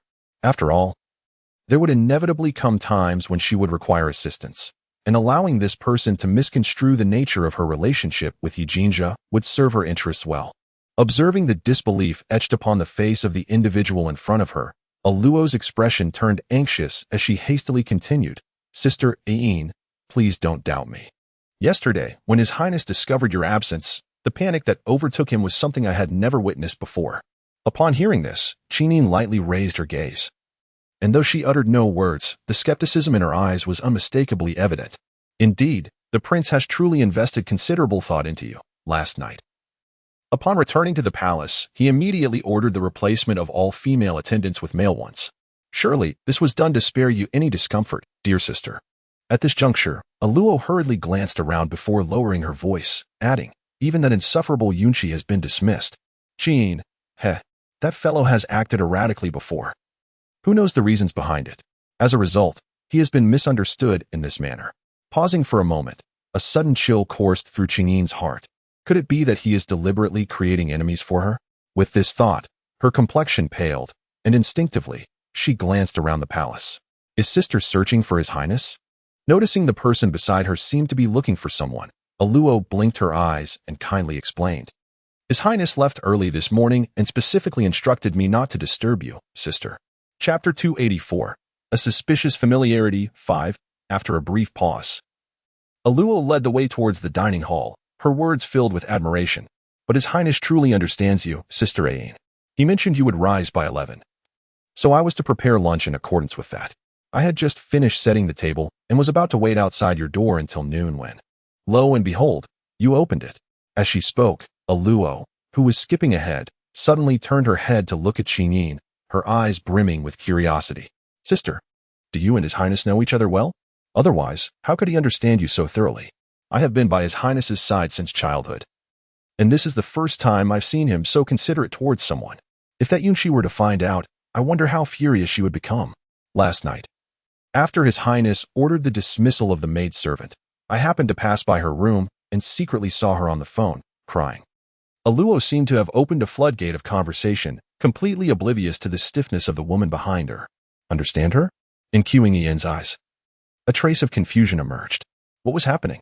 Could it be that even this little girl felt such a thing? In truth, she had sensed it since yesterday during lunch. The soup that YJNZ served her lacked any accompaniments, perfectly aligning with her habit of enjoying soup alone. The dishes placed before her were all her favorites, with flavors she adored, particularly the spicy taste. At that moment, she had been wholeheartedly convinced that YJNZ had investigated her preferences. However, after much contemplation, she was unable to unravel the complexities of the situation, which led to their subsequent quarrel. Yet now, a loose word seemed to awaken her.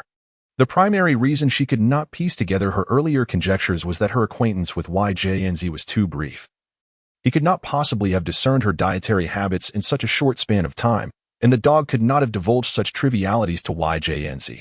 However, if they had previously known each other, everything would fall into place. Through familiarity, YJNZ would know her likes. Even the hour she preferred to rise from her slumber. But then, a new question arose. Due to Essing-Mien's repeated instructions, her acquaintances in the beast realm were few. Those with whom she could converse were even rarer, let alone those familiar with her daily habits. With the pool of potential acquaintances narrowed, two individuals immediately surfaced in Ian's mind. One was SYNL-ing, because she had spent several days on the same floor as SYNL-ing while healing her legs in the underground castle. It was natural for the latter to be aware of her living habits. The other was the dog. Living under the same roof in the impoverished district and the rented space in KNDY, all her habits, save for concealing her human identity, were laid bare before the dog. It was inconceivable for YJNZ to be SYNL-ing. After all, both were formidable figures, each commanding influence over their respective fox clans. Yet, it was equally implausible for YJNZ to be the dog. One was a prince of the fox tribe, a creature of dual bloodlines, strikingly handsome. The other hailed from the slums, a creature of mixed lineage, hideously unattractive. The disparity in their appearances was so vast that the notion of a mistaken identity was utterly absurd. Qingyin couldn't help but furrow her brows. All right. She had once again wandered into a dead end. Good night. Chapter 285, The Suspicious Familiarity 6. After thoroughly enjoying her lunch, Qingyin found herself with some leisure time and decided to pay another visit to the ward. She had not encountered anyone during her visit yesterday and was entirely concerned that her sudden appearance might embarrass the dog. However, after taking a shower yesterday, she couldn't help but reprimand herself for her folly. She had been utterly foolish. She could not present herself to the dog in her true identity. Yet she could easily disguise herself as a nurse to see him. After all, she needn't speak. A mere glance at the dog to ensure he was in good spirits would suffice. The only question remained, how to handle this little tail following her. As Qingyin gazed at Arrow, a wave of melancholy washed over her. In an apparent effort to leave a favorable impression, Arrow, upon hearing that she intended to visit a patient, enthusiastically procured a basket of fruit from somewhere and eagerly trailed beside her, exuding such joy that Qingyin nearly believed it was Arrow who was visiting the dog rather than herself. This made her swallow back several attempts to decline the company. Very well, she thought, let her accompany me. After all, she was merely going to see the dog, not engaging in anything nefarious. Moreover, lacking a pass, having Arrow by her side would undoubtedly prove advantageous, especially with the conspicuously gleaming black gold card that dangled prominently from Arrow's chest. After a brief respite, Qingyin prepared to depart. Indeed, with Arrow having arranged everything in advance, it took less than an hour for the two to arrive at the entrance of the ward area in a dedicated vehicle. Upon arriving at the psycho floor, Qingyin first visited Rong Yueshing's office to ascertain the situation. Upon learning that Guzi had awakened and had already been fitted with a metallic prosthesis by Rong Yueshing, she was momentarily taken aback.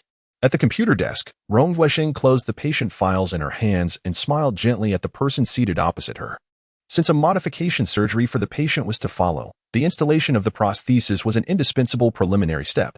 Without the constraint of metallic materials on the growth of flesh, irregular polyps would likely emerge, complicating the subsequent surgical procedure.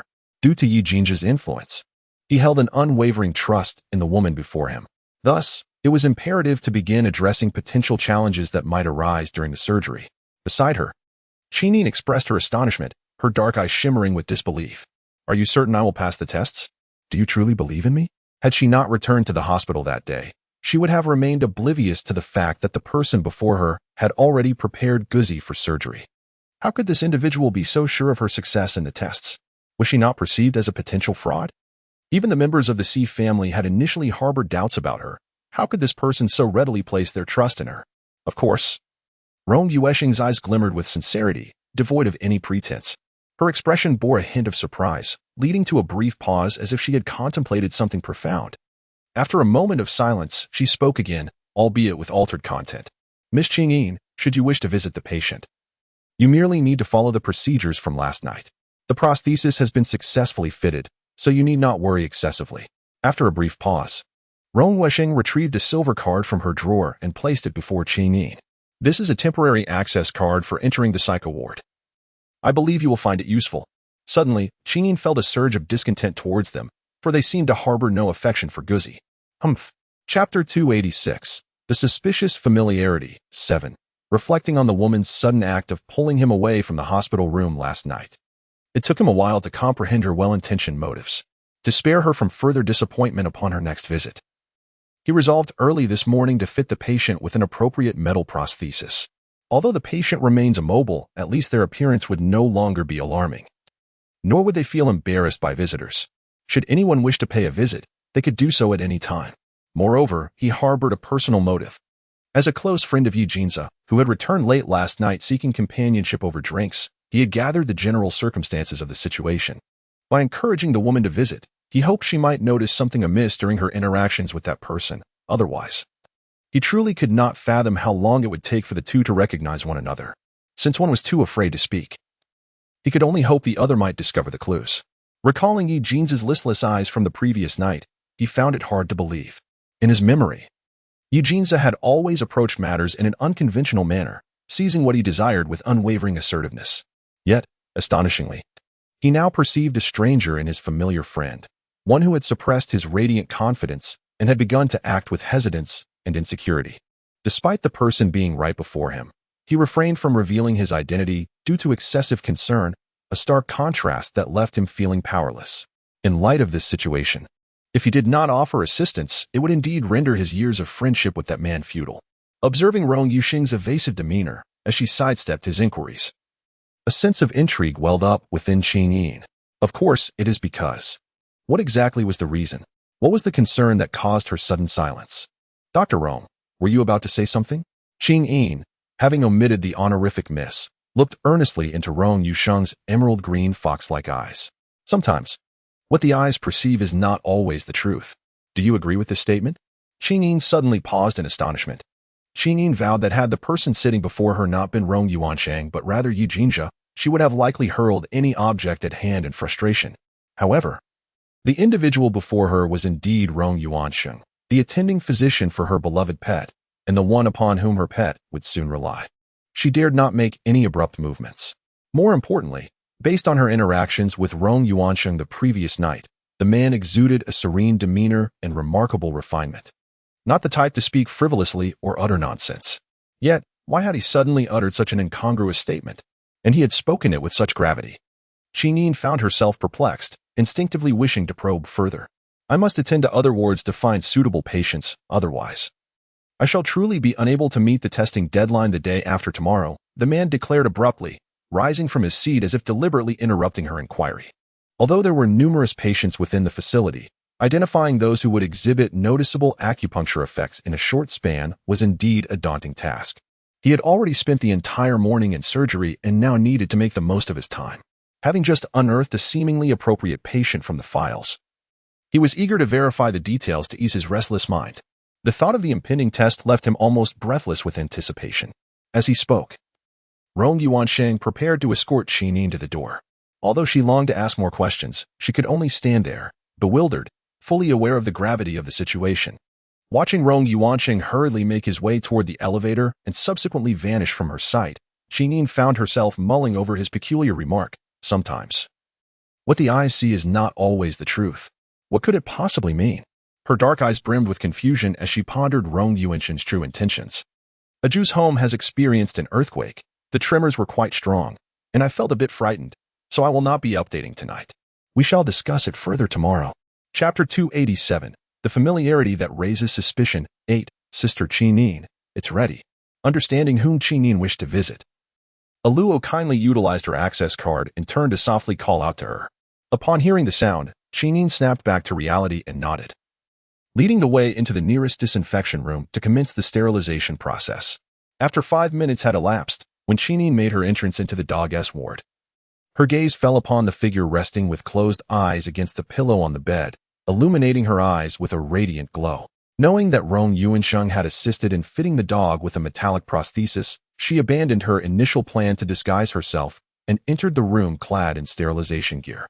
As if sensing an approaching presence, the previously drowsy Longzhu suddenly opened his sharp, piercing eyes and directed his gaze towards the newcomer. Upon recognizing the familiar figure, astonishment swept over him, quickly giving way to overwhelming joy. Yining? Yining actually came to see me? How could he have deceived Yining? And yet she still chose to visit him? Seemingly infected by the man's elation, Qingyin could not help but break into a smile, reaching out to playfully flick his forehead. How are you feeling? Is your body improving? Does it still hurt? Longzhu hastily shook his head, his face brimming with exuberance. No pain, no pain. I'm recovering splendidly. They have taken great care of me. He could sense the thoroughness of the Fox Clan-esque treatment. Upon regaining consciousness, not only had the burning sensation in his eyes dissipated, but his damaged vocal cords had also healed by about 60 to 70%. The doctors had informed him that due to the prolonged delay in treating his eye and vocal cord injuries, even with the application of the blue crystal, recovery would only reach this extent. While it would not restore him to his previous condition, at least he could communicate normally, which was quite satisfactory. Yet, despite this progress, he felt no joy. He had been unconscious for nearly an entire day, and during that time, he knew without a doubt that the esteemed gentleman had remained by Miss Yining's side, never straying far. Surely, that gentleman had revealed the truth to Miss Yining. Initially, he had thought that upon learning the reality, she would come to despise him, and thus he dared not hope for a visit. Nevertheless, the indescribable sense of loss weighed heavily on his heart. Indeed, the feeling of losing something that never truly belonged to him was akin to a living hell. However, just as he closed his eyes for a brief moment, Miss Yining truly appeared. Was he dreaming? Seeing his beloved dog staring at her without blinking, Qingyin could not suppress her laughter, her smile gradually widening as she unceremoniously seated herself at the edge of the bed. That's good to hear. The doctor mentioned that you've just undergone a healing procedure. The most crucial thing now is to rest well, allowing your body ample time to recuperate before continuing with the subsequent reconstructive surgeries. As she spoke, Qingyin gestured for a Luo, who stood at the door, to come forward. Intending to take the fruit basket from a Luo's hands to prepare some fruit for the bedridden patient. Sister Qingyin, let me do it, a Luo said, her round eyes blinking innocently. Not waiting for Qingyin's agreement, she obediently set down the fruit basket and sat on a nearby stool, casually selecting a black jade mango to peel. This is a tribute just delivered to the palace, highly nutritious and perfect for patients. As she spoke, a Luo skillfully wielded a small knife to deftly peel and slice the mango, arranging the succulent pieces onto a pristine white jade plate. The contrast of the pure white dish against the vibrant golden-orange flesh of the fruit was truly captivating, leaving Qingyin momentarily entranced. With a prepared plastic fork, a Luo gently prodded the fruit and brought it towards Longzhu's lips, her seamless action suggesting that nurturing someone was a familiar endeavor for her. Longzhu, caught off guard, was left momentarily speechless. Chapter 288, A Dubious Familiarity. 9. Seemingly unaccustomed to being fed so intimately by a stranger, Takizawa felt a slight flush rise to his ears.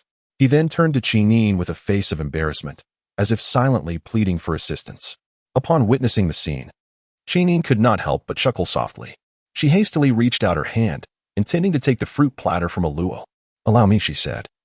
A Yi is not accustomed to being fed by strangers. How could they be strangers? Even if they were, that is a matter of the past. Seeing the person before her attempting to snatch the fruit platter from her grasp, a Luo's eyes flickered with a hint of panic. She instinctively recoiled, protecting the platter while glancing towards Lizhua. My name is a Luo. From this moment forth, we shall be friends. Sister Qingyin is the beloved of His Highness, the future princess of the Fox clan. How could she allow Sister Qingyin to feed other men? What if His Highness were to find out? Ayi? On the sickbed, Tang Zhuo was momentarily taken aback, his expression one of astonishment. What was happening? Miss Yin was still calling him Ayi? Could it be that the esteemed gentleman had yet to reveal the truth to Miss Yin? Tang Zhuo was instantly struck dumb, disbelief washing over him as he gazed at the woman, his body momentarily stiffening.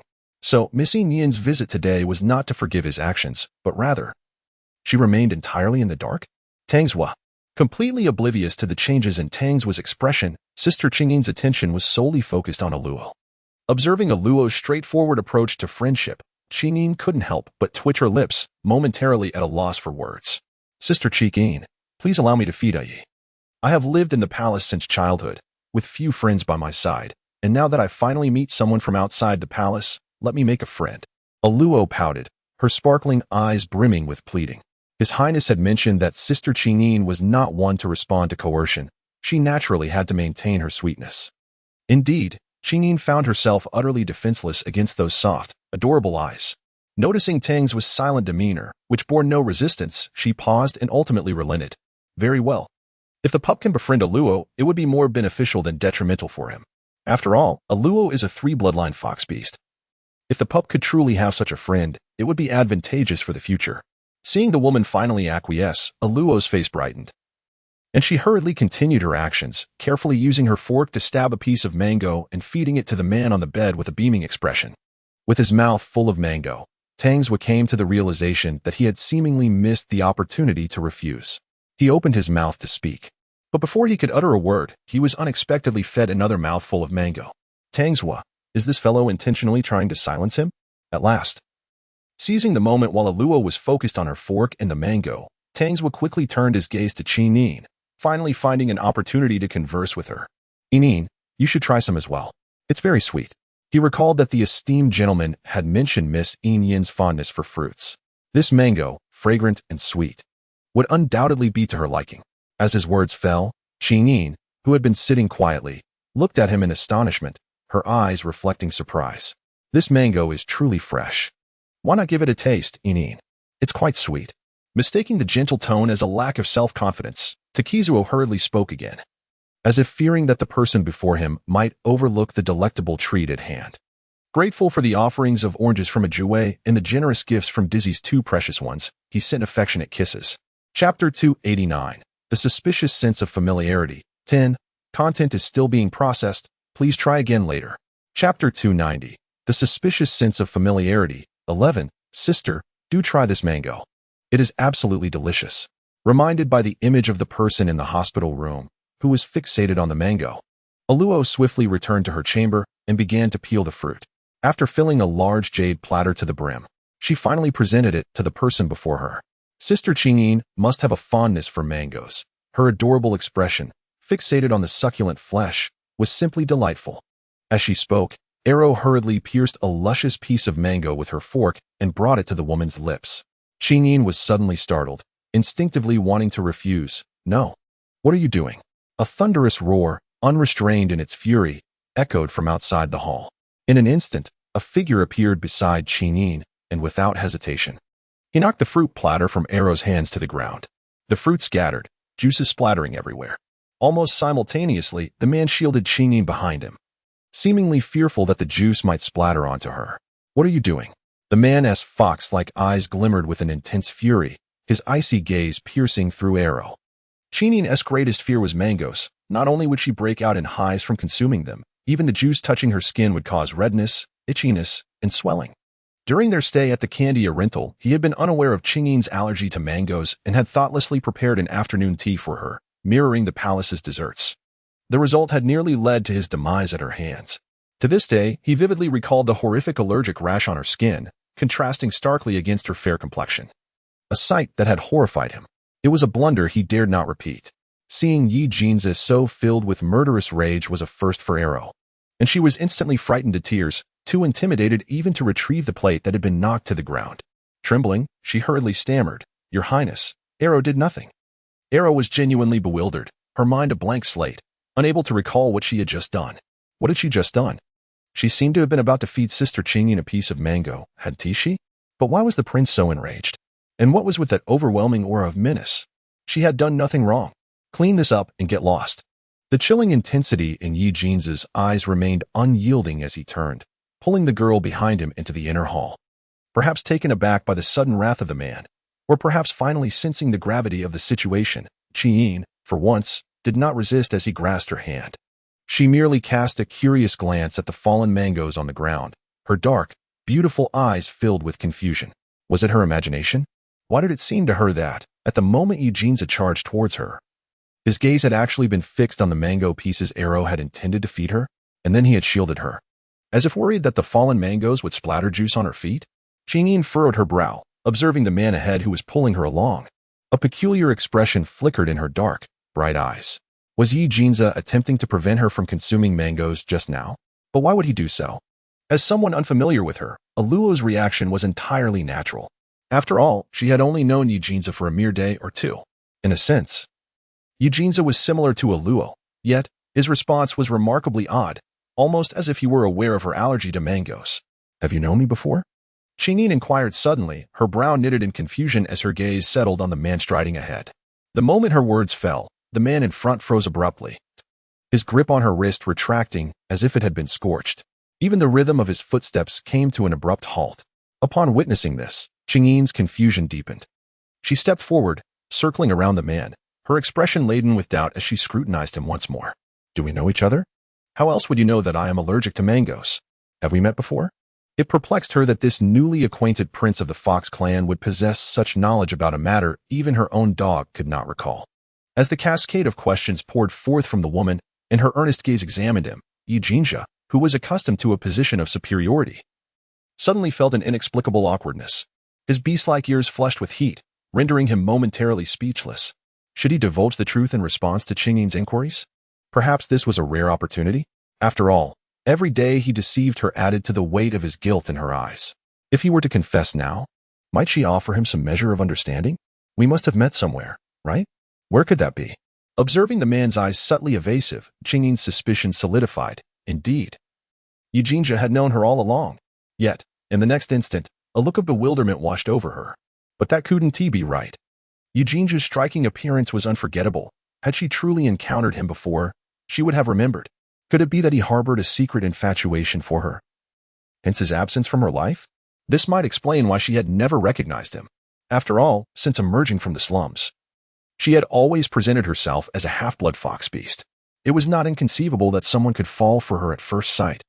She had often been approached while out with her dog, but this line of reasoning only led her further into confusion. The only person aware of her mango allergy was her dog. Not even Si Yunling was privy to that information. If this man merely harbored a secret crush, how could he possibly know about her allergy? Where had they met? Qingyin pondered for quite some time, yet found herself at a loss. It seemed the only hope lay in having this man provide clarity. Meeting his gaze, filled with scrutiny and uncertainty, the man took a deep breath, as if finally resolved to share something significant. In the next moment, he shed his usual nonchalance, his fox-like eyes turning earnest and solemn. Qingyin, actually, I am. Suddenly, a frantic voice erupted from the inner hall. Qingyin's sister. Qingyin's sister. Eluo rushed in, panic-stricken, as if pursued by some unseen threat. Disregarding the decorum of entering the inner hall. Qingyin's sister, it's terrible. Dr. Rong just called to say that Yi has suddenly taken a turn for the worse. What? The color drained from Qingyin's face as she absorbed this news, her attention swiftly diverted. In the next moment, fear flickered in her dark eyes, and she hurried towards Eluo. What happened? Wasn't he fine just a moment ago? She had only been away from the ward for an hour. How could her dog be in critical condition now? Uncertain, she spoke of a sudden irregularity in heart rate. They were currently engaged in a desperate attempt to revive him. Aluo's voice trembled on the brink of tears, lamenting her ill fate today. First, she had been unjustly reprimanded by His Highness, leaving her bewildered as to the reason behind the scolding, and now she received a grave phone call from Dr. Rong, stating that Ye's life was in jeopardy. How could Ye's life be at risk? Just an hour prior, he had appeared perfectly well. How could he have suddenly fallen gravely ill? Chapter 292, A Fated Encounter. 1. What was more concerning was that within the hospital room, to avoid any appearance of undue familiarity between Miss Qingyin and Yi, she had been solely responsible for all of Ye's care. Now that he was in critical condition, it was difficult not to draw parallels to her involvement. Even Dr. Rong had questioned her about her actions during their recent phone conversation, not to mention the turmoil that must be brewing in Miss Qingyin's mind. What to do?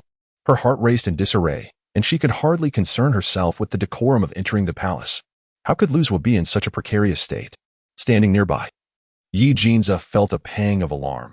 He had expressly instructed the nurses in the ward to provide meticulous care for Luzwa. How could such a situation arise? His gaze shifted to Aluo, and he furrowed his brow slightly, stealing a glance at Qinyin, who was hastily exiting the palace. He paused momentarily before hastening to follow her with a grim expression. In the car, Qingyin remained silent, her brow furrowed in concern. Reflecting on the time spent in the ward, the dog had been in remarkably good spirits, their conversation flowing freely as his throat had nearly recovered. How could it be that, within a mere hour, his condition had suddenly deteriorated? The trio swiftly arrived at the ward area in their designated vehicle. As they ascended to the psycho floor, they unexpectedly encountered Rong Yuanqing emerging from the operating room, reeking of disinfectant. Qingyin hurriedly approached, her voice trembling with anxiety as she inquired, "Dr. Rong, how is I?" Although their journey had not taken even half a minute of delay, the road had consumed a full half hour, and she was genuinely fearful that during this time, some unbearable ill news might have transpired. Rest assured, the patient has surpassed the critical phase. However, due to certain peculiar circumstances, we must proceed with the reconstructive surgery as soon as the patient's condition stabilizes.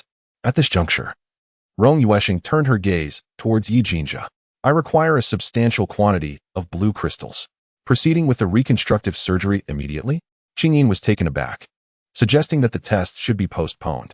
Seemingly aware of Qingyin's concerns, Rong Yuanqing turned her head and gently reassured her, "Life is of utmost importance. I believe His Highness would not object." As she spoke, Rong Yuanqing glanced towards Yi Jinzha, asking, "Isn't that so?" Upon hearing this, Qingyin hurriedly turned her gaze towards Yi Jinzha. She observed him decisively seizing the conversation, instructing, "Prepare for the surgery immediately. I will have the blue crystal transported at once." Very well. This was not their first seamless collaboration, and Rong Yuanqing nodded before proceeding to the adjacent medical room. The patient's transformation surgery posed considerable challenges, necessitating meticulous preparation of all necessary items.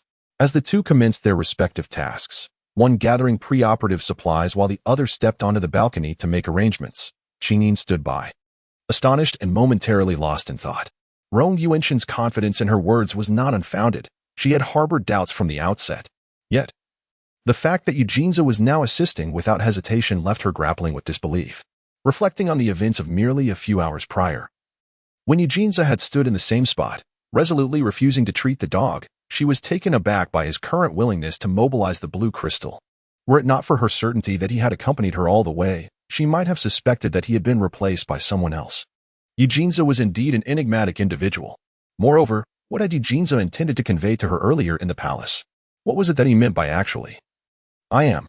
What did he truly wish to express? Regrettably, Luo's sudden intrusion had diverted her attention, preventing her from discerning Yi Jinzha's words clearly, a lamentable loss. Qingyin paused momentarily, her steps poised to approach the figure on the balcony. "You are the newly appointed chief official, are you not?" At the intersection of the corridor, an elderly man clad in simple robes abruptly intercepted Qingyin as she was about to reach the balcony. His discerning fox-like gaze scrutinized her without reservation, his expression revealing an unmistakable hostility. The footsteps of Qingyin momentarily faltered as her gaze settled upon the elderly figure before her, her eyes narrowing slightly. The elder, a distinguished half-blood fox beast of advanced years, donned a simple dark green robe that, despite its lack of embellishment, exuded an air of exceptional presence. Particularly striking were his keen fox-like eyes, which radiated an unspoken authority and bore an undercurrent of lethal intent. Is this elder here with ill intentions? May I inquire who you are?" Qingyin retorted with a hint of skepticism in her eyes. "Preposterous. Merely a junior official. And yet you fail to recognize this elder?" The elder's voice dripped with scorn. "What kind of manners have you been taught? Someone, seize this insolent wretch." Elder Yin dared to lay hands on those near the throne, indicating his long-standing dissatisfaction with the court. A sharply sarcastic voice emerged from behind the elder, startling the onlookers. Unbeknownst to them, a man who had been conversing on the balcony had silently appeared behind the elder, striding forward with an air of arrogance. He cast a disdainful glance at the elder. Although a faint smile graced his lips, his gaze was frigid, causing the elder's attendants to bow their heads in trepidation. Surprised by Yi Jinzha's sudden appearance, the elder's expression shifted momentarily to one of bewilderment, yet he quickly regained his composure. "Your Highness, your words are excessively flattering. You, being second only to one in the Fox clan, hold an esteemed position. I merely feared that the lower ranks might disrespect you. And rather than wait for you to administer punishment, I thought it prudent for this elder to provide some instruction, lest this ignorant maid be so frightened by her punishment that she loses her wits. That would indeed be a pity." Sierra's insights proved accurate. This Qingyin possessed the purest dual bloodline heritage and was remarkably beautiful. Since he intended to remove her from Yi Jin's side, why not bring her directly to his villa? Despite his age, he still retained vigor in certain aspects. If he could persuade her to bear him a child or two, the offspring's lineage would surely astonish all. The elder's words left his attendants paling, for within the palace, it was well known that Yi Jinza was notoriously difficult to please. While his handling of clan affairs was impeccable, his temperament was capricious. The fates of those young ladies sent to attend him were enough to illustrate the dangers involved. Yi Jinza's lips curled into a cold smile. Elder Yin, your concerns are noted. Those I choose to keep close are undoubtedly to my satisfaction. Furthermore, she is the chief female official bestowed upon me by the old master. Are you now attempting to meddle not only in my affairs but also in those of the old master? The brazen notion that he could instruct his Qingyin was nothing short of delusional. Your Highness, you have misunderstood, Elder Yin replied, his countenance shifting slightly at the mention of the emperor. This elder is deeply concerned for the royal family and cannot abide the disrespect shown by those below, tarnishing the palace's dignity. However, since your Highness does not mind her conduct, I shall not pursue the matter further.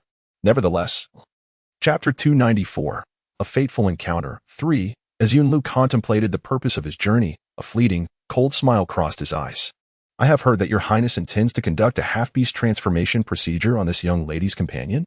Yi Jinza cast a sidelong glance, his eyes glimmering with caution. Is there a problem? Although the desolate continent strictly forbids the practice of half-beast transformation, it is essential to recognize that the origin of half-beasts traces back to the Fox clan royalty. There exists no entity on the entire desolate continent more adept at beast transformation than the Fox clan royalty. Furthermore, the Fox clan operates under a distinct set of laws, granting them unique privileges concerning half-beast transformations. It is only fitting that your Highness expresses gratitude for the life-saving favor received. The elder's eyes glinted with unabashed derision. However, as far as this elder knows, that wretched individual merely stumbled into this predicament by chance. It was not out of a desire to save your Highness that they found themselves in such a state. At this juncture, the elder cast a contemplative glance toward the young woman beside the man, and, after a moment of silence, his gaze returned to the man. Yet, your Highness has withdrawn over 100 blue crystals from the royal treasury to treat that wretched individual. Although your Highness has pledged at the Elder Council to donate all profits from this year's Yunnan region to the Council, should your Highness now expend another 100 blue crystals for that individual's transformation, would it not necessitate a re-evaluation by the Elder Council for a vote once more? This time, it is likely that the outcome will not be unanimously favorable. Despite standing as a prince of the Fox clan, above all others, a century ago. In a bid to prevent the Fox clan emperor from becoming tyrannical and incompetent, the Elder Council was established, mandating that all significant matters affecting the interests of the Fox clan royalty must be approved by the council. The expenditure of blue crystals to save a mere commoner is not of concern to him, as the exchange conditions for blue crystals remain quite objective. Although the profits are intended for the Elder Council, as the most powerful elder within the council, what benefits the council indirectly benefits him. If the council profits, he stands to gain the most. Had this been before today, he would have turned a blind eye, only requiring that the exchange conditions be satisfactory, as he would prefer to avoid unnecessary troubles. After all, the person before him is no ordinary character, and some complications are best sidestepped. However, circumstances have changed. Last night, he was preoccupied with urgent matters outside the clan, only to receive a frantic call from his niece, who was in tears, prompting him to rush back to the clan early this morning. According to Shish, Yi Jinza had brought back a woman of unknown origins to the clan, promptly bestowing upon her the title of Chief Lady Officer upon their arrival at the palace, and granting her unimpeded access to the inner chambers. To make matters worse, Yi Jinza, in an attempt to curry favor with this woman, dismissed all the maids from the entire sleeping quarters, showing no mercy even to Sheer, his most trusted attendant. Before the gathered assembly, he openly declared that Sheer was an inferior maid unworthy of serving him, not only humiliating Sheer but also casting a shadow upon his own prestige as a clan elder. Who in the clan was unaware that Yunshi was his niece? Who, upon encountering Yunshi, did not extend courteous gestures? Yet, that night, Yi Jinza dared to belittle his niece in front of everyone, an affront that struck directly at his dignity. How could he possibly endure such an insult? Chapter 295, A Fated Encounter 4. When he received Sheer's tearful phone call, he initially found it hard to believe. After all, over the past 3 years, he had witnessed Yi Jinza's actions firsthand, fully aware of the tragic fates that befell those socialites. It was precisely because he understood the boy's nature and knew he harbored resentment that he had allowed Xier to serve him in the capacity of a personal maid, hoping to gradually mend the situation. However, now, as his gaze lingered upon the woman before him, Yunlu felt an overwhelming realization of the existence of beauty beyond his comprehension. He had once thought Xier to be the most exquisite jewel of the clan, yet in comparison to the lady before him, she seemed to pale into insignificance. Such beauty would undoubtedly captivate even the youthful and impetuous Yi Jinza, and even he found himself harboring unbidden thoughts. Thus, his Xiao had regrettably become a mere pawn, lost in the game. The elder's words left a profound impact. Qingyin was taken aback. She had not anticipated that Yi Jinza had been silently aiding her to such an extent, even donating a substantial sum for the treatment of her companion. Though the specifics were unclear to her, the elder's tone suggested that this donation was no trivial amount, and yet, Yi Jinza had never mentioned it to her. To her dismay, she had even rebuffed him the previous night. "Of course, there is no issue," Yi Jinza said, his fox-like eyes narrowing slightly, a hint of frost in his voice. "However, this time, the palace has decided to perform the surgery free of charge. There will be no fees for the blue crystal stones used during the procedure, and the Elder Council must approve the entirety of this decision." Understanding the ulterior motives of those present, Yi Jinza could not help but scoff inwardly. The elder's expression shifted dramatically. "What does His Highness mean by this? Are you intending to exert your authority over us?" Setting aside the fact that he had no intention of allowing this resolution to pass. Even if he were to concede and it were approved, the price Yi Jinza would extract would be no less than that of the last time. "I forgot to introduce Elder Yun." Yi Jinza gestured towards the woman beside him. "This is Miss Qingyin, an expert in ancient acupuncture techniques. It is with great generosity that I have persuaded her to remain with the Fox clan, and she has agreed to impart her knowledge of ancient acupuncture to Rong Yuanxing. As one of the compensations, she will strive to restore her companion to his former half-beast state." The elderly man, upon hearing those words, let out a derisive laugh, as if he had anticipated Yi Jinza's statement long before. His expression bore no trace of surprise. "Are you jesting, Your Highness? It is common knowledge that the ancient art of acupuncture has long been extinguished by a great fire several years past. Even the Rong family, the keepers of this tradition, has been unable to restore it. How could this young girl, barely of age, claim to possess such skills, and you believe her?" It was indeed a case of folly clouding one's judgment. The man must have ulterior motives. Yi Jinza raised an eyebrow. "Why should I not trust her? Miss Qingyin has demonstrated her acupuncture skills before me. If I do not believe in her ability, should I then place my faith in you?" The elder's eyes widened in astonishment. He quickly turned to the young woman, disbelief etched upon his face. "Do you truly possess such knowledge? How is that even possible?" The person before him appeared no older than 20, perhaps even younger. How could she be well-versed in the ancient art of acupuncture? Furthermore, according to his information, there was to be a test between her and Rong Yuanxing, who had recently scoured the hospital's patient records. If Yi Jinza had indeed witnessed her talents, why would they need to go through this charade? It was inconceivable. Yi Jinza must be fabricating a story to deceive him. Chapter 296, A Fated Encounter, 5. Upon hearing Yi Jinza's words, Qingyin stood by, utterly astonished. Yi Jinza truly places such faith in her? Despite not having undergone the test or displayed any acupunctural prowess, Yi Jinza openly supported her without reservation. Did he not fear that she might deceive him, leading to his own embarrassment? A torrent of emotions surged within her. Nevertheless, the young woman's exquisitely delicate face betrayed no hint of turmoil. Instead, she offered a faint, aloof smile to the elder. "There are always greater talents beyond our own, Elder Yun.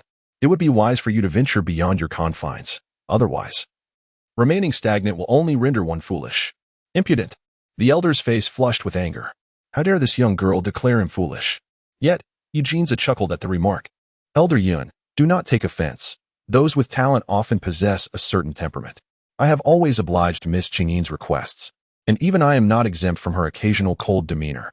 Surely, you do not expect to drag her away for punishment upon your first encounter?" The elderly man, with an expression of indignation, turned his face away, his voice laced with resentment. "Since your highness possesses such unwavering faith in Miss Qingyin's medical skills, surely you would not mind allowing this elder to verify once more, would you?" Yi Jinza furrowed his brows, yet it was Qingyin who spoke up first, responding readily. "If Elder Yun harbors doubts, I would gladly submit myself to a test." She felt no trepidation regarding acupuncture. setting aside the fact that they were at a critical juncture in saving the dog. She was unwilling to let Eugenia endure further harassment from the aggressive elder before them.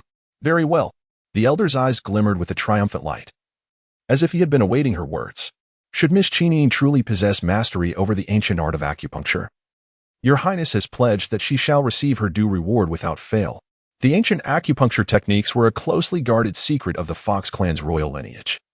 If the individual before him genuinely possessed such knowledge, the clan would ultimately reap the benefits. As the Grand Elder of the Council, he would not allow such a talent to slip through his fingers. However, should she turn out to be a fraud, he would ensure that the matter stirred up a scandal, exposing to the entire Fox clan how incompetent and foolish their prince truly was. How could the great enterprise of the Fox clan be entrusted to someone like her? I am more than willing to accommodate Elder N's test at any time. However, my companion awaits in the operating room for the procedure. Any delay would be detrimental. The elder waved his hand, interrupting her. Fear not. I have a distinguished guest presently enjoying tea in the VIP room downstairs.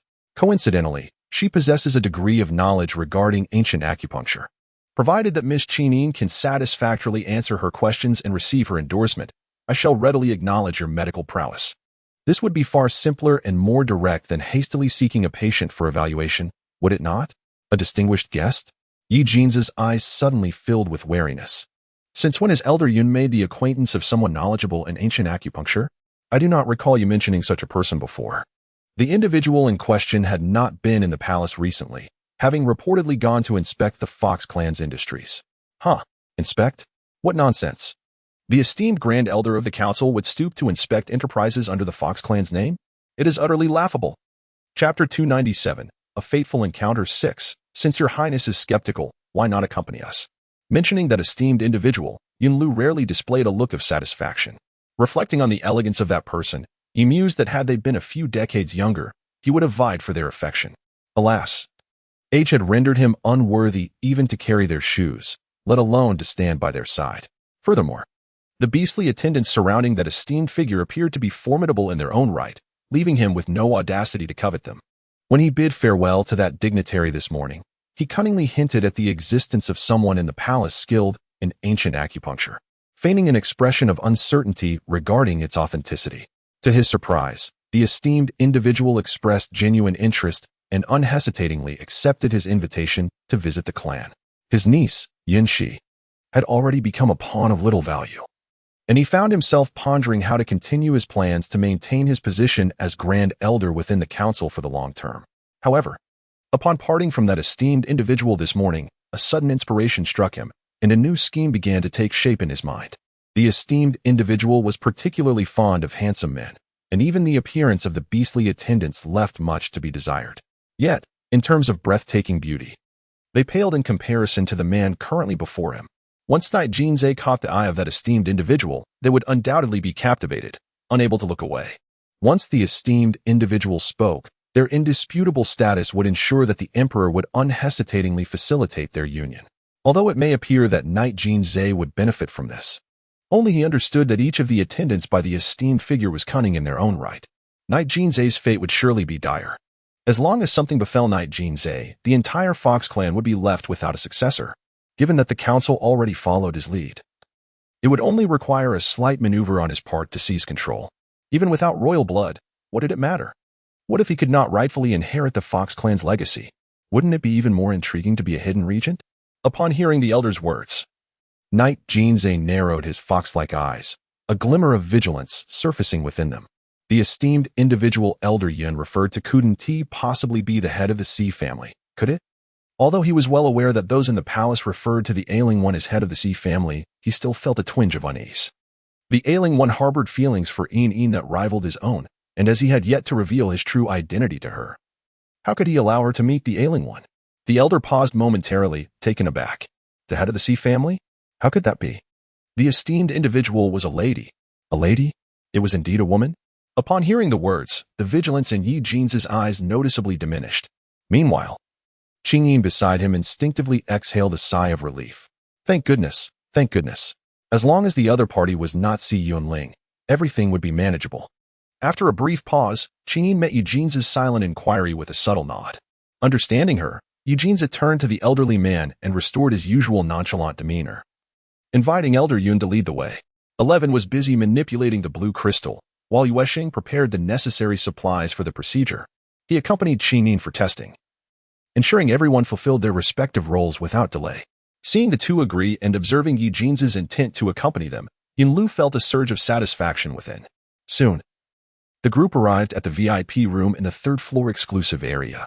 This floor served as a lounge for the families of patients, perfectly complementing the psycho ward above it. Unlike the sterile ambience of the upper floor, this level was adorned in a manner that embraced nature, with each room featuring a distinct courtyard, showcasing innovative environmental themes. The living conditions and indoor-outdoor settings could only be described as five-star hotel quality. As the group traversed the outdoor garden corridor, they quickly reached the place where the elderly gentleman was said to be resting. However, upon passing through the corridor, Yujinza sensed something amiss. Who exactly was the young lady mentioned by Yunlu, that she could afford to have so many bodyguards stationed outside her room in such a vigilant manner? It was important to note that this was the palace of the Fox clan. Even the most powerful guest would not be permitted to have a dozen bodyguards in attendance unless they had prior approval from his esteemed father. Yujinza furrowed his brow, pondering whether this truly was a distinguished guest. Who are you? Upon noticing Yunlu and his entourage approaching, the captain of the bodyguard team stepped forward with a wary expression, blocking their path. Chapter 300. A Fated Encounter. 9. Observing the gaze of the gentleman in white directed towards the lady beside him and Yi Jinza, Yunlu harbored a cold smirk within. It appears that there is no need for him to utter a word. The gentleman in white has already fixed his attention upon the two. The gentleman seemed profoundly intrigued by Yi Jinza. Since entering the room, apart from a fleeting glance at the lady, his scrutiny has been predominantly directed at Yi Jinza. As he had surmised, despite Yi Jinza being a thorn in his side, it must be acknowledged that the young man's beauty is indeed unparalleled. If there were anyone in the world who could rival him, it would surely be the head of the C family. One wonders if the news of the gentleman's presence here, accompanied by Yi Jinza, has reached the ears of the C family head. If it has, one can only imagine he would promptly pay a visit to the palace. After all, she is a primitive human and a strikingly beautiful female in her prime. To have a chance to court such a beauty would be an aspiration for many. The C family head is known for his discerning taste. He typically dismisses mere commoners. Surely, this noble primitive human would pique his interest? Should he manage to incorporate the C family head into his plans, he could eliminate Yujinza while simultaneously removing the head of the C family from the equation. At that point, with both branches of the Fox clan under his control, he would truly be the undisputed king of the foxes. Snapping back to the moment, Yunlu seized the opportunity to break the silence. Esteemed sir, this is our Fox clan's prince. Having heard of your esteemed presence among us, he has come to express his concern, lest our servants neglect your needs. As soon as the elder finished speaking, Yujinza subtly furrowed his brow. Express concern? Unless we neglect him? What scheme does this old fellow have up his sleeve? Sang Mian smiled faintly in response. I appreciate your concern, your highness. Her gaze then fell upon Qingyin, her dark eyes quietly observing, emotions swirling deeply concealed within. This young lady, Yunlu hastily interjected, is the one I previously mentioned to you, who possesses knowledge of ancient acupuncture techniques. Her name is Qingyin. We would be grateful if you could assess her abilities, esteemed sir. Having heard the lady's confident assertions earlier, he had briefly worried whether the information he received was accurate. However, now, witnessing her stunned demeanor in front of the gentleman, it seemed her bravado was merely a fade. Should she fail the forthcoming assessment, he would have ample justification to penalize her while subtly maneuvering to make her his own, all the while tarnishing Yi Jin's reputation. Ensuring that everyone knows he squandered a substantial amount of the Fox clan's blue crystal on mere beauty. This, truly, is a plan that achieves two objectives with one stroke. Sang Mian, upon hearing this, gently nodded and rose to approach Qingyin. Although her countenance remained impassive, a glimmer of light flickered in her eyes as they fell upon the woman, causing Yi Jinza, who stood closest to Qingyin, to darken his gaze. Indeed, Yin was acquainted with this woman. When Elder Yun previously introduced Miss Qingyin as a master of ancient acupuncture techniques, I had harbored the desire to form an acquaintance. If Miss Qingyin does not mind, perhaps we could engage in a friendly exchange, allowing me to learn humbly from you.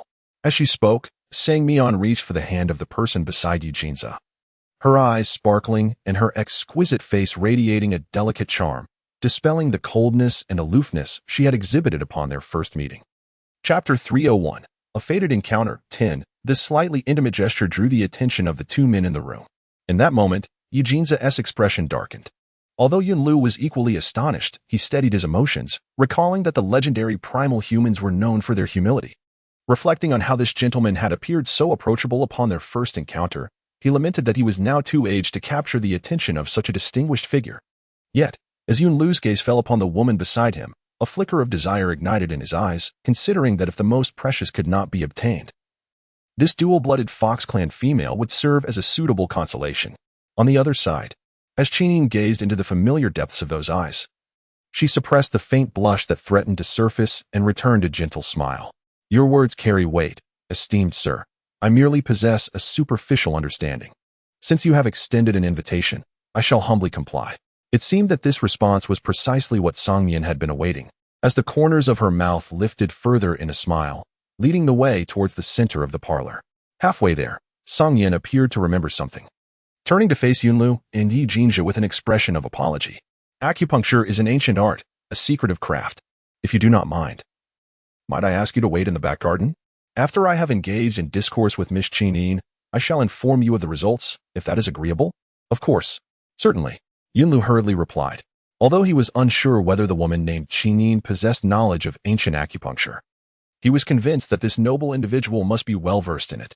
It was indeed inappropriate for him and Yi Jinja to remain here. With this thought, Yunlu tilted his head toward Yi Jinja, gesturing towards the garden outside the estate. Your Highness, shall we wait in the garden? This examination should not take too long. Upon hearing this, Yi Jinja cast a fleeting glance in their direction before his gaze returned to Qingyin, observing the hands they held together. He felt a tumult of emotions, anxiety intertwined with fear, but nonetheless, he took a step toward the garden. In a moment, the spacious room was left with only Songmian and Qingyin. To prevent any prying eyes, the entire house was meticulously concealed behind drawn curtains. In the parlor, under the soft glow of the lights, two strikingly beautiful women sat on the floor, one on each side of an elegantly crafted wooden table, quietly regarding one another. At last, Songmian broke the silence, her expression tinged with exasperation. Well, I have yet to say anything, and here you are, gazing at me so pitifully. Do you wish for me to speak or not? Whenever there is a disagreement between two individuals, Xiaoyin invariably employs her soft, endearing gaze, compelling her counterpart to capitulate. As her words linger in the air, Qingyin, seated across from her, can no longer contain her tears. Crystalline droplets cascade from her eyes like a broken dam, rendering her already gentle countenance heart-wrenchingly poignant. Observing this, Songmian promptly rises and strides towards the weeping figure, enveloping her in a warm embrace, soothingly murmuring, There. What has caused you to weep so? If those at the research facility were to witness this, they might accuse me of bullying you. Hearing the familiar tone of comfort, Qingyin's tears flow even more freely. Her hands instinctively clutching Songmian tighter, her sobs a dissonant melody. Yes, I am sorry. I realize I have failed the mission. I am truly sorry for requiring your assistance. Chapter 302, A Fated Encounter, 11. From the inception of this task, she recognized its distinction from her previous solitary endeavors. Nevertheless, she harbored a wealth of anticipation, anticipating the successful completion of this mission, yearning to escape the monotony of solitary assignments, and aspiring for personal growth that would alleviate Songmian's maternal concern. Yet, the outcome proved disappointing. She repeatedly faltered, and even now, she had merely uncovered the whereabouts of the core chip, hindered by her worry for the dog's injuries, which prevented her from devising a coherent plan for action. The sudden appearance of Songmian before her evoked shock, but it was swiftly overshadowed by an overwhelming tide of guilt and self-reproach. Had it not been for her shortcomings, how could someone of Songmian's stature be present in such a precarious situation? She could surmise that Songmian had come specifically for her. Otherwise, how would the typically prudent Songmian wade into such murky waters? However, Songmian was not a time-traveling operative, and her physical constitution could not possibly endure the gravitational strains of temporal traversal, which posed significant risks to her health. I am sorry. I have disappointed you. Perhaps I am truly unsuited for this task. As tears continued to cascade down her cheeks, the guilt within Qingyin surged like tumultuous waves. A mission that had spanned 3 years without success, compounded by Songmian's need to step in, was not merely disappointing. It was utterly despairing. There is no disappointment. No need for apologies, Songmian replied, her eyes glistening with unshed tears, her voice trembling slightly. My Xiaoyin has always been the best. As the comforting words were uttered, the person in Sang Mian's embrace wept even more violently. For a considerable time, the room resonated with muffled cries of anguish. After a few minutes, when Qingyin finally managed to quell her tears, a substantial portion of Sang Mian's shirt had already been thoroughly soaked. Blinking her reddened eyes, Qingyin glanced at the dampened fabric of Sang Mian's clothing, then looked at his face, which bore an expression of utter despair, and she couldn't help but chuckle softly. Upon witnessing this, Sang Mian seemed to be infected by her laughter, and he too smiled, lifting the corners of his mouth. In the next moment, he reached out and gently brushed the tip of the woman's nose, feigning a look of reproach and disdain. I must say, you must have been a fish in your past life, for your tears flow as if they cost nothing. Now I shall have to change my clothes before I face anyone, lest they think I have been drowned. The complexion of Qingyin flushed slightly red. Was it not because she was delighted to see me? As if a significant thought had crossed her mind. She immediately straightened her posture and gazed earnestly at the person before her. Amian, since you are here to assist me, why not disguise your identity? She inquired with utmost seriousness. Did the laboratory not provide you with a means of concealment? How is it that you appear here in the guise of a human? Is it not a concern for Songmin that revealing a human identity in this place could lead to dire consequences? Now you choose to discuss the matter at hand? Songmin arched an eyebrow, his eyes gleaming with mischief. Who was it, just moments ago, that clung to me and wept incessantly?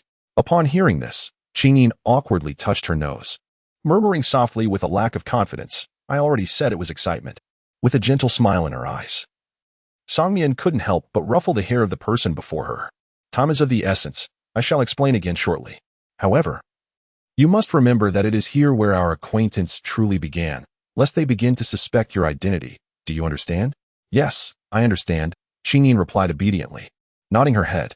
She had indeed considered this point, which is why she had remained silent upon first meeting Songmin.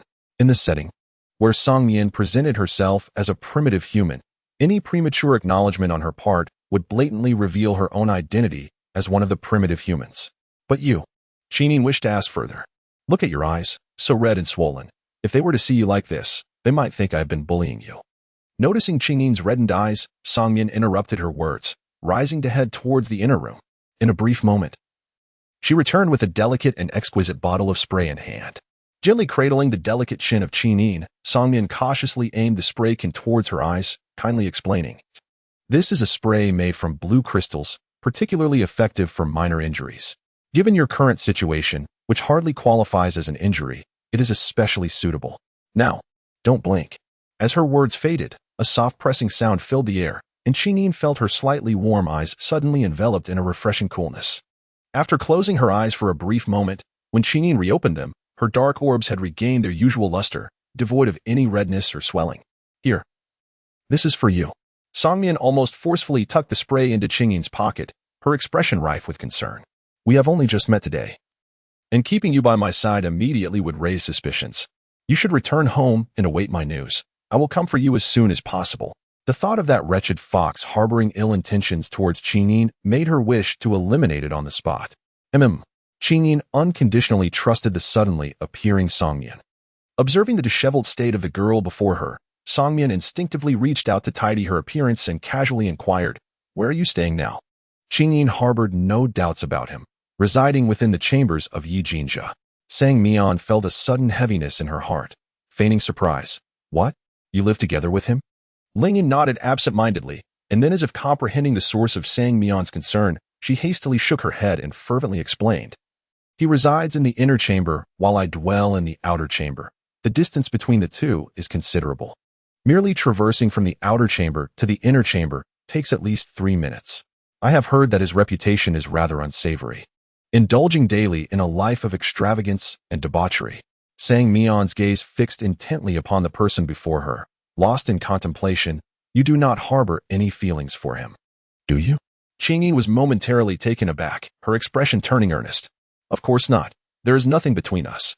The only reason I remain here is for I. Once I has recovered, I shall undoubtedly take my leave. I? Sang Mian's eyes flickered with a fleeting glimmer of understanding, soon replaced by a look of confusion. Who is I? Qingyin's figure suddenly froze. What on earth did she just say? Why bring up I for no reason? By mentioning I, Songyin would surely realize that she was here making friends. Damn, she truly is a hindrance rather than a help. Indeed, Songyin nodded in bewilderment, her eyes filled with displeasure. I knew you wouldn't heed my advice. Upon hearing this, Qingyin immediately grew anxious, swiftly grasping the arm of the person before her, eager to elucidate the situation. A Mian and a Yi are different. His current turmoil is solely for my protection. I cannot abandon him. She bid good night, calculating the time. She noted that their AMO was soon to make an appearance. In Chapter 304, Destined Encounter 13, Qingyin hurriedly recounted how the dog had shielded her with its own body, alongside the urgent need for blue crystals for its transformation surgery. Upon hearing this, Sang Mian's eyes filled with understanding. Rest assured, since he saved you, I will ensure he remains unharmed. Really? Qingyin's eyes sparkled with hope. Seeing her reaction, Sang Mian couldn't help but chuckle, playfully pinching the tip of her nose, amusement evident in her gaze. Do I truly seem so unfeeling? Qingyin immediately assumed a demure demeanor. But of course not. My Amian is the best. It's just that her temperament is rather aloof, preferring solitude over social interaction. Inside the room, the two individuals were fervently communicating, while someone in the garden was in a state of unease, their captivating fox-like eyes glancing towards the house from time to time, only to be met with tightly drawn curtains. What could that woman in white possibly say to Enin? Would she take Enin away from here? Would Enin consent to depart? Damn it. He hadn't even had the chance to reveal his true identity to Enin before that woman in white suddenly appeared. All his plans had been thrown into disarray. The courage he had mustered to confess had dissipated like smoke, now that Enin's companion had arrived. If he were to confess his identity at this moment and provoke Enin's ire, wouldn't he that effectively compel her to leave with the woman in white? In an effort to shatter the awkward silence, Yulu, who had been sipping tea, suddenly spoke up with a tone of admiration, remarking that Lord Songmian was a rare specimen of primitive humanity, possessing an open and approachable personality, and, more remarkably, exquisite looks and pure bloodline. He wondered if His Highness would. Before Yulu could finish his sentence, Eugenia shot a sharp glance in his direction, his eyes glinting with frost. Yulu was immediately taken aback, a chill running down his spine. What a terrifying gaze. This rebellious brat certainly had a penchant for defiance. He had barely uttered half of his thought, yet he dared to glare at him like that. Ignoring Yulu, Yi Jinja lowered his gaze to the teacup in his hand, his expression inscrutable, exuding an air of icy detachment, as if all matters in this world were of no concern to him. Nevertheless, the occasional glance towards the direction of the house betrayed his underlying tension. His long eyelashes fluttered slightly as his gaze fell upon the watch on his wrist.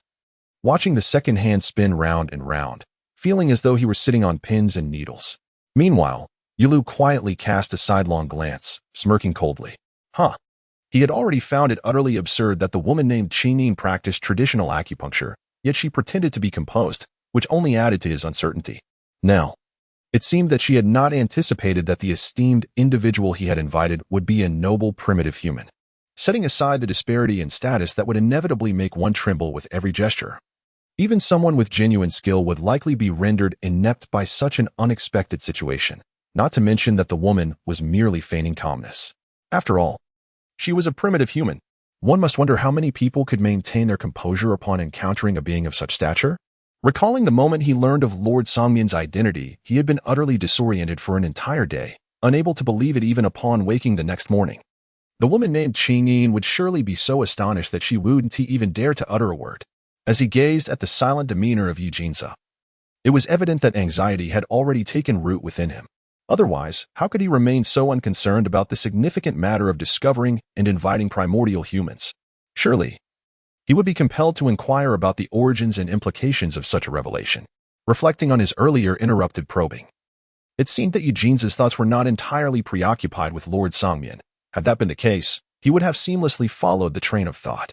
The only plausible explanation was that Yi Jinza had long been aware of the deceitful nature of the woman named Qingyin, who, in truth, possessed no knowledge of ancient acupuncture techniques. Though the man's exterior bore an air of calmness, internally, he must have been fretting over the possibility of the lies within the room being unveiled by Lord Songmian. Thus, he exhibited no interest in Yi Jinza's words, even daring to glare at him with indignation. With this realization, Yinlu felt a surge of excitement. The thought of not only winning over the enchanting beauty, but also confronting Yi Jinza with fervor after the test filled him with exhilaration. At long last, as the two in the garden contemplated their respective thoughts, the heavy curtains that had concealed the window gradually parted, revealing the interior. Upon witnessing this, Yi Jinza hastily rose and made his way inside, with Yunlu eagerly following suit, unable to contain his impatience. Inside, as Yi Jin's gaze fell upon Qingyin, he scrutinized her without detecting any anomalies, and a sigh of relief escaped him. Before he could voice anything, Yunlu, who trailed closely behind, was the first to address Lord Songyan. Has the test concluded? What are the results? His anticipation to witness Yi Jin's flustered reaction was almost palpable. Previously, Yi Jin had confidently asserted that the woman was proficient in ancient acupuncture. Now, he must be in utter disarray. Lord Songyan's eyes curved with satisfaction as he regarded the elder, remarking that Miss Qingyin's acupuncture skills were indeed as remarkable as rumored. Were it not for the concern of delaying Miss Qingyin's important matters, I would have loved to keep her by my side for an intimate discussion. As these words fell, the elder, who had been prepared to angrily confront Yi Jin, froze in disbelief, staring at Lord Songyan's companion, struggling to process the revelation. What? That young girl truly possesses knowledge of ancient acupuncture? How is that possible? In contrast to the elder's astonishment, Yi Jin appeared unfazed by the outcome.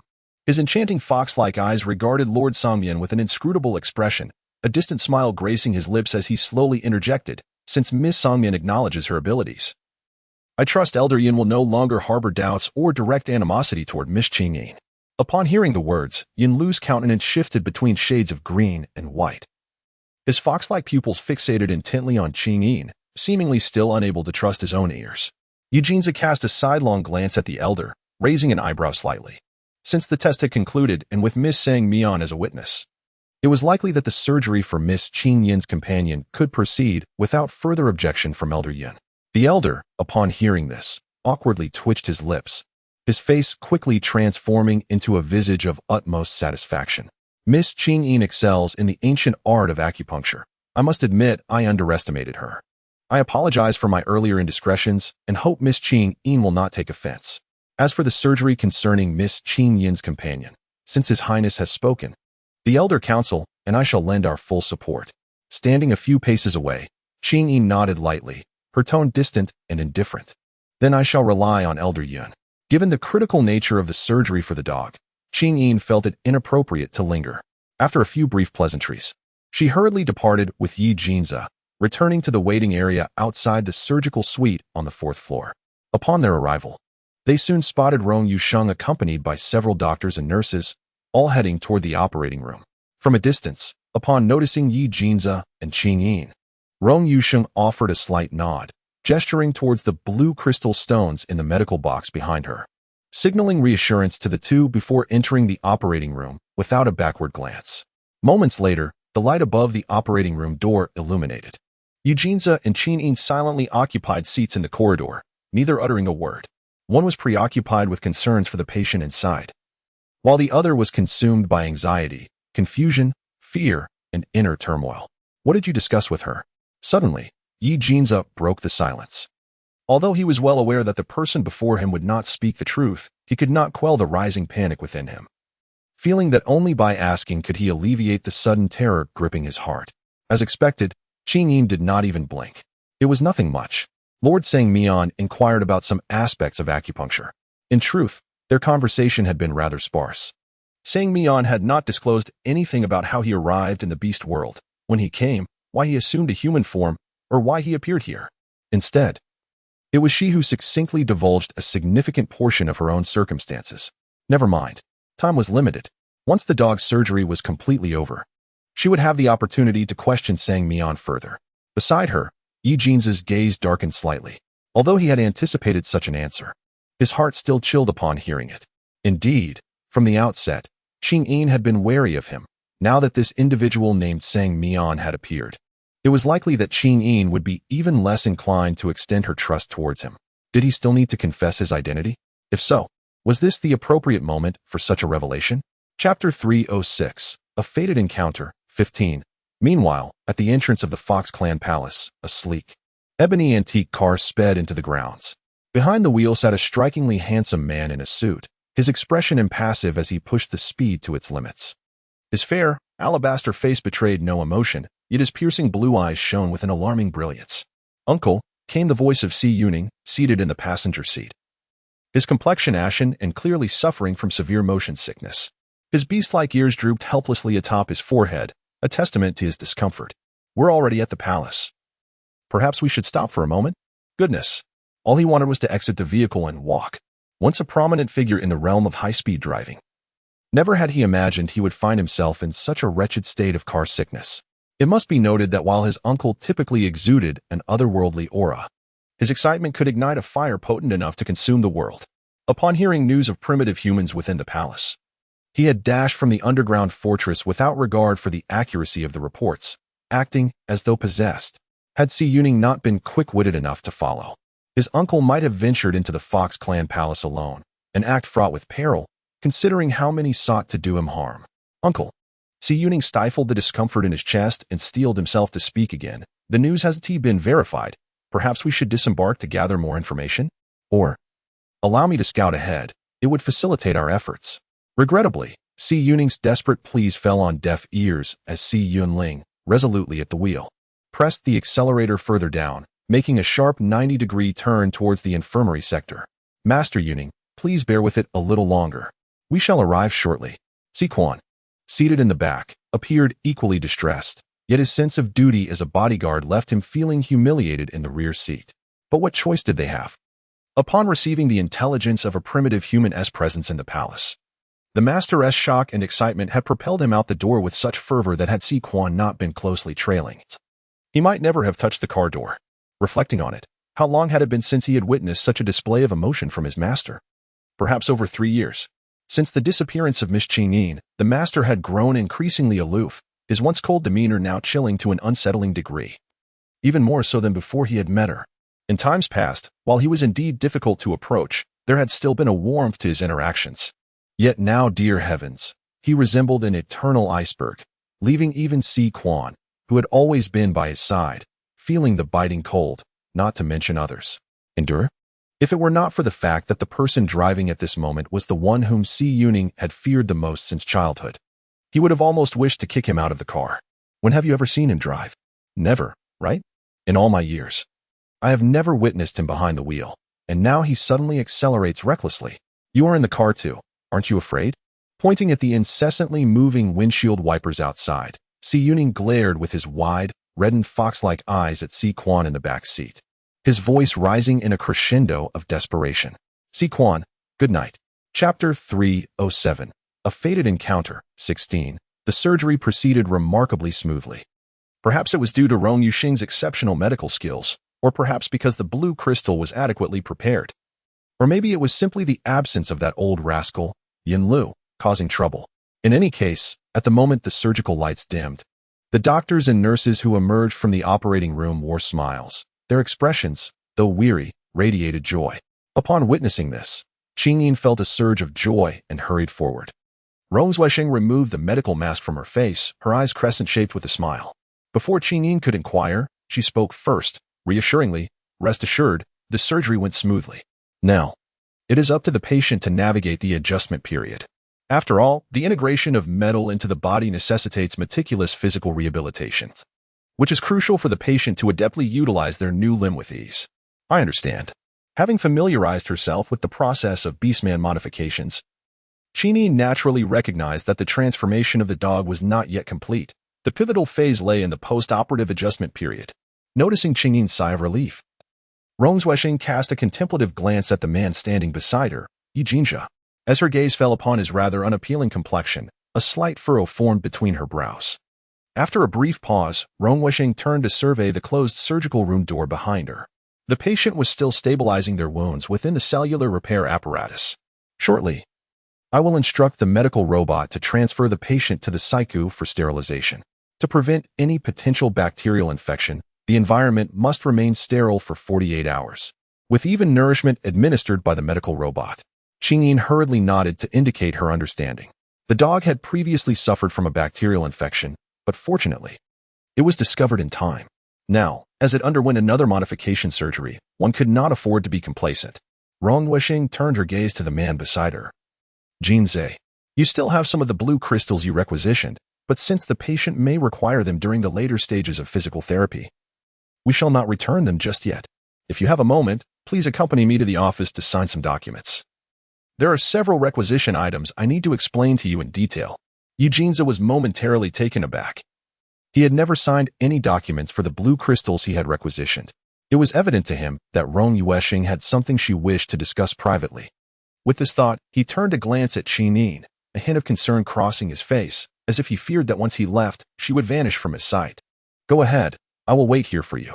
Understanding that Yi Jinze was silently assisting her and the dog, Qingyin's attitude towards him improved significantly. Moreover, having just collaborated effectively in confronting that old coot, Yunlu, she felt a newfound patience towards this temporary partner. Hearing her words, Yi Jinze's eyes lit up. I will be quick, wait for me. After watching Yi Jinze and Rong Yuesheng depart, Qingyin stood at the surgical door for a while, letting out a faint sigh through the heavy door before returning to sit quietly on the bench outside the operating room, waiting. One must admit, the shocks and surprises of the day had been overwhelming. First, the unexpected illness of the dog, and then the sudden appearance of Sang Mian. It was almost enough to cause one to faint from the sheer weight of it all. Now that the dog's modification surgery had concluded, the next phase would be the rehabilitation period.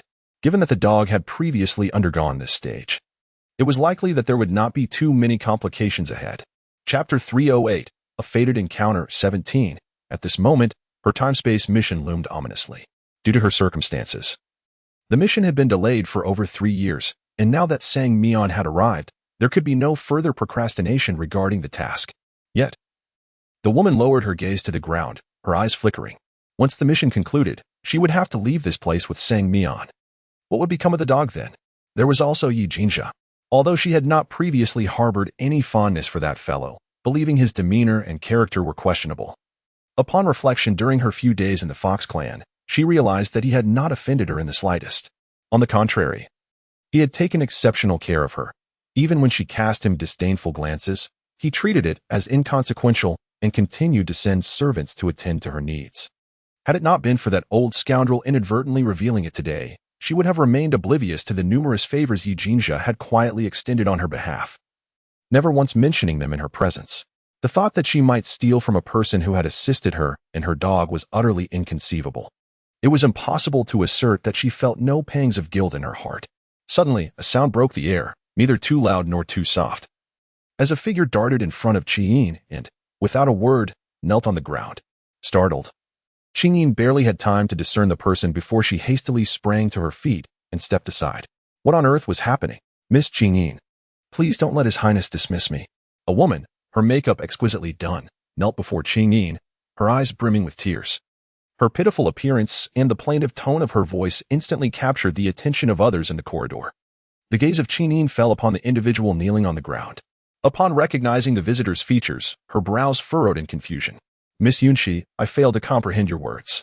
Previously, she had heard from Aluo about the matter of dismissing individuals from the palace. Aluo had also speculated that Yi Jinze's actions were entirely attributable to her. But such conjecture was merely speculation. She would not allow herself to be burdened by such unfounded assumptions. Furthermore, both Yunxi and Elder Yin shared the same surname. Could there be a connection between them?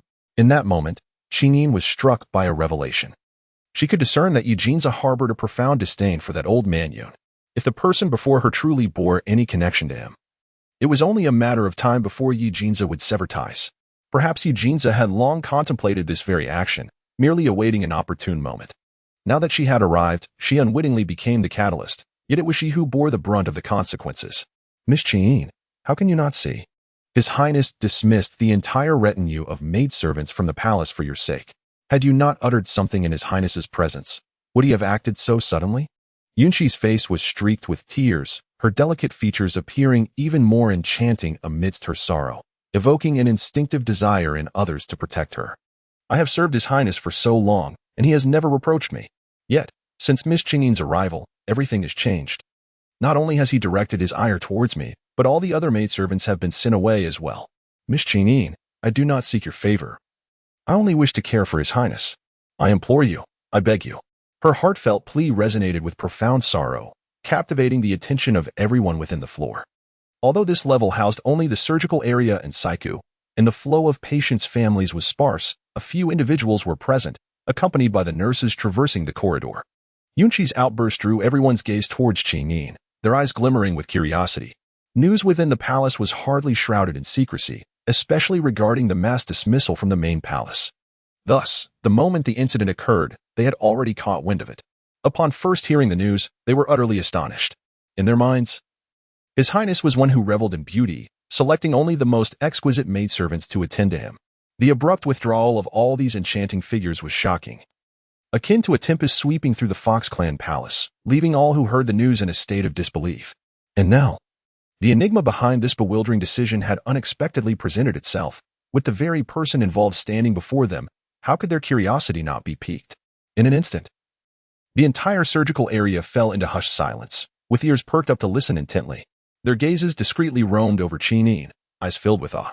Initially, when she sat silently with her head bowed, they had observed her profile from afar, finding her visage lovely but not particularly noteworthy. After all, the palace was replete with beauties.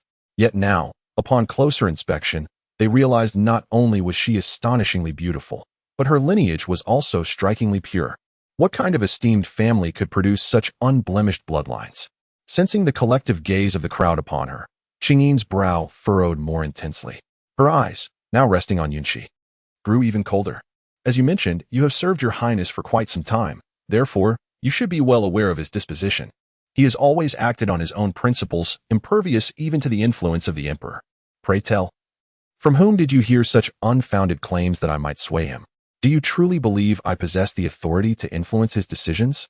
At this utterance, the onlookers, engrossed in the spectacle, redirected their attention toward the kneeling Yunxi, their gazes reflecting a myriad of colors.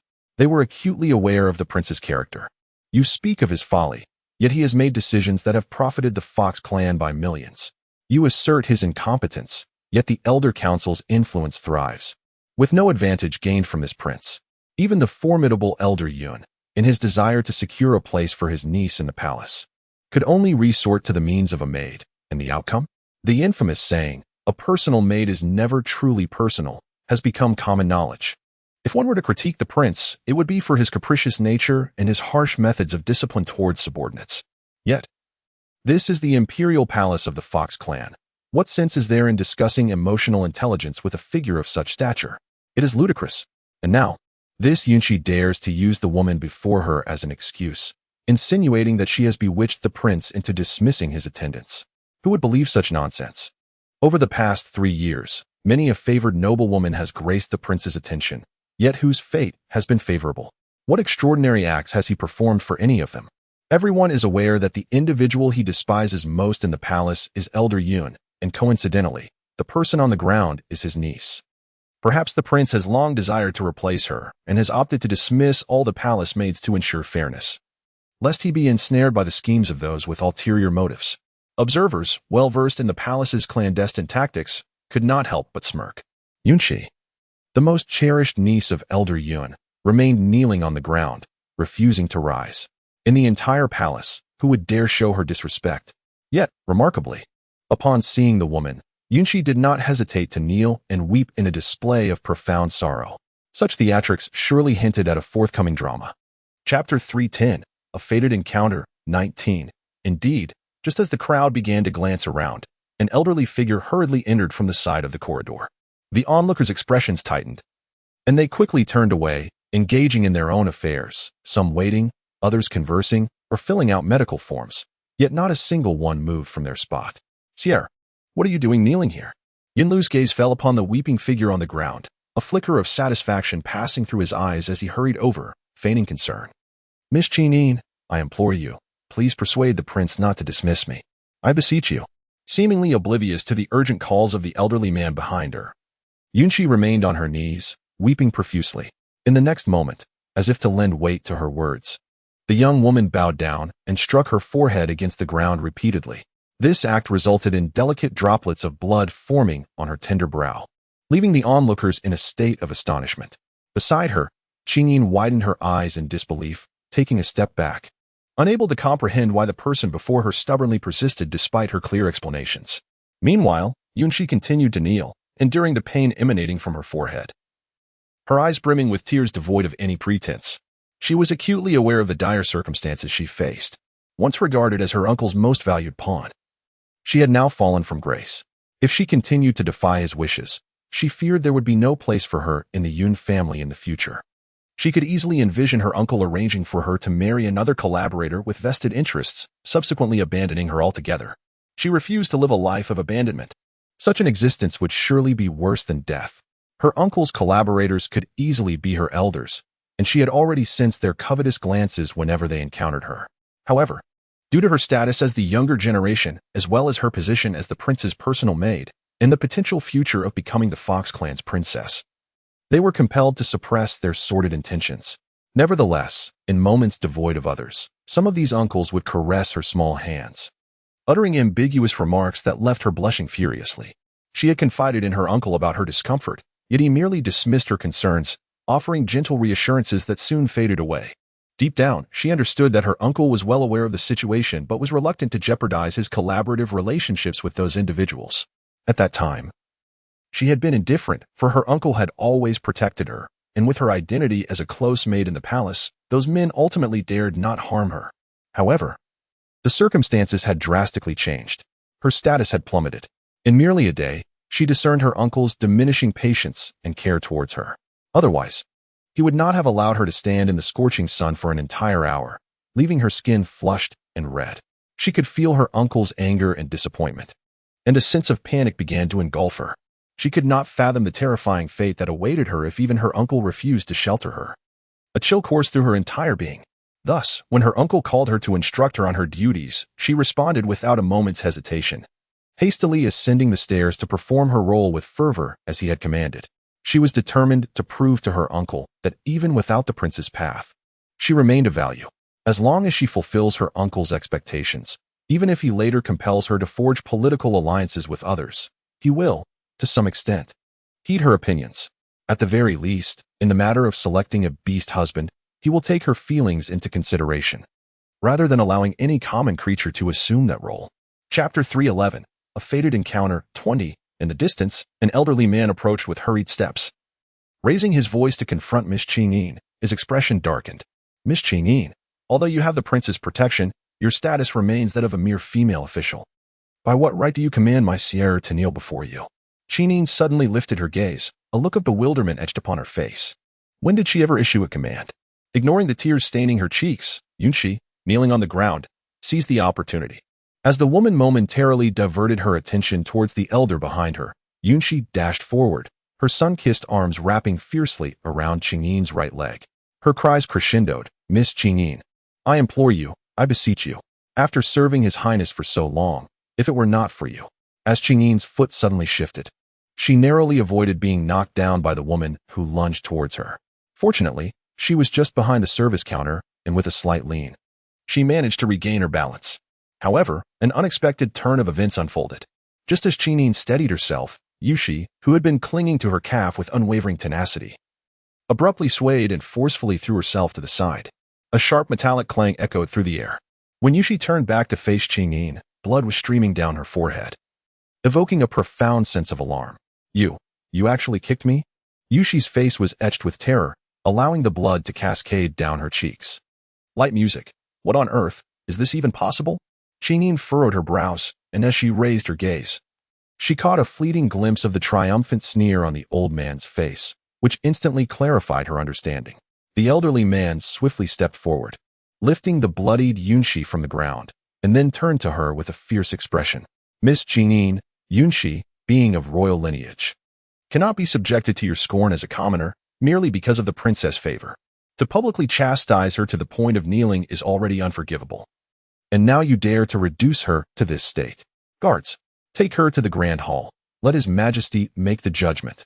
As soon as the old man finished speaking, the guards behind him advanced towards Ching-yin without hesitation, their aggressive demeanor suggesting they had been poised to act at his command.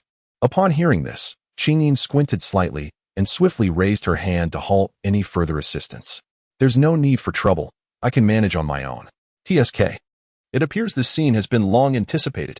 No wonder that stunning beauty knelt before her without a word, heedless of the explanation she could provide, and ended up banging her forehead so painfully that she rebounded from her lap to the edge of a nearby chair, leaving her face bloodied, a perfect enactment of a stage mishap. Given the current tense standoff, it seemed futile to continue hiding. She was utterly convinced that even if she could evade this crisis, a myriad of plots awaited her ahead. It would be more prudent to seize this opportunity to discern the true intentions of her adversaries. More importantly, She was alone while they numbered in the dozens. Should a confrontation arise, she would undoubtedly be at a disadvantage. She understood the wisdom in the saying, a wise man does not suffer immediate losses. While it would be ideal to create a ruckus in the main hall and have the emperor intervene if her opponents had any hidden moves, she could always rely on saying me on. She refused to believe that, in the end, she would emerge at a disadvantage. Surprised by the woman's unexpected cooperation, Yun Lu exhibited a flicker of astonishment in his eyes but nonetheless signaled his subordinates to stand aside, regarding her with an expression of contemplation. Since Miss Qingyin was willing to cooperate, let the proceedings commence. Good night. Do not rush. There must be a transitional scene to facilitate the meeting between Yin and Amo. Chapter 312. Time will not betray him. 1. In the Fox clan's royal palace, the main hall. Observing the despondent, Si Yuning slumped in his chair. The old Fox King gazed at him for some time before turning to Si Yunling with a puzzled expression, lowering his voice unconsciously. Si, what has happened to Yuning? In his recollection, Yuning, the little tyrant, was full of boundless energy, bouncing around the Fox clan and causing unrest throughout the palace. His exuberance had often been a source of great exasperation for the king. Yet, this time, he resembled a frostbitten eggplant, utterly limp in his seat. And then there was Si Quan. In the king's memory, Si Quan was always composed and meticulously adhered to palace etiquette. Yet today, he had arrived wearing a pair of slippers. Moreover, his complexion was hardly better than Yuning's. Conversely, Si, the weakest among them, exuded an energy that left the king astounded. Your Majesty need not concern himself with him. Yuning is merely fatigued. Si Yunling sipped his tea gracefully, a gentle smile gracing his lips. The elder was taken aback. Fatigued? That young man knows what it means to be tired? Si Yunling smiled faintly. Yuning must have heard rumors of a rare primitive human being received at the palace, which left us no time to tidy up before bringing us here. Meanwhile, Si Yuning, barely clinging to consciousness, thought, "Ha, who is it that is not allowing him to tidy up?" Upon hearing this, the old Fox King's eyes widened in disbelief. The news spread with astonishing speed. That human lady had only just arrived at the palace that morning. Yet that rascal Yuning had already obtained the information. Moreover, he rushed over with such urgency. The swiftness was simply astounding. The elder's response caused Si Yunling's eyes to gleam with excitement, and even her hand, which held the teacup, trembled involuntarily. Could the news truly be authentic? Was Ayin indeed present at this moment? Si Yunling quickly steadied her racing heart, a delicate smile gracing her jade-like visage. Surely, Grandfather Emperor was aware of Yuning's close ties with several of the clan's younger members. He must have heard it from them. Could it be true? Had an original human truly arrived at the palace? The old Fox King did not conceal his confirmation, nodding in acknowledgement. Indeed, a human lady had come. According to Yunlu, he had fortuitously encountered her while inspecting the clan's enterprises outside and had exerted considerable effort to invite her to the palace as a guest. Oh, Si Yunling feigned surprise, her gaze drifting towards the slouched figure of Si Yuning, whose demeanor had suddenly shifted. Almost instantaneously, the previously lethargic Si Yuning sat upright, a wide grin spreading across his face as he looked eagerly at the elder. Is it really true? Can His Majesty allow me to meet her?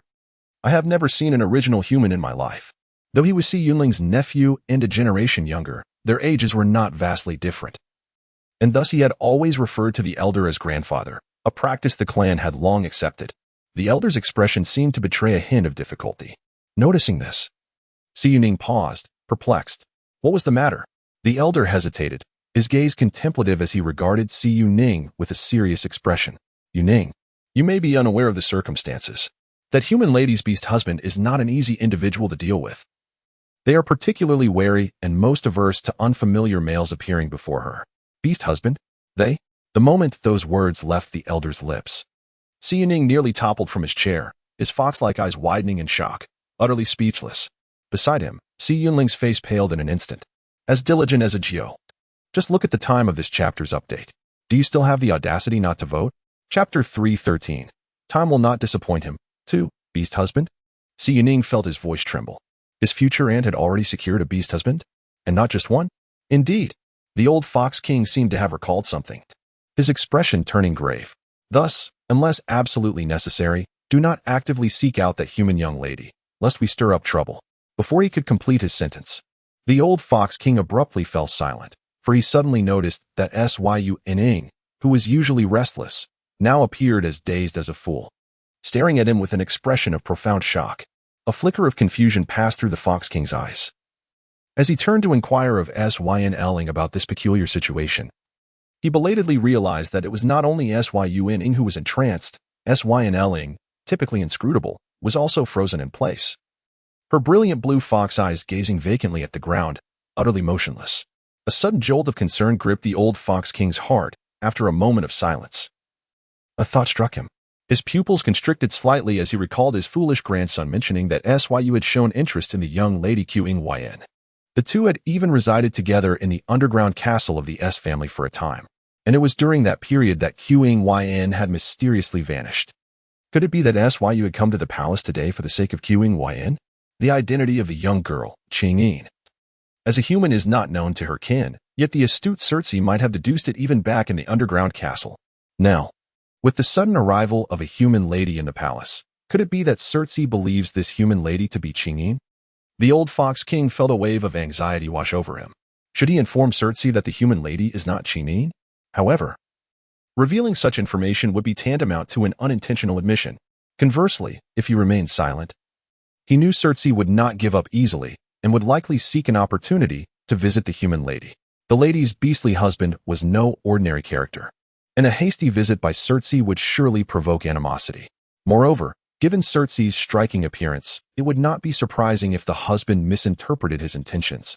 Suspecting Circe of harboring ulterior motives towards the human lady, Circe, with his intelligence and composed demeanor, displayed a remarkable contrast to his capricious grandson, making him an ideal candidate for leadership. It was indeed a pity that Circe was not of royal blood. Nonetheless, such a promising descendant should not be subjected to unwarranted troubles. After a pause, the old Fox King cast a contemplative glance at the nearby Sirianling and, after a moment of thought, spoke. I shall extend an invitation to that esteemed individual on behalf of the Fox King to attend a private royal banquet. Since you are here, Circe, you should stay a while longer and attend as well. The Fox clan had intended to notify Circe of the invitation to the rare human, but he did not anticipate Circe's arrival would come so hastily. He should warn his foolish grandson to ensure that his future granddaughter-in-law is kept well hidden, for it was imperative that Circe does not lay eyes on her. Just as he was about to suggest that Circe and his companions take the time to refresh themselves, the old Fox King's ears perked up, and he turned his gaze towards the palace entrance, a look of confusion dawning upon him. Simultaneously, Sirianling, seated nearby, also turned to look outside, a trace of puzzlement etched on her brow. This was the grand hall, where only those of significance were allowed entry. Even should elders wish to present themselves, their entrance would be discreet. Yet, the commotion they now heard resembled the hurried entry of a dozen individuals, with footsteps echoing chaotically, leaving them both astonished. With growing curiosity, Sirianling glanced at the elder beside her, and upon seeing his equally bewildered expression as he peered outside, her own astonishment deepened. After a brief pause, she turned her gaze back to the entrance, but once she did, her eyes were irrevocably drawn to the unfolding scene. Chapter 3:14. Time will not disappoint him. 3. As his gaze fell upon the woman entering the grand hall, Yunling felt as though the entire world had come to a standstill. In the azure depths of her fox-like pupils, the presence of the woman consumed all else. Oh, Ayin. It truly is Ayin. The brilliance in his fox-like eyes shimmered, and a rare expression of astonishment flickered across the typically impassive face of the man, rendering him motionless in his seat. He had waited 3 long years. Time had ultimately not betrayed him, for he had finally awaited Ayin's return. In the wake of that catastrophic explosion, he had mobilized the entirety of the C family's clandestine forces, simultaneously investigating the truth behind the explosion and surveilling all of Yi Jinza's actions. At last, the heavens favored the diligent. His informants within the palace had surreptitiously recorded everything that transpired outside the rental apartment prior to the explosion. The fleeting white light and Ayin's sudden disappearance had liberated him from the shackles of guilt and self-reproach. The clues were fragmented and enigmatic. Yet upon reflecting on the contents of his great-grandfather's diary, he swiftly pieced together the puzzle. Ayin was a temporal tasker. Her disappearance did not signify her demise, but rather it was likely a consequence of the explosion-induced accident. After all, the diary detailed that temporal taskers would be implanted with trace elements for their return journey. The sudden appearance of that white light in the video must be related to these trace elements. Otherwise, Ayin could not have vanished into thin air. Given her behavior lurking within the underground castle's secret passages, it appeared that Yin's mission had yet to be fulfilled. If her task remained incomplete, then Yin would undoubtedly return. Upon reaching this conclusion, he suppressed his emotions and waited in the underground castle for her return. In a remarkable departure from tradition, he even lowered the castle's security level from 10 to 1, rendering the castle's defenses virtually non-existent. Little did he expect that this wait would extend for a full 3 years. 3 years. Heaven knows how he endured this time. Each midnight, as memories of Yin, who would rather leap off a waterfall than accept him again, haunted him. His heart ached with a pain so profound it made breathing difficult. Thus, when his informants informed him of a human lady arriving at the palace, he immediately recalled the news of Yi Jinza's return to the palace just days prior. Yi Jinza despised remaining in the palace. Over the past 3 years, he had perpetually found excuses to escape the palace life under the guise of various inspections. Based on Si Yunling's understanding of Yi Jinza, he should have been residing in a desolate town in Borneo for at least 2 weeks. Yet, Yi Jinza had hastily returned to the palace after merely 3 days.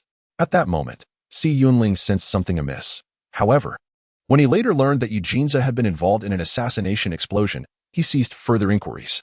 In retrospect, how could Yi Jinza, a man of such fortitude, be frightened into returning to the palace for his life over an assassination explosion? If his conjecture holds true, then at that time, Yi Jinza must have encountered Yin, and the safest place in the desolate continent would undoubtedly be the palace of the Fox clan. Hence, he hurried back to the palace. After all, bringing Yin back under his protection within his domain was undoubtedly the wisest course of action. Yin, truly Yin. Si Yunling slowly rose from his seat, his entire being transfixed as he gazed at the woman before him, his azure fox eyes swirling with waves of intense longing. His Yin, after 3 years of separation, had finally returned to his life. This time, he would never let go so easily. Meanwhile, on the other side, Qingyi was ushered back to the main hall by Yunlu, displaying a calm demeanor, seemingly unperturbed by the trials that awaited her. Considering the time spent on the journey, Yi Jinza should have learned by now that she had been taken away by the elder. Furthermore, the incident concerning Sang Mian had not gone unnoticed. It was likely that she too had received the news by now.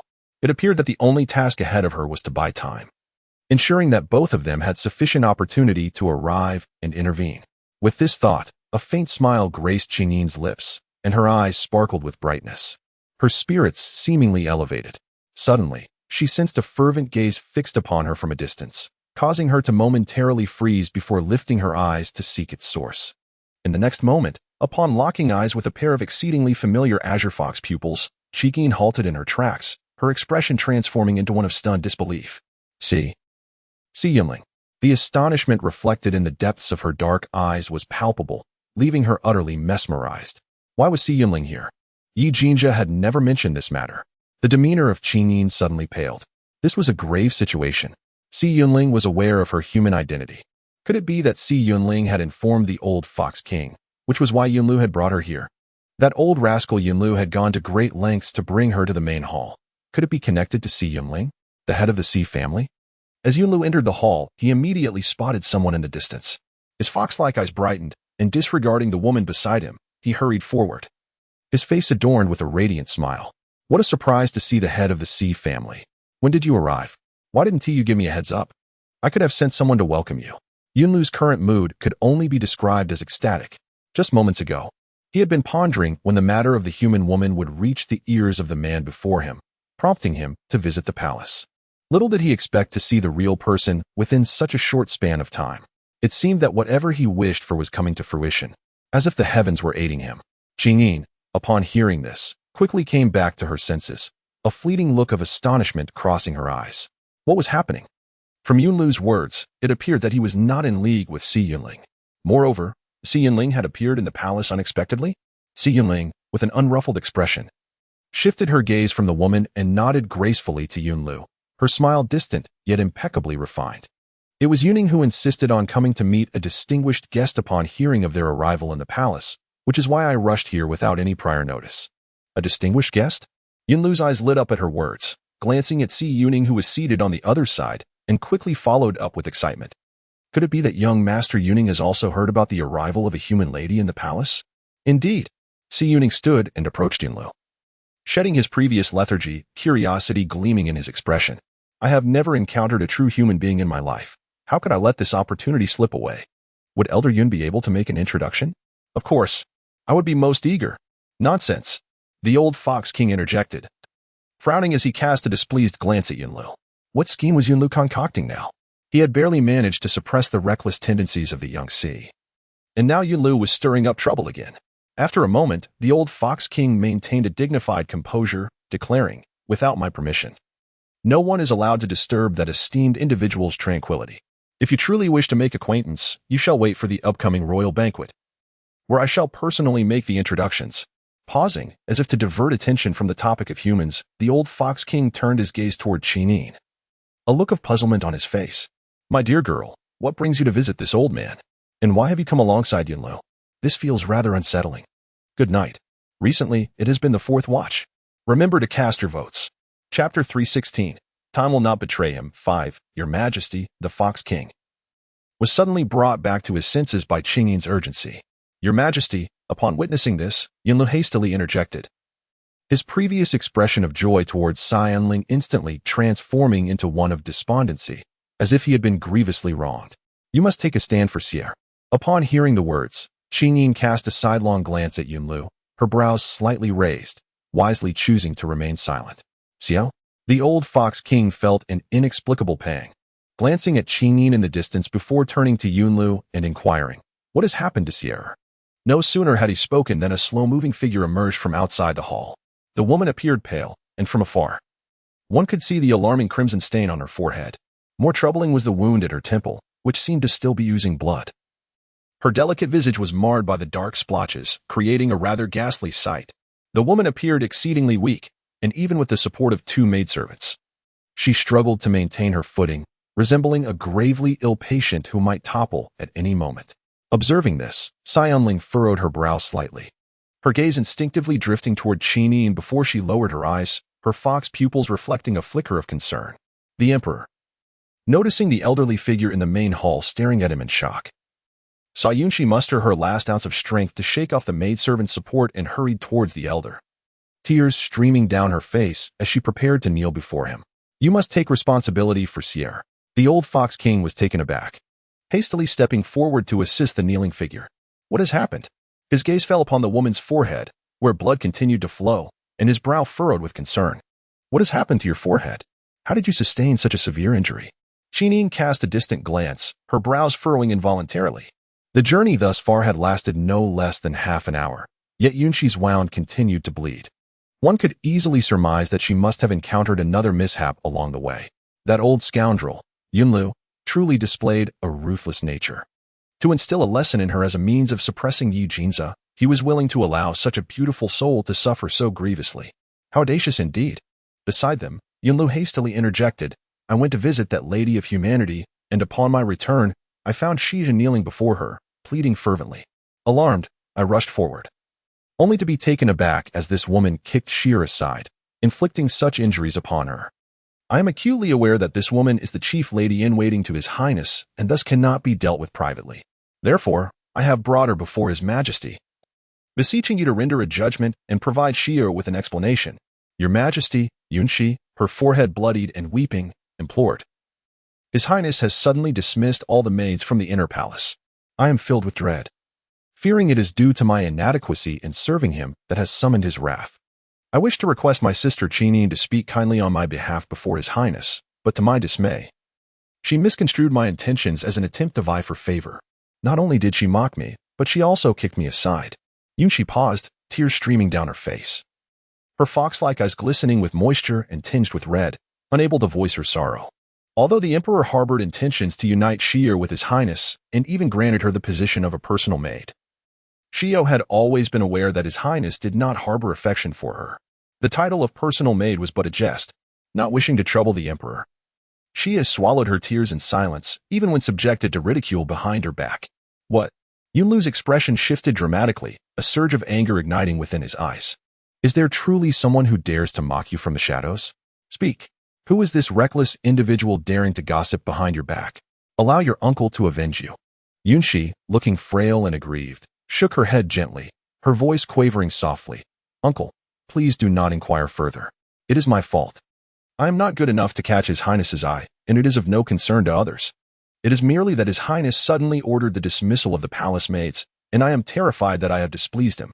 That is why I mustered the courage to approach Sister Qingyin, hoping she would intercede and implore His Highness not to involve others in his wrath. However, I did not anticipate. Yunlu's fury escalated. This woman, emboldened by the favor of His Highness, disregarded Xi entirely, while mocking words could be tolerated. To lay hands upon her was utterly intolerable. Were it not for my fortunate passage through that place, she might have suffered immensely without ever confiding in me. Yunlu turned to the old Fox King, his face marked by indignation. Your Majesty, you have always praised Shi for her grace and understanding. You must stand up for her. The old Fox King paused momentarily, his gaze shifting over the tear-streaked visage of the weeping woman before him, a flicker of coldness flashing in his eyes. Were it not for his knowledge of the human identity of the girl, he might have been swayed by her words. He had witnessed his foolish grandson's incessant efforts to curry favor with the girl these past few days, yet alas, her heart seemed solely reserved for that counterfeit. How could she have ever bestowed even a hint of kindness upon his simple-minded grandson? Now, to hear someone claim that she cast aside the man to vie for his grandson's affection, by heavens, if that were true, he could only commend her for her decisiveness. If a few more kicks would secure her as a granddaughter-in-law, he would welcome it with open arms. After a brief moment, the old Fox King suppressed his displeasure, his eyes shimmering with a hidden glint. He quickly instructed those inside the hall to assist the girl to the side chamber and summoned a physician to tend to her wounds. Regardless of the gravity of the situation, attending to her injuries took precedence. Such a beautiful young woman. If her visage were marred, it would truly grieve this old man's heart. Yes, replied a nearby maid, rushing forward to support the young lady. Yunshi glanced sideways at Yunlu and, upon seeing him nod slightly, expressed her gratitude. Thank you, grandfather. As she watched the maid carefully assist the girl towards the side chamber, Yunlu turned his attention back to Qingyin, who had remained silent throughout, a smirk of triumph crossing his features. He had deliberately withheld the opportunity for her to speak.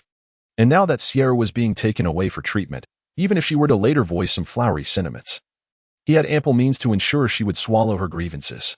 His gaze shifted to the ever-silent Xianling beside him. A slight smile creased the corners of Yunlu's eyes. Master Si, you have known Xie since childhood. Perhaps you could provide some counsel on how to handle this audacious woman? The man before him had been a lifelong rival of Yi Jinza, and the timing of this incident was indeed fortuitous. Should he leverage Xianling's words to chastise the woman before them? Even if Yi Jinza were to seethe with anger later, the blame would rest squarely on Xianling's shoulders, leaving him unscathed. With this thought in mind, Yunlu eagerly looked towards Xianling, his eyes alight with expectation. In that moment, both the old Fox King and Qingyin lifted their gazes simultaneously, their expressions intricate and profound. Ah, I have a piece of news for all you dear ones. A voice chimed in. Sweetheart will be available tomorrow, June 28th, and RGO will strive to provide more updates. Thank you all for accompanying Sweetheart thus far. Mua. I truly appreciate it. Chapter 318. An initial glimpse. 1. It was evident that Xianling didn't even cast a glance at Qingyin, instead turning his attention to Yunlu with a gentle smile. Miss, has she not spoken a word throughout? Shouldn't Elder Yun think it prudent to hear her side? Through the recent remarks made by Yunlu, he has come to the realization that indeed a human maiden has arrived at the palace. However, she is not his beloved Ayin. This implies that the beast husband mentioned by the emperor earlier is entirely unrelated to Ayin. Moreover, judging by the current circumstances, Ayin's human identity seems to be exceptionally well concealed. Otherwise, the foolish Yunlu would not have devised this trap to offend her. Should Yunlu discover that today a scheme was aimed at a human maiden, he would undoubtedly be filled with regret. Having reached this conclusion, the heaviness in Si Yunling's heart dissipated, and a subtle smile graced his eyes as he regarded the elder. Yunlu, taken aback, was momentarily stunned. When had the head of the Si family ever spoken with such an affable demeanor? Could it be that the head is aware of his acquaintance with the human maiden and is now attempting to cultivate a rapport with her? A sudden spark ignited in Yunlu's mind. Indeed, that maiden is a rare gem. Should he establish a connection with her and become her beast husband? Even sharing her with another man, it would be an extraordinary fortune. Once they were to bear offspring, the lineage would be impeccably pure, creating a progeny of unparalleled privilege. It is no wonder the head of the Si family is treating him with such kindness. Yunlu's heart swelled with excitement. It is a rare opportunity for the head of the Si family to extend goodwill. How could he not seize it? However, The elder's earlier words seemed to hint that he should act with full propriety. After all, since he is certain of his victory regarding the incident with Yunxi, he need not fear any explanations from the woman. Furthermore, with so many maids and attendants present in the main hall, he must appear to have given her the opportunity to explain, demonstrating absolute fairness and impartiality. As for whether her explanation holds any weight, that is a matter for another time. With this thought in mind, Yunlu cast a grateful glance at Si Yunling, then turned to look at the woman in the distance, feigning an expression of utmost fairness. Qingyin, do not say that this elder has not granted you the opportunity to explain, now that His Majesty and the head of the Si family are both present. If you believe that Xier has slandered you, feel free to speak. Let His Majesty adjudicate who is right and who is wrong. With these words, all eyes in the main hall turned toward the woman. Upon witnessing the scene, Qingyin's eyes flickered slightly as she approached the group. The events unfolded as follows. Elder Yuan, taking advantage of my absence, you have previously removed those closest to me, and now, emboldened by your status as an elder, you dare to bully the weak within this hall. What is your true intention? A voice, laced with displeasure, resonated from outside the hall, interrupting the words the woman was about to utter. Qingyin was momentarily taken aback, seemingly surprised by the man's swift arrival, and turned to look in his direction in astonishment. At that moment, as the man's voice echoed, the attendants on either side of the main hall suddenly displayed a dramatic shift in demeanor. Their originally reverent postures instinctively bent lower, their eyes cast downwards, fixated on the ground before them, too fearful to glance around. Upon witnessing his foolish grandson finally arrive to salvage the situation, the old Fox King's eyes brightened, yet, constrained by the presence of Yunlu, he had to suppress his voice and reprimand. Xiaozhe, do not be disrespectful to your elders. Elders? That presupposes he possesses any. Yujinja strode purposefully into the hall, intending to retort to the elder as he usually would, but was unexpectedly halted by the sight of Si Yunling standing beside the elder. His expression abruptly stiffened, and the angry retort he had prepared faltered on his lips. What are you doing here? Locking eyes with Si Yunling's calm gaze, Yujinja instinctively pulled Qingyin behind him, turning to glance at her with a hint of evident panic flickering in his eyes. Qingyin, suddenly yanked behind the man, was filled with confusion, unable to comprehend this abrupt shift. What was happening? In her recollection, Yujinja was fearless. He had not displayed such anxiety when confronting Yunlu in the hospital. Why was he so startled now? Wait a moment. Had Yujinja only pulled her behind him upon seeing Si Yunling? Could it be that he feared Si Yunling?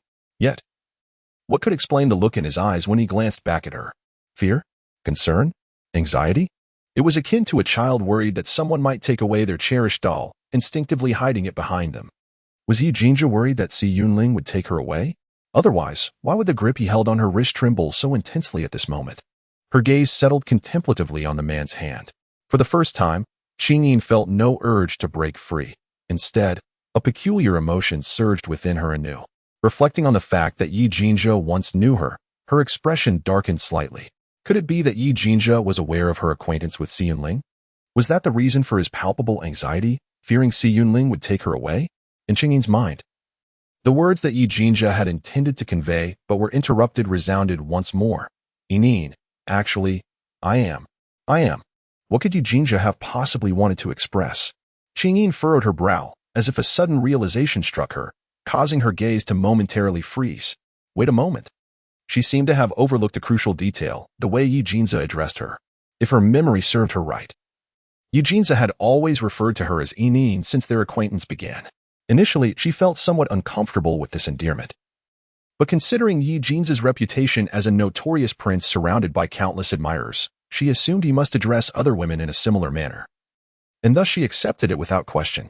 However, upon further reflection, it became evident that apart from this intimate appellation, Yujinja demonstrated a certain impatience towards other women, often referring to them as that woman, hey, or even omitting any form of address altogether. Strangely, she recalled that Yujinja had never used such affectionate terms for any other female. Therefore, it followed that his calling her Inin was not merely a reflection of his flirtatious nature, but rather stemmed from something deeper. Perhaps it was merely a matter of habit? Inin, in truth, I am. The phrase resurfaced in her mind, prompting Qingyin to dispel distractions and analyze it earnestly. Given the context, it seemed Yujinja's subsequent words were likely to indicate that he actually is someone significant. But who was this someone significant? Her acquaintances in this beastly realm were rather few. The only individual who could habitually, Without the slightest hint of hesitation, call her Inin, understand her dietary preferences, and be aware of her mango allergy appeared to be none other than Doxy. Could it be that Eugenia intended to imply that he was, in fact, i.e.? Qingyin was momentarily taken aback by this audacious hypothesis, only to succumb to self-mockery the very next second. How could this possibly be true? The disparity between I and Eugenia was so profound. How could Eugenia ever be I? Moreover, I had just undergone surgery in the ward. The woman abruptly paused, as another figure surfaced in her mind, accompanied by the echo of a familiar phrase. Qingyin, sometimes, what the eyes perceive is not the entirety of the truth. Do you concur with this statement? Sometimes, what the eyes perceive is not the entirety of the truth.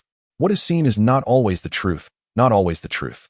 The self-mockery that lingered in Qingyin's eyes abruptly froze, leaving her entire form momentarily stiff. It was only after a while that her gaze returned to the man standing before her, where dark waves surged within her ebony eyes. Meanwhile, Eugenia, who had shielded her behind him, cast a cold glance at Si Yunling before turning his attention toward the two elders on the other side. Your Majesty, it is with great difficulty that I invited Qingyin to the palace, where she graciously agreed to impart the long-lost art of ancient acupuncture to the Rong family. Is it truly the custom of our Fox clan to summon guests to the hall for interrogation, thereby wronging them? Yunlu frowned upon hearing this. Isn't your Highness's statement rather unreasonable? In front of everyone in the infirmary, she not only mocked Sierra but also nearly disfigured her. As the esteemed prince of the Fox clan, you storm into the hall without clarifying the circumstances and then claim that others are wronged. Do you believe everyone is a fool? If it was before everyone, then why are the witnesses absent from this grand hall? Yunlu pointed to the maids and servants standing on either side, exuding confidence. When the incident occurred, they were following the elder. Ask them, and you shall know. Is Elder Yun joking? Eugenia scoffed, regarding the elder before him with a look of incredulity. They are all your people. Can their words be trusted? I fear that even if you commanded them to perish, they would not bat an eye, let alone merely wrong someone. Having just exited Rong Yuanshan's office, he had found that the one who promised to wait for him in the hall had vanished. Initially seeking to inquire about her whereabouts, he was instead informed in detail by a nurse about the events that transpired in his absence, prompting him to hastily rush to the main hall to rescue her. Yunlu watched coldly. If your Highness does not believe, you may summon the clan members present in the infirmary. Yet, he had already instructed those individuals to remain silent. The nobility were astute, and how could they possibly agree to step forward and clarify the situation without offending him? Of course, I intend to summon those individuals. Otherwise, Elder Yun might genuinely believe he can act with impunity in this palace. What do you mean by that, your Highness? This elder, enough. The old Fox King, his expression dark as ice, firmly struck the ground with his staff. What are you all arguing about? Silence. In an instant, the hall fell into a profound stillness. The old Fox King cast a sidelong glance at the now silent pair before finally turning his gaze to the person behind Eugenia. Qingyin, do you possess the skill of ancient acupuncture? Chapter 321. The first glimmer of evidence for this medical art had long since vanished. Could it be that his future granddaughter-in-law would know it? Qingyin nodded gently, displaying considerable courtesy towards the elder. Your Majesty, she replied, I indeed possess the knowledge of traditional acupuncture. Upon hearing this, the old Fox King was taken aback, stepping forward in disbelief to inquire further. Are you truly willing to impart this knowledge to our Fox clan? The gaze of Qingyin swiftly traversed the staff held by the elderly man, and she nodded earnestly. Of course, this is a pact between His Highness and myself. At this juncture, Qingyin deliberately paused, casting a contemplative glance at Eugenia before continuing her explanation to the old man. His Highness has healed I, and I should, in turn, offer my gratitude. Si Yunling's fox-like eyes flickered with surprise as she subtly glanced at Eugenia, her expression reflecting bewilderment. His Highness? How could Ayin refer to Eugenia as His Highness? Furthermore, why did she mention I? Why would Ayin distinguish between these two names as if they referred to different individuals? How could this be? Did Ayin remain unaware that Eugenia was, in fact, I? Was Eugenia yet to confess his previous identity? Si Yunling's countenance was one of astonishment. On another front, witnessing the old Fox King's demeanor soften upon realizing Qingyin's understanding of ancient acupuncture techniques, Yunlu felt a twinge of concern. Your Majesty, the art of ancient acupuncture is intricate and challenging to master. Only the elderly typically achieve proficiency. Yet, this woman is remarkably young. Even if she possesses some knowledge of acupuncture, it is likely superficial. How could someone with such a rudimentary grasp potentially mislead others? A note of derision emerged. Had Elder Yun forgotten that just an hour prior, the human lady had praised Qingyin's acupuncture skills? Eugenja's cold gaze bore down upon them. Or does Elder Yun not even trust the testing official he personally selected? Even if that human lady lauded Qingyin's acupuncture, does Elder Yun remain obstinately skeptical? When did this elder ever express disbelief? Yunlu hurriedly interjected, keen to avoid any unfavorable words reaching the ears of that esteemed individual. However, the testing period is limited, and Miss Sang Mian has traveled a great distance and is utterly fatigued. Therefore, the evaluation cannot be too comprehensive. Moreover, Miss Sang has yet to allow this woman to utilize needles. Their interaction has been strictly verbal. What if this woman merely excels at idle chatter? Elder Yun's point is indeed valid. A gentle voice floated in from the entrance of the grand hall. Shortly thereafter, a woman clad in a flowing white gown gracefully approached the assembly. Upon her entrance, her accompanying bodyguards remained dutifully stationed at the hall's entrance, while Longley followed closely at her side, alertly scanning the surroundings. In an instant, all present turned their attention to the newcomer. As their gaze fell upon her, expressions of admiration blossomed, save for Yi Jinja and Si Yunling, whose countenances remained unchanged. Sang Mian walked directly toward Yunlu, her expression one of agreement. Elder Yun is right. Mere verbal communication is indeed insufficient to ascertain Miss Qingyin's proficiency in acupuncture. This is a flaw in my consideration. No. Yunlu was taken aback by the words and hurriedly approached. The notion of verbal communication had originally been my suggestion. It was my oversight, and I implore Miss Sang Mian not to hold it against me. Chapter 322. The First Signs. 5. Sang Mian? Si Yunling's eyes suddenly narrowed. His gaze fell upon the human woman entering the main hall, and the subtle crease between his brows deepened. The name Sang Mian seemed oddly familiar, as if he had encountered it before. Sang Mian. Ah, was this not the name mentioned by Ain in her dreams? When he first heard it, he mistakenly believed that this Sang Mian was Ain's fiancée. It was this misunderstanding that had prompted him to hastily escort Ain to the underground castle, intending to separate her from this individual named Sang Mian and simultaneously sever her ties with Eugene Zhe. To his astonishment, he discovered that Sang Mian was, in fact, a woman. Si Yunling's expression relaxed instantly. If Miss Sang Mian was indeed a friend of Ain, could it not suggest that she was also a time-traveling tasker? However, that could not be right. He had just heard His Majesty the Emperor mention that this human lady had beast husbands, and not just one. What could this mean?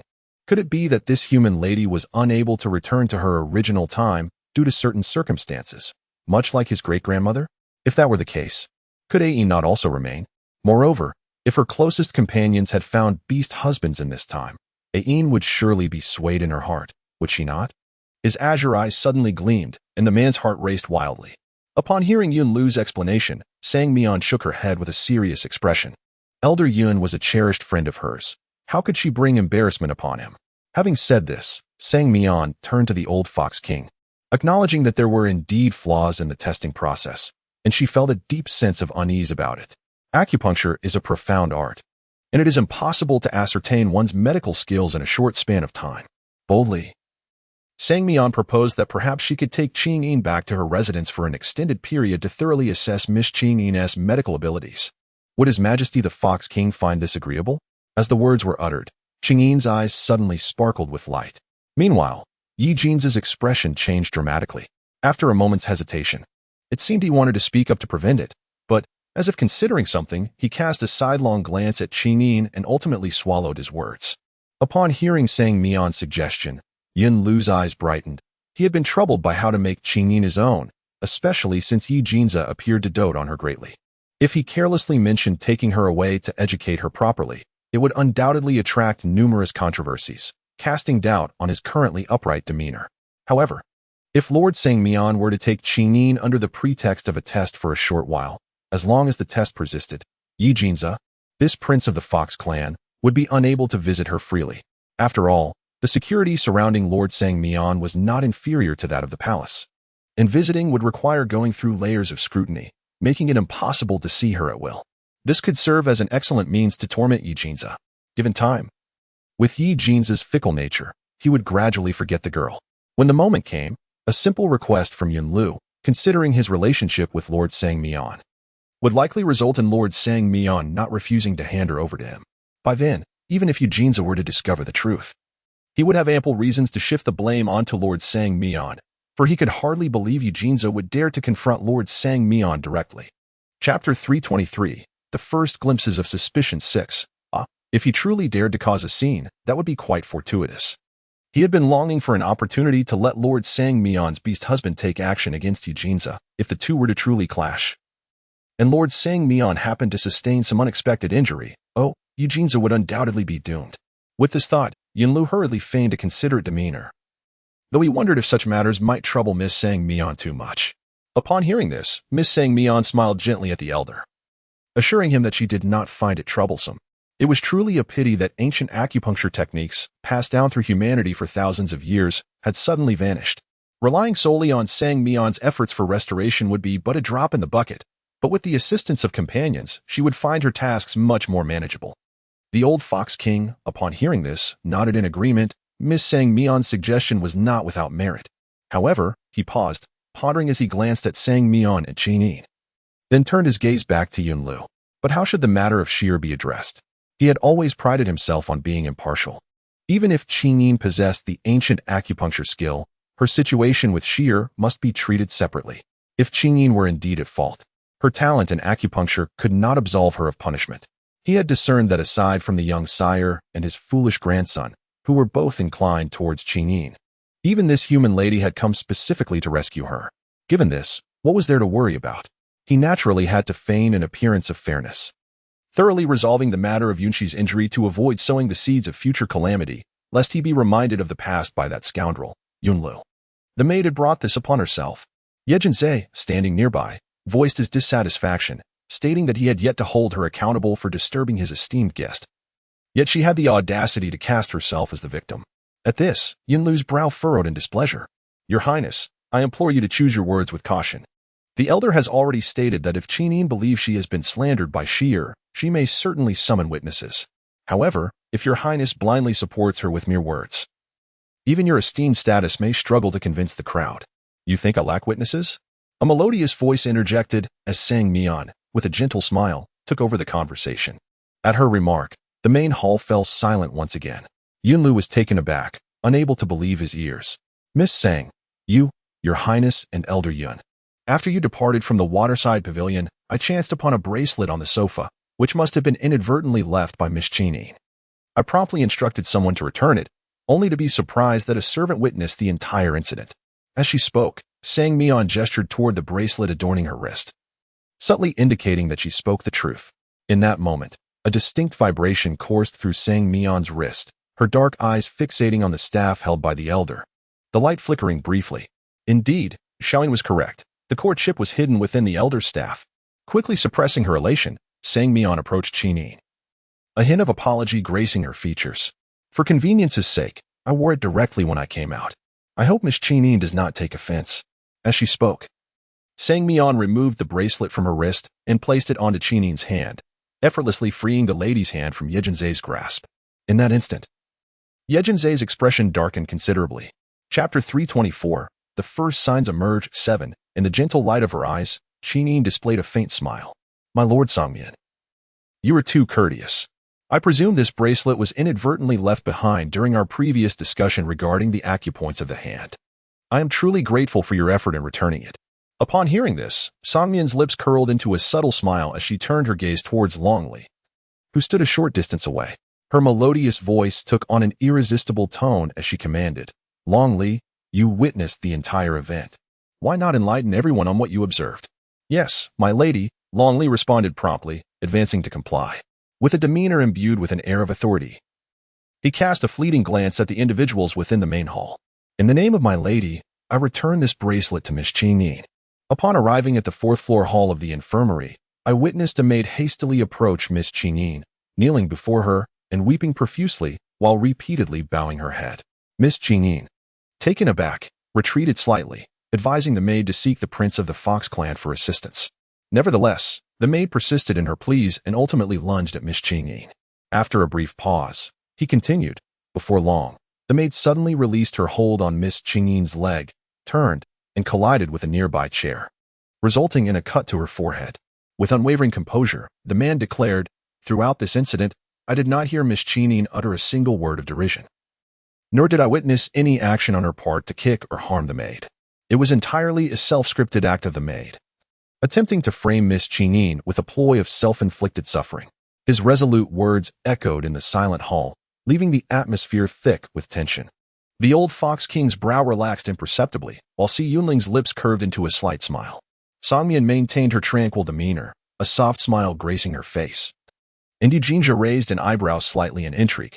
Qingyi maintained an unwavering faade of confidence, exuding the sentiment of I have powerful allies and fear nothing, with not a hint of emotional fluctuation on her face. However, a fleeting look of confusion crossed her eyes when Long Dui mentioned the word madam. On the other hand, Yun Lu's face shifted from pale to flushed, his entire demeanor suggesting a desire to vanish into the ground. At that moment, he felt a mix of urgency and anger, as he had anticipated that everyone present would refrain from meddling in this murky situation. After all, no one within the palace dared to openly offend him. He had even preemptively instructed someone to disable the surveillance cameras in the hall, fearing that the opposing party might produce irrefutable evidence. Yet, in front of him stood Long Dui, who, despite not being from the palace and thus unfamiliar with its intricate power dynamics, had the advantage of his association with Miss Sang Mian, rendering Yun Lu unable to refute him. Could he accuse the individual before him of lying? Such an assertion would surely provoke both Long Dui and Miss Sang Mian. Furthermore, these two had only just arrived at the Fox clan, and their position was inherently more impartial. Their revelations of the truth came without expectation of reward or personal gain, making their words all the more credible. Even Yun Lu could find no fault in their statements, especially given that the scheme involving Yun Shi's injury was orchestrated by him, leaving him speechless in the face of their claims. After a moment of silence, Yun Lu was still unwilling to accept defeat. Had Long Dui truly seen through the entire situation? Was it genuinely the handiwork of that maidservant? Long Dui turned to the elderly gentleman, his expression serious and unequivocal, affirming that there was no falsehood in his words. Beside him, Sang Mian gradually interjected, noting that while competition for favor in the imperial harem often resulted in minor skirmishes, she had initially regarded the matter with little concern. However, upon hearing Long Li mention that the issue might escalate to the emperor's attention, and with the crown prince hastily rushing to address it, she realized the gravity of the situation and made a special trip to intervene. Chapter 325. A Glimpse of the Truth. 8. After a brief pause, Sang Mian addressed the assembly, stating, as a guest, I should not interfere in the affairs of the Fox clan's harem. However, having been educated to never allow the innocent to suffer unjustly, and given that this incident unfolded right under my nose with such considerable commotion, I felt compelled to act. Should I disregard the truth? Knowing that innocents might face wrongful accusations, it would weigh heavily on my conscience, leaving me restless at night. The old Fox King regarded Sang Mian with approval, nodding appreciatively. As someone of noble birth, she could not abide such sordid matters. That girl, Sheer, has been raised before my eyes and possesses a gentle and humble disposition. Had it not been for Miss Sang Mian bringing this to light, I might have believed her words and wronged the girl Qingyin. Sang Mian, struck by a sudden realization, widened her eyes in surprise. Is that young lady not a maidservant of the palace? The old Fox King, contemplative, cast a knowing glance at Yun Lu, revealing that Shio was the niece of Elder Yun. Truly, like father, like son, what an embarrassment. What? As Sang Mian's expression shifted, seemingly startled, she hastily turned to glance at Yun Lu. To her astonishment, the poorly behaved maid was none other than Elder Yun's own niece. Sang Mian instantly exclaimed, "Oh dear," and then, with a look of genuine contrition, inclined her head slightly towards Yun Lu. Being new to the palace, she was unaware of the intricacies of its customs and had not realized that the maid was related to Elder Yun.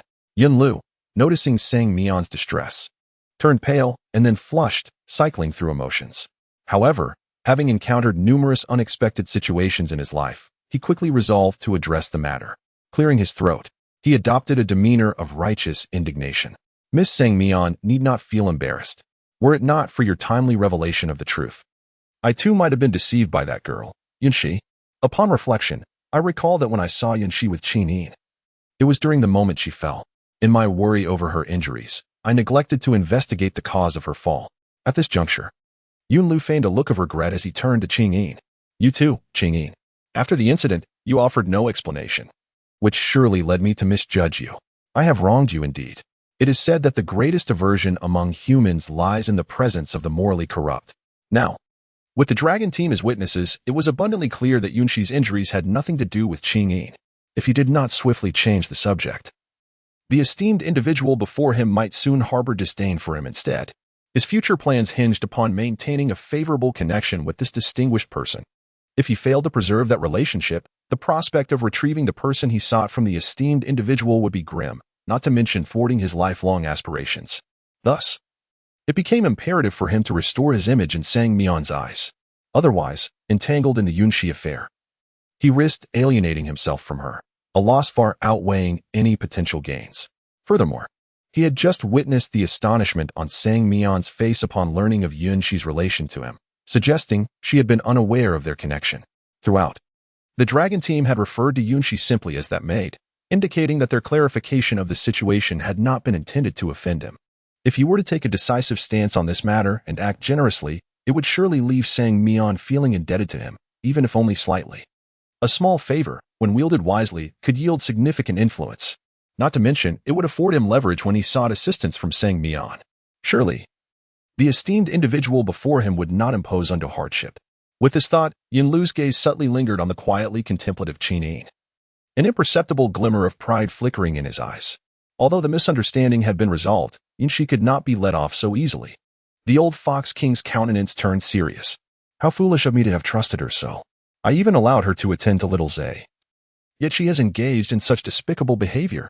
I have been utterly let down, tarnishing the dignity of my royal lineage before esteemed guests. Were it not for Miss Sang Mian's personal clarification today, would I not have unjustly condemned an innocent soul? At this juncture, the old Fox King, his face marred with indignation, raised his voice to command the guards by the door, "Come forth. Immediately proceed to the side hall and confine Yunxi in the dark prison for contemplation." The mention of the dark prison elicited a sigh of relief from Yunlu.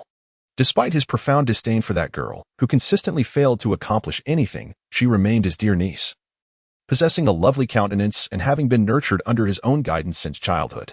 Even if she could never ascend to the position of the Fox clan's queen, her worth would not be entirely diminished. In this world, females were already scarce. A creature like Yunxi, of noble lineage, exquisite beauty, and impeccable education, was a coveted prize among the beastmen. More significantly, Yunxi was still a maiden, a fact that would undoubtedly provoke the elders' salivating desire. Although the dark prison was devoid of light, it posed little danger. Yunxi, with her penchant for failure, deserved a few days of reflection in such confinement. Meanwhile, upon hearing the elders' rebuke, Yi Jinzhe, unusually silent, did not echo the sentiment, but a slight smirk graced his lips at the mention of the dark prison. It seemed he had some amusement in store. Beside him, Si Yunling remained a quiet observer, yet when the fate of Yunxi was revealed, her striking azure fox eyes flitted towards Si Yuning, who subtly arched an eyebrow in response. Humph. To dare lay a hand on his future aunt was to court trouble. Since this matter had reached resolution, why not accompany me back to the estate now, Qingyin?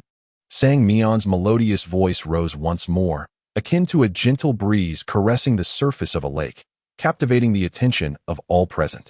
Upon hearing this, Qingyin instinctively glanced at Yujinja, a rare flicker of hesitation surfacing in her gaze.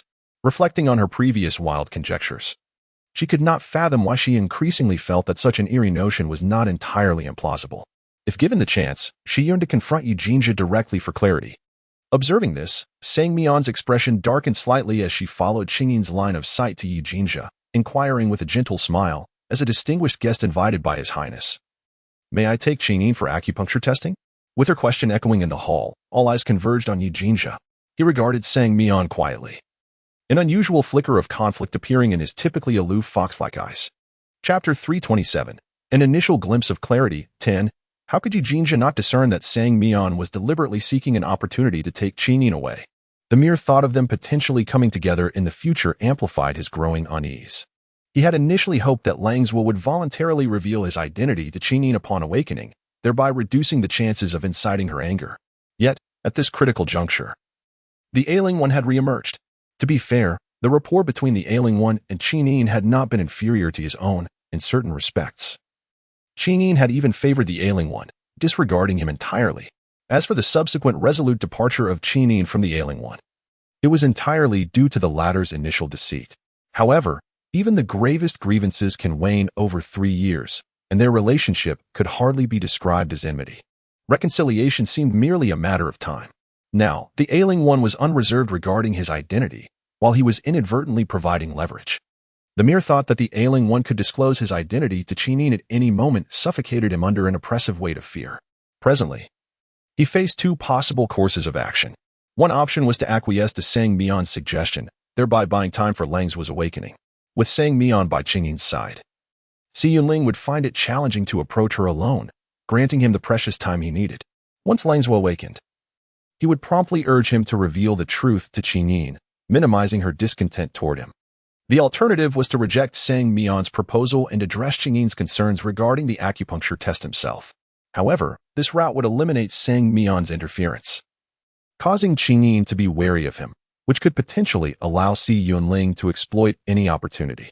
Should Si Yunling inform Qinyin of matters before he had disclosed his identity, all the endurance he had displayed over the past 3 years would have been in vain. Though he would assign someone to oversee their private encounters, no plan is infallible. If even a single flaw were to emerge, everything he had risked for 3 years and his future with Qinyin would be utterly lost. Could he afford to gamble on such uncertainty? After a lengthy pause, the man finally spoke, his previously troubled expression transforming into one of radiant charm. Regarding the reputation of Qinyin, this palace would naturally not intervene. However, Miss Sang Mian was urged to exert her utmost effort during this assessment. Otherwise, the palace feared that certain individuals within the clan might resurrect old grievances. Although the palace did not mind the inconveniences, it felt remorseful to burden Qinyin with trivial matters. Upon hearing this, Sang Mian nodded solemnly in agreement, assuring His Highness that she would guarantee Qinyin's medical prowess. Should the assessment reveal that Miss Qinyin possesses genuine skills, Sang Mian vowed that she would ensure Qinyin would no longer be disturbed by similar issues. Eugene's lips curled into a slight smile, expressing his anticipation for the results of the evaluation. However, he pondered how long the testing might take and whether Qinyin would disrupt Miss Sang Mian. Perhaps, he contemplated, he could arrange an alternative residence for Miss Sang Mian, as the distance from the ward area to his own quarters was rather considerable, leaving him somewhat uneasy. No need. Sang Mian promptly declined the offer. The accommodation arranged by Elder Yun is quite satisfactory, and there is no need for a change. After a brief pause, she turned her gaze towards Qinyin. Might I inquire if you would mind sharing living quarters with me for a time? Everything is at your discretion, Miss Sang Mian. Mian's current residence was merely a floor away from the psycho ward of the dog, making it most convenient. She could hardly object. Furthermore, due to her peculiar and absurd conjecture, she felt an overwhelming urge to return to the ward immediately to validate her suspicions, wishing for no delay whatsoever. 10 chapters have been updated. I implore you to cast your votes. If there are ample votes today, there may be additional updates tonight. Chapter 328, Initial Signs 11. This time, upon seeing Qinyin nod without hesitation, Sang Mian's expression softened at last. Nonetheless, her inner displeasure continued to ripple like pebbles cast into a pond, creating waves of inexplicable anxiety within her. Subsequently, the thoughts of those in the main hall diverged. After exchanging polite words of gratitude with the guests invited to the palace, Sang Mian led Qinyin back to the waterside pavilion of the ward area.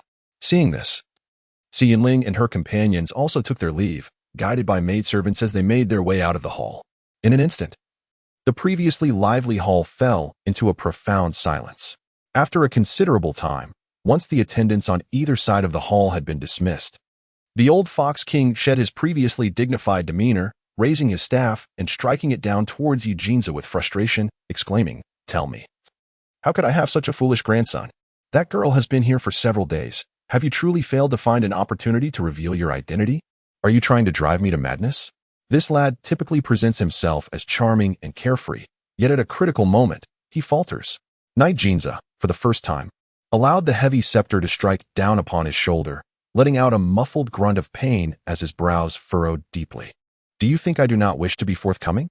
The issue is that this moment is entirely inappropriate. Inappropriate? When do you intend to do so then?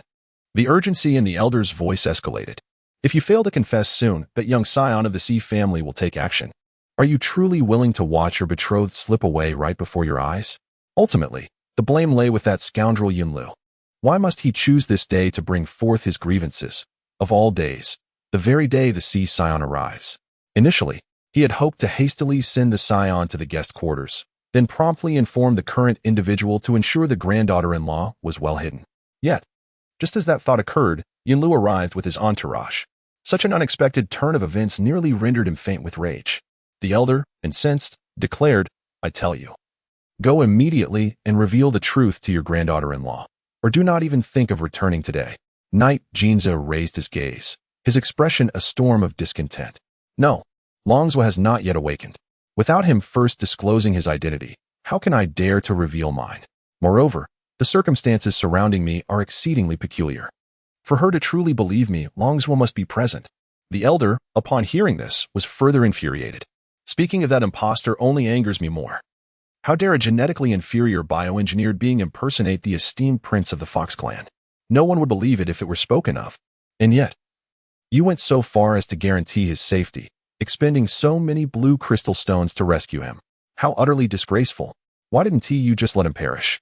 As he spoke, the elder's fury intensified, and he picked up the scepter that had earlier fallen to the ground, striking it fiercely towards the man beside him. The scepter landed heavily on the man's forehead, eliciting a muffled groan as his complexion drained of color. Moments later, a trickle of blood began to slide down his forehead, causing the elder to freeze in shock. Staring at the blood cascading down Knight Jinza's brow, the elder was left speechless, stammering, why didn't you dodge?" He had never before struck this boy successfully. The lad usually evaded his blows with the agility of an eel. Yet today he stood there, unmoving. Could it be that he had truly been traumatized? Chapter 329, Initial Signs of Clarity, 12. Knight Jinza cast a speechless glance at the astonished elder, his eyes nearly rolling heavenward, before turning and striding towards the palace exit. Where are you going?" The elder exclaimed in alarm. "You still have blood on your forehead. Do not be reckless. Retrieve your granddaughter-in-law." The man who exited the main hall did not look back as he uttered those words and swiftly vanished through the grand doors. Outside the hall, upon witnessing his master emerge, bloodied from the inner sanctum, Yi Shi was momentarily taken aback. And Master Yu, in his understanding, there were only two individuals in the world bold enough to strike his master. The first was Miss Qingyin. Back in the impoverished district, his master had frequently been bullied, with beatings and scoldings occurring almost daily. He and Yi Qi transitioned from shock to gradual acceptance, ultimately reaching a state of numbness, a harrowing journey indeed. The second was His Majesty. Unfortunately, unlike Miss Qingyin, His Majesty's attempts to chastise his master were thwarted by the latter's resistance, resulting in the sovereign exhausting himself without accomplishing anything. But this time, how had he succeeded? And so severely, with blood trickling down his forehead. Yi Jinza cast a cold glance at Yi Shi, who stood guard outside the hall, but had no time to engage. His gaze instinctively shifted toward the direction of the infirmary, yet he did not see a familiar figure. Where is she? Yi Shi quickly regained his composure. Realizing that Miss Qingyin had already departed with Lord Songmian, presumably heading back to the infirmary. What of Longzhou? Has he awakened? Not yet. But Dr. Rong assures that he will awaken by tomorrow. Let us go. Yi Jinza descended the steps, hastily making his way to the vehicle waiting below. Yi Shi was momentarily stunned but quickly followed. Where are you going? Master, you're still bleeding. There's a doctor in the side hall. Where are you headed? The infirmary. The words escaped Yi Jinza, prompting Yi Shi to pause in surprise. Hadn't he just mentioned that Longzhou would awaken tomorrow? His master would not be able to see him now. Of course, I must remain in the infirmary, having sustained a head injury. Do you have an objection? Yi Jinza turned, casting a disdainful look, as if to imply an utter lack of intelligence in the question.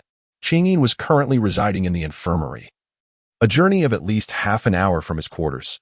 How could he possibly rest easy with such distance separating them? Since Qingyin refused to return to his quarters, he felt compelled to reside there himself. After all, what if his beloved slipped away? With this thought, Yi Jinza turned his gaze back toward the infirmary, his expression betraying a hint of urgency. Observing this, Yi Shi's eyes suddenly sparkled with realization. Yes, a head injury is no trivial matter. I shall drive to the infirmary at once. He was perplexed as to how his master, usually adept at evading blows, had ended up in such a state. It seemed that rather than His Majesty's newfound prowess, his master had intentionally sustained his injuries. TSK, how ruthless he was toward himself for the sake of Miss Qingyin. Inside the vehicle, Lord Songmian closed the partition between the front and back seats, directing his gaze toward the person beside him, deep in thought. What could little Qingyin be contemplating? From the moment she boarded the vehicle, the person beside her remained persistently silent, a state that left her feeling somewhat uneasy. Xiaoyin seldom experienced such tranquility, and it was evident that her thoughts were ensnared by something. Yet, it remained uncertain whether it was due to that deceased fox or the head of the Sea family. Chapter 330. Reminiscing the Past. 1. Upon hearing Sang Mion's sudden inquiry, Chinin snapped back to reality, gazing at Sang Mion for a considerable time before unexpectedly turning the question back. Mion, do you believe that a person can possess two entirely different appearances? At these words, Sang Mion's hands, resting on her lap, stiffened momentarily. Yet her expression remained one of confusion as she retorted, "Are you suggesting plastic surgery?" "No, it is not plastic surgery," Chinin asserted, shaking her head with conviction. "I mean a genuine transformation of one's skeletal structure and facial features, to the extent that even one's physique and lineage are entirely different."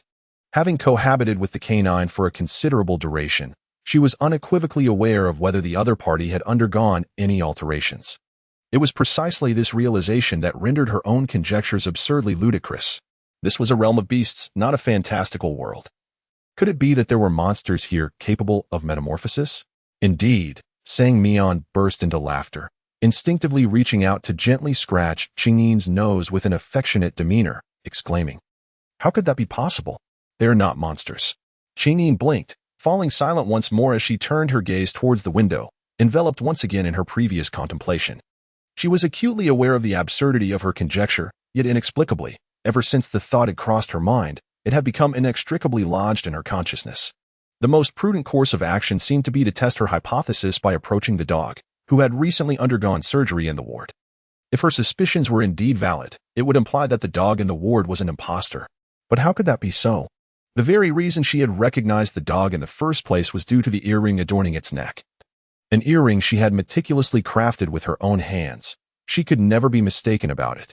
Furthermore, only the dog knew where it was kept. If that individual was not the dog, then who could they possibly be? Was it conceivable that anyone other than the dog was aware of the earring's existence? But how could that be? Candia's apartment had never hosted anyone, not even Sionling, whom she had never extended an invitation. Could it be that the dog had invited someone else in her absence? Yet even if that were the case, what would it matter?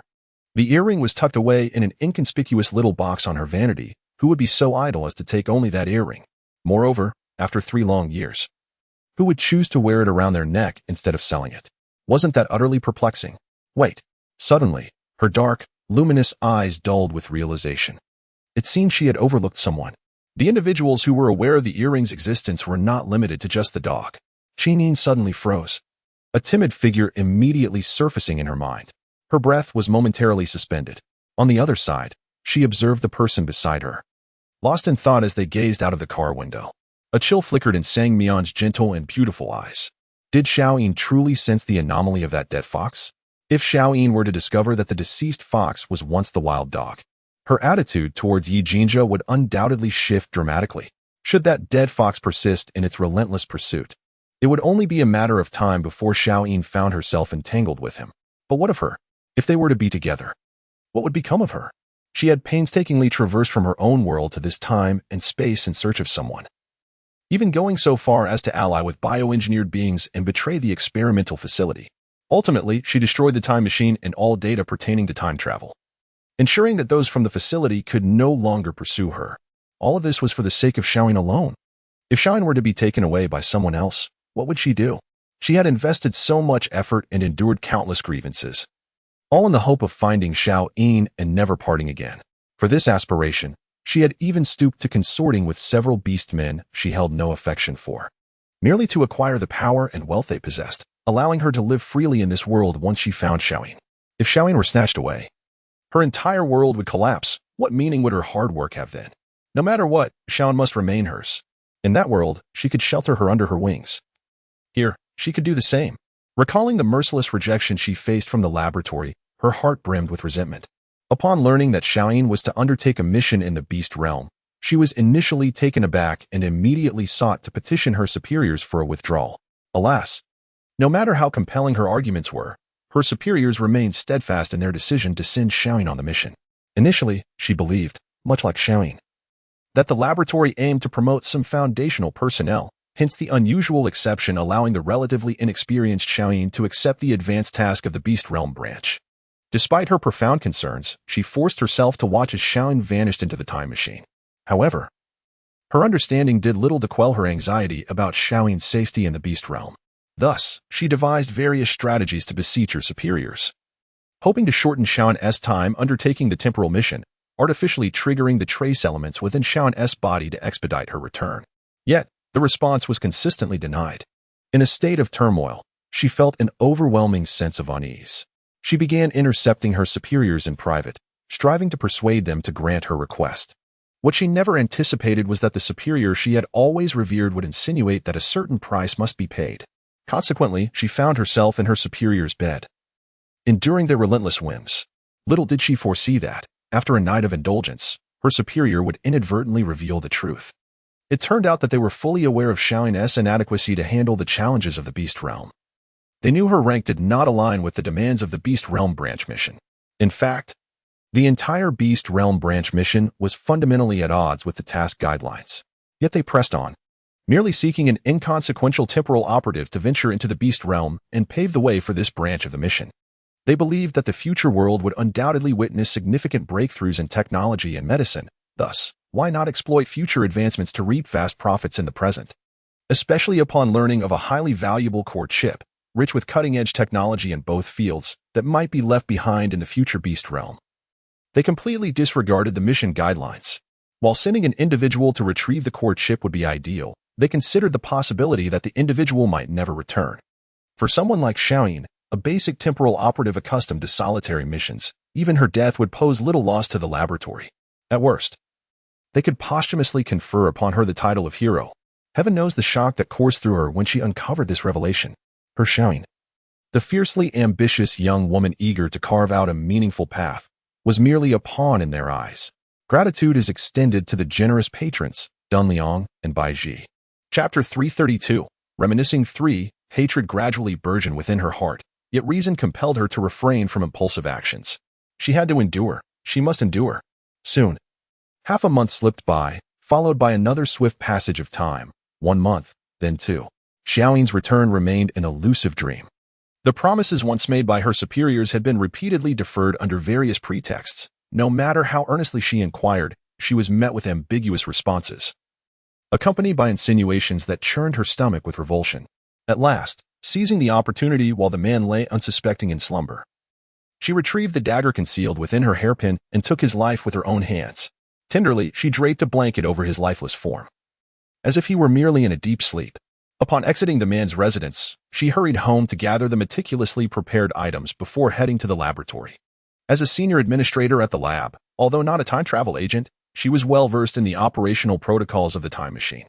She instructed the bioengineered beings to set up all necessary equipment for time travel and, before departing, incinerated all core documents of the laboratory, implanting a self-destruct program within the bioengineered beings' systems. Thus, she successfully arrived in the beast era. Utilizing a disguised device from the laboratory, she transformed herself into a dual bloodline female fox beast, adapting to life in this new realm while embarking on a quest to locate Xiaoyin.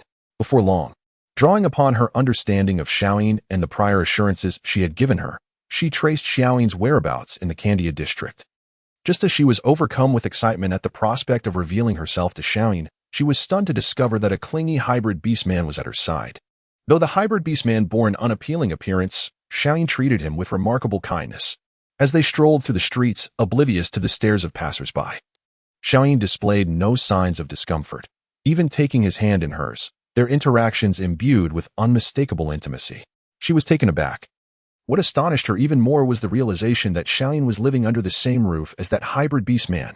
The two individuals continued to buy various daily necessities, seemingly as if they were a couple living together, completely at ease with one another. She could not recall how long she stood there that night, but she distinctly remembered standing in the pitch darkness, her gaze fixed upon the dwelling of the two, watching the warm and inviting light that seeped through the windows. It felt as if she had plunged into an icy abyss, immobilized by the chilling realization that Xiaoyin had found someone else. After having devoted herself to Xiaoyin for so long, quietly remaining by her side for years, now, merely months after their separation, Xiaoyin had already discovered a replacement. In an instant, a wave of anger, betrayal, and injustice surged within her, tears streaming down her face, yearning to weep uncontrollably. She was at a loss as to what to do. She knew that for Xiaoyin, she had forsaken everything in the 23rd century, becoming an eternal sinner. But could she confront Xiaoyin and accuse her? Accuse her of abandoning her? Accuse her of having another man? Did she dare? In that moment, her heart felt as if it had ceased to beat. She was overwhelmed with anguish, her mind a blank slate. She understood clearly that she had no grounds to criticize Xiaoyin. To her, Xiaoyin was the entire world, yet she was merely a kindred spirit to Xiaoyin. Perhaps Xiaoyin regarded her as family, but it was utterly impossible for her to be seen as a lover. This very understanding drove her to eliminate any man who sought to approach Xiaoyin with ill intentions. She had convinced herself that after spending enough time together, Xiaoyin might eventually notice her true feelings. For years, had she not been comforting herself with this notion? Yet, unexpectedly, during a time travel mission, she had ultimately lost Xiaoyin. What should she do? What could she do? Good night. Chapter 333. Reminiscing the past. 4. Much later, with her eyes red and swollen, she silently turned away. She understood that, compared to reuniting with Xiaoyin, there were more pressing matters demanding her attention. After all, if certain events were to unfold after her reunion with Xiaoyin, her suspicions would inevitably be revealed. But there was no turning back, having come this far. She was determined to draw those around her close, for otherwise, all her previous sacrifices would hold no meaning. She must eliminate that loathsome half-breed orc. She must rid herself of him. No one could stand between her and Xiaoyin. If there were, it would only be a lifeless body. Subsequently, she devoted an entire day to preparing everything necessary, and under the cloak of the thick night, she returned to the rented building, ready to observe the daily routines of the two, so as to select the most opportune moment for her murderous plan. However, to her astonishment, despite the hour nearing midnight, the house was ablaze with light, and through the window, she saw that only the mixed-blood beastman was present. In her surprise, joy surged within her. And without a second thought, she decided to advance her murderous intentions. Without Xiaoyin, her concerns dissipated. She had initially feared that her plan might inadvertently cause Xiaoyin harm, but now it seemed even fate was aiding her. Thus, without hesitation, she attached a specially designed miniature bomb to her unmanned aerial vehicle, set the detonation timer, and remotely piloted the device to the exposed kitchen fence of Xiaoyin's rented room before hastily departing. Throughout her journey, her spirits soared, as the thought of the loathsome creature's imminent demise filled her with euphoria, and she anticipated reuniting with Xiaoyin at dawn, banishing all her previous anxieties. Yet, unexpectedly, as she stood atop a nearby residential building, peering through a night vision telescope to monitor the explosion, she suddenly spotted a familiar figure darting into the courtyard. Before she could discern the face, the figure hurriedly ascended the building. Xiaoyin. It was indeed Xiaoyin. Her expression shifted dramatically, and her heart sank in dismay. Having lived with Xiaoyin for several years, she could recognize her in an instant. But how could Xiaoyin appear so suddenly? Her gaze fell upon her wristwatch, recalling the set detonation time, and her complexion turned pale as she nearly cried out. However, before she could act, a thunderous explosion erupted from the opposite building. An instant later, a conflagration illuminated the night sky. She was frozen in shock, standing on the rooftop, engulfed in flames. Feeling the heat wave approaching from afar, her body stiffened, rendering her immobile. In a frenzy, she rushed toward the neighboring building, but the bomb's power was overwhelming. The entire rented structure collapsed in a fiery blaze. By the time she reached the entrance of the community, it was already besieged, with residents fleeing in panic. Some barely clothed, while nearby night market vendors and diners flocked to assist in extinguishing the fire. Cries for help, screams of terror, and wails of sorrow echoed all around. Ultimately, the rapidly arriving firefighters prevented her and others from entering, sternly ordering them to remain in the safety zone. That night marked the darkest hour of her life. Her hatred and love perished simultaneously, leaving behind an empty shell devoid of consciousness. She vigilantly remained at the disaster scene through the night. But just as her heart turned to ash, she inadvertently spotted the mixed-blood beastman once more amidst the crowd. Why was that beastman here? Gratitude to Lu Li, my dearest darling, for the generous reward. Chapter 334. Reminiscing the past. 5. Wasn't that beastman supposed to have perished in the explosion within her rented abode? Yet, why does he stand before her now? If the individual before her is indeed alive, then who was the person in her room last night? Could it be that she misidentified her target? Furthermore, she had inadvertently involved Xiaoyin in this debacle? No, it cannot be true. A profound sense of dread enveloped her as she yearned to scrutinize the hybrid beastman more closely. However, upon doing so, a wave of unease washed over her. For reasons unbeknownst to her, she felt that the hybrid beastman exhibited marked changes in appearance since their encounter on the street, whether it be his fur, physique, or countenance. particularly those crimson eyes, all bore visible transformations. Were it not for the fact that she could discern the man's lips incessantly forming the words "een," she would scarcely believe that this was indeed the same individual. The hybrid beast man appeared agitated, persistently inquiring of those around him, occasionally glancing up at the collapsed building. His companions exhibited a demeanor of utmost caution, some addressing him as master, while others referred to him as Your Highness. Your Highness? They dared to call a hybrid beast man Your Highness? In her understanding, there existed no royal lineage in this world. Aside from the sudden recollection of news she had previously encountered, she was taken aback. Suppressing her inner astonishment, she began to discreetly follow the man, masquerading as an ordinary passerby, in order to confirm her suspicions. It was not until she beheld the head of the Xi family, Xi Yunling, that the gravity of her situation dawned upon her. Due to the temporal mission assigned to her by Xiaoyin, she had received information from her superiors indicating that the core chip was highly likely to be in the possession of the head of the Xi family. Thus, upon arriving in this beastly realm, her first inquiry was directed towards this very individual. After all, only by locating the head of the Xi family could she hope to uncover Xiao Yin's whereabouts amidst the vast sea of people. To her astonishment, the hybrid-blooded beastman's first action upon encountering the head of the Xi family was to deliver a forceful punch. Remarkably, the family head remained silent, even gesturing for those around him to refrain from retaliating. Shortly thereafter, the two entered a nearby CAF, and within mere minutes, the head of the Xi family departed, only to be followed by a wave of black-clad figures equipped with various technological apparatuses rushing into the establishment. Subsequently, a sign indicating that the CAF was closed for business was displayed at the entrance. A flicker of contemplation crossed her eyes as she realized that the hybrid-blooded beastman intended to reconstruct the event through the community surveillance footage. Alarmed, she quickly acknowledged that although she had changed her attire each time she entered the community, there was no guarantee she would remain undetected.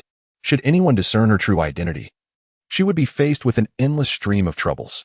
In the ensuing days, she employed a few tactics and ultimately managed to obtain all the reconstructed footage from one of the black-clad individuals. Initially, she merely sought to ascertain whether she had made any errors, but upon witnessing the blinding white light that enveloped Xiao Yin at the moment of the explosion, she was astounded. Xiao Yin had vanished. In the fleeting moment before the flames of the explosion engulfed her, Xiao Yin had mysteriously disappeared. Stunned, she felt a rush of exhilaration that left her breathless. Yes, indeed, the events had transpired so abruptly that in her shock, she had momentarily overlooked Xiao Yin's unique constitution as a temporal tasker. It was only upon witnessing the luminous flash in the footage that she recalled the trace elements essential for time travel residing within Xiao Yin's body. These trace elements would be forcibly activated in the presence of powerful wave forces, enveloping the tasker in an instant, compelling them to return to their point of origin based on temporal markers. Xiao Yin was not dead. The realization elated her, and a sigh of relief escaped her. Yet, almost immediately, her heart sank once more. Oh no, the time machine in the laboratory had been destroyed by her, rendering it impossible for Xiao Yin to return to the laboratory. But where would the white light take her? Upon this realization, she hastily recalled the temporal guide, vividly remembering its clear inscription: should an anomaly occur during reception, the traveler shall remain eternally stranded in their current time and space. In that moment, a flicker of hope ignited within her. She felt truly alive once more. This meant that Xiao Yin still resided in the beast realm, though her exact location remained a mystery. With this newfound reassurance, a surge of hope coursed through her veins. She must seek out Xiao Yin. She had to find her immediately. This time, she could not afford to lose her again. Yet, how should she proceed? The expanse of the beast realm was vast, and with her solitary efforts, how could she ever hope to locate Xiao Yin? In the days that followed, she transformed from her previous low-profile demeanor. In her quest to locate Xiao Yin, she deliberately sought to cultivate relationships with the influential elite. As she had anticipated, her dual heritage as a female fox beast captivated a multitude of powerful orcs. Before long, she amassed a loyal following of orcs devoted to her. Yet, her ambitions remained unquenched. She understood that her solitary efforts would not suffice to find Xiao Yin. Thus, she meticulously selected an elderly yet formidable tiger beast with an extensive network of intelligence. She intentionally revealed her human identity, and ultimately, under the fervent advances of her suitor, she consented to become his wife. With a calm demeanor, she commenced her elaborate scheme. The enamored tiger beast was utterly compliant, willingly transferring his power into her hands gradually. As a master manipulator, she excelled at discerning the hearts of others, coupled with the respect and admiration garnered from her identity as a primitive human. She swiftly usurped the entire influence of the tiger beast within less than a year. Through subtle machinations, she orchestrated the quiet demise of the already ailing tiger beast, thereby openly claiming all his assets. As a noble human, her motives went unquestioned. Rather, upon the tiger beast's death, his subordinates spontaneously bestowed their authority upon her in hopes of winning her favor to become her new mate. Moreover, her inherent intelligence flourished. After assuming control of the tiger beast's domain, she not only enhanced its operations beyond previous standards, but also utilized the knowledge acquired in the 23rd century to generate astonishing profits for her clan, effectively silencing all dissent. Thus, she attained power, wealth, and prestige. An outsider, she had become the matriarch of the tiger beast clan, revered and adored by many. However, she remained vigilant. Aware of the allure her identity as a primitive human held in this beastly realm, she recognized that even with her newfound power, she could not single-handedly contend against the multitude. She required additional strength protection that could safeguard her. Consequently, she selectively chose 3 distinguished and powerful orcs from those eager to win her favor, becoming their cherished wife. She had unequivocally become a queen without a crown. Those who admire Miss Sang-Mian, raise your hands. Chapter 336, A Tale of Fantasy, 1. Amian? Amian? A familiar voice suddenly reached her ears, pulling Sang-Mian from her reverie, leaving her with a look of bewilderment as she wondered what had transpired. Qingyin blinked, a flicker of concern appearing in her eyes. Are you all right? Though she was already burdened with her own worries and somewhat distracted, she did not expect to turn around and find Sang-Mian looking even more dazed than herself. His expression was so grim that it seemed poised to freeze over, and his icy hand nearly startled her. Sang-Mian, taken aback, seemed to realize that he had momentarily lost his focus. He then offered a gentle smile. Perhaps due to exhaustion. I was terrified when I heard that you were taken away forcefully by Yunlu's men.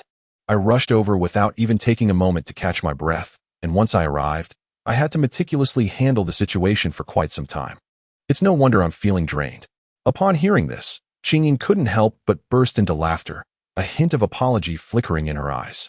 All right. I shall personally prepare dinner for you later as a reward. How does that sound? Just you? Sang-Mian replied with a face full of disdain. Aside from boiling noodles, what else can you do? Having you cook for me would merely transform into a new form of torment. Qingyin, why the sudden urge to sever ties? Is my culinary skill truly that abysmal? How could he possibly be here? Interrupting Qingyin's words, Sang-Mian suddenly turned her gaze towards the vehicle stationed at the entrance of the ward. The smile that had graced her lips just moments ago froze, and even her brows knitted together in confusion. What? Qingyin was momentarily taken aback. After a brief pause, she followed Sang-Mian's line of sight and gradually glanced out of the car window. Moments later, upon recognizing the car parked at the entrance of the ward, Qingyin's complexion changed dramatically. Was that Si Yunling's vehicle? But how could his car be here? They had just departed from the main hall, and she distinctly saw them driving in the opposite direction. How could he have arrived at the ward? The car slowly entered the confines of the ward's entrance. Qingyin and Sang-Mian each alighted from their vehicles. Upon opening the car door, Qingyin stepped out and, perplexed, made her way towards the car parked at the entrance of the ward area. Before she could discern the license plate, a figure suddenly emerged from the entrance. A sweet and obedient voice belonging to Miss Qingyin resonated, prompting her to halt and turn toward the sound. There, on the steps of the entrance, stood Si Yuning, wearing an innocent smile directed at her. Qingyin was momentarily taken aback. Si Yuning? Memories flooded back to her first visit to the Si family's ancestral home. A time when the household was besieged by nefarious individuals, and everyone sat immobilized on the sofa, threatened by knives and guns. It was during that tumultuous moment that she first encountered Si Yuning. She was ostensibly his teacher, albeit having never conducted a single lesson. Noticing the woman staring at him in utter silence, Si Yuning hurried down the steps to introduce himself.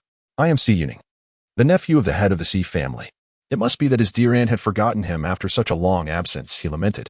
However, it must be said that his aunt had truly mastered the art of self-care. Despite the passage of 3 years, she appeared just as she did when he first met her. In contrast, he had undergone rigorous training under his uncle, resulting in noticeable growth. It was no wonder that his aunt failed to recognize him. Qingyin quickly regained her composure, offering a gentle smile and nodding in acknowledgement. After a brief pause, she inquired, "What brings you here? Are you injured?" As she spoke, her gaze shifted to the person before her. Ning promptly shook her head, insisting, No, it's not me. It's my uncle. His leg is injured. He has always had trouble with it." Upon hearing this, Yin's heart sank momentarily. Could it be that Yunling's leg ailment had recurred? His thoughts were abruptly interrupted by Sang Mian, who emerged from the opposite side of the vehicle. With a graceful and aloof smile adorning his face, he approached from the side of the car, his gaze landing upon the suddenly appearing Yuning. His tone laced with surprise. "Young Master C, having just parted ways at the main hall, I did not anticipate encountering you here so soon. What a delightful coincidence. However, this is the ward area. If the head of the C family is unwell, it would be prudent to seek treatment in the medical zone without delay, lest the condition worsen." As he spoke, Sang Mian cast a contemplative glance at Yin. Upon hearing the words, Yin's expression shifted dramatically. The apprehension that had lingered just moments before dissipated like mist. As she cast a glance towards Sui Yuning, an instinctive wariness crept into her gaze.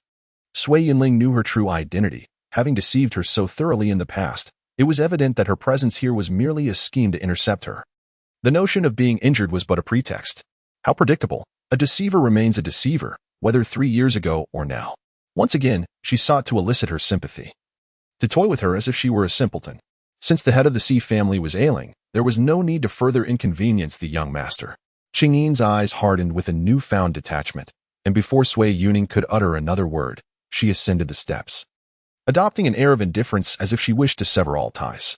Observing Yin's abrupt emotional shift, Sui Yuning stood in stunned silence, wanting to speak but held back by the presence of Sang Mian, swallowing her words instead, watching the woman retreat further away. Noticing this, Sang Mian allowed a barely perceptible smirk to grace her lips, losing interest in further conversation. She turned and followed the woman, departing together. Upon returning to the Water Pavilion estate, Sang Mian dismissed all attendants before feigning bewilderment as she turned to Yin. "Xiaoyin, what just transpired? Why has your mood soured so suddenly?" Although she was aware of the complexities between the head of the C family and Xiaoyin, some matters needed to be gleaned directly from her, lest she inadvertently raise suspicions in the future. Upon hearing this, Yin gazed over, remaining silent for a moment before taking a deep breath. When she lifted her eyes to meet Songyan's, her expression was one of grave concern. "Mian, I have gotten into trouble before." In the moments that followed, Yin swiftly recounted her experiences to Songyan, laying bare all the details regarding Xianling, while still omitting certain matters concerning the dog. Yin could not help but feel a sense of unease. She had never anticipated encountering him in this place. Yet now that the situation had unfolded, she found herself at a loss. The fact that he was aware of her human identity posed a dilemma.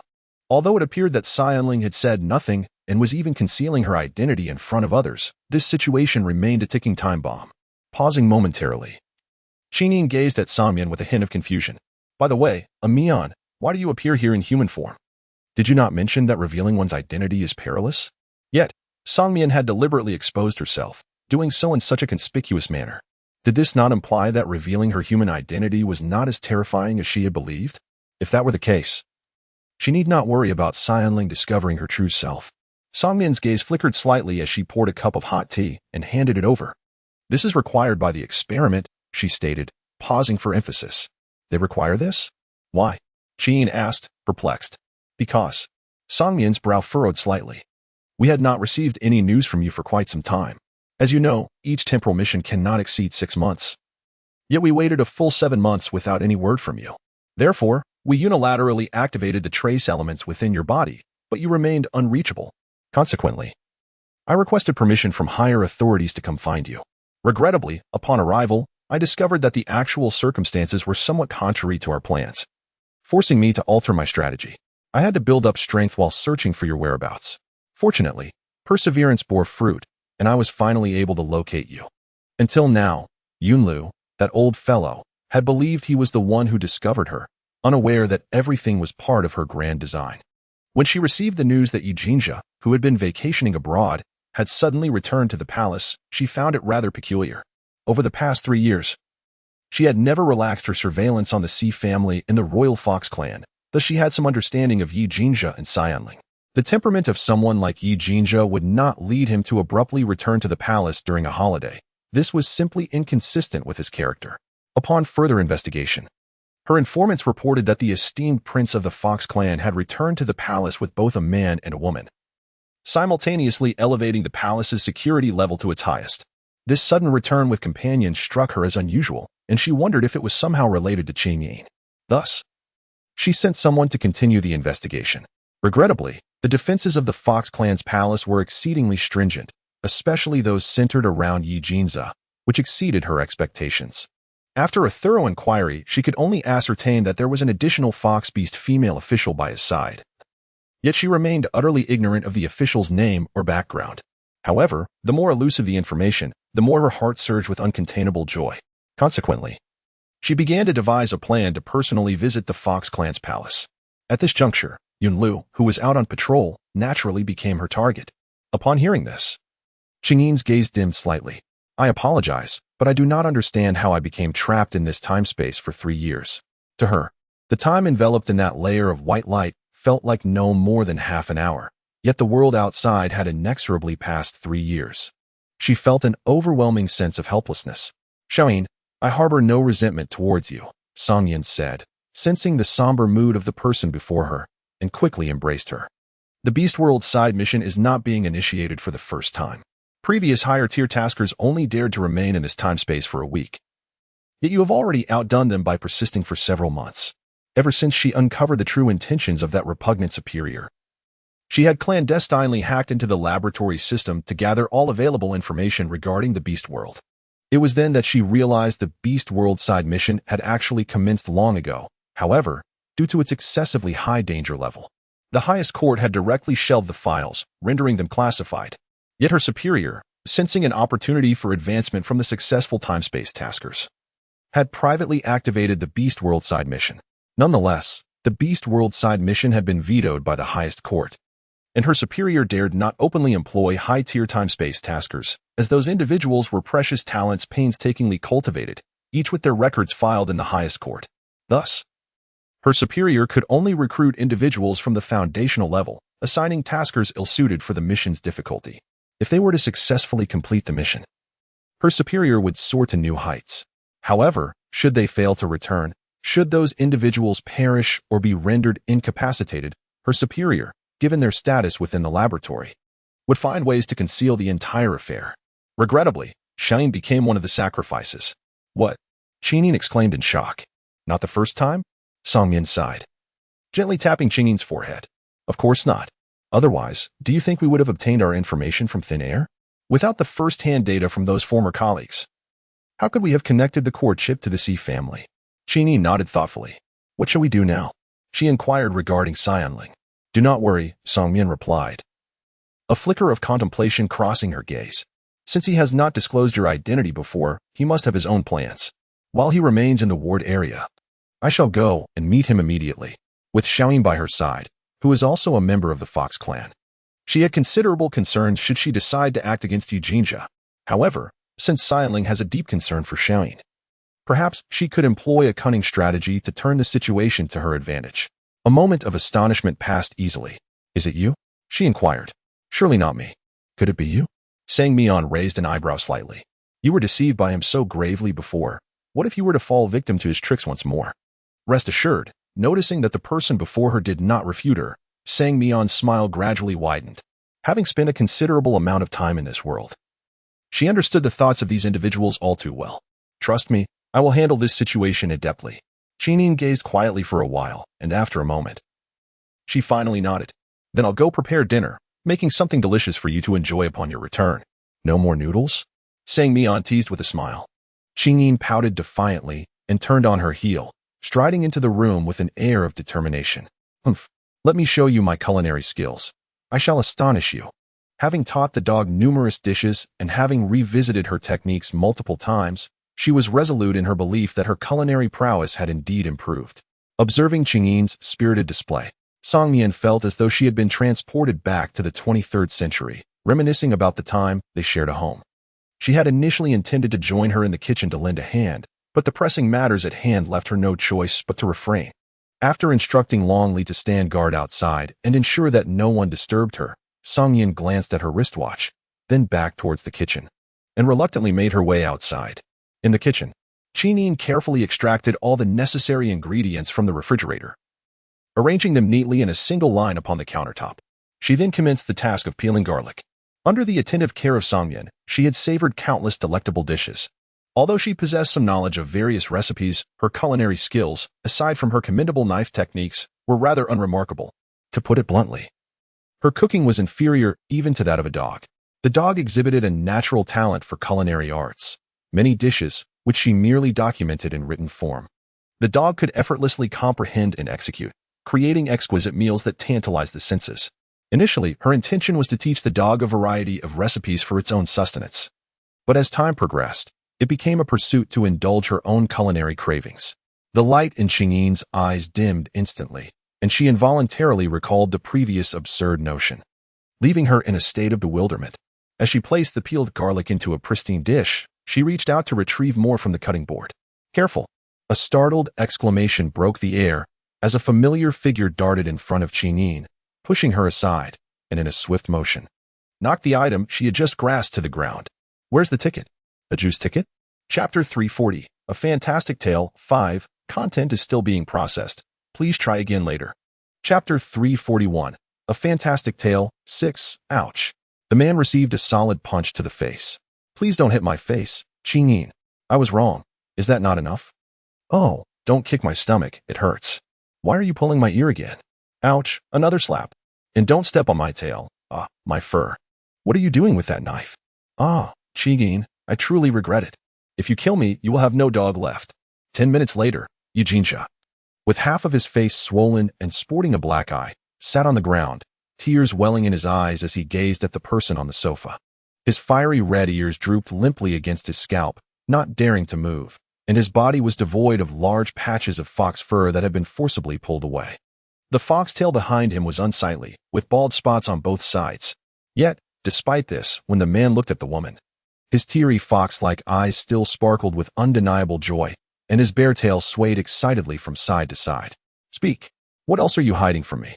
The woman demanded, visibly agitated. Yujinja hesitated, raising his hand to make a gesture with his pinky finger, cautiously responding, actually, there is not much more. Just a tiny bit. Merely a smidgen. Xingyin's gaze turned icy as she demanded, speak. It is indeed true that Yejinze struggled to swallow, affirming, indeed, Inin, you are human. A being of humanity. Her eyes widened in disbelief. When did you find out? Was it when she went to the underground black market to save him? Or was it later? In the bathroom? From the very beginning? Light music. When did it all begin? Well, she simply cannot let go. The truth is certainly not as she imagines. It was when you picked me up, and I regained consciousness. In a state of exasperation, Jean exclaimed, how intolerable. Why must I suffer such indignities? Oh no. Not my hair. Please, do not pluck it.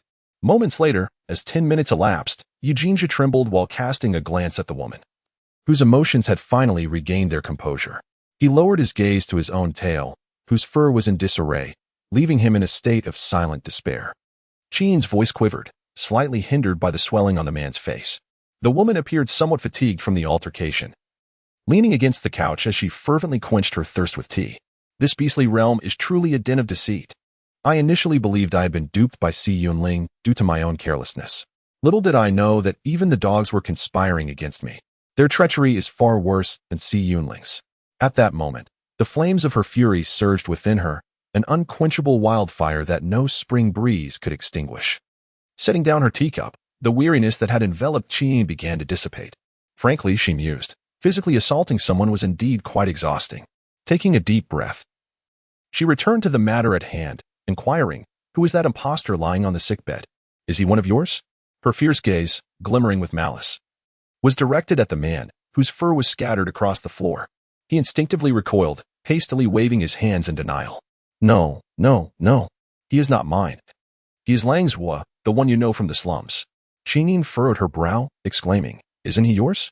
It was you who deceived me into returning to the residence. Yujinja replied, wow, that actually sounds quite reasonable.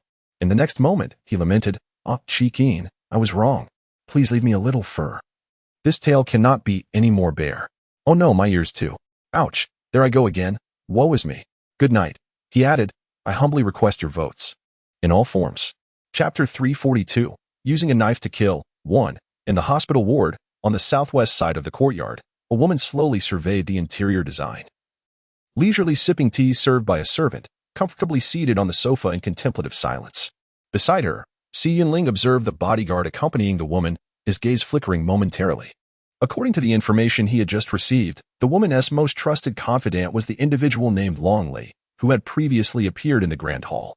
Yet, remarkably, she had not brought him along today, implying that he must be occupied with matters of greater significance. In other words, Ain undoubtedly held a position of extraordinary importance in the heart of the woman before him. Gently placing the teacup down, Sang Mian cast a sidelong glance at the man beside her, pondering whether the head of the Si family had indeed come to understand the nature of her relationship with Xiaoyin. Si Yunling regarded her quietly, his fox-like eyes narrowing slightly, seemingly taken aback that her first words, under the pretense of a visit, pertained to matters far more significant. Was this individual prepared to speak candidly? The man's lips moved slightly, his elegant visage revealing no trace of emotion. Sang Mian directly inquired whether the head of the Si family harbored feelings for Ain. Indeed, not merely feelings, an expected response that elicited a cold smile within her heart, even as her eyes shimmered like a crescent moon. Yet, it seemed that the prince of the Fox tribe also held a particular fondness for Ain. The man replied nonchalantly, and so what? Ain had always been steadfast in matters of the heart. In this beastly world, she would likely accept only one beast husband throughout her life. Moreover, judging by the current circumstances, the head of the Si family appeared to possess little chance of success. So? Sang Mian smiled, then deftly shifted the topic. Are you aware of who resides in the psycho room upstairs? Upon hearing this, Si Yunling regarded her thoughtfully. Naturally. From the moment he learned of Ain's presence there, he had promptly conducted his due diligence. Additionally, knowing that Ain, Eugene Zhe, and Yun Lu had quarreled over the blue crystal within the ward, a mere inquiry would suffice to unveil the identity of the patient in the psycho. Thus, he was further convinced that Eugene Zhe had yet to reveal his true identity to Ain. However, he was also intrigued by the true identity of that patient. For based on his understanding of Eugene Zhe, the man could never be so foolish as to allow another to impersonate him. Did this woman before him possess knowledge of the patient's identity? Ain remained at the palace entirely because of that individual. It was evident that she was deeply concerned for him, willing to humble herself to become the chief mate of the prince of the Fox tribe. At this juncture, a chill flickered in Sang Mian's eyes. Ultimately, what distinction lay between the chief maid and a personal servant? Were they not both perpetually in close proximity to that man? The very thought that he had so cunningly ensnared Xiaoyin filled her with boundless jealousy. After a brief pause, Sang Mian suppressed the coldness in her gaze, and, when she glanced back at the man, her eyes still held a light smile. But if that person were to suddenly vanish, do you believe Ain would remain here? The woman's voice, gentle and clear, resonated through the vast chamber, undeniably pleasing to the ear. Yet, the man furrowed his brow slightly, his gaze fixed upon the woman seated on the sofa, his eyes reflecting a contemplative expression. Unfazed by the man's scrutinizing gaze, Sang Mian arched an eyebrow and continued, I have heard that the underground castle of the Si family is quite magnificent, leaving a lasting impression on those who behold it. Should Ain and I have the opportunity to depart from here early, I wonder if the head of the Si family would graciously invite us to stay for a while. Upon hearing her words, the man's azure eyes flickered with intrigue. Why? He questioned, his gaze searching the woman's face for the answers he sought, though to no avail. This was their first encounter, and he could not fathom her motive for offering assistance. Moreover, the impression she left on him was anything but ordinary. From the information he had gathered, it was clear that although she was human, her innate strength was formidable. He would not be foolish enough to regard her as a mere frail female, especially considering her ability to seize power effortlessly from her deceased beast husband, gaining the support of many, and subsequently forging alliances with 3 beastmen. Such a person was certainly not to be underestimated. After a brief silence in response to his inquiry, the woman's expression turned serious. As far as I know, the prince of the Fox clan is known to indulge in the company of numerous socialites, with at least a few dozen having caught his fancy. While their fates may be dire, the ephemeral pleasures of romance are not to be overlooked. How could someone of such a nature be deemed worthy of Ain? She continued, furthermore, I have heard that this prince possesses a capricious temperament, lavishing affection upon one lady one moment, only to drive her to madness or death the next. How could I possibly entrust Ain to such a man? In contrast, she regarded the head of the Si family with newfound warmth, stating, The head of the C family is of impeccable character, never associating with any untoward company. Although there was a misunderstanding between him and Ain in the past, misunderstandings can be resolved in time. Given the head's influence, I firmly believe he can ensure Yin's safety and well-being. Moreover, she added, the head of the C family shares a deep connection with the royal family of the Fox clan. If anyone in this world could retrieve someone from the prince's grasp without fear of retribution, it would undoubtedly be the head of the C family. A heartfelt expression was slowly articulated by Sang Mian, and her words conveyed an astonishingly vivid representation of the truth. It must be acknowledged that Sang Mian's reasoning holds merit. The C family and the royal lineage of the Fox clan share a common ancestry, even amidst apparent discord. It is implausible that a mere woman could incite them to the extent of mutual destruction. After a brief pause, the woman continued to smile and speak, thus, if I were to choose between the two of you, I would naturally lean towards you, the head of the C family. Furthermore, Xiaoyin harbors feelings for the head of the C family. During her efforts to heal his leg ailment, she resided with him in the underground castle for a time. Although their parting was less than amicable, when Xiaoyin later recounted her experiences in the underground castle, there was not a hint of resentment in her words. I believe that the head of the C family still occupies a place in Xiaoyin's heart. It merely requires time to mend and the presence of someone to elucidate the situation. As she spoke, Sang Mian cast a gentle smile towards the man. Sang Mian, I am most willing. Upon hearing this, Si Yanling's gaze subtly shifted. Good night. Chapter 344. Using a knife to kill. 3. When Sang Mian returned to her residence, night had already fallen. Observing the warm glow of the orange lights within, she spotted a familiar figure idly swinging her legs at the dining table, occasionally sneaking bites of the food laid out. Standing at the doorway, Sang Mian's expression momentarily flickered. HM? The stealthy Xiaoyin suddenly sensed someone behind her and hastily swallowed the morsel she had just pilfered. She quickly rose from the table to face the newcomer, intending to speak but abruptly remembered something and swiftly wiped her small mouth. Mian, you're back. I almost choked. Seeing this, Sang Mian couldn't help but chuckle. Are you hungry? Indeed, her absence had been prolonged, and it was no wonder that Xiaoyin was so ravenous. Qinin blinked her eyes, unfazed by the revelation of her clandestine indulgence. With utmost seriousness, she pointed towards the clock on the wall and remarked, You've taken quite a long time on this errand. I've had to reheat the dishes twice already. I'm nearly starving. Indeed, it was evident that she was genuinely hungry, rather than merely captivated by the culinary delights. After a brief pause, Qinin gently guided him to the dining table, swiftly arranging the bowls and plates. So, how did your conversation with Si Yanling go? Did you encounter any difficulties? Otherwise, how could it have taken so long? Seated at the table, Sang Mian shook his head, his downcast gaze flickering slightly. In truth, we didn't discuss much. The head of the C family is quite cautious and speaks with great discretion. I did not dare to broach your matter directly. So for the most part, we were merely probing each other, which ultimately consumed more time than anticipated. Qinin nodded thoughtfully, reflecting on the composed nature of Si Yanling. Realizing that extracting information from him would undoubtedly be a formidable challenge. With this in mind, she chose not to inquire further, hastily serving soup to the individual seated at the table. Let us set this aside for now. As you mentioned, since he has not revealed my identity in the past, he is unlikely to do so now. We shall observe the situation unfold. Come, you must be famished. Please, taste the soup and see how it fares. The dishes on the table were quite ordinary, yet these commonplace home-cooked meals were rendered exquisitely delicious by Guzi's skill. The flavors and presentation rivaled that of a five-star establishment, leaving her utterly impressed. The egg drop soup, crafted from only a few simple ingredients, was astonishingly flavorful. Had it not been for the thought that Songmian had not yet tasted it, she would have eagerly consumed the entire pot. As expected, Songmian leaned down to sample the soup with a spoon, her eyes widening in surprise. How is it? Is it good? See, my culinary skills have indeed improved. Qingyin noted the look of astonishment on Songmian's face with great satisfaction. Songmian's lips curved into a subtle smile. It is quite good.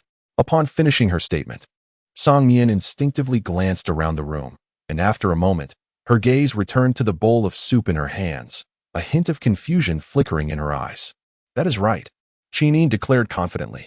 I told you I have made progress. It must be said that talent is often the root of disparity among individuals. Although Guzi had learned his culinary skills from her, the dishes he created were 100 times more delectable than her own.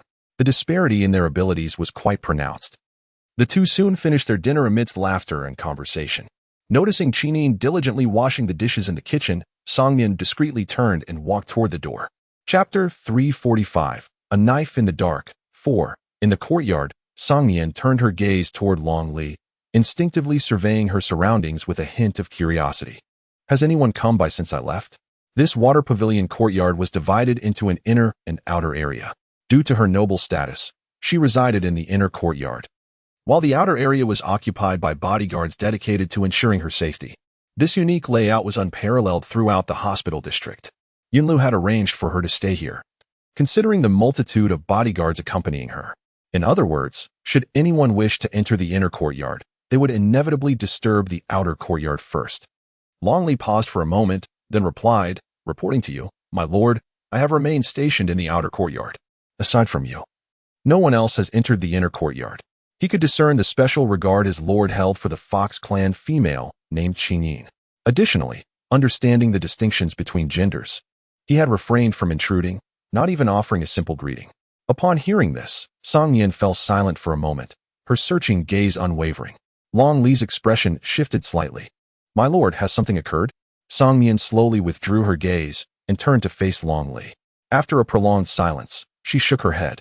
"Perhaps I am simply being overly cautious. Perhaps she was merely overthinking. After all, it had been quite some time since they last met. And it was entirely possible that Yin's culinary skills had indeed improved." As night fell, after tidying up the kitchen, Qin returned to her bedroom, preparing to freshen up. Suddenly, she was taken aback by the sight of a man, his face bruised and battered, tucked away in the corner of the bed. Her body froze in shock, and her dark eyes widened in astonishment as her voice instinctively rose. "What are you still doing here? Shouldn't he have left after preparing the meal? Why was he still present? How could I possibly leave in this state?" He replied, his expression one of utter despondence as he sat on the floor. He gestured to the bruises marring his face and then indicated the bare patch where his tail once was, his demeanor radiating profound sorrow. Although he possessed self-healing abilities, there was no immediate remedy for the contusions adorning his visage, nor could he magically regrow the fur on his tail in an instant. Did he truly have to venture out with a bare tail? The thought of being seen by others in such a state was utterly mortifying. He could guarantee that if he were to appear in public looking like this, even if he did not care about his own image, it would certainly not end well. Injuring the crown prince was a grave offense within the palace, and as a distinguished member of the Fox clan, making a public appearance adorned with bruises would only invite trouble for Yin. Upon hearing the words, Qinin gazed intently, and as her eyes fell upon the man's face, which bore the marks of her earlier wrath, resembling that of a battered swine, followed by a glimpse of his utterly bald tail, she could not help but let out a soft chuckle. Yet, almost immediately, she felt a pang of seriousness wash over her, and she quickly composed her expression, casting a condescending glance at the man sprawled on the ground. Unable to suppress a quiet curse, "Serves you right. A deceiver deserves such a fate." Indeed, Knight Jinza hastily concurred, nodding in agreement. "Serves you right, absolutely." The rare fact that Qinin was still willing to acknowledge him brought a sense of relief to his heart. In comparison, the pain he endured seemed trivial. As long as Qinin bore no resentment towards him, he would willingly accept the daily beating if it meant her heart remained unburdened. God knows how astonished he was when he learned that the frail individual had also been admitted to the ward. Chapter 346. A Deadly Scheme. 5. Later. Upon hearing that Si Yuning had exchanged a few words with Qinin at the entrance of the ward, he was even more astounded, his hair standing on end. This prompted Knight 11 to keep watch for him while he ascended the steep cliff from the other side of the waterside pavilion. Little did he expect, as he climbed through the window and prepared to survey the interior, to find Qinin distractedly handling ingredients in the kitchen, her hand reaching for an onion nestled in her pocket. "What do you intend to do? Stay here?" Although she still held a strong discontent towards Knight Jinza, upon reflection, it was undeniable that he had offered no resistance during her earlier barrage, which had sufficiently alleviated her anger. Now, with a calmer demeanor, she scrutinized the man before her, observing the injuries on his face and the pitifully bald tail behind him. Lightheartedly, she nearly laughed aloud. Well, the other party was at least a distinguished prince of the Fox tribe, so noble and unparalleled in his usual demeanor, yet now he had been reduced to this state by her hand. If she were in his position, she would certainly be too ashamed to venture outside. "I shall sleep on the floor," the man declared, gesturing to the ground beneath him. his swollen and bruised face exhibiting a docile expression akin to that of a large dog. Sleeping on the floor? Would that not mean sharing the same room with her? Qingyin's brows furrowed slightly. Upon noticing this, Eugenia's expression changed instantly. He hurriedly shifted back and urgently corrected himself, saying, "No, no, no. I sleep at the foot of the bed. The foot of the bed suits me just fine. I can act as a loyal guard dog. As long as I can stay by Yin Yin's side, what does it matter where I sleep? After all, in this lifetime, I am but a devoted dog to the person before me, so what's wrong with sleeping at the foot of the bed?" Observing the man's cautious demeanor, Qingyin felt a surge of helplessness within her, due to the harsh treatment she had previously inflicted upon him. Eugenia had unreservedly revealed the truth of his childhood affliction in an effort to appease her. This revelation indicated that their encounter was not a calculated scheme, but rather a genuine moment of distress for him. Although this did not absolve him of the deceit that followed, considering that he had known her human identity from the outset and had kept it hidden, as well as the fact that their 3 years of acquaintance had not caused her harm, her anger began to dissipate.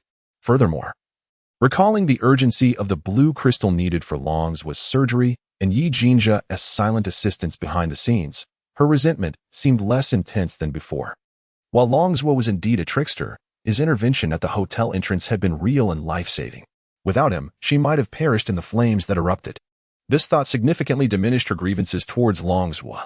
Just as she intended to ask Eugenia to fetch some clothes from the nearby wardrobe to cover herself and avoid catching a chill from the cold floor, a soft knock resonated at the bedroom door before she could finish her sentence. Qingyin's expression suddenly tightened as she hurriedly turned to glance towards the door. In that fleeting moment, the man, who had been seated on the floor just moments before, swiftly flung open the bedroom window and vanished into the night. His departure akin to that of a specter. Staring in astonishment, Qinyin wondered, was it merely her imagination? Why did she suddenly feel as though she were engaged in something illicit? However, considering the undeniably disgraceful appearance of Yi Jinza, she opted for silence. Lest Sang Mian discover that she had struck the esteemed prince of the Fox clan, which would likely result in a lengthy and earnest lecture. Chapter 347. A Murder by Proxy. 6. Turning around, Qingyin ensured that there were no anomalies within the room before slowly opening the door. "Would you care for a drink and a chat?" "Your favorite," she inquired. Outside the door, Sang Mian, elegantly draped in a silk nightgown, leaned gracefully against the doorframe. One hand holding a bottle of fruit wine and the other 2 crystal glasses, her expression warm and gentle. Qingyin's eyes instantly sparkled with delight. Of course. Heaven knows how long it has been since she last relaxed. Ever since her arrival in the beast realm, even her nights were plagued with anxiety, fearing that an unforeseen incident might arise, leaving her with no chance to escape.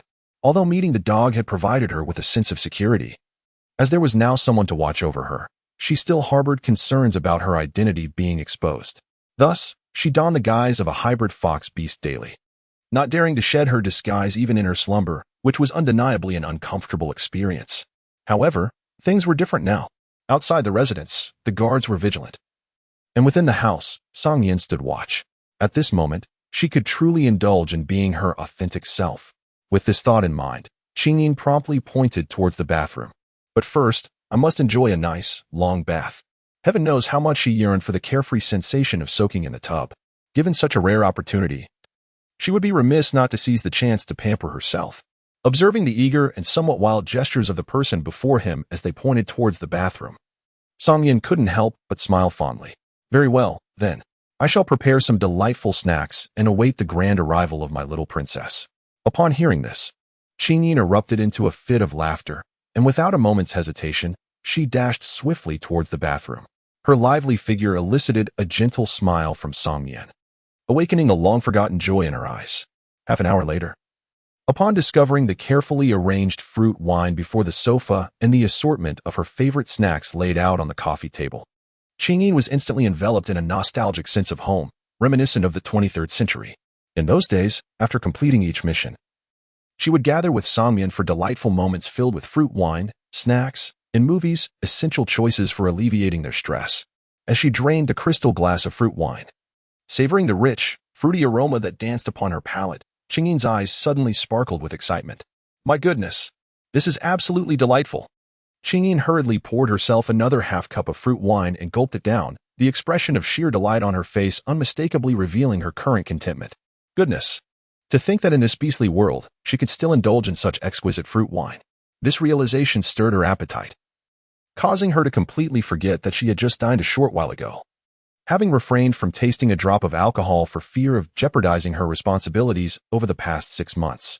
After another cup of fruit wine slid down her throat, Qingyin savored the fragrant essence lingering on her lips, her dark eyes shining with an unsettling brilliance as she hastily poured herself another serving.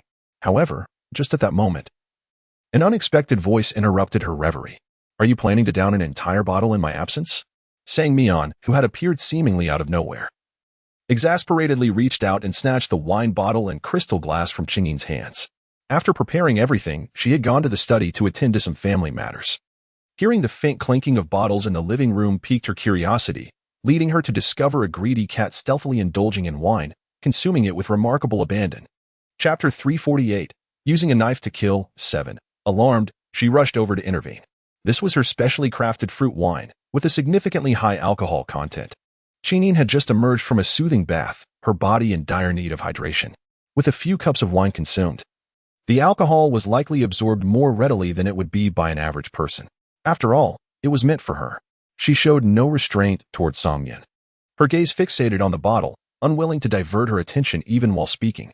By nature, she had an affinity for fruit wine, sweet and tangy, akin to sipping on a fruit juice. Unfortunately, most fruit wines on the market had their fruity essence overshadowed by the taste of alcohol, making it a rare delight to find a truly suitable one. Either they were exorbitantly priced or frequently out of stock, often leaving her gritting her teeth in frustration. One day, during a birthday celebration, she inadvertently revealed her desire for such a drink. To her surprise, merely half a month later, Songmian invited her to sample a batch of fruit wine he had crafted himself. That singular tasting altered the course of her life. She had often pondered that a significant reason for her willingness to cohabitate with Songyan stemmed from this exquisite wine. Nevertheless, it was evident that his choice was indeed wise. Since moving in with him, the care and attention she received in both her daily life and diet surpassed her expectations, far exceeding even her mother's affection. "This is not how you are supposed to drink," she chided, casting a reproachful glance at the person before her. Although Songmian's expression betrayed some displeasure, the hand that poured the red wine revealed his indulgence towards her. Moments later, he extended the half-filled glass of red wine towards her. "Here. You can only have half a glass more." This wine, enhanced by his touch, retained its fruity flavor but boasted a significantly higher alcohol content. Given that she had just hurriedly consumed her drink, he genuinely worried that before they could exchange more than a few words, she might succumb to slumber. Unfortunately, Songmian's estimations were astoundingly accurate. Initially, Qingyin was unperturbed by the abrupt interruption of her drinking pleasure, but gradually, her vision of the person before her became increasingly blurred. The sound of his voice began to ebb and flow, and as she lowered her gaze to her hands, the shadows appeared to multiply before her. Qingyin couldn't help but cast another glance at the fruit wine, and it dawned on her that Sang Mian must have altered the brew again. Before she could utter another word, she collapsed onto the sofa with a thud. Sang Mian, beneath the orange glow of the lamp, gazed helplessly at the figure slumped on the sofa, rubbing her forehead in exasperation. How ironic it was. She had hoped for a heartfelt conversation between them. Yet here they were, with the little glutton having drunk herself into a stupor, rendering any discussion impossible. With a long sigh, Sang Mian turned and retrieved a light blanket from the bedroom, gently draping it over the sleeping girl. She then settled on the floor, leaning against the armrest of the sofa, and poured herself a glass of fruit wine. Turning to gaze at the lovely face just a palm's breadth away, Sang Mian's eyes twinkled with warmth as she delicately traced the contours of the girl's features with her fair hand, her gaze reflecting a tender yet unsettling affection. No matter the circumstances, Qingyin would ultimately be ensconced in her embrace, even in the face of the esteemed Fox clan prince and the head of the Xi family. What did status matter? Today, her position was far more exalted than those two, her power formidable, and the strength she could rely upon was immeasurable. Gratitude to Liuli, her tranquil darling, for the generous reward. In comparison to them, she harbored no inferiority. The only slight disadvantage lay in the time spent apart from Qingyin. Yet, it mattered little. Even if Qingyin held feelings for those two, she possessed myriad ways to ensure the girl remained distanced from them. Just as with the comrade who had perished in the past, whom Qingyin had once cared for deeply. What had been the outcome? That man had ultimately met his demise. And yet Qingyin remained steadfastly by her side, never wavering.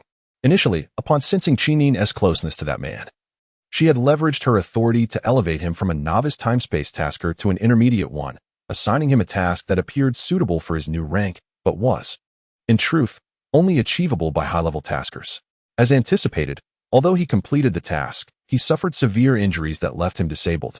She had thought that once incapacitated, Qingyin would recognize the chasm between them and gradually distance herself.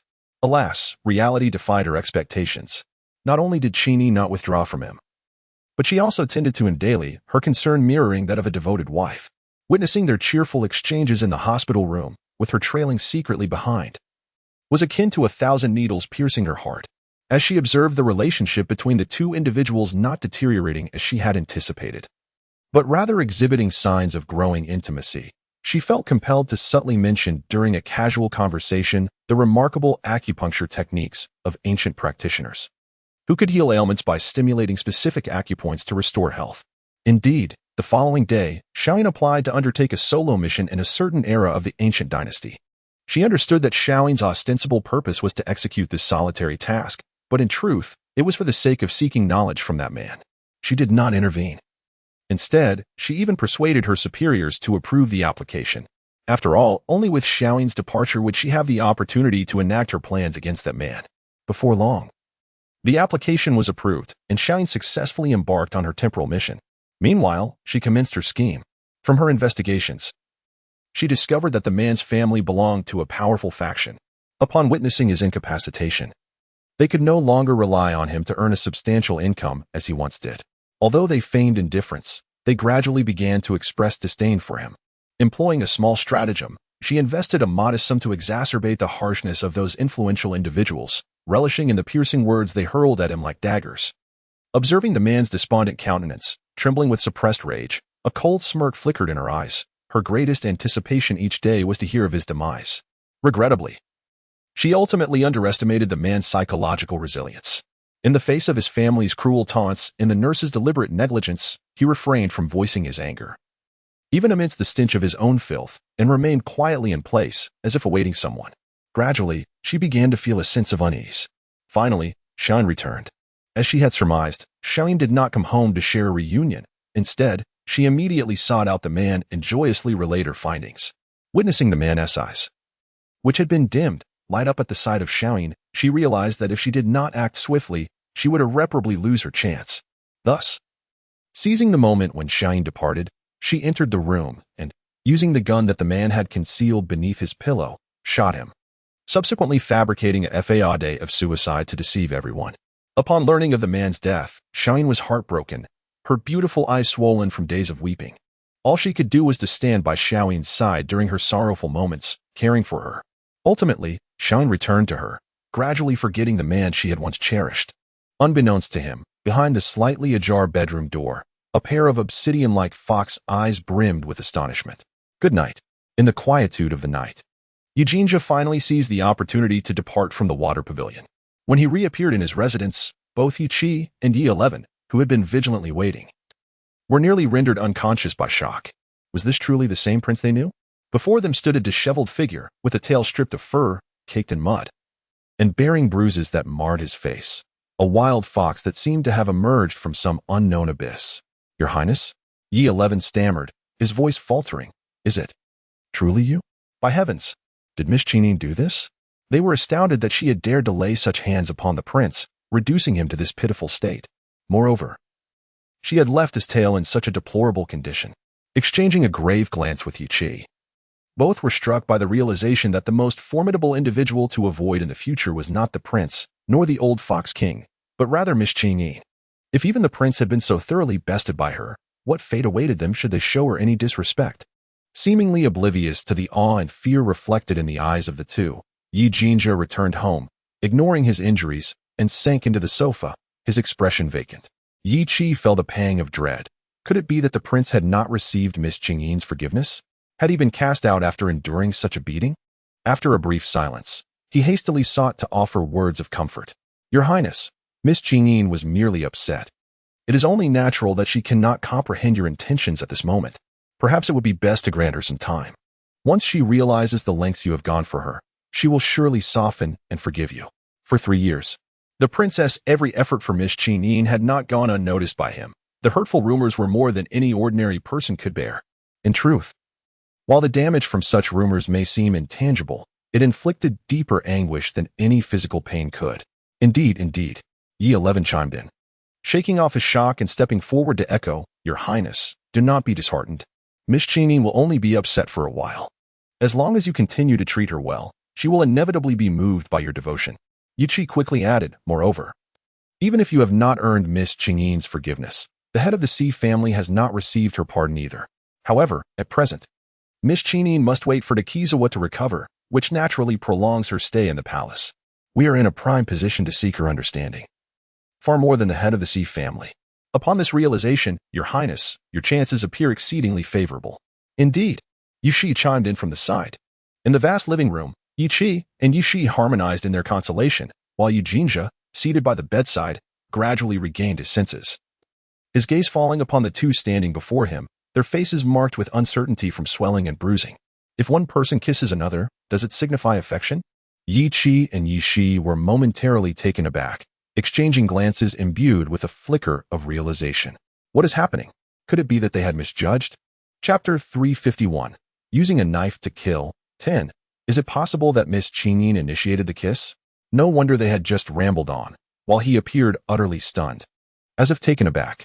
In the next moment, the two men standing nearby simultaneously bore expressions of certainty. Of course, he must have feelings. It is undeniable. Concerned that his previous response was insufficient, Yi Qi's eyes darted, and he quickly added, if the kiss was on the cheek, that indicates affection. But if it was on the lips, then it signifies something deeper. Yes, yes. Yi Qi hastily concurred, his eyes brightening. That surely denotes profound affection. What do you mean by profound affection? That is called love. What are you, a child? No. Yi Qi shot a glare at the person beside him, exuding disappointment. How could this fellow be so vague in his flattery? Yi Qi, upon hearing this, became indignant, his bright fox-like eyes wide with disbelief. I don't understand, do you? Love? Yi Jinjia, seated at the bedside, wore an expression of complex turmoil. Are you certain? But that person is a woman. How can she do such a thing to Qingyin? Although he had read of such tales and heard that during the peak of human civilization, such events were commonplace. In his current era, the number of females was exceedingly scarce. Even beastmen struggled to compete for them. How could one allow relationships between females? Thus, these matters had always existed for him merely as legends. Yet now, this legendary scenario was unfolding before him, appearing without warning, rendering him momentarily unable to comprehend. The image of that woman gently kissing Qingyin, the infatuation on her face, and the fervor in her eyes stirred an overwhelming tempest within him, leaving him in a state of profound unrest. Of course, this must be love, Yi Qi asserted earnestly, though a whisper of doubt lingered in his heart. What is happening? Is it merely my illusion? Why does it seem that my master is not pleased, but rather bears a profound expression of confusion? Could it be that the master has been rendered foolish by Miss Qingyin? Is he still unable to comprehend that Miss Qingyin harbors feelings for him? TSK, TSK, TSK. It seems that happiness has arrived so swiftly that it is beyond his capacity to bear. Your Highness. Knight 7 cleared his throat, inquiring if Miss Qingyin had indeed forgiven him. If that were the case, would the union of the two be imminent? The mere thought of it caused Knight 7's heart to leap with joy. TSK, TSK, TSK, if His Highness truly wed Miss Qingyin as his consort, would his own days as a subordinate not become considerably easier? With fewer noblewomen's subtle jabs and less incessant probing from the elders, he could finally breathe a sigh of relief. Regrettably, unlike the jubilance felt by Knights 7 and 11, the man seated by the bedside was engulfed in melancholy, ultimately massaging his temples in frustration before diverting the topic. What news from Si Yunling? Knight 7 paused momentarily, quickly regaining his composure. The head of the Si family had also taken residence in the medical ward, currently situated in the Mountain View Pavilion. Previously, he had heard from a nurse that Lord Sang Mian personally visited the head of the Si family, departing from the Mountain View Pavilion only an hour later. Chapter 352. A Knife in Another's Hand. 11. The medical ward comprised 12 distinct pavilions, each with its own charm. Lord Sang Mian resided in the innermost water pavilion, while the head of the Si family was in the Mountain View Pavilion, and they were situated in the Hot Spring Pavilion. An hour? That coincided perfectly with his visit to find Yingying. Did those two converse for such an extended period? Although unaware of the specifics of Lord Sang Mian's private discussion with the head of the Si family, The floor nurse remarked that Lord Sang-Mian emerged from the Mountain View Pavilion in remarkably high spirits. Knight 7's thoughts suddenly ignited with a speculation. Your Highness, do you think Lord Sang-Mian has taken a liking to the head of the Sea family? Is that why he sought him out and conversed for so long? A liking? Knight Jinza could not help but twitch the corner of his mouth at the notion. It would be fine if that woman had taken an interest in the sickly man, but alas. Ugh, what a headache. What should he do? It seemed he had dug his own grave. He had pushed Ying towards that woman merely to buy time for Long Zhua to awaken and clarify his identity.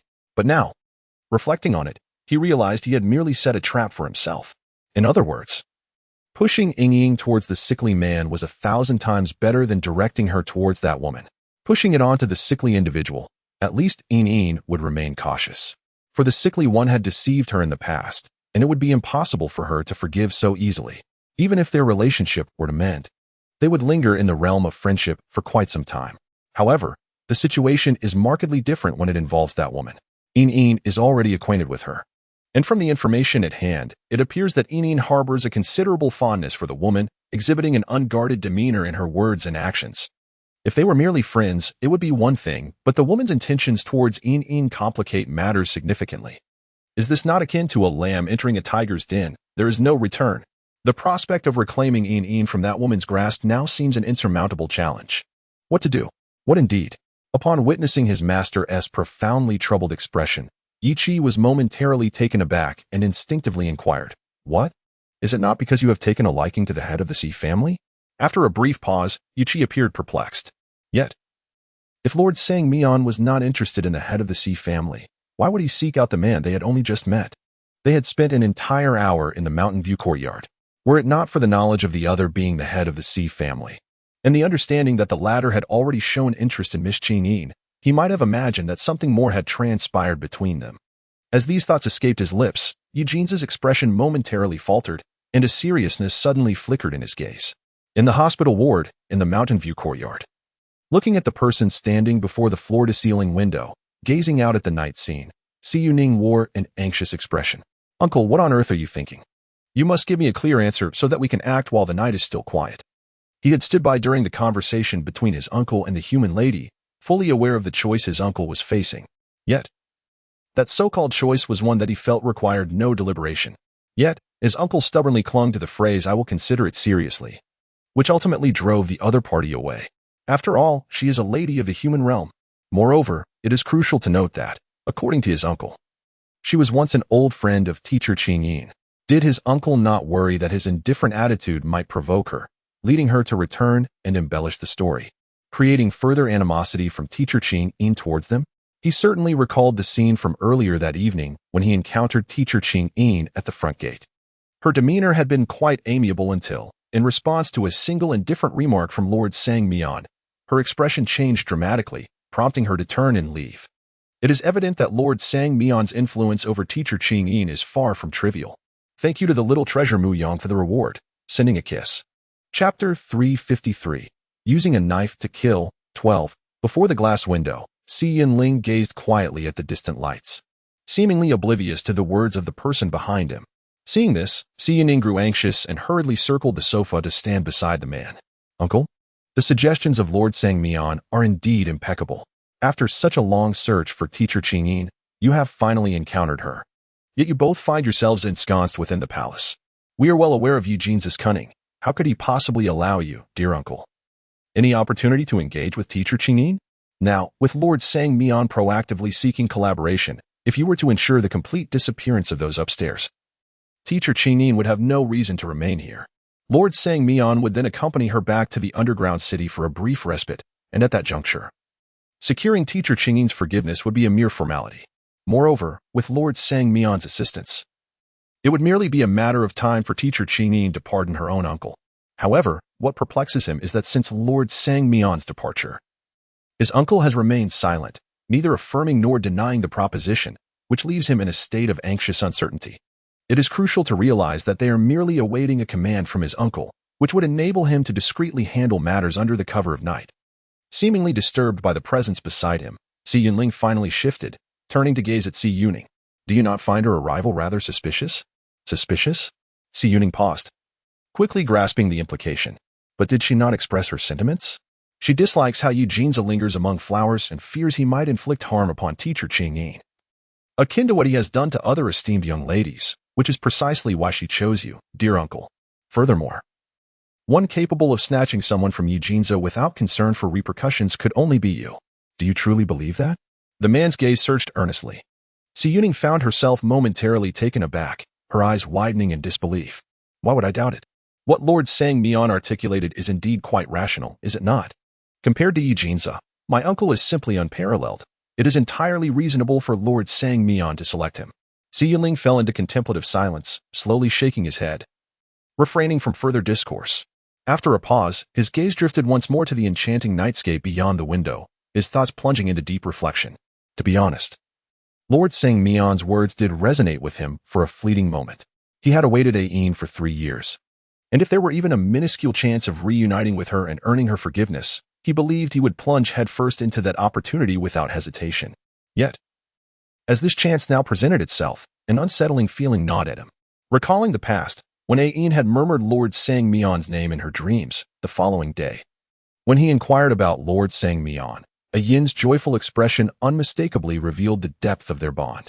Given this, it seemed rather peculiar that, upon their recent reunion, Lord Sang Mian would readily offer his dear friend to him. Is this not rather unusual? Would a true friend act in such a manner? Thus, there exist only 2 interpretations for Sang Mian's actions. One possibility is that he never truly regarded Ain as a friend. However, recalling the scene in the main hall today, where Sang Mian rushed to his aid, he instinctively dismissed this notion. If that is the case, then there remains but one alternative explanation. That woman has been lying from the very beginning.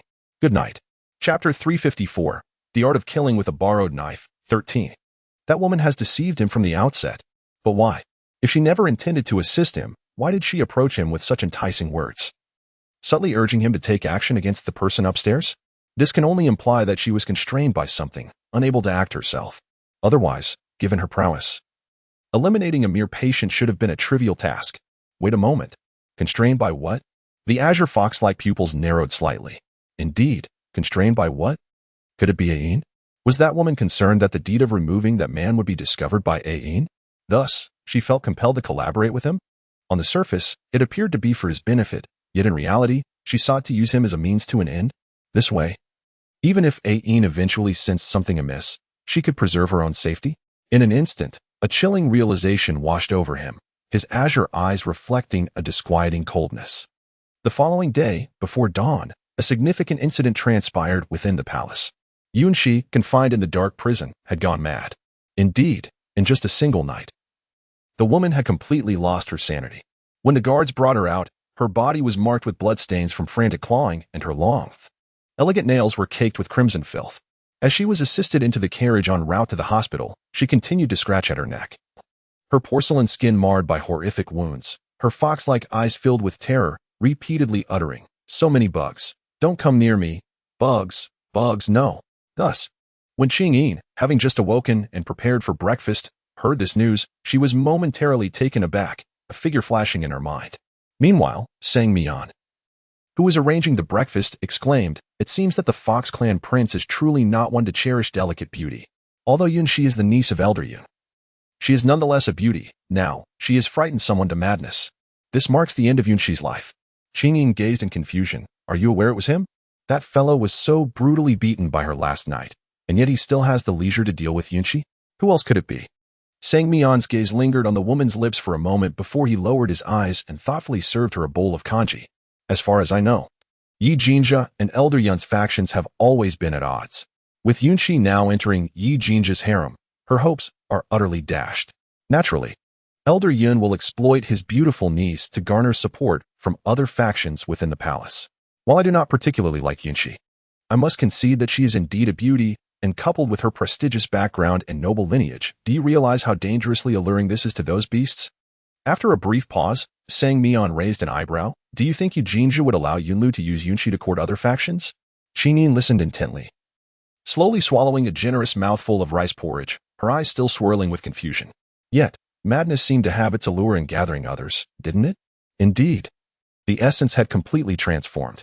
Song Mian earnestly analyzed the situation before him, likening it to support that could initially be displayed openly, now relegated to the shadows.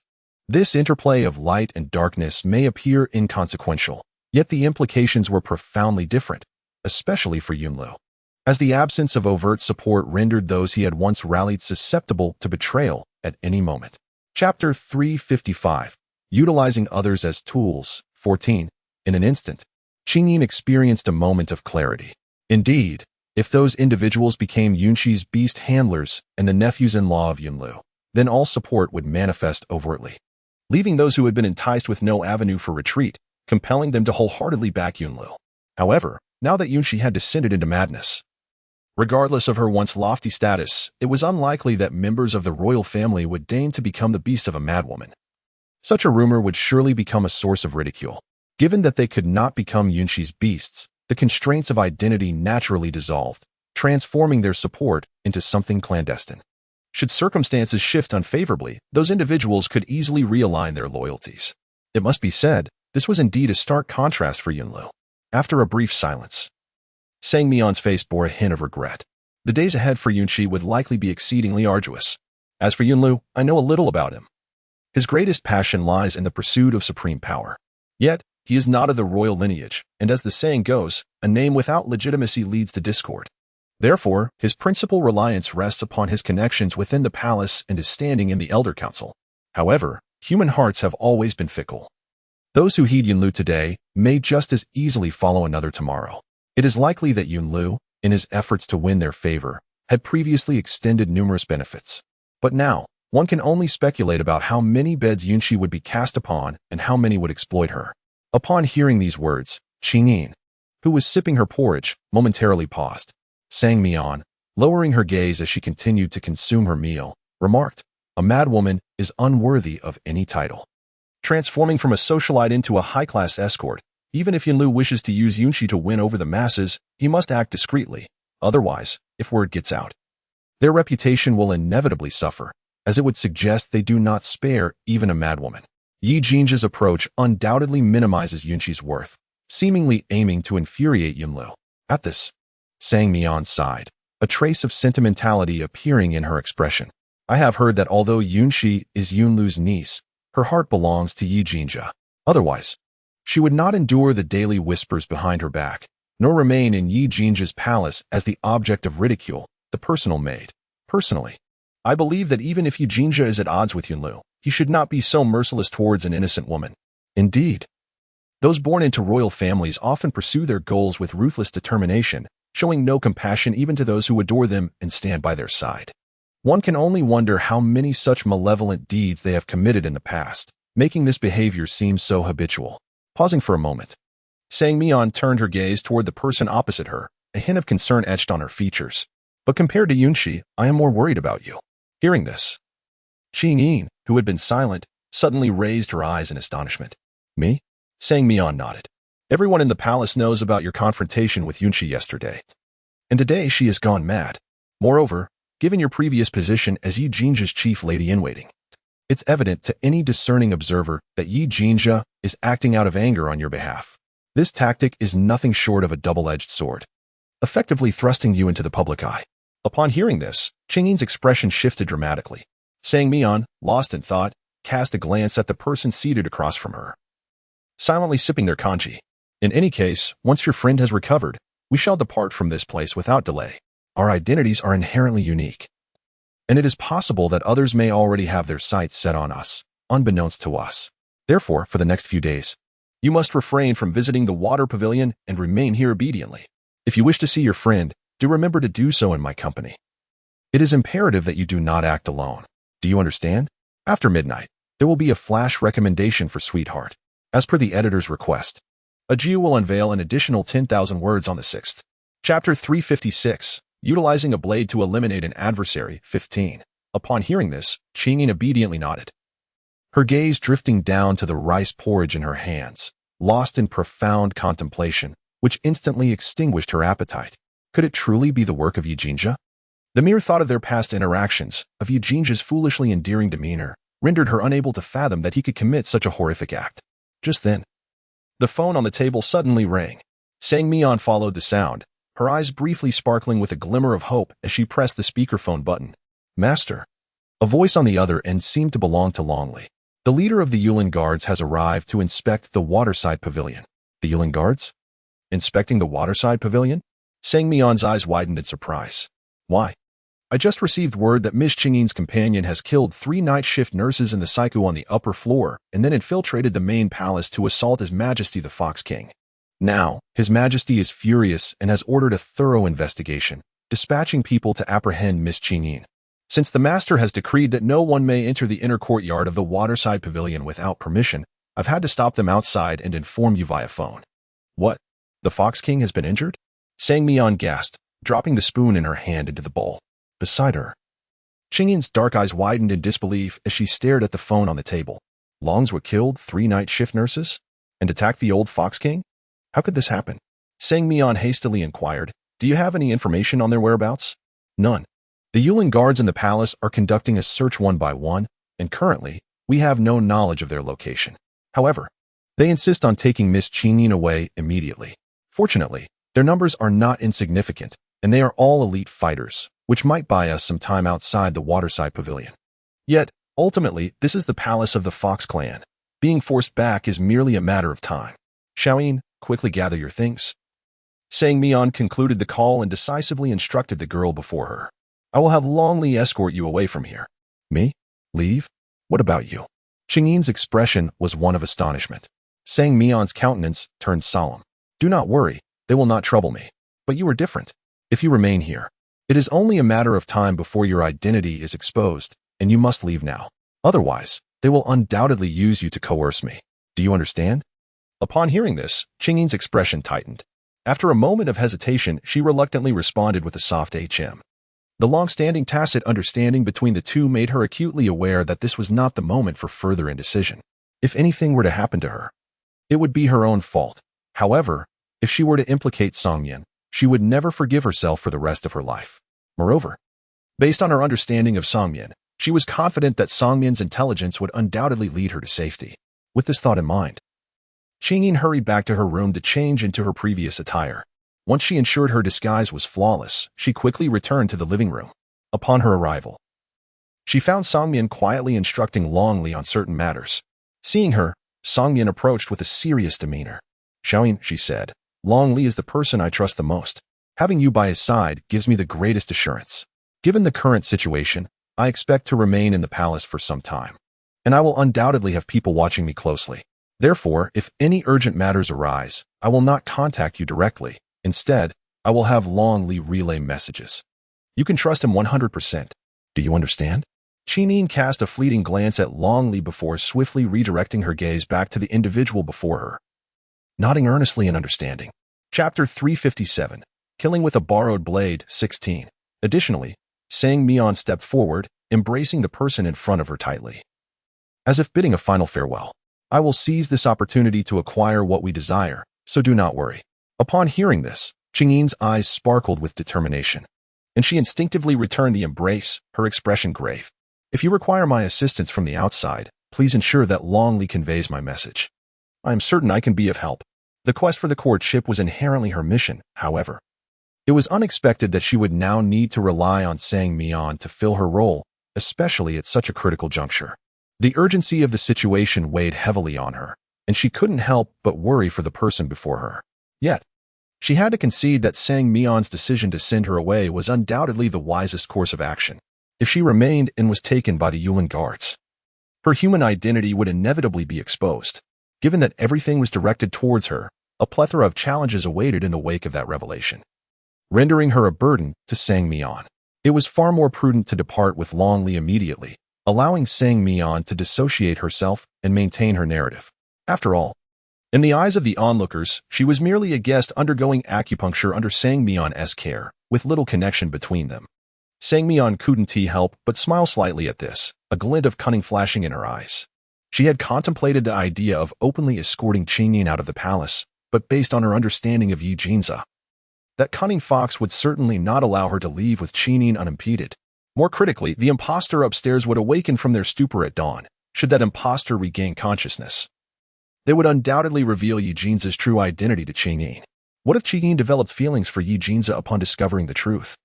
She had witnessed firsthand how Qingyin disregarded the whispers of passers-by and drew close to that wild fox. They had shared a roof in the rented quarters of Candia, spending day and night together. If there were no feelings between them, that would be sheer nonsense. How could she dare to take such a risk and wait until morning? Wait until that impostor awoke?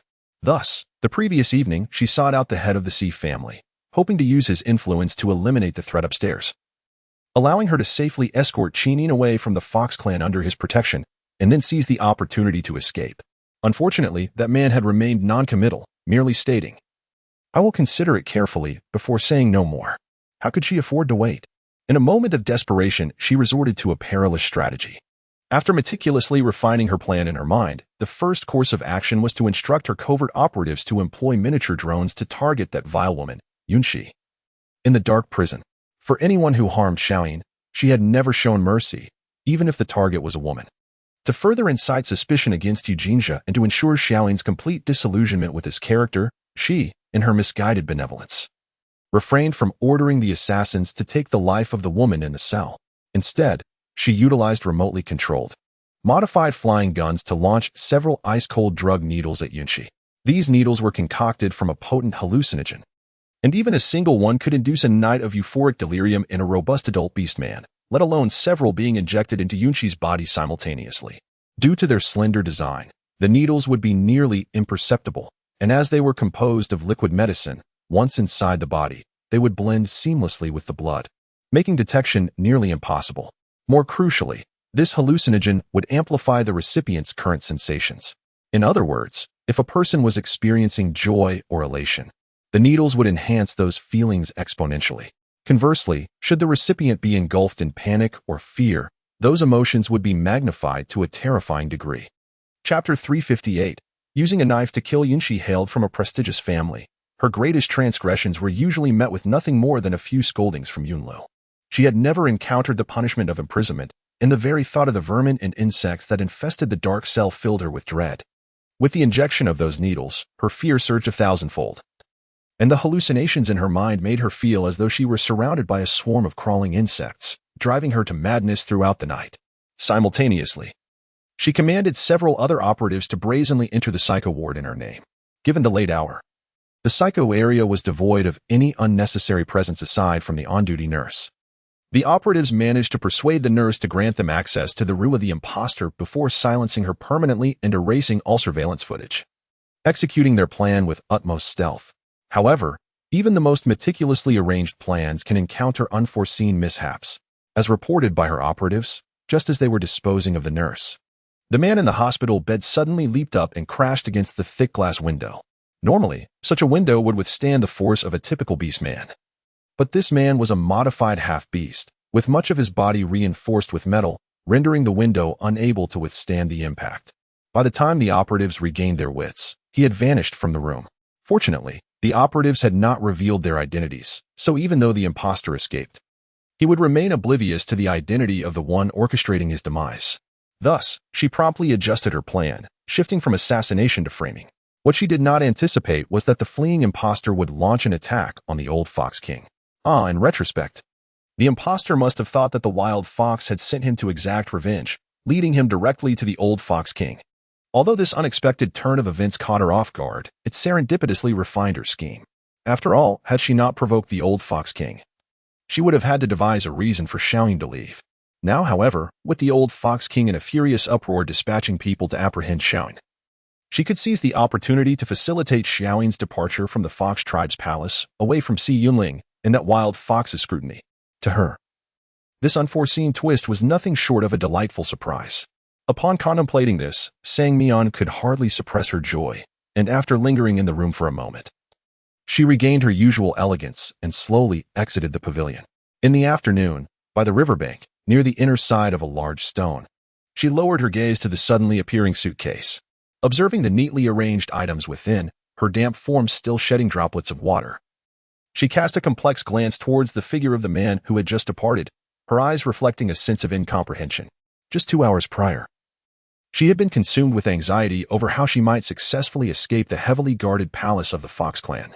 Yet unexpectedly, Longley had led her to the fountain pool behind the estate, gesturing for her to don the oxygen gear he had prepared long before. He then signaled her to follow him, and while she was still pondering, she witnessed Longley plunge headfirst into the fountain pool. Stunned, she had no time to think further. After confirming her oxygen equipment was secure, she followed suit. The fountain pool was not particularly deep, so initially, she and Longley endeavored to keep their figures close to the bottom, moving with utmost caution. Fortunately, the estate featured a scenic corridor with a water pavilion, adorned with staggered corridors and covered walkways. With these surroundings providing concealment, they nearly brushed past the feather guards stationed along the corridor. She could even sense that Sang Mi-on, standing on one side of the corridor, glanced her way momentarily before turning to lead the feather guards into the estate. The fountain pool within the estate connected to the water pavilion, and the expansive pavilion was fed by a stream of flowing water, with Longley leading in the water. They occasionally paused and sought refuge behind objects, ultimately navigating through the pavilion area without incident, completely entering the flowing water zone. Once in this area, they shed all caution and swam vigorously forward, eventually breaking free from the palace's confines and arriving at an unfamiliar riverbank. After climbing ashore and catching her breath, she realized she was so exhausted that even lifting her elbows felt like a monumental task. However, she was taken aback when Longley's first action upon reaching the shore was to move behind a large stone, retrieving 2 sealed boxes from beneath a moss-covered slab. After placing one of the boxes before her, Longley turned to depart, carrying the other box towards a large tree in the distance.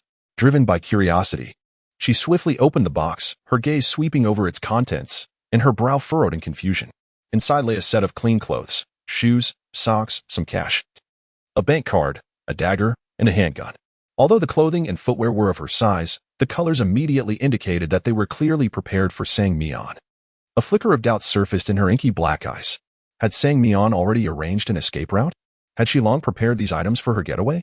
Isn't Kasangmyeon visiting the palace as a guest? How could one, as a visitor, prepare an escape route in advance? This leads one to suspect her intentions from the very beginning. Moreover, the waterway they escaped through, how could she navigate it so clearly without prior research? Kasangmyeon had arrived at the palace more recently than she, having spent merely a night at the waterside pavilion. Doubts bubbled up within her. Yet she understood that now was not the time for such ponderings. Enduring the aches coursing through her body, Chinin swiftly changed her attire, ensuring that nothing from her belongings was forgotten before she stepped out from behind the large stone towards Longley. As she approached within a few steps of the man, he seemed to sense her presence and turned to look at her. Our master has arranged a small courtyard in the village ahead, about 10 miles from here. We are pressed for time. If you grow hungry, we can eat on the way. With that, Longley handed her the energy bars and water he had prepared in advance. All right, thank you. Chinin accepted without hesitation. She had woken up hungry after a night of drinking, and after only a few sips of porridge, she found herself in this unexpected predicament. Having swum for so long, her strength had nearly depleted, leaving her famished. Longley was somewhat surprised by Chinin's demeanor.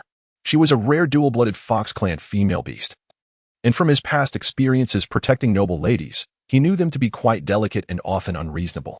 Therefore, when his master ordered him to escort her away from the Fox Clan palace, he had braced himself for a potential tirade.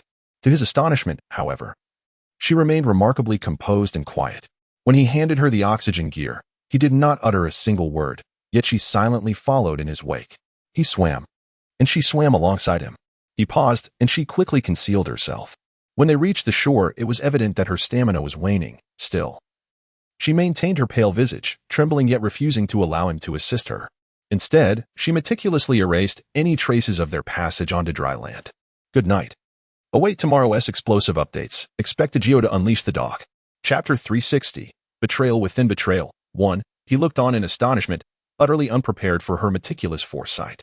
In that fleeting moment, he scrutinized her anew. Initially, he believed that the master's warm regard for her stemmed solely from her expertise in ancient acupuncture, a rarity in the realm of medicine. Indeed, if she could be of service to the master, it would be nothing short of extraordinary. Upon further contemplation, it appears that the master's kindness towards women has transcended all expectations. The master is a person of rare distinction, and those who are fortunate enough to receive his favor are undoubtedly of great wealth or high status. As far as he is aware, the only notable identity of the woman before him is that she serves as the chief lady-in-waiting to the prince of the Fox clan. While this title may instill a modicum of caution in others, it holds little significance in the eyes of his master. After all, even the Fox monarch must show profound respect to his master, What, then, is a mere chief lady-in-waiting? Yet, the master spent the entire night awake, intricately devising plans involving the prince of the Fox clan and the head of the Sea family for the sake of this very woman.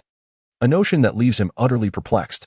Furthermore, he has been personally tasked with escorting her, with the explicit instruction to ensure her safety. It is worth noting that he has never been assigned to protect even the Master SB's spouse. Undoubtedly, the Master's regard for this woman surpasses that of anyone else. Despite the myriad of questions swirling in his mind, he understands that his position does not grant him the privilege to pry into the Master's affairs. His sole duty is to execute every task assigned by the Master. The Master is his world. The Master is his everything. Even if the Master were to command his demise, he would obey without a moment's hesitation. His gaze returned to the riverbank, where a furrow formed on Long Li's brow. Is it truly worth the risk for the Master to undertake so much? As time passed, the two of them journeyed through the small grove, one following the other. It was not until dusk that they finally arrived at the quaint abode Long Li had mentioned. It was a 2-story wooden house, surrounded by a fence, with a spacious little courtyard. From a distance, he could see an elderly woman of mixed blood, bent over as she fed the little chicks before her, while 2 wolfhounds played and wrestled nearby, creating a scene of warmth and joy that stirred a gentle emotion within Qingyin. In the next moment, with a hint of confusion, Qingyin glanced at Long Li beside her, seemingly unable to comprehend why he had brought her to this place. Were they not in the midst of a flight? If that were the case, should they not steer clear of populated areas, thereby safeguarding themselves and sparing others from harm? As if sensing her unvoiced inquiries, Long Li revealed without reservation that this elderly couple had once served as covert operatives for the Tiger Alliance. In their advanced years, they had been granted the privilege of retirement and sought out this tranquil abode to live in seclusion. With that, Long Li took the lead and made his way toward the small courtyard. The gentle sound of footsteps followed as the old sheep-beast lady seemed to sense an approaching presence. She abruptly halted her task of feeding the chicks, turning sharply with a piercing gaze directed at the intruder, her eyes brimming with vigilance. However, upon recognizing Lord Long Li, her expression shifted to one of astonishment, and she hastened towards him, her eyes glistening with excitement. "Lord Long Li," she exclaimed, suppressing her enthusiasm as she deeply bowed to the newcomer. Long Li nodded slightly, conveying the Master's orders that they must swiftly vacate the premises to avoid any misfortune befalling them. Chapter 361. Betrayal Within Betrayal, Part 2. The old lady's expression changed dramatically upon hearing this, and she fixed her gaze upon the man, her previous joy evaporating completely. "How can this be? Our master is currently at the Fox clan's palace. Remaining here offers us some protection, does it not?"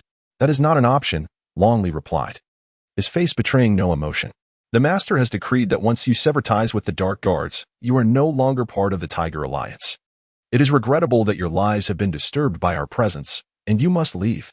The elderly woman continued to argue her point. "Everything we have now is thanks to our master. If she had not protected us back then, we would have perished in the Tiger Alliance's dark prison. Now that the master is in peril, how can we stand idly by?"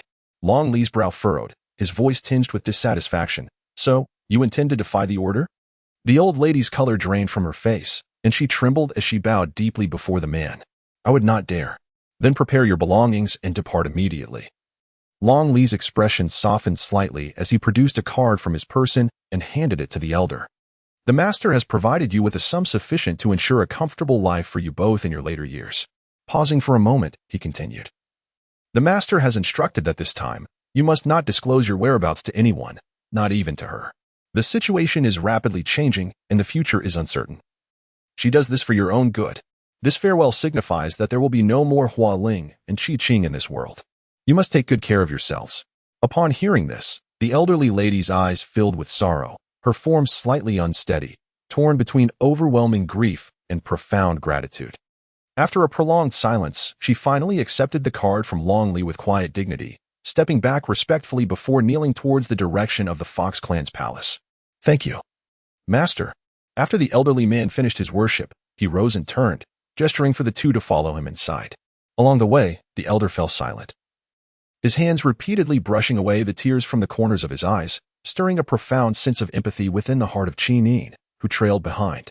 She was acutely aware that some individuals tasked with special missions could never escape the organization unscathed. Most would be silenced in their old age to prevent the leakage of secrets. The person before her was undoubtedly fortunate, having encountered Sang Mian. Although Sang Mian appeared difficult to approach, he possessed a warm-hearted loyalty beneath his cold exterior, which undoubtedly explained why so many devoted followers were willing to brave peril for him. Upon entering the house, the elder ushered his companion into the bedroom to begin packing their belongings.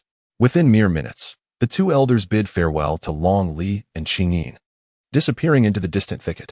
First, let us satiate our hunger, then quickly rest. The bedroom is yours. I shall keep watch in the living room below. At the first sign of disturbance, I will rouse you, Long Li said, well aware of the fatigue that weighed upon Qingyin. He pulled out some jerky from his bag and offered it to her before turning to descend the stairs. The following morning, as dawn broke, Qingyin awoke feeling as though she were firmly ensnared by something. In that moment, an alarm blared in her consciousness, and she abruptly opened her eyes, instinctively reaching for the dagger concealed at her waist to strike at whatever restrained her. However, when her gaze fell upon the enlarged visage before her, shock washed over her features. Chapter 362. Yi Jinza? How could Yi Jinza be here? The man appeared to be in a deep slumber, his arms tightly encircling her as if cradling a cherished doll, enveloping her entirely as though he feared she might flee. Qingyin blinked, striving to recall the events that transpired before her slumber, yet an abrupt ache surged through her mind. The pain startled her. What could be the cause? Had she been drugged? Otherwise, how could she possibly feel so faint, nauseous, and plagued by a throbbing headache, as if her entire brain had become sluggish, rendering her inexplicably dull and dazed? Regaining her composure, Qingyin elbowed the figure cradling her, a frown etched upon her face. What are you doing here? Why are you holding me like this? The man, seemingly fatigued, took a considerable amount of time to open his fox-like eyes, his gaze gradually sharpening. In a hoarse voice, he mumbled, "Where is Yinin? Where am I?" He had vowed never to let Yinin out of his sight again, so when the affair concerning Dakuzo arose, he hurriedly made his way to the waterside pavilion, only to find that he had arrived too late. Yinin had vanished from the pavilion. Upon receiving this alarming news, he was momentarily taken aback, but he quickly forced himself to regain his composure. According to the shadow guards who were monitoring the surroundings of the pavilion, Yinin had not left since being invited inside by Songyan. However, the fact that Yinin was indeed absent from the pavilion suggested the existence of a secret passage leading outside the palace, a fact he was unaware of. Thus, he dispatched personnel from the laboratory equipped with instruments to meticulously examine the pavilion, hoping to uncover any hidden passages. Regrettably, the outcome was contrary to his expectations. The investigation concluded that there were no secret passages within the pavilion. In a moment of desperation, a sudden inspiration struck him, and his gaze fell upon the pool beneath the corridor of the pavilion. Could it be a water escape? The water beneath the pavilion was not deep. One could see the bottom at a glance from the corridor. Yet, the numerous corridors presented a challenge. If someone deliberately distracted the inhabitants of the corridor from noticing any disturbances in the water, escaping the palace through the pavilion was not an impossibility. But where did the water lead? Pondering this perplexity, he decided without hesitation to plunge into the water to investigate, eager to ascertain Yinin's whereabouts. Initially, everything progressed smoothly, the surroundings being familiar territory within the palace gardens. However, when he sensed a current beneath the water subtly guiding him toward a certain direction, he pondered for just a fleeting moment before surrendering to the current's pull. Then, unexpectedly, he was attacked underwater. Someone had been following him all along. He was struck by a profound terror. Yet, before he could call for assistance, a searing pain shot through his back, swiftly followed by the coppery scent of blood saturating the water. He had been shot.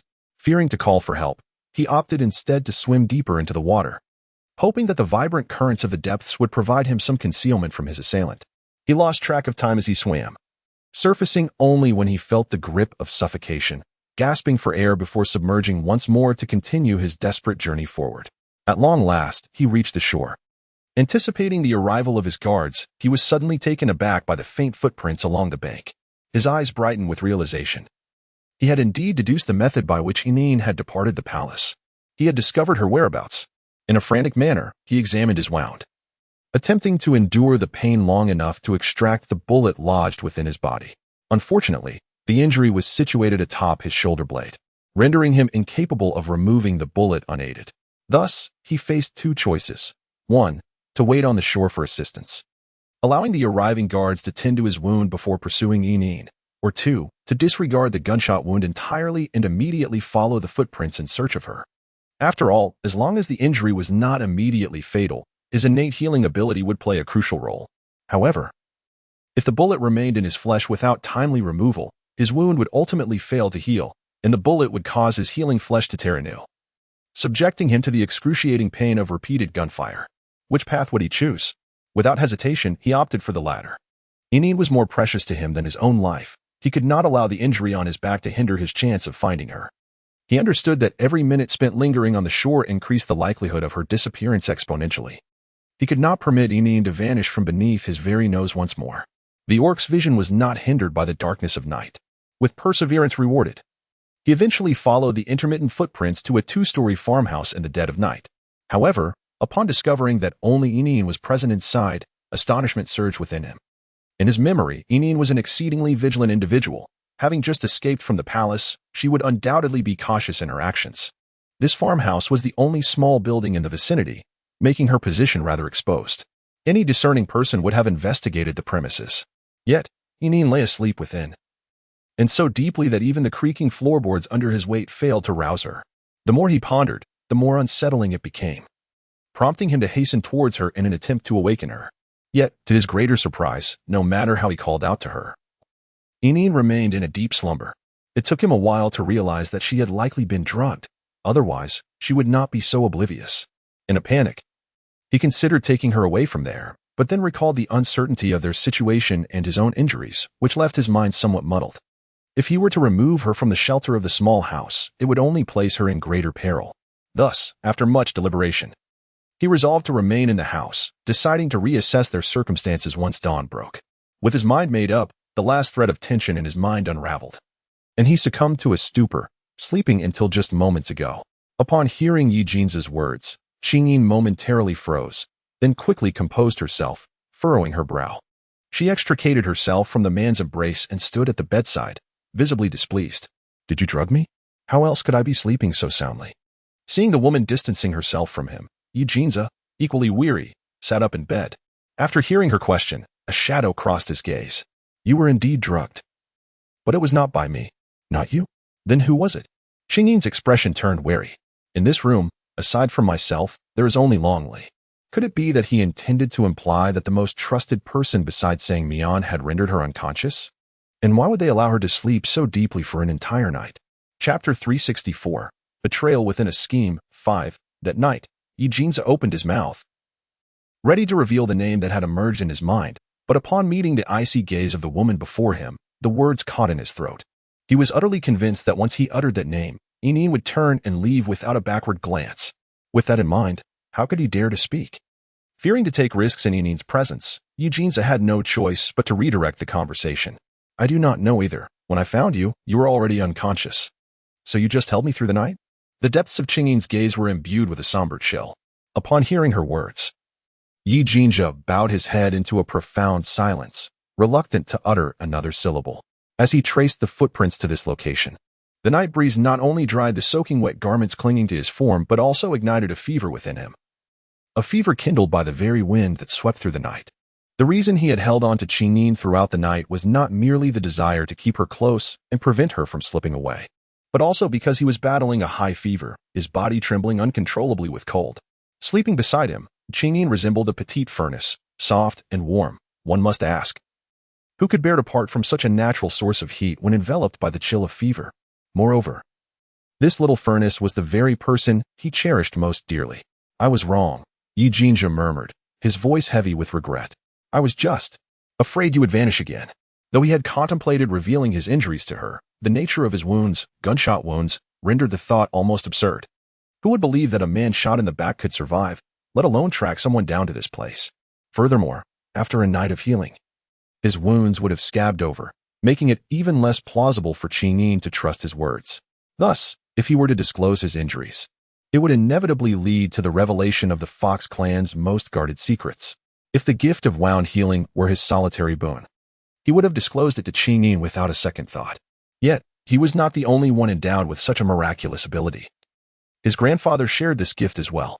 Although he held faith in Ineen, this secret intertwined with royal confidentiality, a matter even the elders had remained unaware of, left him hesitant to speak freely. What weighed heavier on his heart was that Ineen was utterly defenseless against Sang Mian. Should that woman uncover this secret and disseminate it, Any future encounters with assassins could jeopardize his grandfather's safety. He simply could not afford to act so selfishly. I know you are still upset about my previous deception, he said, a faint flush of abnormal color gracing his pale features. His injuries rendered him stiff as he sat upon the bed, evidently suppressing pain, his breath uneven. I understand that you cannot forgive me immediately, but Qingyin, could you refrain from leaving? I have waited for you for 3 years. I do not wish to impose on you for too long, but at the very least, grant me an opportunity to atone for my mistakes, would you? An opportunity for atonement? Qingyin's gaze turned icy. Your atonement entails allowing Tang's to commit murder, which would implicate me. I did not. Yi Jinja's eyes shot up to meet hers, his fox-like pupils wide with astonishment. I swear I had no knowledge of Tang's actions. He even attacked grandfather. Do you truly think I would permit him to assassinate the emperor?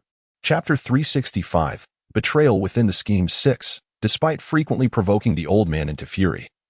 He would never stoop to such treachery as assassination.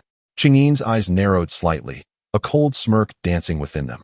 Yi Jinja, it seems you have forgotten the deeds of your past. Do you recall the elderly gentleman you ruthlessly took from this world in the slums? Yi Jinja stared blankly. Do you know how tragically that old man met his end? The chill in Qingyin's gaze intensified.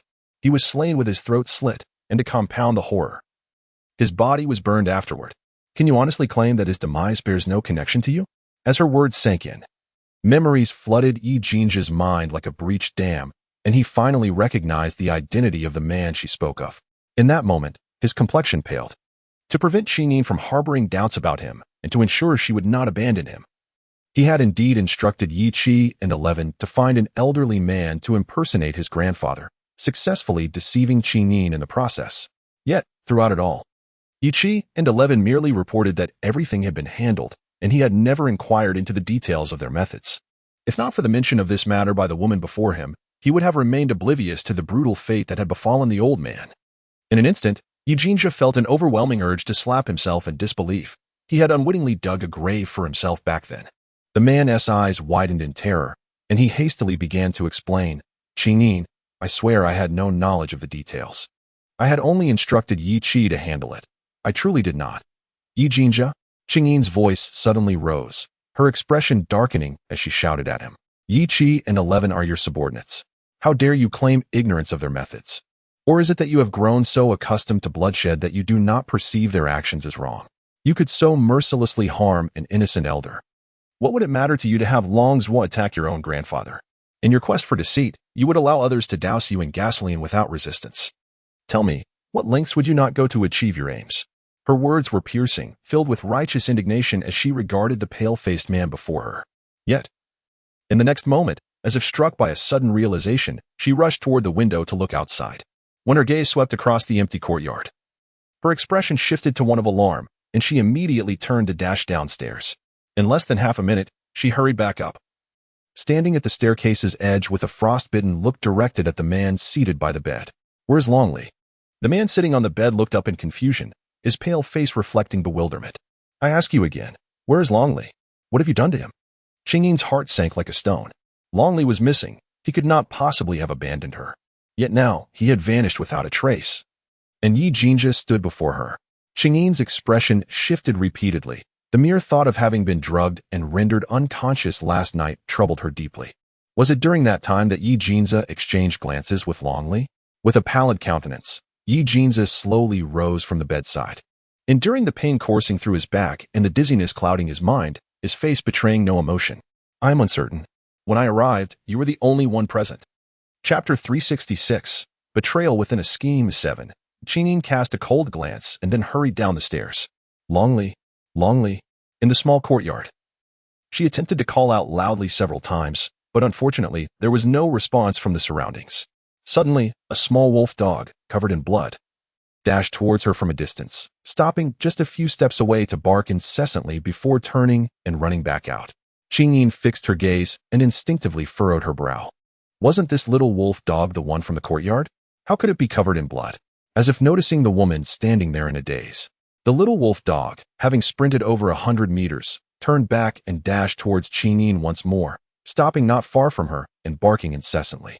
The gentle sound suddenly grasped the situation and hurried to follow. Inin, a large, bony hand abruptly seized the woman's arm. Night Jinza, who had descended the stairs unbeknownst to her, wore a pale expression, his brows tightly knit. Do not go. He increasingly suspected that this was a conspiracy, a scheme to sow discord between him and Enine. Reflecting back, were the footprints along the riverbank not excessively conspicuous? After all, anyone with even a modicum of escape experience would naturally erase their traces upon reaching the shore, wouldn't they? Yet the footprints by the bank resembled guiding lights, leading him step by step to this quaint courtyard, as if fearing he might lose his way. It was only at that moment, burdened by grievous injuries and overwhelmed by a euphoric discovery of Enine's whereabouts, that he failed to ponder further. Until just now, Enine had mentioned she was with Longley. It was then that he calmed himself and reconsidered the events that had transpired to bring him here. Although he was not well acquainted with Longley, he knew that Longley ranked among the top 5 on the mercenary list. How could such a person, while escorting Enine away from the palace, leave footprints by the riverbank? It was simply inconceivable, unless it was intentional.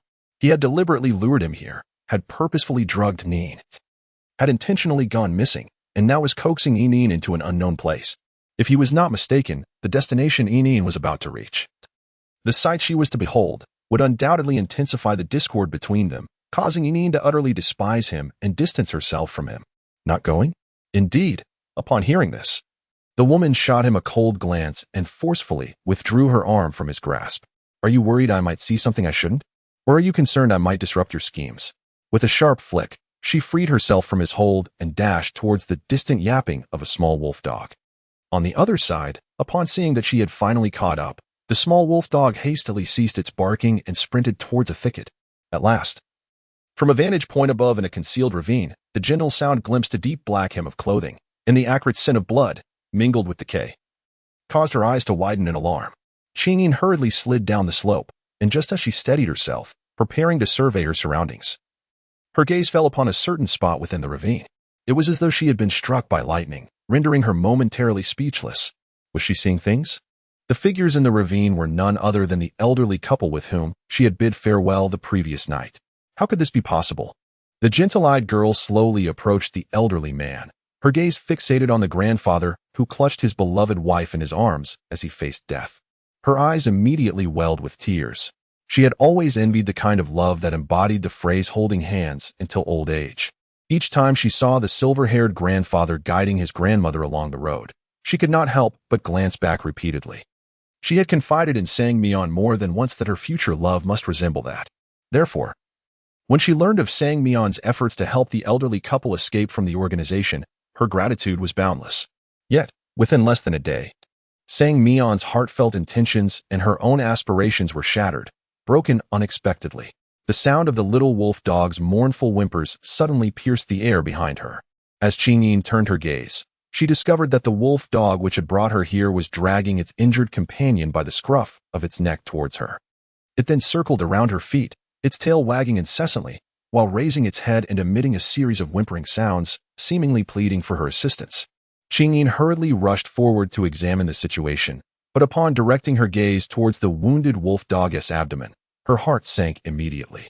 The creature had been struck by a bullet, and the blood seeping from the wound had begun to darken ominously. The rise and fall of its abdomen grew weaker with each passing moment, indicating that there was no hope for recovery. As if sensing the presence of someone nearby, the injured wolf dog lay on its side and slowly opened its eyes, laboriously extending its tongue. Yet in the next moment, life slipped away entirely.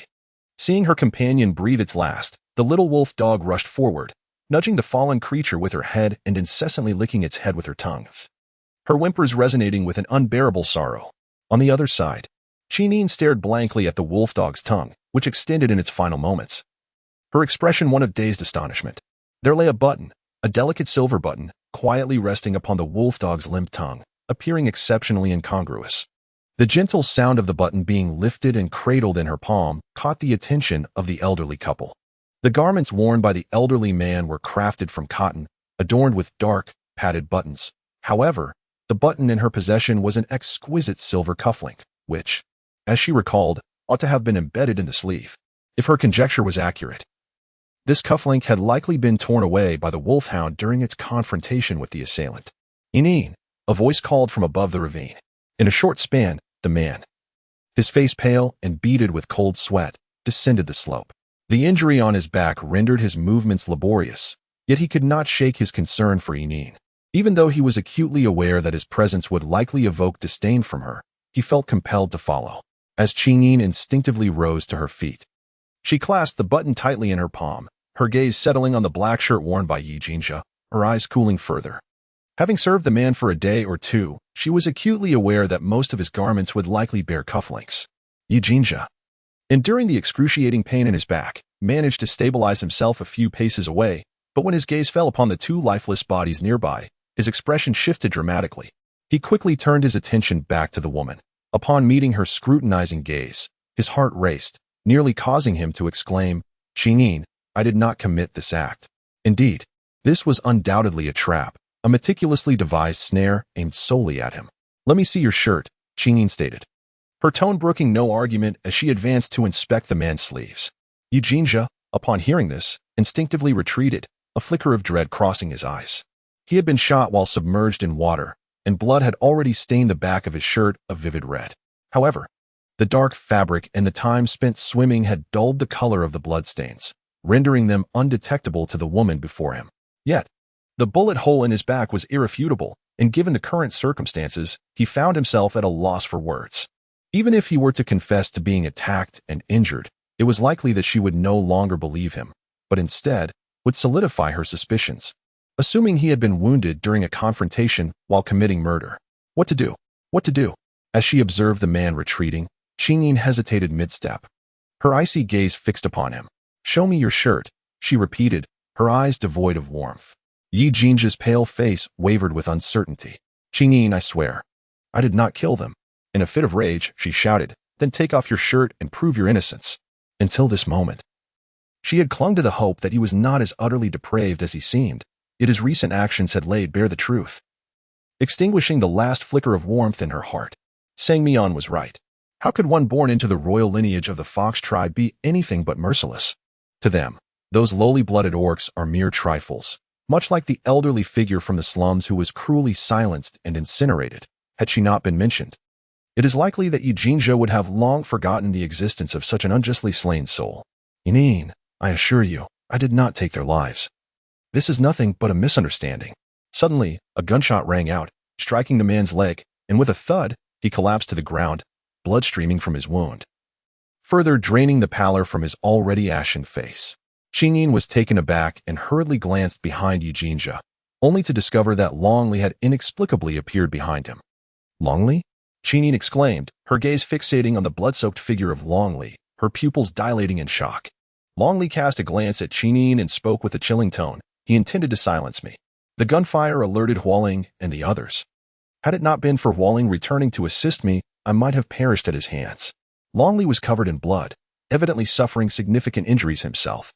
After surveying the man on the ground, his eyes shifted to the deceased Hualing couple in the distance, a look of sorrow surfacing in his gaze. Regaining his composure, Longli squeezed the trigger of his weapon, once again aiming at the fallen figure. In this moment, the two men locked eyes in silence. Meanwhile, Qingyin, astonished, rushed over and, before she realized it, found herself standing protectively in front of Yi Jinzhe. Longli furrowed his brow and looked at her. "Miss Qingyin?" Qingyin furrowed her brow as she quietly gazed at Longli, remaining silent, yet her face unmistakably revealed her inner turmoil. Longli's tiger-like eyes darkened, seemingly attempting to remind the woman before him. "He has slain Hualing and the others. He nearly took my life as well." Upon hearing this, Qingyin was taken aback, her gaze fixated on the gun barrel in Longli's hand, while the figure standing resolutely in front of Yi Jinzhe remained utterly still. She swore that before Longli's appearance, she had indeed harbored immense anger towards Yi Jinzhe. Even at this very moment, her heart still simmered with resentment. However, when she witnessed Longli pull the trigger and hit Yi Jinzhe in the leg, a taut string in her mind snapped. The next instant, she found herself standing protectively in front of Yi Jinzhe. It dawned on her that no matter how infuriated she was with him, she could not bear to see him injured before her, let alone face the prospect of his demise.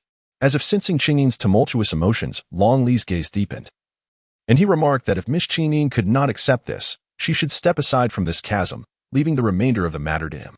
Upon hearing those words, Qingyin's figure suddenly stiffened, her expression exceedingly grim. "Let him go." Chapter 369. The Betrayal Within a Scheme. 10.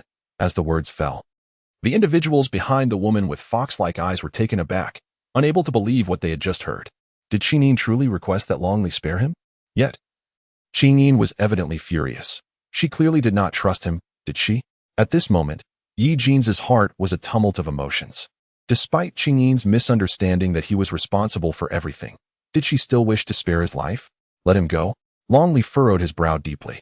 It must be said that the master had indeed not misjudged the situation. This individual before him had developed feelings for the Fox clan prince. Even with overwhelming evidence against him, this person still wished to preserve the prince's life. After a pause, Long Li cast a glance at the man on the ground before returning his gaze to the woman. To allow him to return to the palace would be tantamount to signing the master's death warrant. The moment those words were uttered, Qingyin's countenance shifted drastically. The master has endured for you. He has risked everything for you. And yet you stand idly by as a deserving villain meets his end here. All that is required of you is to rise and leave. Is such a trivial task beyond your capabilities? Have you considered the peril the master currently faces within the palace? Do you realize that with each passing second you delay here, his enemies draw closer to us? Once our whereabouts are exposed, the master will be one step nearer to danger. Are you truly so heartless as to abandon him? Long Li's relentless words struck Qingyin like a dagger, plunging her heart into despair, leaving her at a loss for any retort. Indeed, Sang Mian was still within the Fox clan's palace. If she allowed Yi Jinza to return and he disclosed everything to the old Fox king, would that not be equivalent to pushing Sang Mian into a perilous situation? She could not bear to witness Yi Jinza suffer. Could she truly stand by and watch Sang Mian fall into danger? Let us not forget that Sang Mian had come to the beast realm for her sake. Let us not forget that Sang Mian had risked her life to ensure her escape from the palace. Now, should the roles be reversed? Was she to remain indifferent to Sang Mian's plight? In the next moment, Qinyin let out a deep breath, momentarily closing her eyes as she made a resolute decision within her heart. The woman slowly rose to her feet and turned to look down at the man behind her. There stood Yi Jinja, his obsidian fox-like eyes fixed intently upon her, as if fearing he would never see her again. Blood soaked his trousers. Yet he remained oblivious to the pain, his gaze filled with a lingering affection that startled her. She suddenly recalled the first words he uttered upon awakening in the small room. Wherever Yinin is, there I shall be. The man before her had come in search of her, but had he ever considered that what he sought was not her, but a path to destruction? I'm sorry. In the face of the man and Sang Mian, she ultimately chose Sang Mian. Everything here was merely a temporal mission for her, while Sang Mian was her true kin. They were destined to return home. Hearing the woman's somber words, Yi Jinja's eyes reflected the shattering of distant stars, slowly revealing a profound solitude, and his entire demeanor darkened. Even if I am willing to sacrifice my life to find you, Yinin, must you still abandon me? Is it true that each time you must choose, you opt to forsake me? Once it was Si Yunling, now it is Sang Mian.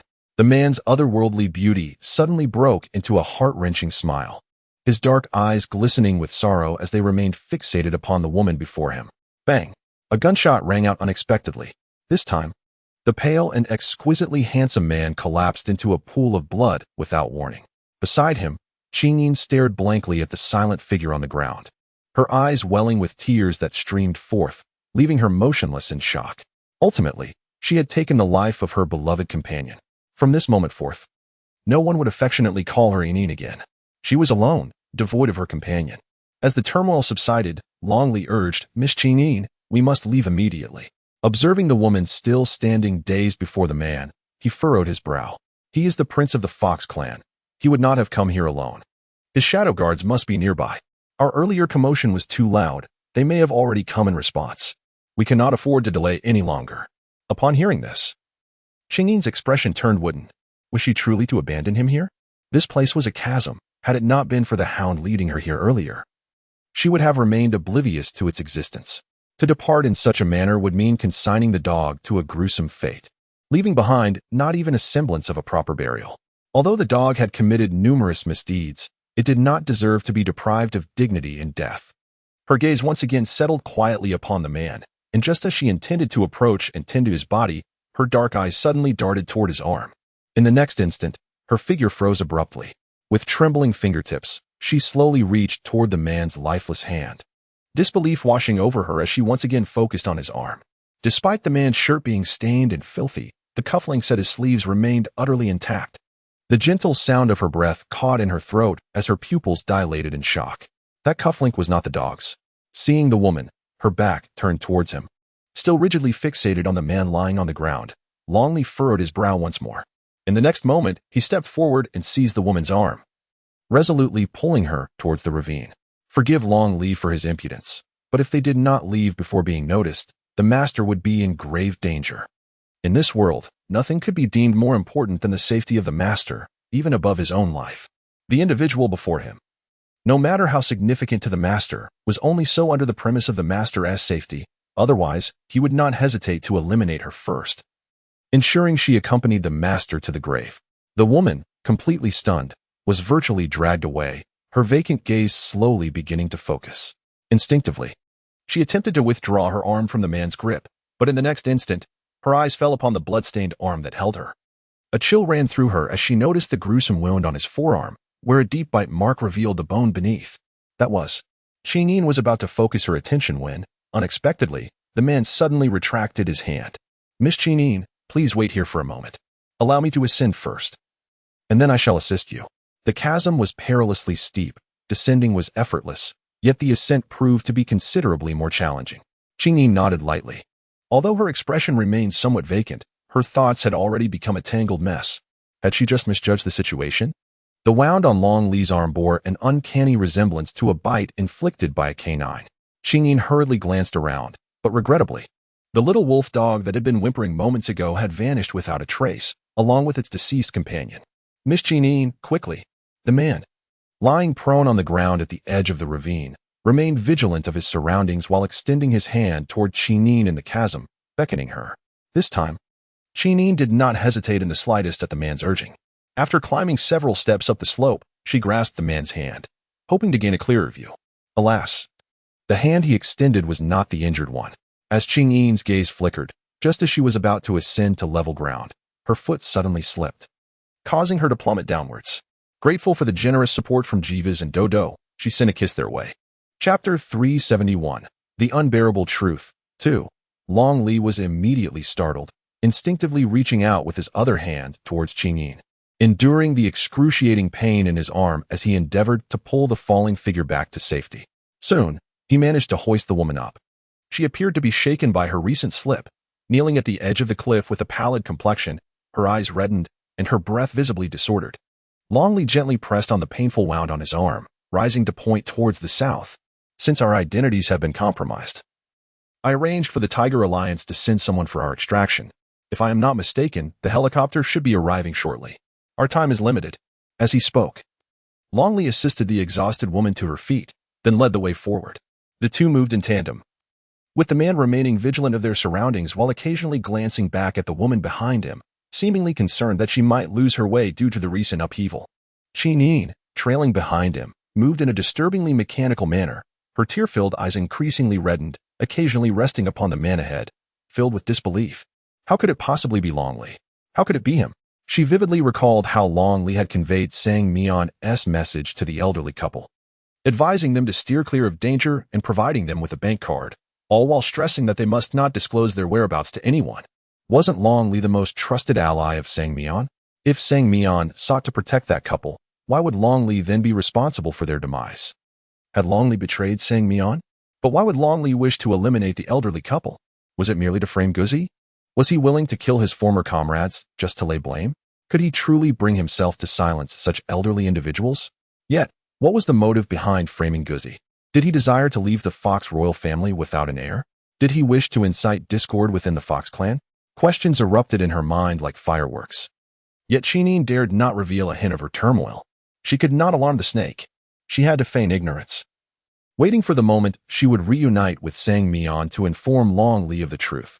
Otherwise, Sang Mion would remain unaware of Longley's betrayal. She could not allow any harm to come to Sang Mion. Along the way, Qingyin's thoughts were as tangled as a thicket. When she finally noticed the man in front of her come to a halt, she found herself standing in a long-abandoned field, gazing at the desolate expanse of parched earth. She silently continued to follow him. The powerful sound of helicopter rotors echoed from afar. A sleek, black helicopter descended from a distance, landing 100 meters away from the two. Upon seeing this, Longley hurriedly approached it. Meanwhile, Qingyin, with her brow furrowed in concern, paused momentarily before reluctantly moving forward on her weary and aching feet. However, just as she reached the helicopter door, she was taken aback to find Longley, who had boarded before her, engaged in a fierce struggle with someone inside, desperately trying to escape while being repeatedly ensnared by the occupants of the cabin. A look of astonishment flickered in Qingyin's eyes. The helicopter's rotor blades had not yet come to a complete stop, so aside from the deafening whir of the propellers, she heard no other unsettling sounds. It was only upon reaching the cabin door and casting her gaze towards the occupants within that she realized something was amiss. "Hurry. This is not our aircraft," she called out, her voice rising above the chaos as Longley struggled against his assailants. Almost simultaneously, the urgency of the moment enveloped them. Upon hearing this, Qingyin's pupils constricted sharply, her expression one of astonishment as she hurriedly stepped back. However, in the next moment, she inadvertently turned and collided into a warm embrace. "Good night," a gentle and familiar voice resonated from above her, as the man tenderly steadied the shoulders of the one who had stumbled into his arms. He then raised his fair, slender hand to gently touch the woman's forehead. "Did that hurt?" As Qingyin lifted her gaze, her expression shifted dramatically upon recognizing the figure before her. Instinctively, she took a step back, a flicker of wariness surfacing in her eyes. "What are you doing here?" she questioned, astonished to find Si Yunling in this place. Was he here to intercept her and escort her back to the palace? Sensing the hostility emanating from the woman, Si Yunling's gaze dimmed momentarily. After a brief silence, he spoke softly. "There has been an incident at the palace, and your sudden disappearance has caused me some concern." The Si family controlled the aerial routes over the desolate continent, and a simple check of the flight control records could easily trace her whereabouts. "They will soon surround this place," he added, fully aware that Qinyin was referring to the group of Yulin guards stationed within the palace. With a gentle demeanor, Si Yulin patiently elaborated, his azure eyes swiftly assessing the woman's current condition, noticing the redness in her eyes, reminiscent of someone who had wept bitterly, and spotting a dried bloodstain on the hem of her garment. His pupils constricted in alarm. "You are injured?" he exclaimed, his expression shifting instantly. Upon hearing this, Qingyin paused momentarily, and when she followed the man's gaze to the bloodstain at the hem of her garment, she stood frozen for quite some time, feeling her eyes welling with warmth. That must be the blood of the dog. Yet, just as she began to speak, her voice abruptly faltered. No. She could not mention Yujinja. Now that she had been intercepted by Si Yuling, even if she returned to the Fox clan's royal palace, she could only be charged with complicity in the crime alongside Longzhua. As long as she argued her case persuasively, and with Sang Mion's assistance by her side, she would merely endure some grievances. However, if she were to speak of Yijinja, the situation would become dire. To accuse her of shooting the prince of the Fox clan would be an egregious crime. At that point, not only would she be embroiled in a murder case, but Sang Mion would also be imperiled. No, she could not speak. She must not utter a single word regarding Yijinja. Otherwise, she would be endangering Sang Mion's life. After all she had done, and having sacrificed the dog, was it not all for Sang Mion's safety? With a hint of melancholy in her eyes, Qinyin gently shook her head and then lifted her gaze to the man before her, deliberately steering the conversation in a different direction. "So, are we returning to the palace of the Fox clan now?" As she spoke, Qinyin turned her head to glance back at the cabin, only to find Longley subdued by two bear beasts, bound to a seat with his eyes tightly shut. Beside him, one of the bear beasts held a used syringe, indicating that they had just administered a sedative to Longley. Upon hearing the woman's evasive response, the man's brow furrowed slightly. "Did you think I appeared here to escort you back to the palace for your trial?" Prior to his arrival, he had visited the emperor, who, aside from some minor scratches on his neck and a bit of fright, was otherwise unharmed. Conversely, that scoundrel Yi Jinza had mysteriously vanished under the pretense of searching for someone, and he had yet to be located. He had initially assumed that Yi Jinza had found Qinyin, but it seemed otherwise. A pensive expression flitted across his azure fox eyes. At the sound of Si Yunling's counter-question, Qinyin abruptly turned to look at the man, her eyes brimming with astonishment. "What? Are you saying that your interception and the restraint of Long Li were not meant to bring me back to the palace?" Chapter 373, An Unbearable Truth 4. Seeing the surprise etched on the woman's small face, Si Yunling suddenly felt a headache coming on, his expression morphing into one of exasperation. "I genuinely worried that something might have happened to you, which is why I came here. Just a moment ago, I hid aside and witnessed Long Li covered in blood, exuding a murderous intent, while you followed behind with an unusual demeanor. To err on the side of caution, I instructed them to ensure Long Li was subdued at the earliest opportunity." Qinyin, so, the attack on Long Li was entirely an accident, was it? After a brief pause, Qinyin realized, "You have been here all along?" Si Yunling nodded. This is the only flat terrain nearby. If that aircraft was indeed meant to retrieve you, you would undoubtedly embark from this very spot. I arrived 15 minutes ahead of you, upon witnessing the two of you appear at the far end of the farmland. I instructed the plane to land. Had the aircraft descended prematurely, given Long Li's nature as a mercenary, he would undoubtedly have been on guard and conducted a thorough inspection. However, if the plane were to land in front of you too, even if Long Li remained vigilant, his caution would be significantly diminished. As it concerns a Yin's safety, he could not afford to be careless. Indeed, his instincts proved accurate. After a moment's reflection, Si Yunling glanced at the man within the cabin who had already succumbed to unconsciousness. After a brief silence, he turned his gaze back to Qing Yin. Rest assured, he shall be unharmed. Once he awakens, I shall elucidate everything to him and offer my apologies. The esteemed head of the Si family has never deigned to acknowledge his faults. Yet, as Long Li assisted Yin in her escape from the palace, it is likely that she has come to regard him as a friend. If this can bring some comfort to Yin, he would not hesitate to lower his pride and extend an apology. Upon hearing this, Qing Yin appeared somewhat taken aback, seemingly surprised by Si Yunling's demeanor. Could it be that the esteemed head of the Si family felt the need to apologize to others? Moreover, in this matter, Si Yunling was in no way at fault. If anyone were to apologize, it should indeed be her who clarifies everything to Long Li. As if sensing the gaze of the woman upon her, a fleeting moment of awkwardness crossed Si Yunling's face, which was soon replaced by a serious expression in her eyes. I understand that, at this moment, Yin may not fully trust me, and I acknowledge that my past actions were misguided. However, given the current predicament, would you be willing to earnestly consider allowing me to assist you? The events that transpired within the palace are exceedingly perplexing, with all signs pointing towards you. The intricacies of the factions within the palace are labyrinthine, and you cannot possibly confront them alone, unless you choose to reveal your human identity, which would only plunge you into further peril. As a member of the Fox tribe, I possess certain connections within the palace that would enable me to navigate this situation adeptly and uncover the true mastermind behind these schemes. Whether you perceive my offer as a sincere attempt to atone for my previous misdeeds or as a means of redemption, I implore you to allow me to assist you. Si Yunling spoke with unwavering sincerity, her gaze fixed upon the deep blue eyes of the person before her, radiant and devoid of any pretense. Qing Yin was taken aback, seemingly surprised that the awkwardness that had lingered in her heart for so long was so calmly articulated by the person before her. For a moment, she found herself at a loss. Nevertheless, she was in dire need of assistance, and it seemed that only this individual could provide it. You possess the art of hypnosis, do you not? Qing Yin inquired directly.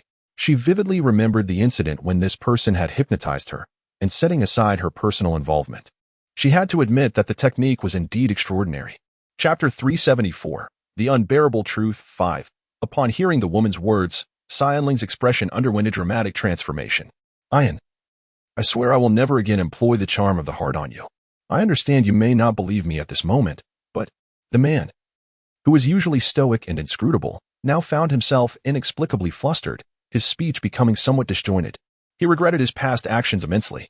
At that time, all he desired was to keep Ian by his side, which led him to take the risk of using a technique he knew to be ineffective on humans. Though it had yielded some temporary results, what was the outcome? Ian had leapt into the waterfall pool without a backward glance, evading him for a full 3 years.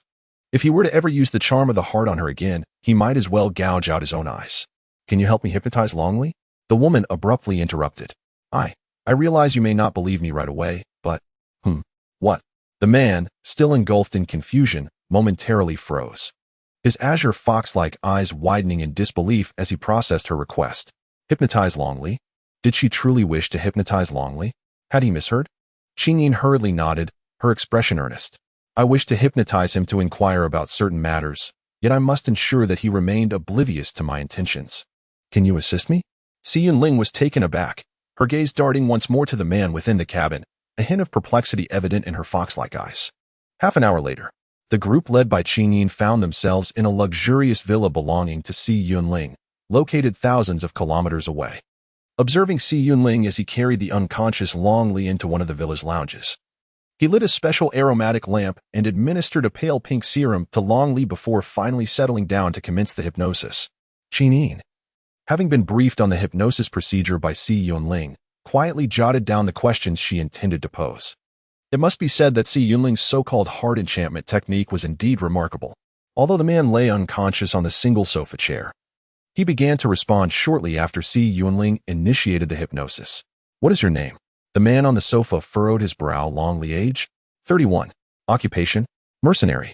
A series of straightforward inquiries yielded the responses from the hypnotized man with ease, allowing Si Yunling to verify the authenticity of the answers against the known information. Once the preliminary test concluded, Si Yunling turned to look at Qin, awaiting her to present the question she wished to ask. In the next moment, Si Yunling took the note that Qin handed him, swiftly reading its contents before turning back to the man. "Who do you pledge your loyalty to?" "Lord Sangmian." At this, Si Yunling's gaze flickered momentarily, an expected answer. However, Qin's expression darkened, and she hurriedly scribbled another question on paper. "Who is your true master?" Upon reading this question, a wave of confusion washed over Si Yunling, yet seeing the seriousness etched on Qin's face, he nonetheless posed the question to the man. "Lord Sangmian."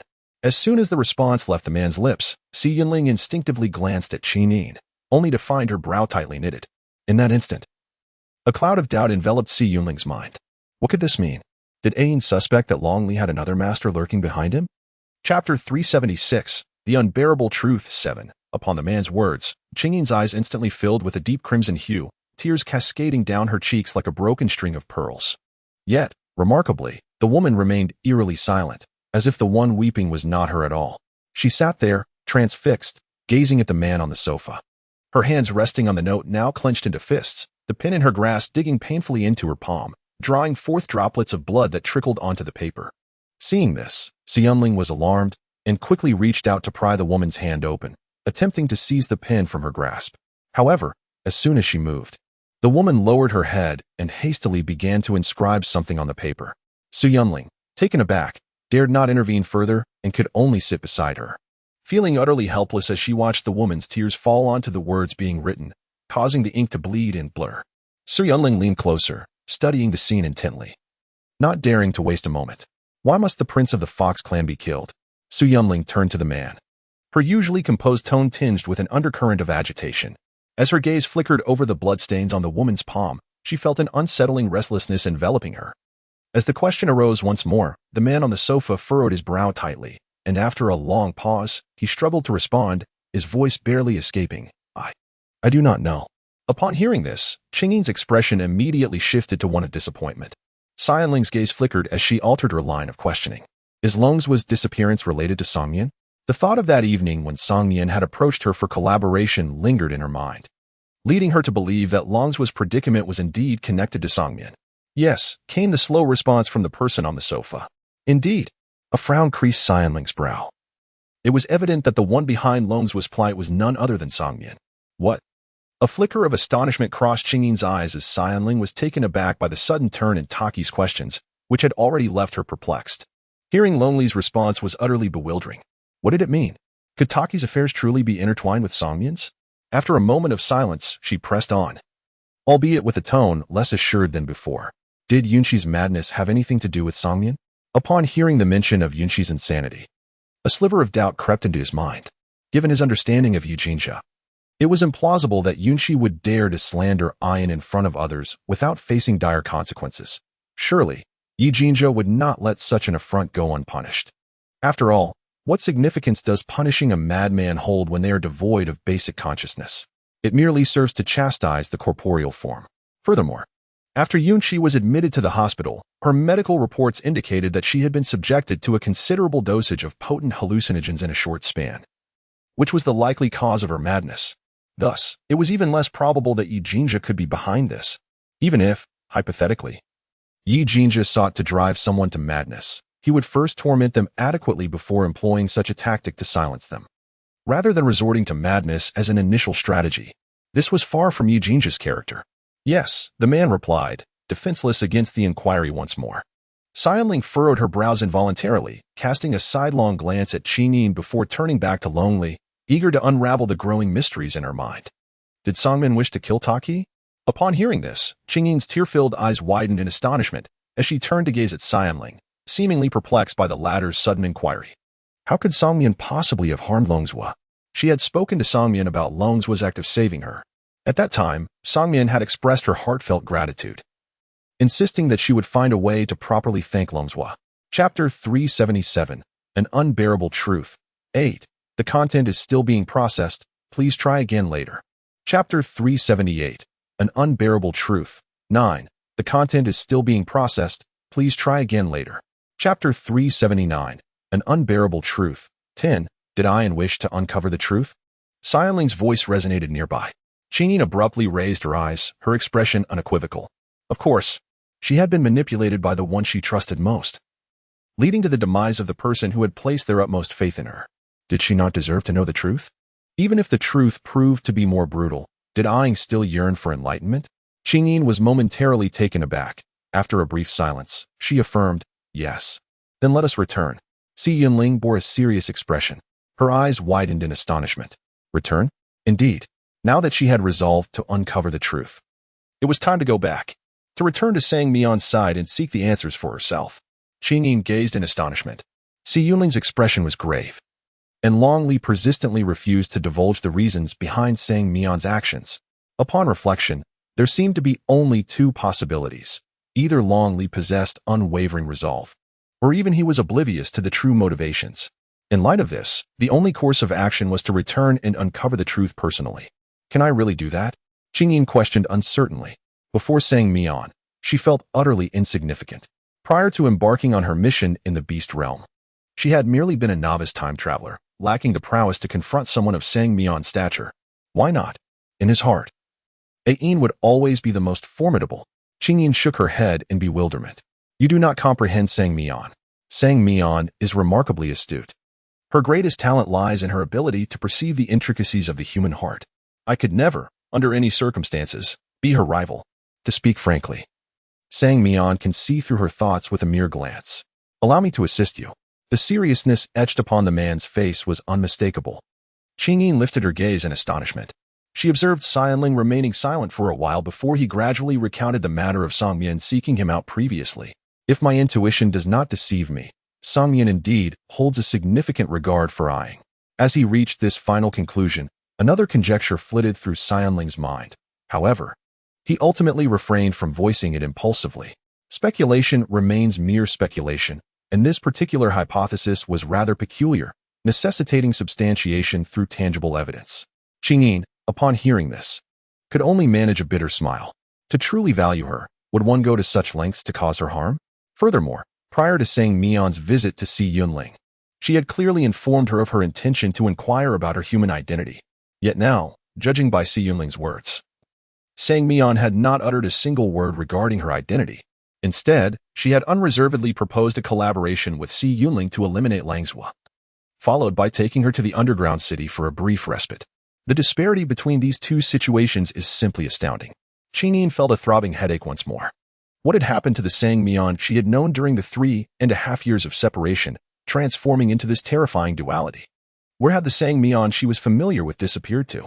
After a brief pause, Su Yunling continued to explain, in that case, you should act as if nothing has transpired and return to her side. She will not be on guard against you. As long as she remains unsuspecting in your presence, the truth will inevitably draw closer. But how should I proceed? If I wish to uncover the truth, I must inevitably probe her for information. She is so astute. She will surely discern what I intend to inquire about. The two had cohabitated under the same roof for several years, and she seldom needed to voice her desires. Sang Mian would anticipate her needs and prepare everything with remarkable synergy. Reflecting on it now, that level of understanding was chilling. Presently, she felt utterly unfamiliar with Sang Mian, almost like a stranger. Yet, for Sang Mian, she was undeniably well acquainted. She stood no chance against her. You needn't do anything, nor ask any questions. I shall handle everything. What do you mean? Qingyin looked at the man in astonishment, seemingly unable to grasp his words. I will accompany you back. Upon hearing this, surprise flickered in Qingyin's eyes. Good night. Chapter 380. The Closest Distance to the Truth. 1. When Long Li awakened once more and learned from a servant that he was now in the most enigmatic underground castle of the Xi family, his brows furrowed deeply, and his demeanor darkened significantly. The first thing he did was rush to find Qingyin. He had not forgotten his master's instructions. Although he did not understand why his master placed such importance on Qingyin, since the master had entrusted her to him, he was determined to protect her without a single misstep. However, as he followed the guiding guard, preoccupied with concerns for the woman's safety. He unexpectedly spotted her in the distance, engaged in a leisurely conversation with the head of the C family in the garden, momentarily taken aback. From afar, she had donned a flowing silk gown, abandoning the cautious demeanor she had maintained during her escape, and wore an exquisite makeup that accentuated her beauty. Chatting animatedly with the man. From his vantage point, it was evident that she occasionally stole glances at him, her delight unmistakable. Seeing this, Longley's heart sank. His esteemed master was in peril, while this woman seemed completely unconcerned about her safety, flirting with a man. He felt a pang of injustice for his master. Yet, as his gaze swept over the distant figure of the man, a semblance of understanding washed over him. After all, the individual conversing with the woman was none other than the formidable head of the C family, possessing immense wealth and unparalleled power. In such circumstances, which woman could resist being captivated? If I were to become the wife of the man before me, it would indeed be akin to soaring to great heights and transforming into a phoenix, freeing myself from the need to heed the whims of others. Longley gradually approached the two individuals. As if sensing his approach, the pair conversing in the garden abruptly ceased their chatter and turned their gazes toward him. Mr. Long. Upon seeing Longley advance, Si Yunling was the first to rise, offering him a smile. I sincerely apologize for the incident on the plane and hope to earn your forgiveness. Longley was momentarily taken aback by her words, and before he could respond, Qingyin also stepped forward to greet him. Longley, AMO believed I was forcibly taken from the palace by you, which is why she acted against you.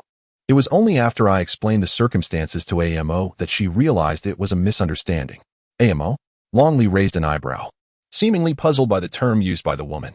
Was this a special nickname for the head of the C family? Unaware of Longley's confusion, Qingyin intentionally leaned closer to him, lowering her voice. AMO has a prior engagement with Sang Mian, indicating that she had long planned to stay in the underground city for a while. Upon hearing this, surprise flickered in Longley's eyes. Not due to the content of her words, but rather the familiarity with which she referred to two significant figures, as if she had known them for ages. Could it be that the person before him was already acquainted with Lord Sang Mian and the head of the C family? If that were the case, it would certainly elucidate why Lord Sang Mian held her in such high regard and why the head of the C family had acted against him. They must be old acquaintances.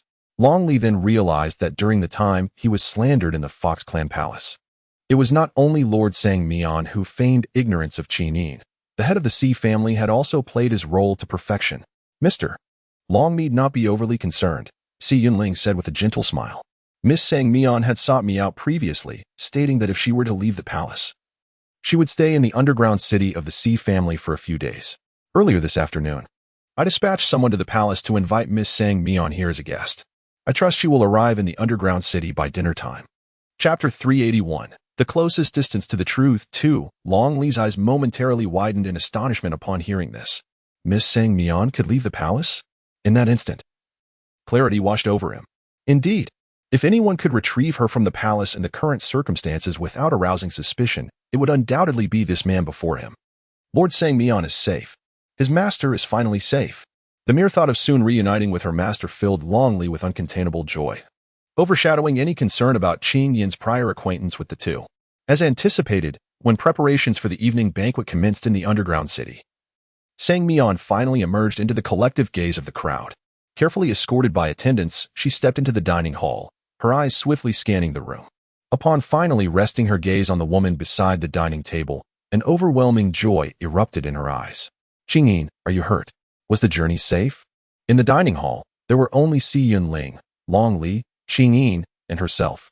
Sang Mian, unable to conceal her genuine emotions, rushed forward the moment she saw Qingyin, enveloping the young woman in her embrace and anxiously inspecting her from head to toe.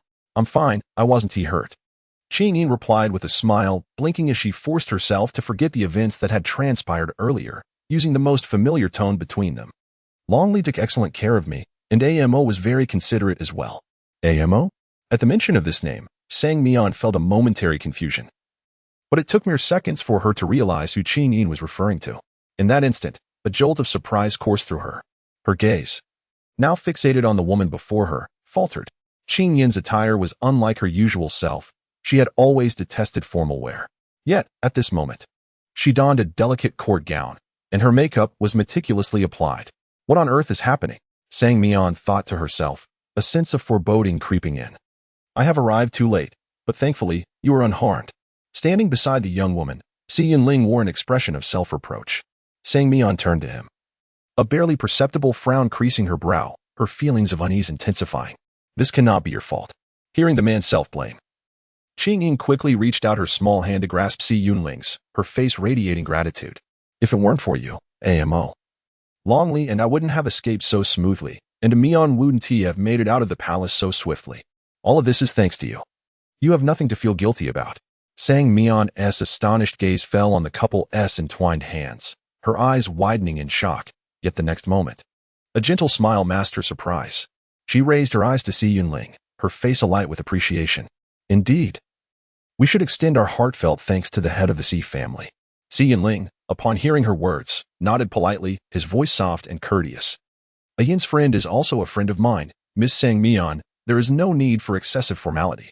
However, given the current uncertainty of their situation, it would be prudent to avoid drawing suspicion. Perhaps it would be best for you to stay in the underground city with Yin for a while, until the storm passes. Moreover, after a brief pause, Si Yunling turned to the woman standing beside him. With a subtle gleam in his eyes, he reached out and gently rested his hand upon the slender waist of the maiden, drawing her slightly closer until she found herself half embraced within his arms. Chapter 382. The closest distance to the truth. 3. Content is still being processed. Please try again later. Chapter 383. The closest distance to the truth. 4. However, the mere thought of Longli discreetly reporting to her about the demise of that wild fox brought a flicker of joy to her heart. Yet, almost immediately, a more pressing concern arose. Had she underestimated Xiao Yin's sentiments towards that wild fox?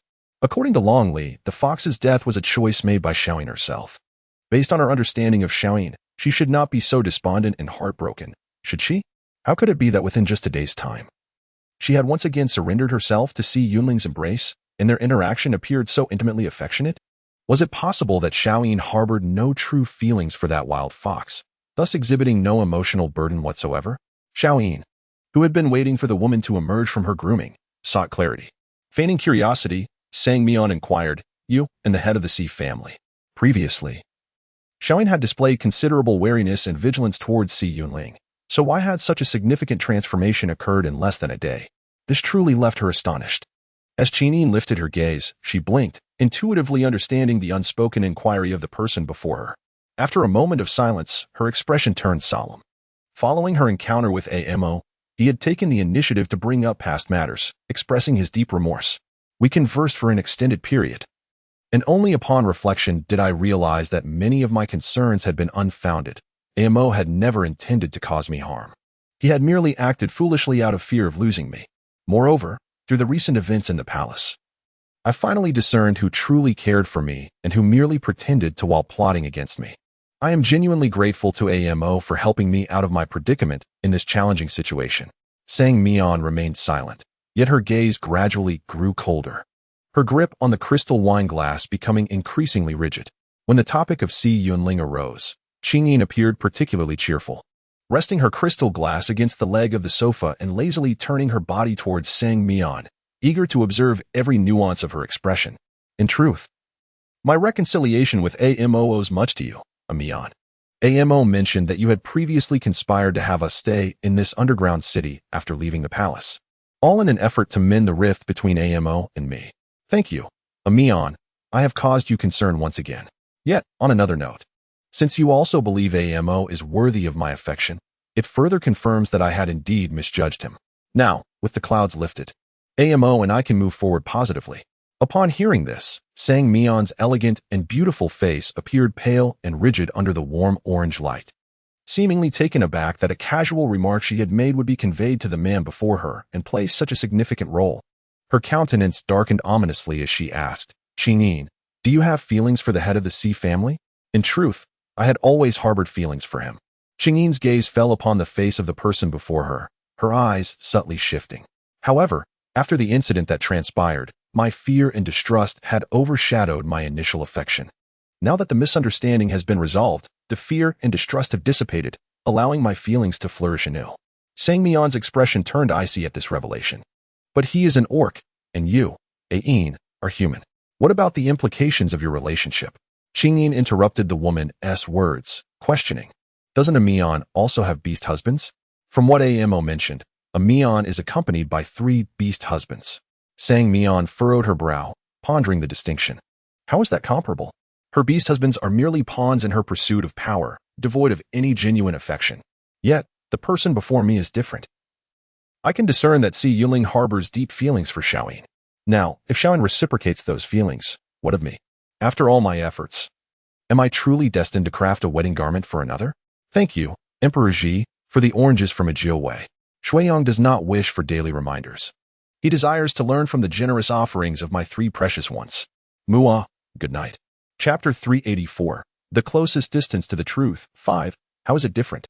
Qingyin retorted with a hint of confusion, not allowing the woman beside her a moment to respond before continuing. Moreover, my trace elements are completely depleted. I shall never return to my former state.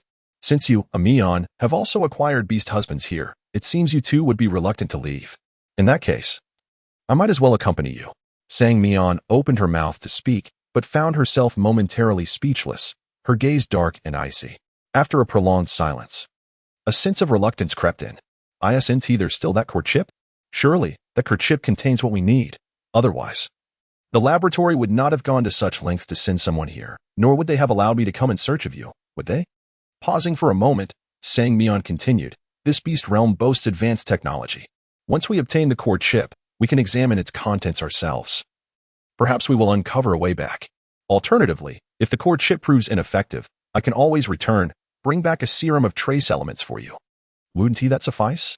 Therefore, if you develop feelings for these people now, wouldn't that make it impossible for you to return? Upon hearing this, Qingyin furrowed her brow in confusion. Are you still thinking of returning, Amian? What about your beast husbands? Can you truly bear to part with them? Xianling had clearly stated that Song Yin was cherished by 3 beast husbands, so why did her words imply a desire to go back? It seemed incongruous. Naturally, she felt a deep attachment. However, Song Yin's eyes held an unwavering calm. But do not forget, we are tasked with temporal missions, and ultimately, we must return after fulfilling our obligations. At times, sacrifices are unavoidable. Pausing for a moment, Song Yin turned her gaze towards the person before her. It is precisely because I am ensnared in this vortex that I hope you, little Yin, do not follow in my footsteps. Qingyin was taken aback, seemingly unable to fathom that Sang Mion could truly master her emotions so effortlessly. However, upon reflection, it dawned on her that if Sang Mion could manipulate her, it was unlikely that her feelings for those 3 beastly husbands were particularly sincere. Recalling the words of Si Yunling, Qingyin grew disinterested in entangling herself further in matters of the heart with Sang Mion. Instead, she began to recount the events surrounding her and Long Li's encounter with Si Yunling. Initially, Sang Mion listened attentively, as she had only received a fragmented and incomplete account from Long Li. The opportunity for Qingyin to share what transpired after Long Li's fainting was most welcome. Yet, as the conversation progressed, Sang Mion's expression gradually darkened. She soon realized that Qingyin's narrative consistently revolved around Si Yunling, imbued with subtle delight, which left her feeling increasingly cold and detached. Ultimately, she found an excuse to leave Qingyin's chamber, effectively bringing their discussion to an end. At the moment Sang Mion closed the door, the woman who had been smiling and bidding goodnight mere seconds before fell into a profound silence, her eyes devoid of any spark. It was evident that had Sang Mion lingered even a moment longer, she might have succumbed to her emotions. Fortunately, she chose to depart, holding on just long enough. A few minutes later, after gathering her weary thoughts, Qingyin rose to lock her bedroom door, swiftly tidying herself up. She activated the hidden door in her wardrobe and vanished from the room. Qingyin could not recall how she returned to her room. All she knew was that her mind was a blank slate, utterly incapable of processing the information she had just received from Xianling. According to Xianling, Sang Mion was intent on monopolizing her, thus resorting to the scheme of harming Longzhou to achieve his malicious objectives. But how could this possibly be true? Ever since she learned from Long Li that everything was part of a grand design, she had been incessantly reflecting on when she might have offended Sang Mion, leading to her entrapment in such a predicament. She had contemplated numerous scenarios, speculated endlessly, yet she had never once considered the reasoning presented by Xianling. Sitting quietly in her bedroom, sleep eluded Qingyin entirely. The mere thought of her dog lying cold in that desolate ravine, succumbing to the relentless gnawing of insects and vermin, twisted her heart in anguish as if a hand were choking her, making even the act of breathing a struggle. She felt an overwhelming sense of guilt towards her dog. Despite its brutal and bloodthirsty nature, showing no mercy to others, the dog had treated her with kindness. During the time they cohabited, it had never once harbored any intention to harm her, which was precisely why she instinctively shielded it from Long Li's lethal intent. But what did that matter? Ultimately, she had chosen Sang Mian. She had believed she was staying true to her original intentions, even if she felt remorse towards her dog. At least she could stand unrepentant before Sang Mian, who had sought her out. Yet, what was the reality? The truth is, this entire situation is nothing but a scheme. She has caused the demise of the dog. She has personally buried the dog's sincere affection for her. The following day, with dark circles under her eyes from a sleepless night, Xingyin wearily entered the bathroom in search of rejuvenation. Just as she was about to wash up and change, her gaze inadvertently caught her own weary reflection in the mirror. In that fleeting moment, a spark of realization illuminated her mind, leaving her momentarily entranced in front of the mirror. The woman stood in the bathroom for an extended period, lost in contemplation of her current attire, until a decisive glimmer crossed her eyes. She turned and made her way toward the concealed door of the wardrobe. She was intimately familiar with the hidden door of the underground castle. Moreover, with Si Yunling's thoughtful assistance, she had been assigned a room with the densest network of secret passages. Through the hidden door in the wardrobe, she accessed the most intricately connected main route of the underground city, allowing her to navigate to all the core areas via its branching pathways. Meanwhile, Si Yunling had already sealed the hidden door to Sang Mian and Long Li's room, ensuring that even if Sang Mian perceived any resemblance to the former laboratory, it would only be superficial. Thus, after approximately 10 minutes of deftly traversing the secret passage, Xingyin finally emerged unscathed in Si Yunling's bedroom. Just as she prepared to reverse the hidden door in Si Yunling's room, the wardrobe door unexpectedly swung open from the inside. Si Yunling, filled with surprise, had intended to step out and personally prepare breakfast for Xingyin, but upon noticing the flickering light on the hidden door, he immediately deduced that someone was standing in the passageway of his room. Without a moment's hesitation, he swiftly approached the wardrobe, opening the hidden door with anticipation. His gaze fell upon the woman still standing within the concealed entrance, and a glimmer of delight flickered in his azure eyes. Indeed, he had known it must be Xingyin. If your conjecture is correct, I have a method to swiftly reveal Sang Mian's true nature, but I require your assistance. Meeting the man's gaze, Xingyin, standing within the wardrobe's hidden door, bypassed any pleasantries and directly addressed the matter at hand. Upon hearing her words and observing her in sleepwear rushing into his room, Si Yunling's azure eyes widened in astonishment, but he quickly regained his composure and looked at her seriously. What assistance do you need? To propose to me? Within the hidden door, the woman, slightly pale from a night without sleep, bore a grave expression, her determination unwavering as she gazed into the man's dark eyes. Chapter 388, The Closest Distance to the Truth. 9.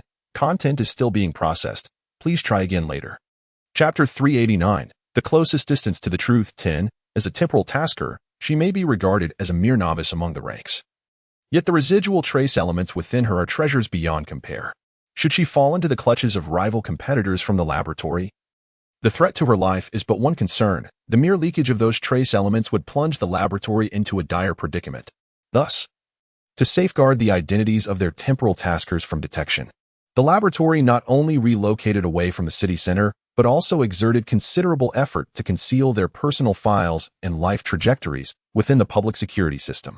This underlying reason compelled her to obediently acquiesce whenever Sang Mian forbade her from going out to meet friends. Despite her inner discontent, she felt no sense of wrongdoing. However, since last night, having learned of Si Yunling's suspicions regarding Sang Mian, she found herself torn between denial and an unsettling wavering within her heart. Regardless of the circumstances, she was resolute in her pursuit of the truth. In the room, Si Yunling stood by the wardrobe, momentarily stunned by the woman's actions. When he considered approaching her to speak, his gaze fell upon her curled-up form, and he hesitated to draw any closer. Having just reconciled with Ain, this period was critical, and even though he yearned to envelop her in his embrace at that moment, he lacked the courage to do so.